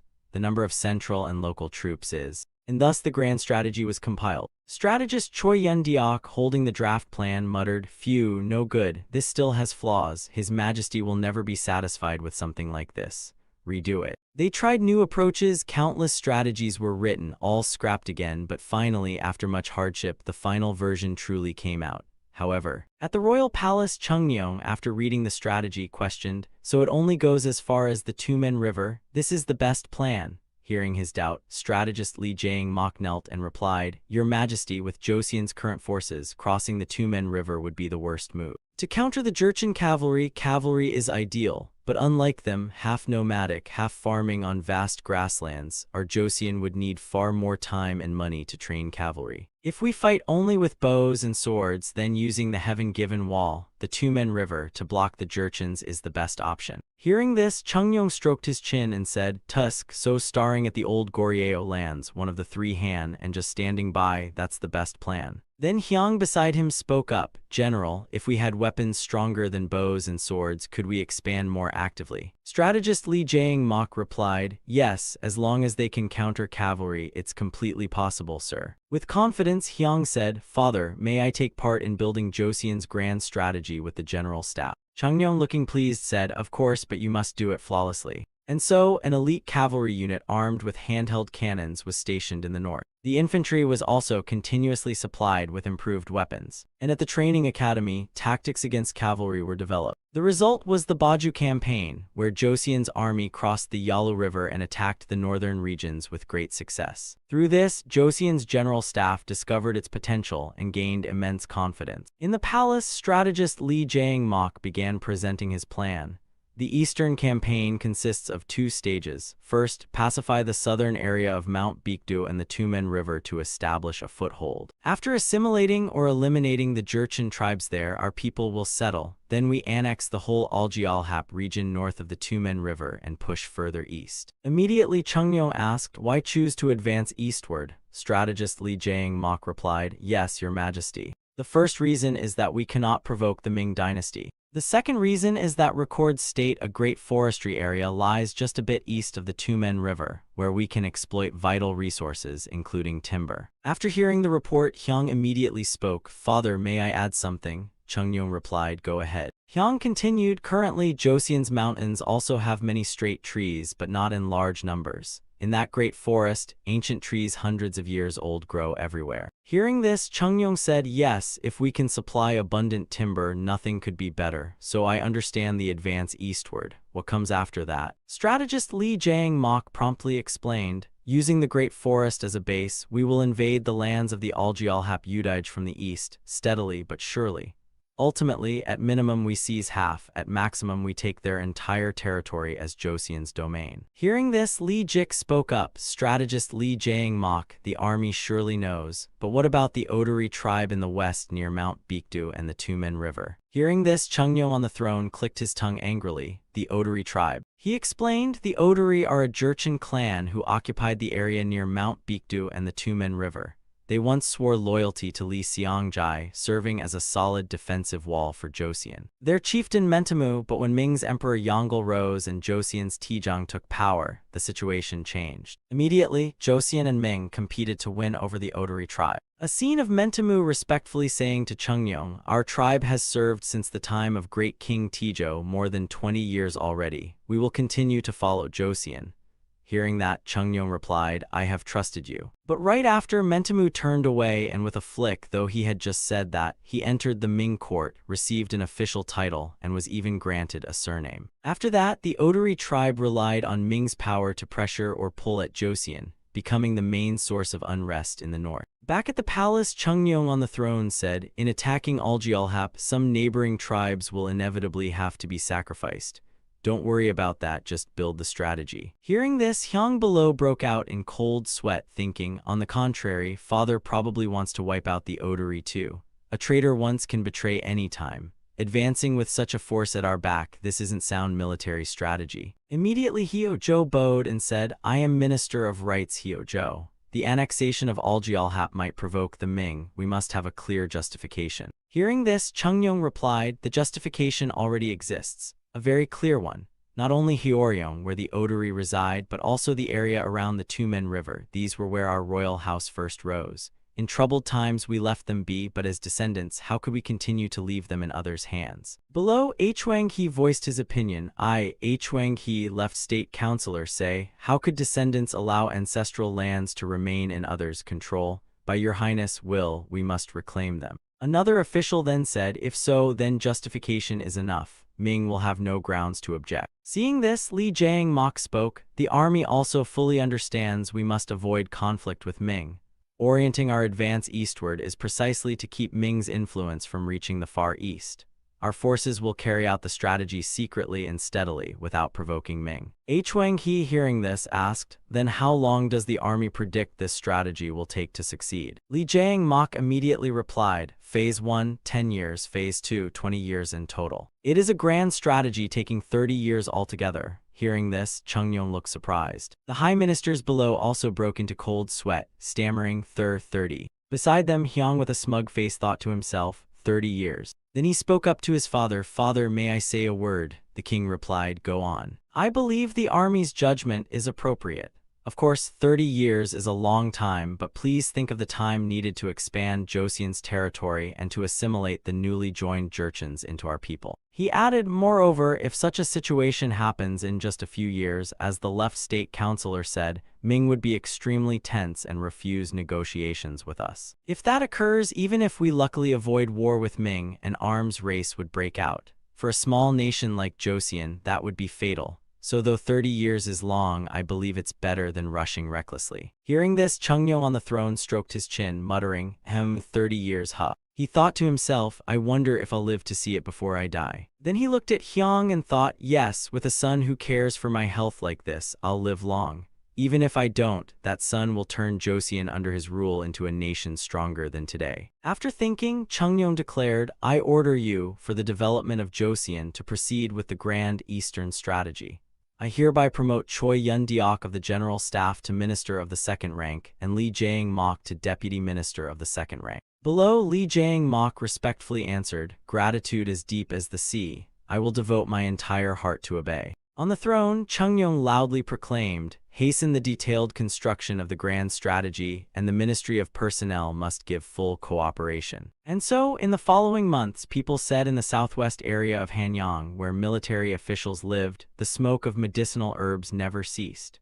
And when the day of the eastern advance was set, sealed royal boxes full of medicines were distributed across the city. At the palace, Chungnyeon said, good, let the budget for the grand strategy be managed this way. Immediately, a sigh echoed. Chungnyeon instantly said, who was that who sighed? None other than Kim Jeom, who immediately confessed, I, Minister of Revenue Kim Jeom, apologize, Your Highness. I have committed a crime worthy of death. Chungnyeon asked, why did you do so? It's fine, I don't mind. Now what's the next issue? Immediately Choi Yun-deok reported, I, Minister of the General Staff, must state, there is a problem with supplying the necessary talent to proceed with the grand strategy. On the throne, Chungnyeon stroked his chin, saying, the National Defense Academy has been established and the Military Academy is in preparation.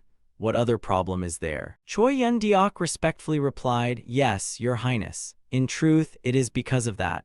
We have recruited some professors, but unless we resolve the deep-rooted culture of revering scholars while belittling warriors, it will not be easy to gather talent. He explained further, this attitude, revering the literati while looking down on the military, has persisted since the Goryeo era. By law, civil and military officials are treated equally, and county magistrates, the local rulers, should be military officers. But in practice, nearly all appointments are given to civil officials. Even the top military posts like commander-in-chief or war minister are mostly held by scholars. Because of this, most who take the military exams are those weak in scholarly learning. Through the military reform under the Jeonjang policy, we tried to divide clearly between civil and military ranks, but in reality, many lack the ability to carry out high positions. That is why I established the National Defense Academy to train high-ranking officers and the Military Academy to train specialized technical officers. But, in the Grand Hall, Hyung thought to himself, the National Defense Academy has only existed a few months and the Military Academy is still being prepared.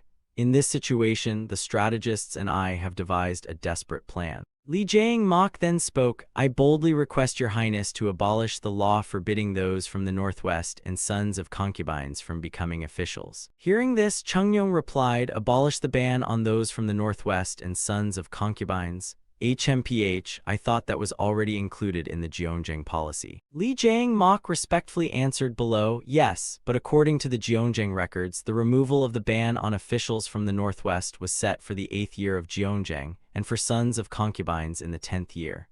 I beg you to move that timeline earlier. Hearing this, Chungnyeon closed his eyes, stroked his chin, and let out a thoughtful hum. Immediately after he said, for now, let's adjourn, we'll rest a while and reconvene in 1 hour. Everyone below replied in unison, we obey. Outside the main hall, Hwang-hee said to Lee Jae-mok, you put forth quite a bold proposal without consulting us first.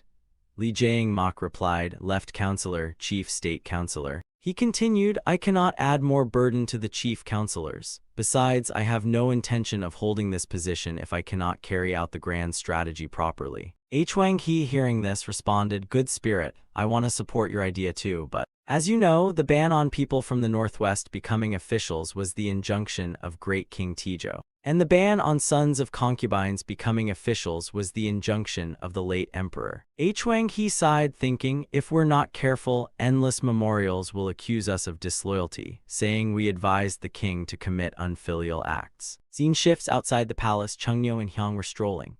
Hyang said, Father, I can somewhat understand why the late emperor forbade sons of concubines from becoming officials to guard against the rise of in-laws.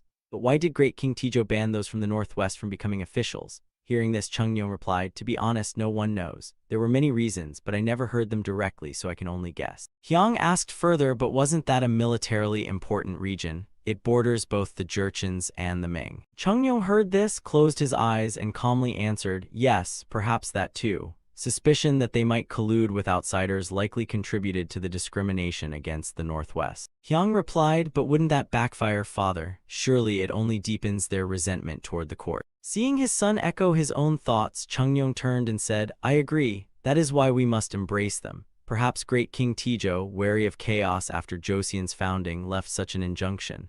That's why I thought after 8 years of Jeonjang, the court would be stronger than now. Chungnyo added, by then, even if a few really did collude, they couldn't shake us. It would be best to advance that timeline.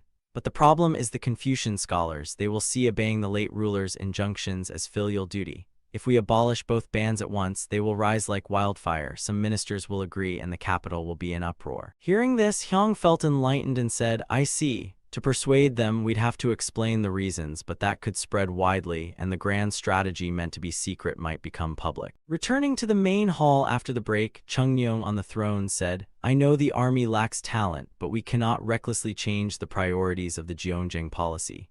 If we are careless, the entire structure of Jeonjang may collapse. Sitting in the hall, Chungnyo declared, therefore 2 years from now, I will review the progress of Jeonjang and the grand strategy. Then I will consider abolishing discrimination against the Northwest and the ban on sons of concubines. The army must endure a bit longer and the ministries must give their utmost cooperation. Below, the 3 senior ministers immediately responded in unison, we obey. Li Jiang-mok also said aloud, I obey, while thinking to himself, even so, this is already a few years earlier than the original plan, truly fortunate. Scene shifts to a grassland with a long flowing river, where a group of Jurchens were on a journey. Chieftain Mudui turned to another chieftain beside him and grumbled, damn it, do we really have to trot along like this? I'm still the leader of a tribe, yet with just one word from the king of Joseon, I have to abandon my tribe and leave at this time. Hearing this, the chieftain next to him replied, complaining again, didn't we argue enough at the last tribal council? What choice do we have? Haven't you heard the rumors of the disaster that struck the Jeonju tribes? Hearing that, Mentamu responded, that's why I'm uneasy. They say more than 10 tribes suffered near annihilation. Chieftain Hadui, walking behind, overheard and spoke, to you younger chieftains, maybe it seems the old men are exaggerating, but since our youth we've heard countless stories from our elders. About the terrifying man named Li Xiangjai, there are still people who tremble when recalling him. A nation founded by such a man, and now one of his bloodline sits as king. As seen with the Jeonju tribes, there is no reason to give them an excuse. Let's consider this carefully. After a while they arrived at the city wall. The guards shouted, halt, state your business. Immediately a voice answered, these are the chieftains of the Kitten tribe heading to Hanyang. Here is the invitation. The guard replied, dismount for inspection. After reading the invitation, an officer said to his men, it matches the guest list issued from above. At once the order was given, open the gates. The gates slowly opened, and Mentamu's face showed solemnity upon entering. A cavalryman with fierce fighting spirit appeared right before them. In front stood one cavalryman with ranks of riders beside him, all focused and stern. Mudui glanced around and thought, those blue-armored ones, they must be the green-armored demons who crushed the Jeonju tribes. A cavalryman towering in front addressed Mentamu, from here we will escort you to Gijeong, then hand you over to another unit. The cavalryman added, therefore, dismiss your subordinates, only the chieftains may proceed. Hearing this, Mudui exclaimed in surprise, what, like that? Chieftain Hadui quickly intervened, Mentamu, don't be rash. Then he turned to the Joseon commander and said, General, as you can see, some are old men. Shouldn't at least a few be allowed to carry their baggage? Hearing this, the Joseon commander said, it seems only 2 are elderly. Aside from the chieftains, I permit just one more person to accompany. Mentamu's eyes grew serious as he said, so be it. And thus, the Kitten tribe was escorted to Gijeong by Joseon cavalry. Mudui's gaze grew tense, thinking, this isn't escorting, it's an arrest march. They say just 500 of these men wiped out more than 10 tribes. Looking at the commanders back ahead, Mudui thought further. With weapons like that and the cannons they call the dragon's power, perhaps the rumors aren't exaggerated. What sorcery has the king of Joseon used? A few days later, they arrived in Hanyang. As they stepped through the gate, a voice rang out, "This is Hanyang." The kitten group looked around, astonished by the scenery. Chieftain Hadui observed, thinking, what is this floor made of? It's shiny and sturdy at the same time. The expressions of the people passing by were all calm and unhurried. Could it be, has the great elder really been reborn? Scene shifts, Chungyong's face radiated power as he looked down.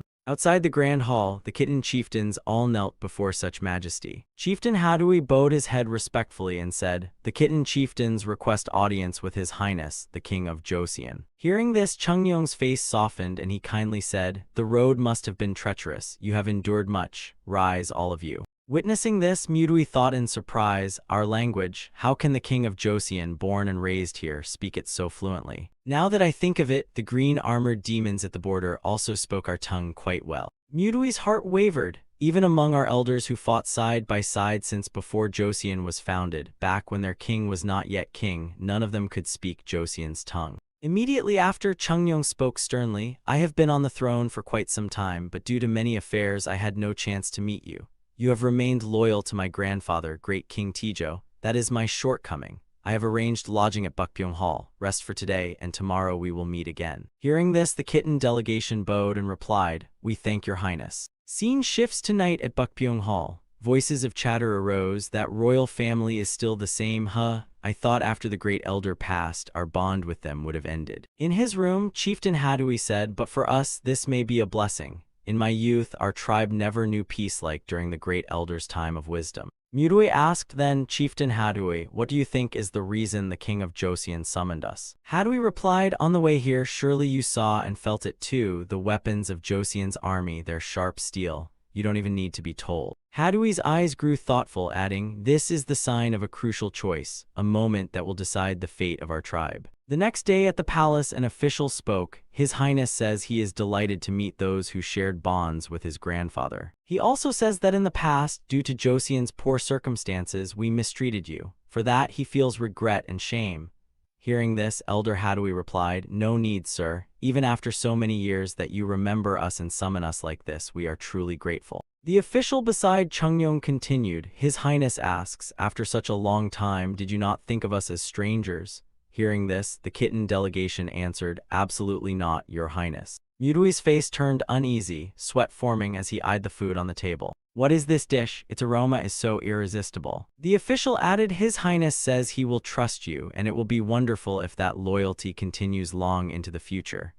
The kitten group forced smiles and replied, "It certainly will, your highness." Hearing this, the official reported to Chungyong, "They said it certainly will." Chungyong responded, "Good, tell them everyone must be hungry. Please eat first." Mudui's face lit up with desire as his hand reached for the food, thinking, "At last." But before he could put it in his mouth, Chungyong's voice rang from above. "The land where our royal family first rose, where great King Tijo strode across the land, is still not ours, even though Joseon has existed for 30 years. The kitten delegation listened intently as Chungyong added, "Isn't the land you dwell in the very place where great King Tijo bore a grand ambition and began his path?" With a face full of authority, Chungyong asked, "On this matter, what do you think?" The kitten delegation heard this, all bowing their heads, thinking, "It's here, damn it." An image of Chungyong pointing at a map appeared. "Joseon will reclaim that land. What will you do?" No one answered. Chungyong asked in puzzlement, "Why does no one answer?" Finally, one kitten spoke, "This matter, we never expected it, your highness." Chungyong ordered the interpreter, who said, "Living on land founded by great King Tijo, and you have no thoughts of its original master."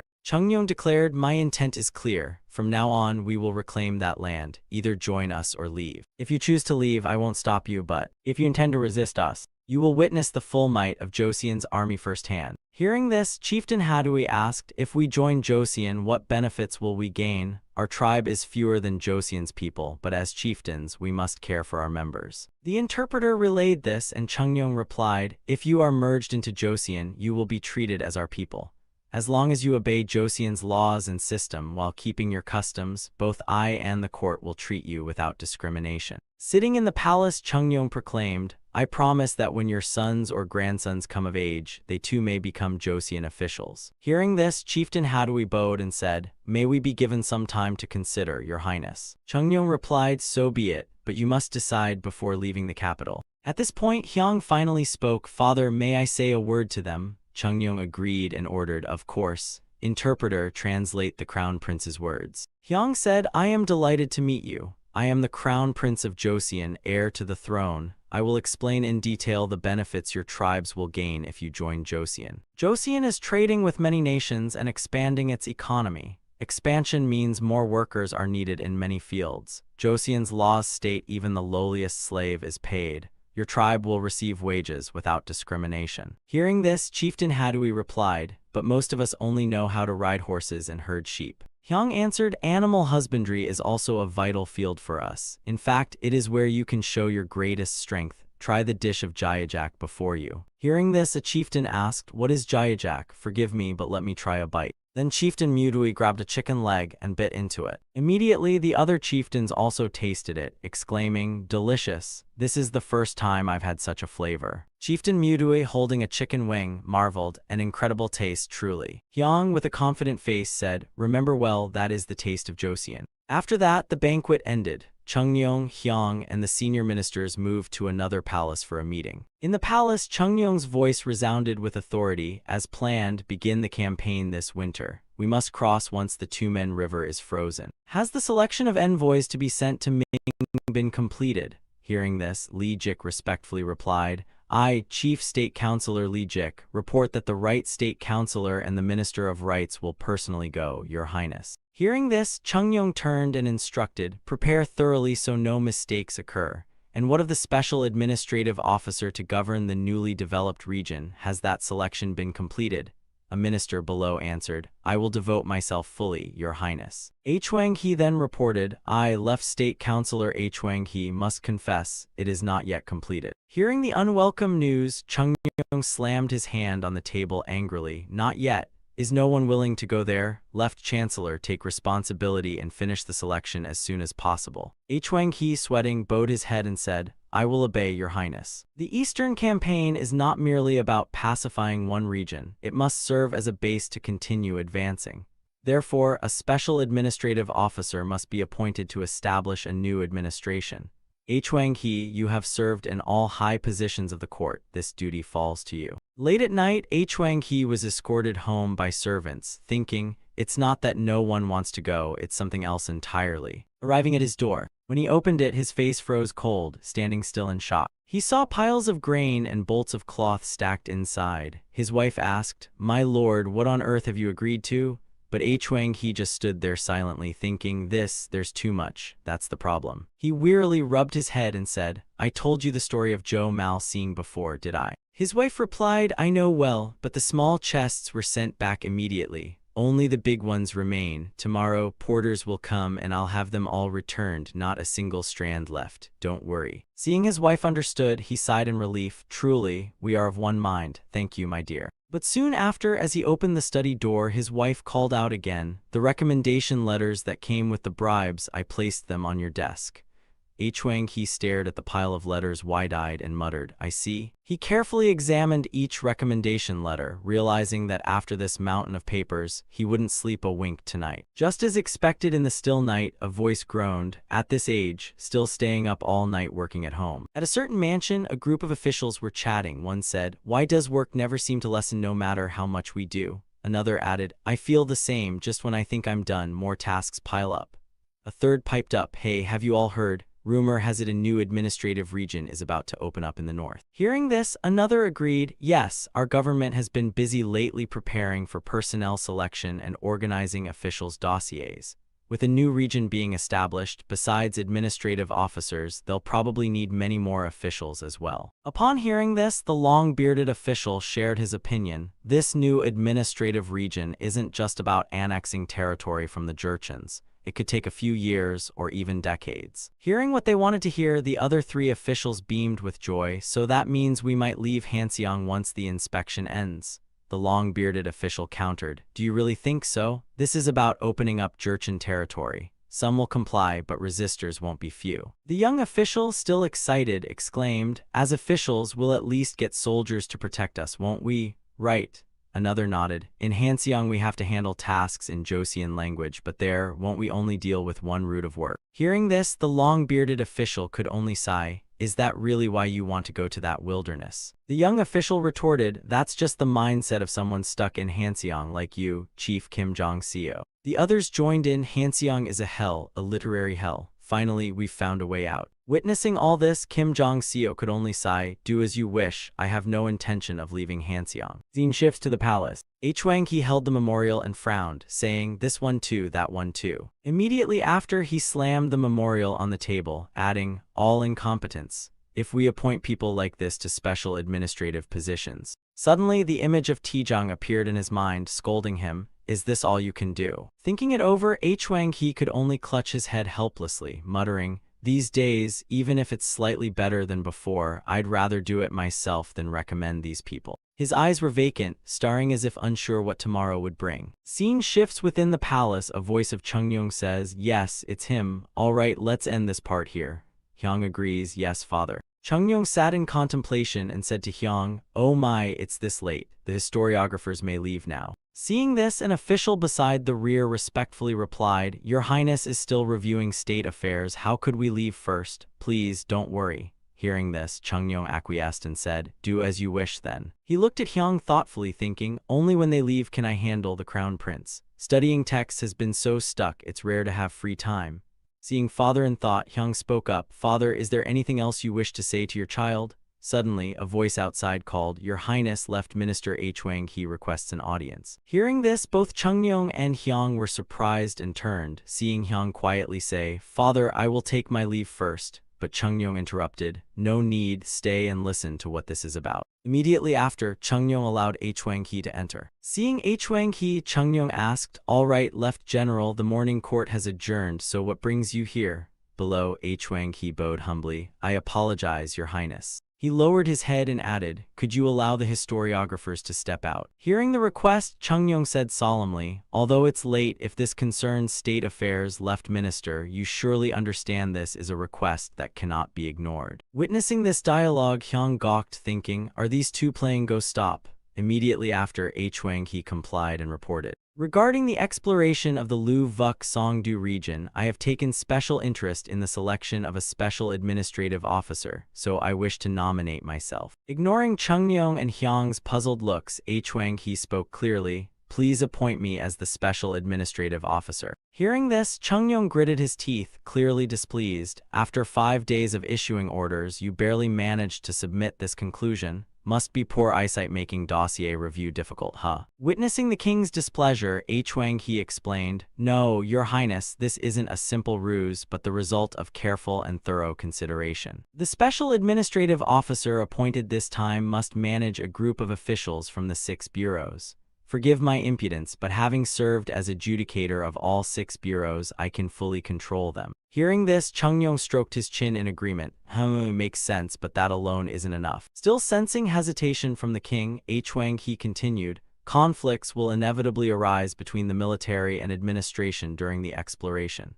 If it's me, I can use rank and experience to suppress, I mean coordinate them, and in unexpected situations I can respond more flexibly. The scene shifted to when the special administrative officer was informed of the Jurchen rebellion.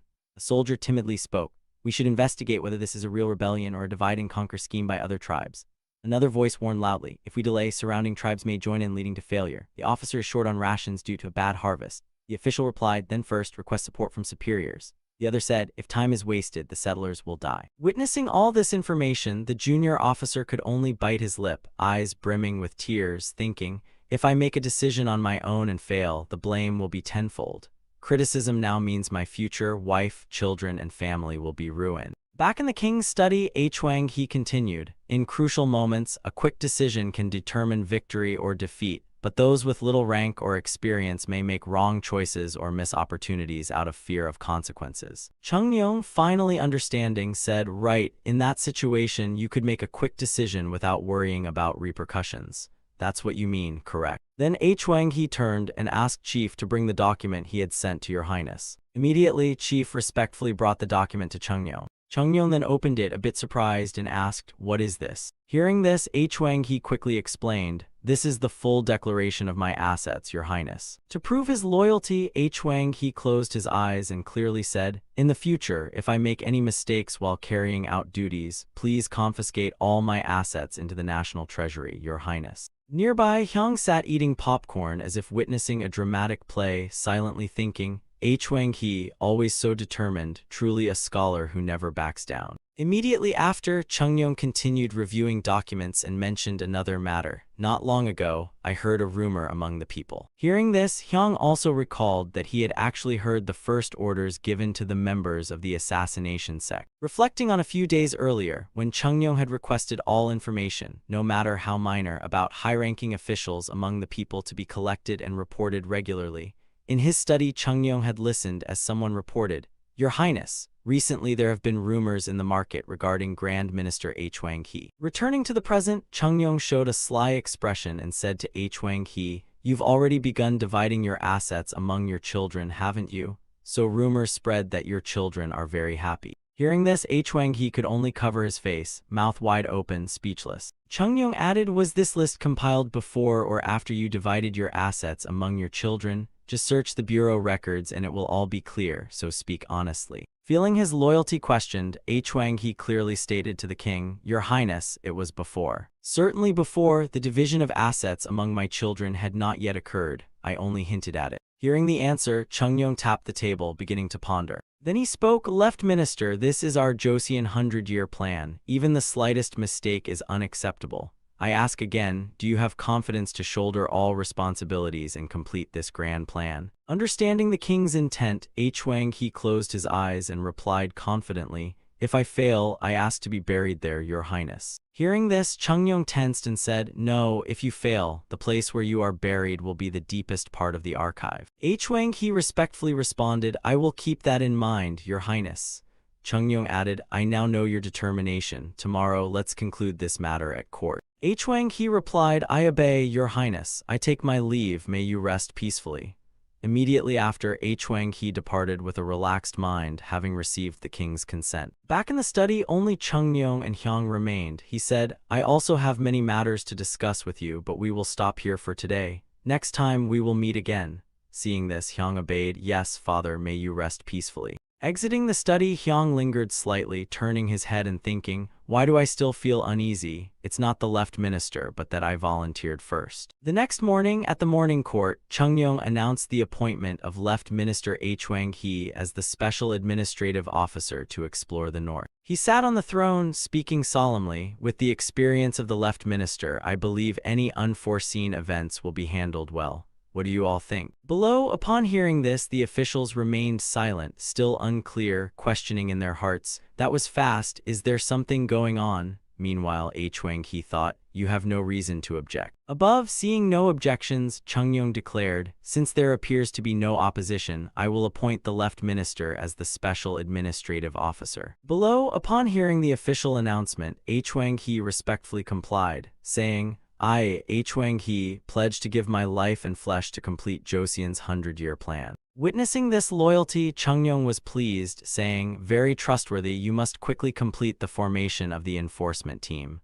He wondered further, are there any other topics? Seeing it was his turn, Hyojo spoke, "I am the adjudicator of rights, Hyojo.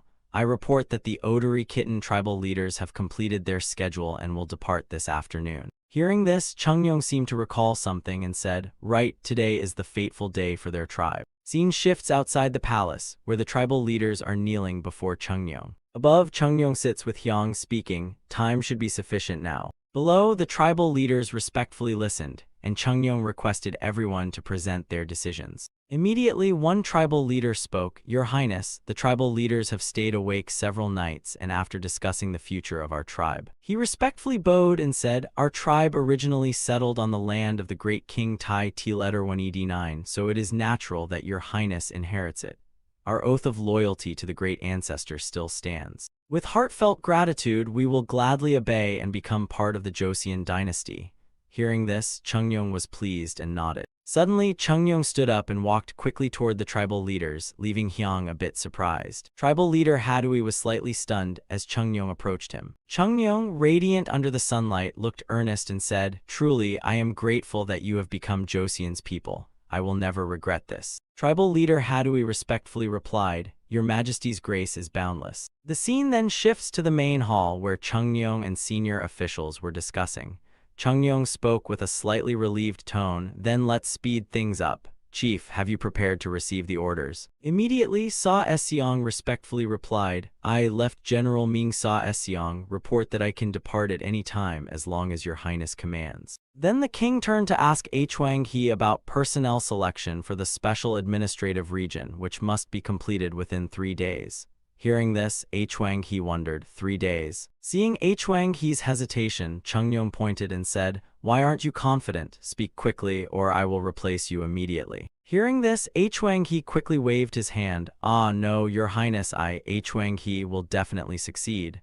Pleased, Chungyong said softly, "I look forward to the results." With a face like a cunning beast, Chungyong intimidated, "If you fail, your entire estate will be confiscated and buried in the archives." Immediately, Hwang He dashed off, muttering, 3 days, not just a few people, while trying to complete his tasks. With fierce determination as he walked, he said, "I am Hwang He." Opening a pile of documents, he read through them, teeth clenched in frustration, thinking, "Even the previous dynasty would have respected me. I will prove to everyone why I am entrusted with this." His expression intense, eyes bloodshot, he thought, "I must eliminate those who self-nominate or appoint outsiders. I need capable people who are skilled but reluctant to move." Immediately, he found a name, eyes widening as if solving a puzzle. Yes, this is it. The candidate was the youngest of the 5th generation under King Tai Tong. Since entering court, he had received poor evaluations. Then Chief Kim Jong-seo was summoned to the council. Hearing this order, he wondered, "Me? Why me?"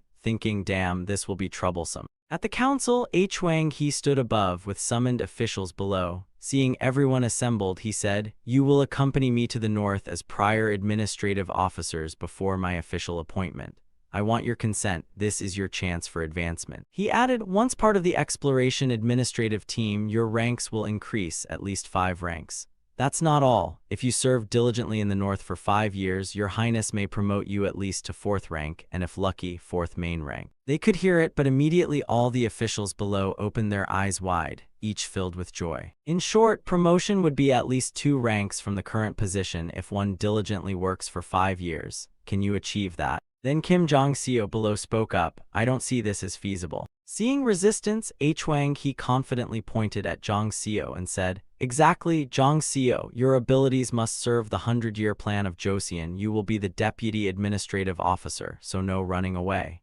Hearing this, Jong-seo could only turn away in frustration. Except for Jong-seo, the other officials were all excited, and Hwang He clasped his hands, adding, "Do you want tasks from all over Joseon or just to handle a small local area? Which would you choose? Even if the northern region is wide, it's not as vast as Joseon." With Hwang He's compelling words, 2 officials brightened as if enlightened, telling each other, "We'll go to the northern lands," and the others agreed, saying, "I'll also take the northern opportunity." However, only Jong-seo refused, and seeing this, Hwang He pointed and threatened, "Even the dead must go with me." As if a rope wrapped around Jong-seo's neck, he could only helplessly comply. Meanwhile, Hwang He continued to threaten, "If you intend to resign, go ahead and try. I will report to His Majesty and mark your name in the records." Then Hwang He added, "As for choosing subordinates to work under me, that is my duty, so how many people are enough?" Hwang He asked himself and answered, "Of course, the more the better, but too many would be hard to manage, so I will choose just enough." The 2 officials from Manhwa pondered and discussed among themselves. One said, "If it is newly cultivated land then." Jong-seo replied regarding the Ministry of Rights, needing 5 people or the county magistrate to manage the villages, adding 10 more and 5 for administrative analysis, totaling 20 people. About 20 doctors were needed for epidemic prevention, especially for smallpox, including 5 female physicians. The Ministry of Military would handle land reclamation, 6 people were sufficient. The Ministry of Public Works, 8 people were fine. Military security under the Ministry of Military, 6 people. The Ministry of Rights, 4 for interpreters when meeting Ming officials. The biggest issue was the household department needing to gradually record land disputes with the Jurchen people to encourage settlement. temporarily exempting rent, but construction costs still had to be covered. A maximum of 48 people would be ideal, yet with the current situation, this was too much. All the remaining officials watched Jang Seo present his ideas. He added that 30 people would be best, 24 would suffice for 5 years. Hearing this, one official nearby said, Kim Jang Seo, your opinions regarding the Ministry of War match those for the Ministry of Justice. Another added, and your view on the Ministry of Public Works is equally clear. Witnessing all of Jang Seo's opinions, Hwang Hee silently admired. Jang Seo's words were entirely accurate. The faster completion would allow an earlier return home. His choices were spot on. His vision made him perfect for mid-level management. Immediately after, Hwang Hee announced, first, select 1.5 times the number of staff. Prepare the list carefully if you want to work efficiently. The deadline was 1 day. Everyone act quickly, and after saying this, people dispersed, all excited to get to work. Suddenly, the grand official Yeon Sang approached with a panicked expression. He appeared very serious and interrogated Hwang Hee. How could you, a high-ranking official, do this? Is bribing His Majesty for this matter reasonable? Hearing this, Hwang Hee looked flustered and replied, bribery? No, I just wanted to show my determination, but how did you know I submitted an asset list? Yeon Sang, still resentful, criticized, isn't that important? If even the high officials leave, what am I to do? Soon Hu Chuang will go on a mission, and only I will remain. Seeing this, Hwang Hee quickly waved his hand to reassure Yeon Sang. Hu Chuang will be back soon. My vacancy will be filled immediately, so why fret? Yeon Sang, hearing this, was angry but speechless. Hwang Hee explained further, even if I have wronged you, I am desperate. From the Joseon court, my abilities have been recognized. Do you know what His Majesty reminds me of the most now? This time my abilities must be acknowledged, otherwise my whole life will be considered a failure. Witnessing Hwang Hee's determination, Yeon Sang could only swallow hard, clenching his fists, unable to speak. Immediately after, Yeon Sang gave up and left, leaving Hwang Hee dumbfounded. 3 days later, in the king's study, he was reviewing Hwang Hee's submitted documents, and Chungyong read them with satisfaction, saying, well done, proceed as planned, but before departure, the entire administrative team must go to the training academy. Hearing this, Hwang Hee was a bit surprised. To the training academy, Your Majesty, Chungyong replied gently. I have a gift for them that could be useful in times of danger. Scene changed the next day at the training academy. Hwang Hee and Jang Seo were intently looking at the gift from the emperor, both dumbfounded and sweating. Jang Seo then said, Your Majesty calls this a gift, but this is the M letter 1ED9CTH letter 1B0 letter 1EE3NG water cannon, isn't it? Hwang Hee confirmed this, and Jang Seo added, counting roughly, it's just enough for the administrative team. Then another person interjected, His Majesty said this is a life-saving device in emergencies, so it turns out it's this thing. Realizing the situation, Jang Seo looked worried and lamented. If civil officials must handle cannons on reclaimed land, are we done for? Hwang Hee beside him encouraged, in any case, we must remain vigilant. Immediately after, Commander Heesun appeared and said, exactly, with the man die surrounding that place, it's still better to be cautious. He looked at Hwang Hee's group and added, from today onward, I will train everyone on the M letter 1ED9CTH letter 1B0 letter 1EE3NG water cannon.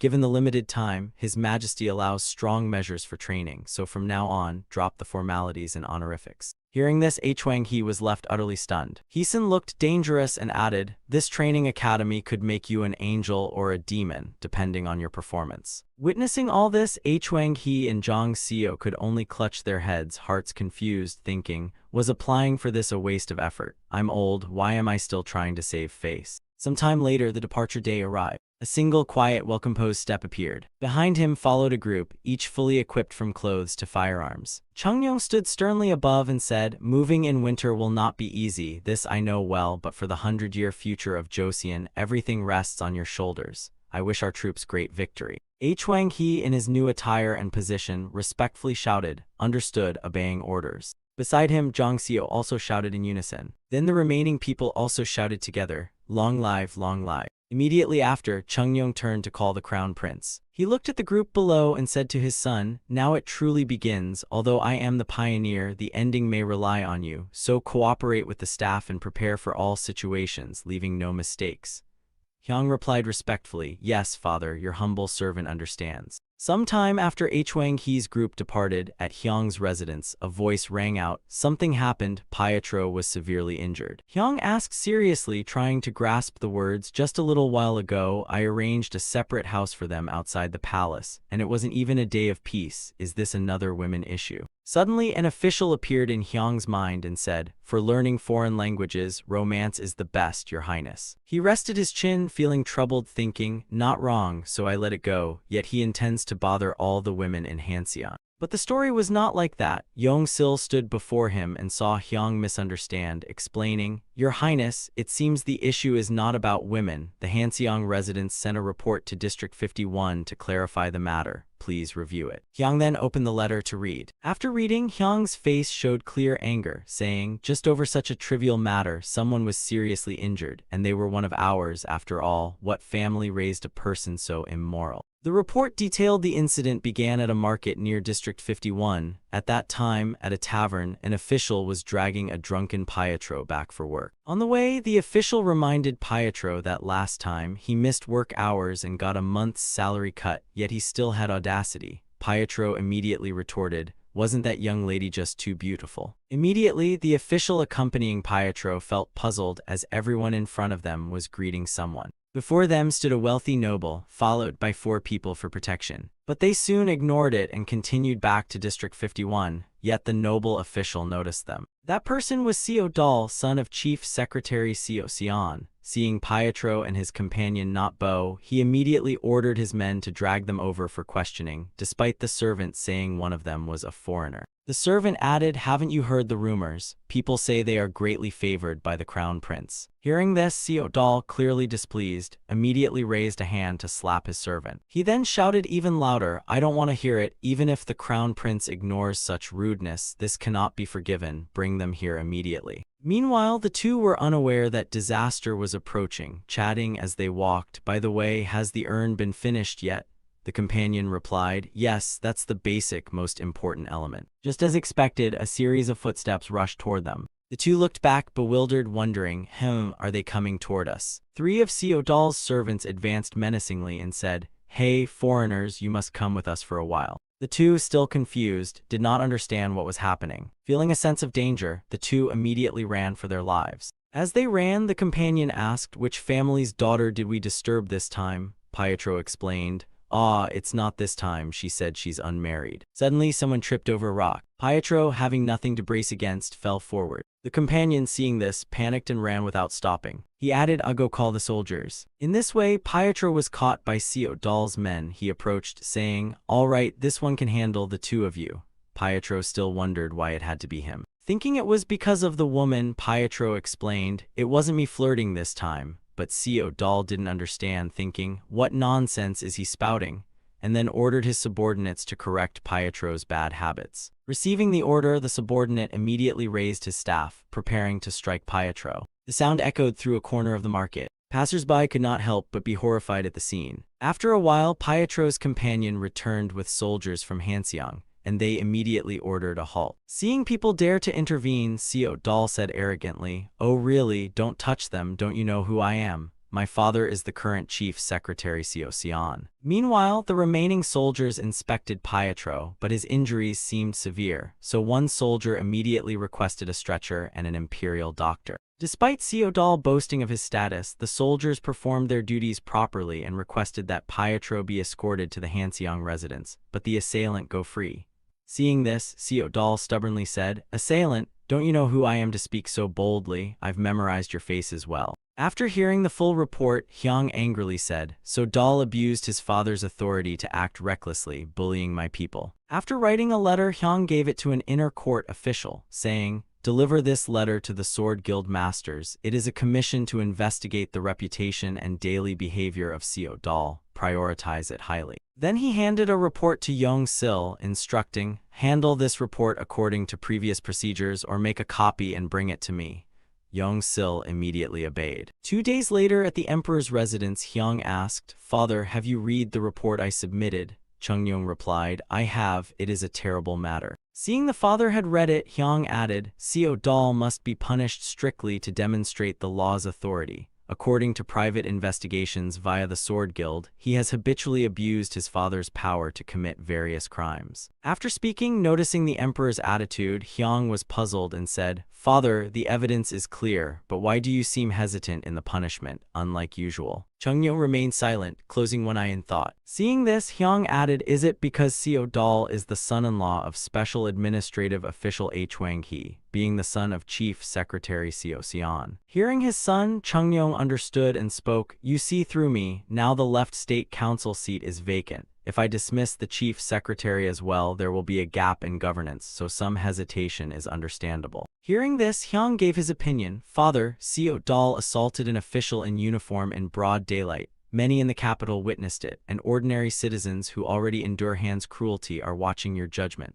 If his father or father-in-law's status allows leniency, it would be unfair." He said firmly, raising his voice, "If your majesty hesitates, the people will wrongly think that those with power are innocent while those without are guilty." Then a voice from outside caught Hyang's attention. "Your Highness, Chief Secretary Joseon requests an audience. May he enter?" The door slowly opened. Chief Secretary Joseon entered, bowing deeply, saying, "Because I failed to discipline my son strictly, this incident occurred. I take full responsibility and request to resign to atone for him. Please approve, Your Highness." Hearing this, Hyang immediately interjected against Joseon's request, and the emperor agreed. Hyang, looking satisfied, said, "Chief Secretary, surely your son has eyes and ears. He cannot be unaware that these foreigners are officials of District 51, appointed by me. Isn't this a clear act of disrespect?" Joseon, panic-stricken, replied, "I apologize, Your Majesty. I will bear the responsibility and resign." Hearing Joseon's words, Hyang angrily said, "Truly shameless. Does resigning erase all wrongdoing?" He said coldly, "Even if he resigns and returns home, he will still live happily with his wealth and power, and that is considered punishment." Immediately he turned to his father and urgently pleaded, "Father, I humbly request that the criminal who deceived me and assaulted an official be executed according to the law."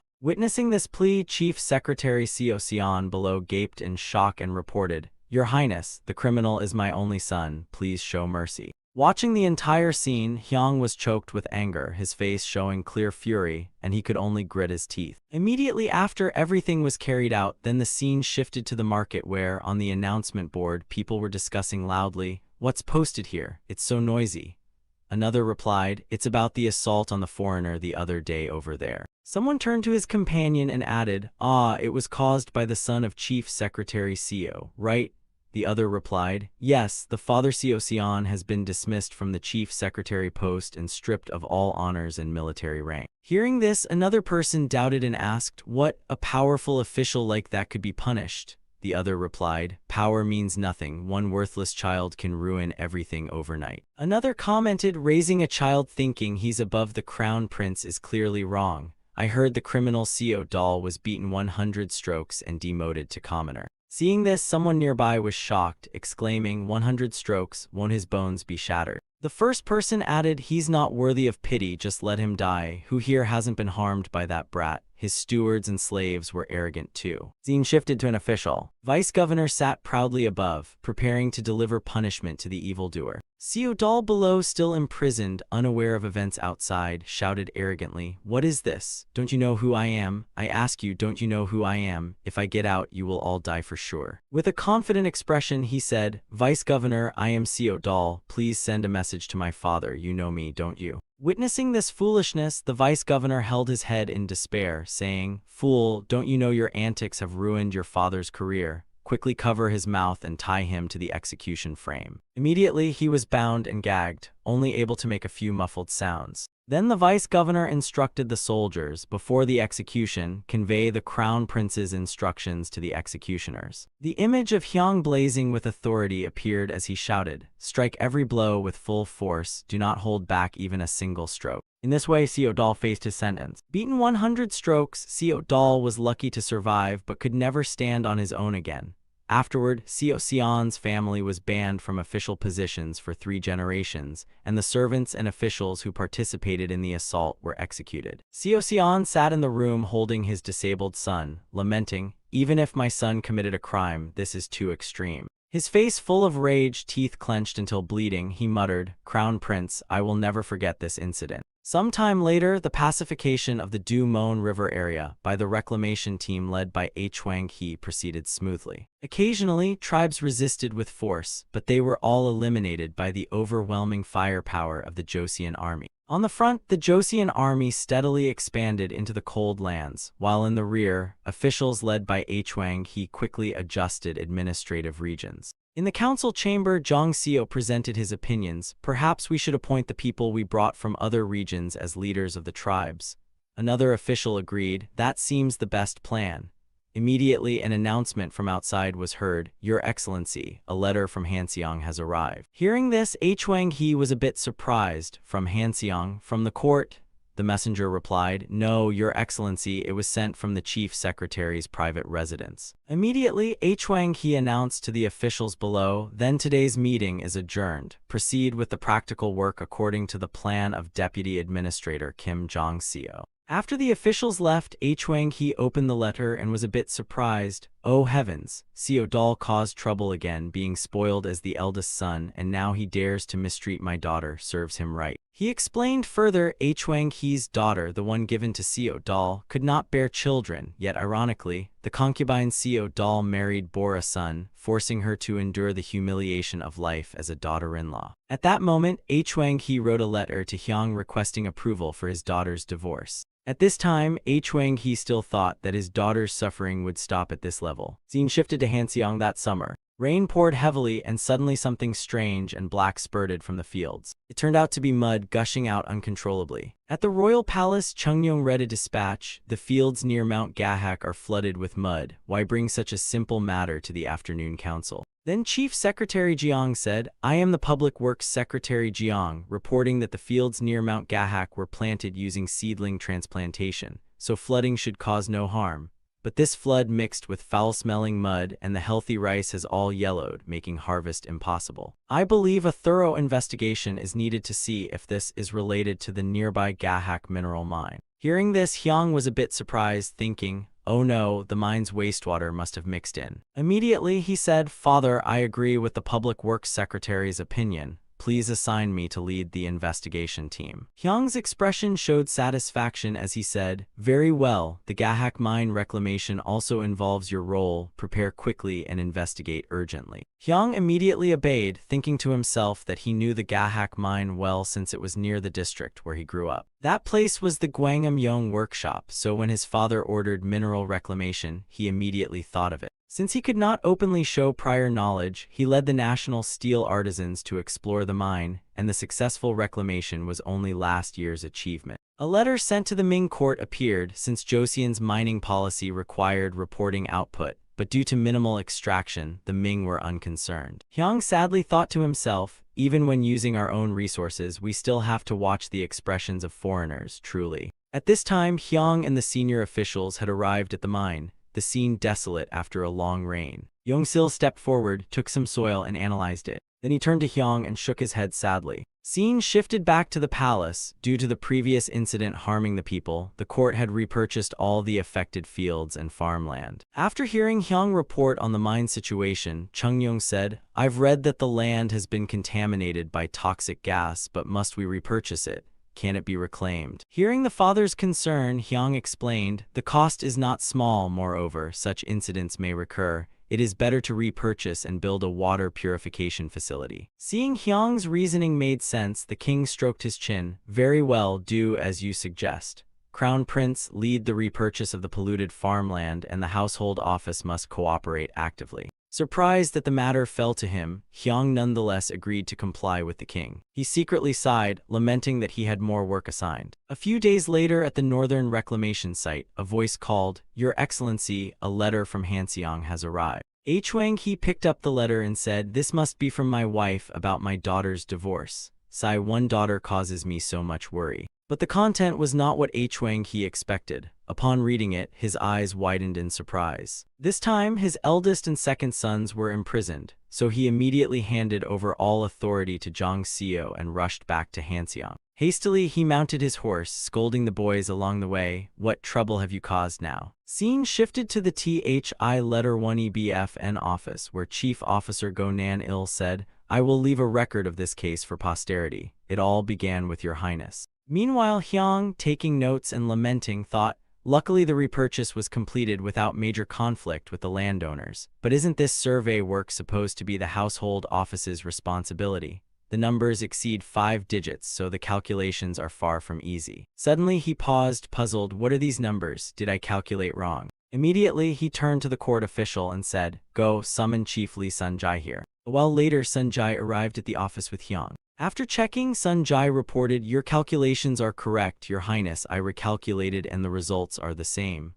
Hyang, skeptical, said, already done. I spent the entire afternoon on this. He looked at the pile of records, adding, if these numbers are correct, this could be a more serious issue than I thought. Immediately, he ordered the nearby court official to assemble all subordinate officials in the main meeting hall. He handed the letter to the official, instructing, this requests the full land registry of the fields near Mount Gahak. Deliver it to the household office. Then a thought struck him, don't go to the household office, go to the archive and bring back a copy. The quantity is probably large, so bring a few folders. At this moment, in the main hall of District 51, Hyang and his subordinate officials were all busy with the pile of records. The work even continued late into the night. At this time, the door was finally opened. Hyang happily held the investigation results, saying, all right, now the evidence is perfect. Everyone has worked hard. Immediately at the Crown Prince's residence, he requested an audience. After Hyang reported the investigation results, Chungnyeong was a bit surprised and asked,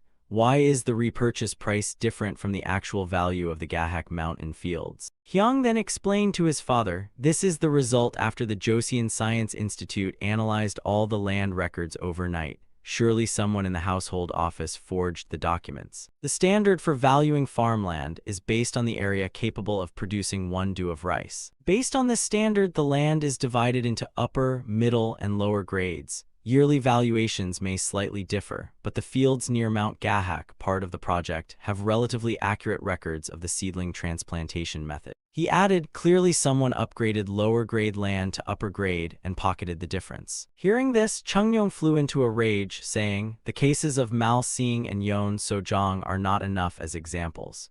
These insolent people, call the Grand Tutor here immediately. Scene shifted to the Crown Prince's residence. Hyang sat on his chair, sighing, complaining, exhausting, not a single peaceful day. Suddenly, a voice called from outside, Your Highness, an official from the Grand Tutor requests an audience. Hyang immediately allowed entry. Then an official entered and said, long time no see, Your Highness, I apologize for the delay. Hyang asked, you are from Hanseong residence. The official immediately introduced himself, yes, I am Go Nan-il. After the Kim Do-ryeon incident, I was promoted to chief officer of the Grand Tutor. I am here to take responsibility for this investigation and hear Your Highness summarize the case. Hyang immediately spread a pile of records before Nan-il, saying, these are the evidence, review them slowly and ask freely if needed. Nan-il replied, thank you, Your Highness, truly grateful. The sky was clear and birds were flying above. A moment later, Hyang, dozing off in his chair, was awakened by Nan-il, blinking groggily. Nan-il then reported, I have read all the documents. Thanks to your careful arrangement, I could screen the suspects. I will now lead the Grand Tutor's officials to the household office for presentation. Hearing this, Hyang was a bit surprised. Already screened the suspects? How did you manage that? Nan-il, seeing the prince puzzled, kindly explained, surely no senior official of 3rd rank or above in the Ministry of Revenue participated, like ministers or counselors.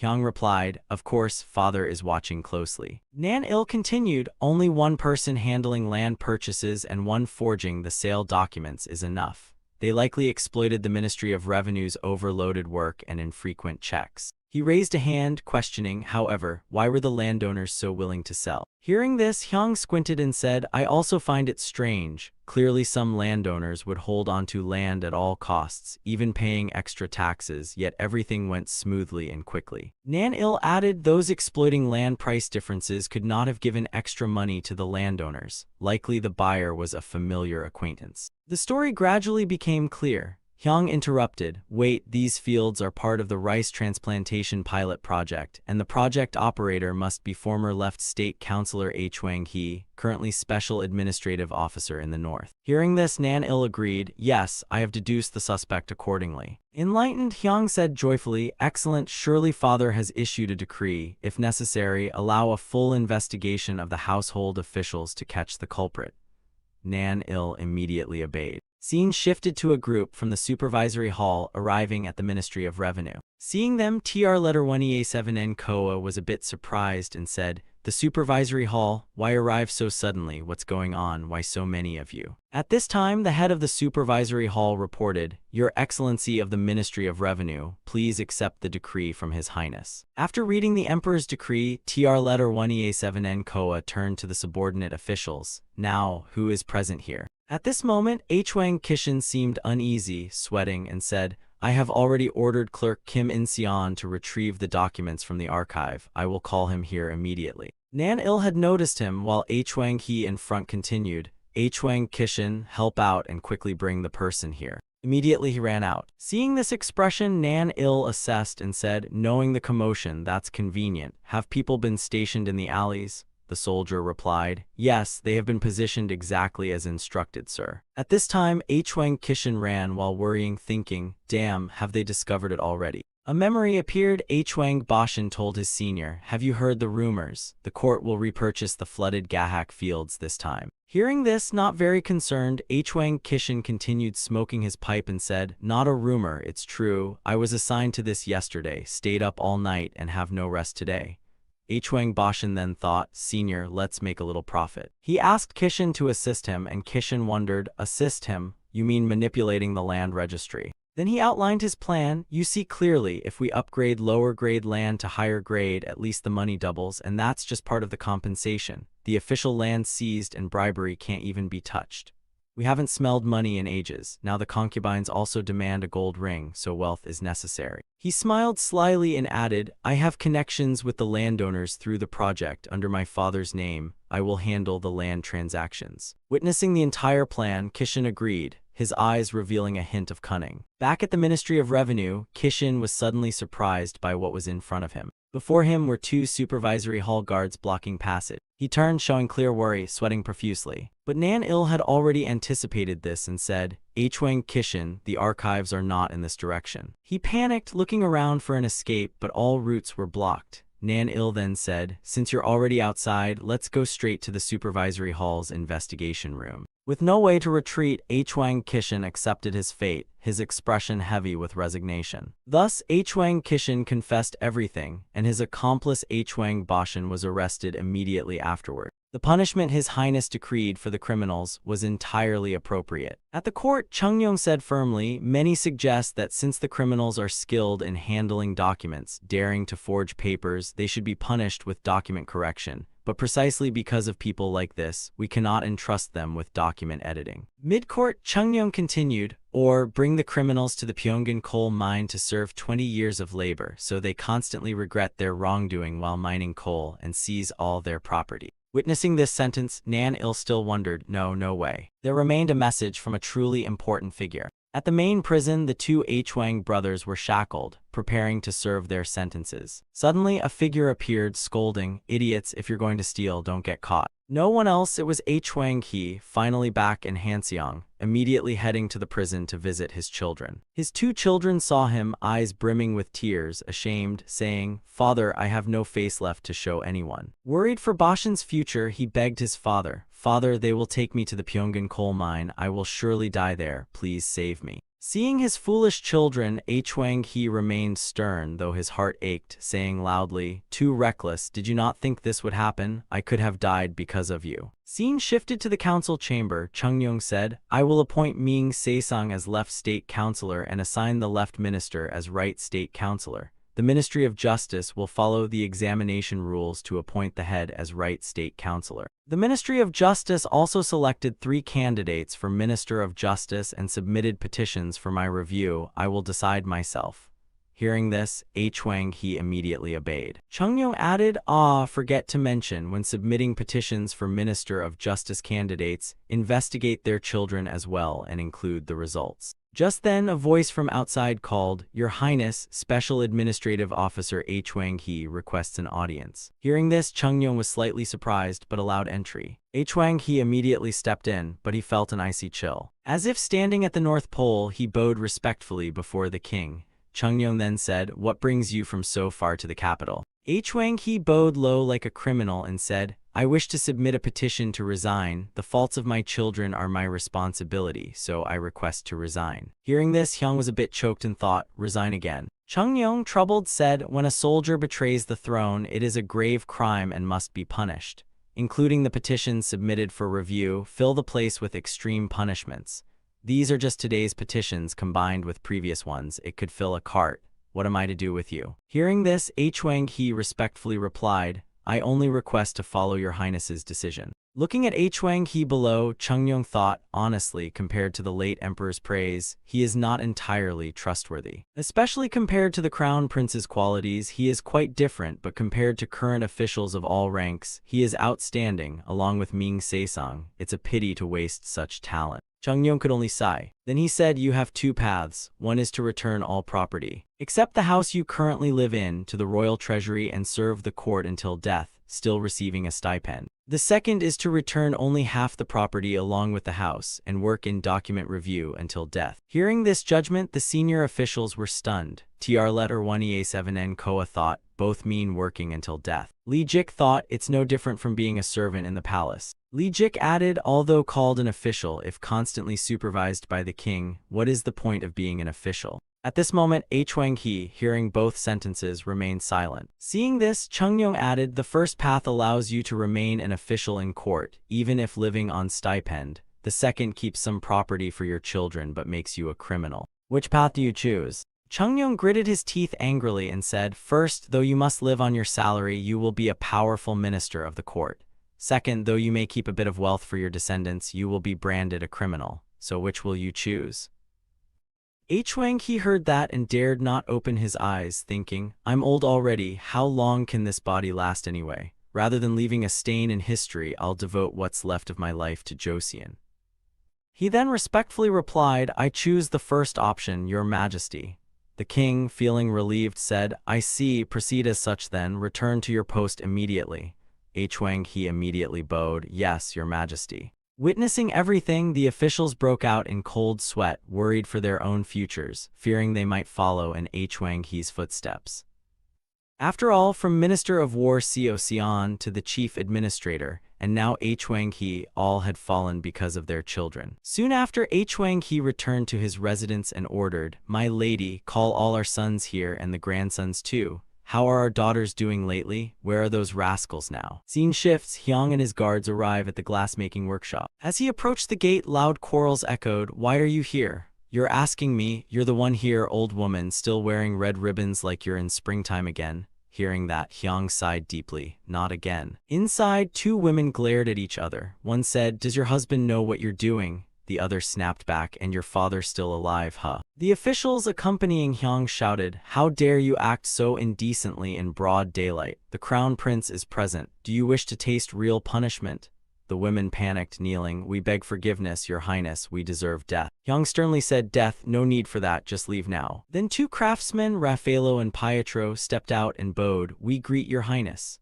Hyung replied, If the one broken were your leg instead of your hand, I'd have dragged you out myself. Not a single day passes here without some nonsense. He added, As far as I know, the god you worship forbids adultery, doesn't it? Pietro tilted his head blankly. Adultery? What does that mean, sir? Raffaello, embarrassed, whispered, You idiot, you godless heathen. Seeing that, Hyung sighed and said to the royal physician behind him, Physician, I leave this to you today.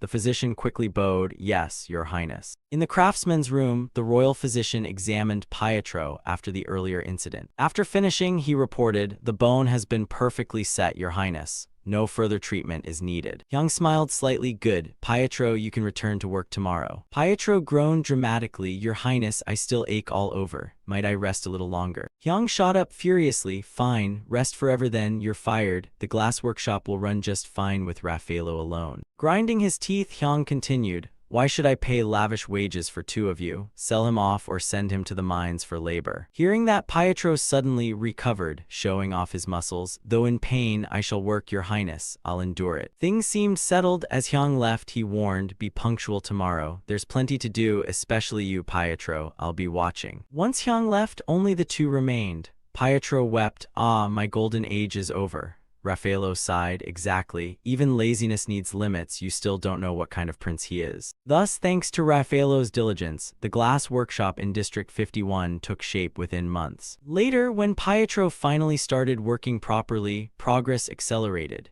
With the state steel foundry helping, the workload involving iron lessened, and the artisans assigned to the glassworks gradually mastered their craft. There, they melted raw materials gathered from across Joseon to create molten glass. Before the molten glass cooled, they poured it into cylindrical molds and kept blowing to expand it. Then they cut the top and middle parts of the cylinder, thus creating glass sheets. The glass was reheated and cooled repeatedly until it became flat under gravity. Holding the blueprint, Hyung thought, this is the traditional method. It's flat, but due to the repeated heating and cooling, it's not fully transparent. And without rollers or chemicals, not to mention no diamonds for polishing, achieving clarity is nearly impossible. So this is the best we can do, huh? In the end, it was still a success. Hyung told his craftsmen, well done, for your efforts I'll add 1 silver tael each to your wages this month.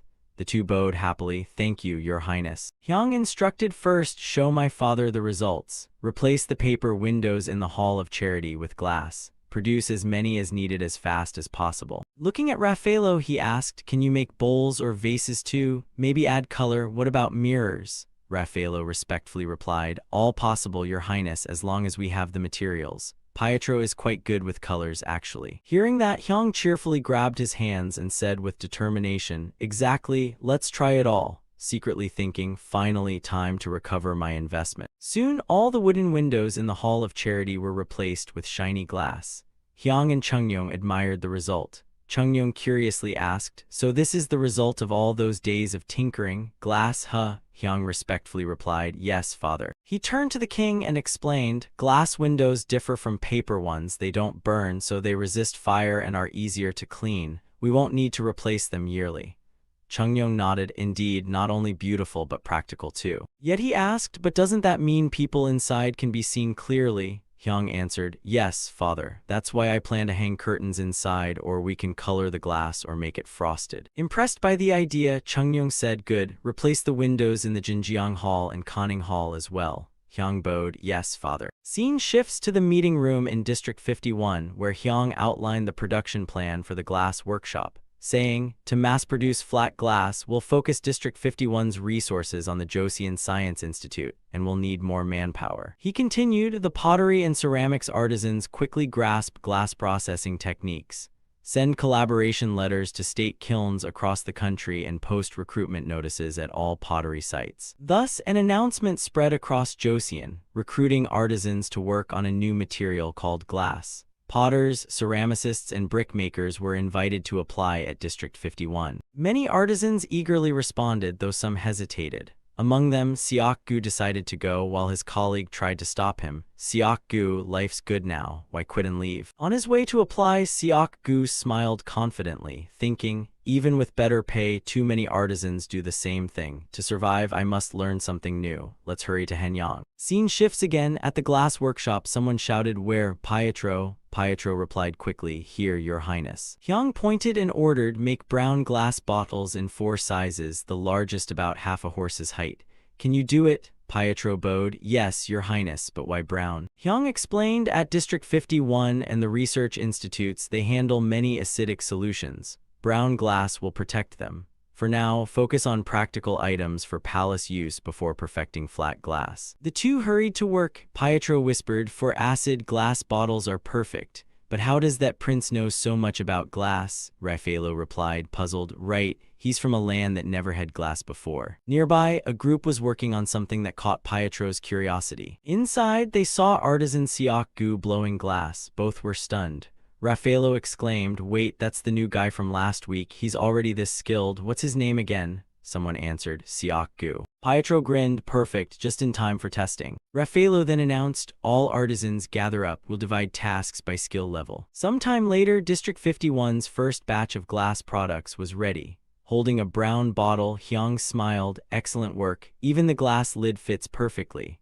We'll first supply these to the special departments of the Joseon Science Institute and decide on mass production afterward. Soon after, a new design arrived for Raffaello and Pietro, with a note saying, "Try making this next." Reading the design, Raffaello widened his eyes in surprise. On the table were various glass bottles of many beautiful colors. Pietro couldn't help but exclaim, "Did His Highness really design this himself?" Hyang smiled. "So, can you make it?" Holding the blueprint, Pietro excitedly replied, "Yes, Your Highness. I can make it, and I want to make it." The two left the room, Pietro clutching the design, thinking happily, "With this, the light will refract. It's brilliant. His Highness truly is a genius. Just wait, I'll make it stunning." Meanwhile, Raffaello thought to himself, "Truly an extraordinary prince. He knows exactly how to motivate Pietro." A few days later, inside the king's resting chamber, a flash of light suddenly illuminated the entire room. A delicate lamp appeared, shimmering softly. The queen, seeing it, exclaimed, "It's like an oil lamp but without the smell, and it's even brighter than a lantern, and the shape is so elegant." Hyang replied, "Father loves reading and reviewing affairs late at night, which harms his eyes, so I created this for him." Seeing his filial son, Chungyong laughed warmly. "How thoughtful. Have it mass-produced quickly and distribute it to all the 6 ministries' offices." But the queen interjected, "If you care so much about your father, wouldn't it be better if he simply went to bed at night instead?" Hyang nodded. Mother's words are indeed wise. She then mentioned the glass windows, saying, "Not only Conning Hall, but even the concubines who visited the Hall of Charity now want glass windows for their own quarters." The king added, "Yes, I approved that a while ago. How's the progress?" Hyang sighed and reported, "Father, we haven't yet established stable mass production. The quality fluctuates and the thickness isn't consistent. It'll take more time." Scene shifts to the glass refining area. A sheet of glass shatters as someone shouts, "No, it's not that simple." Furious, Raffaello threw everything aside. Pietro, watching, thought, assigning the flat glass process to him was definitely intentional. His Highness knew Raffaello's strict, perfectionist nature. From a distance, Hyang observed, thinking, "Inconsistent quality is inevitable. Flat glass depends heavily on artisans' skill. We need at least a few more masters like Raffaello and Pietro. There must be a better method." He then announced, "Let's hold an internal idea contest." Hearing the strange word, a nearby official asked, "Idea? What's that, Your Highness?" Hyang froze for a second, realizing he'd accidentally spoken his thoughts aloud. Quickly recovering, he cheerfully explained, "It's a word I've created, agio, meaning wisdom born from reason. Inform everyone in District 51 and the Joseon Science Institute. Whoever comes up with an agio, a method to make wider and flatter glass, will be rewarded." Notices were soon posted everywhere. Someone asked, "Ma'am, what does that say?" The other replied, "Ma'am, we're all craftsmen here, genius. Maybe learn to read first." The notice declared, "Reward for any craftsman who discovers a way to make glass larger and flatter." 2 workers chatted, "His Highness values skill over rank. Anyone talented enough might even earn a government hat." The other nodded. "Ah, so that's the plan, huh?" Scene shifts to the Crown Prince's palace. A servant brought documents. "Your Highness, these are the design ideas gathered from District 51 in recent days." Looking through the pile, Hyang smiled. "Quite a lot. Seems the craftsman's efforts are paying off." The lamp once again illuminated the room, signaling another sleepless night. Holding the stack of designs, Hyang yawned, mumbling, "As expected of a new age, nothing too special. Melting steel to press it flat, rolling and polishing, it'll eventually come to that. But for now, it's too hot, not yet." Many designs had only drawings without words due to the artisan's illiteracy. Hyang looked at them and sighed, "So they're literally drawing their reports now. Well, not every craftsman had time to study Chinese characters." He added jokingly, "Father should hurry and create Hangul already. Anyway, there's a name here, Han Seok Gu. Sounds strange, must be one of the new artisans." But as he examined the drawings, he exclaimed in surprise, "Wait, glass floating on water? No, on molten metal, that's it." The next day, Seok Gu was summoned. At the workshop, Seok Gu knelt nervously. Hyang said, "Stand up, I called you to explain your idea in detail." He asked, "So you intend to make glass float like oil on water?" Seok Gu respectfully replied, "Yes, Your Highness. During my training, I noticed molten glass doesn't mix with molten metal. Just like water and oil," he added. Hyang rubbed his chin and said, "Then the key is, what kind of molten metal has a density high enough to support the glass?" Seeing Hyang's curiosity, Jang Yong-sil spoke up, "Your Highness, what about mercury? If heated, could it not hold the molten glass while keeping it hot?" Siak-gu nodded. That was my first thought as well, but Hyang firmly interrupted. Mercury won't work. Siak-gu quickly agreed. Yes, Your Highness. The heat required to keep the glass molten would destroy it. Hyang pointed and explained carefully. Not only that, heating mercury releases deadly poison, which would accumulate in the craftsmen's bodies. Both men paled in realization. Siak-gu asked innocently, but isn't mercury also used in medicine? If we breathe it in, Hyang sighed internally, thinking, good grief, I really need to ban half the medical remedies of this era. Finally, Hyang ordered, find another kind of metal that can support molten glass. Jang Jiang Ryong, try making a glass sheet under a master's supervision. The man bowed, yes, Your Highness. Under Han Siak-gu's guidance, the metalworkers quickly found the answer. Tin, the very metal humanity used since ancient times, also familiar to craftsmen from making bronze ware. They forged a mold of cast iron, then melted purified tin. The key was controlling temperature, melting tin without melting the mold, then pouring molten glass atop the hot tin, allowing enough time for the glass to melt completely, then cooling it slowly until both glass and tin solidified, initially using the furnace's residual heat to cool the container. Hyang stroked his chin again, thinking, a cooling system will be necessary too. First, build a water basin for it. After several rounds of trial and error, they finally succeeded. Holding the completed blueprint, Hyang smiled brightly. Excellent, this is perfect. Thanks to that, the replacement of paper windows with glass windows was greatly accelerated. All the windows in the Hall of Charity were replaced with the new type of glass. At the Jinjiang Hall, the replacement was also completed. Chungyong and Hyang admired the results joyfully. The king said with satisfaction, beautiful work, next will be the council hall. Hearing that, Hyang hesitated. Father, about District 51's budget, the king replied calmly, fine, just submit the expense report. Hyang added, Father, I wish to grant not only patents but also shares to the craftsmen who develop such technologies. Chungyong looked puzzled. Patents I understand, but shares. Hyang explained, yes, Father, that way master craftsmen will stay dedicated and continue developing new skills. Chungyong asked, and how much share would that be? Hyang answered, just one portion. The king nodded, reasonable, but will you do this for every new invention? Hyang smiled, no, Father, only for technologies that can generate profit. Hearing that, Chungyong stroked his chin thoughtfully. And so a royal decree was issued. Han Siak-gu became the first Joseon citizen to own shares from his own invention. Holding the decree stamped with the royal seal, Siak-gu cried tears of joy. The meaning of his shares would only be realized long after, but for now, he was over the moon. Sometime later, while inspecting District 51, something caught Hyang's attention. What's that thing on your face? The first pair of glasses in Joseon had appeared, worn by Ji Gong while working. However, due to imperfect glass quality, vision was still blurry. Siak-gu turned toward the crown prince and said, Your Majesty. Hyang snapped, It's Your Highness, and put some clothes on while you're at it. Raffaello then explained, this pair was made with Ji Gong. Ji Gong added, because staring at the furnace all day hurts my eyes, so Pietro and I made these together. Hyang asked an attendant for his writing brush. He quickly sketched a new design. Dejang, you also stare into flames a lot, right? Dejang replied, Yes, Your Highness. That's why blacksmiths like us often suffer from eye problems in old age. Hyang handed him the drawing. Try making this. Also, collaborate with the ironworks in District 51 to mass produce it. Raffaello looked at the design and gasped, hooks that go over the ears. Brilliant, His Highness is truly a genius. But who will buy them all? Hyang replied, anyone suffering from furnace glare, not just you. Distribute them among all related craftsmen, starting with Dejang here. The craftsman, moved to tears, said, Your Highness cares even for lowly workers like us, thank you deeply. Hyang waved his hand, no need for thanks, just make 2 pairs for me while you're at it. And thus, sunglasses were born. When Chungyong put them on, he marveled, at noon, the sunlight always hurt my eyes, but with these, it feels so comfortable. What should we call them? Hyang replied, it's called eye-shielding glasses, Father. Chungyong nodded approvingly, make a few more, I want to use them too, and they'll make great gifts. Hyang immediately obeyed and soon began constructing a dedicated glass workshop on a plot of land next to District 51. A lantern with a rooster design swayed gently in the wind as people nearby gossiped. Hey, did you hear the rumor? They say His Majesty replaced all palace doors and windows with crystal instead of Hanji paper. The other man gasped, crystal, that must have cost a fortune. He added, taxes are rising, life's getting harder already. Hearing them talk, another bystander who knew the truth said, it's not real crystal. My neighbor works in the Crown Prince's workshop. He said it's made from melted sand.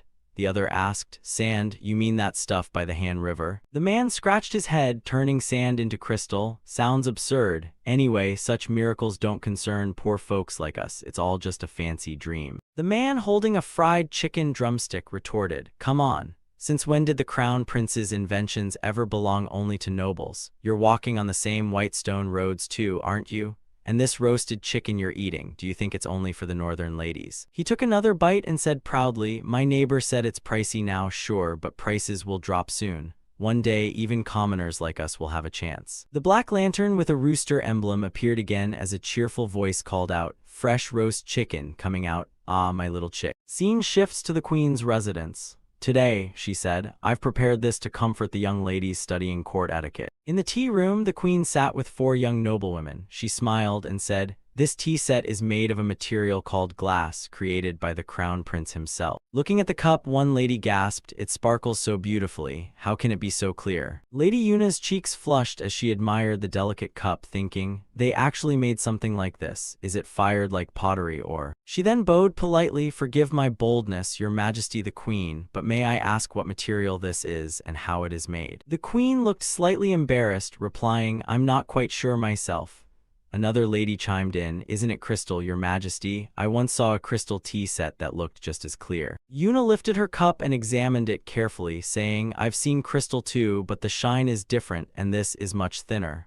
One light knock and it would shatter instantly. Her words made the entire room fall silent. Realizing her mistake, Yuna quickly bowed. My deepest apologies, your majesty the queen. The queen smiled gently, haha, it's all right, it's all right. Looking at the girl, she thought to herself, this child, the more I see her, the more she reminds me of Hyang. Should I bring them together or keep them apart? And so the entire palace was renovated, everything gleaming brilliantly under the light. Chungnyeong and Hyang, both wearing sunglasses, admired their accomplishment. Hyang said proudly, the full replacement of windows across the palace with glass is now complete. After that, various experimental works were presented to Queen Sohyun. One lady gasped, oh my, are these truly items made of glass? Another lifted a mirror and marveled, this face mirror is so clear, so that's what I look like. The queen smiled and said, yes, that mirror Hyabin, you may have it. The queen continued, these are all crafted by my son. Sinbin, that one's for you, and Sionbin, Yuibin, choose whatever you like. As glass became widely used in the palace, the news soon spread abroad. In the Ming Empire, a passerby looked at a noble's house and said, oh, you've installed glass windows too, must have cost a fortune. The noble replied, nearly 2 months of my salary, from the main hall to the servants' quarters, 30 rooms in total. The man exclaimed, 2 months' salary, I might try it myself.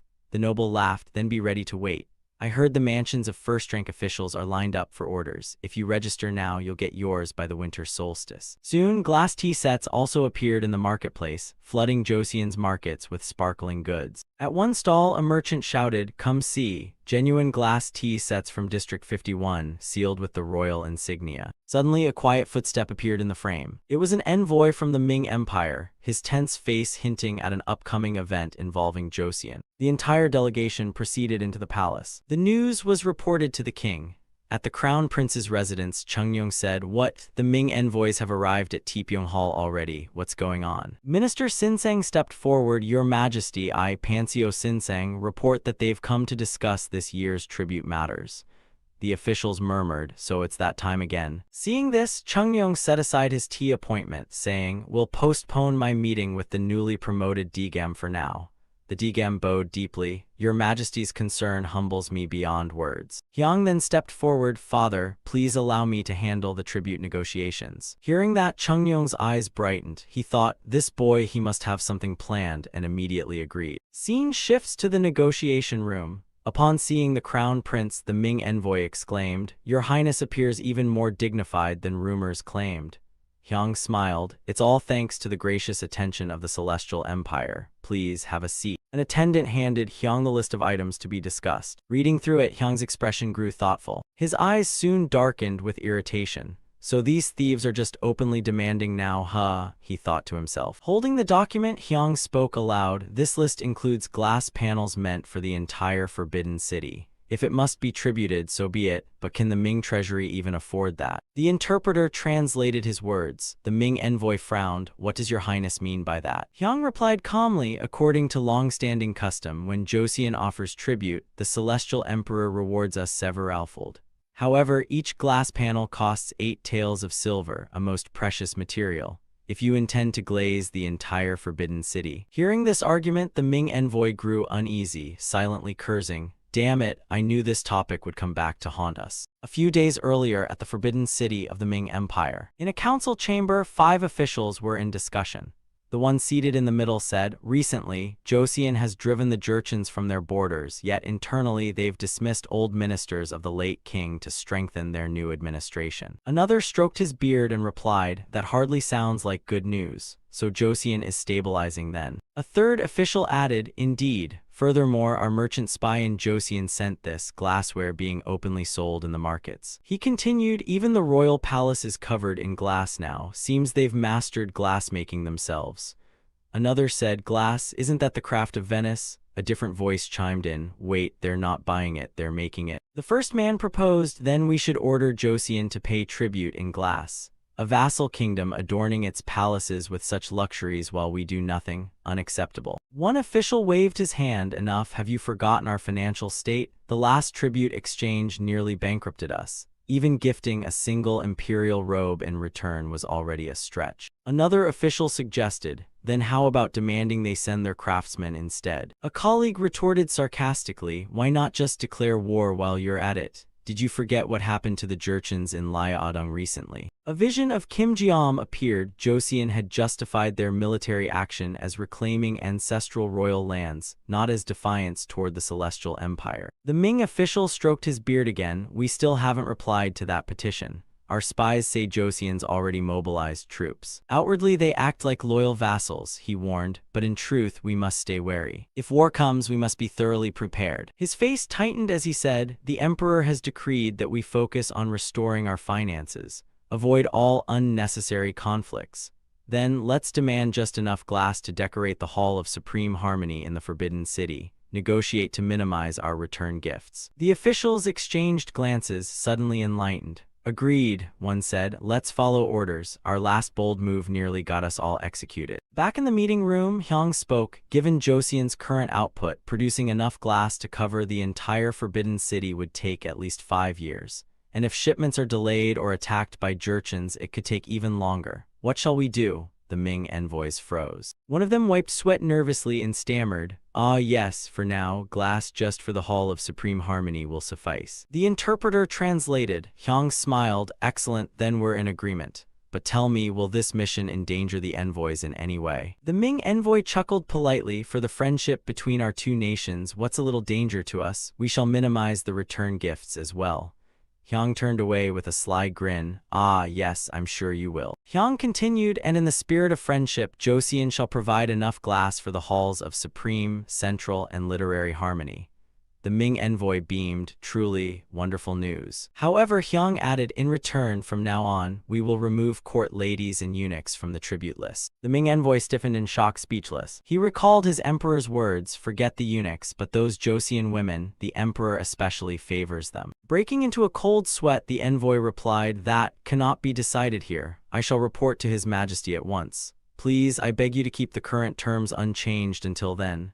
Seeing this, Hyang nodded in feigned understanding. And thus, Joseon agreed to provide glass for 3 outer halls of the Forbidden City, each panel valued at 8 taels of silver, in exchange for ending the tribute of court ladies and eunuchs. At the royal residence, Chungyong said to his son, you've worked hard, but is it true that each glass panel costs 8 taels of silver? Hyang replied, yes, father, that's correct. He added that was the initial cost, but now it's down to just 1 tael, and once the process is perfected, it'll drop to half of that. Hearing this, Chungyong stroked his chin. A developing process, you say? Is that thanks to Han Seok-gu, the one you gave shares to? His idea reduced the cost that much. Hyang respectfully answered, yes, father. I expanded on Seok-gu's idea, and after giving him shares, the other craftsmen became more enthusiastic, leading to rapid results. He concluded, thanks to that, by the time the tribute is fulfilled, we'll earn a fair amount of silver in return.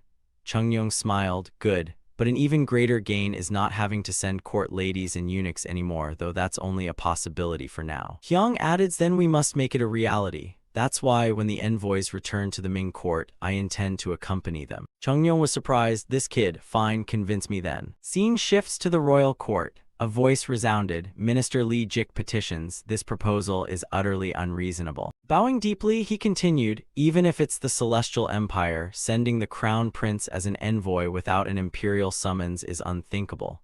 I beg your majesty to reconsider. All the ministers echoed in unison, we implore your majesty to reconsider. Chungyong turned to his son Hyung, explain as you did to me yesterday. Hyung bowed, yes, father. He faced the officials and said, as I explained, regarding the tribute of court ladies and eunuchs, we must negotiate directly with the emperor. To do so, our status must be equivalent. Li Jik protested, equivalent? You mean to negotiate with the emperor of the Celestial Empire? Hyung replied, think carefully, there's still no official reply to our message about the reclamation of the Tumen River Basin. Back then, even when Lord Ming saw Seong went as chief envoy, things didn't go smoothly. In truth, the Ming look down on us and we, in turn, underestimate them. We're already developing the Tumen Basin.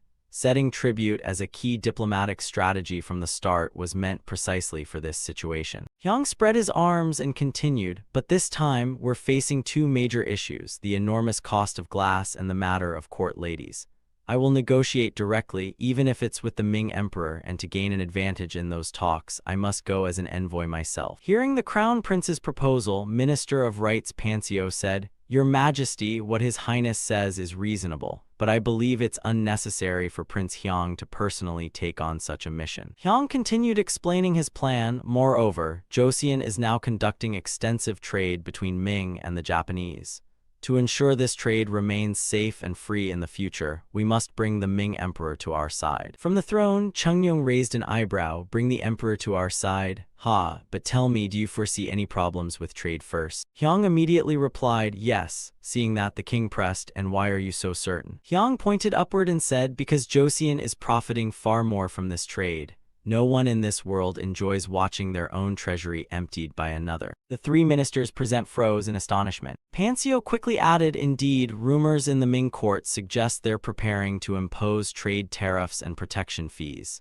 Their envoys have been spreading the word everywhere. What does your highness plan to do? Hyung answered without hesitation, I'll propose cooperation. And so a ship set sail, cutting through great waves, carrying a plan that could change the very fate of Joseon. Standing aboard, Hyung looked toward the horizon and shouted, ah, we've arrived. Finally, the port of Tianjin. Hyung rode his horse in and, astonished, exclaimed, is this really Beijing? Before him was a truly vast scene, bustling streets and majestic architecture. Hyung couldn't help but remark, how enormous. The attendant at his side smiled and said, Han capital of His Majesty is even more magnificent by far. After that, an official received Hyung and announced the audience would take place in 3 days, inviting him to rest. Hyung replied, please convey my thanks to His Majesty for the thoughtful arrangements. The official then introduced 2 court maidens sent by the Ming court to attend him. Hyung nodded, yes, I understand. He then smiled warmly and said, for the next few days, please take care of him. The maidens' eyes lit up at his words. They hurriedly bowed and replied, we will serve you wholeheartedly. That night, under a sky full of stars, a small lamp cast a warm glow on the table. Hyung sat in that room facing the lamp. A heavy feeling rose within him. He knew that from this moment, everything was truly beginning. Hyung's face showed determination mixed with sorrow. In just 3 days, for his family's sake, he would have to administer the poison himself. The image of Chungyong appeared with a gentle tone. He had commanded that if one dared set oneself equal to the emperor, one must go all the way. He ordered summons to the Royal Heavenly Institute with an authoritative voice. Back in the present, the next morning, the attendant knelt and carefully adjusted Hyung's attire, then handed him his hat. With confidence, he gave a slight smile. Hyung admired himself in the robes lent by the deputy king, feeling they were a bit large. He quietly asked if he looked all right. Immediately, the 2 guards bowed, smiling brightly, and affirmed he looked splendid. Their praise brought him some relief. From the Forbidden City, a herald cried out to announce their presence.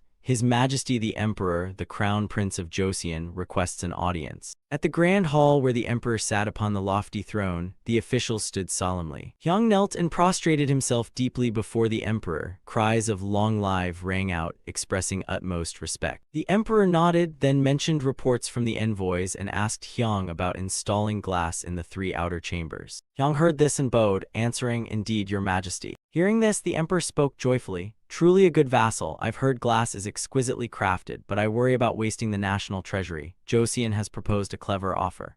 Seeing this, Hyung replied that maintaining friendly neighborly relations with the suzerain was his small nation's wish, and thus he had prepared gifts to present to your majesty. Soon the gifts were displayed, warrior statuettes and gleaming glass vases and cups, so delicate and refined. His majesty looked at the gifts, smiling radiantly. "Oh, how beautiful," while the Qing officials showed astonishment at these items. After that, 2 other officials stepped forward with another item. His Majesty continued to praise Joseon's renown for exquisite glasswork. Seeing these glass pieces proved the rumors true. His Majesty then set conditions in return and asked Hyung, "You said you would replace all the outer doors of the 3 outer chambers with glass, and, as a reciprocal gift, the Ming would collect payment for the glass while also receiving maidens and eunuchs, correct?" Hearing this, Hyung immediately answered, "Yes, that's right." He bowed his head and added, with a touch of tragic humor, that during the selection and tribute of maidens and eunuchs, many Joseon parents had wailed pitifully. Wasn't this a heartbreaking story, indeed? Listening to Hyung, the king seated on the throne murmured, "Fair enough," his gaze fixed on Hyung. He went on in an authoritative tone,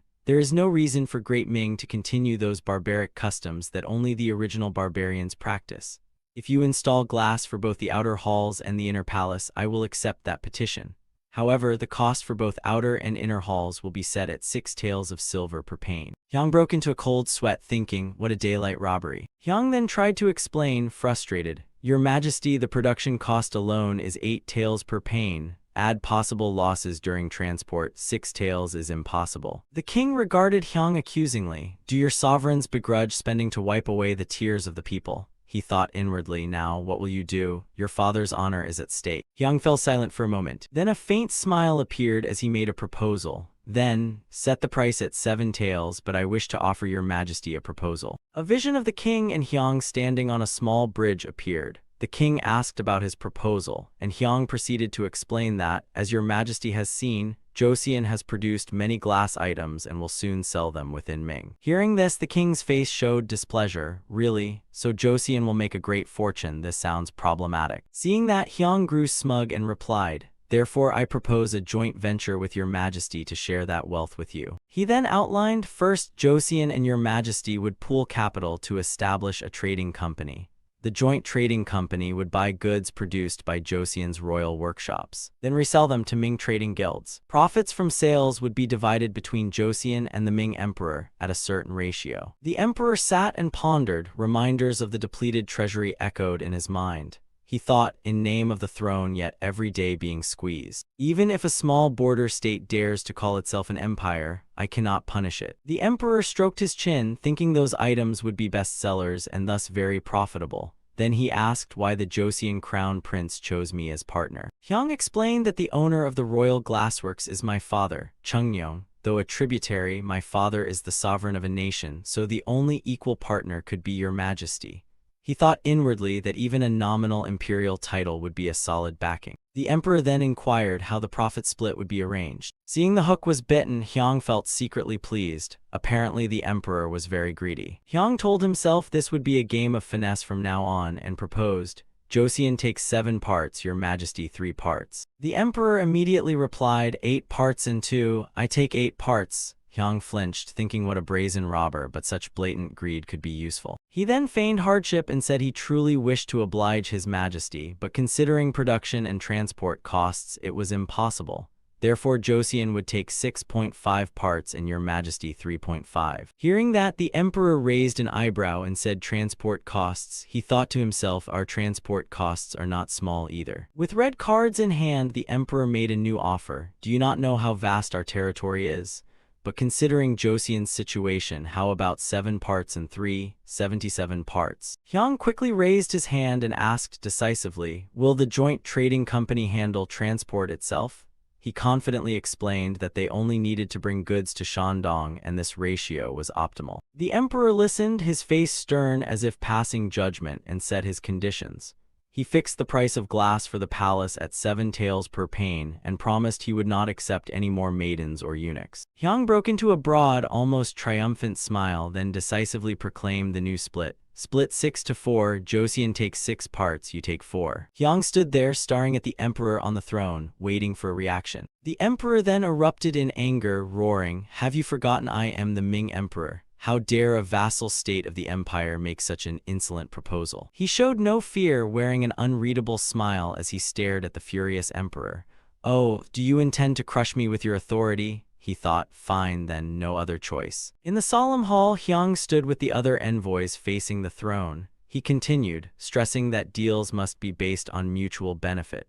"We Joseon are a small state and must be modest, but we are not a petty vassal." He bowed his head slightly and spoke with resolve. "If your majesty's proposal is accepted, Joseon will be left only with glassmaking until ruin."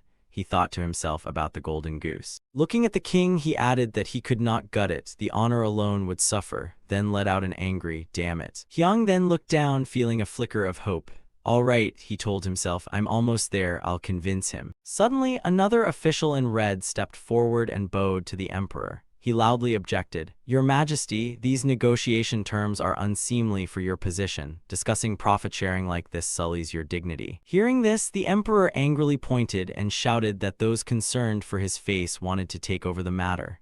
He ordered the palace guards to drag that old upstart to prison. Immediately, the red-robed official was hauled away by 2 guards, dropping to his knees and begging for mercy.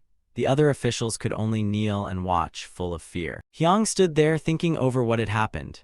Every court had 1 or 2 such loyalists who couldn't read the room. Then the emperor, seated on the throne, declared he would concede one thing Joseon desired most, but the split would be 5.5 to 4.5. He would take 5.5 parts. Hyang curled a lip. "Agreed," he said. "Yes, your majesty, then I will present the memorial." Everything seemed to go smoothly and he departed. Outside he sighed, "Phew, what a long day." Walking beside him, the old official told him he'd worked hard and asked if he wasn't afraid of conceding too much to the emperor. He feared the court would gossip. Hyang stood there in his formal hat and red robe, eyes narrowing with a crooked smile. He thought, "No problem, I've already fed the emperor enough poison."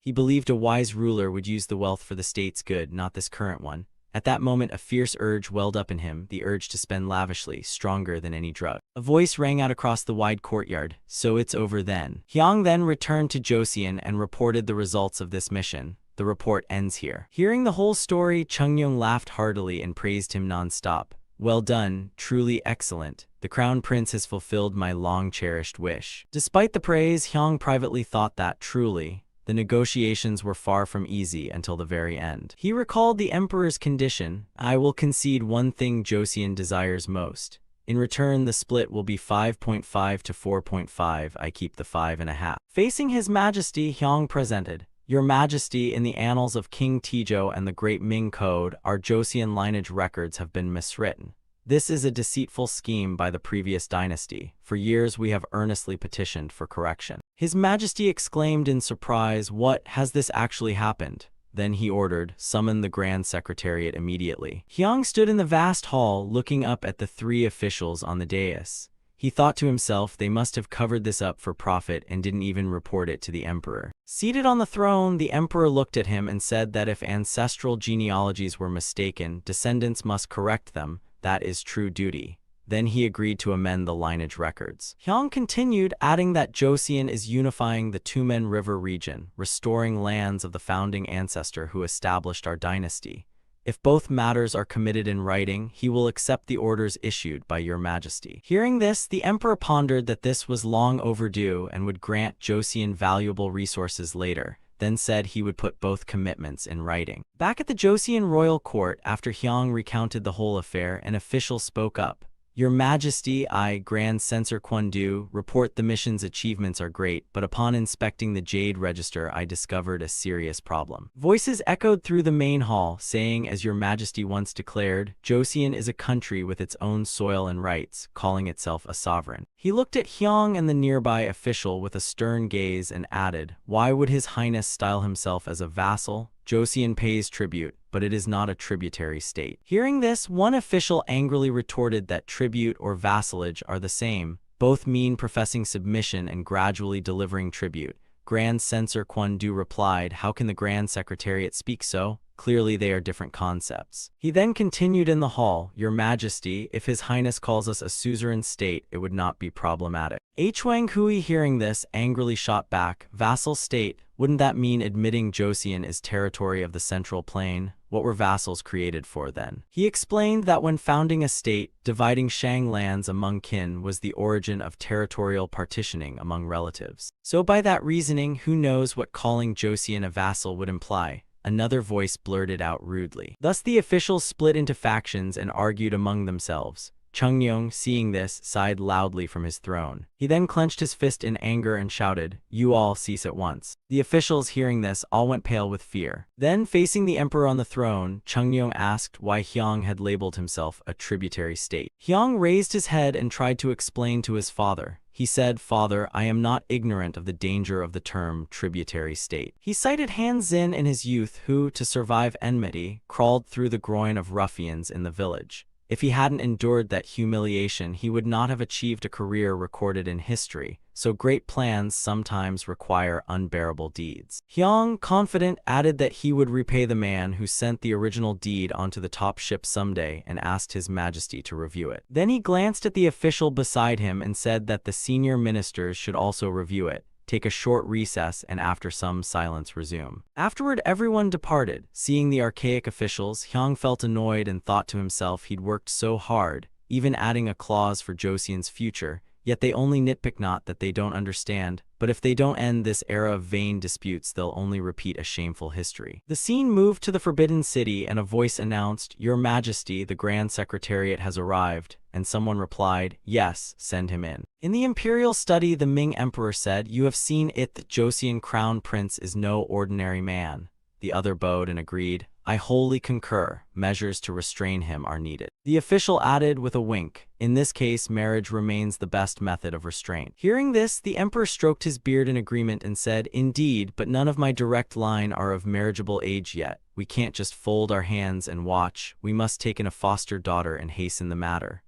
A sly smile might be implied. Then he pointed crisply and said the first task is to verify whether Crown Prince Hyang's claim is true or merely an excuse. On the final day, adjusting the higher-level contract details in the Ming deliberation chamber, the emperor declared that the agreed split would be strictly observed. If any revision demands arise, the pact would be immediately annulled, a clause that made me slightly uneasy. Hyang responded that a contract is a matter of trust. If either side grows greedy and breaks faith, how could the agreement stand? Hearing this, His Majesty replied, "So Crown Prince Hyang does not trust me." He bowed his head and hid his eyes, saying, "I would never harbor such disrespectful thoughts. This is merely a warning for posterity." The emperor listened, stroking his beard. He mused that such a warning for posterity was not bad. It might even serve to test who is worthy to succeed. Then the emperor looked Hyang squarely in the face, a little worried, and asked whether Hyang was unconcerned, since Joseon could cancel everything as it was a bilateral arrangement. Hyang bowed slightly and smiled confidently, replying that one must properly educate successors,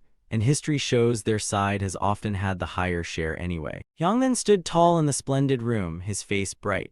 He announced that, ultimately, products that pass the Joseon Imperial Quality Inspections will be stamped with the plum blossom motif.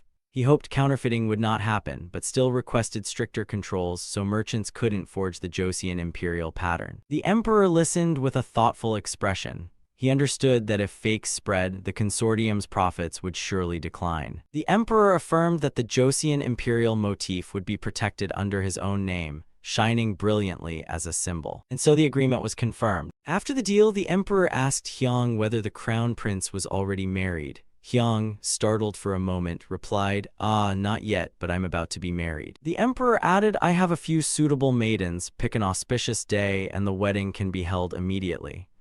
Hyang thanked His Majesty and modestly said he would keep his word. The emperor then decided to send agents to Shandong to collect detailed information about Crown Prince Hyang, with special focus on his marital status. Back in Joseon, after reading the report, Hyang announced the profit split. "We take 4.5 parts, the emperor 5.5, The clause about annulling the pact truly hit the Ming emperor's sore spot, and the protections for the imperial motif seemed comprehensive. Chungnyeong, seated on the throne, cheerfully praised him. "Well done, you did it before the emperor. Excellent work, you're truly skilled."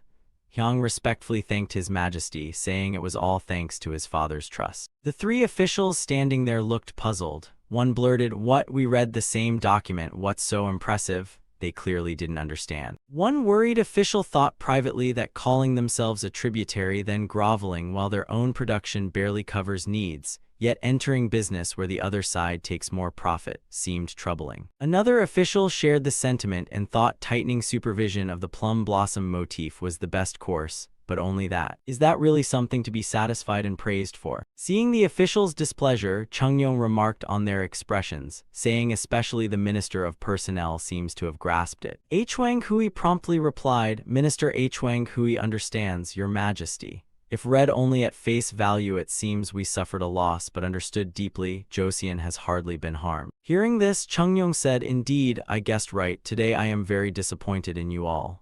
A tiny theatrical sigh for effect. Chungnyeong, visibly annoyed, added that henceforth in all matters they should not judge by appearances but examine hidden principles. He addressed Hwang Hui. "Since none in court understand the work like you do, guarantee it until the Tumen River matter is resolved. I will await the day you return with success." Hearing that decree, Hwang Hui bowed his head and said, "Thank you, Your Majesty." After the court session, the ministers lingered to hold a meeting when a voice rang out, "Oh ho, Minister Hwang, why the hurry?" Hwang Hui replied, "No, I must return north. It's a long journey." Li Thang beside him, still puzzled, asked, all right, let's finish the rest of the lesson. Before you go, give us one strategic move.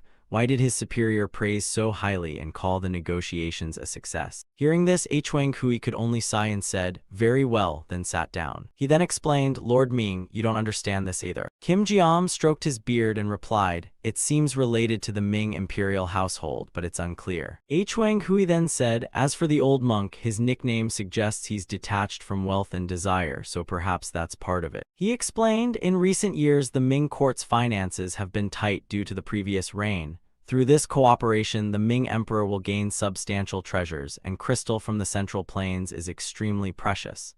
To protect this benefit, the emperor will certainly take many measures. One of those measures is demanding stronger controls on counterfeits from His Highness, the Crown Prince." With determined eyes, Hwang Hui said, "After cracking down on fakes, the plum blossom patterned goods from the Ming will naturally be regarded as high-value luxury items. In time, the fact that the products were made in Joseon will instill in people's minds that they are the finest goods under heaven." Kim Jiam stroked his beard and said, "That may be effective, but I don't understand why his superior and the Crown Prince are so pleased over just that. There seems to be something else we haven't grasped." Hwang Hui squeezed his eyes shut and said, "How to explain this?"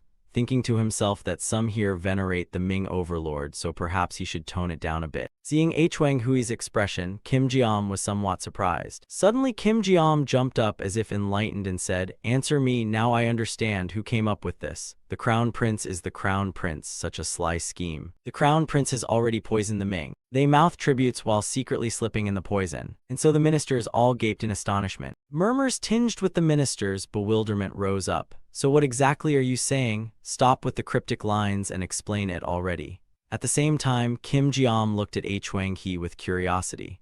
"Well then, Grand Inspector Hwang, am I right?" Hwang Hui stroked his beard and spoke. "Yes, in this position, surely no treacherous sellout would worry about the Ming more than Joseon's national interest, right?" Hearing that, Li Jik raised an eyebrow in warning. "What are you saying? All of us here are vassals of Joseon appointed by His Majesty. Even if you are Grand Minister Hwang, you may not insult us like that." He immediately held out a hand. "Right, I worried too much and misspoke. If I have offended you, I apologize. I also mean this, that we have unleashed a poison upon His Majesty the Emperor, and further, upon the Ming. That poison is wealth, an intoxicant called unearned income."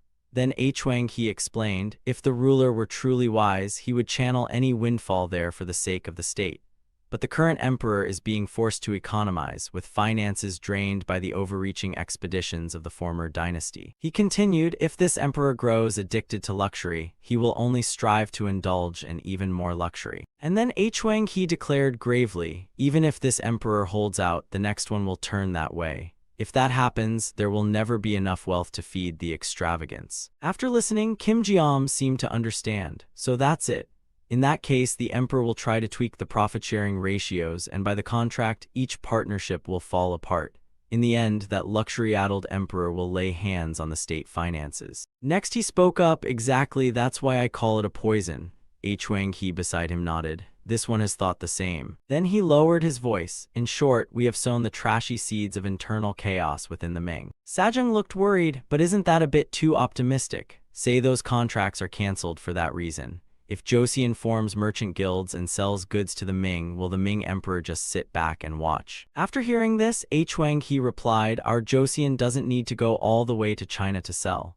Think long-term. Wait a few years, perhaps a few decades, until the emperor or his successor is steeped in luxury and puts his hands into the national treasury. He quickly elaborated. I mean, after the reform ended during the Goryeo period, it's said that merchants from the Islamic lands gathered in Pyongyang. If our Joseon also builds a trading port, then merchant ships from every nation under heaven will converge there. In the end, Huang-he firmly concluded that by then Joseon's products would become even more of a rarity, thanks to our own emperor. Cut to another place in the Joseon capital, Chungnyeong's voice rose. You truly worked hard, you endured humiliation to carry out the plan. Even if I didn't witness it, I can see your merit clear as day. Hyung bowed gently and replied, your praise is so great I don't know what to do. He immediately chuckled, this rascal. But then Chungnyeong's face hardened. Still, this father can't shake the feeling about you constantly bringing up vassalage and tributary status. He looked up at that. Titles are just a cover. The Ming emperor has acknowledged that this transaction is one between two states. Hyang continued, we're only tossing them a bit of lofty title and taking home the real profits. He frowned slightly, hesitating, yet his pride was still bruised.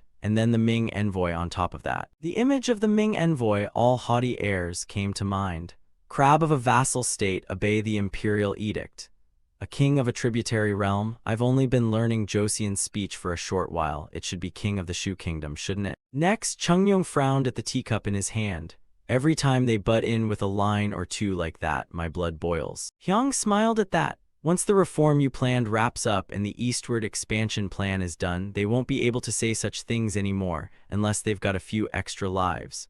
Otherwise, no one with a normal survival instinct will come to Joseon to babble like that again. Suddenly he slammed his teacup down and shouted, yes, whatever nonsense those Ming lots spout, I don't care. Chungnyeong ground his teeth in anger, but surely within our own Joseon there will appear people like that. What makes me furious is that they give them the excuse. At the same time he wondered, wouldn't the opposite be a good thing? Hyang replied calmly, those are people we should have filtered out long ago. This will be a good opportunity. He lowered his voice to suggest, Father, it's best that no historiographers attend the conversation from now on. Chungnyeong signaled with his eyes. Do so, historiographers withdraw. One of them stood up, but the other sat there sweating and protested. My duty is to record state affairs for posterity. He scowled and barked, this is my order, withdraw. The sweating historiographer insisted, this is national law, we cannot withdraw.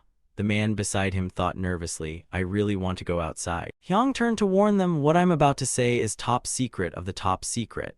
If any of this leaks, Joseon will be in great trouble. If I hear of any similar content getting out, I will charge you with treason. Understood? The two historiographers immediately answered loudly, yes, your highness. He frowned slightly and repeated once more, good, sit and record everything. Not a word may be omitted.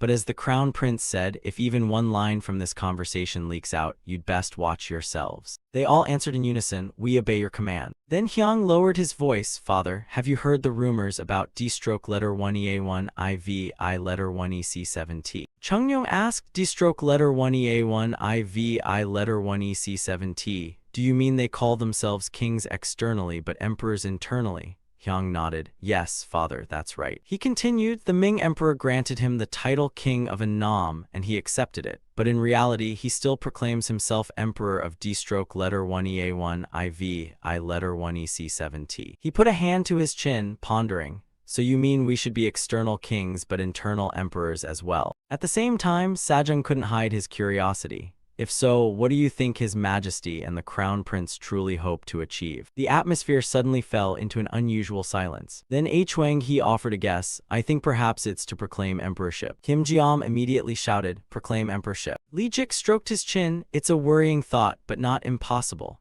In the former dynasty, there were times of proclaiming emperorship, and even the M letter 1E B7C Hang Long B letter 1E A30 after all. Suddenly, he lightly stroked his beard. Do you all think this is easy? Even that an Nam out on the distant border proclaims emperorship as a Nam. Then Wang He spoke, consider this, under the Crown Prince's guidance, we've developed methods for astronomical observation. He then frowned and said it's merely an adjustment, but in fact we've been using our own calendrical system. His Majesty may not know, but the Crown Prince's true intentions are clear. Cut to another place, Hyang with a confident smile said, no, it's not about outward glitz, my aspiration is. And the next words made Chungnyeong's eyes widen in surprise. To build a real empire and drape the imperial yellow robe upon your father.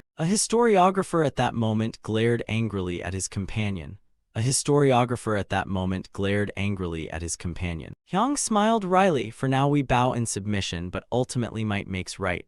Look at the Ming, regional kings, there can seize the imperial throne. When this Joseon grows rich and powerful and expands its borders, even if your father ascends as emperor, no one will dare oppose him. He added, by then, even if the Ming clamor that we've declared ourselves a vassal state, it will be nothing more than their own despairing screams. The king grinned and warned, sounds good, yes, but Crown Prince, don't forget, if what we're doing now fails to succeed completely, the ones left screaming in despair will be us. Hyang replied, I will engrave it on my heart.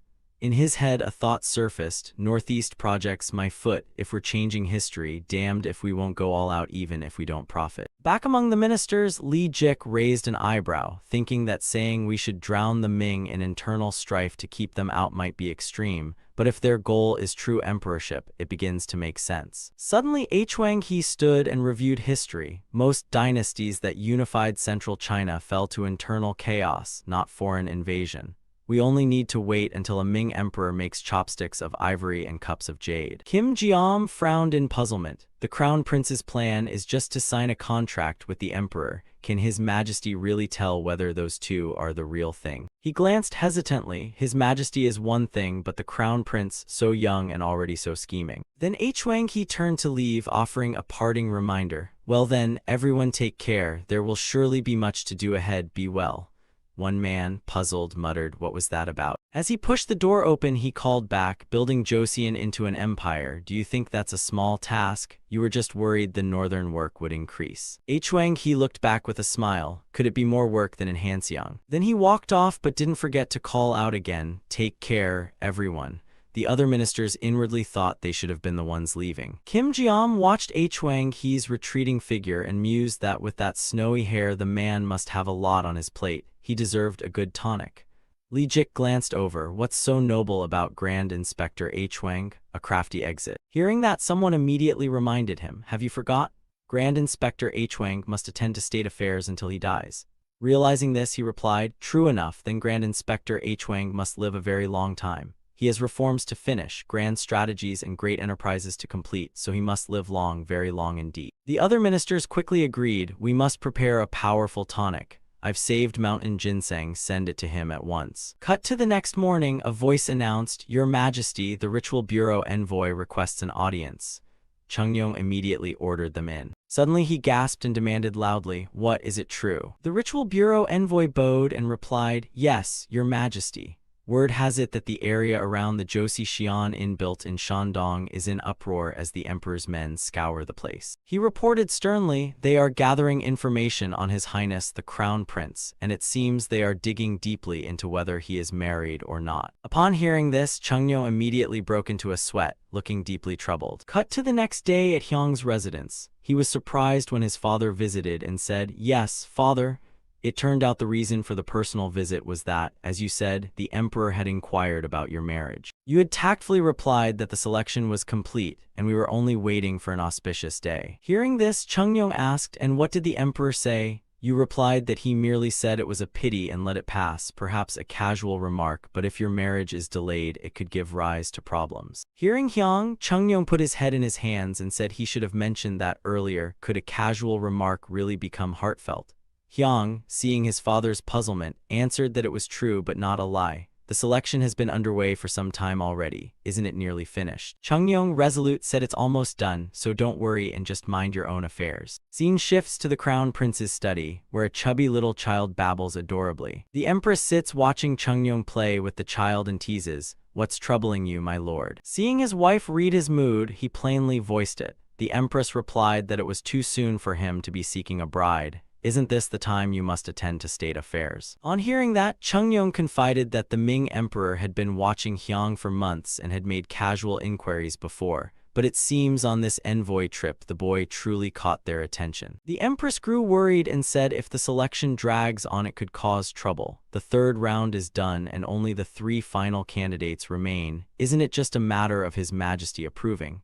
Are you dissatisfied with any of the candidates? Chungyong answered his wife's question, "Not at all, as the queen knows. I put a lot of effort into this selection from the start. First, I employed the sword faction that Hyung has recruited. They are tools used to investigate the backgrounds of powerful families. Especially when it's daughters of notable houses reaching marriageable age, there will inevitably be gossip and objections. So I mobilized the sword faction to seek out young women from distinguished families with virtuous character and pleasing looks. Although history has seen purges of foreign in-laws, the royal power of our dynasty is so firmly established that it's hard to be shaken by any in-law faction. Above all, the dynasty's love for the crown prince and the expectations of powerful families made the chosen clans obediently send their maidens without daring to complain. Thus, from the preliminary to the third round, everything has been completed. Indeed, the main problem is that all 3 final candidates are stunningly beautiful. What if the boy neglects state affairs? What if he turns out like elder brother Yangyong? Back in the study after Chungyong's confession, the empress beside him chuckled. Seeing this, Chungyong turned to his wife and said he wasn't joking. Considering the boy's temperament, this is a thorny problem among thorny problems once he falls into it. The empress, worrying ahead, said, "You are a father after all. When it concerns your child's matters, your wisdom seems to fly out the window." The empress, with a gentle expression, told her husband to do as Hyung wished and to think carefully whether Hyung truly fits that description. Chungyong was flustered and speechless. He folded his arms and thought to himself, "She's right, perhaps not." An image flashed of Chungyong so absorbed in affairs that he had neglected the empress. Then he turned to his wife and said following the queen's advice was indeed best. He was lucky to have her, and the empress replied, "So am I, your subject." A little mutual flattery for warmth. Cut to the next day, Hyung is intently inspecting the item before him and exclaims that it's perfect at this stage. One of the 2 craftsmen holding a sparkling Pietro mirror beside him agreed, "Isn't it perfect? Give me a raise this month." Hyung replied with a smile, "All my ideas, so not a chance." Suddenly a eunuch approached and announced, "Your Highness, His Majesty urgently requests an audience." Hyung turned to Pietro and gave final instructions. "You know what to do, Pietro." Pietro saluted and replied, "Yes, sir, proceed to mass produce." At Chungyong's residence, Hyung's voice called out, "At your service, father." After hearing the king's words, Hyung broke into a sweat and asked, "Do you mean I must personally view the candidates and choose among the pre-selected ones?" Chungyong replied that the central palace had arranged a tea ceremony at Kan Hoi Pavilion with the candidates. Hyung should see which young lady pleases him and then report back. Hearing the king's arrangement, Hyung objected that this not only violated protocol but was also rude to the young ladies, wasn't it so? Hearing his son thought to refuse, Chungyong put on a sly look and said, "Who told you to meet them in person? Didn't you just invent a nifty gadget the other day, even if it's still a prototype?" Cut to the next day on a watchtower. Chungyong told his son that he'd set up a 3-stage observation post to watch, and Hyung replied, "Oh, then let me take a look, please." Holding the first Joseon spyglass, Hyung peered through and thought, using the prototype in the field now, "Its effects differ slightly from my prediction, but it's suitable for this task." A blurry image appeared inside the spyglass. Then it sharpened. The empress was sitting with the candidates. After observing, Hyung immediately took pen and paper and wrote, muttering as he wrote that at least he could see it now, but the parts needing improvement must be noted before he forgets. Seeing his son not focusing on the main task, Chungyong said, "Hey, you're supposed to judge by the ladies' appearances." Hyung answered, "I've carefully examined their 5 facial features, father. Everyone looks beautiful, but what's beneath the makeup I cannot know." Even in history, when one was overweight, one had countless concubines. Now, having managed his health, besides the queen, the harem already exceeds 2 hands count. Add toes and you'd outrank father. Holding the spyglass, he added he doesn't know how to judge beyond looks. He thought to himself that his meager aesthetic standards were learned from watching a few image tapes. Hyang turned to his father and said, "Therefore I will fully obey your decision, father." Hearing this, Chungyong looked displeased, pointed at Hyang and said, "Hyang, dare not speak twice on this, understood?" Hyang replied firmly, "Yes, father." That evening in his study, the empress asked Chungyong if he'd chosen a partner for Hyang. Chungyong replied him, "I need the queen's help once more." In the cozy room, the empress didn't hesitate and said, "Please tell me anything." Chungyong turned to his wife and confided, according to the queen, which candidate best suits the crown prince's consort position. The empress poured tea for Chungyong and said that since today was the final selection, she asked the candidates a special question. If you knew your husband spent days frequenting pleasure houses, what would you do? Upon hearing that, Chungyong said that obviously stems from Hyang's peculiar behavior, and the empress agreed. Flashback to the selection, the empress posed that question to the three candidates. One lady answered promptly, "My husband is heaven's will. I will follow heaven's will, not be jealous, and revere him wholeheartedly." Another lady took a different view. "Isn't a husband's fault also his wife's issue? First, I'd investigate the rumor's source and silence the rumor mongers tightly." After hearing those replies, the empress turned to Yuna and asked how Miss Kim of Andong would respond. Yuna, a bit bashful, answered that of course she was taught filial rules by her parents and understands a wife's duties, but first she would like a private meeting with her husband to learn the facts. Seeing this, the empress asked why and what she would do next. Yuna maintained her stance and said perhaps he likes singing and dancing or painting and calligraphy, or maybe it's drink. Before considering a wife's duties, she wants to know what her husband enjoys. Back in the present, after the empress finished, Chungyong said that's cheeky. The empress, pleased, replied cheeky, but imagine if Hyang and that child became husband and wife. Chungyong, a bit curious, answered that might be worth watching. Then the empress shared that when Yuna first saw a pane of glass, she didn't hesitate to strike it to hear it ring. Hearing this, Chungyong was slightly surprised. Scene cuts to the next day. Hyang is standing before his father's study door. Entering, Chungyong and the empress were there. He said, "Last night I decided on your spouse," and Hyang, a bit delighted, replied, "That's wonderful, sire." After a night of thought, Chungyong looked several years older and said the primary consort will be Miss Kim of Andong. By rank, she'd be the sister of my son's son-in-law. Her clan has ties to the royal house and knows court etiquette. So I will issue an edict for the hall of presentation to set the nearest auspicious date per the birth chart. Hyang promptly answered, "Thank you, sire." Inwardly, he wondered which Kim that was. When he skimmed earlier, one girl stood out among the three. Was that her? Had he known, he would have bothered to hear the names first to seem cooler. Suddenly, Chungyong's voice rang out and caught Hyang's attention. He said, "I've also ordered an auspicious date chosen quickly for the second concubine, ideally within the same month as the crown prince's consort."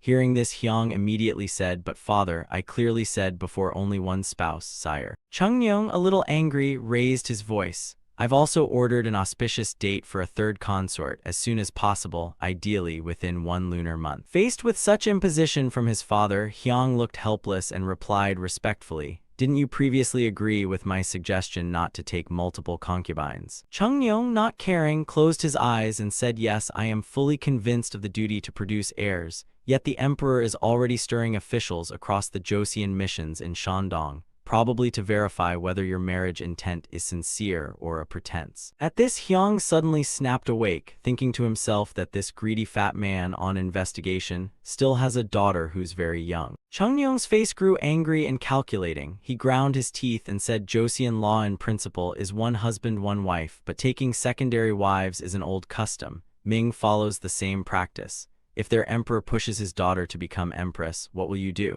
Hyang then understood and worried inwardly. Indeed, in this delicate international relationship, for the nation's interest, sacrificing a young daughter is nothing, or they could simply adopt. Either way, if a secondary consort becomes stronger than the primary, wouldn't that be the start of a palace rivalry like those historical dramas? Internal trouble we planned for them might happen to us first. The very internal strife we arranged for them could happen to us first. Cut to a bustling spot outside the city where a voice said, "Another wedding." The ban on marriages was just lifted and everyone's in a frenzy. Whose daughter is it this time? Someone else replied, "I heard it's the daughter of a high official from the Ministry of Revenues, or maybe the Ministry of Punishments." A man with a headwrap turned to his neighbor and said, "I heard this lady also took part in the Crown Prince consort selection. The man with the hat replied, right, if she's a candidate for the prince's consort, then she's certainly an ideal daughter-in-law. An authoritative voice boomed, please come in and dine. The grand household has opened its grain stores to celebrate the big occasion. Someone chewing a chicken foot said between bites, have you heard the rumor about His Highness the Crown Prince? The other asked what rumor, and the first answered it's about the state marriage. The two who had the chicken feet puzzled, what is this? Smells like fried chicken, but it's just feet. Sigh, they ate all the meat and left us the fried feet and gizzard. The man with the hat snorted, is this gizzard? Chew and you might get a grit. The headrap fellow, still gnawing a foot, continued that he heard the state wedding will be held 3 times within a month. Hearing this, the hat man broke into a sweat and asked, what?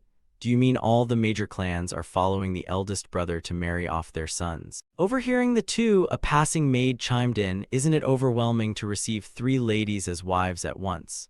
The hat man turned and answered, so both primary and secondary wives at once, are such rules proper? Another person cut in saying, what rules? Our picture of order. Well, the crown prince is a husband too. Let him do as he pleases. What do you want him to be? The man in the black hat spoke up, is all that really just a good thing? The neighbor said, why speak like that? And the black hat added, look at those wealthy official families. Have you ever seen their wives live harmoniously? It may be fine now, but wait a few years and see. And so, due to Ming's actions, Hyung's wedding procedures were carried out in a flash. Yet they weren't sloppy. The decisive set of rites established since King Taejong's time were completed within days. N letter 1 EA1P Tai, N letter 1 EA1P Trung, Kao K letter 1 EF3, Soch Phi, Than Engin, D stroke letter 1 ED3 and G Lao. Not only did the Ministry of Rites preside over the ceremonies, but scholars from the Capital Military Office and the Hall of Merit together with the Ministry of Personnel joined hands to handle paperwork and the budget, leaving only the final rites of Than Engin and D stroke letter 1 ED3 and G Lao. At the separate palace in the inner women's quarters. Inside, Yuna was having her makeup done by 2 court maids. She thought to herself, have I really become the crown prince's consort? So my fate with that bookish young master has truly ended this life. I chased him one last time, walking Hanyang's streets every day to look for him, but luck didn't grant another meeting. Now I can't even recall his face clearly. Farewell, young master. Before the main hall, Chungnyeong stood high and spoke. Crown Prince, observing your usual conduct, I think there's little to worry about, but life is unpredictable, so I still want to offer one admonition. With the gravity of a father teaching a son about to come of age, he said, from now on you are the pillar leading a household.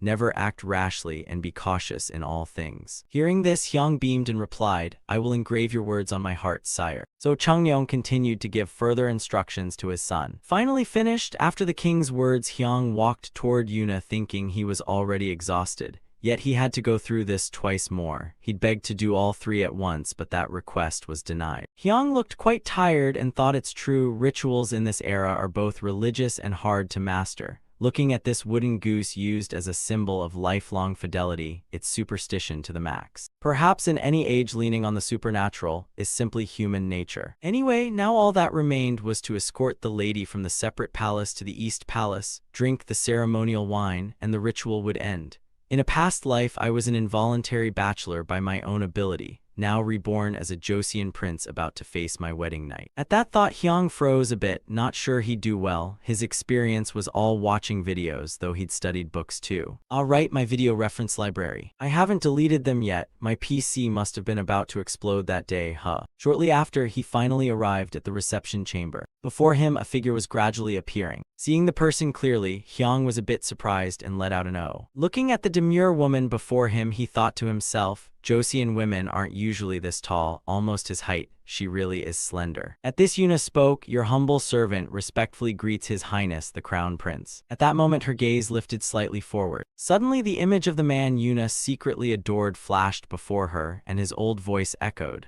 The lady has a scholarly air, doesn't she? Witnessing this, Yuna seemed unable to believe her eyes. Immediately after, Yuna lowered her face, not daring to look. Seeing this, Hyung said, lady, the prince is very pleased to meet you. A court maid's voice then rang out, please, Crown Prince's consort, step onto the palanquin, your highness the horse is ready here. Hyung, after looking at Yuna, wondered. She clearly met his gaze earlier. It seemed she had tears welling up. Scene shifts to the main hall. At this moment, Hyung and Yuna were proceeding forward. Hyung suddenly glanced to the side. Seeing that, Yuna noticed and glanced back. Hyung immediately blushed. Right after, he looked at his wife and thought to himself, she surely isn't crying because she hates me, right? Ha, the ceremony's only just begun and I'm already tired, but at least I'm not suffering alone. The rites started at dawn at Kongnin Palace with the Lam Hi letter 1 EC7 Enjoy ritual and didn't finish until late at night.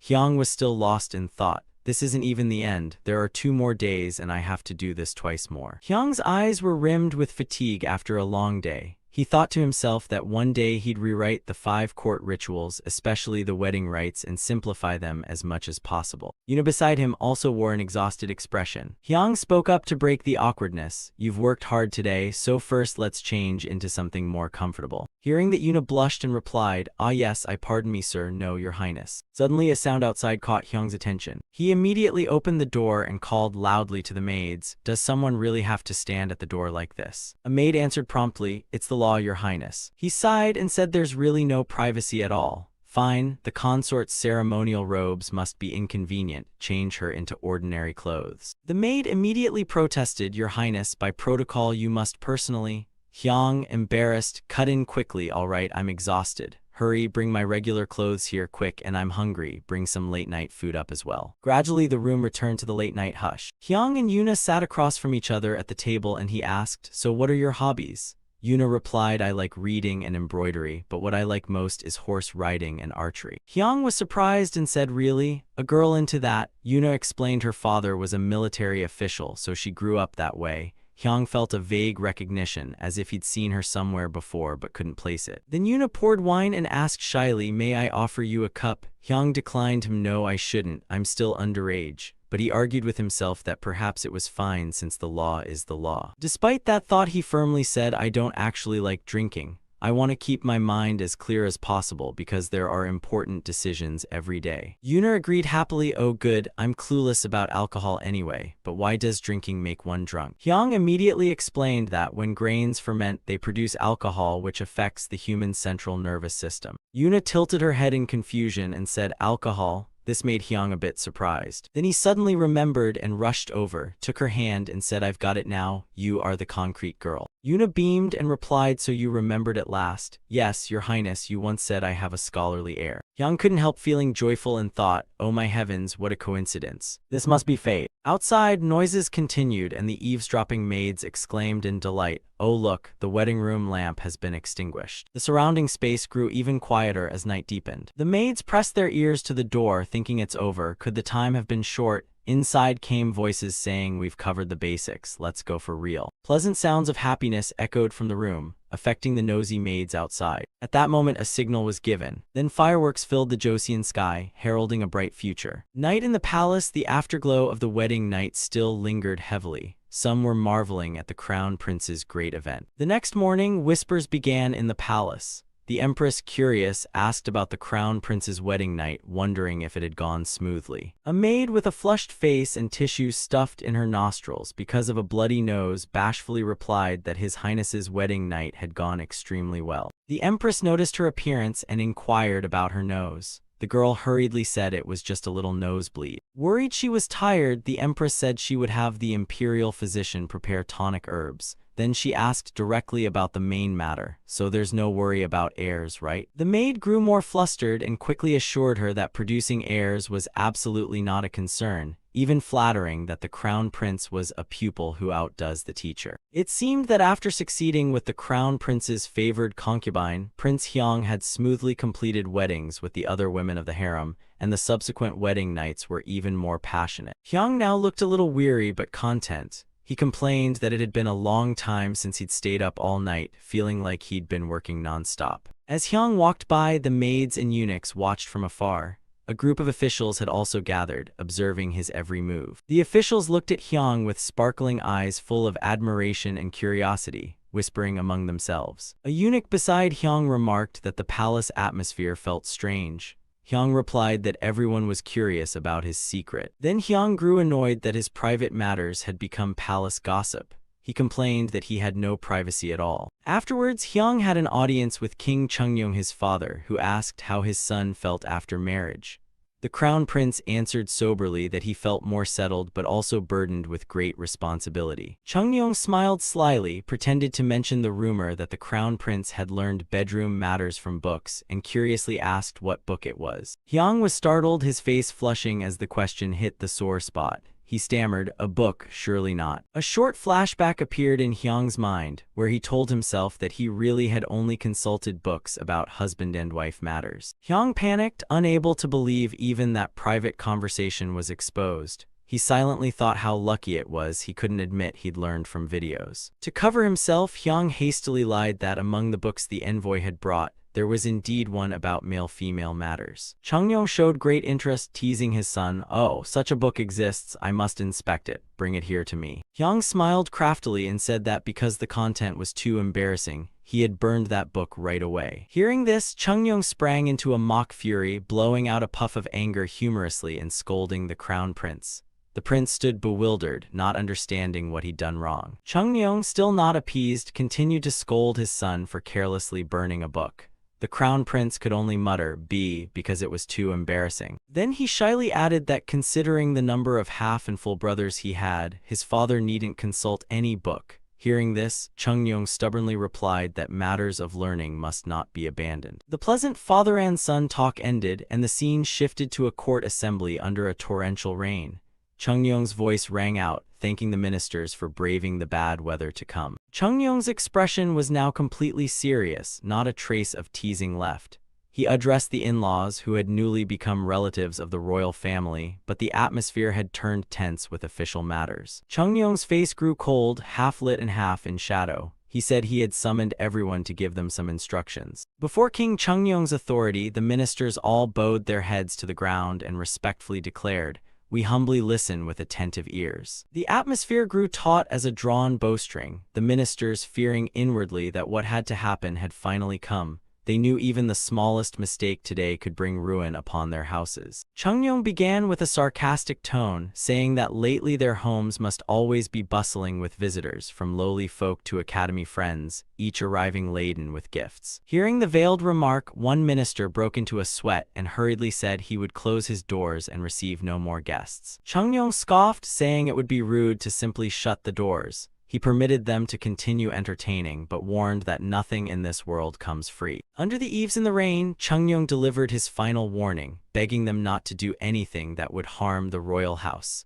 The ministers could only bow and vow to remember it to their bones. After the reprimand, Chungyong changed his tone, holding a scroll and praising that all three allied families had raised their children very well. The ministers hurriedly bowed, modestly replying that the emperor flattered them too much. They only hoped their descendants could be useful, and that would be fortunate enough. Chungyong looked at them and said it was plain to see. Then he asked whether the family's sons over 15 were present. Two young men stepped forward. One introduced himself as official Kim Jae-yeom, serving in the Ministry of Revenue. The other was the commoner Kim Chung-yeom, who had passed the military exams and awaited his appointment. Chungyong recognized both as brothers of the crown prince's new consort. After praising them, he announced he wanted to give opportunities to the other young gentlemen as well. Hearing the favor, the ministers and their sons rejoiced, prostrating themselves and shouting in unison, "We thank your majesty's grace." But the joy swiftly turned to horror when the emperor declared he had arranged posts for them in the northern frontier to make merit, and told them to go there to build their reputations. A deadly intent radiated from Chungyong. He thought that when the time came, he would favorably employ them. Meanwhile, the ministers and the prince stood frozen, exclaiming in horror, "N" to the north. Though terrified inside, they dared not disobey the emperor. They stammered their obedience, calling it a boundless imperial favor, and kowtowed in thanks. Chungyong regarded them with cold eyes, saying he would watch their conduct.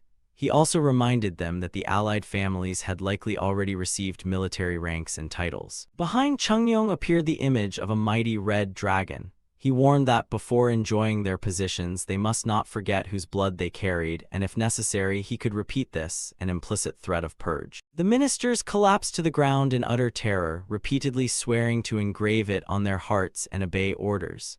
These weddings, begun at late summer, would not be completed until after the Mid-Autumn Festival. At the same time, the scene shifted to a residence on the outskirts of Hanyang, a peaceful setting of green meadow and clear skies. A sultry female voice rang from inside a house, teasing some gentleman that the sun hadn't even set yet and coaxing him to come here. It turned out to be an elderly man sweeping the yard. He blushed hearing the sweet words from the room, proudly thinking he'd practiced with the same book the crown prince had read. Another asked curiously if it was true. Suddenly, the door was rudely kicked open by a band of guards. The rough guards burst in, and the commander shouted that the fornicating scoundrel must present himself at once. But instead of fear, a fat, bare-chested man stormed out, roaring in anger and daring anyone to accuse him of fornication. The fat man showed no fear. On the contrary, he puffed out his chest and introduced himself as Chief of Staff of Joseon's General Staff, Lee Sun-mong, angrily demanding to know who dared cause such a disturbance. The commander, recognizing him, grew angrier. He was the Minister of War, and he bellowed, demanding Lee Sun-mong explain why he dared consort with his woman during official hours. The elderly man who had been sweeping stood frozen in fear. He hadn't expected the troublemaker to be the Minister of War himself. At that moment, a woman named Walhwa Bong stepped out from behind Lee Sun-mong.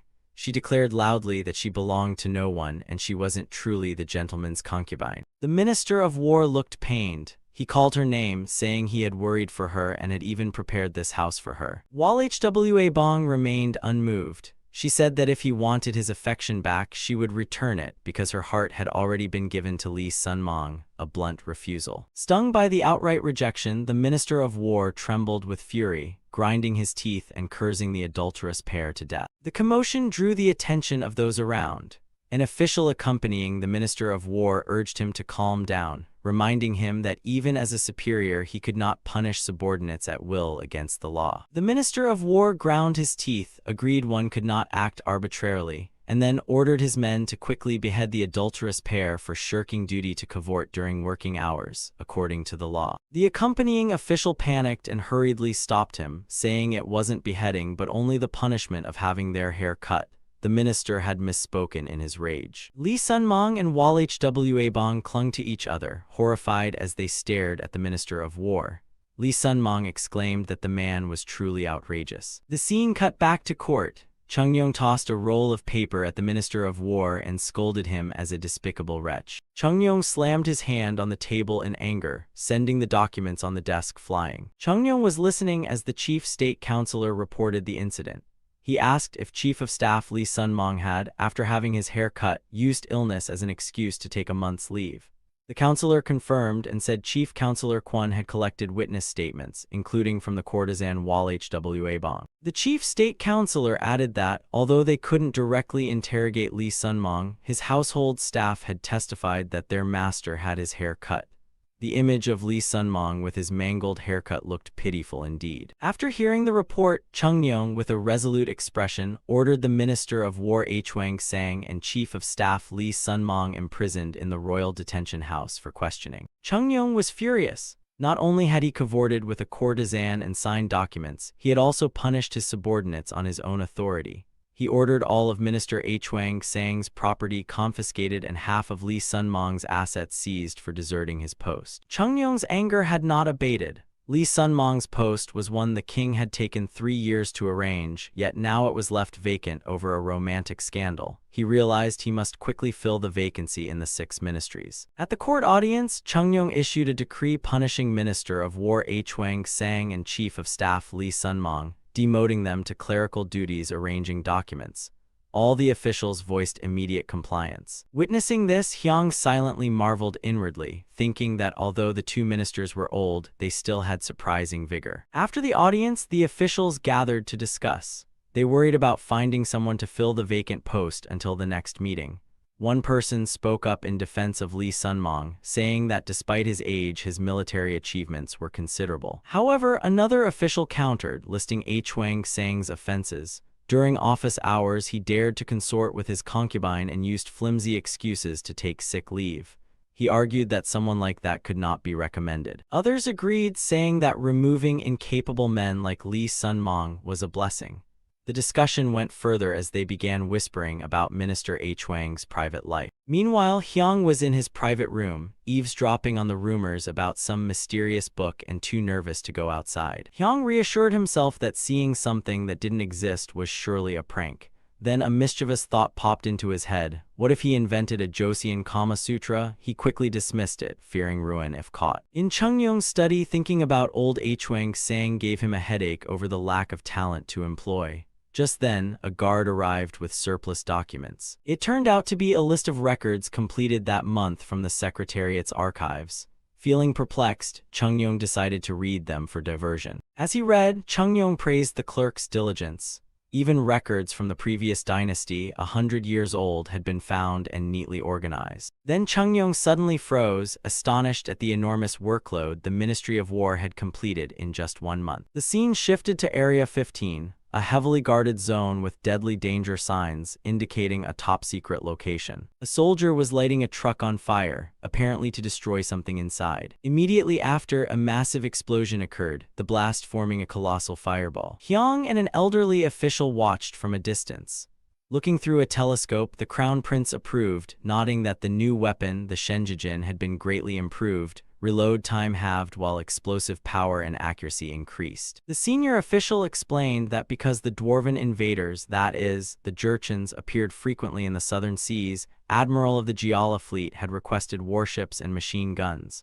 But the defense budget was all focused on the north, so for now only a few Shenjijin could be sent to placate them. While they were discussing, a messenger arrived to say His Highness summoned the Crown Prince.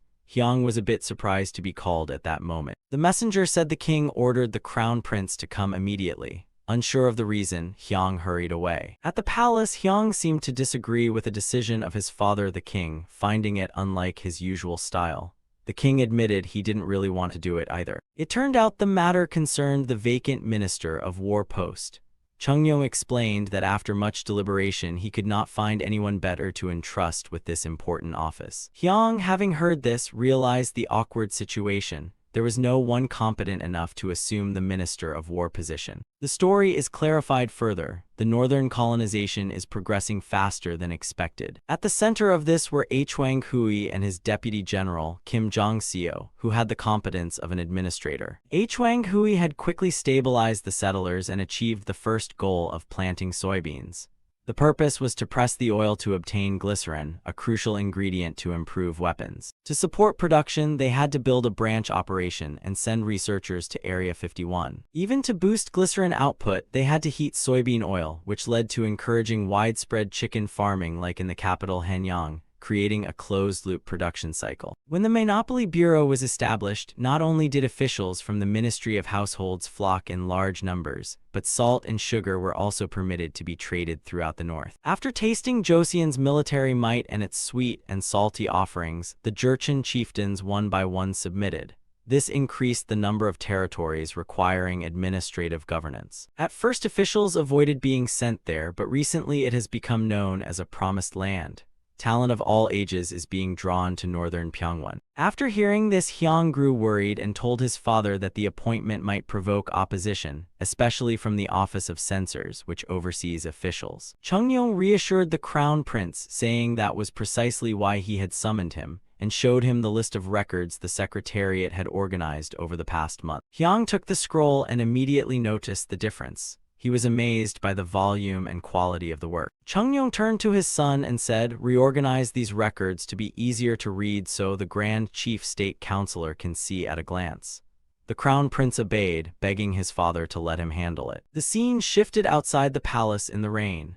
Chungyong explained that among the candidates for Minister of War, he could not find anyone worthy. Therefore, Chungyong decided to give Zhou Maosing another chance. His face showed resolve and a hint of inscrutability. At the mention of Zhou Maosing's name, the court was shaken. The officials could not hide their extreme astonishment. They whispered among themselves, refusing to believe their ears. Zhou Maosing, the name that once caused upheaval, was being mentioned again. Grand Chief State Councilor Kwon Du-zin immediately voiced fierce opposition.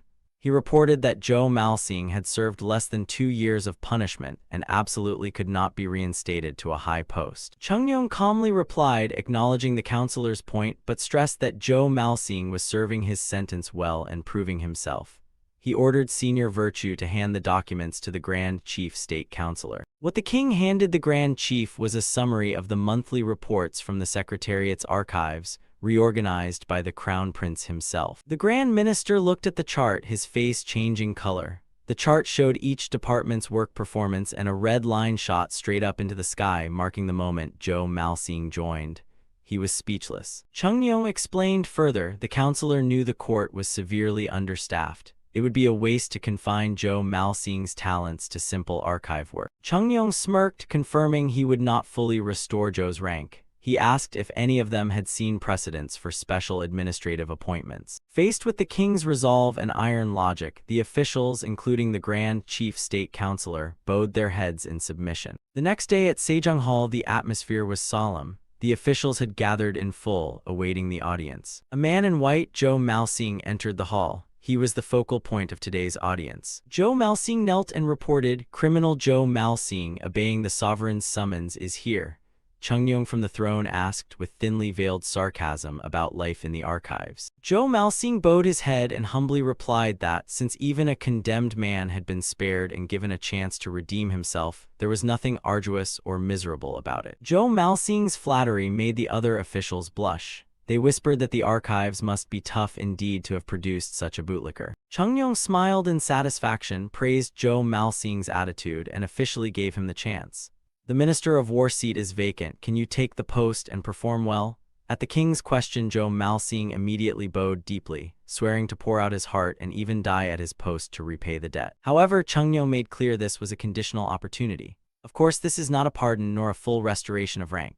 He ordered Zhou Maosing to live at the office with lower-ranking officials for 3 months for examination in 3 areas. If he performed well, he would be rewarded with a house in Bukshan and servants. But the king warned sharply, "If you do poorly, there will be no second chance." Moved to tears, Zhou Maosing shouted, "Even if I die, let me die at the Minister of War's desk. Infinite thanks to heaven and sea. Long live His Majesty." After a long time, Zhou Maosing was finally dressed in official robes again. He vowed to himself never to return to that archival prison. Standing before the magnificent palace, Zhou Maosing resolved to devote every ability he had so as not to betray the emperor's trust. During the council, after handling immediate matters, His Majesty moved on to the next topic, the Northern Development Region. Chung Yong recalled that the Ministry of War General Staff had mentioned weeks earlier that northward territorial expansion was causing communication problems, and he asked whether anyone had researched a solution. The court fell utterly silent. No one dared speak. The atmosphere grew heavy. At that moment, Zhou Maosing, the new Minister of War, spoke up.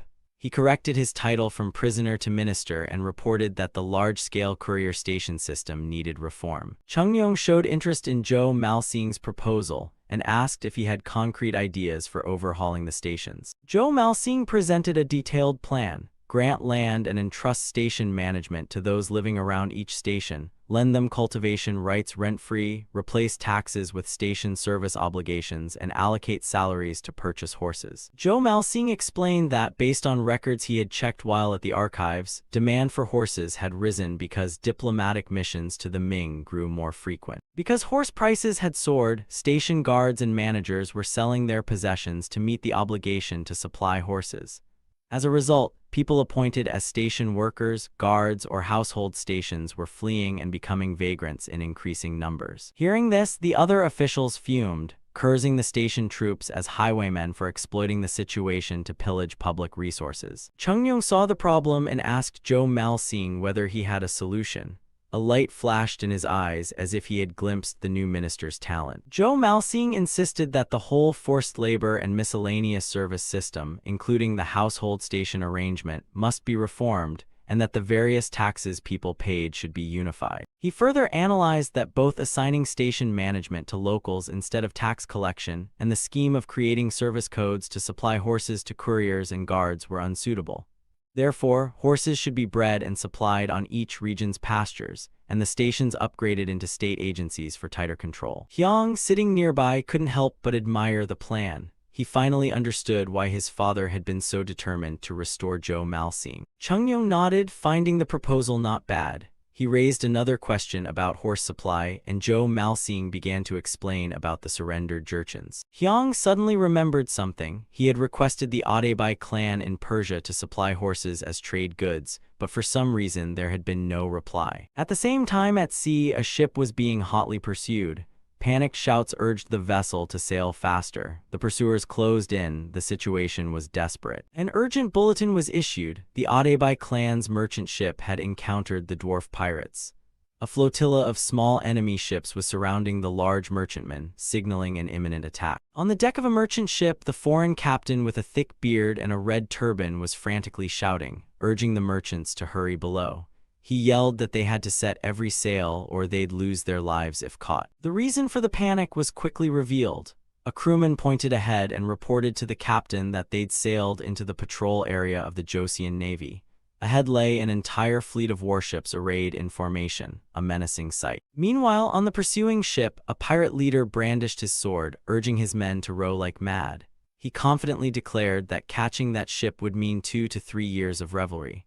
Below, the henchmen poured all their strength into rowing, determined not to let the prey escape. From above, the scene was extremely tense. The large merchant vessel was being tailed by smaller, nimbler pirate boats, and the distance between them was closing. The pirate group drew near. Their faces were savage as they raised grappling hooks, ready to fling them onto the other ship to begin a boarding attack. As the two ships came alongside each other, the pirates prepared to leap across, but the merchants on the ship were no pushovers either. They drew their swords, ready to fight to the death to protect their vessel and cargo. The pirate leader continued shouting encouragement, pushing his men forward. But at that moment, a crewman with a terrified look pointed toward the distance and stammered to the leader, signaling that something was wrong. The pirate leader turned to look, and his face immediately drained of color. He froze, unable to believe his eyes, exclaiming, How are they so fast?" The view pulled back. Across the wide sea, the battle drums tung began to sound, heralding the arrival of a new force. The pirate leader went pale. He recognized the sound and course as definitely belonging to the Joseon Navy. He was furious with himself for being so absorbed in chasing the merchant ship that he hadn't noticed. Without hesitation, the leader shouted an order to retreat. The pirates hurriedly turned their boats and scattered, fleeing the dangerous waters. On the merchant ship, the captain and crew breathed a sigh of relief. He wiped the sweat from his brow and thanked Allah for their salvation. Another suggested that perhaps they were saved by the ships that had just appeared. And then, from the horizon, a mighty Joseon fleet appeared. Giant warships bearing the royal banners advanced to the solemn beat of drums. It was the main fleet of Joseon, enough to deter any enemy. The scene shifted to a peaceful harbor. Seagulls circled the blue sky, and the ships, including the merchants' vessels, had safely docked. Inside a Jiala naval barracks, an official was examining documents. He was surprised to see a trading permit that was clearly from foreign merchants. The official looked suspicious, wondering whether the permit might be forged. His face was pensive and alert. However, another official, apparently his superior, said that although he too had seen the permit for the first time, it resembled permits from Shandong merchants and, importantly, bore the royal seal. He ordered that a report be sent to the court immediately and lodging be arranged for the foreigners. The two officials spoke. One expressed regret for having let the pirates go. The other explained that the pirates were very cowardly. At the sound of the Navy's drums and horns, they fled at once. The foreign merchants were told to remain until the court made contact. Water and provisions had been supplied. One official suggested that since there was a market today, they could go out and take a look. Hearing this, the merchants chatted among themselves. Although they knew the area was military, they still decided to see what the market looked like. The merchant group, led by a man in a red cloak who seemed to be their leader, entered the market together with curious expressions. However, after a stroll, they seemed disappointed. The leader thought the place had nothing special, and compared to the markets back home, it couldn't really be called a market. Two other merchants agreed. They felt that compared to the goods that leader Mansur brought, the caliber of this market was on a different level, perhaps just regional differences, or so they joked lightly. Just as boredom settled in, one of the merchants suddenly froze, eyes wide in astonishment. He stammered to call the others as if he'd spotted a treasure in the shabby market. What stunned him was a set of teacups and a glass pitcher of clear, shimmering glass being used by two local men to drink tea.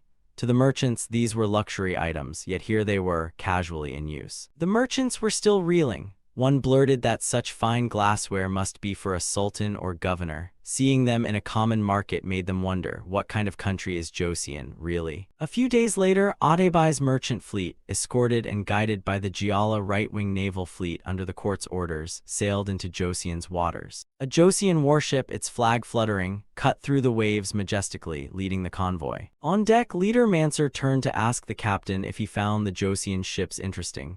The captain immediately replied respectfully, "Yes, sir," to host Adebai. The captain explained that it wasn't just the ship's appearance but its armament that was truly astonishing.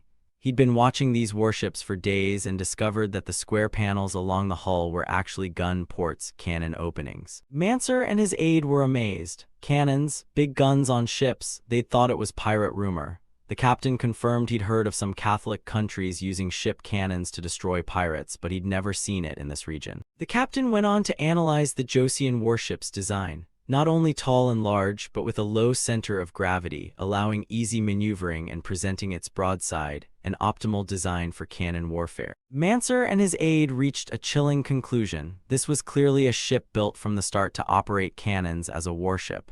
That meant Joseon had developed naval artillery. Now they understood. The pirates fled not just at the sight of flags, but because they recognized the formidable power of these ships.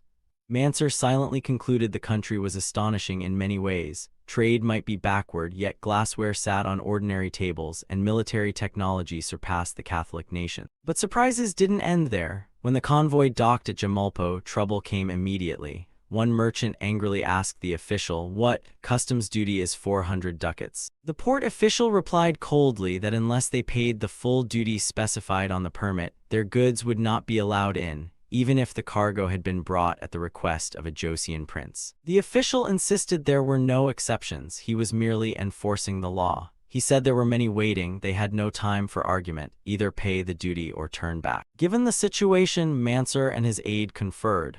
They decided to pay, thinking at least they wouldn't have to bribe anyone and could treat it as an investment. The scene shifted to evening at the merchants' lodgings. They were performing their prayer ritual. Two men in the group, Jahindar Hassan and Amir Hassan, sons of brothers Hamd and said, were greeted by a Joseon official. The official brought the good news that they had arrived safely and urged them to prepare immediately, for they must enter the palace tomorrow morning. Manser and the others were stunned. The meeting tomorrow morning, right away, the Joseon court's speed of business was astonishing. The next morning, in the main hall, Manser and his delegation kneeled before the Joseon king. Manser respectfully introduced himself as leader of the Atebai clan, honored to meet the great sovereign of Joseon. From the throne, Chungnyeong, dignified in a red royal robe, replied that he too was pleased to meet them. He asked Manser to keep his posture and inquired about the horses they had brought, expressing a desire to see them immediately. The merchants answered in unison that the horses were currently outside the gate and could be shown at once. Manser silently assessed the Joseon king. His voice was strong, his complexion youthful and ruddy, clearly in good health. Manser realized why this king was so energetic and decisive. Chungnyeong appeared very excited. He smiled and ordered the horses to be led into the courtyard for his immediate inspection. The scene shifted to the palace courtyard, where the horse inspection was about to take place. Immediately, the clattering sound of hooves rang out on the palace stone, announcing that the tribute gift was being brought in. A member of the delegation led the fine stallion along the palace's lacquered corridor toward the yard where the king and officials waited. Chungnyeong smiled in approval, noting the horse was both large and agile. Below, Hyang paid special attention to the white horse at the rear, saying it resembled the mounts favored by powerful rulers. Two men from the delegation led the horses into the courtyard. At the front marched a noble white steed, followed by two equally sturdy brown horses. For a professional opinion, Chungnyeong turned to the Minister of Military Affairs. The minister respectfully replied that in terms of sinew and bone, Jeju horses were hard to match. When Chungnyeong asked how they compared to the horses of the Jurchen, the minister said these appeared even superior. Still, he cautiously added that a thorough inspection would be needed later. Overcome with excitement, Chungnyeong stepped forward toward the white horse. An official hurriedly tried to restrain him, fearing danger, but the king paid no heed. He exclaimed in wonder that it was the first time in his life he'd seen such a giant horse. With admiring eyes, Chungnyeong gently stroked the white horse's head, showing a special fondness for it. Chungnyeong turned to Manser, saying this must be the horse owner's first time seeing such an animal. Mansur confirmed and said they had acquired it in a Catholic country called France. The king perked up, remarking he'd heard trading with Catholic nations was difficult and costly. This information impressed Hyang, who thought to himself that under those circumstances they had still managed to procure a French bloodline horse. These fellows knew their business. Afterward, Hyang had a private talk with Chungnyeong. The father expressed concern about the negotiations, saying there would be much talk if a crown prince of the realm were to haggle with merchants. Hyang firmly asserted that this was a matter of state interest and would be handled as well as negotiations within the court. He entrusted the task to the prince and the minister of revenue, then lamented that he himself had to intervene again because predecessors had not managed affairs properly. Meanwhile, among the merchants they had received the news as well. One asked, was that the prince who detained Jahandar and kept him here? Mansur's aide confirmed, saying he'd heard this negotiation would be handled by the prince and the minister of finance. Mansur began to analyze the situation. He thought the finance minister seemed strict, while the prince looked young and likely attached as support. Mansur confidently concluded they only needed to watch out for that finance minister. Overhearing the talk, a Joseon interpreter suddenly spoke up with a warning. He said that as an official of this country, he couldn't explain details, but if they thought that way, they might get into serious trouble. Mansur froze and turned to ask, "You mean?" Instead of answering, Mansur's gaze was drawn to the figure of the prince standing at a distance. A scorching, fearsome aura emanated from Hyang that left Mansur stunned. At the same moment, the Joseon king spoke, asking the Grand Inspector of the Ministry of Revenue to first show the inventory of the goods they had brought. At the palace, Hyang was reviewing the list of goods the Atebai clan merchants had brought. He was a little disappointed, thinking they were too extravagant and that his father would scold him. Skimming the list, Hyang noticed spices like pepper and turmeric, things he thought had been shoved to the bottom for lack of space. Speaking of turmeric, Crown Prince Hyang couldn't help but think of a fragrant curry. He salivated at the thought of a steaming plate of curry and rice. But then Hyang remembered that in this era there were no potatoes or onions to make a proper curry. He wondered whether Samshinpo had ever mentioned them. For a moment, memories from his previous life surged back. Hyang recalled his teacher's lecture that most vegetables were introduced from China during the Tang dynasty, except for those native to the continent. Back in the present, a merchant named Hassan presented a strange tea called black bean tea or kawa. He explained that it had been a long time since he'd seen it, and that in his country it was also called kaffa. Hearing the name kaffa, Li Hyang immediately recognized it. It turned out this black bean tea was coffee. He didn't expect to have the chance to taste it so soon. Crown Prince Li Hyang looked surprised and asked Hassan about kawa. Hassan awkwardly replied that he only knew of it from books, though inwardly he was astonished that the prince knew about it. After ordering Hassan to prepare it and to bring the merchants in, Li Hyang smiled with satisfaction. Hassan complied, but his eyes remained full of doubt. That night, Hassan couldn't stop thinking. He had served near the crown prince for more than a year, but the prince's look today suggested he had known about kawa all along. Hassan flipped through his clan's records, but there was no book describing kawa. He concluded that the nation's culture must have treated it as both precious and contemptible, so there were certainly no records. A big question formed in Hassan's mind: where had Crown Prince Li Hyang learned about kawa? The mystery of this prince only deepened. Hassan's later notes about Crown Prince Li Hyang would become the source of countless debates and conspiracy theories among Eastern and Western historians. But that is a story for a distant future. Back at the negotiations, an official, Minister Ho, announced they had decided to start haggling over prices with the pepper. Li Hyang praised this as a wise decision. Li Hyang asked how the merchant's price compared with the import price from the Ming. An official replied that it was only about half. Hyang fell silent. Pepper imported directly from India cost only half of what it did from the Ming. Clearly, through middlemen, Ming and Joseon merchants were making enormous profits. Hyang calculated that as the economy grew and people accumulated wealth, they'd change their demands for food, clothing, and housing. Thanks to irrigation works, droughts and floods had lessened and the harvests were abundant. A prosperous economy would make certain foods sell like hotcakes, such as fresh shrimp, especially the sublime pairing of fried chicken and salt and pepper. The upper class would surely favor it. Therefore, Hyang decided that pepper must be added to the state's monopoly list, because when everyone craves it, its value becomes almost like currency. If the court controlled it, they could seize a market currently held by a few merchants. With that in mind, Li Hyong decided to fix the price immediately. Crown Prince Li Hyong declared loudly, 3/10 of that price. Hassan and the other merchants were stunned by this bold offer. A merchant panicked and objected, saying that a price of 3/10 was tantamount to telling them not to trade. It was an unacceptable rate. After hearing his subordinate report the merchant's words, Hyung calmly asked them how much profit they'd made the last time they shipped goods from Joseon. Faced with the prince's sharp question, the merchant could only bow his head and stammer out an undeniable truth. That matter. We made double the profit, Your Highness. Hassan's confession not only failed to satisfy the prince but seemed to add fuel to the fire.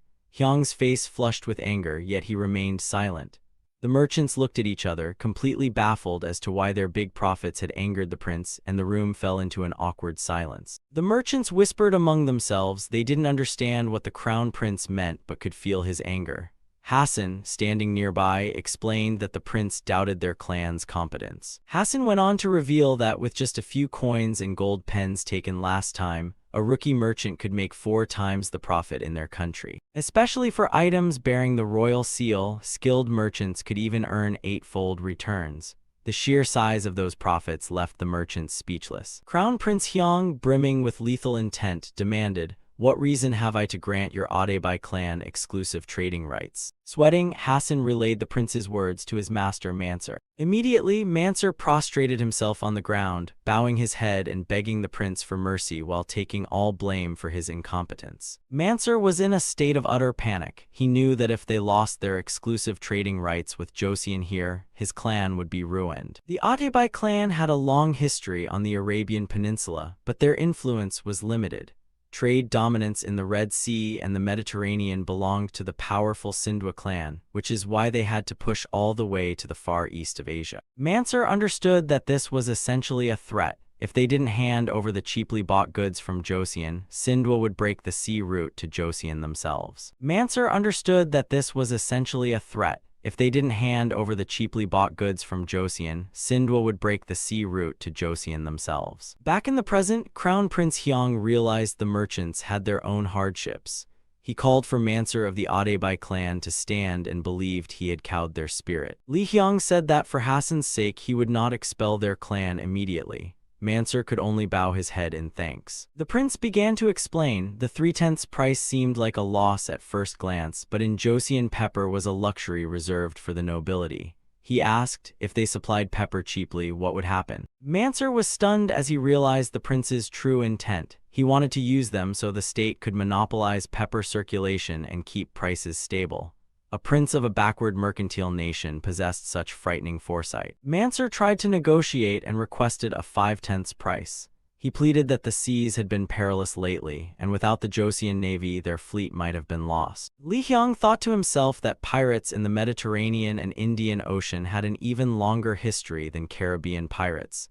He made his final offer. "I'll loosen it to 4/10. If you refuse, take your goods home." Mansur fell silent, weighing the prince's final offer. The atmosphere was extremely tense. Suddenly, a thought flashed through Mansur's mind. It seemed he had found an escape route from this predicament. Mansur made a surprising demand. "If so, I will accept the 4/10. In return, grant us the type of cannon the Joseon navy uses." The officials and even Li Hyung were astonished. The prince turned to ask Hassan why he looked so alarmed. He could only stammer incoherently. In court, one official was angered that Muslim merchants dared to demand firearms, while another thought the prince might be considering this positively. Hyung reported to his father that the merchants had agreed to the 3/10 price in exchange for exclusive trading rights for 5 years, with annual renegotiation thereafter. The prince presented his final proposal to the merchants. 3/10 in price, in return negotiation rights for 4 years and priority negotiation for the following 5 years. If they agreed, he would petition his father to positively consider the issue of firearms. Again the bitter 3/10, yet the prospect of obtaining Joseon's advanced firearms was too tempting. In the end, Mansur gritted his teeth and accepted what seemed an unfair contract. The negotiations ended. After Hyung reported everything, Chungyong was highly pleased. He knew his son led the development of firearms, so he trusted his decision completely. The king smiled and asked, "So, which kind of artillery do you intend to grant them?" Crown Prince Hyung said that he thinks the kind called First President is amusing. The smallest and lightest of the artillery pieces was the most suitable to hand over to them. The senior ministers breathed a sigh of relief, because the First President was the kind of firework the Joseon army had all but stopped using, underpowered, slow to fire, and already slated to be replaced by the general's artillery, which sounds much flashier on paper. Hyung agreed and added that although the merchants' ships were large, they weren't sturdy.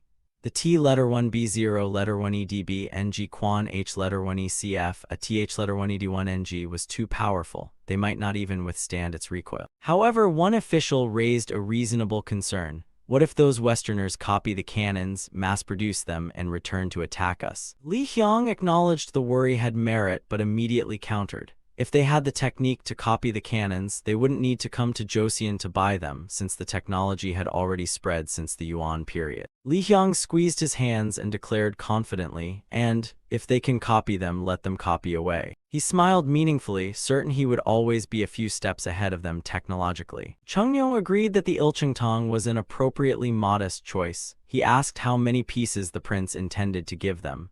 Lee Hyung answered he would assess the condition of their ships before deciding. The king then asked about payment. Lee Hyung smiled and laid out his plan. "I intend to use the kawa they brought to pay half." Chungnyeong was surprised. He couldn't recall that item on the Muslim merchant's inventory list. Hyung explained that on the list it's written as black beans and green beans. Black beans are fully roasted coffee beans, while green beans are fresh, unroasted coffee beans. Yes, coffee has its version of wardrobe changes. The crown prince was visibly delighted and eagerly extolled kawa's uses. It quickly restores vigor when tired, relieves urinary retention, and most importantly, its flavor is extraordinarily distinctive. The king narrowed his eyes in doubt and asked how his son knew so much. Lee Hyung, startled, hastily claimed he'd read it in a book that had long ago been destroyed and begged forgiveness for his carelessness. The king decided not to press the matter. He entrusted the entire negotiation to the prince, urging him to exert every effort for the nation's benefit. On his way out, Lee Hyung kept scolding himself for speaking too quickly. He had nearly revealed all his secrets. Suddenly, he paused in thought. Why were the Muslim merchants so late in equipping cannons? Didn't Muslims originally transmit gunpowder to the West? A distant temple bell rang, ding, a familiar deep toll. The hour bell from the bell tower rang, vibrating the chest. Lee Hyung suddenly recalled a passage from some book he had read. Early Western cannons were made by welding iron plates together. Later, more stable cannons were produced in the 16th century thanks to craftsmen who also cast church bells. By contrast, bell casting techniques in East Asia had advanced much earlier. With Buddhism flourishing, temples were well supplied with bells. Lee Hyung thought of the casting techniques developed in the Goryeo era when Buddhism was at its height, surely still preserved somewhere. Perhaps in Europe cannons had been developed, but they lacked the technical foundation. Bronze cannons were used sparingly in Europe around 1350, while iron bombards were developed in Joseon in the 1420s. Techniques honed for a peaceful religion were turned to killing. Lee Hyung smiled, recognizing this as one of history's amusing ironies. A Joseon court official, the military inspector general, looked toward the palace with a contemplative gaze. Although still a prisoner, he believed this was a heaven-sent chance to change his fate. The scene shifts back a few minutes. The military inspector general has been ordered to an audience. He is invited to discuss an urgent deal with His Majesty. Facing Hyung, the military inspector general is instructed that tomorrow he must deliver as many munitions of unified bronze as possible to the foreigners. His Majesty asks him to quickly tally how many can be mustered. Hyung tells the inspector that it is crucial to seize this opportunity. He proposes allowing officials and soldiers to board the merchant's ship to examine its structure, to help develop Joseon's long-range naval vessels. Hyung fully understands the mission's importance. He knows these Muslim merchants' ship comes from very far away, and this is a golden chance not to be missed. The elder minister spoke firmly on behalf of the court officials, bowed to obey His Majesty, showing unity and determination to carry out the plan. With resolve in his heart, the military inspector general hurried off. one thought filled his mind: this is my chance to score points. Meanwhile, elsewhere, the foreign merchants were celebrating. The sale contract for gunpowder was about to be finalized, and they were pleased that the Joseon king had agreed to sell. However, Joseon suddenly made a request through Hyang, via an interpreter, demanding that the merchant's ship be inspected, which surprised them greatly. The merchants began to whisper. They worried whether the captain would allow it, since the ship was considered their private domain. At the same time, they wondered about the real reason behind this demand. Hassan explained that Joseon wanted to inspect because they feared the recoil from the firearms might be too strong for weak ships to handle. This reason sounded reasonable, and their leader, Mansur, agreed to persuade the captain. An aide, surprised, asked Mansur why he agreed so quickly, but Mansur calmly asked if he had a better plan. One man in the group was anxious, saying the ship was like territory and outsiders couldn't be let in casually. Others brushed it off, saying Joseon had no intention of invasion. Only then did Mansur reveal his real intention. He wanted to turn the merchant ships into warships armed with firearms to hunt pirates instead of fleeing as before. With persuasive skill and the Atassi family's reputation, Mansur stirred ambition in his aide. The aide immediately bowed in obedience, calling Mansur master. 2 days later at Jamulpo port, it was still dawn. The Joseon party arrived to inspect the ship, surprising the captain with their punctuality. The military inspector general led the inspection. He carefully instructed his subordinates to limit their speech, since there might be people on board fluent in their language. This was the opportunity arranged by His Majesty himself. Guided by someone aboard, the elder minister in the inspection party began to enter the foreign ship's interior. At the same time, in the palace, an official was submitting a memorial to His Majesty, reporting the results of the inspection. Hyang was now reading the memorial. As his lord predicted, given the merchant ship's size, they could only mount 3 unified bronze pieces. After reviewing the report, Hyang ordered the content forwarded to the Bureau of Armory and arranged for the 3 merchants negotiating to be placed in a special location. Level 51 enclosure. The scene cut to a sturdy wooden gate, heavily guarded. The sign above clearly read Zone 15, a forbidden area. Mansur's face showed obvious tension and worry. He broke into a cold sweat as he was led to this mysterious place. Mansur's party was escorted deeper inside by soldiers. They walked in silence, full of anxiety and fear, not knowing what awaited them ahead. Hassan walked beside him, reassuring Mansur that this was the most secure area and that being admitted was a special honor. However, the explanation only made Mansur more suspicious, and then an unexpected scene unfolded before them. Inside the secret area, a weapons demonstration began. At the command, "Fire," the cannons roared in unison, displaying their destructive power. Mansur and his aides were completely overwhelmed. They gaped in astonishment at the force of the cannons Joseon had just demonstrated. Mansur could not believe his eyes. He privately admired the terrifying accuracy of the weapons and wondered if they could be operated aboard a ship. Behind him, Hyang smiled enigmatically. An official explained to Mansur that after inspecting their ship, Joseon concluded 3 unified bronze pieces could be installed. These guns were slightly smaller than the ones just fired, but their performance was nothing to worry about. Back at the negotiating table, Mansur decided to buy a total of 9 guns for his 3 ships. Hyang, sitting opposite him, praised it as a wise decision. Hyang then went straight to finances, asking how the cost for the 9 guns, gunpowder, and other equipment would be paid. Mansur appeared flustered. He explained that he had overextended himself buying too many Joseon goods and timidly asked if he could get some credit. Hyang refused to grant full credit. He offered a compromise: pay half, and the other half would be offset by allowing Joseon naval officers to sail with them on the voyage. Mansur and his aides whispered among themselves. Joseon's proposal was indeed awkward and required careful consideration. At last, Mansur agreed to the deal, but he did not forget to bluntly ask the real reason Joseon wanted to board his ships. His Majesty deftly replied with a question of his own: whether Mansur's men would be able to hit a target after the guns were mounted, since training would take a great deal of time. He proposed that his soldiers would train Mansur's sailors en route. He smiled, saying this was a way to maintain a long-lasting relationship between the 2 sides. After the meeting, Mansur's people remained suspicious, suspecting Joseon was using a pretext to seize control of their voyage. However, Mansur seemed to think having Joseon naval personnel aboard would do more good than harm. Meanwhile, Hyang was hastily issuing directives to the officials.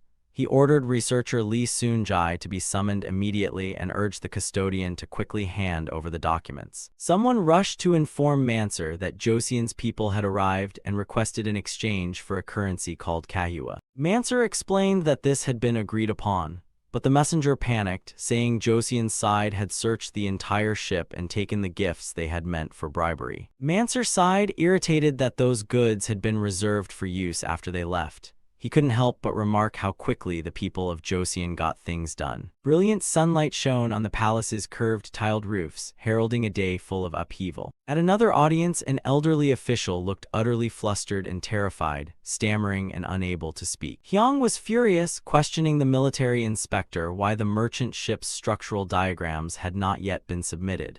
The inspector explained the order had only been issued 3 days ago. Hyung erupted, shouting that 3 days was more than enough for a once-in-a-lifetime opportunity that money couldn't buy, and the ship was right there in Jamulpo, not somewhere far away. Faced with the wrath of the crown prince and the king, the military inspector was stricken with extreme fear. He bowed deeply, begging forgiveness and admitting his fault for not observing long enough. Just then, the retired king spoke up, advising the crown prince to forgive the inspector this time. Relieved, the inspector quickly thanked the retired king for mercy toward his rashness. The crown prince remained stern, warning this was the last time that excuse would work. Chastened, the inspector, named Jo Malsing, could only bow his head and vow to remember the admonition. Leaving the audience, Jo Malsing walked away heavy-hearted. He pondered his rapid rise from assistant inspector to vice minister, knowing the path was also filled with pressure and danger. After being reprimanded by the crown prince, Jo Malsing vented his anger on his subordinates.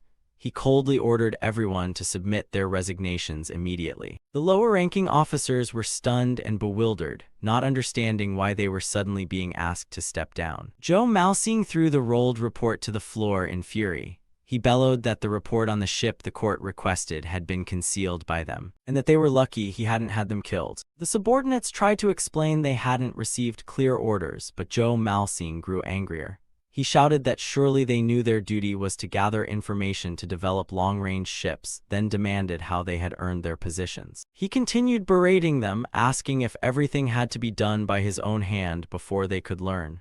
The subordinates hastily denied it, insisting that was absolutely not the case. With eyes blazing dangerously, Jo Malsing threatened that if he were sent back to the Records Institute, he would drag 1 or 2 of them down with him. He ordered them to do their jobs properly. Faced with his terrifying intimidation, the officers could only tremble and obey. The palace scene wore on into the evening. The shout, "Do it again," echoed, promising a sleepless night. Night fell, but the angry yelling continued. Why must what should be done once be done twice? The one being scolded could only reply, "I deserve to die," said with a faintly comic air. Pressure mounted everywhere. Another official was harshly reprimanded for foolish mistakes, ruining much effort spent arranging documents. 3 days later, Jo Malsing finally completed the report and submitted it to Hyung. Hyung reviewed the report carefully, then set it on the table. Jo Malsing stood beside him, silently awaiting judgment. Hyung smiled and said that while not fully satisfied, he now understood why the retired king had summoned Jo Malsing.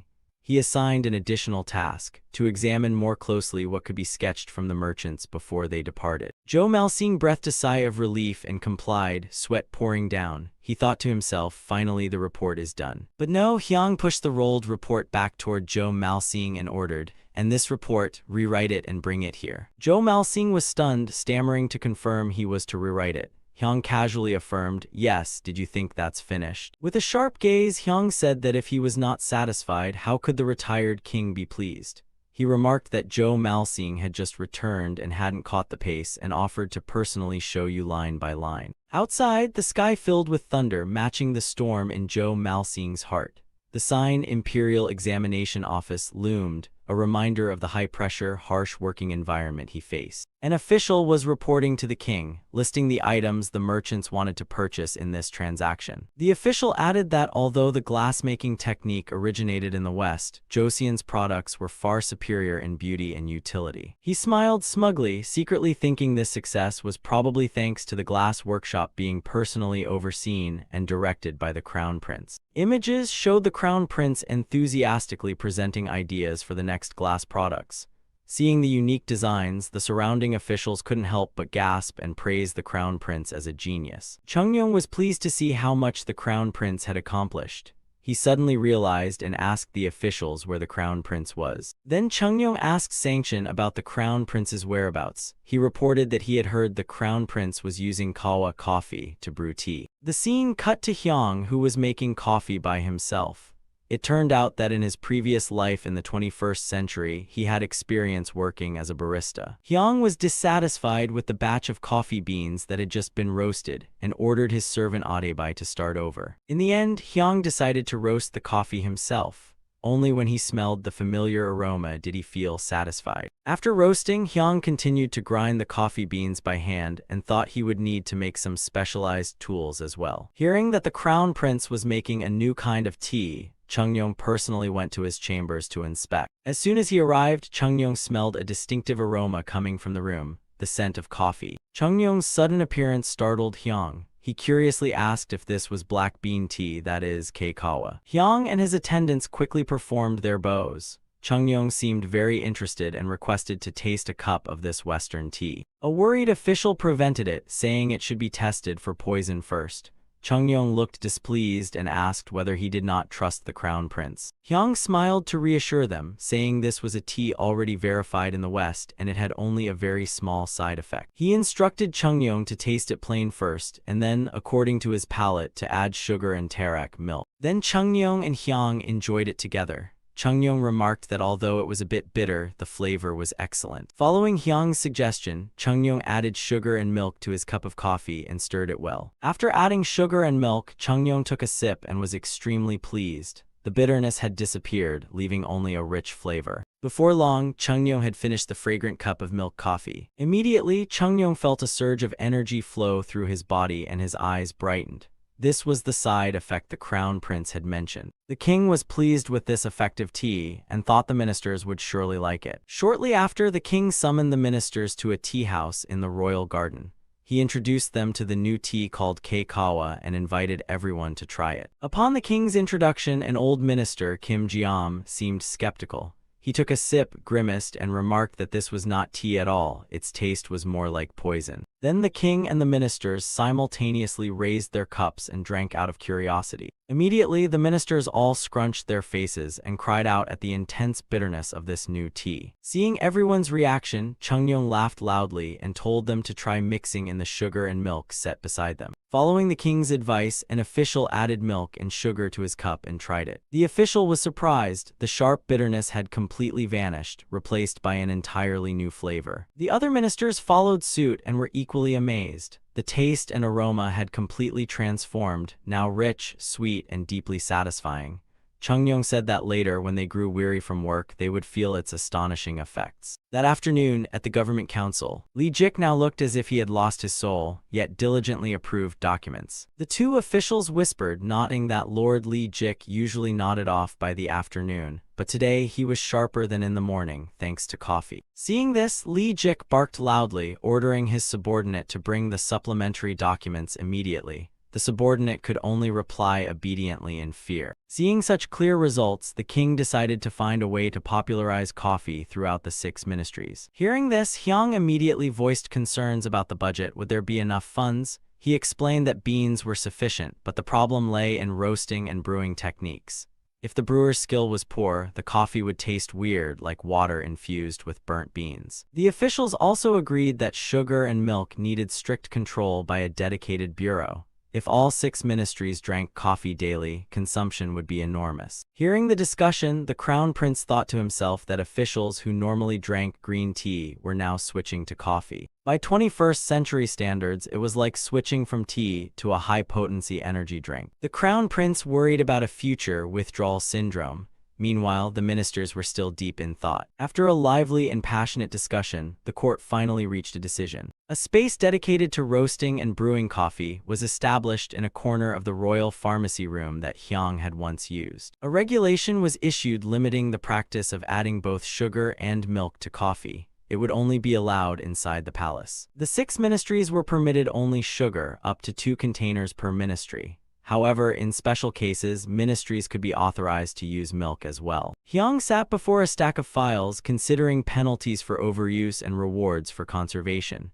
He smiled in satisfaction, quietly grateful for the king's astonishing decision. Not only did the king fund the deployment of brewing equipment, he also established a new official post. Black bean tea officer. Hyang resolved to train them to become the world's first baristas. In Hyang's imagination, he proudly thought his coffee would make people forget other tonics. It wouldn't just be coffee, it would be espresso. Meanwhile, in the inner court, the ladies were also enjoying this novel drink.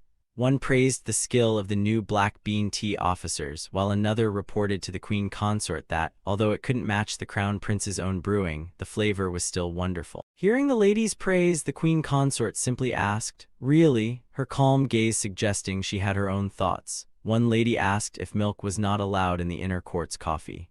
The queen consort replied that she found it tasted better without sugar or milk. The queen consort turned to ask two other concubines, the deputy matron and the matron of the ward, how they felt. She smiled, holding a cup of glossy coffee. One deputy replied she only added a little sugar and water so could only drink a little, while the other admitted it was too bitter for her to drink yet. She recounted how the crown prince was horrified when he saw her put in half a container of sugar. The cheerful laughter of the ladies and concubines echoed throughout Tea Hall. Night fell and the entire palace sank into silence. Chungnyeong woke and saw the queen consort still awake. He asked worriedly if she felt unwell, but she replied she simply could not sleep. Chungnyeong asked if she was worried about something, but the queen consort explained it was probably because of the black bean tea she had drunk earlier with her daughters-in-law. Chungnyeong was surprised she drank coffee at the hour of the monkey. He recalled the crown prince's warning that its only side effect was causing insomnia. The queen consort turned mischievously to the king and asked if he wouldn't punish her for misstating the hour. The two exchanged a tender look. Chungnyeong laughed and declared that since she had corrected the royal decree and was also his wife, he would punish her. That night, Tea Hall was filled with loving atmosphere. The next morning, as the crown prince was leaving the palace, he heard the officials whispering that the king couldn't be attended to. Hearing that, he returned home, not forgetting to warn the eunuchs to keep order. The crown prince smiled inwardly, thinking his father's reason was probably the same as his own. Then he remembered that Yuna was also suffering from insomnia. Yuna reported that because she couldn't sleep she had been reading, but much of it she didn't understand. The crown prince thought perhaps after coffee he should start introducing romantic novels as well. Meanwhile, Chungnyeong woke with an extremely serious expression. Chungnyeong panicked when he looked at the Western-style pendulum clock. It was nearly 11. He realized he had overslept, missing morning rites and the royal court session. The king was furious. This was the first time in 10 years he had missed a court session. His first decree was that from now on, drinking black bean tea would be forbidden after the hour of the monkey, or 3 in the afternoon by the new designation. At the order, the civil and military ministers nodded repeatedly like grain-pecking chickens. However, they grumbled that where had the kingly gallantry gone, now they were forced to work more nights. At the Forbidden Palace, the Grand Military Commissioner reported to His Highness on the inspection of the ships, confirming the process was complete. He explained that although they weren't warships, their waterproofing material was highly unusual. Chungnyeong, intrigued, asked what they had used. The commissioner revealed the material was asphalt, a thick black oil that wells up from the earth, quite different from ordinary pine resin. Meanwhile, Hyang was speaking with the king. He asked permission to question the Grand Military Commissioner, and the king approved. Hyang was curious about the cost of this new asphalt. The commissioner said that after investigation, its price was only 1/10 that of pine resin. Hyang was astonished. He couldn't believe there was a country producing oil so cheaply. Hyang immediately proposed to the king cutting the costs of refitting and maintaining warships, and to add petroleum to the list of trade goods. Chungnyeong agreed and asked the commissioner about recruiting sailors. The Grand Military Commissioner reported that the vetting of the naval officers was complete. After confirming with the relevant parties, there were no issues and morale was high. Hearing this, Chungnyeong was pleased, ordered a banquet to encourage the officers and interpreters about to depart, and then dismissed the Minister of War. After the official left, Hyang fell silent, seemingly deep in his own calculations. Chungnyeong observed that recent memorials had been more agreeable, but perceptively noticed Hyang's displeasure at Zhou Malxing's reinstatement. Hyang hurriedly denied it. Hyang explained that his studies showed previous dynasties fell because corrupt nobles colluded and covered for one another, preventing the law from being enforced. He feared Zhou Malxing's return would sow false dreams and provide openings for those with ill intent. Realizing he'd spoken too strongly, Hyang begged the king's forgiveness. Chungnyeong, understanding, affirmed this would be the final pardon. Chungnyeong declared they were entering the next phase of reforms. Once shackles and discrimination were removed, young talent would have the chance to serve. No nepotism, just merit. The crown prince smiled in agreement. He understood these reforms aimed to fix society's entrenched problems, yet one great obstacle remained: the local powers left over from previous dynasties. Despite the brilliance of his father's system, this stubborn boulder still blocked the way. In that moment, father and son shared the same thought. It was the regional forces that had existed since the former dynasty. The scene shifted to a brilliant dawn. With the tide, the Adebai trade convoy's departure day had arrived. 6 interpreters fluent in Ming were ready for the journey, chosen by the Ministry of Rights. Accompanying them were 6 naval officers skilled in artillery and navigation.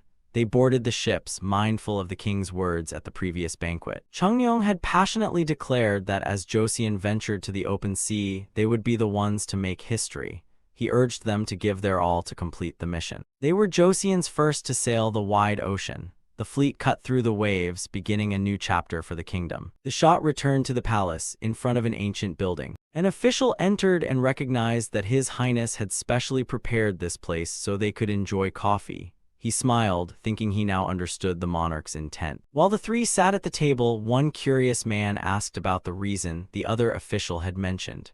The mood grew mildly excited. One official explained that the reason His Highness invited them for coffee was pity for the time the ministers nodded off during court. The others laughed in agreement. Fair point. Another official added that coffee had become popular lately, called study tea, and families with exam-bound children bought it to help them stay awake, practical and a bit trendy. The conversation shifted to state affairs. One official complained that even after passing the exams, the road ahead remained full of hardships. The other revealed that the ban on officials from the Northwest and on sons of concubines would soon be lifted, opening opportunities for many talents. The officials discussed how notions of birth were gradually changing. Now, as long as one has talent, whether from the Northwest or the child of a concubine, they would be valued. After all, in this court, no one ranks above His Majesty. Suddenly, the senior exam magistrate appeared, startling the 2 chatting officials. He sternly warned that if they drank tea without paying, they could be exiled. The senior magistrate loudly scolded the 3 officials for daring to be lazy while reforms were underway. He punished them by banning coffee for 3 days, prompting frantic pleas. The scene moved to the main hall. A policy discussion was about to begin, with a topic proposed by the senior magistrate of the Hall of Collected Worthies. He was invited to present. Standing before the king, senior magistrate Byeon Jaeryong reported that the scholars of the Hall of Collected Worthies were devoting themselves to reform strategies.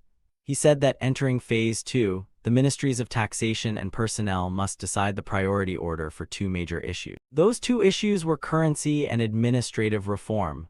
The senior magistrate stressed the necessity of deciding which to implement first for maximum effectiveness. Chungnyeong, seated on the throne, noted that most had previously thought administrative reform should come first, since past attempts to circulate currency had failed. Byeon Jaeryong agreed that was the original plan, but said circumstances had changed.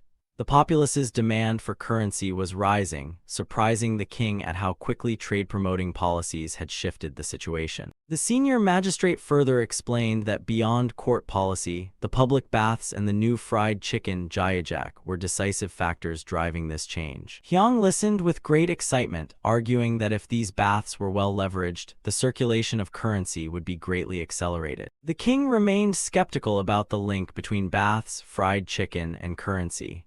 While he believed the plan would succeed, he was surprised the results arrived sooner than expected. One official suggested it was due to the people embracing the crown prince's public hygiene initiative, but Byeon Jaeryong corrected him. The core factor was soap by Tiao. After installing public baths, the court summoned the capital's medical offices and military surgeons to spread awareness about the importance of communal hygiene. At the same time, public baths were prioritized for installation at military garrisons nationwide. As a result, public baths gradually appeared in areas outside the capital Hanyang. Alongside them, soap began to be produced and distributed widely. Among the people, there was a buzz about the new soap's uses: treating boils, cleaning laundry thoroughly, and at a very low price. One grain basket could last years, practically miraculous and pleasantly wallet-friendly. From that sprang a new form of commerce. The nobility bought soap in bulk from merchants, while commoners bought retail at shops or baths, but paying each time was a hassle. To solve this inconvenience, people began using ledgers to record debts for bathing and soap. This sometimes led to disputes, like a seller checking a book with a customer: "You bathed 3 times last month and bought 2 soaps," and being retorted, "No way, I only bathed twice and bought 1. The argument peaked when the customer claimed he'd been cheated because he couldn't read, and the seller threatened to take the matter to the magistrate. He concluded that such daily transaction troubles made the people urgently need a common currency. The fried chicken Jayajak created a similar trend as its price became affordable. He added that fried chicken had been very expensive at first, but thanks to poultry farming on Neobiel Island, prices dropped significantly. This not only helped consume soybeans but brought the dish closer to the people, creating new consumer demand. For fried chicken to become popular, not only price but quality was key. In kitchens, chefs strove to make the meat chewier and tastier, turning it into a dish everyone craved. Although fried chicken had become cheaper, it was still a burden for one person. So, like when going to the baths or buying soap, people often put it on credit or invited 3 or 4 friends to share and split the bill. These shared meals often ended in quarrels and brawls. People fought over every tasty piece, from drumsticks to wings, arguing about who should pay extra. Finally, the official reported to the king that, according to the Ministry of Justice's records, such disturbances occurred daily at eateries, and the people complained loudly about the inconvenience of paying with grain or cloth. Hearing this, Chungyong noted that the ministers all wanted to carry out currency reform first. However, he was cautious, saying they could not rush a decision because current demand for circulating money mainly came from urban residents. The officials objected, arguing that although urban dwellers were numerous, reports showed demand for currency was rising in small villages and among merchants as well, and they emphasized that even farmers needed it. Standing nearby, Hyang quietly understood the king's worries and caution. He recalled a past lesson: the court once paid people in copper coins and told them to use them at market. The peasants obeyed, but were filled with anxiety. For the country, markets were often in remote, perilous places, requiring travelers to cross dangerous mountains where wild beasts lurked. Travel was extremely difficult and risky. So the peasants begged officials to pay them an equivalent grain, something they could use immediately without having to trek to distant markets. But greedy officials exploited the situation. They used the excuse of travel expenses to the market and paid peasants only half the value, shamelessly plundering their labor. This happened everywhere from countryside to town, leaving peasants wailing in despair as the fruits of their labor were seized. As a result, the value of currency collapsed and people shunned it. The court's policy not only failed but became a tool for local powers to exploit the populace and enrich themselves. Hyang realized this was a bitter failure the king could not forget. Therefore, the king had to be cautious, very cautious, in every decision he made. Back in the main hall, the king declared he understood the ministers' opinions but could not decide immediately. He explained why he cared about the small districts in reform. It was because he wanted to break the power of local landlords and scholar officials who flouted the court's authority, so he could truly pursue the public good for all. The king concluded that it was better to do nothing than to decide hastily and asked the ministers to think further. The entire court complied in unison. The audience ended. The king dismissed the ministers and they filed out of the main hall one by one. Shortly after, an eunuch arrived with orders. His Majesty summoned the crown prince. Hyang answered, though a premonition of a difficult puzzle the king would set him had already bloomed in his mind. In a closed chamber, Hyang asked his father a question. Chungyong stood behind a gleaming glass panel as if he'd been waiting. Chungyong slowly spoke of the reforms he had been plotting for 10 years. He also acknowledged the crown prince's contributions over the past 5 years that had helped the reforms along. Hyang answered humbly that it was his honor, and that all was thanks to his father's benevolence. Chungyong paid little mind to that modesty. He said plainly that although the crown prince was not yet of age to take part in state affairs, the high ministers opposed the prince's attendance at court councils. He revealed that the ministers wanted to prioritize currency circulation. However, in many regions, wealthy magnates and landlords held power even greater than the court. Hearing this, Hyang's expression turned serious. He understood that the local magnates' collusion with authorities was a thorny problem with no easy end. The king continued. Efforts to improve currency circulation had been stepped up since the reign of King Taejong, and though the need was clear, repeated experiments had failed. Hyang was astonished. He had not expected his own father to speak so directly. He thought to himself the difficulty of this matter was about to reach crazily high levels. Chungnyeong affirmed that as long as local magnates held power, currency circulation would remain a distant dream. Upon hearing that, Hyung asked what he should do. The moment father and son's eyes met, an understanding flashed between them. In Hyung's mind, a dramatic fanfare seemed to sound, heralding an important mission. And that mission was find a way to weaken the power of the local magnates. An impossible task, just like in the movies. Afterwards, Hyung went to the Six Records Institute of Literati. A servant asked what he sought, and he replied he was looking for records on usury, pawnshops, and land rents. An elderly official, likely the librarian, asked the crown prince with worried looks whether there were no records. Hyung froze, his face changing. Not that there were none, but that there were far too many. The official explained that the shelves were full of lawsuits and petitions complaining about usury and excessive interest rates. Hyung could only exclaim, "Quite a lot, isn't it?" He added these were records dating back to King Taejong's time and earlier. Hyung was again stunned by the sheer volume of material. A pressing question flashed through Hyung's mind. He turned and asked directly whether his father's wish regarding the powerful local families was coexistence or purge. Chungnyeong's gaze grew cold. He declared they were also Joseon's people, so coexistence was preferred, but if they played king, he would ruthlessly eliminate them. The crown prince understood his father's meaning. He realized this was a mission to change history. He ordered eunuch O to fetch a cup of kahu, a beverage, to steady his spirits. The crown prince realized his father wanted a plan before the start of spring. Time was short, there was no time to waste. Time flew, the maples blazed red, signaling autumn's arrival. Before long, dusk fell and another day waned. Night came and snow began to fall, heralding winter. Hyung kept studying tirelessly. Time slipped by. Finally, on a bitter winter night, when snow had blanketed the palace roof, a guard came to report to the king. "Your Majesty, the crown prince requests an audience." The king sat at his desk. On hearing the news, he calmly ordered, "Is that so? Send him in." Soon after, a man in a thick winter cloak carrying a bundle of scrolls entered with a mysterious air. The king was a bit surprised. He said there was still quite some time until the start of spring. Yet the crown prince had already finished. He reached out to take the scrolls. Hyung replied modestly that he had roughly completed it, but sought his father's discerning eye, hence the visit. Hearing his son, Chungnyeong smiled with satisfaction and said, "This boy, very well, let's see." The next morning, snow fell white and thick. In the royal courtyard, the high ministers had gathered in full. Two elderly officials whispered to each other. They wondered why the upper court was convened on a non-regular day.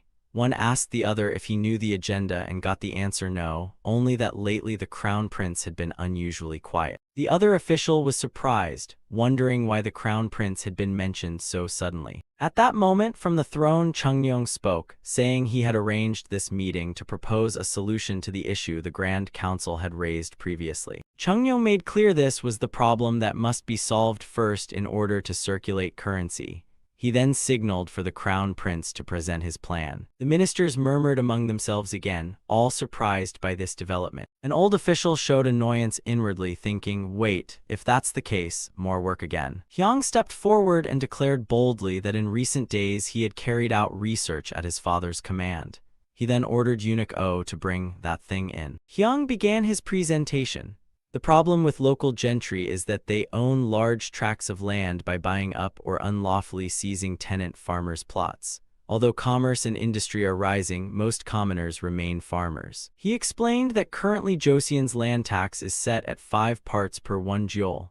Peasant households cultivating their own land, if not lazy, can still live and accumulate wealth after paying taxes. But tenant farmers do not enjoy that. They must pay 5 parts to their landlords as land rent and are then exploited in various other ways. At this, the ministers' faces grew tense. The next problem arose because tenant farmers cannot repay debts. They cannot make use of the court's grain loan policy, Honga. As a result, they resort to usurers colluding with the magnates and become ever more tightly bound. The crown prince pointed out this situation resembled the power of hereditary aristocracies from previous dynasties. Therefore, the crown prince boldly announced he would establish the money office, an organization long in the making, which he would use to break the chains by which the magnates bound the tenant farmers. The ministers were horrified at the crown prince's declaration. Break the ties between tenant farmers and magnates. One official couldn't help but admire inwardly. The crown prince is being thoroughly crown prince-like again. At that point, left state councilor Hyo-jo stepped forward to question the plan. He asked if the intention was to use the money office's capital to cancel tenant farmers' debts. If so, he would oppose it because merely forgiving debts would not break the shackles. Hyung smiled and admitted the minister was right. He did not think simple debt cancellation could break the vicious cycle of this custom either. He revealed his scheme. The creditor for the debts borne by tenant farmers would not be the magnates but the money office, that is, the state. The ministers blinked. The money office becomes the creditor. Exactly, the money office would stand in to pay the debts on behalf of the tenant farmers, and then the tenant farmers would repay that debt to the money office. Essentially, debt would be transferred from private hands to state management. The crown prince added that later, when tenant farmers or ordinary commoners needed capital for various reasons, they could borrow from the money office. One official asked whether tenant farmers or commoners would actually use the money office. The crown prince replied confidently, "We will make them use it, and the easiest way is to lower the interest rate." Hearing lower the interest rate, the ministers were stunned. The crown prince continued, pointing out that current usury rates can double the principal in a single year. He gave an example. Even if the money office's rate is only 5 parts, 50%, half of current rates, the doorway will still wear thin from the traffic. His words served as a stepping stone to an even more shocking declaration. But Hyung did not stop there. He played another trump card. "I propose a maximum annual interest rate of 3 parts, 30%. The court was once again shaken. The ministers buzzed and one loudly asked, "Maximum 3 parts? Your Highness, isn't 3 parts far too low?" Hyung smiled and replied, "A state doing profit-seeking lending with starving people would be too much, my lords.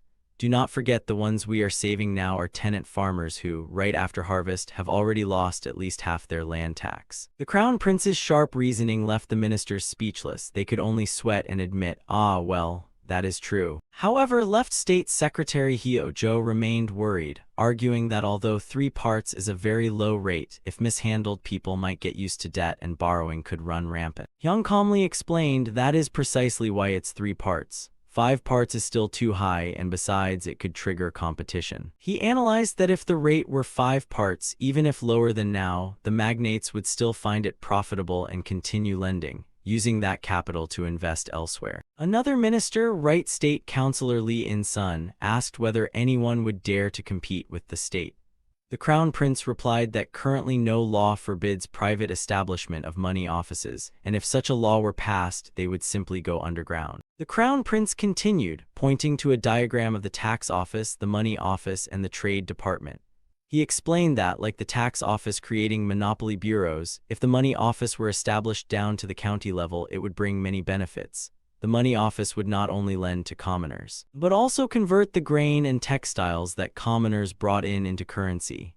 If the tax office and the trade department cooperated on this, it could speed up currency circulation. Minister Hyo-jo asked in surprise, "Your Highness, do you mean the trade department and the money office would collaborate?"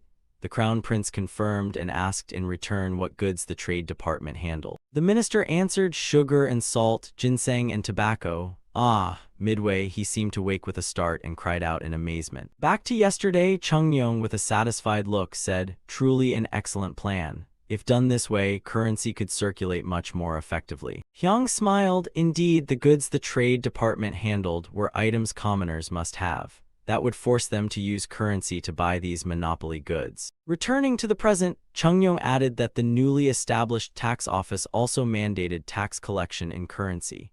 He praised the crown prince's idea to have the money office specialize in converting grain and currency, which would help the state gather the grain lying idle in people's granaries. At this point, the entire court was thoroughly convinced. They all exclaimed in unison, "Indeed, we can only admire your Highness's foresight." Hyung concluded that establishing the money office was important, but first there was one matter to resolve beforehand.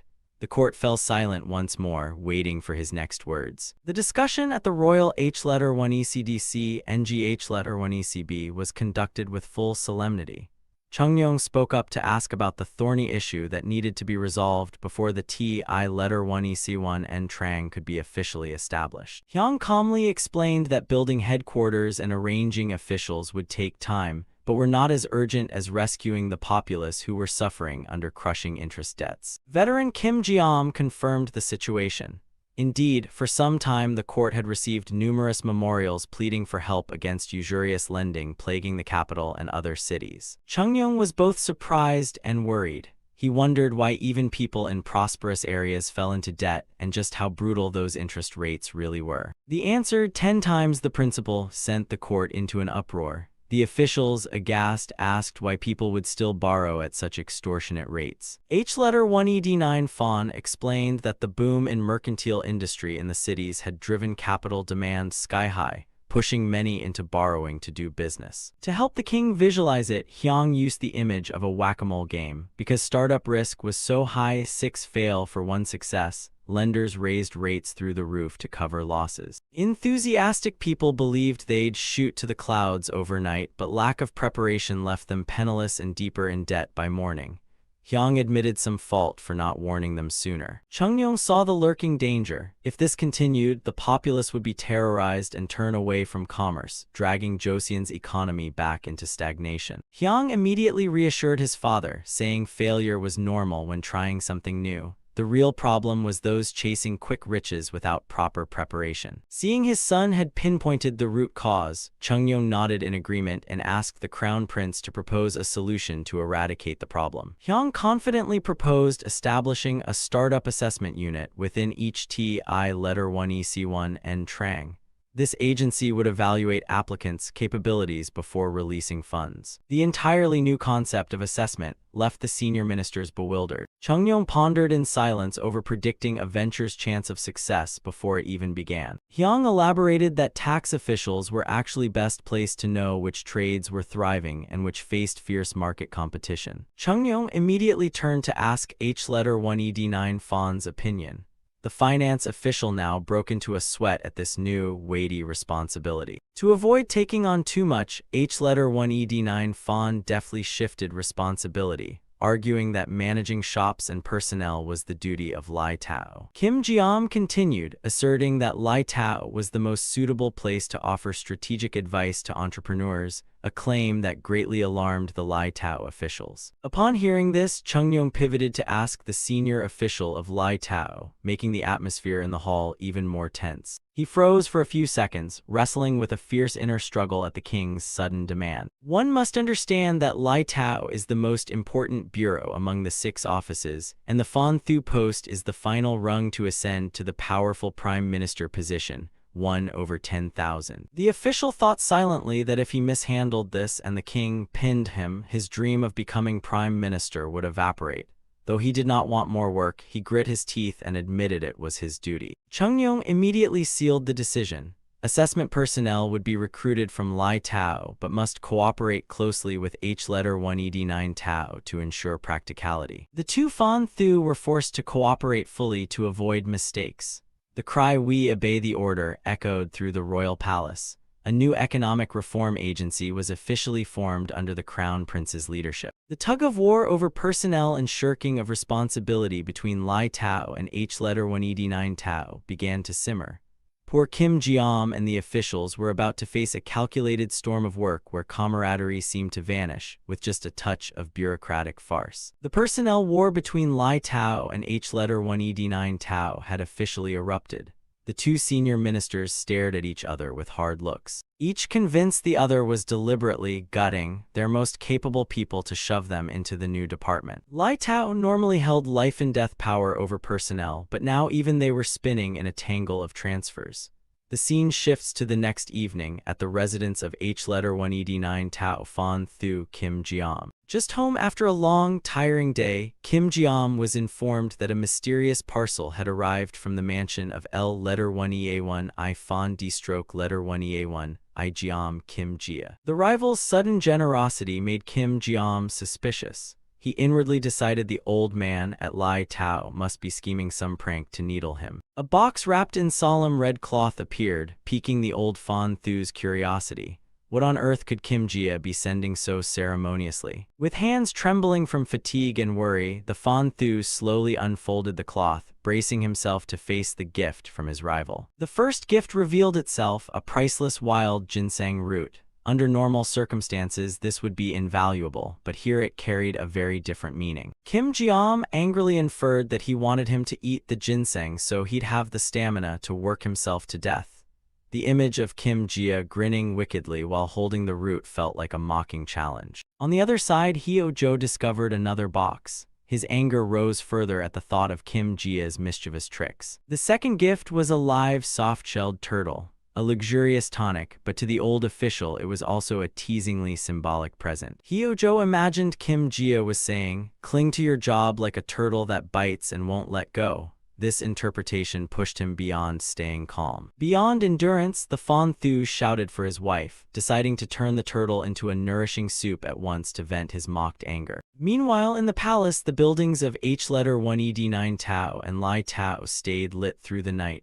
Personnel requests and nitpicking replies flew back and forth, creating an endless whirl of paperwork. At the NGH1ECB Chin PH1E7, before Prime Minister Zhou, the two Fan Thu continued to argue. One criticized incorrect forms, the other insisted the matter belonged to the other bureau, ignoring the sovereign's call for mutual support. Prime Minister Zhou calmly set down his teacup and reminded the ministers this was no time for internal squabbles. He pointed out a highly concerning anomaly they were both overlooking. Since the meeting that decided to establish the TI-1EC1N Trang and the Startup Assessment Unit, the Crown Prince had been completely absent from all meetings and court lectures. This silence was an omen of a coming storm. The news stunned both H1ED9 Fan and L1EA1 Fan. Usually, whenever the Crown Prince disappeared, he returned with reform ideas that left the court overwhelmed. Indeed, the Crown Prince had locked himself in the royal library for days and nights, diligently studying and preparing a pivotal plan for the kingdom. Prime Minister Zhou warned that half a month had passed since the Crown Prince went into hiding. He asked the ministers to imagine what would happen when he finally emerged from the library. Understanding the message, the two ministers immediately changed tack. They hurried off to arrange everything as neatly as possible, hopping to finish before the Crown Prince's whirlwind of work hit. Kim Fan Thu panicked, realizing he was about to be swept away by the Crown Prince's tidal wave of tasks.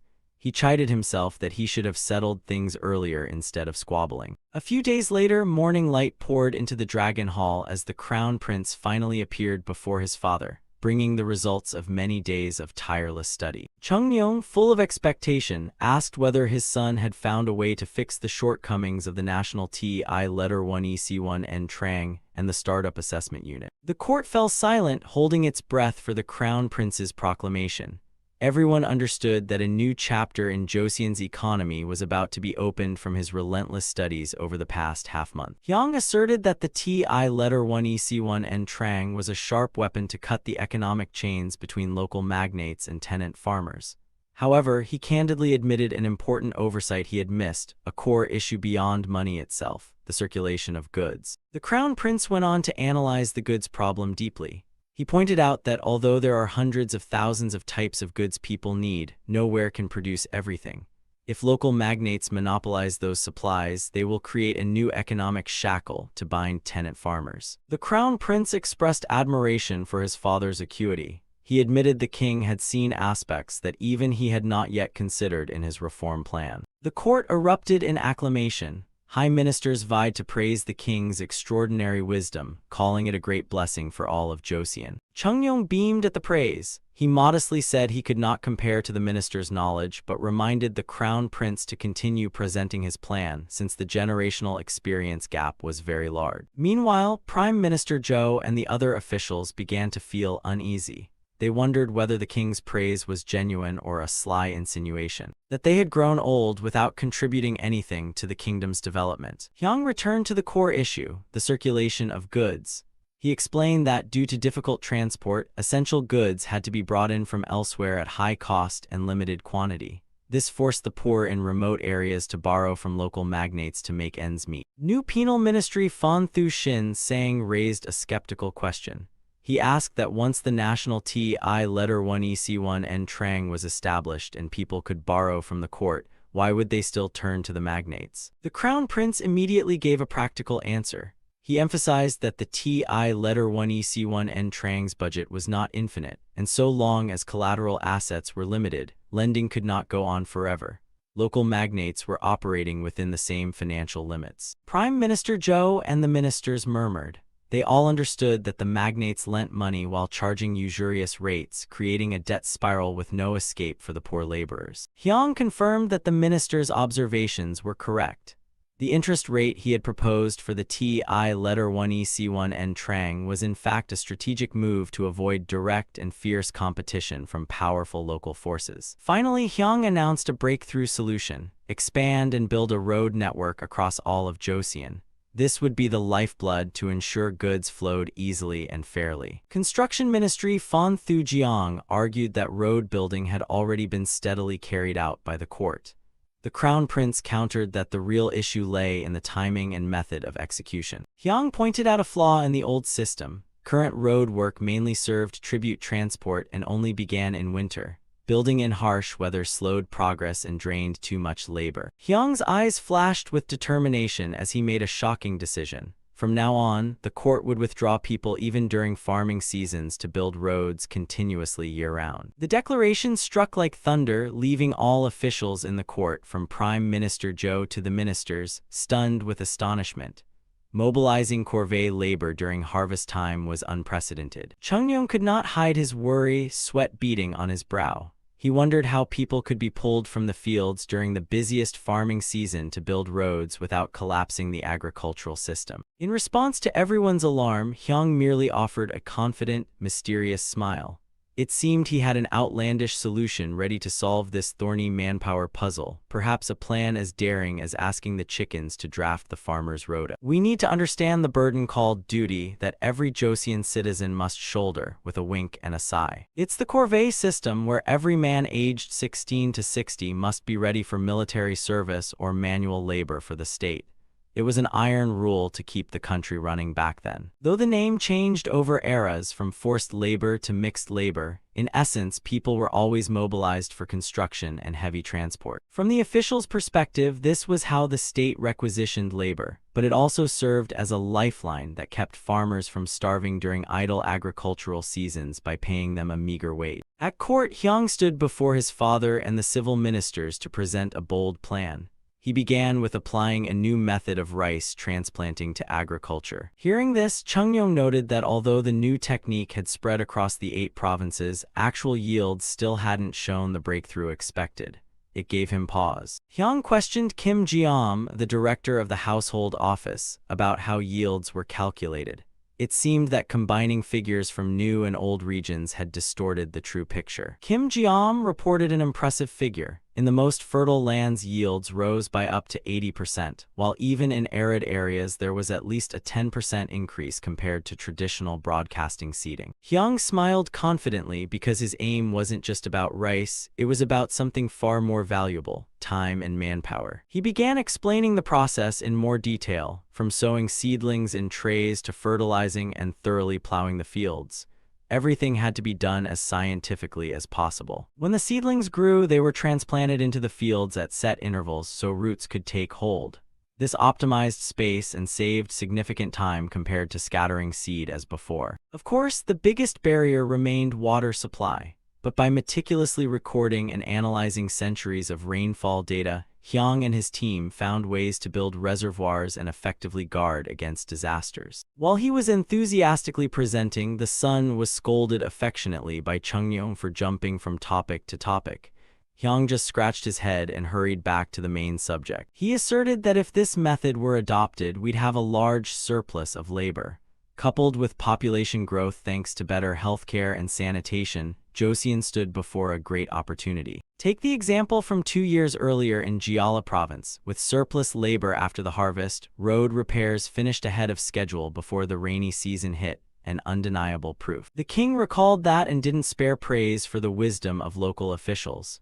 things seemed to be heading in the right direction under the Crown Prince's guidance. However, one minister asked, "So does the Crown Prince mean to keep pulling people from the countryside to build roads as before?" A question that struck at the court's anxieties. Hyang shook his head, his eyes steely with resolve. He didn't want to coerce the people because that would only fracture the bond between the state and its subjects. Kim Ji-am immediately grew worried. He objected, saying hearing merchant guilds would skyrocket costs, a budget burden Joseon wasn't ready to bear. But Hyang had anticipated that. He wasn't proposing state-run merchant gangs. He wanted to encourage private construction guilds to emerge. Private construction guilds? The proposal hit the court like a bomb, leaving senior ministers speechless.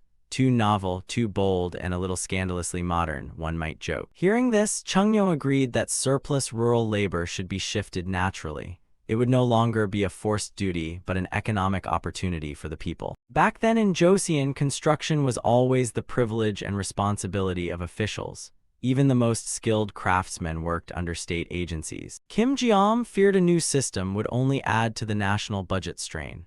However, what he didn't yet see was the enormous resource quietly exploding day by day thanks to the reforms the Crown Prince had laid down. Though Hyo-jo still doubted whether the people would leave their villages, the Crown Prince was about to unleash a trump card. Shocking statistics on Joseon's survival rate 2 years after the medical reforms. Beyond the surplus labor, one official was astonished by the data. The annual mortality rate had fallen to only 60% of what it was before the reforms.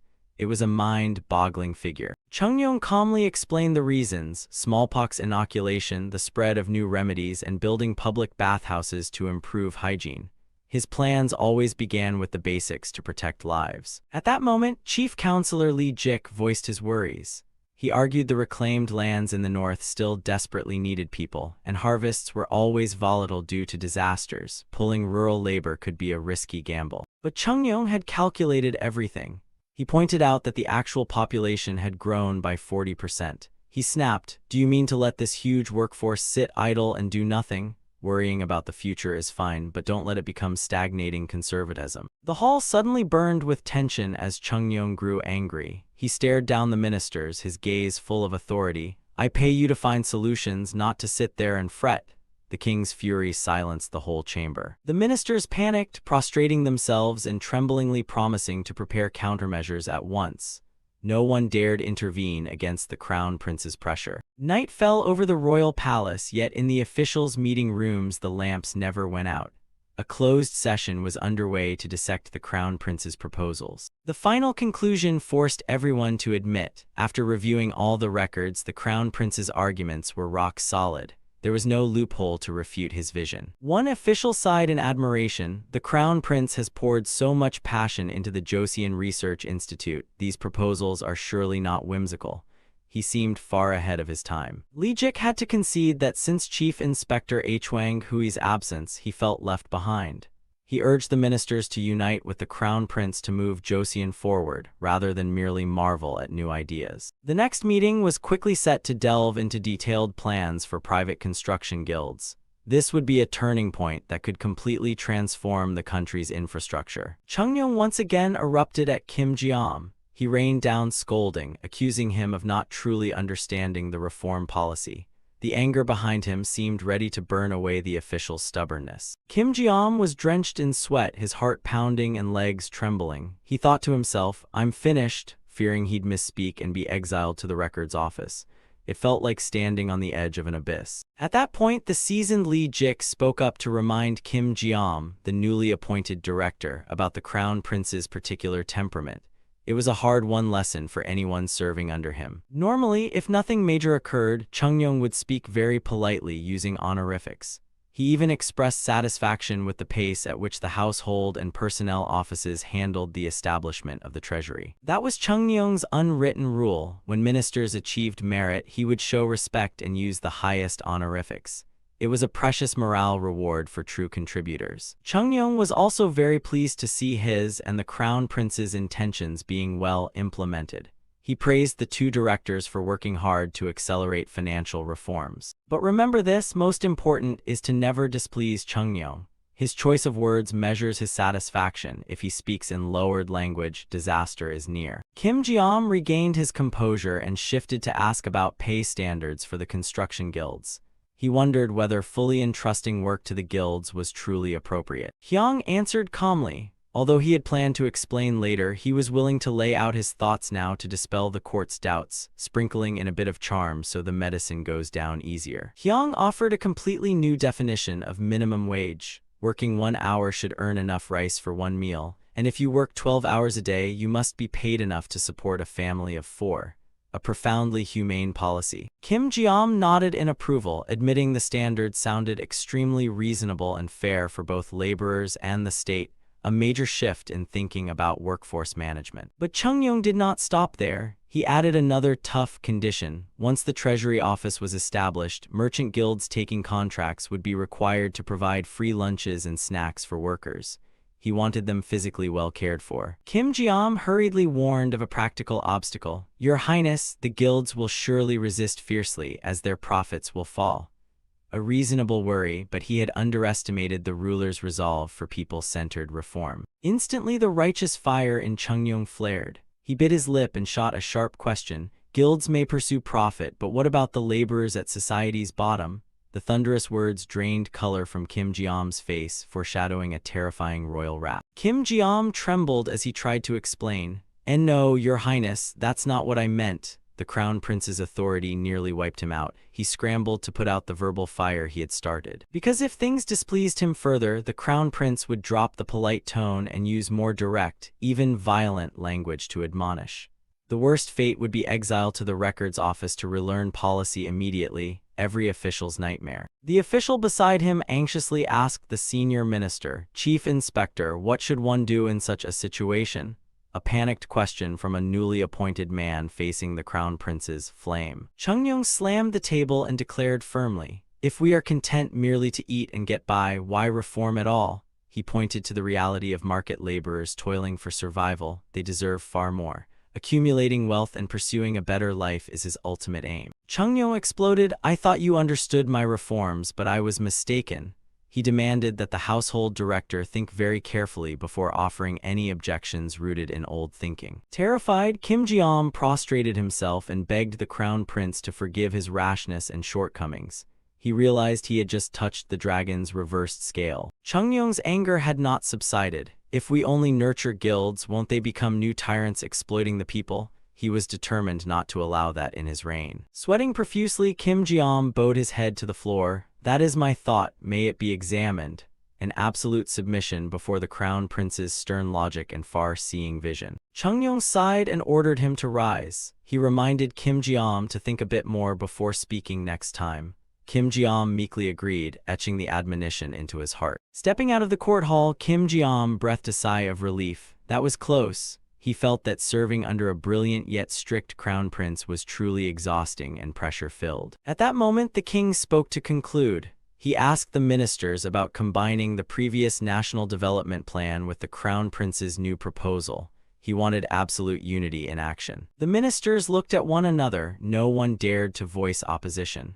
The plan's logic and practicality had convinced even the most conservative. Chief Counselor Lee Jik, representing the court, reported that accepting the proposal was entirely justified and aligned with the ultimate goals of national development, a historic consensus. Chung Yong immediately ordered, if there are no further objections, accept the Crown Prince's proposal, draft the implementation plan and submit it at once.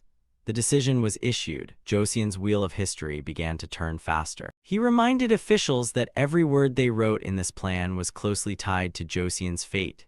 Therefore, everyone must devote their utmost to complete the task well. The whole court shouted its resolve in unison. That night at home, household director Kim Ji-am still labored at his desk.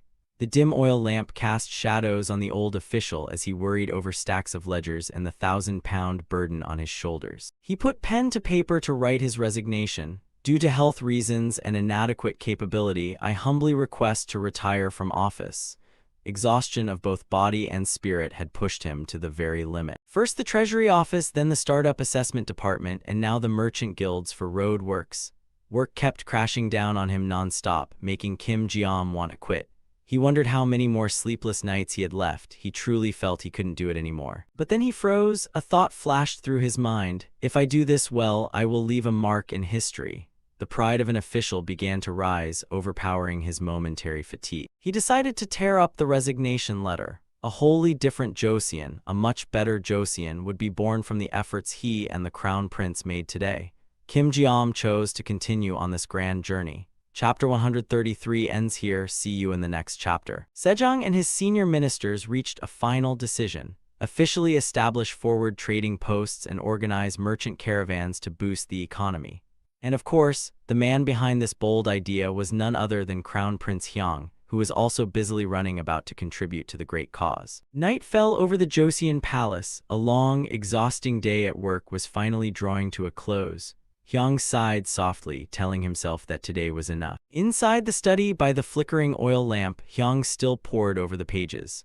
Only when a servant gently reminded him it was time to rest did he realize how quickly time had passed. Closing the notebook, Hyang suddenly remembered something important. Tomorrow. Was it the day he had an important appointment with Jang Yong-sil? Plans for textile techniques kept swirling in the young crown prince's head. Steady footsteps echoed along the silent corridor, lanterns swaying to banish the darkness of the night. It seemed a thorny problem still awaited him tonight. Leading his retinue, Hyang walked briskly with a pensive expression. He told himself he must be skillful and fair in internal affairs, especially toward the consorts, to keep the inner court harmonious. After all, family harmony brings prosperity. Suddenly, a familiar figure appeared, Lord Sangxian, the king's trusted attendant. His arrival at this hour signaled an unplanned meeting. Hyang stopped before Gyeongyang Hall. King Chungyung's warm, deep voice came from inside, apologizing to his son for summoning him so late. A solemn atmosphere enveloped the space. Entering, Hyang saw his father engaged in heated discussion with the Grand Minister of Personnel. He bowed politely. King Chungyung looked at Hyang with a stern gaze. He explained that an urgent state matter had arisen that could not be postponed, hence the hurried summons. And that issue was none other than the servitude system, a long-standing sore. Hyang flinched slightly, thinking, what must come has finally come. Servants occupied the lowest class in Joseon society, entirely dependent on their masters or state agencies. This system had deep roots from the Goryeo era, with rigid rules governing the statuses of slave and servant. Although old laws required servants to marry only among themselves, reality was never so simple. As marriages between commoners and lower-status women grew, the heaven follows the mother rule was enforced to address the issue. But things were not that simple. Couples from different social strata kept forming, defying social barriers and the complex legal consequences that followed. The problem arose as more commoner men married female servants. By law, children followed the mother's status, causing the servant population to swell. Local magnates exploited this for profit, while the court lost tax revenue and labor from commoners. To remedy the situation, King Taejong previously issued the Follow the Father law, decreeing that children take their father's status. A ruthless legal cut intended to rebalance the social structure of the time. Yet now, Chungyung was troubled by a stream of petitions complaining about the negative consequences of that law. Everything was beginning to slip beyond control. Hyang bluntly analyzed that enforcing the law had increased the number of lower-status people while decreasing commoners, directly threatening national defense.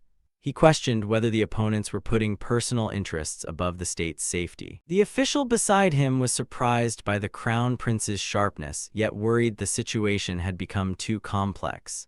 If the old law were applied rigidly, public discontent would accumulate to a point that could no longer be ignored. The core issue was that, despite their wealth, the local strongmen were still calculating Confucian scholars. They were ready to use the guise of benevolence and righteousness to justify owning servants, creating an entangled mess. Hyang could only force a wry smile. These scholars had unexpectedly upended the situation, producing an ironically comedic side effect of the court's reform policies. Take, for example, the couple Gapdal and Gapsun. They had just welcomed their first child and received congratulations from their master. A scene that seemed warm but concealed the calculating motive of human ownership. The young mother cradled her baby with a knowing look and quietly told the master there was a truth about the child he needed to know. The air suddenly grew unusually tense. The harsh truth was revealed immediately. The baby was not the son of that servant father. Cries of "What?" rang out in shock, exposing a cunning legal loophole scheme designed to change the child's fate from the moment of birth. Hyung watched silently, his heart heavy. Cases of female servants enduring all the slander and insisting the father was a commoner so their children could be free had become everyday occurrences in the county. A painful reality was exposing the brutal hidden corners of Joseon society. Though he knew this was a society with rigid class divisions, every time Hyung heard such stark truths, he couldn't help feeling suffocated and powerless. The servitude system truly was a millstone weighing on the nation's destiny. King Chungnyeong spoke gravely, adding that even when those women were freed and became concubines, they still suffered scorn and cruel abuse from the primary wife to the point of being driven away to wander. A sad and heartbreaking reality. Opponents of the follow the father law were clinging to these abuses as a shield.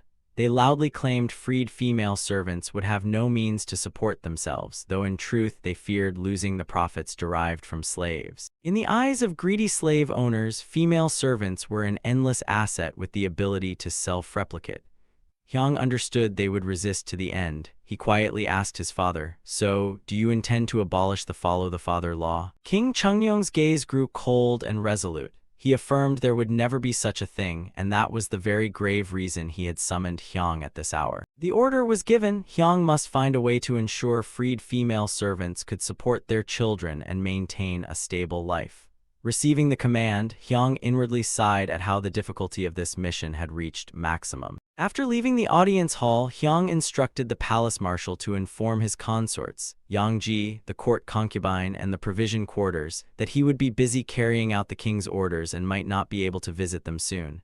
State affairs came above all. He then ordered Eunuch O to prepare travel gear and notified the records office to be ready. Tonight would certainly be another sleepless night for the dutiful crown prince. Back inside the palace, King Chungnyeong tapped his finger lightly on the table, posing a haunting hypothesis to the Grand Minister of Personnel about the kingdom's future. He wondered where Joseon would head, tangled in the chaos of outdated laws, if these bold reforms did not happen, and if Hyung did not reveal the outstanding talent to lead the country. The old minister bowed his head and admitted a harsh truth. Without change, the military and ministers would surely back the harshest laws to protect their interests, and the risk of Joseon falling into civil unrest would be very high. Civil unrest? Chungnyeong repeated, his face pensive. The specter of instability always loomed over the realm if class conflicts were not resolved at their root. Meanwhile, in his private study, Hyung sat beside a pile of documents as high as a mountain, sipping hot tea to keep his mind clear in the stillness of the late night. He tried to dredge up memories of the actual history of this era. The world was changing too fast, and his recollections from a past life about King Chungnyeong's time were fading. Fortunately, stories of this great king still lingered somewhere in his mind. Hyung recalled the criticisms aimed at King Chungnyeong in history, from the ban on suing officials to forced resettlement policies. These laws were seen as granting excessive privileges to officials, allowing the people to be exploited with no means to complain. Especially the law-making servants follow the mother. It was viewed as a loophole that allowed slave owners to replicate their labor force infinitely and legally, choking the futures of countless lives. The image of weary slave mothers beside their small children, all destined to the same fate from birth, was a painful testament to the cruelty of these regulations. Not only that, the policy of forced migration to the distant north was seen as throwing people to their deaths to reclaim the cold frontier. Cries of complaint echoed across the skis. Based on those facts, many later cruelly judged King Chungnyeong as merely a sage king for the rich and powerful, a one-sided and biased assessment. Hyung smirked slightly. He thought that was just the result of hasty conclusions based on the surface. If Chungnyeong only cared about the elite, why would he devote so much effort to creating Hunminjeongeum, the alphabet for the common people? The logic was simple. If those in power want to exploit freely, the best way is to keep everyone below them illiterate. Teaching the people to read clearly went against the interests of the ruling class at the time. Delving into the records, Hyung gradually understood King Sejong's pains and strategy. Every action had a deep purpose aimed at strengthening the foundation of the young kingdom. In King Taejong's time, Joseon had been newly founded and local strongmen were still very powerful, ready to challenge royal authority at any moment. Tijung's presence of authority was like a flame ready to burn anyone who stood in the way. For central power to reach the remote regions, the court needed to protect the positions of provincial inspectors and envoys appointed directly by the king. They were the king's extended arm in the localities. Because if those officials colluded with locals to rebel or siphon off the treasury, the rot would never end. Hyang narrowed his eyes in thought. He was beginning to find the key to the thorny problem his father had assigned. Following actual history, after ascending the throne, King Chungnyeong faced consecutive years of crop failures.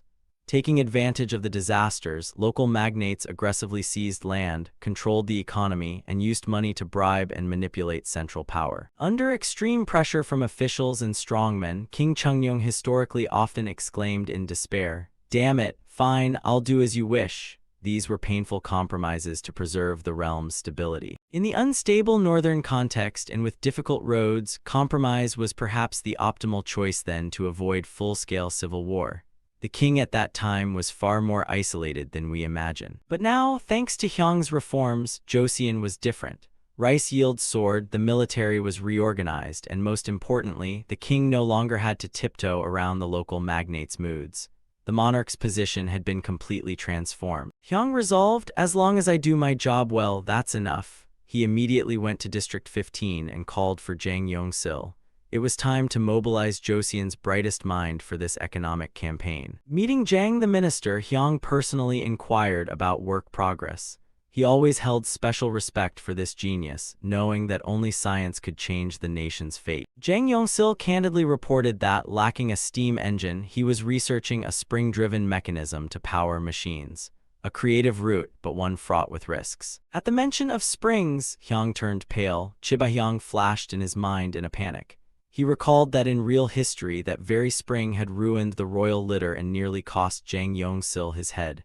What a hair-raising memory. He immediately dismissed that idea and relayed the king's urgent order. Pause that. I need you to make an entirely new weaving loom, a pivotal mission for Joseon's textile industry. To Jang's surprise, Hyang explained, current looms required too much human labor. He wanted them improved into water-powered or animal-drawn looms to free manual workers. Jang Yong-sil pondered. Mechanizing a complex process like weaving demanded extremely precise calculations in mechanics and dynamics.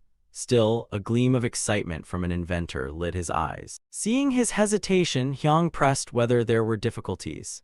Jang answered cautiously that he needed to closely examine an actual loom model, but fundamentally the plan was entirely feasible. Hyang immediately concluded, "Good, I'll have someone find a loom at once. You have exactly 1 year." Hearing the brief deadline, Jang grimaced and begged for more time, but the crown prince seemed set. Though it would be arduous and pressured, before the king's iron command, Jang Yong-sil could only bow and comply.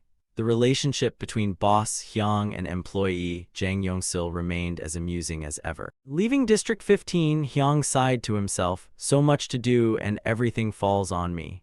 Yet his eyes were full of trust as he entrusted the grand task to Jang Yong-sil's hands. Back at his desk, Hyang began outlining strategy. First, develop the textile industry to provide livelihoods for the freed female servants. Quick, decisive strokes of his pen showed his determination. Rain began pouring outside the palace. Standing by the window, watching the drops run down, Hyang thought silently that this alone wouldn't be enough. He needed a stronger economic strike to finish off the rotten slave system. Seeing his reflection in the steam-fogged glass, Hyang smiled coldly. "All right, I'll do as you wish." An unspoken declaration of war was issued into the dark night. Taking a sip of coffee, the young crown prince's eyes blazed with iron will. "If you insist on treating slaves as property, then I'll treat them as your property to see, and I'll make that property worthless." The textile industrial revolution was about to sweep away Joseon's slave system. The court, which had been peaceful, suddenly roiled over an unprecedented proposal, taxing people based on their ownership of slaves. The high ministers were stunned. The idea was so bold, so beyond imagination, that they could only stare at one another in silence. Even King Chungnyeong, seated on the throne, fell into thought. He stroked his chin, carefully weighing a proposal that could shake the foundations of society. Chief State Councilor Lee Jik was the first to speak. He admitted the plan would surely meet fierce resistance, but if successful, it would be an extremely clever move. Other ministers, from Minister of Personnel Hyo Jo to Minister of Taxation Kim Jeom, agreed. They recognized its novelty, but their greatest worry remained the reaction from the nobility. Chungyong looked around the court, his mind full of concern. The idea wasn't bad, but confronting the opposition of an entire powerful class was no simple matter. Amid the tense atmosphere, Crown Prince Hyang, who had proposed it, spoke up, seeming to have anticipated his father's worry. Then he declared loudly a line that shook the whole court: "If they oppose, just crush them." The Crown Prince's sharp, somewhat ruthless declaration once again left the ministers speechless. They hadn't expected him to be so hardline. Chungyong frowned at this, his gaze clearly disapproving of the heir's somewhat reckless remark. The Crown Prince began to argue his case. He maintained that, in principle, all land in Joseon legally belonged to the king. The people's taxes were merely fees for being allowed to borrow and use the land. An older official nodded, conceding that, in theory, that was correct. But he immediately pointed out the practical problem. That very word "but" was the crux. Although the land belonged to the king, families had held it for generations, and that had become a tacitly acknowledged fact by the court. Hyang immediately rebutted. He cited examples of those who passed the state exams but used the excuse of further study to refuse office, and the court easily exempted them from taxes. He pointed out that thanks to countless such buts, the nobility had amassed vast wealth without contributing anything to the country. Crown Prince Hyang could not contain his anger, loudly condemning such actions as shameless. He couldn't accept that such people were called scholars or held up as models. The ministers murmured among themselves, uneasy at the prince's temper, yet inwardly admitting his words were not wrong. The Crown Prince turned and bowed, pleading with his father. If the powerful treated slaves as property, then let them be taxed accordingly for that property. With that, he had a large roll of paper unfurled and formally introduced the new tax system he'd outlined, called the property income tax. This tax would be calculated based on total annual income from labor plus owned assets, including land, houses, and even livestock. The key point of the tax law was that rates would be progressive, and notably, the tax on owning slaves would be set at the highest tier. The Crown Prince's detailed and complex plan made the ministers' heads spin. They couldn't immediately grasp it all. The prince explained with enthusiasm. Heavy taxes would force the powerful to reduce their slaves, thus leading them to lease out land, increase tenant farming, boost money circulation, and ultimately raise state revenue. The ministers could only applaud in astonishment. The plan was audacious, detailed, and dangerous, yet so airtight they couldn't refute it. At that moment, Minister of Taxation Kim Ji-am raised the core issue. He pointed out that those who would pay the most tax were the powerful great landowners. How would the court deal with their organized resistance? Crown Prince Hyang took a deep breath, ready to answer. He declared that to understand the ins and outs, one must first know about the Retention of Fragrance Office. He began his history lecture. The Retention of Fragrance Office was a local autonomous organization dating back to Goryeo, founded by high officials after retirement to maintain their power. Put simply, it was a time when central authority hadn't reached everywhere, and each locality had its own powerful local notables. Their story often began with people born and raised in their hometowns. They passed the state exams, made accomplishments to become high officials, survived the storms of court politics, and returned home in glory after retirement. But instead of enjoying their old age, they assumed a superior right, looked down on local officials, and considered those kids unfit to give them orders. So, to distinguish rank and seize leading power, they gathered around themselves, formed a group called the Retention of Fragrance Office, with its membership list known as the Hyang Plan. In the end, they behaved like Goryeo-era lords, governing the fiefs granted as stipends. Over generations, their descendants continued to pass exams, took root, and became powerful local cliques. When Joseon was established and centralized power, these forces began to clash with the court. They openly defied royal orders, sneering that what right did a local inspector have to command those who had been officials for over 20 years like them. Thus King Chungyong, the dynasty's predecessor, was enraged and ordered the Retention of Fragrance Office abolished. However, he still allowed them to keep their membership rolls. Back in the present, the Crown Prince questioned, if the predecessor had abolished the Retention of Fragrance Office, then what problem remained with the membership rolls? Hadn't the law already banned factional cliques to curb their insolence? The ministers could only bow and tremble, admitting that what the Crown Prince said was correct. The Crown Prince asserted sharply that the membership rolls themselves were the problem. They were nothing more than genealogies of local factions. He reminded them that once one passed the exams, serving the state was the natural duty. He posed a rhetorical question: was hiding in one's hometown to profit from others the proper image of someone following the sage way? The ministers could only whisper back, absolutely not. He continued, after Joseon was founded, the court granted a 30-year tax exemption to the first successful graduates as time for them to settle before taking office. But what about them now? They only used the excuse that their learning was still shallow to refuse serving the state. The crown prince exposed that those using this excuse to cling to their hometowns fell into two types. One was truly ignorant, with no talent. The other was cunning and petty, using it as a pretext to plunder for themselves.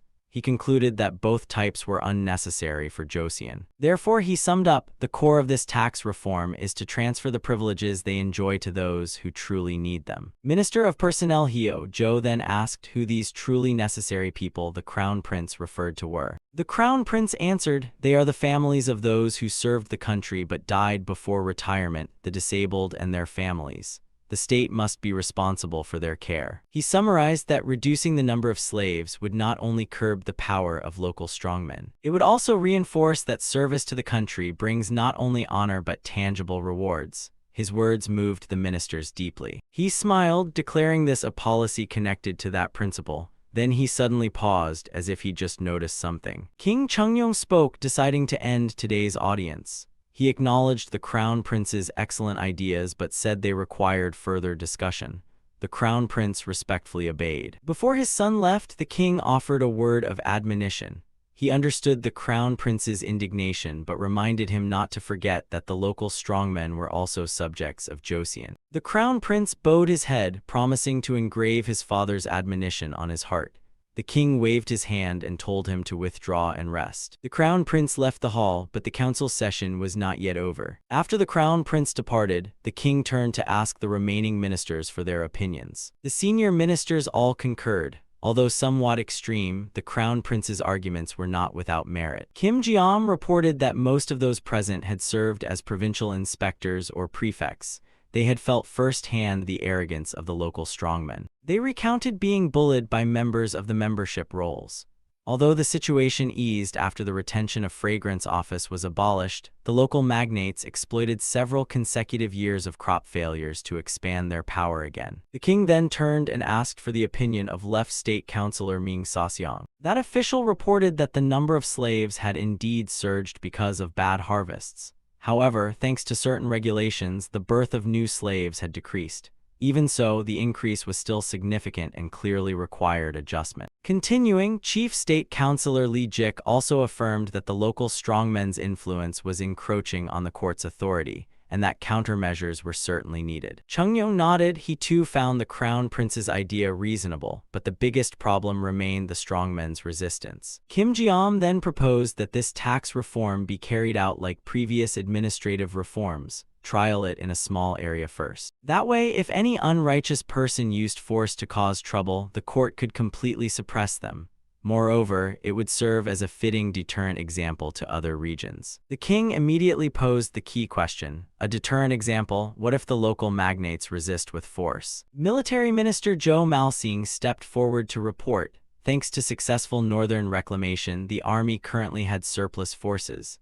Furthermore, most northern troops were cavalry, giving them excellent mobility. Senior Assistant Minister Choi Yun-deok added that the training academies always kept corps officers on duty, with a number of troops garrisoned for training. The military was ready. King Chungyong made his decision. He recalled the crown prince's remarks about roads. They could begin the pilot in the outskirts of Hanseong first and expand the trial area as roads were improved. The king issued a firm order. He permitted implementation of the policy based on the crown prince's proposal and instructed the ministers to study the details accordingly. The entire court responded in unison. The court historian recorded the events of that day. It was true that local magnates abused goodwill. However, the court's decision was extremely resolute, and resistance from the magnates was to be expected. It seemed a foul wind and bloody rain were about to break out, time for umbrellas and maybe helmets. At court, Crown Prince Hyang strode in ceremoniously, followed by a retinue carrying a stack of memorials. the scene suggesting a major reform plan was about to be unveiled. When asked, Hyung explained that once his method was approved, he had immediately compiled all related bills into written form. He had prepared meticulously so the ministers could read the documents as he explained them and prepare questions. The whole court fell silent in anticipation. King Chungyong sat on the throne, visibly surprised. He had not expected his son to accomplish such a massive workload in so short a time. The crown prince confidently presented that all these policies were closely interconnected, from a national bank and construction enterprises to the issue of slaves, and thus needed to be considered holistically. The ministers leaned in to read the scrolls as the crown prince began with the first detail: the interest rates charged by local landowners. At the end of his presentation, the crown prince asserted that strengthening household registration management would ensure operational capacity for the national bank. Everything had been calculated down to the last detail. King Chungyong glanced toward the officials, permitting them to begin asking questions. The atmosphere in court grew tense. Immediately, an elderly high official spoke up, seeming rather hurried, which made the other ministers startle slightly. The other ministers exchanged glances, displeased with the official's eagerness. Everyone held their breath to hear what the first question would be. Despite whispers urging restraint, Prime Minister Jo, the military minister, loudly gave his name, ready to interrogate. Hyung remained calm, reassuring them there was no need to rush, and invited the military minister to begin his question. Prime Minister Jo went straight to the point, questioning the proposal to use relay stations, normally reserved for emergencies, to operate passenger carriages. The crown prince smiled and explained that this was a way to utilize the relay stations even in peacetime, an idea without precedent. He pointed out the current reality. When Joseon people traveled long distances, they could only walk, facing dangers from robbers and wild animals on the road. The crown prince proposed using the large, sturdy Western draft horses to pull carriages. If these carriages ran regularly, travel would become far safer, more convenient, and much faster. Another official nodded in agreement, saying the plan made great sense since the court also needed to improve routes to the northern regions. The crown prince nodded in confirmation, adding that in emergencies both the carriages and their drivers could be requisitioned for military use. Moreover, it would create many new occupations. King Chungyong also saw the plan's potential, noting that secured travel would lead to eateries and inns appearing, stimulating the circulation of money. Hearing his father's understanding, the crown prince couldn't hide his delight and turned to agree. Father is absolutely right. At that point, Registrar Kim Jia raised another concern. He asked about the proposal to issue new identity cards to the entire population, while Joseon already had a similar tag system called Hoppy. The crown prince acknowledged this, but pointed out that the old Hoppy system had been suspended because of public resistance due to abuses of labor conscription and forged tags. He revealed a breakthrough. The new identity cards would be issued to slaves and women as well, explicitly stating they were not subject to heavy labor obligations. Regarding forgery, the crown prince assured that the Ministry of Punishments would establish laws to systematically regulate and punish such acts, ensuring the policy's integrity. On hearing this, Kim Jia was completely convinced. He admitted that state supervision of implementation would be far more effective than his initial thought. The crown prince continued, emphasizing the importance that all identity cards have the same shape, size, and material. Prime Minister Jo Malseong also voiced his agreement. One problem with the old Hoppy system was that people could make tags from any material they wished, which led to countless cases where night patrols couldn't detain curfew violators simply because they had a tag, much to the bewilderment of the watchmen. The crown prince raised a finger, explaining that the state issuing a standard identity card to every citizen would be an important symbol. Then he blurted out a shocking concept. Although Joseon society is class-divided, this identity card would symbolize that all citizens are equal before the law.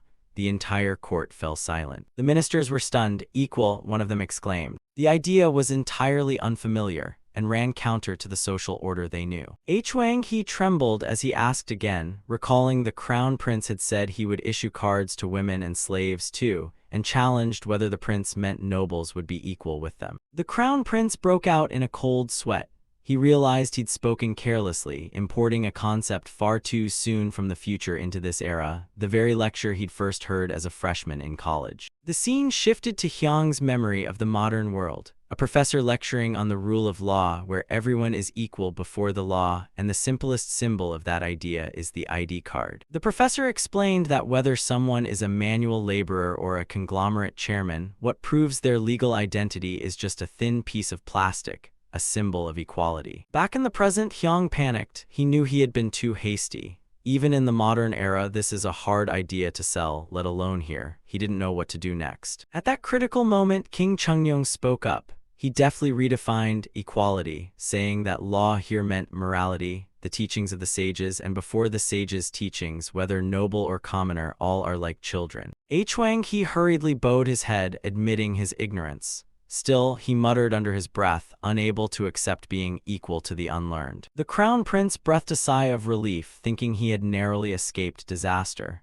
But immediately a more practical issue was raised. The ministers worried about manpower and budget to implement all these reforms. The political danger had passed, but administrative difficulties loomed. Hyung reassured them, asserting that implementing everything at once was impossible.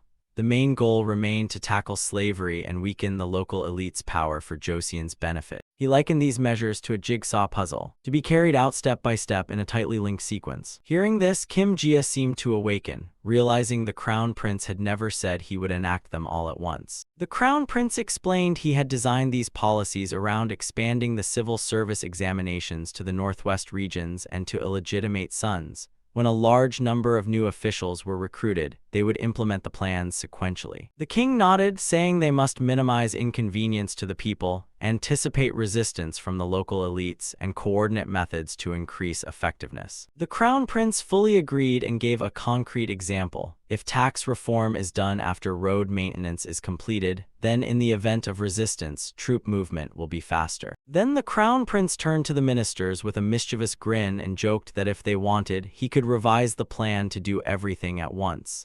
The ministers panicked and refused, insisting the current plan was best. King Chungnyeong concluded the court. He ordered the ministers to discuss among themselves and coordinate efficiently. Then he dismissed everyone, keeping only the crown prince behind. The king called his son near. The crown prince stepped forward cheerfully, unaware of what his father was about to say. Meanwhile, a royal historian sat taking notes, thinking there was so much to organize, and now he finally understood the crown prince's intent. Suddenly, there was a rustle. The historian startled and looked up in astonishment to find the throne empty.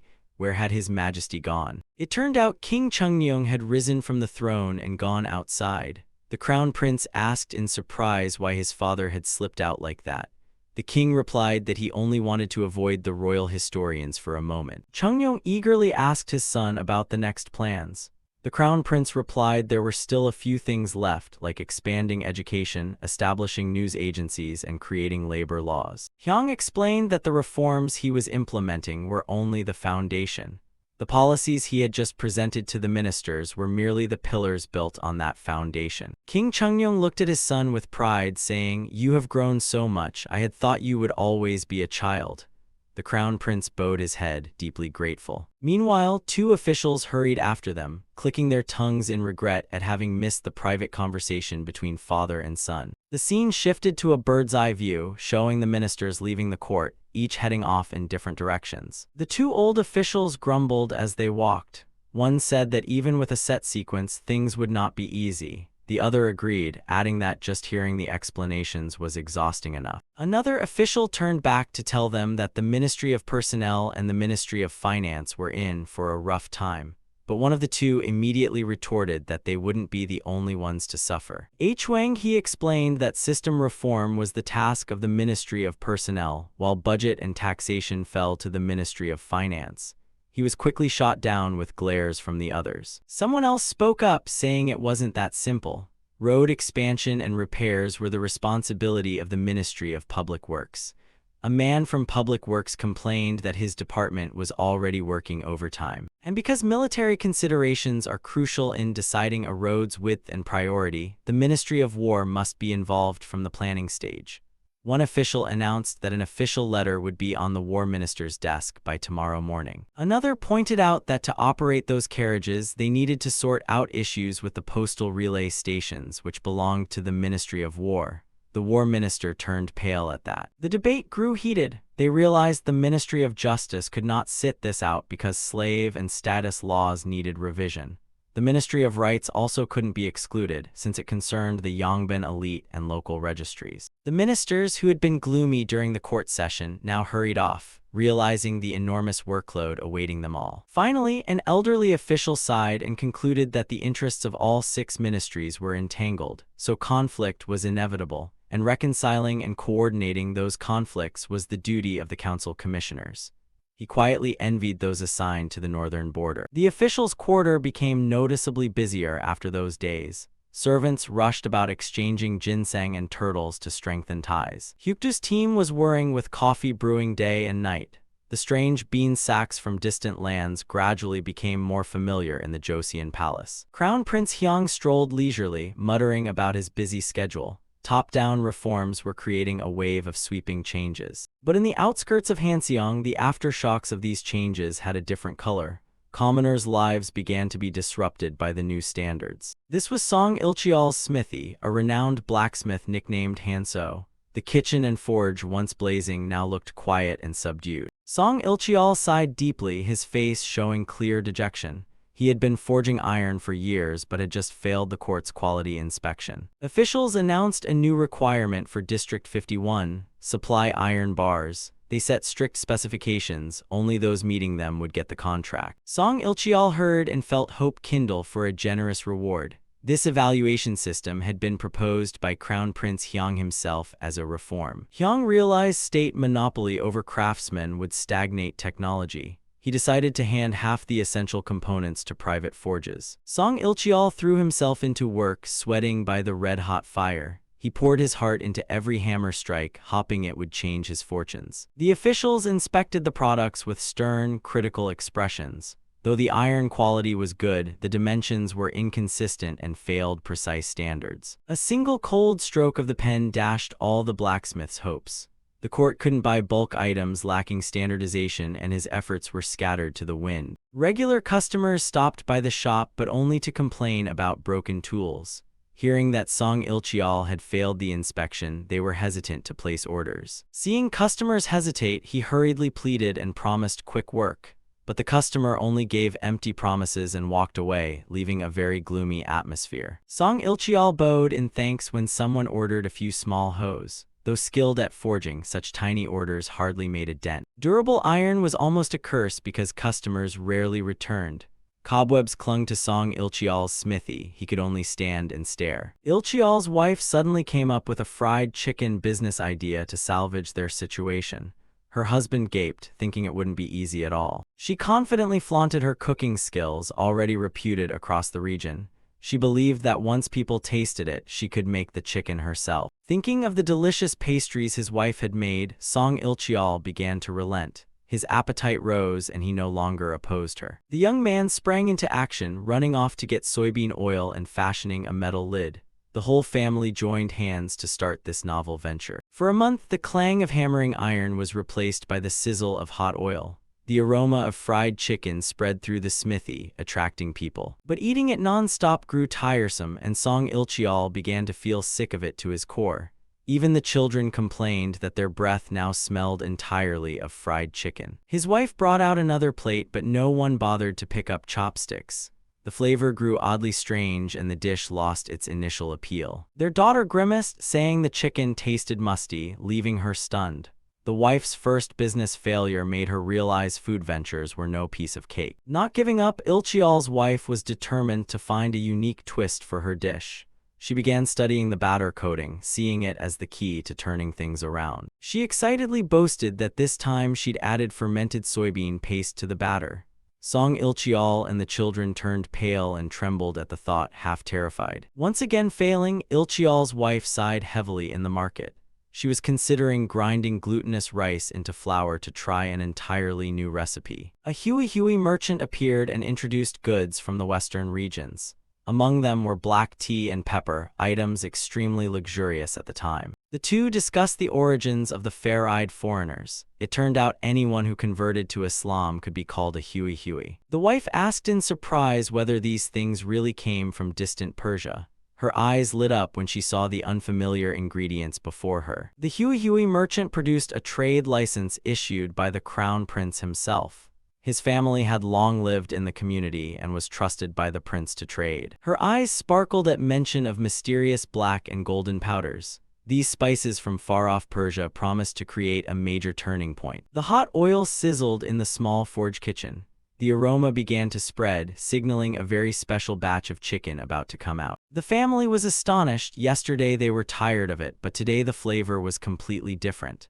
The fried chicken looked golden and glowed so temptingly it made mouths water. Ilchial's wife proudly declared this her masterpiece. Seeing the appetizing plate, Song Ilchial and their son couldn't help drooling. She eagerly invited her husband to taste a piece for a try view. Song Ilchial blinked in confusion, clearly not understanding that strange term. Their son explained it was slang the crown prince Hyang had recently coined. Night fell, the village fell silent, and only budding business ideas remained. Song Ilchial worried whether they needed to take the chicken all the way to the scholar's house. His wife insisted this was the secret to a wildly successful business. Scholar An was surprised to see Hanso from the smithy suddenly visit him. The blacksmith and his wife bowed respectfully to the region's most famed scholar. Scholar An suddenly caught a most unusual, distinctive scent. He inhaled repeatedly, trying to guess what in this fried chicken made it so alluring. The couple presented the fried chicken, hoping the scholar would taste it. They had bet everything on this batch, seasoned with precious Persian spices. Scholar An smirked, understanding their aim for an endorsement. He ordered a maid to bring the dish inside to begin the assessment. Song Ilchial asked his wife blankly what a review actually was. She explained that Scholar An's recognition would be their passport to success. Scholar An was one of Hanseong's top gourmands with enormous influence. A good review from him would surely make the shop packed with customers. A maid carried the hot plate of fried chicken into the room amid the couple's nervousness. The wife only hoped the picky scholar would not reject her dish. Scholar An nodded, admitting the aroma was truly special. The blend of unfamiliar spices piqued the gourmand's curiosity. He picked up a drumstick with chopsticks and praised the neat cutting. The care and presentation had already scored points with the scholar. Scholar An slowly brought the piece to his mouth and began to savor the flavor. The crisp crust crackled, and everyone around held their breath in anticipation. Scholar An seemed enlightened, his eyes shining with shock. This Persian-spiced fried chicken was a flavor explosion far beyond his expectations. Light seemed to emanate from the house, leaving the blacksmith couple frozen. They couldn't believe their homemade fried chicken had shaken the discerning scholar so deeply. Scholar An nodded approvingly, calling the addition of Persian spices a brilliant move. The wife explained she had adjusted the recipe herself to create the difference. The gourmand scholar offered to name the couple's fried chicken shop. Song Ilchial and his wife were overjoyed, treating it as a tremendous honor. Scholar An wrote down the name Ilmi Fried Chicken and declared it the best chicken in Hanseong. He even promised to be the first customer when the shop officially opened. So with a wooden sign and a simple bench, Ilmi Fried Chicken began operations. The whole Song Ilchial family brimmed with hope for the future. Within days, word of mouth spread and the shop was constantly packed. Business blossomed brilliantly thanks to the famous scholar's endorsement. News of the unique fried chicken quickly reached the deepest palace halls. An official rushed in to report to the crown prince about the dish making waves. Hyang, hard at work, was presented with a bag of Ilmi fried chicken. He recognized it at once as the famous Yeongdeungpo shop people had been talking about. The eager official urged the crown prince to taste the chicken while it was still piping hot. He had gone to the trouble of spending the whole morning to secure this delicacy. Hyang looked at the bag with curiosity and began to recognize the familiar aroma. He smiled, pleased that his trade reforms were bearing fruit. The crown prince nodded to sample the fried chicken that was all the rage across the capital. He ordered it brought in and prepared to experience the novel flavor. Hyang was surprised to see the pieces neatly chopped, easy to eat with chopsticks. He sat properly at the table, ready to uncover the secret behind Ilmi's appeal. At the first bite, pungent pepper and a unique curry aroma exploded. The crown prince was astonished by the wonderful blend of Western spices. Hyang realized imported goods from the Muslim community had reached ordinary people. His open trade policies were truly changing lives. Close up, the fried pieces were well seasoned with black pepper and golden turmeric. The people's creativity in combining spices deeply impressed the crown prince. The crown prince praised Joseon people for their refined taste in cuisine. The official beside him just stared, bewildered by each amused expression. Hyang generously shared the remaining chicken with the eunuchs and maids. He secretly thought his father would surely enjoy this distinctive dish. The servants respectfully accepted the unexpected gift from the benevolent crown prince. The maid carrying the tray beamed with happiness and admiration. Hyang pondered the need to change outdated dining rules. He couldn't understand why servants were only allowed to eat scraps left by their masters. Meanwhile, a mysterious shadow suddenly broke into Song Ilcheol's house. A rough hand snatched the hammer, signaling a major incident about to unfold. Song Ilcheol roared in fury, swinging his sledgehammer to protect his family from the thugs. A tense cliffhanger as the blacksmith vowed to smash anyone who dared violate his home. Everything began a few days earlier when an uninvited guest showed up at the shop.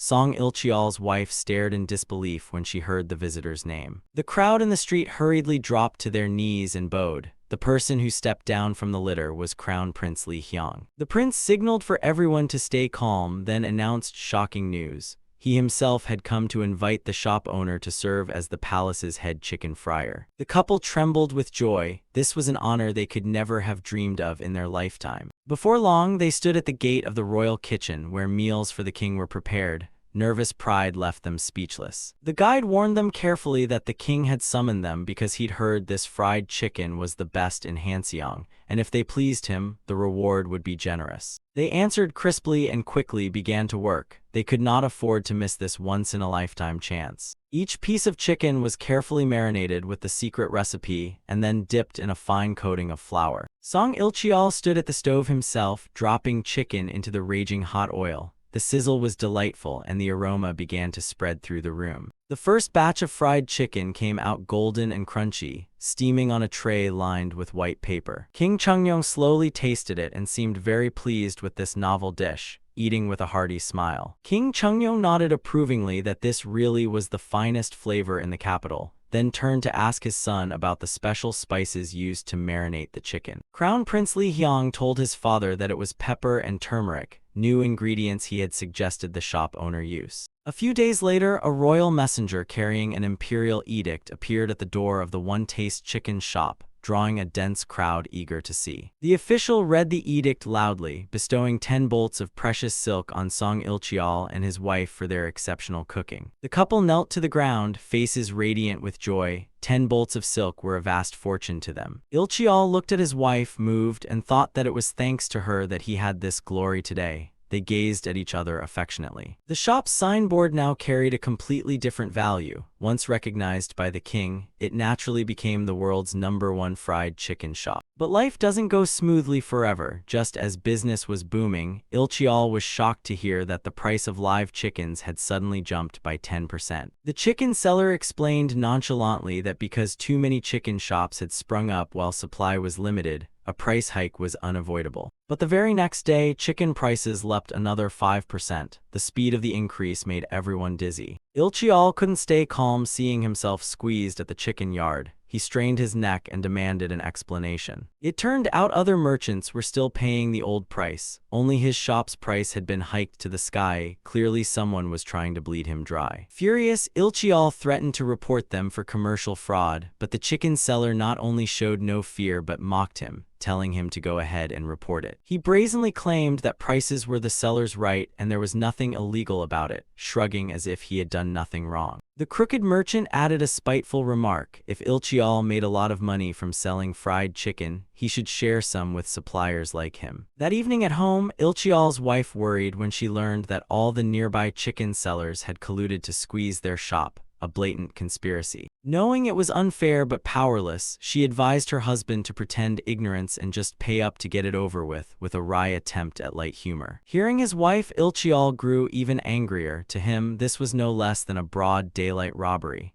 He ground his teeth, his face flushed with rage. Unable to sit still, he slammed his hammer down on the table with a dry clack. His anger had reached its peak. Although it was late, Ilchial quietly prepared to go out. His wife grabbed his sleeve anxiously, asking where he planned to go at such a dark hour. He brushed her hand away and declared boldly that he would handle those greedy merchants himself, repeating the name Hanso as proof of his resolve. Ilchial's silhouette blurred in the dying light as he strode decisively toward the merchants' chicken coops. It turned out he wasn't going to beat anyone up. Ilchial donned a black mask and sneaked behind a wooden fence to observe in secret. He prowled around the merchants' coops, scrutinizing every detail inside their pens. All night long he slipped from one farm to another, scouting the region's chicken-rearing practices, a large-scale field investigation. The cawing of crows signaled dawn. After a hard night, Ilchial finally returned home to his wife's weary waiting. He appeared in a threatening posture, still clutching the large wooden hammer, and the atmosphere in the house suddenly grew oppressive. His wife was terrified to see him come home late carrying a weapon. She trembled and asked where he'd been and what he intended to do with that hammer. She was convinced he'd gone to teach those chicken sellers a lesson. Ilchial nodded, admitting he could no longer tolerate their arrogance. But the truth was different. He said he'd been studying the nearby coops to learn how to raise chickens, realizing the key was having a proper coop. His wife was stunned by his bold plan. She hadn't expected the solution to the chicken price crisis to be that he intended to start raising them himself. Song Ilchial decided he couldn't sit by while merchants squeezed them. He told his wife they'd build a decent chicken coop in their yard to be self-sufficient. His wife fully supported him and even offered to sell the royal silk to raise capital.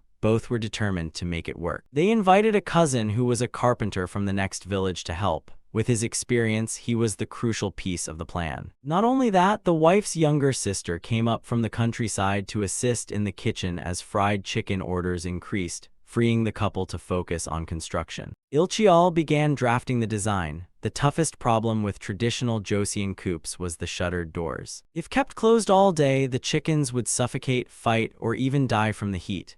But if opened, they'd escape or be preyed on by martens and feral cats. Ventilation was a real puzzle. But Ilchial wasn't an ordinary craftsman. He'd apprenticed under a wire armorer. He hit on the idea of braiding zinc strands into an iron mesh for protection. He personally directed the carpenter to weave the mesh thick and sturdy. Each metal strand was interlaced carefully to allow airflow while keeping out predators. After multiple tests and adjustments, the new style coop finally took shape. Ilchial was confident the chickens would love their new home. Chickens from Namjai Island were brought in and quickly adapted. Seeing her husband's results, the wife couldn't stop praising that his hands were still sturdy. Not stopping there, Ilchial wanted to protect his innovation. He decided to register it with the Intellectual Property Office so no one could steal the design, but the couple were illiterate and had to ask someone to write for them. They went to Scholar On, a local learned man, but when they mentioned asking him to write the petition, he showed displeasure, feeling slighted just because the couple had cooked for the king. Scholar On tossed his chin and said he could buy that one-taste chicken himself. No need to present it as a gift to curry favor. But the moment Ilchial opened the steaming tray piled with wings and drumsticks, the mouth-watering smell made the scholar's color change. The power of good food is no joke. Instantly, Scholar On's attitude flipped 180 degrees. He beamed, invited Ilchial in, and declared he'd write the petition 100 times over if necessary. Truly, food is the great equalizer. Ilchial breathed a sigh of relief and silently thanked the scholar and his thoughtful wife for bringing exactly the right gift. At the palace, Crown Prince Li Hyong received a stack of documents from the Intellectual Property Office.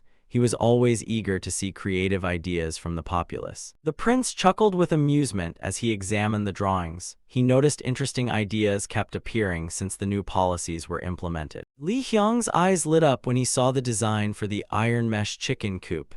He immediately recognized the cleverness of applying braided iron armor techniques to poultry farming. Li Hyong was overjoyed to see people taking initiative and inventing to solve their own problems. This was the Joseon he had long hoped for. News of the application spread quickly. At the administrative headquarters, everyone buzzed about this novel step taken by the common folk. However, Song Ilchial was left stunned when he received feedback from the palace. He couldn't believe his beloved coop was criticized by the crown prince as needing further modification and technical improvement. Being an inventor under a genius prince was certainly not easy. At a government office, Song Ilchial scratched his head in bewilderment. unable to understand why his chicken coop hadn't been registered. The official patiently explained that the concept of a chicken coop was too broad, like how no one would register a vague house. Instead, he suggested following Crown Prince Lee Hyong's advice. Rather than registering the whole coop, register the iron grate on the door. Hearing that, Il-cheol panicked again because he was illiterate and had no idea how to redo the registration process from scratch. The official immediately reassured him, saying the Crown Prince was personally interested in the matter, so the court would take care of everything for him. Thanks to a steady supply of chickens, Il-cheol's shop began to bustle with customers as if it were a festival. Business boomed noticeably. Il-cheol added 3 more coops and even pulled his cousin in to help as an assistant blacksmith. Word spread and other households came knocking to borrow the iron grate technique to protect their livestock. Il-cheol and his wife beamed with pride. Finally, their iron grate had a firm place in the world. On the other side, the Crown Prince's retinue shouted and cleared a path, ordering people to quickly step aside. Seated on his horse, Hyang was weary of the uproar each time he entered or left the palace, which always caused a commotion. He thought to himself that bringing so many guards and forcing people to prostrate on the road was a bit excessive and showy. Although the law was strict to protect the royal family, Hyang still wanted to find a way to change it. He looked at the new weapon and mused that equipping the guards with improved guns might allow fewer soldiers to escort him while keeping everyone safe. His aim was to make people wary of thieves. He felt that having them bow politely instead of prostrate would be more than enough. Chungyong pondered these reforms in silence as the procession continued to amble forward. The locals murmured among themselves, saying the Crown Prince had just returned from the research pavilion to the palace. For them, seeing the Crown Prince's procession daily had become an entertaining part of life in the capital. In the crowd, a boy named Malbok hunched inward, clutching something hidden under his coat with determined eyes. The soldiers' shouts still boomed to clear the way as the horses began to approach the boy's position. Seizing the moment, Malbok suddenly dashed into the road, stamping his foot hard and kicking up a cloud of dust. Onlookers screamed in horror as a shadow abruptly blocked the procession's path. The lead horse reared in fright, and the guards scrambled to regain control immediately. Malbok showed no fear. He raised a bronze gong high, beat it repeatedly, and shouted for the Crown Prince to grant him a wish. In an instant, the guards formed a tight cordon to ensure Lee Hyang's absolute safety. Cold sword points were aimed at him. Malbok trembled, knelt, and gave his name. Watching from a distance, Hyang remained calm and ordered the soldiers to bring the boy closer to him.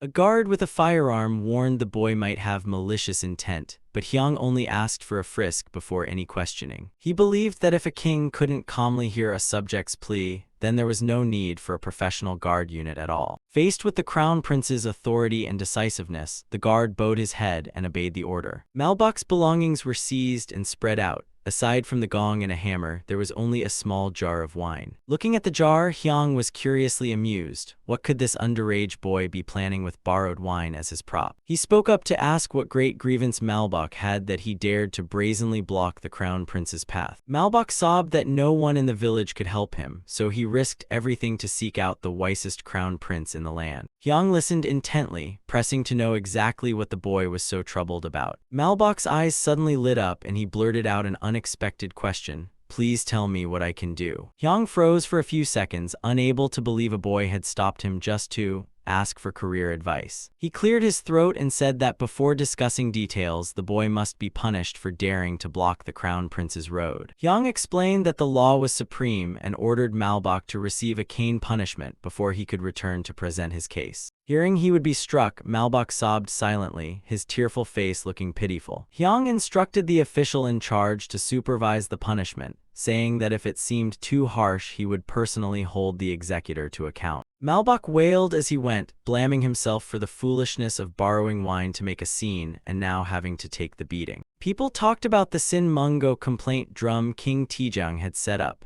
Sadly, the process was so convoluted, and with laws banning commoners from accusing officials, the drum had become mere decoration. The crowd murmured praise that the Crown Prince was both compassionate and just, and having such a reasonable leader was a blessing for the common people. Behind the palace doors, people were curious about what fate awaited the rash teenager. Inside, an official reported that 5 strokes had been administered for blocking the road.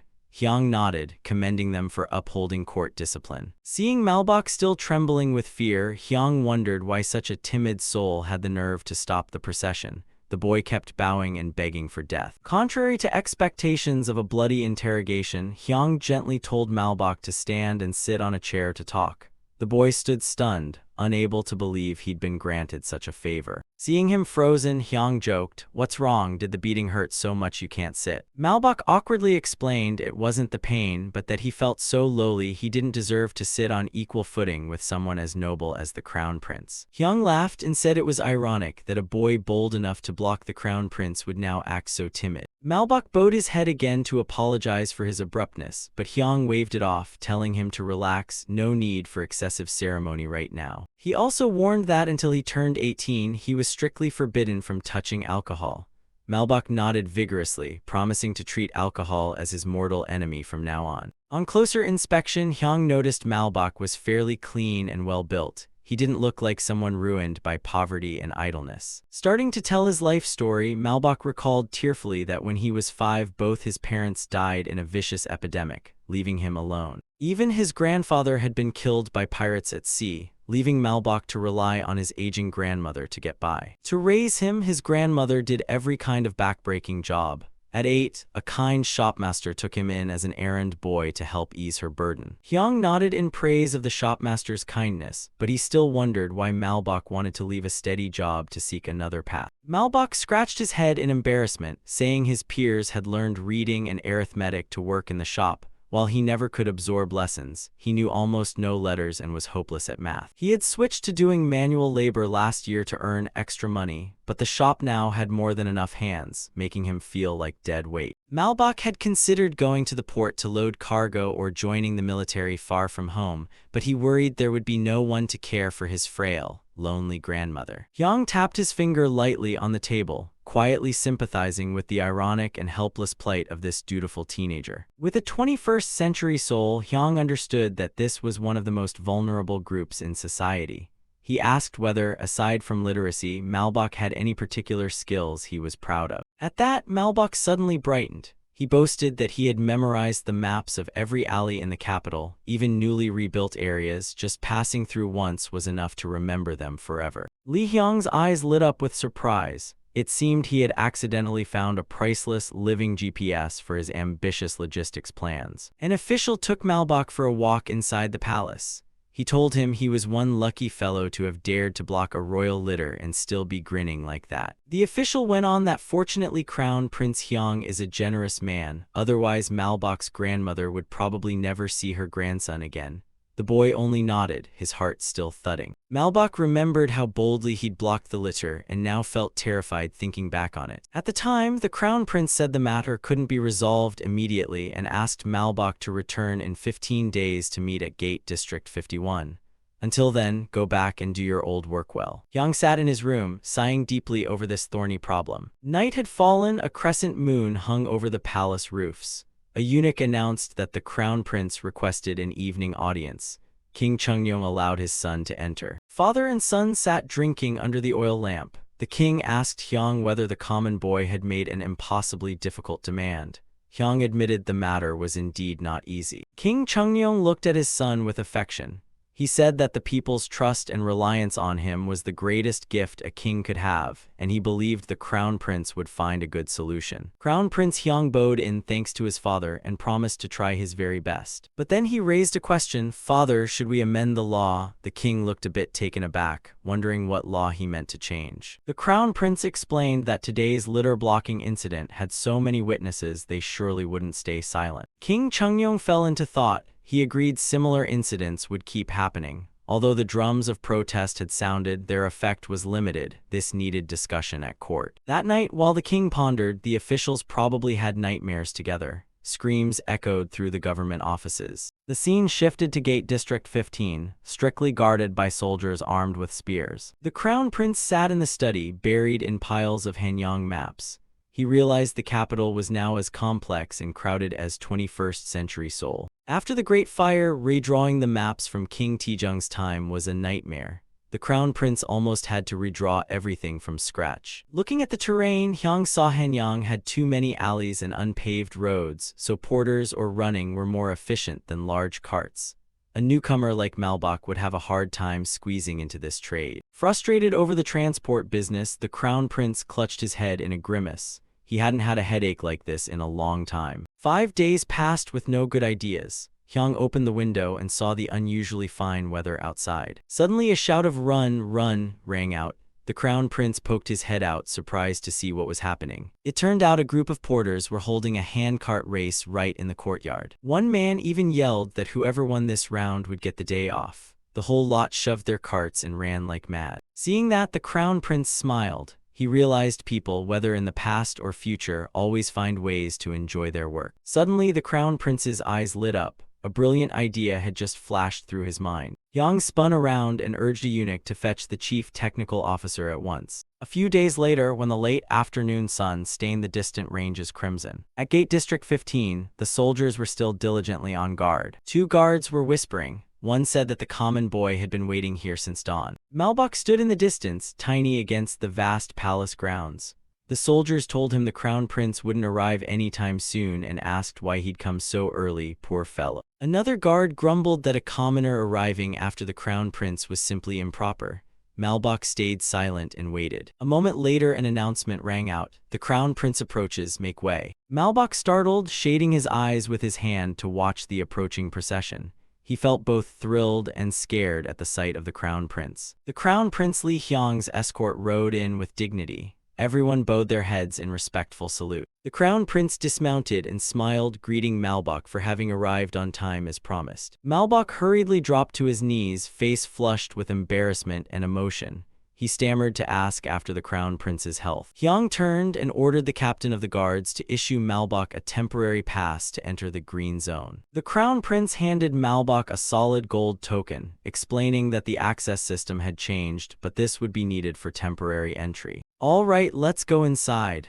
The crown prince gestured, and the giant wooden gate began to open slowly. Malbach followed, bewildered. He hadn't expected that beyond one gate there would be another. The boy broke into a sweat, eyes darting about at the soldiers posted everywhere. Looking up at the ramparts, marksmen with rifles stood on strict guard. Malbach's heart raced with fear. Seeing this, the crown prince reassured him, saying he should consider himself lucky. Not everyone has the right to set foot here. Crown Prince Hyung pointed to the precious object ahead, affirming that this was the solution to Malbach's problem. The boy gaped in astonishment. He had never seen anything so strange and yet so noble-looking. The crown prince explained it was called a cart. Malbach would carry passengers at the back to earn his keep. Lee Hyung smiled and asked the boy's impression. For a kid who liked running and knew the routes like Malbach, this was a dream job. Malbach was ecstatic, running around admiring the gleaming cart. He couldn't stop praising how big and beautiful it was. He knelt deeply to thank the crown prince. Hyung chuckled, then suddenly asked the killer question, "How do you intend to pay for the cart?" Malbach's face drained of color. He had assumed it was a gift. Now that money was mentioned, he felt faint. The crown prince folded his arms and, with a stern look, asked whether the boy expected the Joseon crown prince to work for him for free. Malbach hastily swore he'd work hard to repay it. If he couldn't, he was willing to serve the crown prince as a servant for life. Finding the boy sincere, Lee Hyung laughed and said that wasn't necessary. He only required that every 15 days for half a year, Malbach report back on road conditions while working. The crown prince wanted Malbach to note which roads in Hanyang had problems or were difficult to traverse so he could find ways to improve them. Hearing the generous arrangement, Malbach was as happy as if he'd found gold and promised firmly to complete the task. Lee Hyung told Malbach not to forget his promise to the crown prince. Then he told him to try pulling the cart all the way to Gwanghwamun Gate. A small step for the boy, but a giant leap that would change the appearance and daily life of the entire city of Hanyang. The cart bell rang klingkuang, echoing throughout the streets. Malbach eagerly pulled the cart with the crown prince across the streets to the astonishment of onlookers. Before long, the Gwanghwamun Gate appeared ahead. The crown prince did not spare praise for the little rickshaw puller's endurance. But seeing the crowd gathered ahead, Malbach grew anxious. Lee Hyung merely smiled slyly, saying someone was probably curious to see what his son was up to. Malbach broke out in a cold sweat when he realized who was waiting at the palace gate. A solemn scene unfolded at the foot of Gwanghwamun. King Chungyung stood there, a red ceremonial umbrella held high as he awaited his son. The king gently called Malbach by name, urging him to work hard to support his grandmother. The boy was so moved he began to cry, bowing his head repeatedly to thank the king for his great kindness. Malbach cheerfully hauled the two-wheeled supercar into the yard. Owner Im stood dumbfounded, not knowing what this odd contraption was. Amid the busy bustle of the trading yard, the laborers' shouts as they loaded and unloaded goods echoed through a corner of the courtyard. Mr. Im was buried in a pile of ledgers when a servant brought new papers over from Mappo. The servant immediately delivered hot news. Malbach had returned. Today was the day the crown prince promised to give his answer to him. At that, Im startled and looked up in surprise. Finally, that item had arrived. He eyed the strange vehicle and asked if the crown prince had bestowed it. Malbach nodded proudly and said this thing was called a rickshaw, a cart for pulling. A crowd gathered to look. Malbach told how it had carried the crown prince from the palace here with not a scratch. Curious, Owner Im decided to climb in and try a ride to see what this noble feeling was like. The wheels began to turn, the wooden spokes spinning dizzyingly on the flat ground. Im sat proudly, his face beaming. The sensation was strange but extremely comfortable. He noticed the cart had a canopy, rain or shine it would do, and most importantly, it rode smoothly, not jostling him like a sedan chair. Malbach stopped to ask how it felt. Im nodded with approval, declaring the crown prince a genius for making such a top-notch cart. Getting down to business, Im asked how much the boy intended to charge per ride. Malbach scratched his head awkwardly. Earlier in the palace, after praising his work, Crown Prince Hyang had told him to return to the old trading yard and ask Owner Im's advice. Malbach thanked him profusely. After all this time, the Crown Prince had kept an eye on and helped a mere porter like him. Hyang generously handed him a large silver ingot as seed money. The boy stared at it wide-eyed. He'd never seen one so big. The Crown Prince also told him to consult Owner Im about fares so he could quickly recoup the cost of the cart. Back in the present, Owner Im began clicking his abacus. The merchant's mind started calculating at top speed. After finishing his calculations, Im looked up at the boy kneeling and waiting with a serious expression. A map of Hanyang's city gates appeared. Im priced it. For trips inside the city, charge 4 scoops of rice or 2 bushels of beans. He also promised to make a flashy sign for him to hang up so people would know where to call for a cart. Tomorrow, be at the Bukshan area first thing in the morning. Im instructed carefully. Seeing Malbach puzzled, Im explained, that neighborhood is full of wealthy officials who work at the palace. They're not short of money, only of a smooth ride. Malbach was ecstatic, bowing his head to thank the owner. He promised to report this wise plan back to the Crown Prince. Im wondered why the Crown Prince had chosen him. Malbach recounted an agreement to submit activity reports for the next 6 months. Hearing this, Im could only exclaim,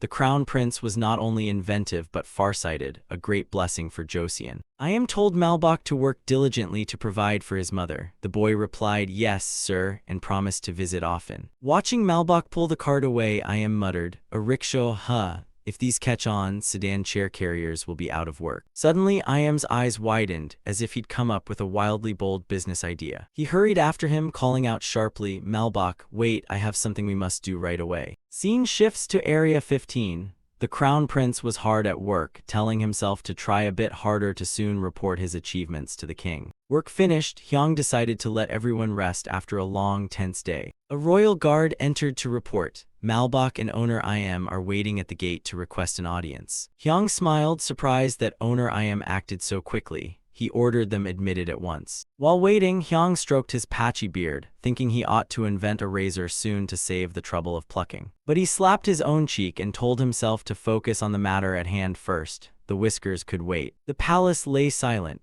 Im's party trudged in under the solemn watch of the guards. Once inside the chamber, Im prostrated himself in deep respect. Hyang warmly invited him to sit so they could discuss matters. The Crown Prince looked at Owner Im and asked, I hear you come from a scholarly family, is that correct? Im admitted it, saying he had passed the preliminary Sagwa examination long ago, but chose a different path. You passed the exams, so why become a merchant? The Crown Prince wondered. Im sighed, Your Highness, because I am from Uiju. A map of the northern border region appeared. The Crown Prince immediately understood. Owner Im had been a victim of extreme regional discrimination in the capital. Hyang announced shocking news. From this year, people from the northwest like Owner Im would no longer be barred from office. He told I am to go home and tell any ambitious relatives to take the exams. Owner I am, overwhelmed with joy, bowed his head repeatedly in thanks for His Highness's vast benevolence. Sensing the moment was ripe, I am immediately proposed running the rickshaws. He argued that one cart was a novelty, but 20 would create countless jobs for the poor. The Crown Prince praised Iam's sharp vision, but said the matter was important enough to seek the king's opinion. He asked Iam to prepare a top-notch plan to present at court tomorrow. Iam confidently affirmed he could do it. The Crown Prince instructed him to bring the completed plan to Gyeongbokgung Palace at this exact hour tomorrow. However, Hyung warned, if he arrived late, no matter how brilliant the plan, he would dismiss it outright. Iam promised on his honor he would be punctual. To a merchant like him, reputation was worth more than gold. After watching owner Iam leave, Hyung smiled to himself. Hey, no buses yet and he's already asking for taxis, is he? Sunset fell over Area 15. The prototype cart lay silent under the waning light. In the study, King Chungyong asked the Crown Prince whether he trusted the success of the merchant's proposed plan. King Chungyong believed anything that improved the people's lives was worth doing and needed little debate. Kim Jeom, Minister of Taxation, chuckled in agreement. He thought creating more jobs for the people was an excellent idea. The other officials nodded vigorously in approval. It seemed the Crown Prince's idea had unanimous support. Seeing everyone agree, the Crown Prince thought to himself that these old men had lately changed, suddenly more considerate of the people. King Chungyong nodded with satisfaction and asked again to confirm that the merchant had indeed been summoned to the palace tomorrow. The Crown Prince confirmed. The king decided he would meet the man in person to see what skill earned his son's high praise. That night at the office of the Royal Secretariat, the recorder continued diligently noting the day's events even though the clock had passed midnight. He wrote that the king and Crown Prince were like two shadows of one another in talent and temper. Then he crumpled the paper, scolded himself for sleepy scribbling, and erased that remark forever. The next morning, owner Iam clutched his plan and waited. His face was ashen, sweat pouring from his anxiety. Malbok called back to announce that the two had arrived at Gwanghwamun Gate, the most solemn entrance of the palace. Iam was so frightened he felt faint. He scolded himself for foolhardily stepping into the palace full of peril. Now he found himself trembling just like Malbok had earlier. Entering the main hall, Iam fell to his knees, not daring to lift his head to greet the king.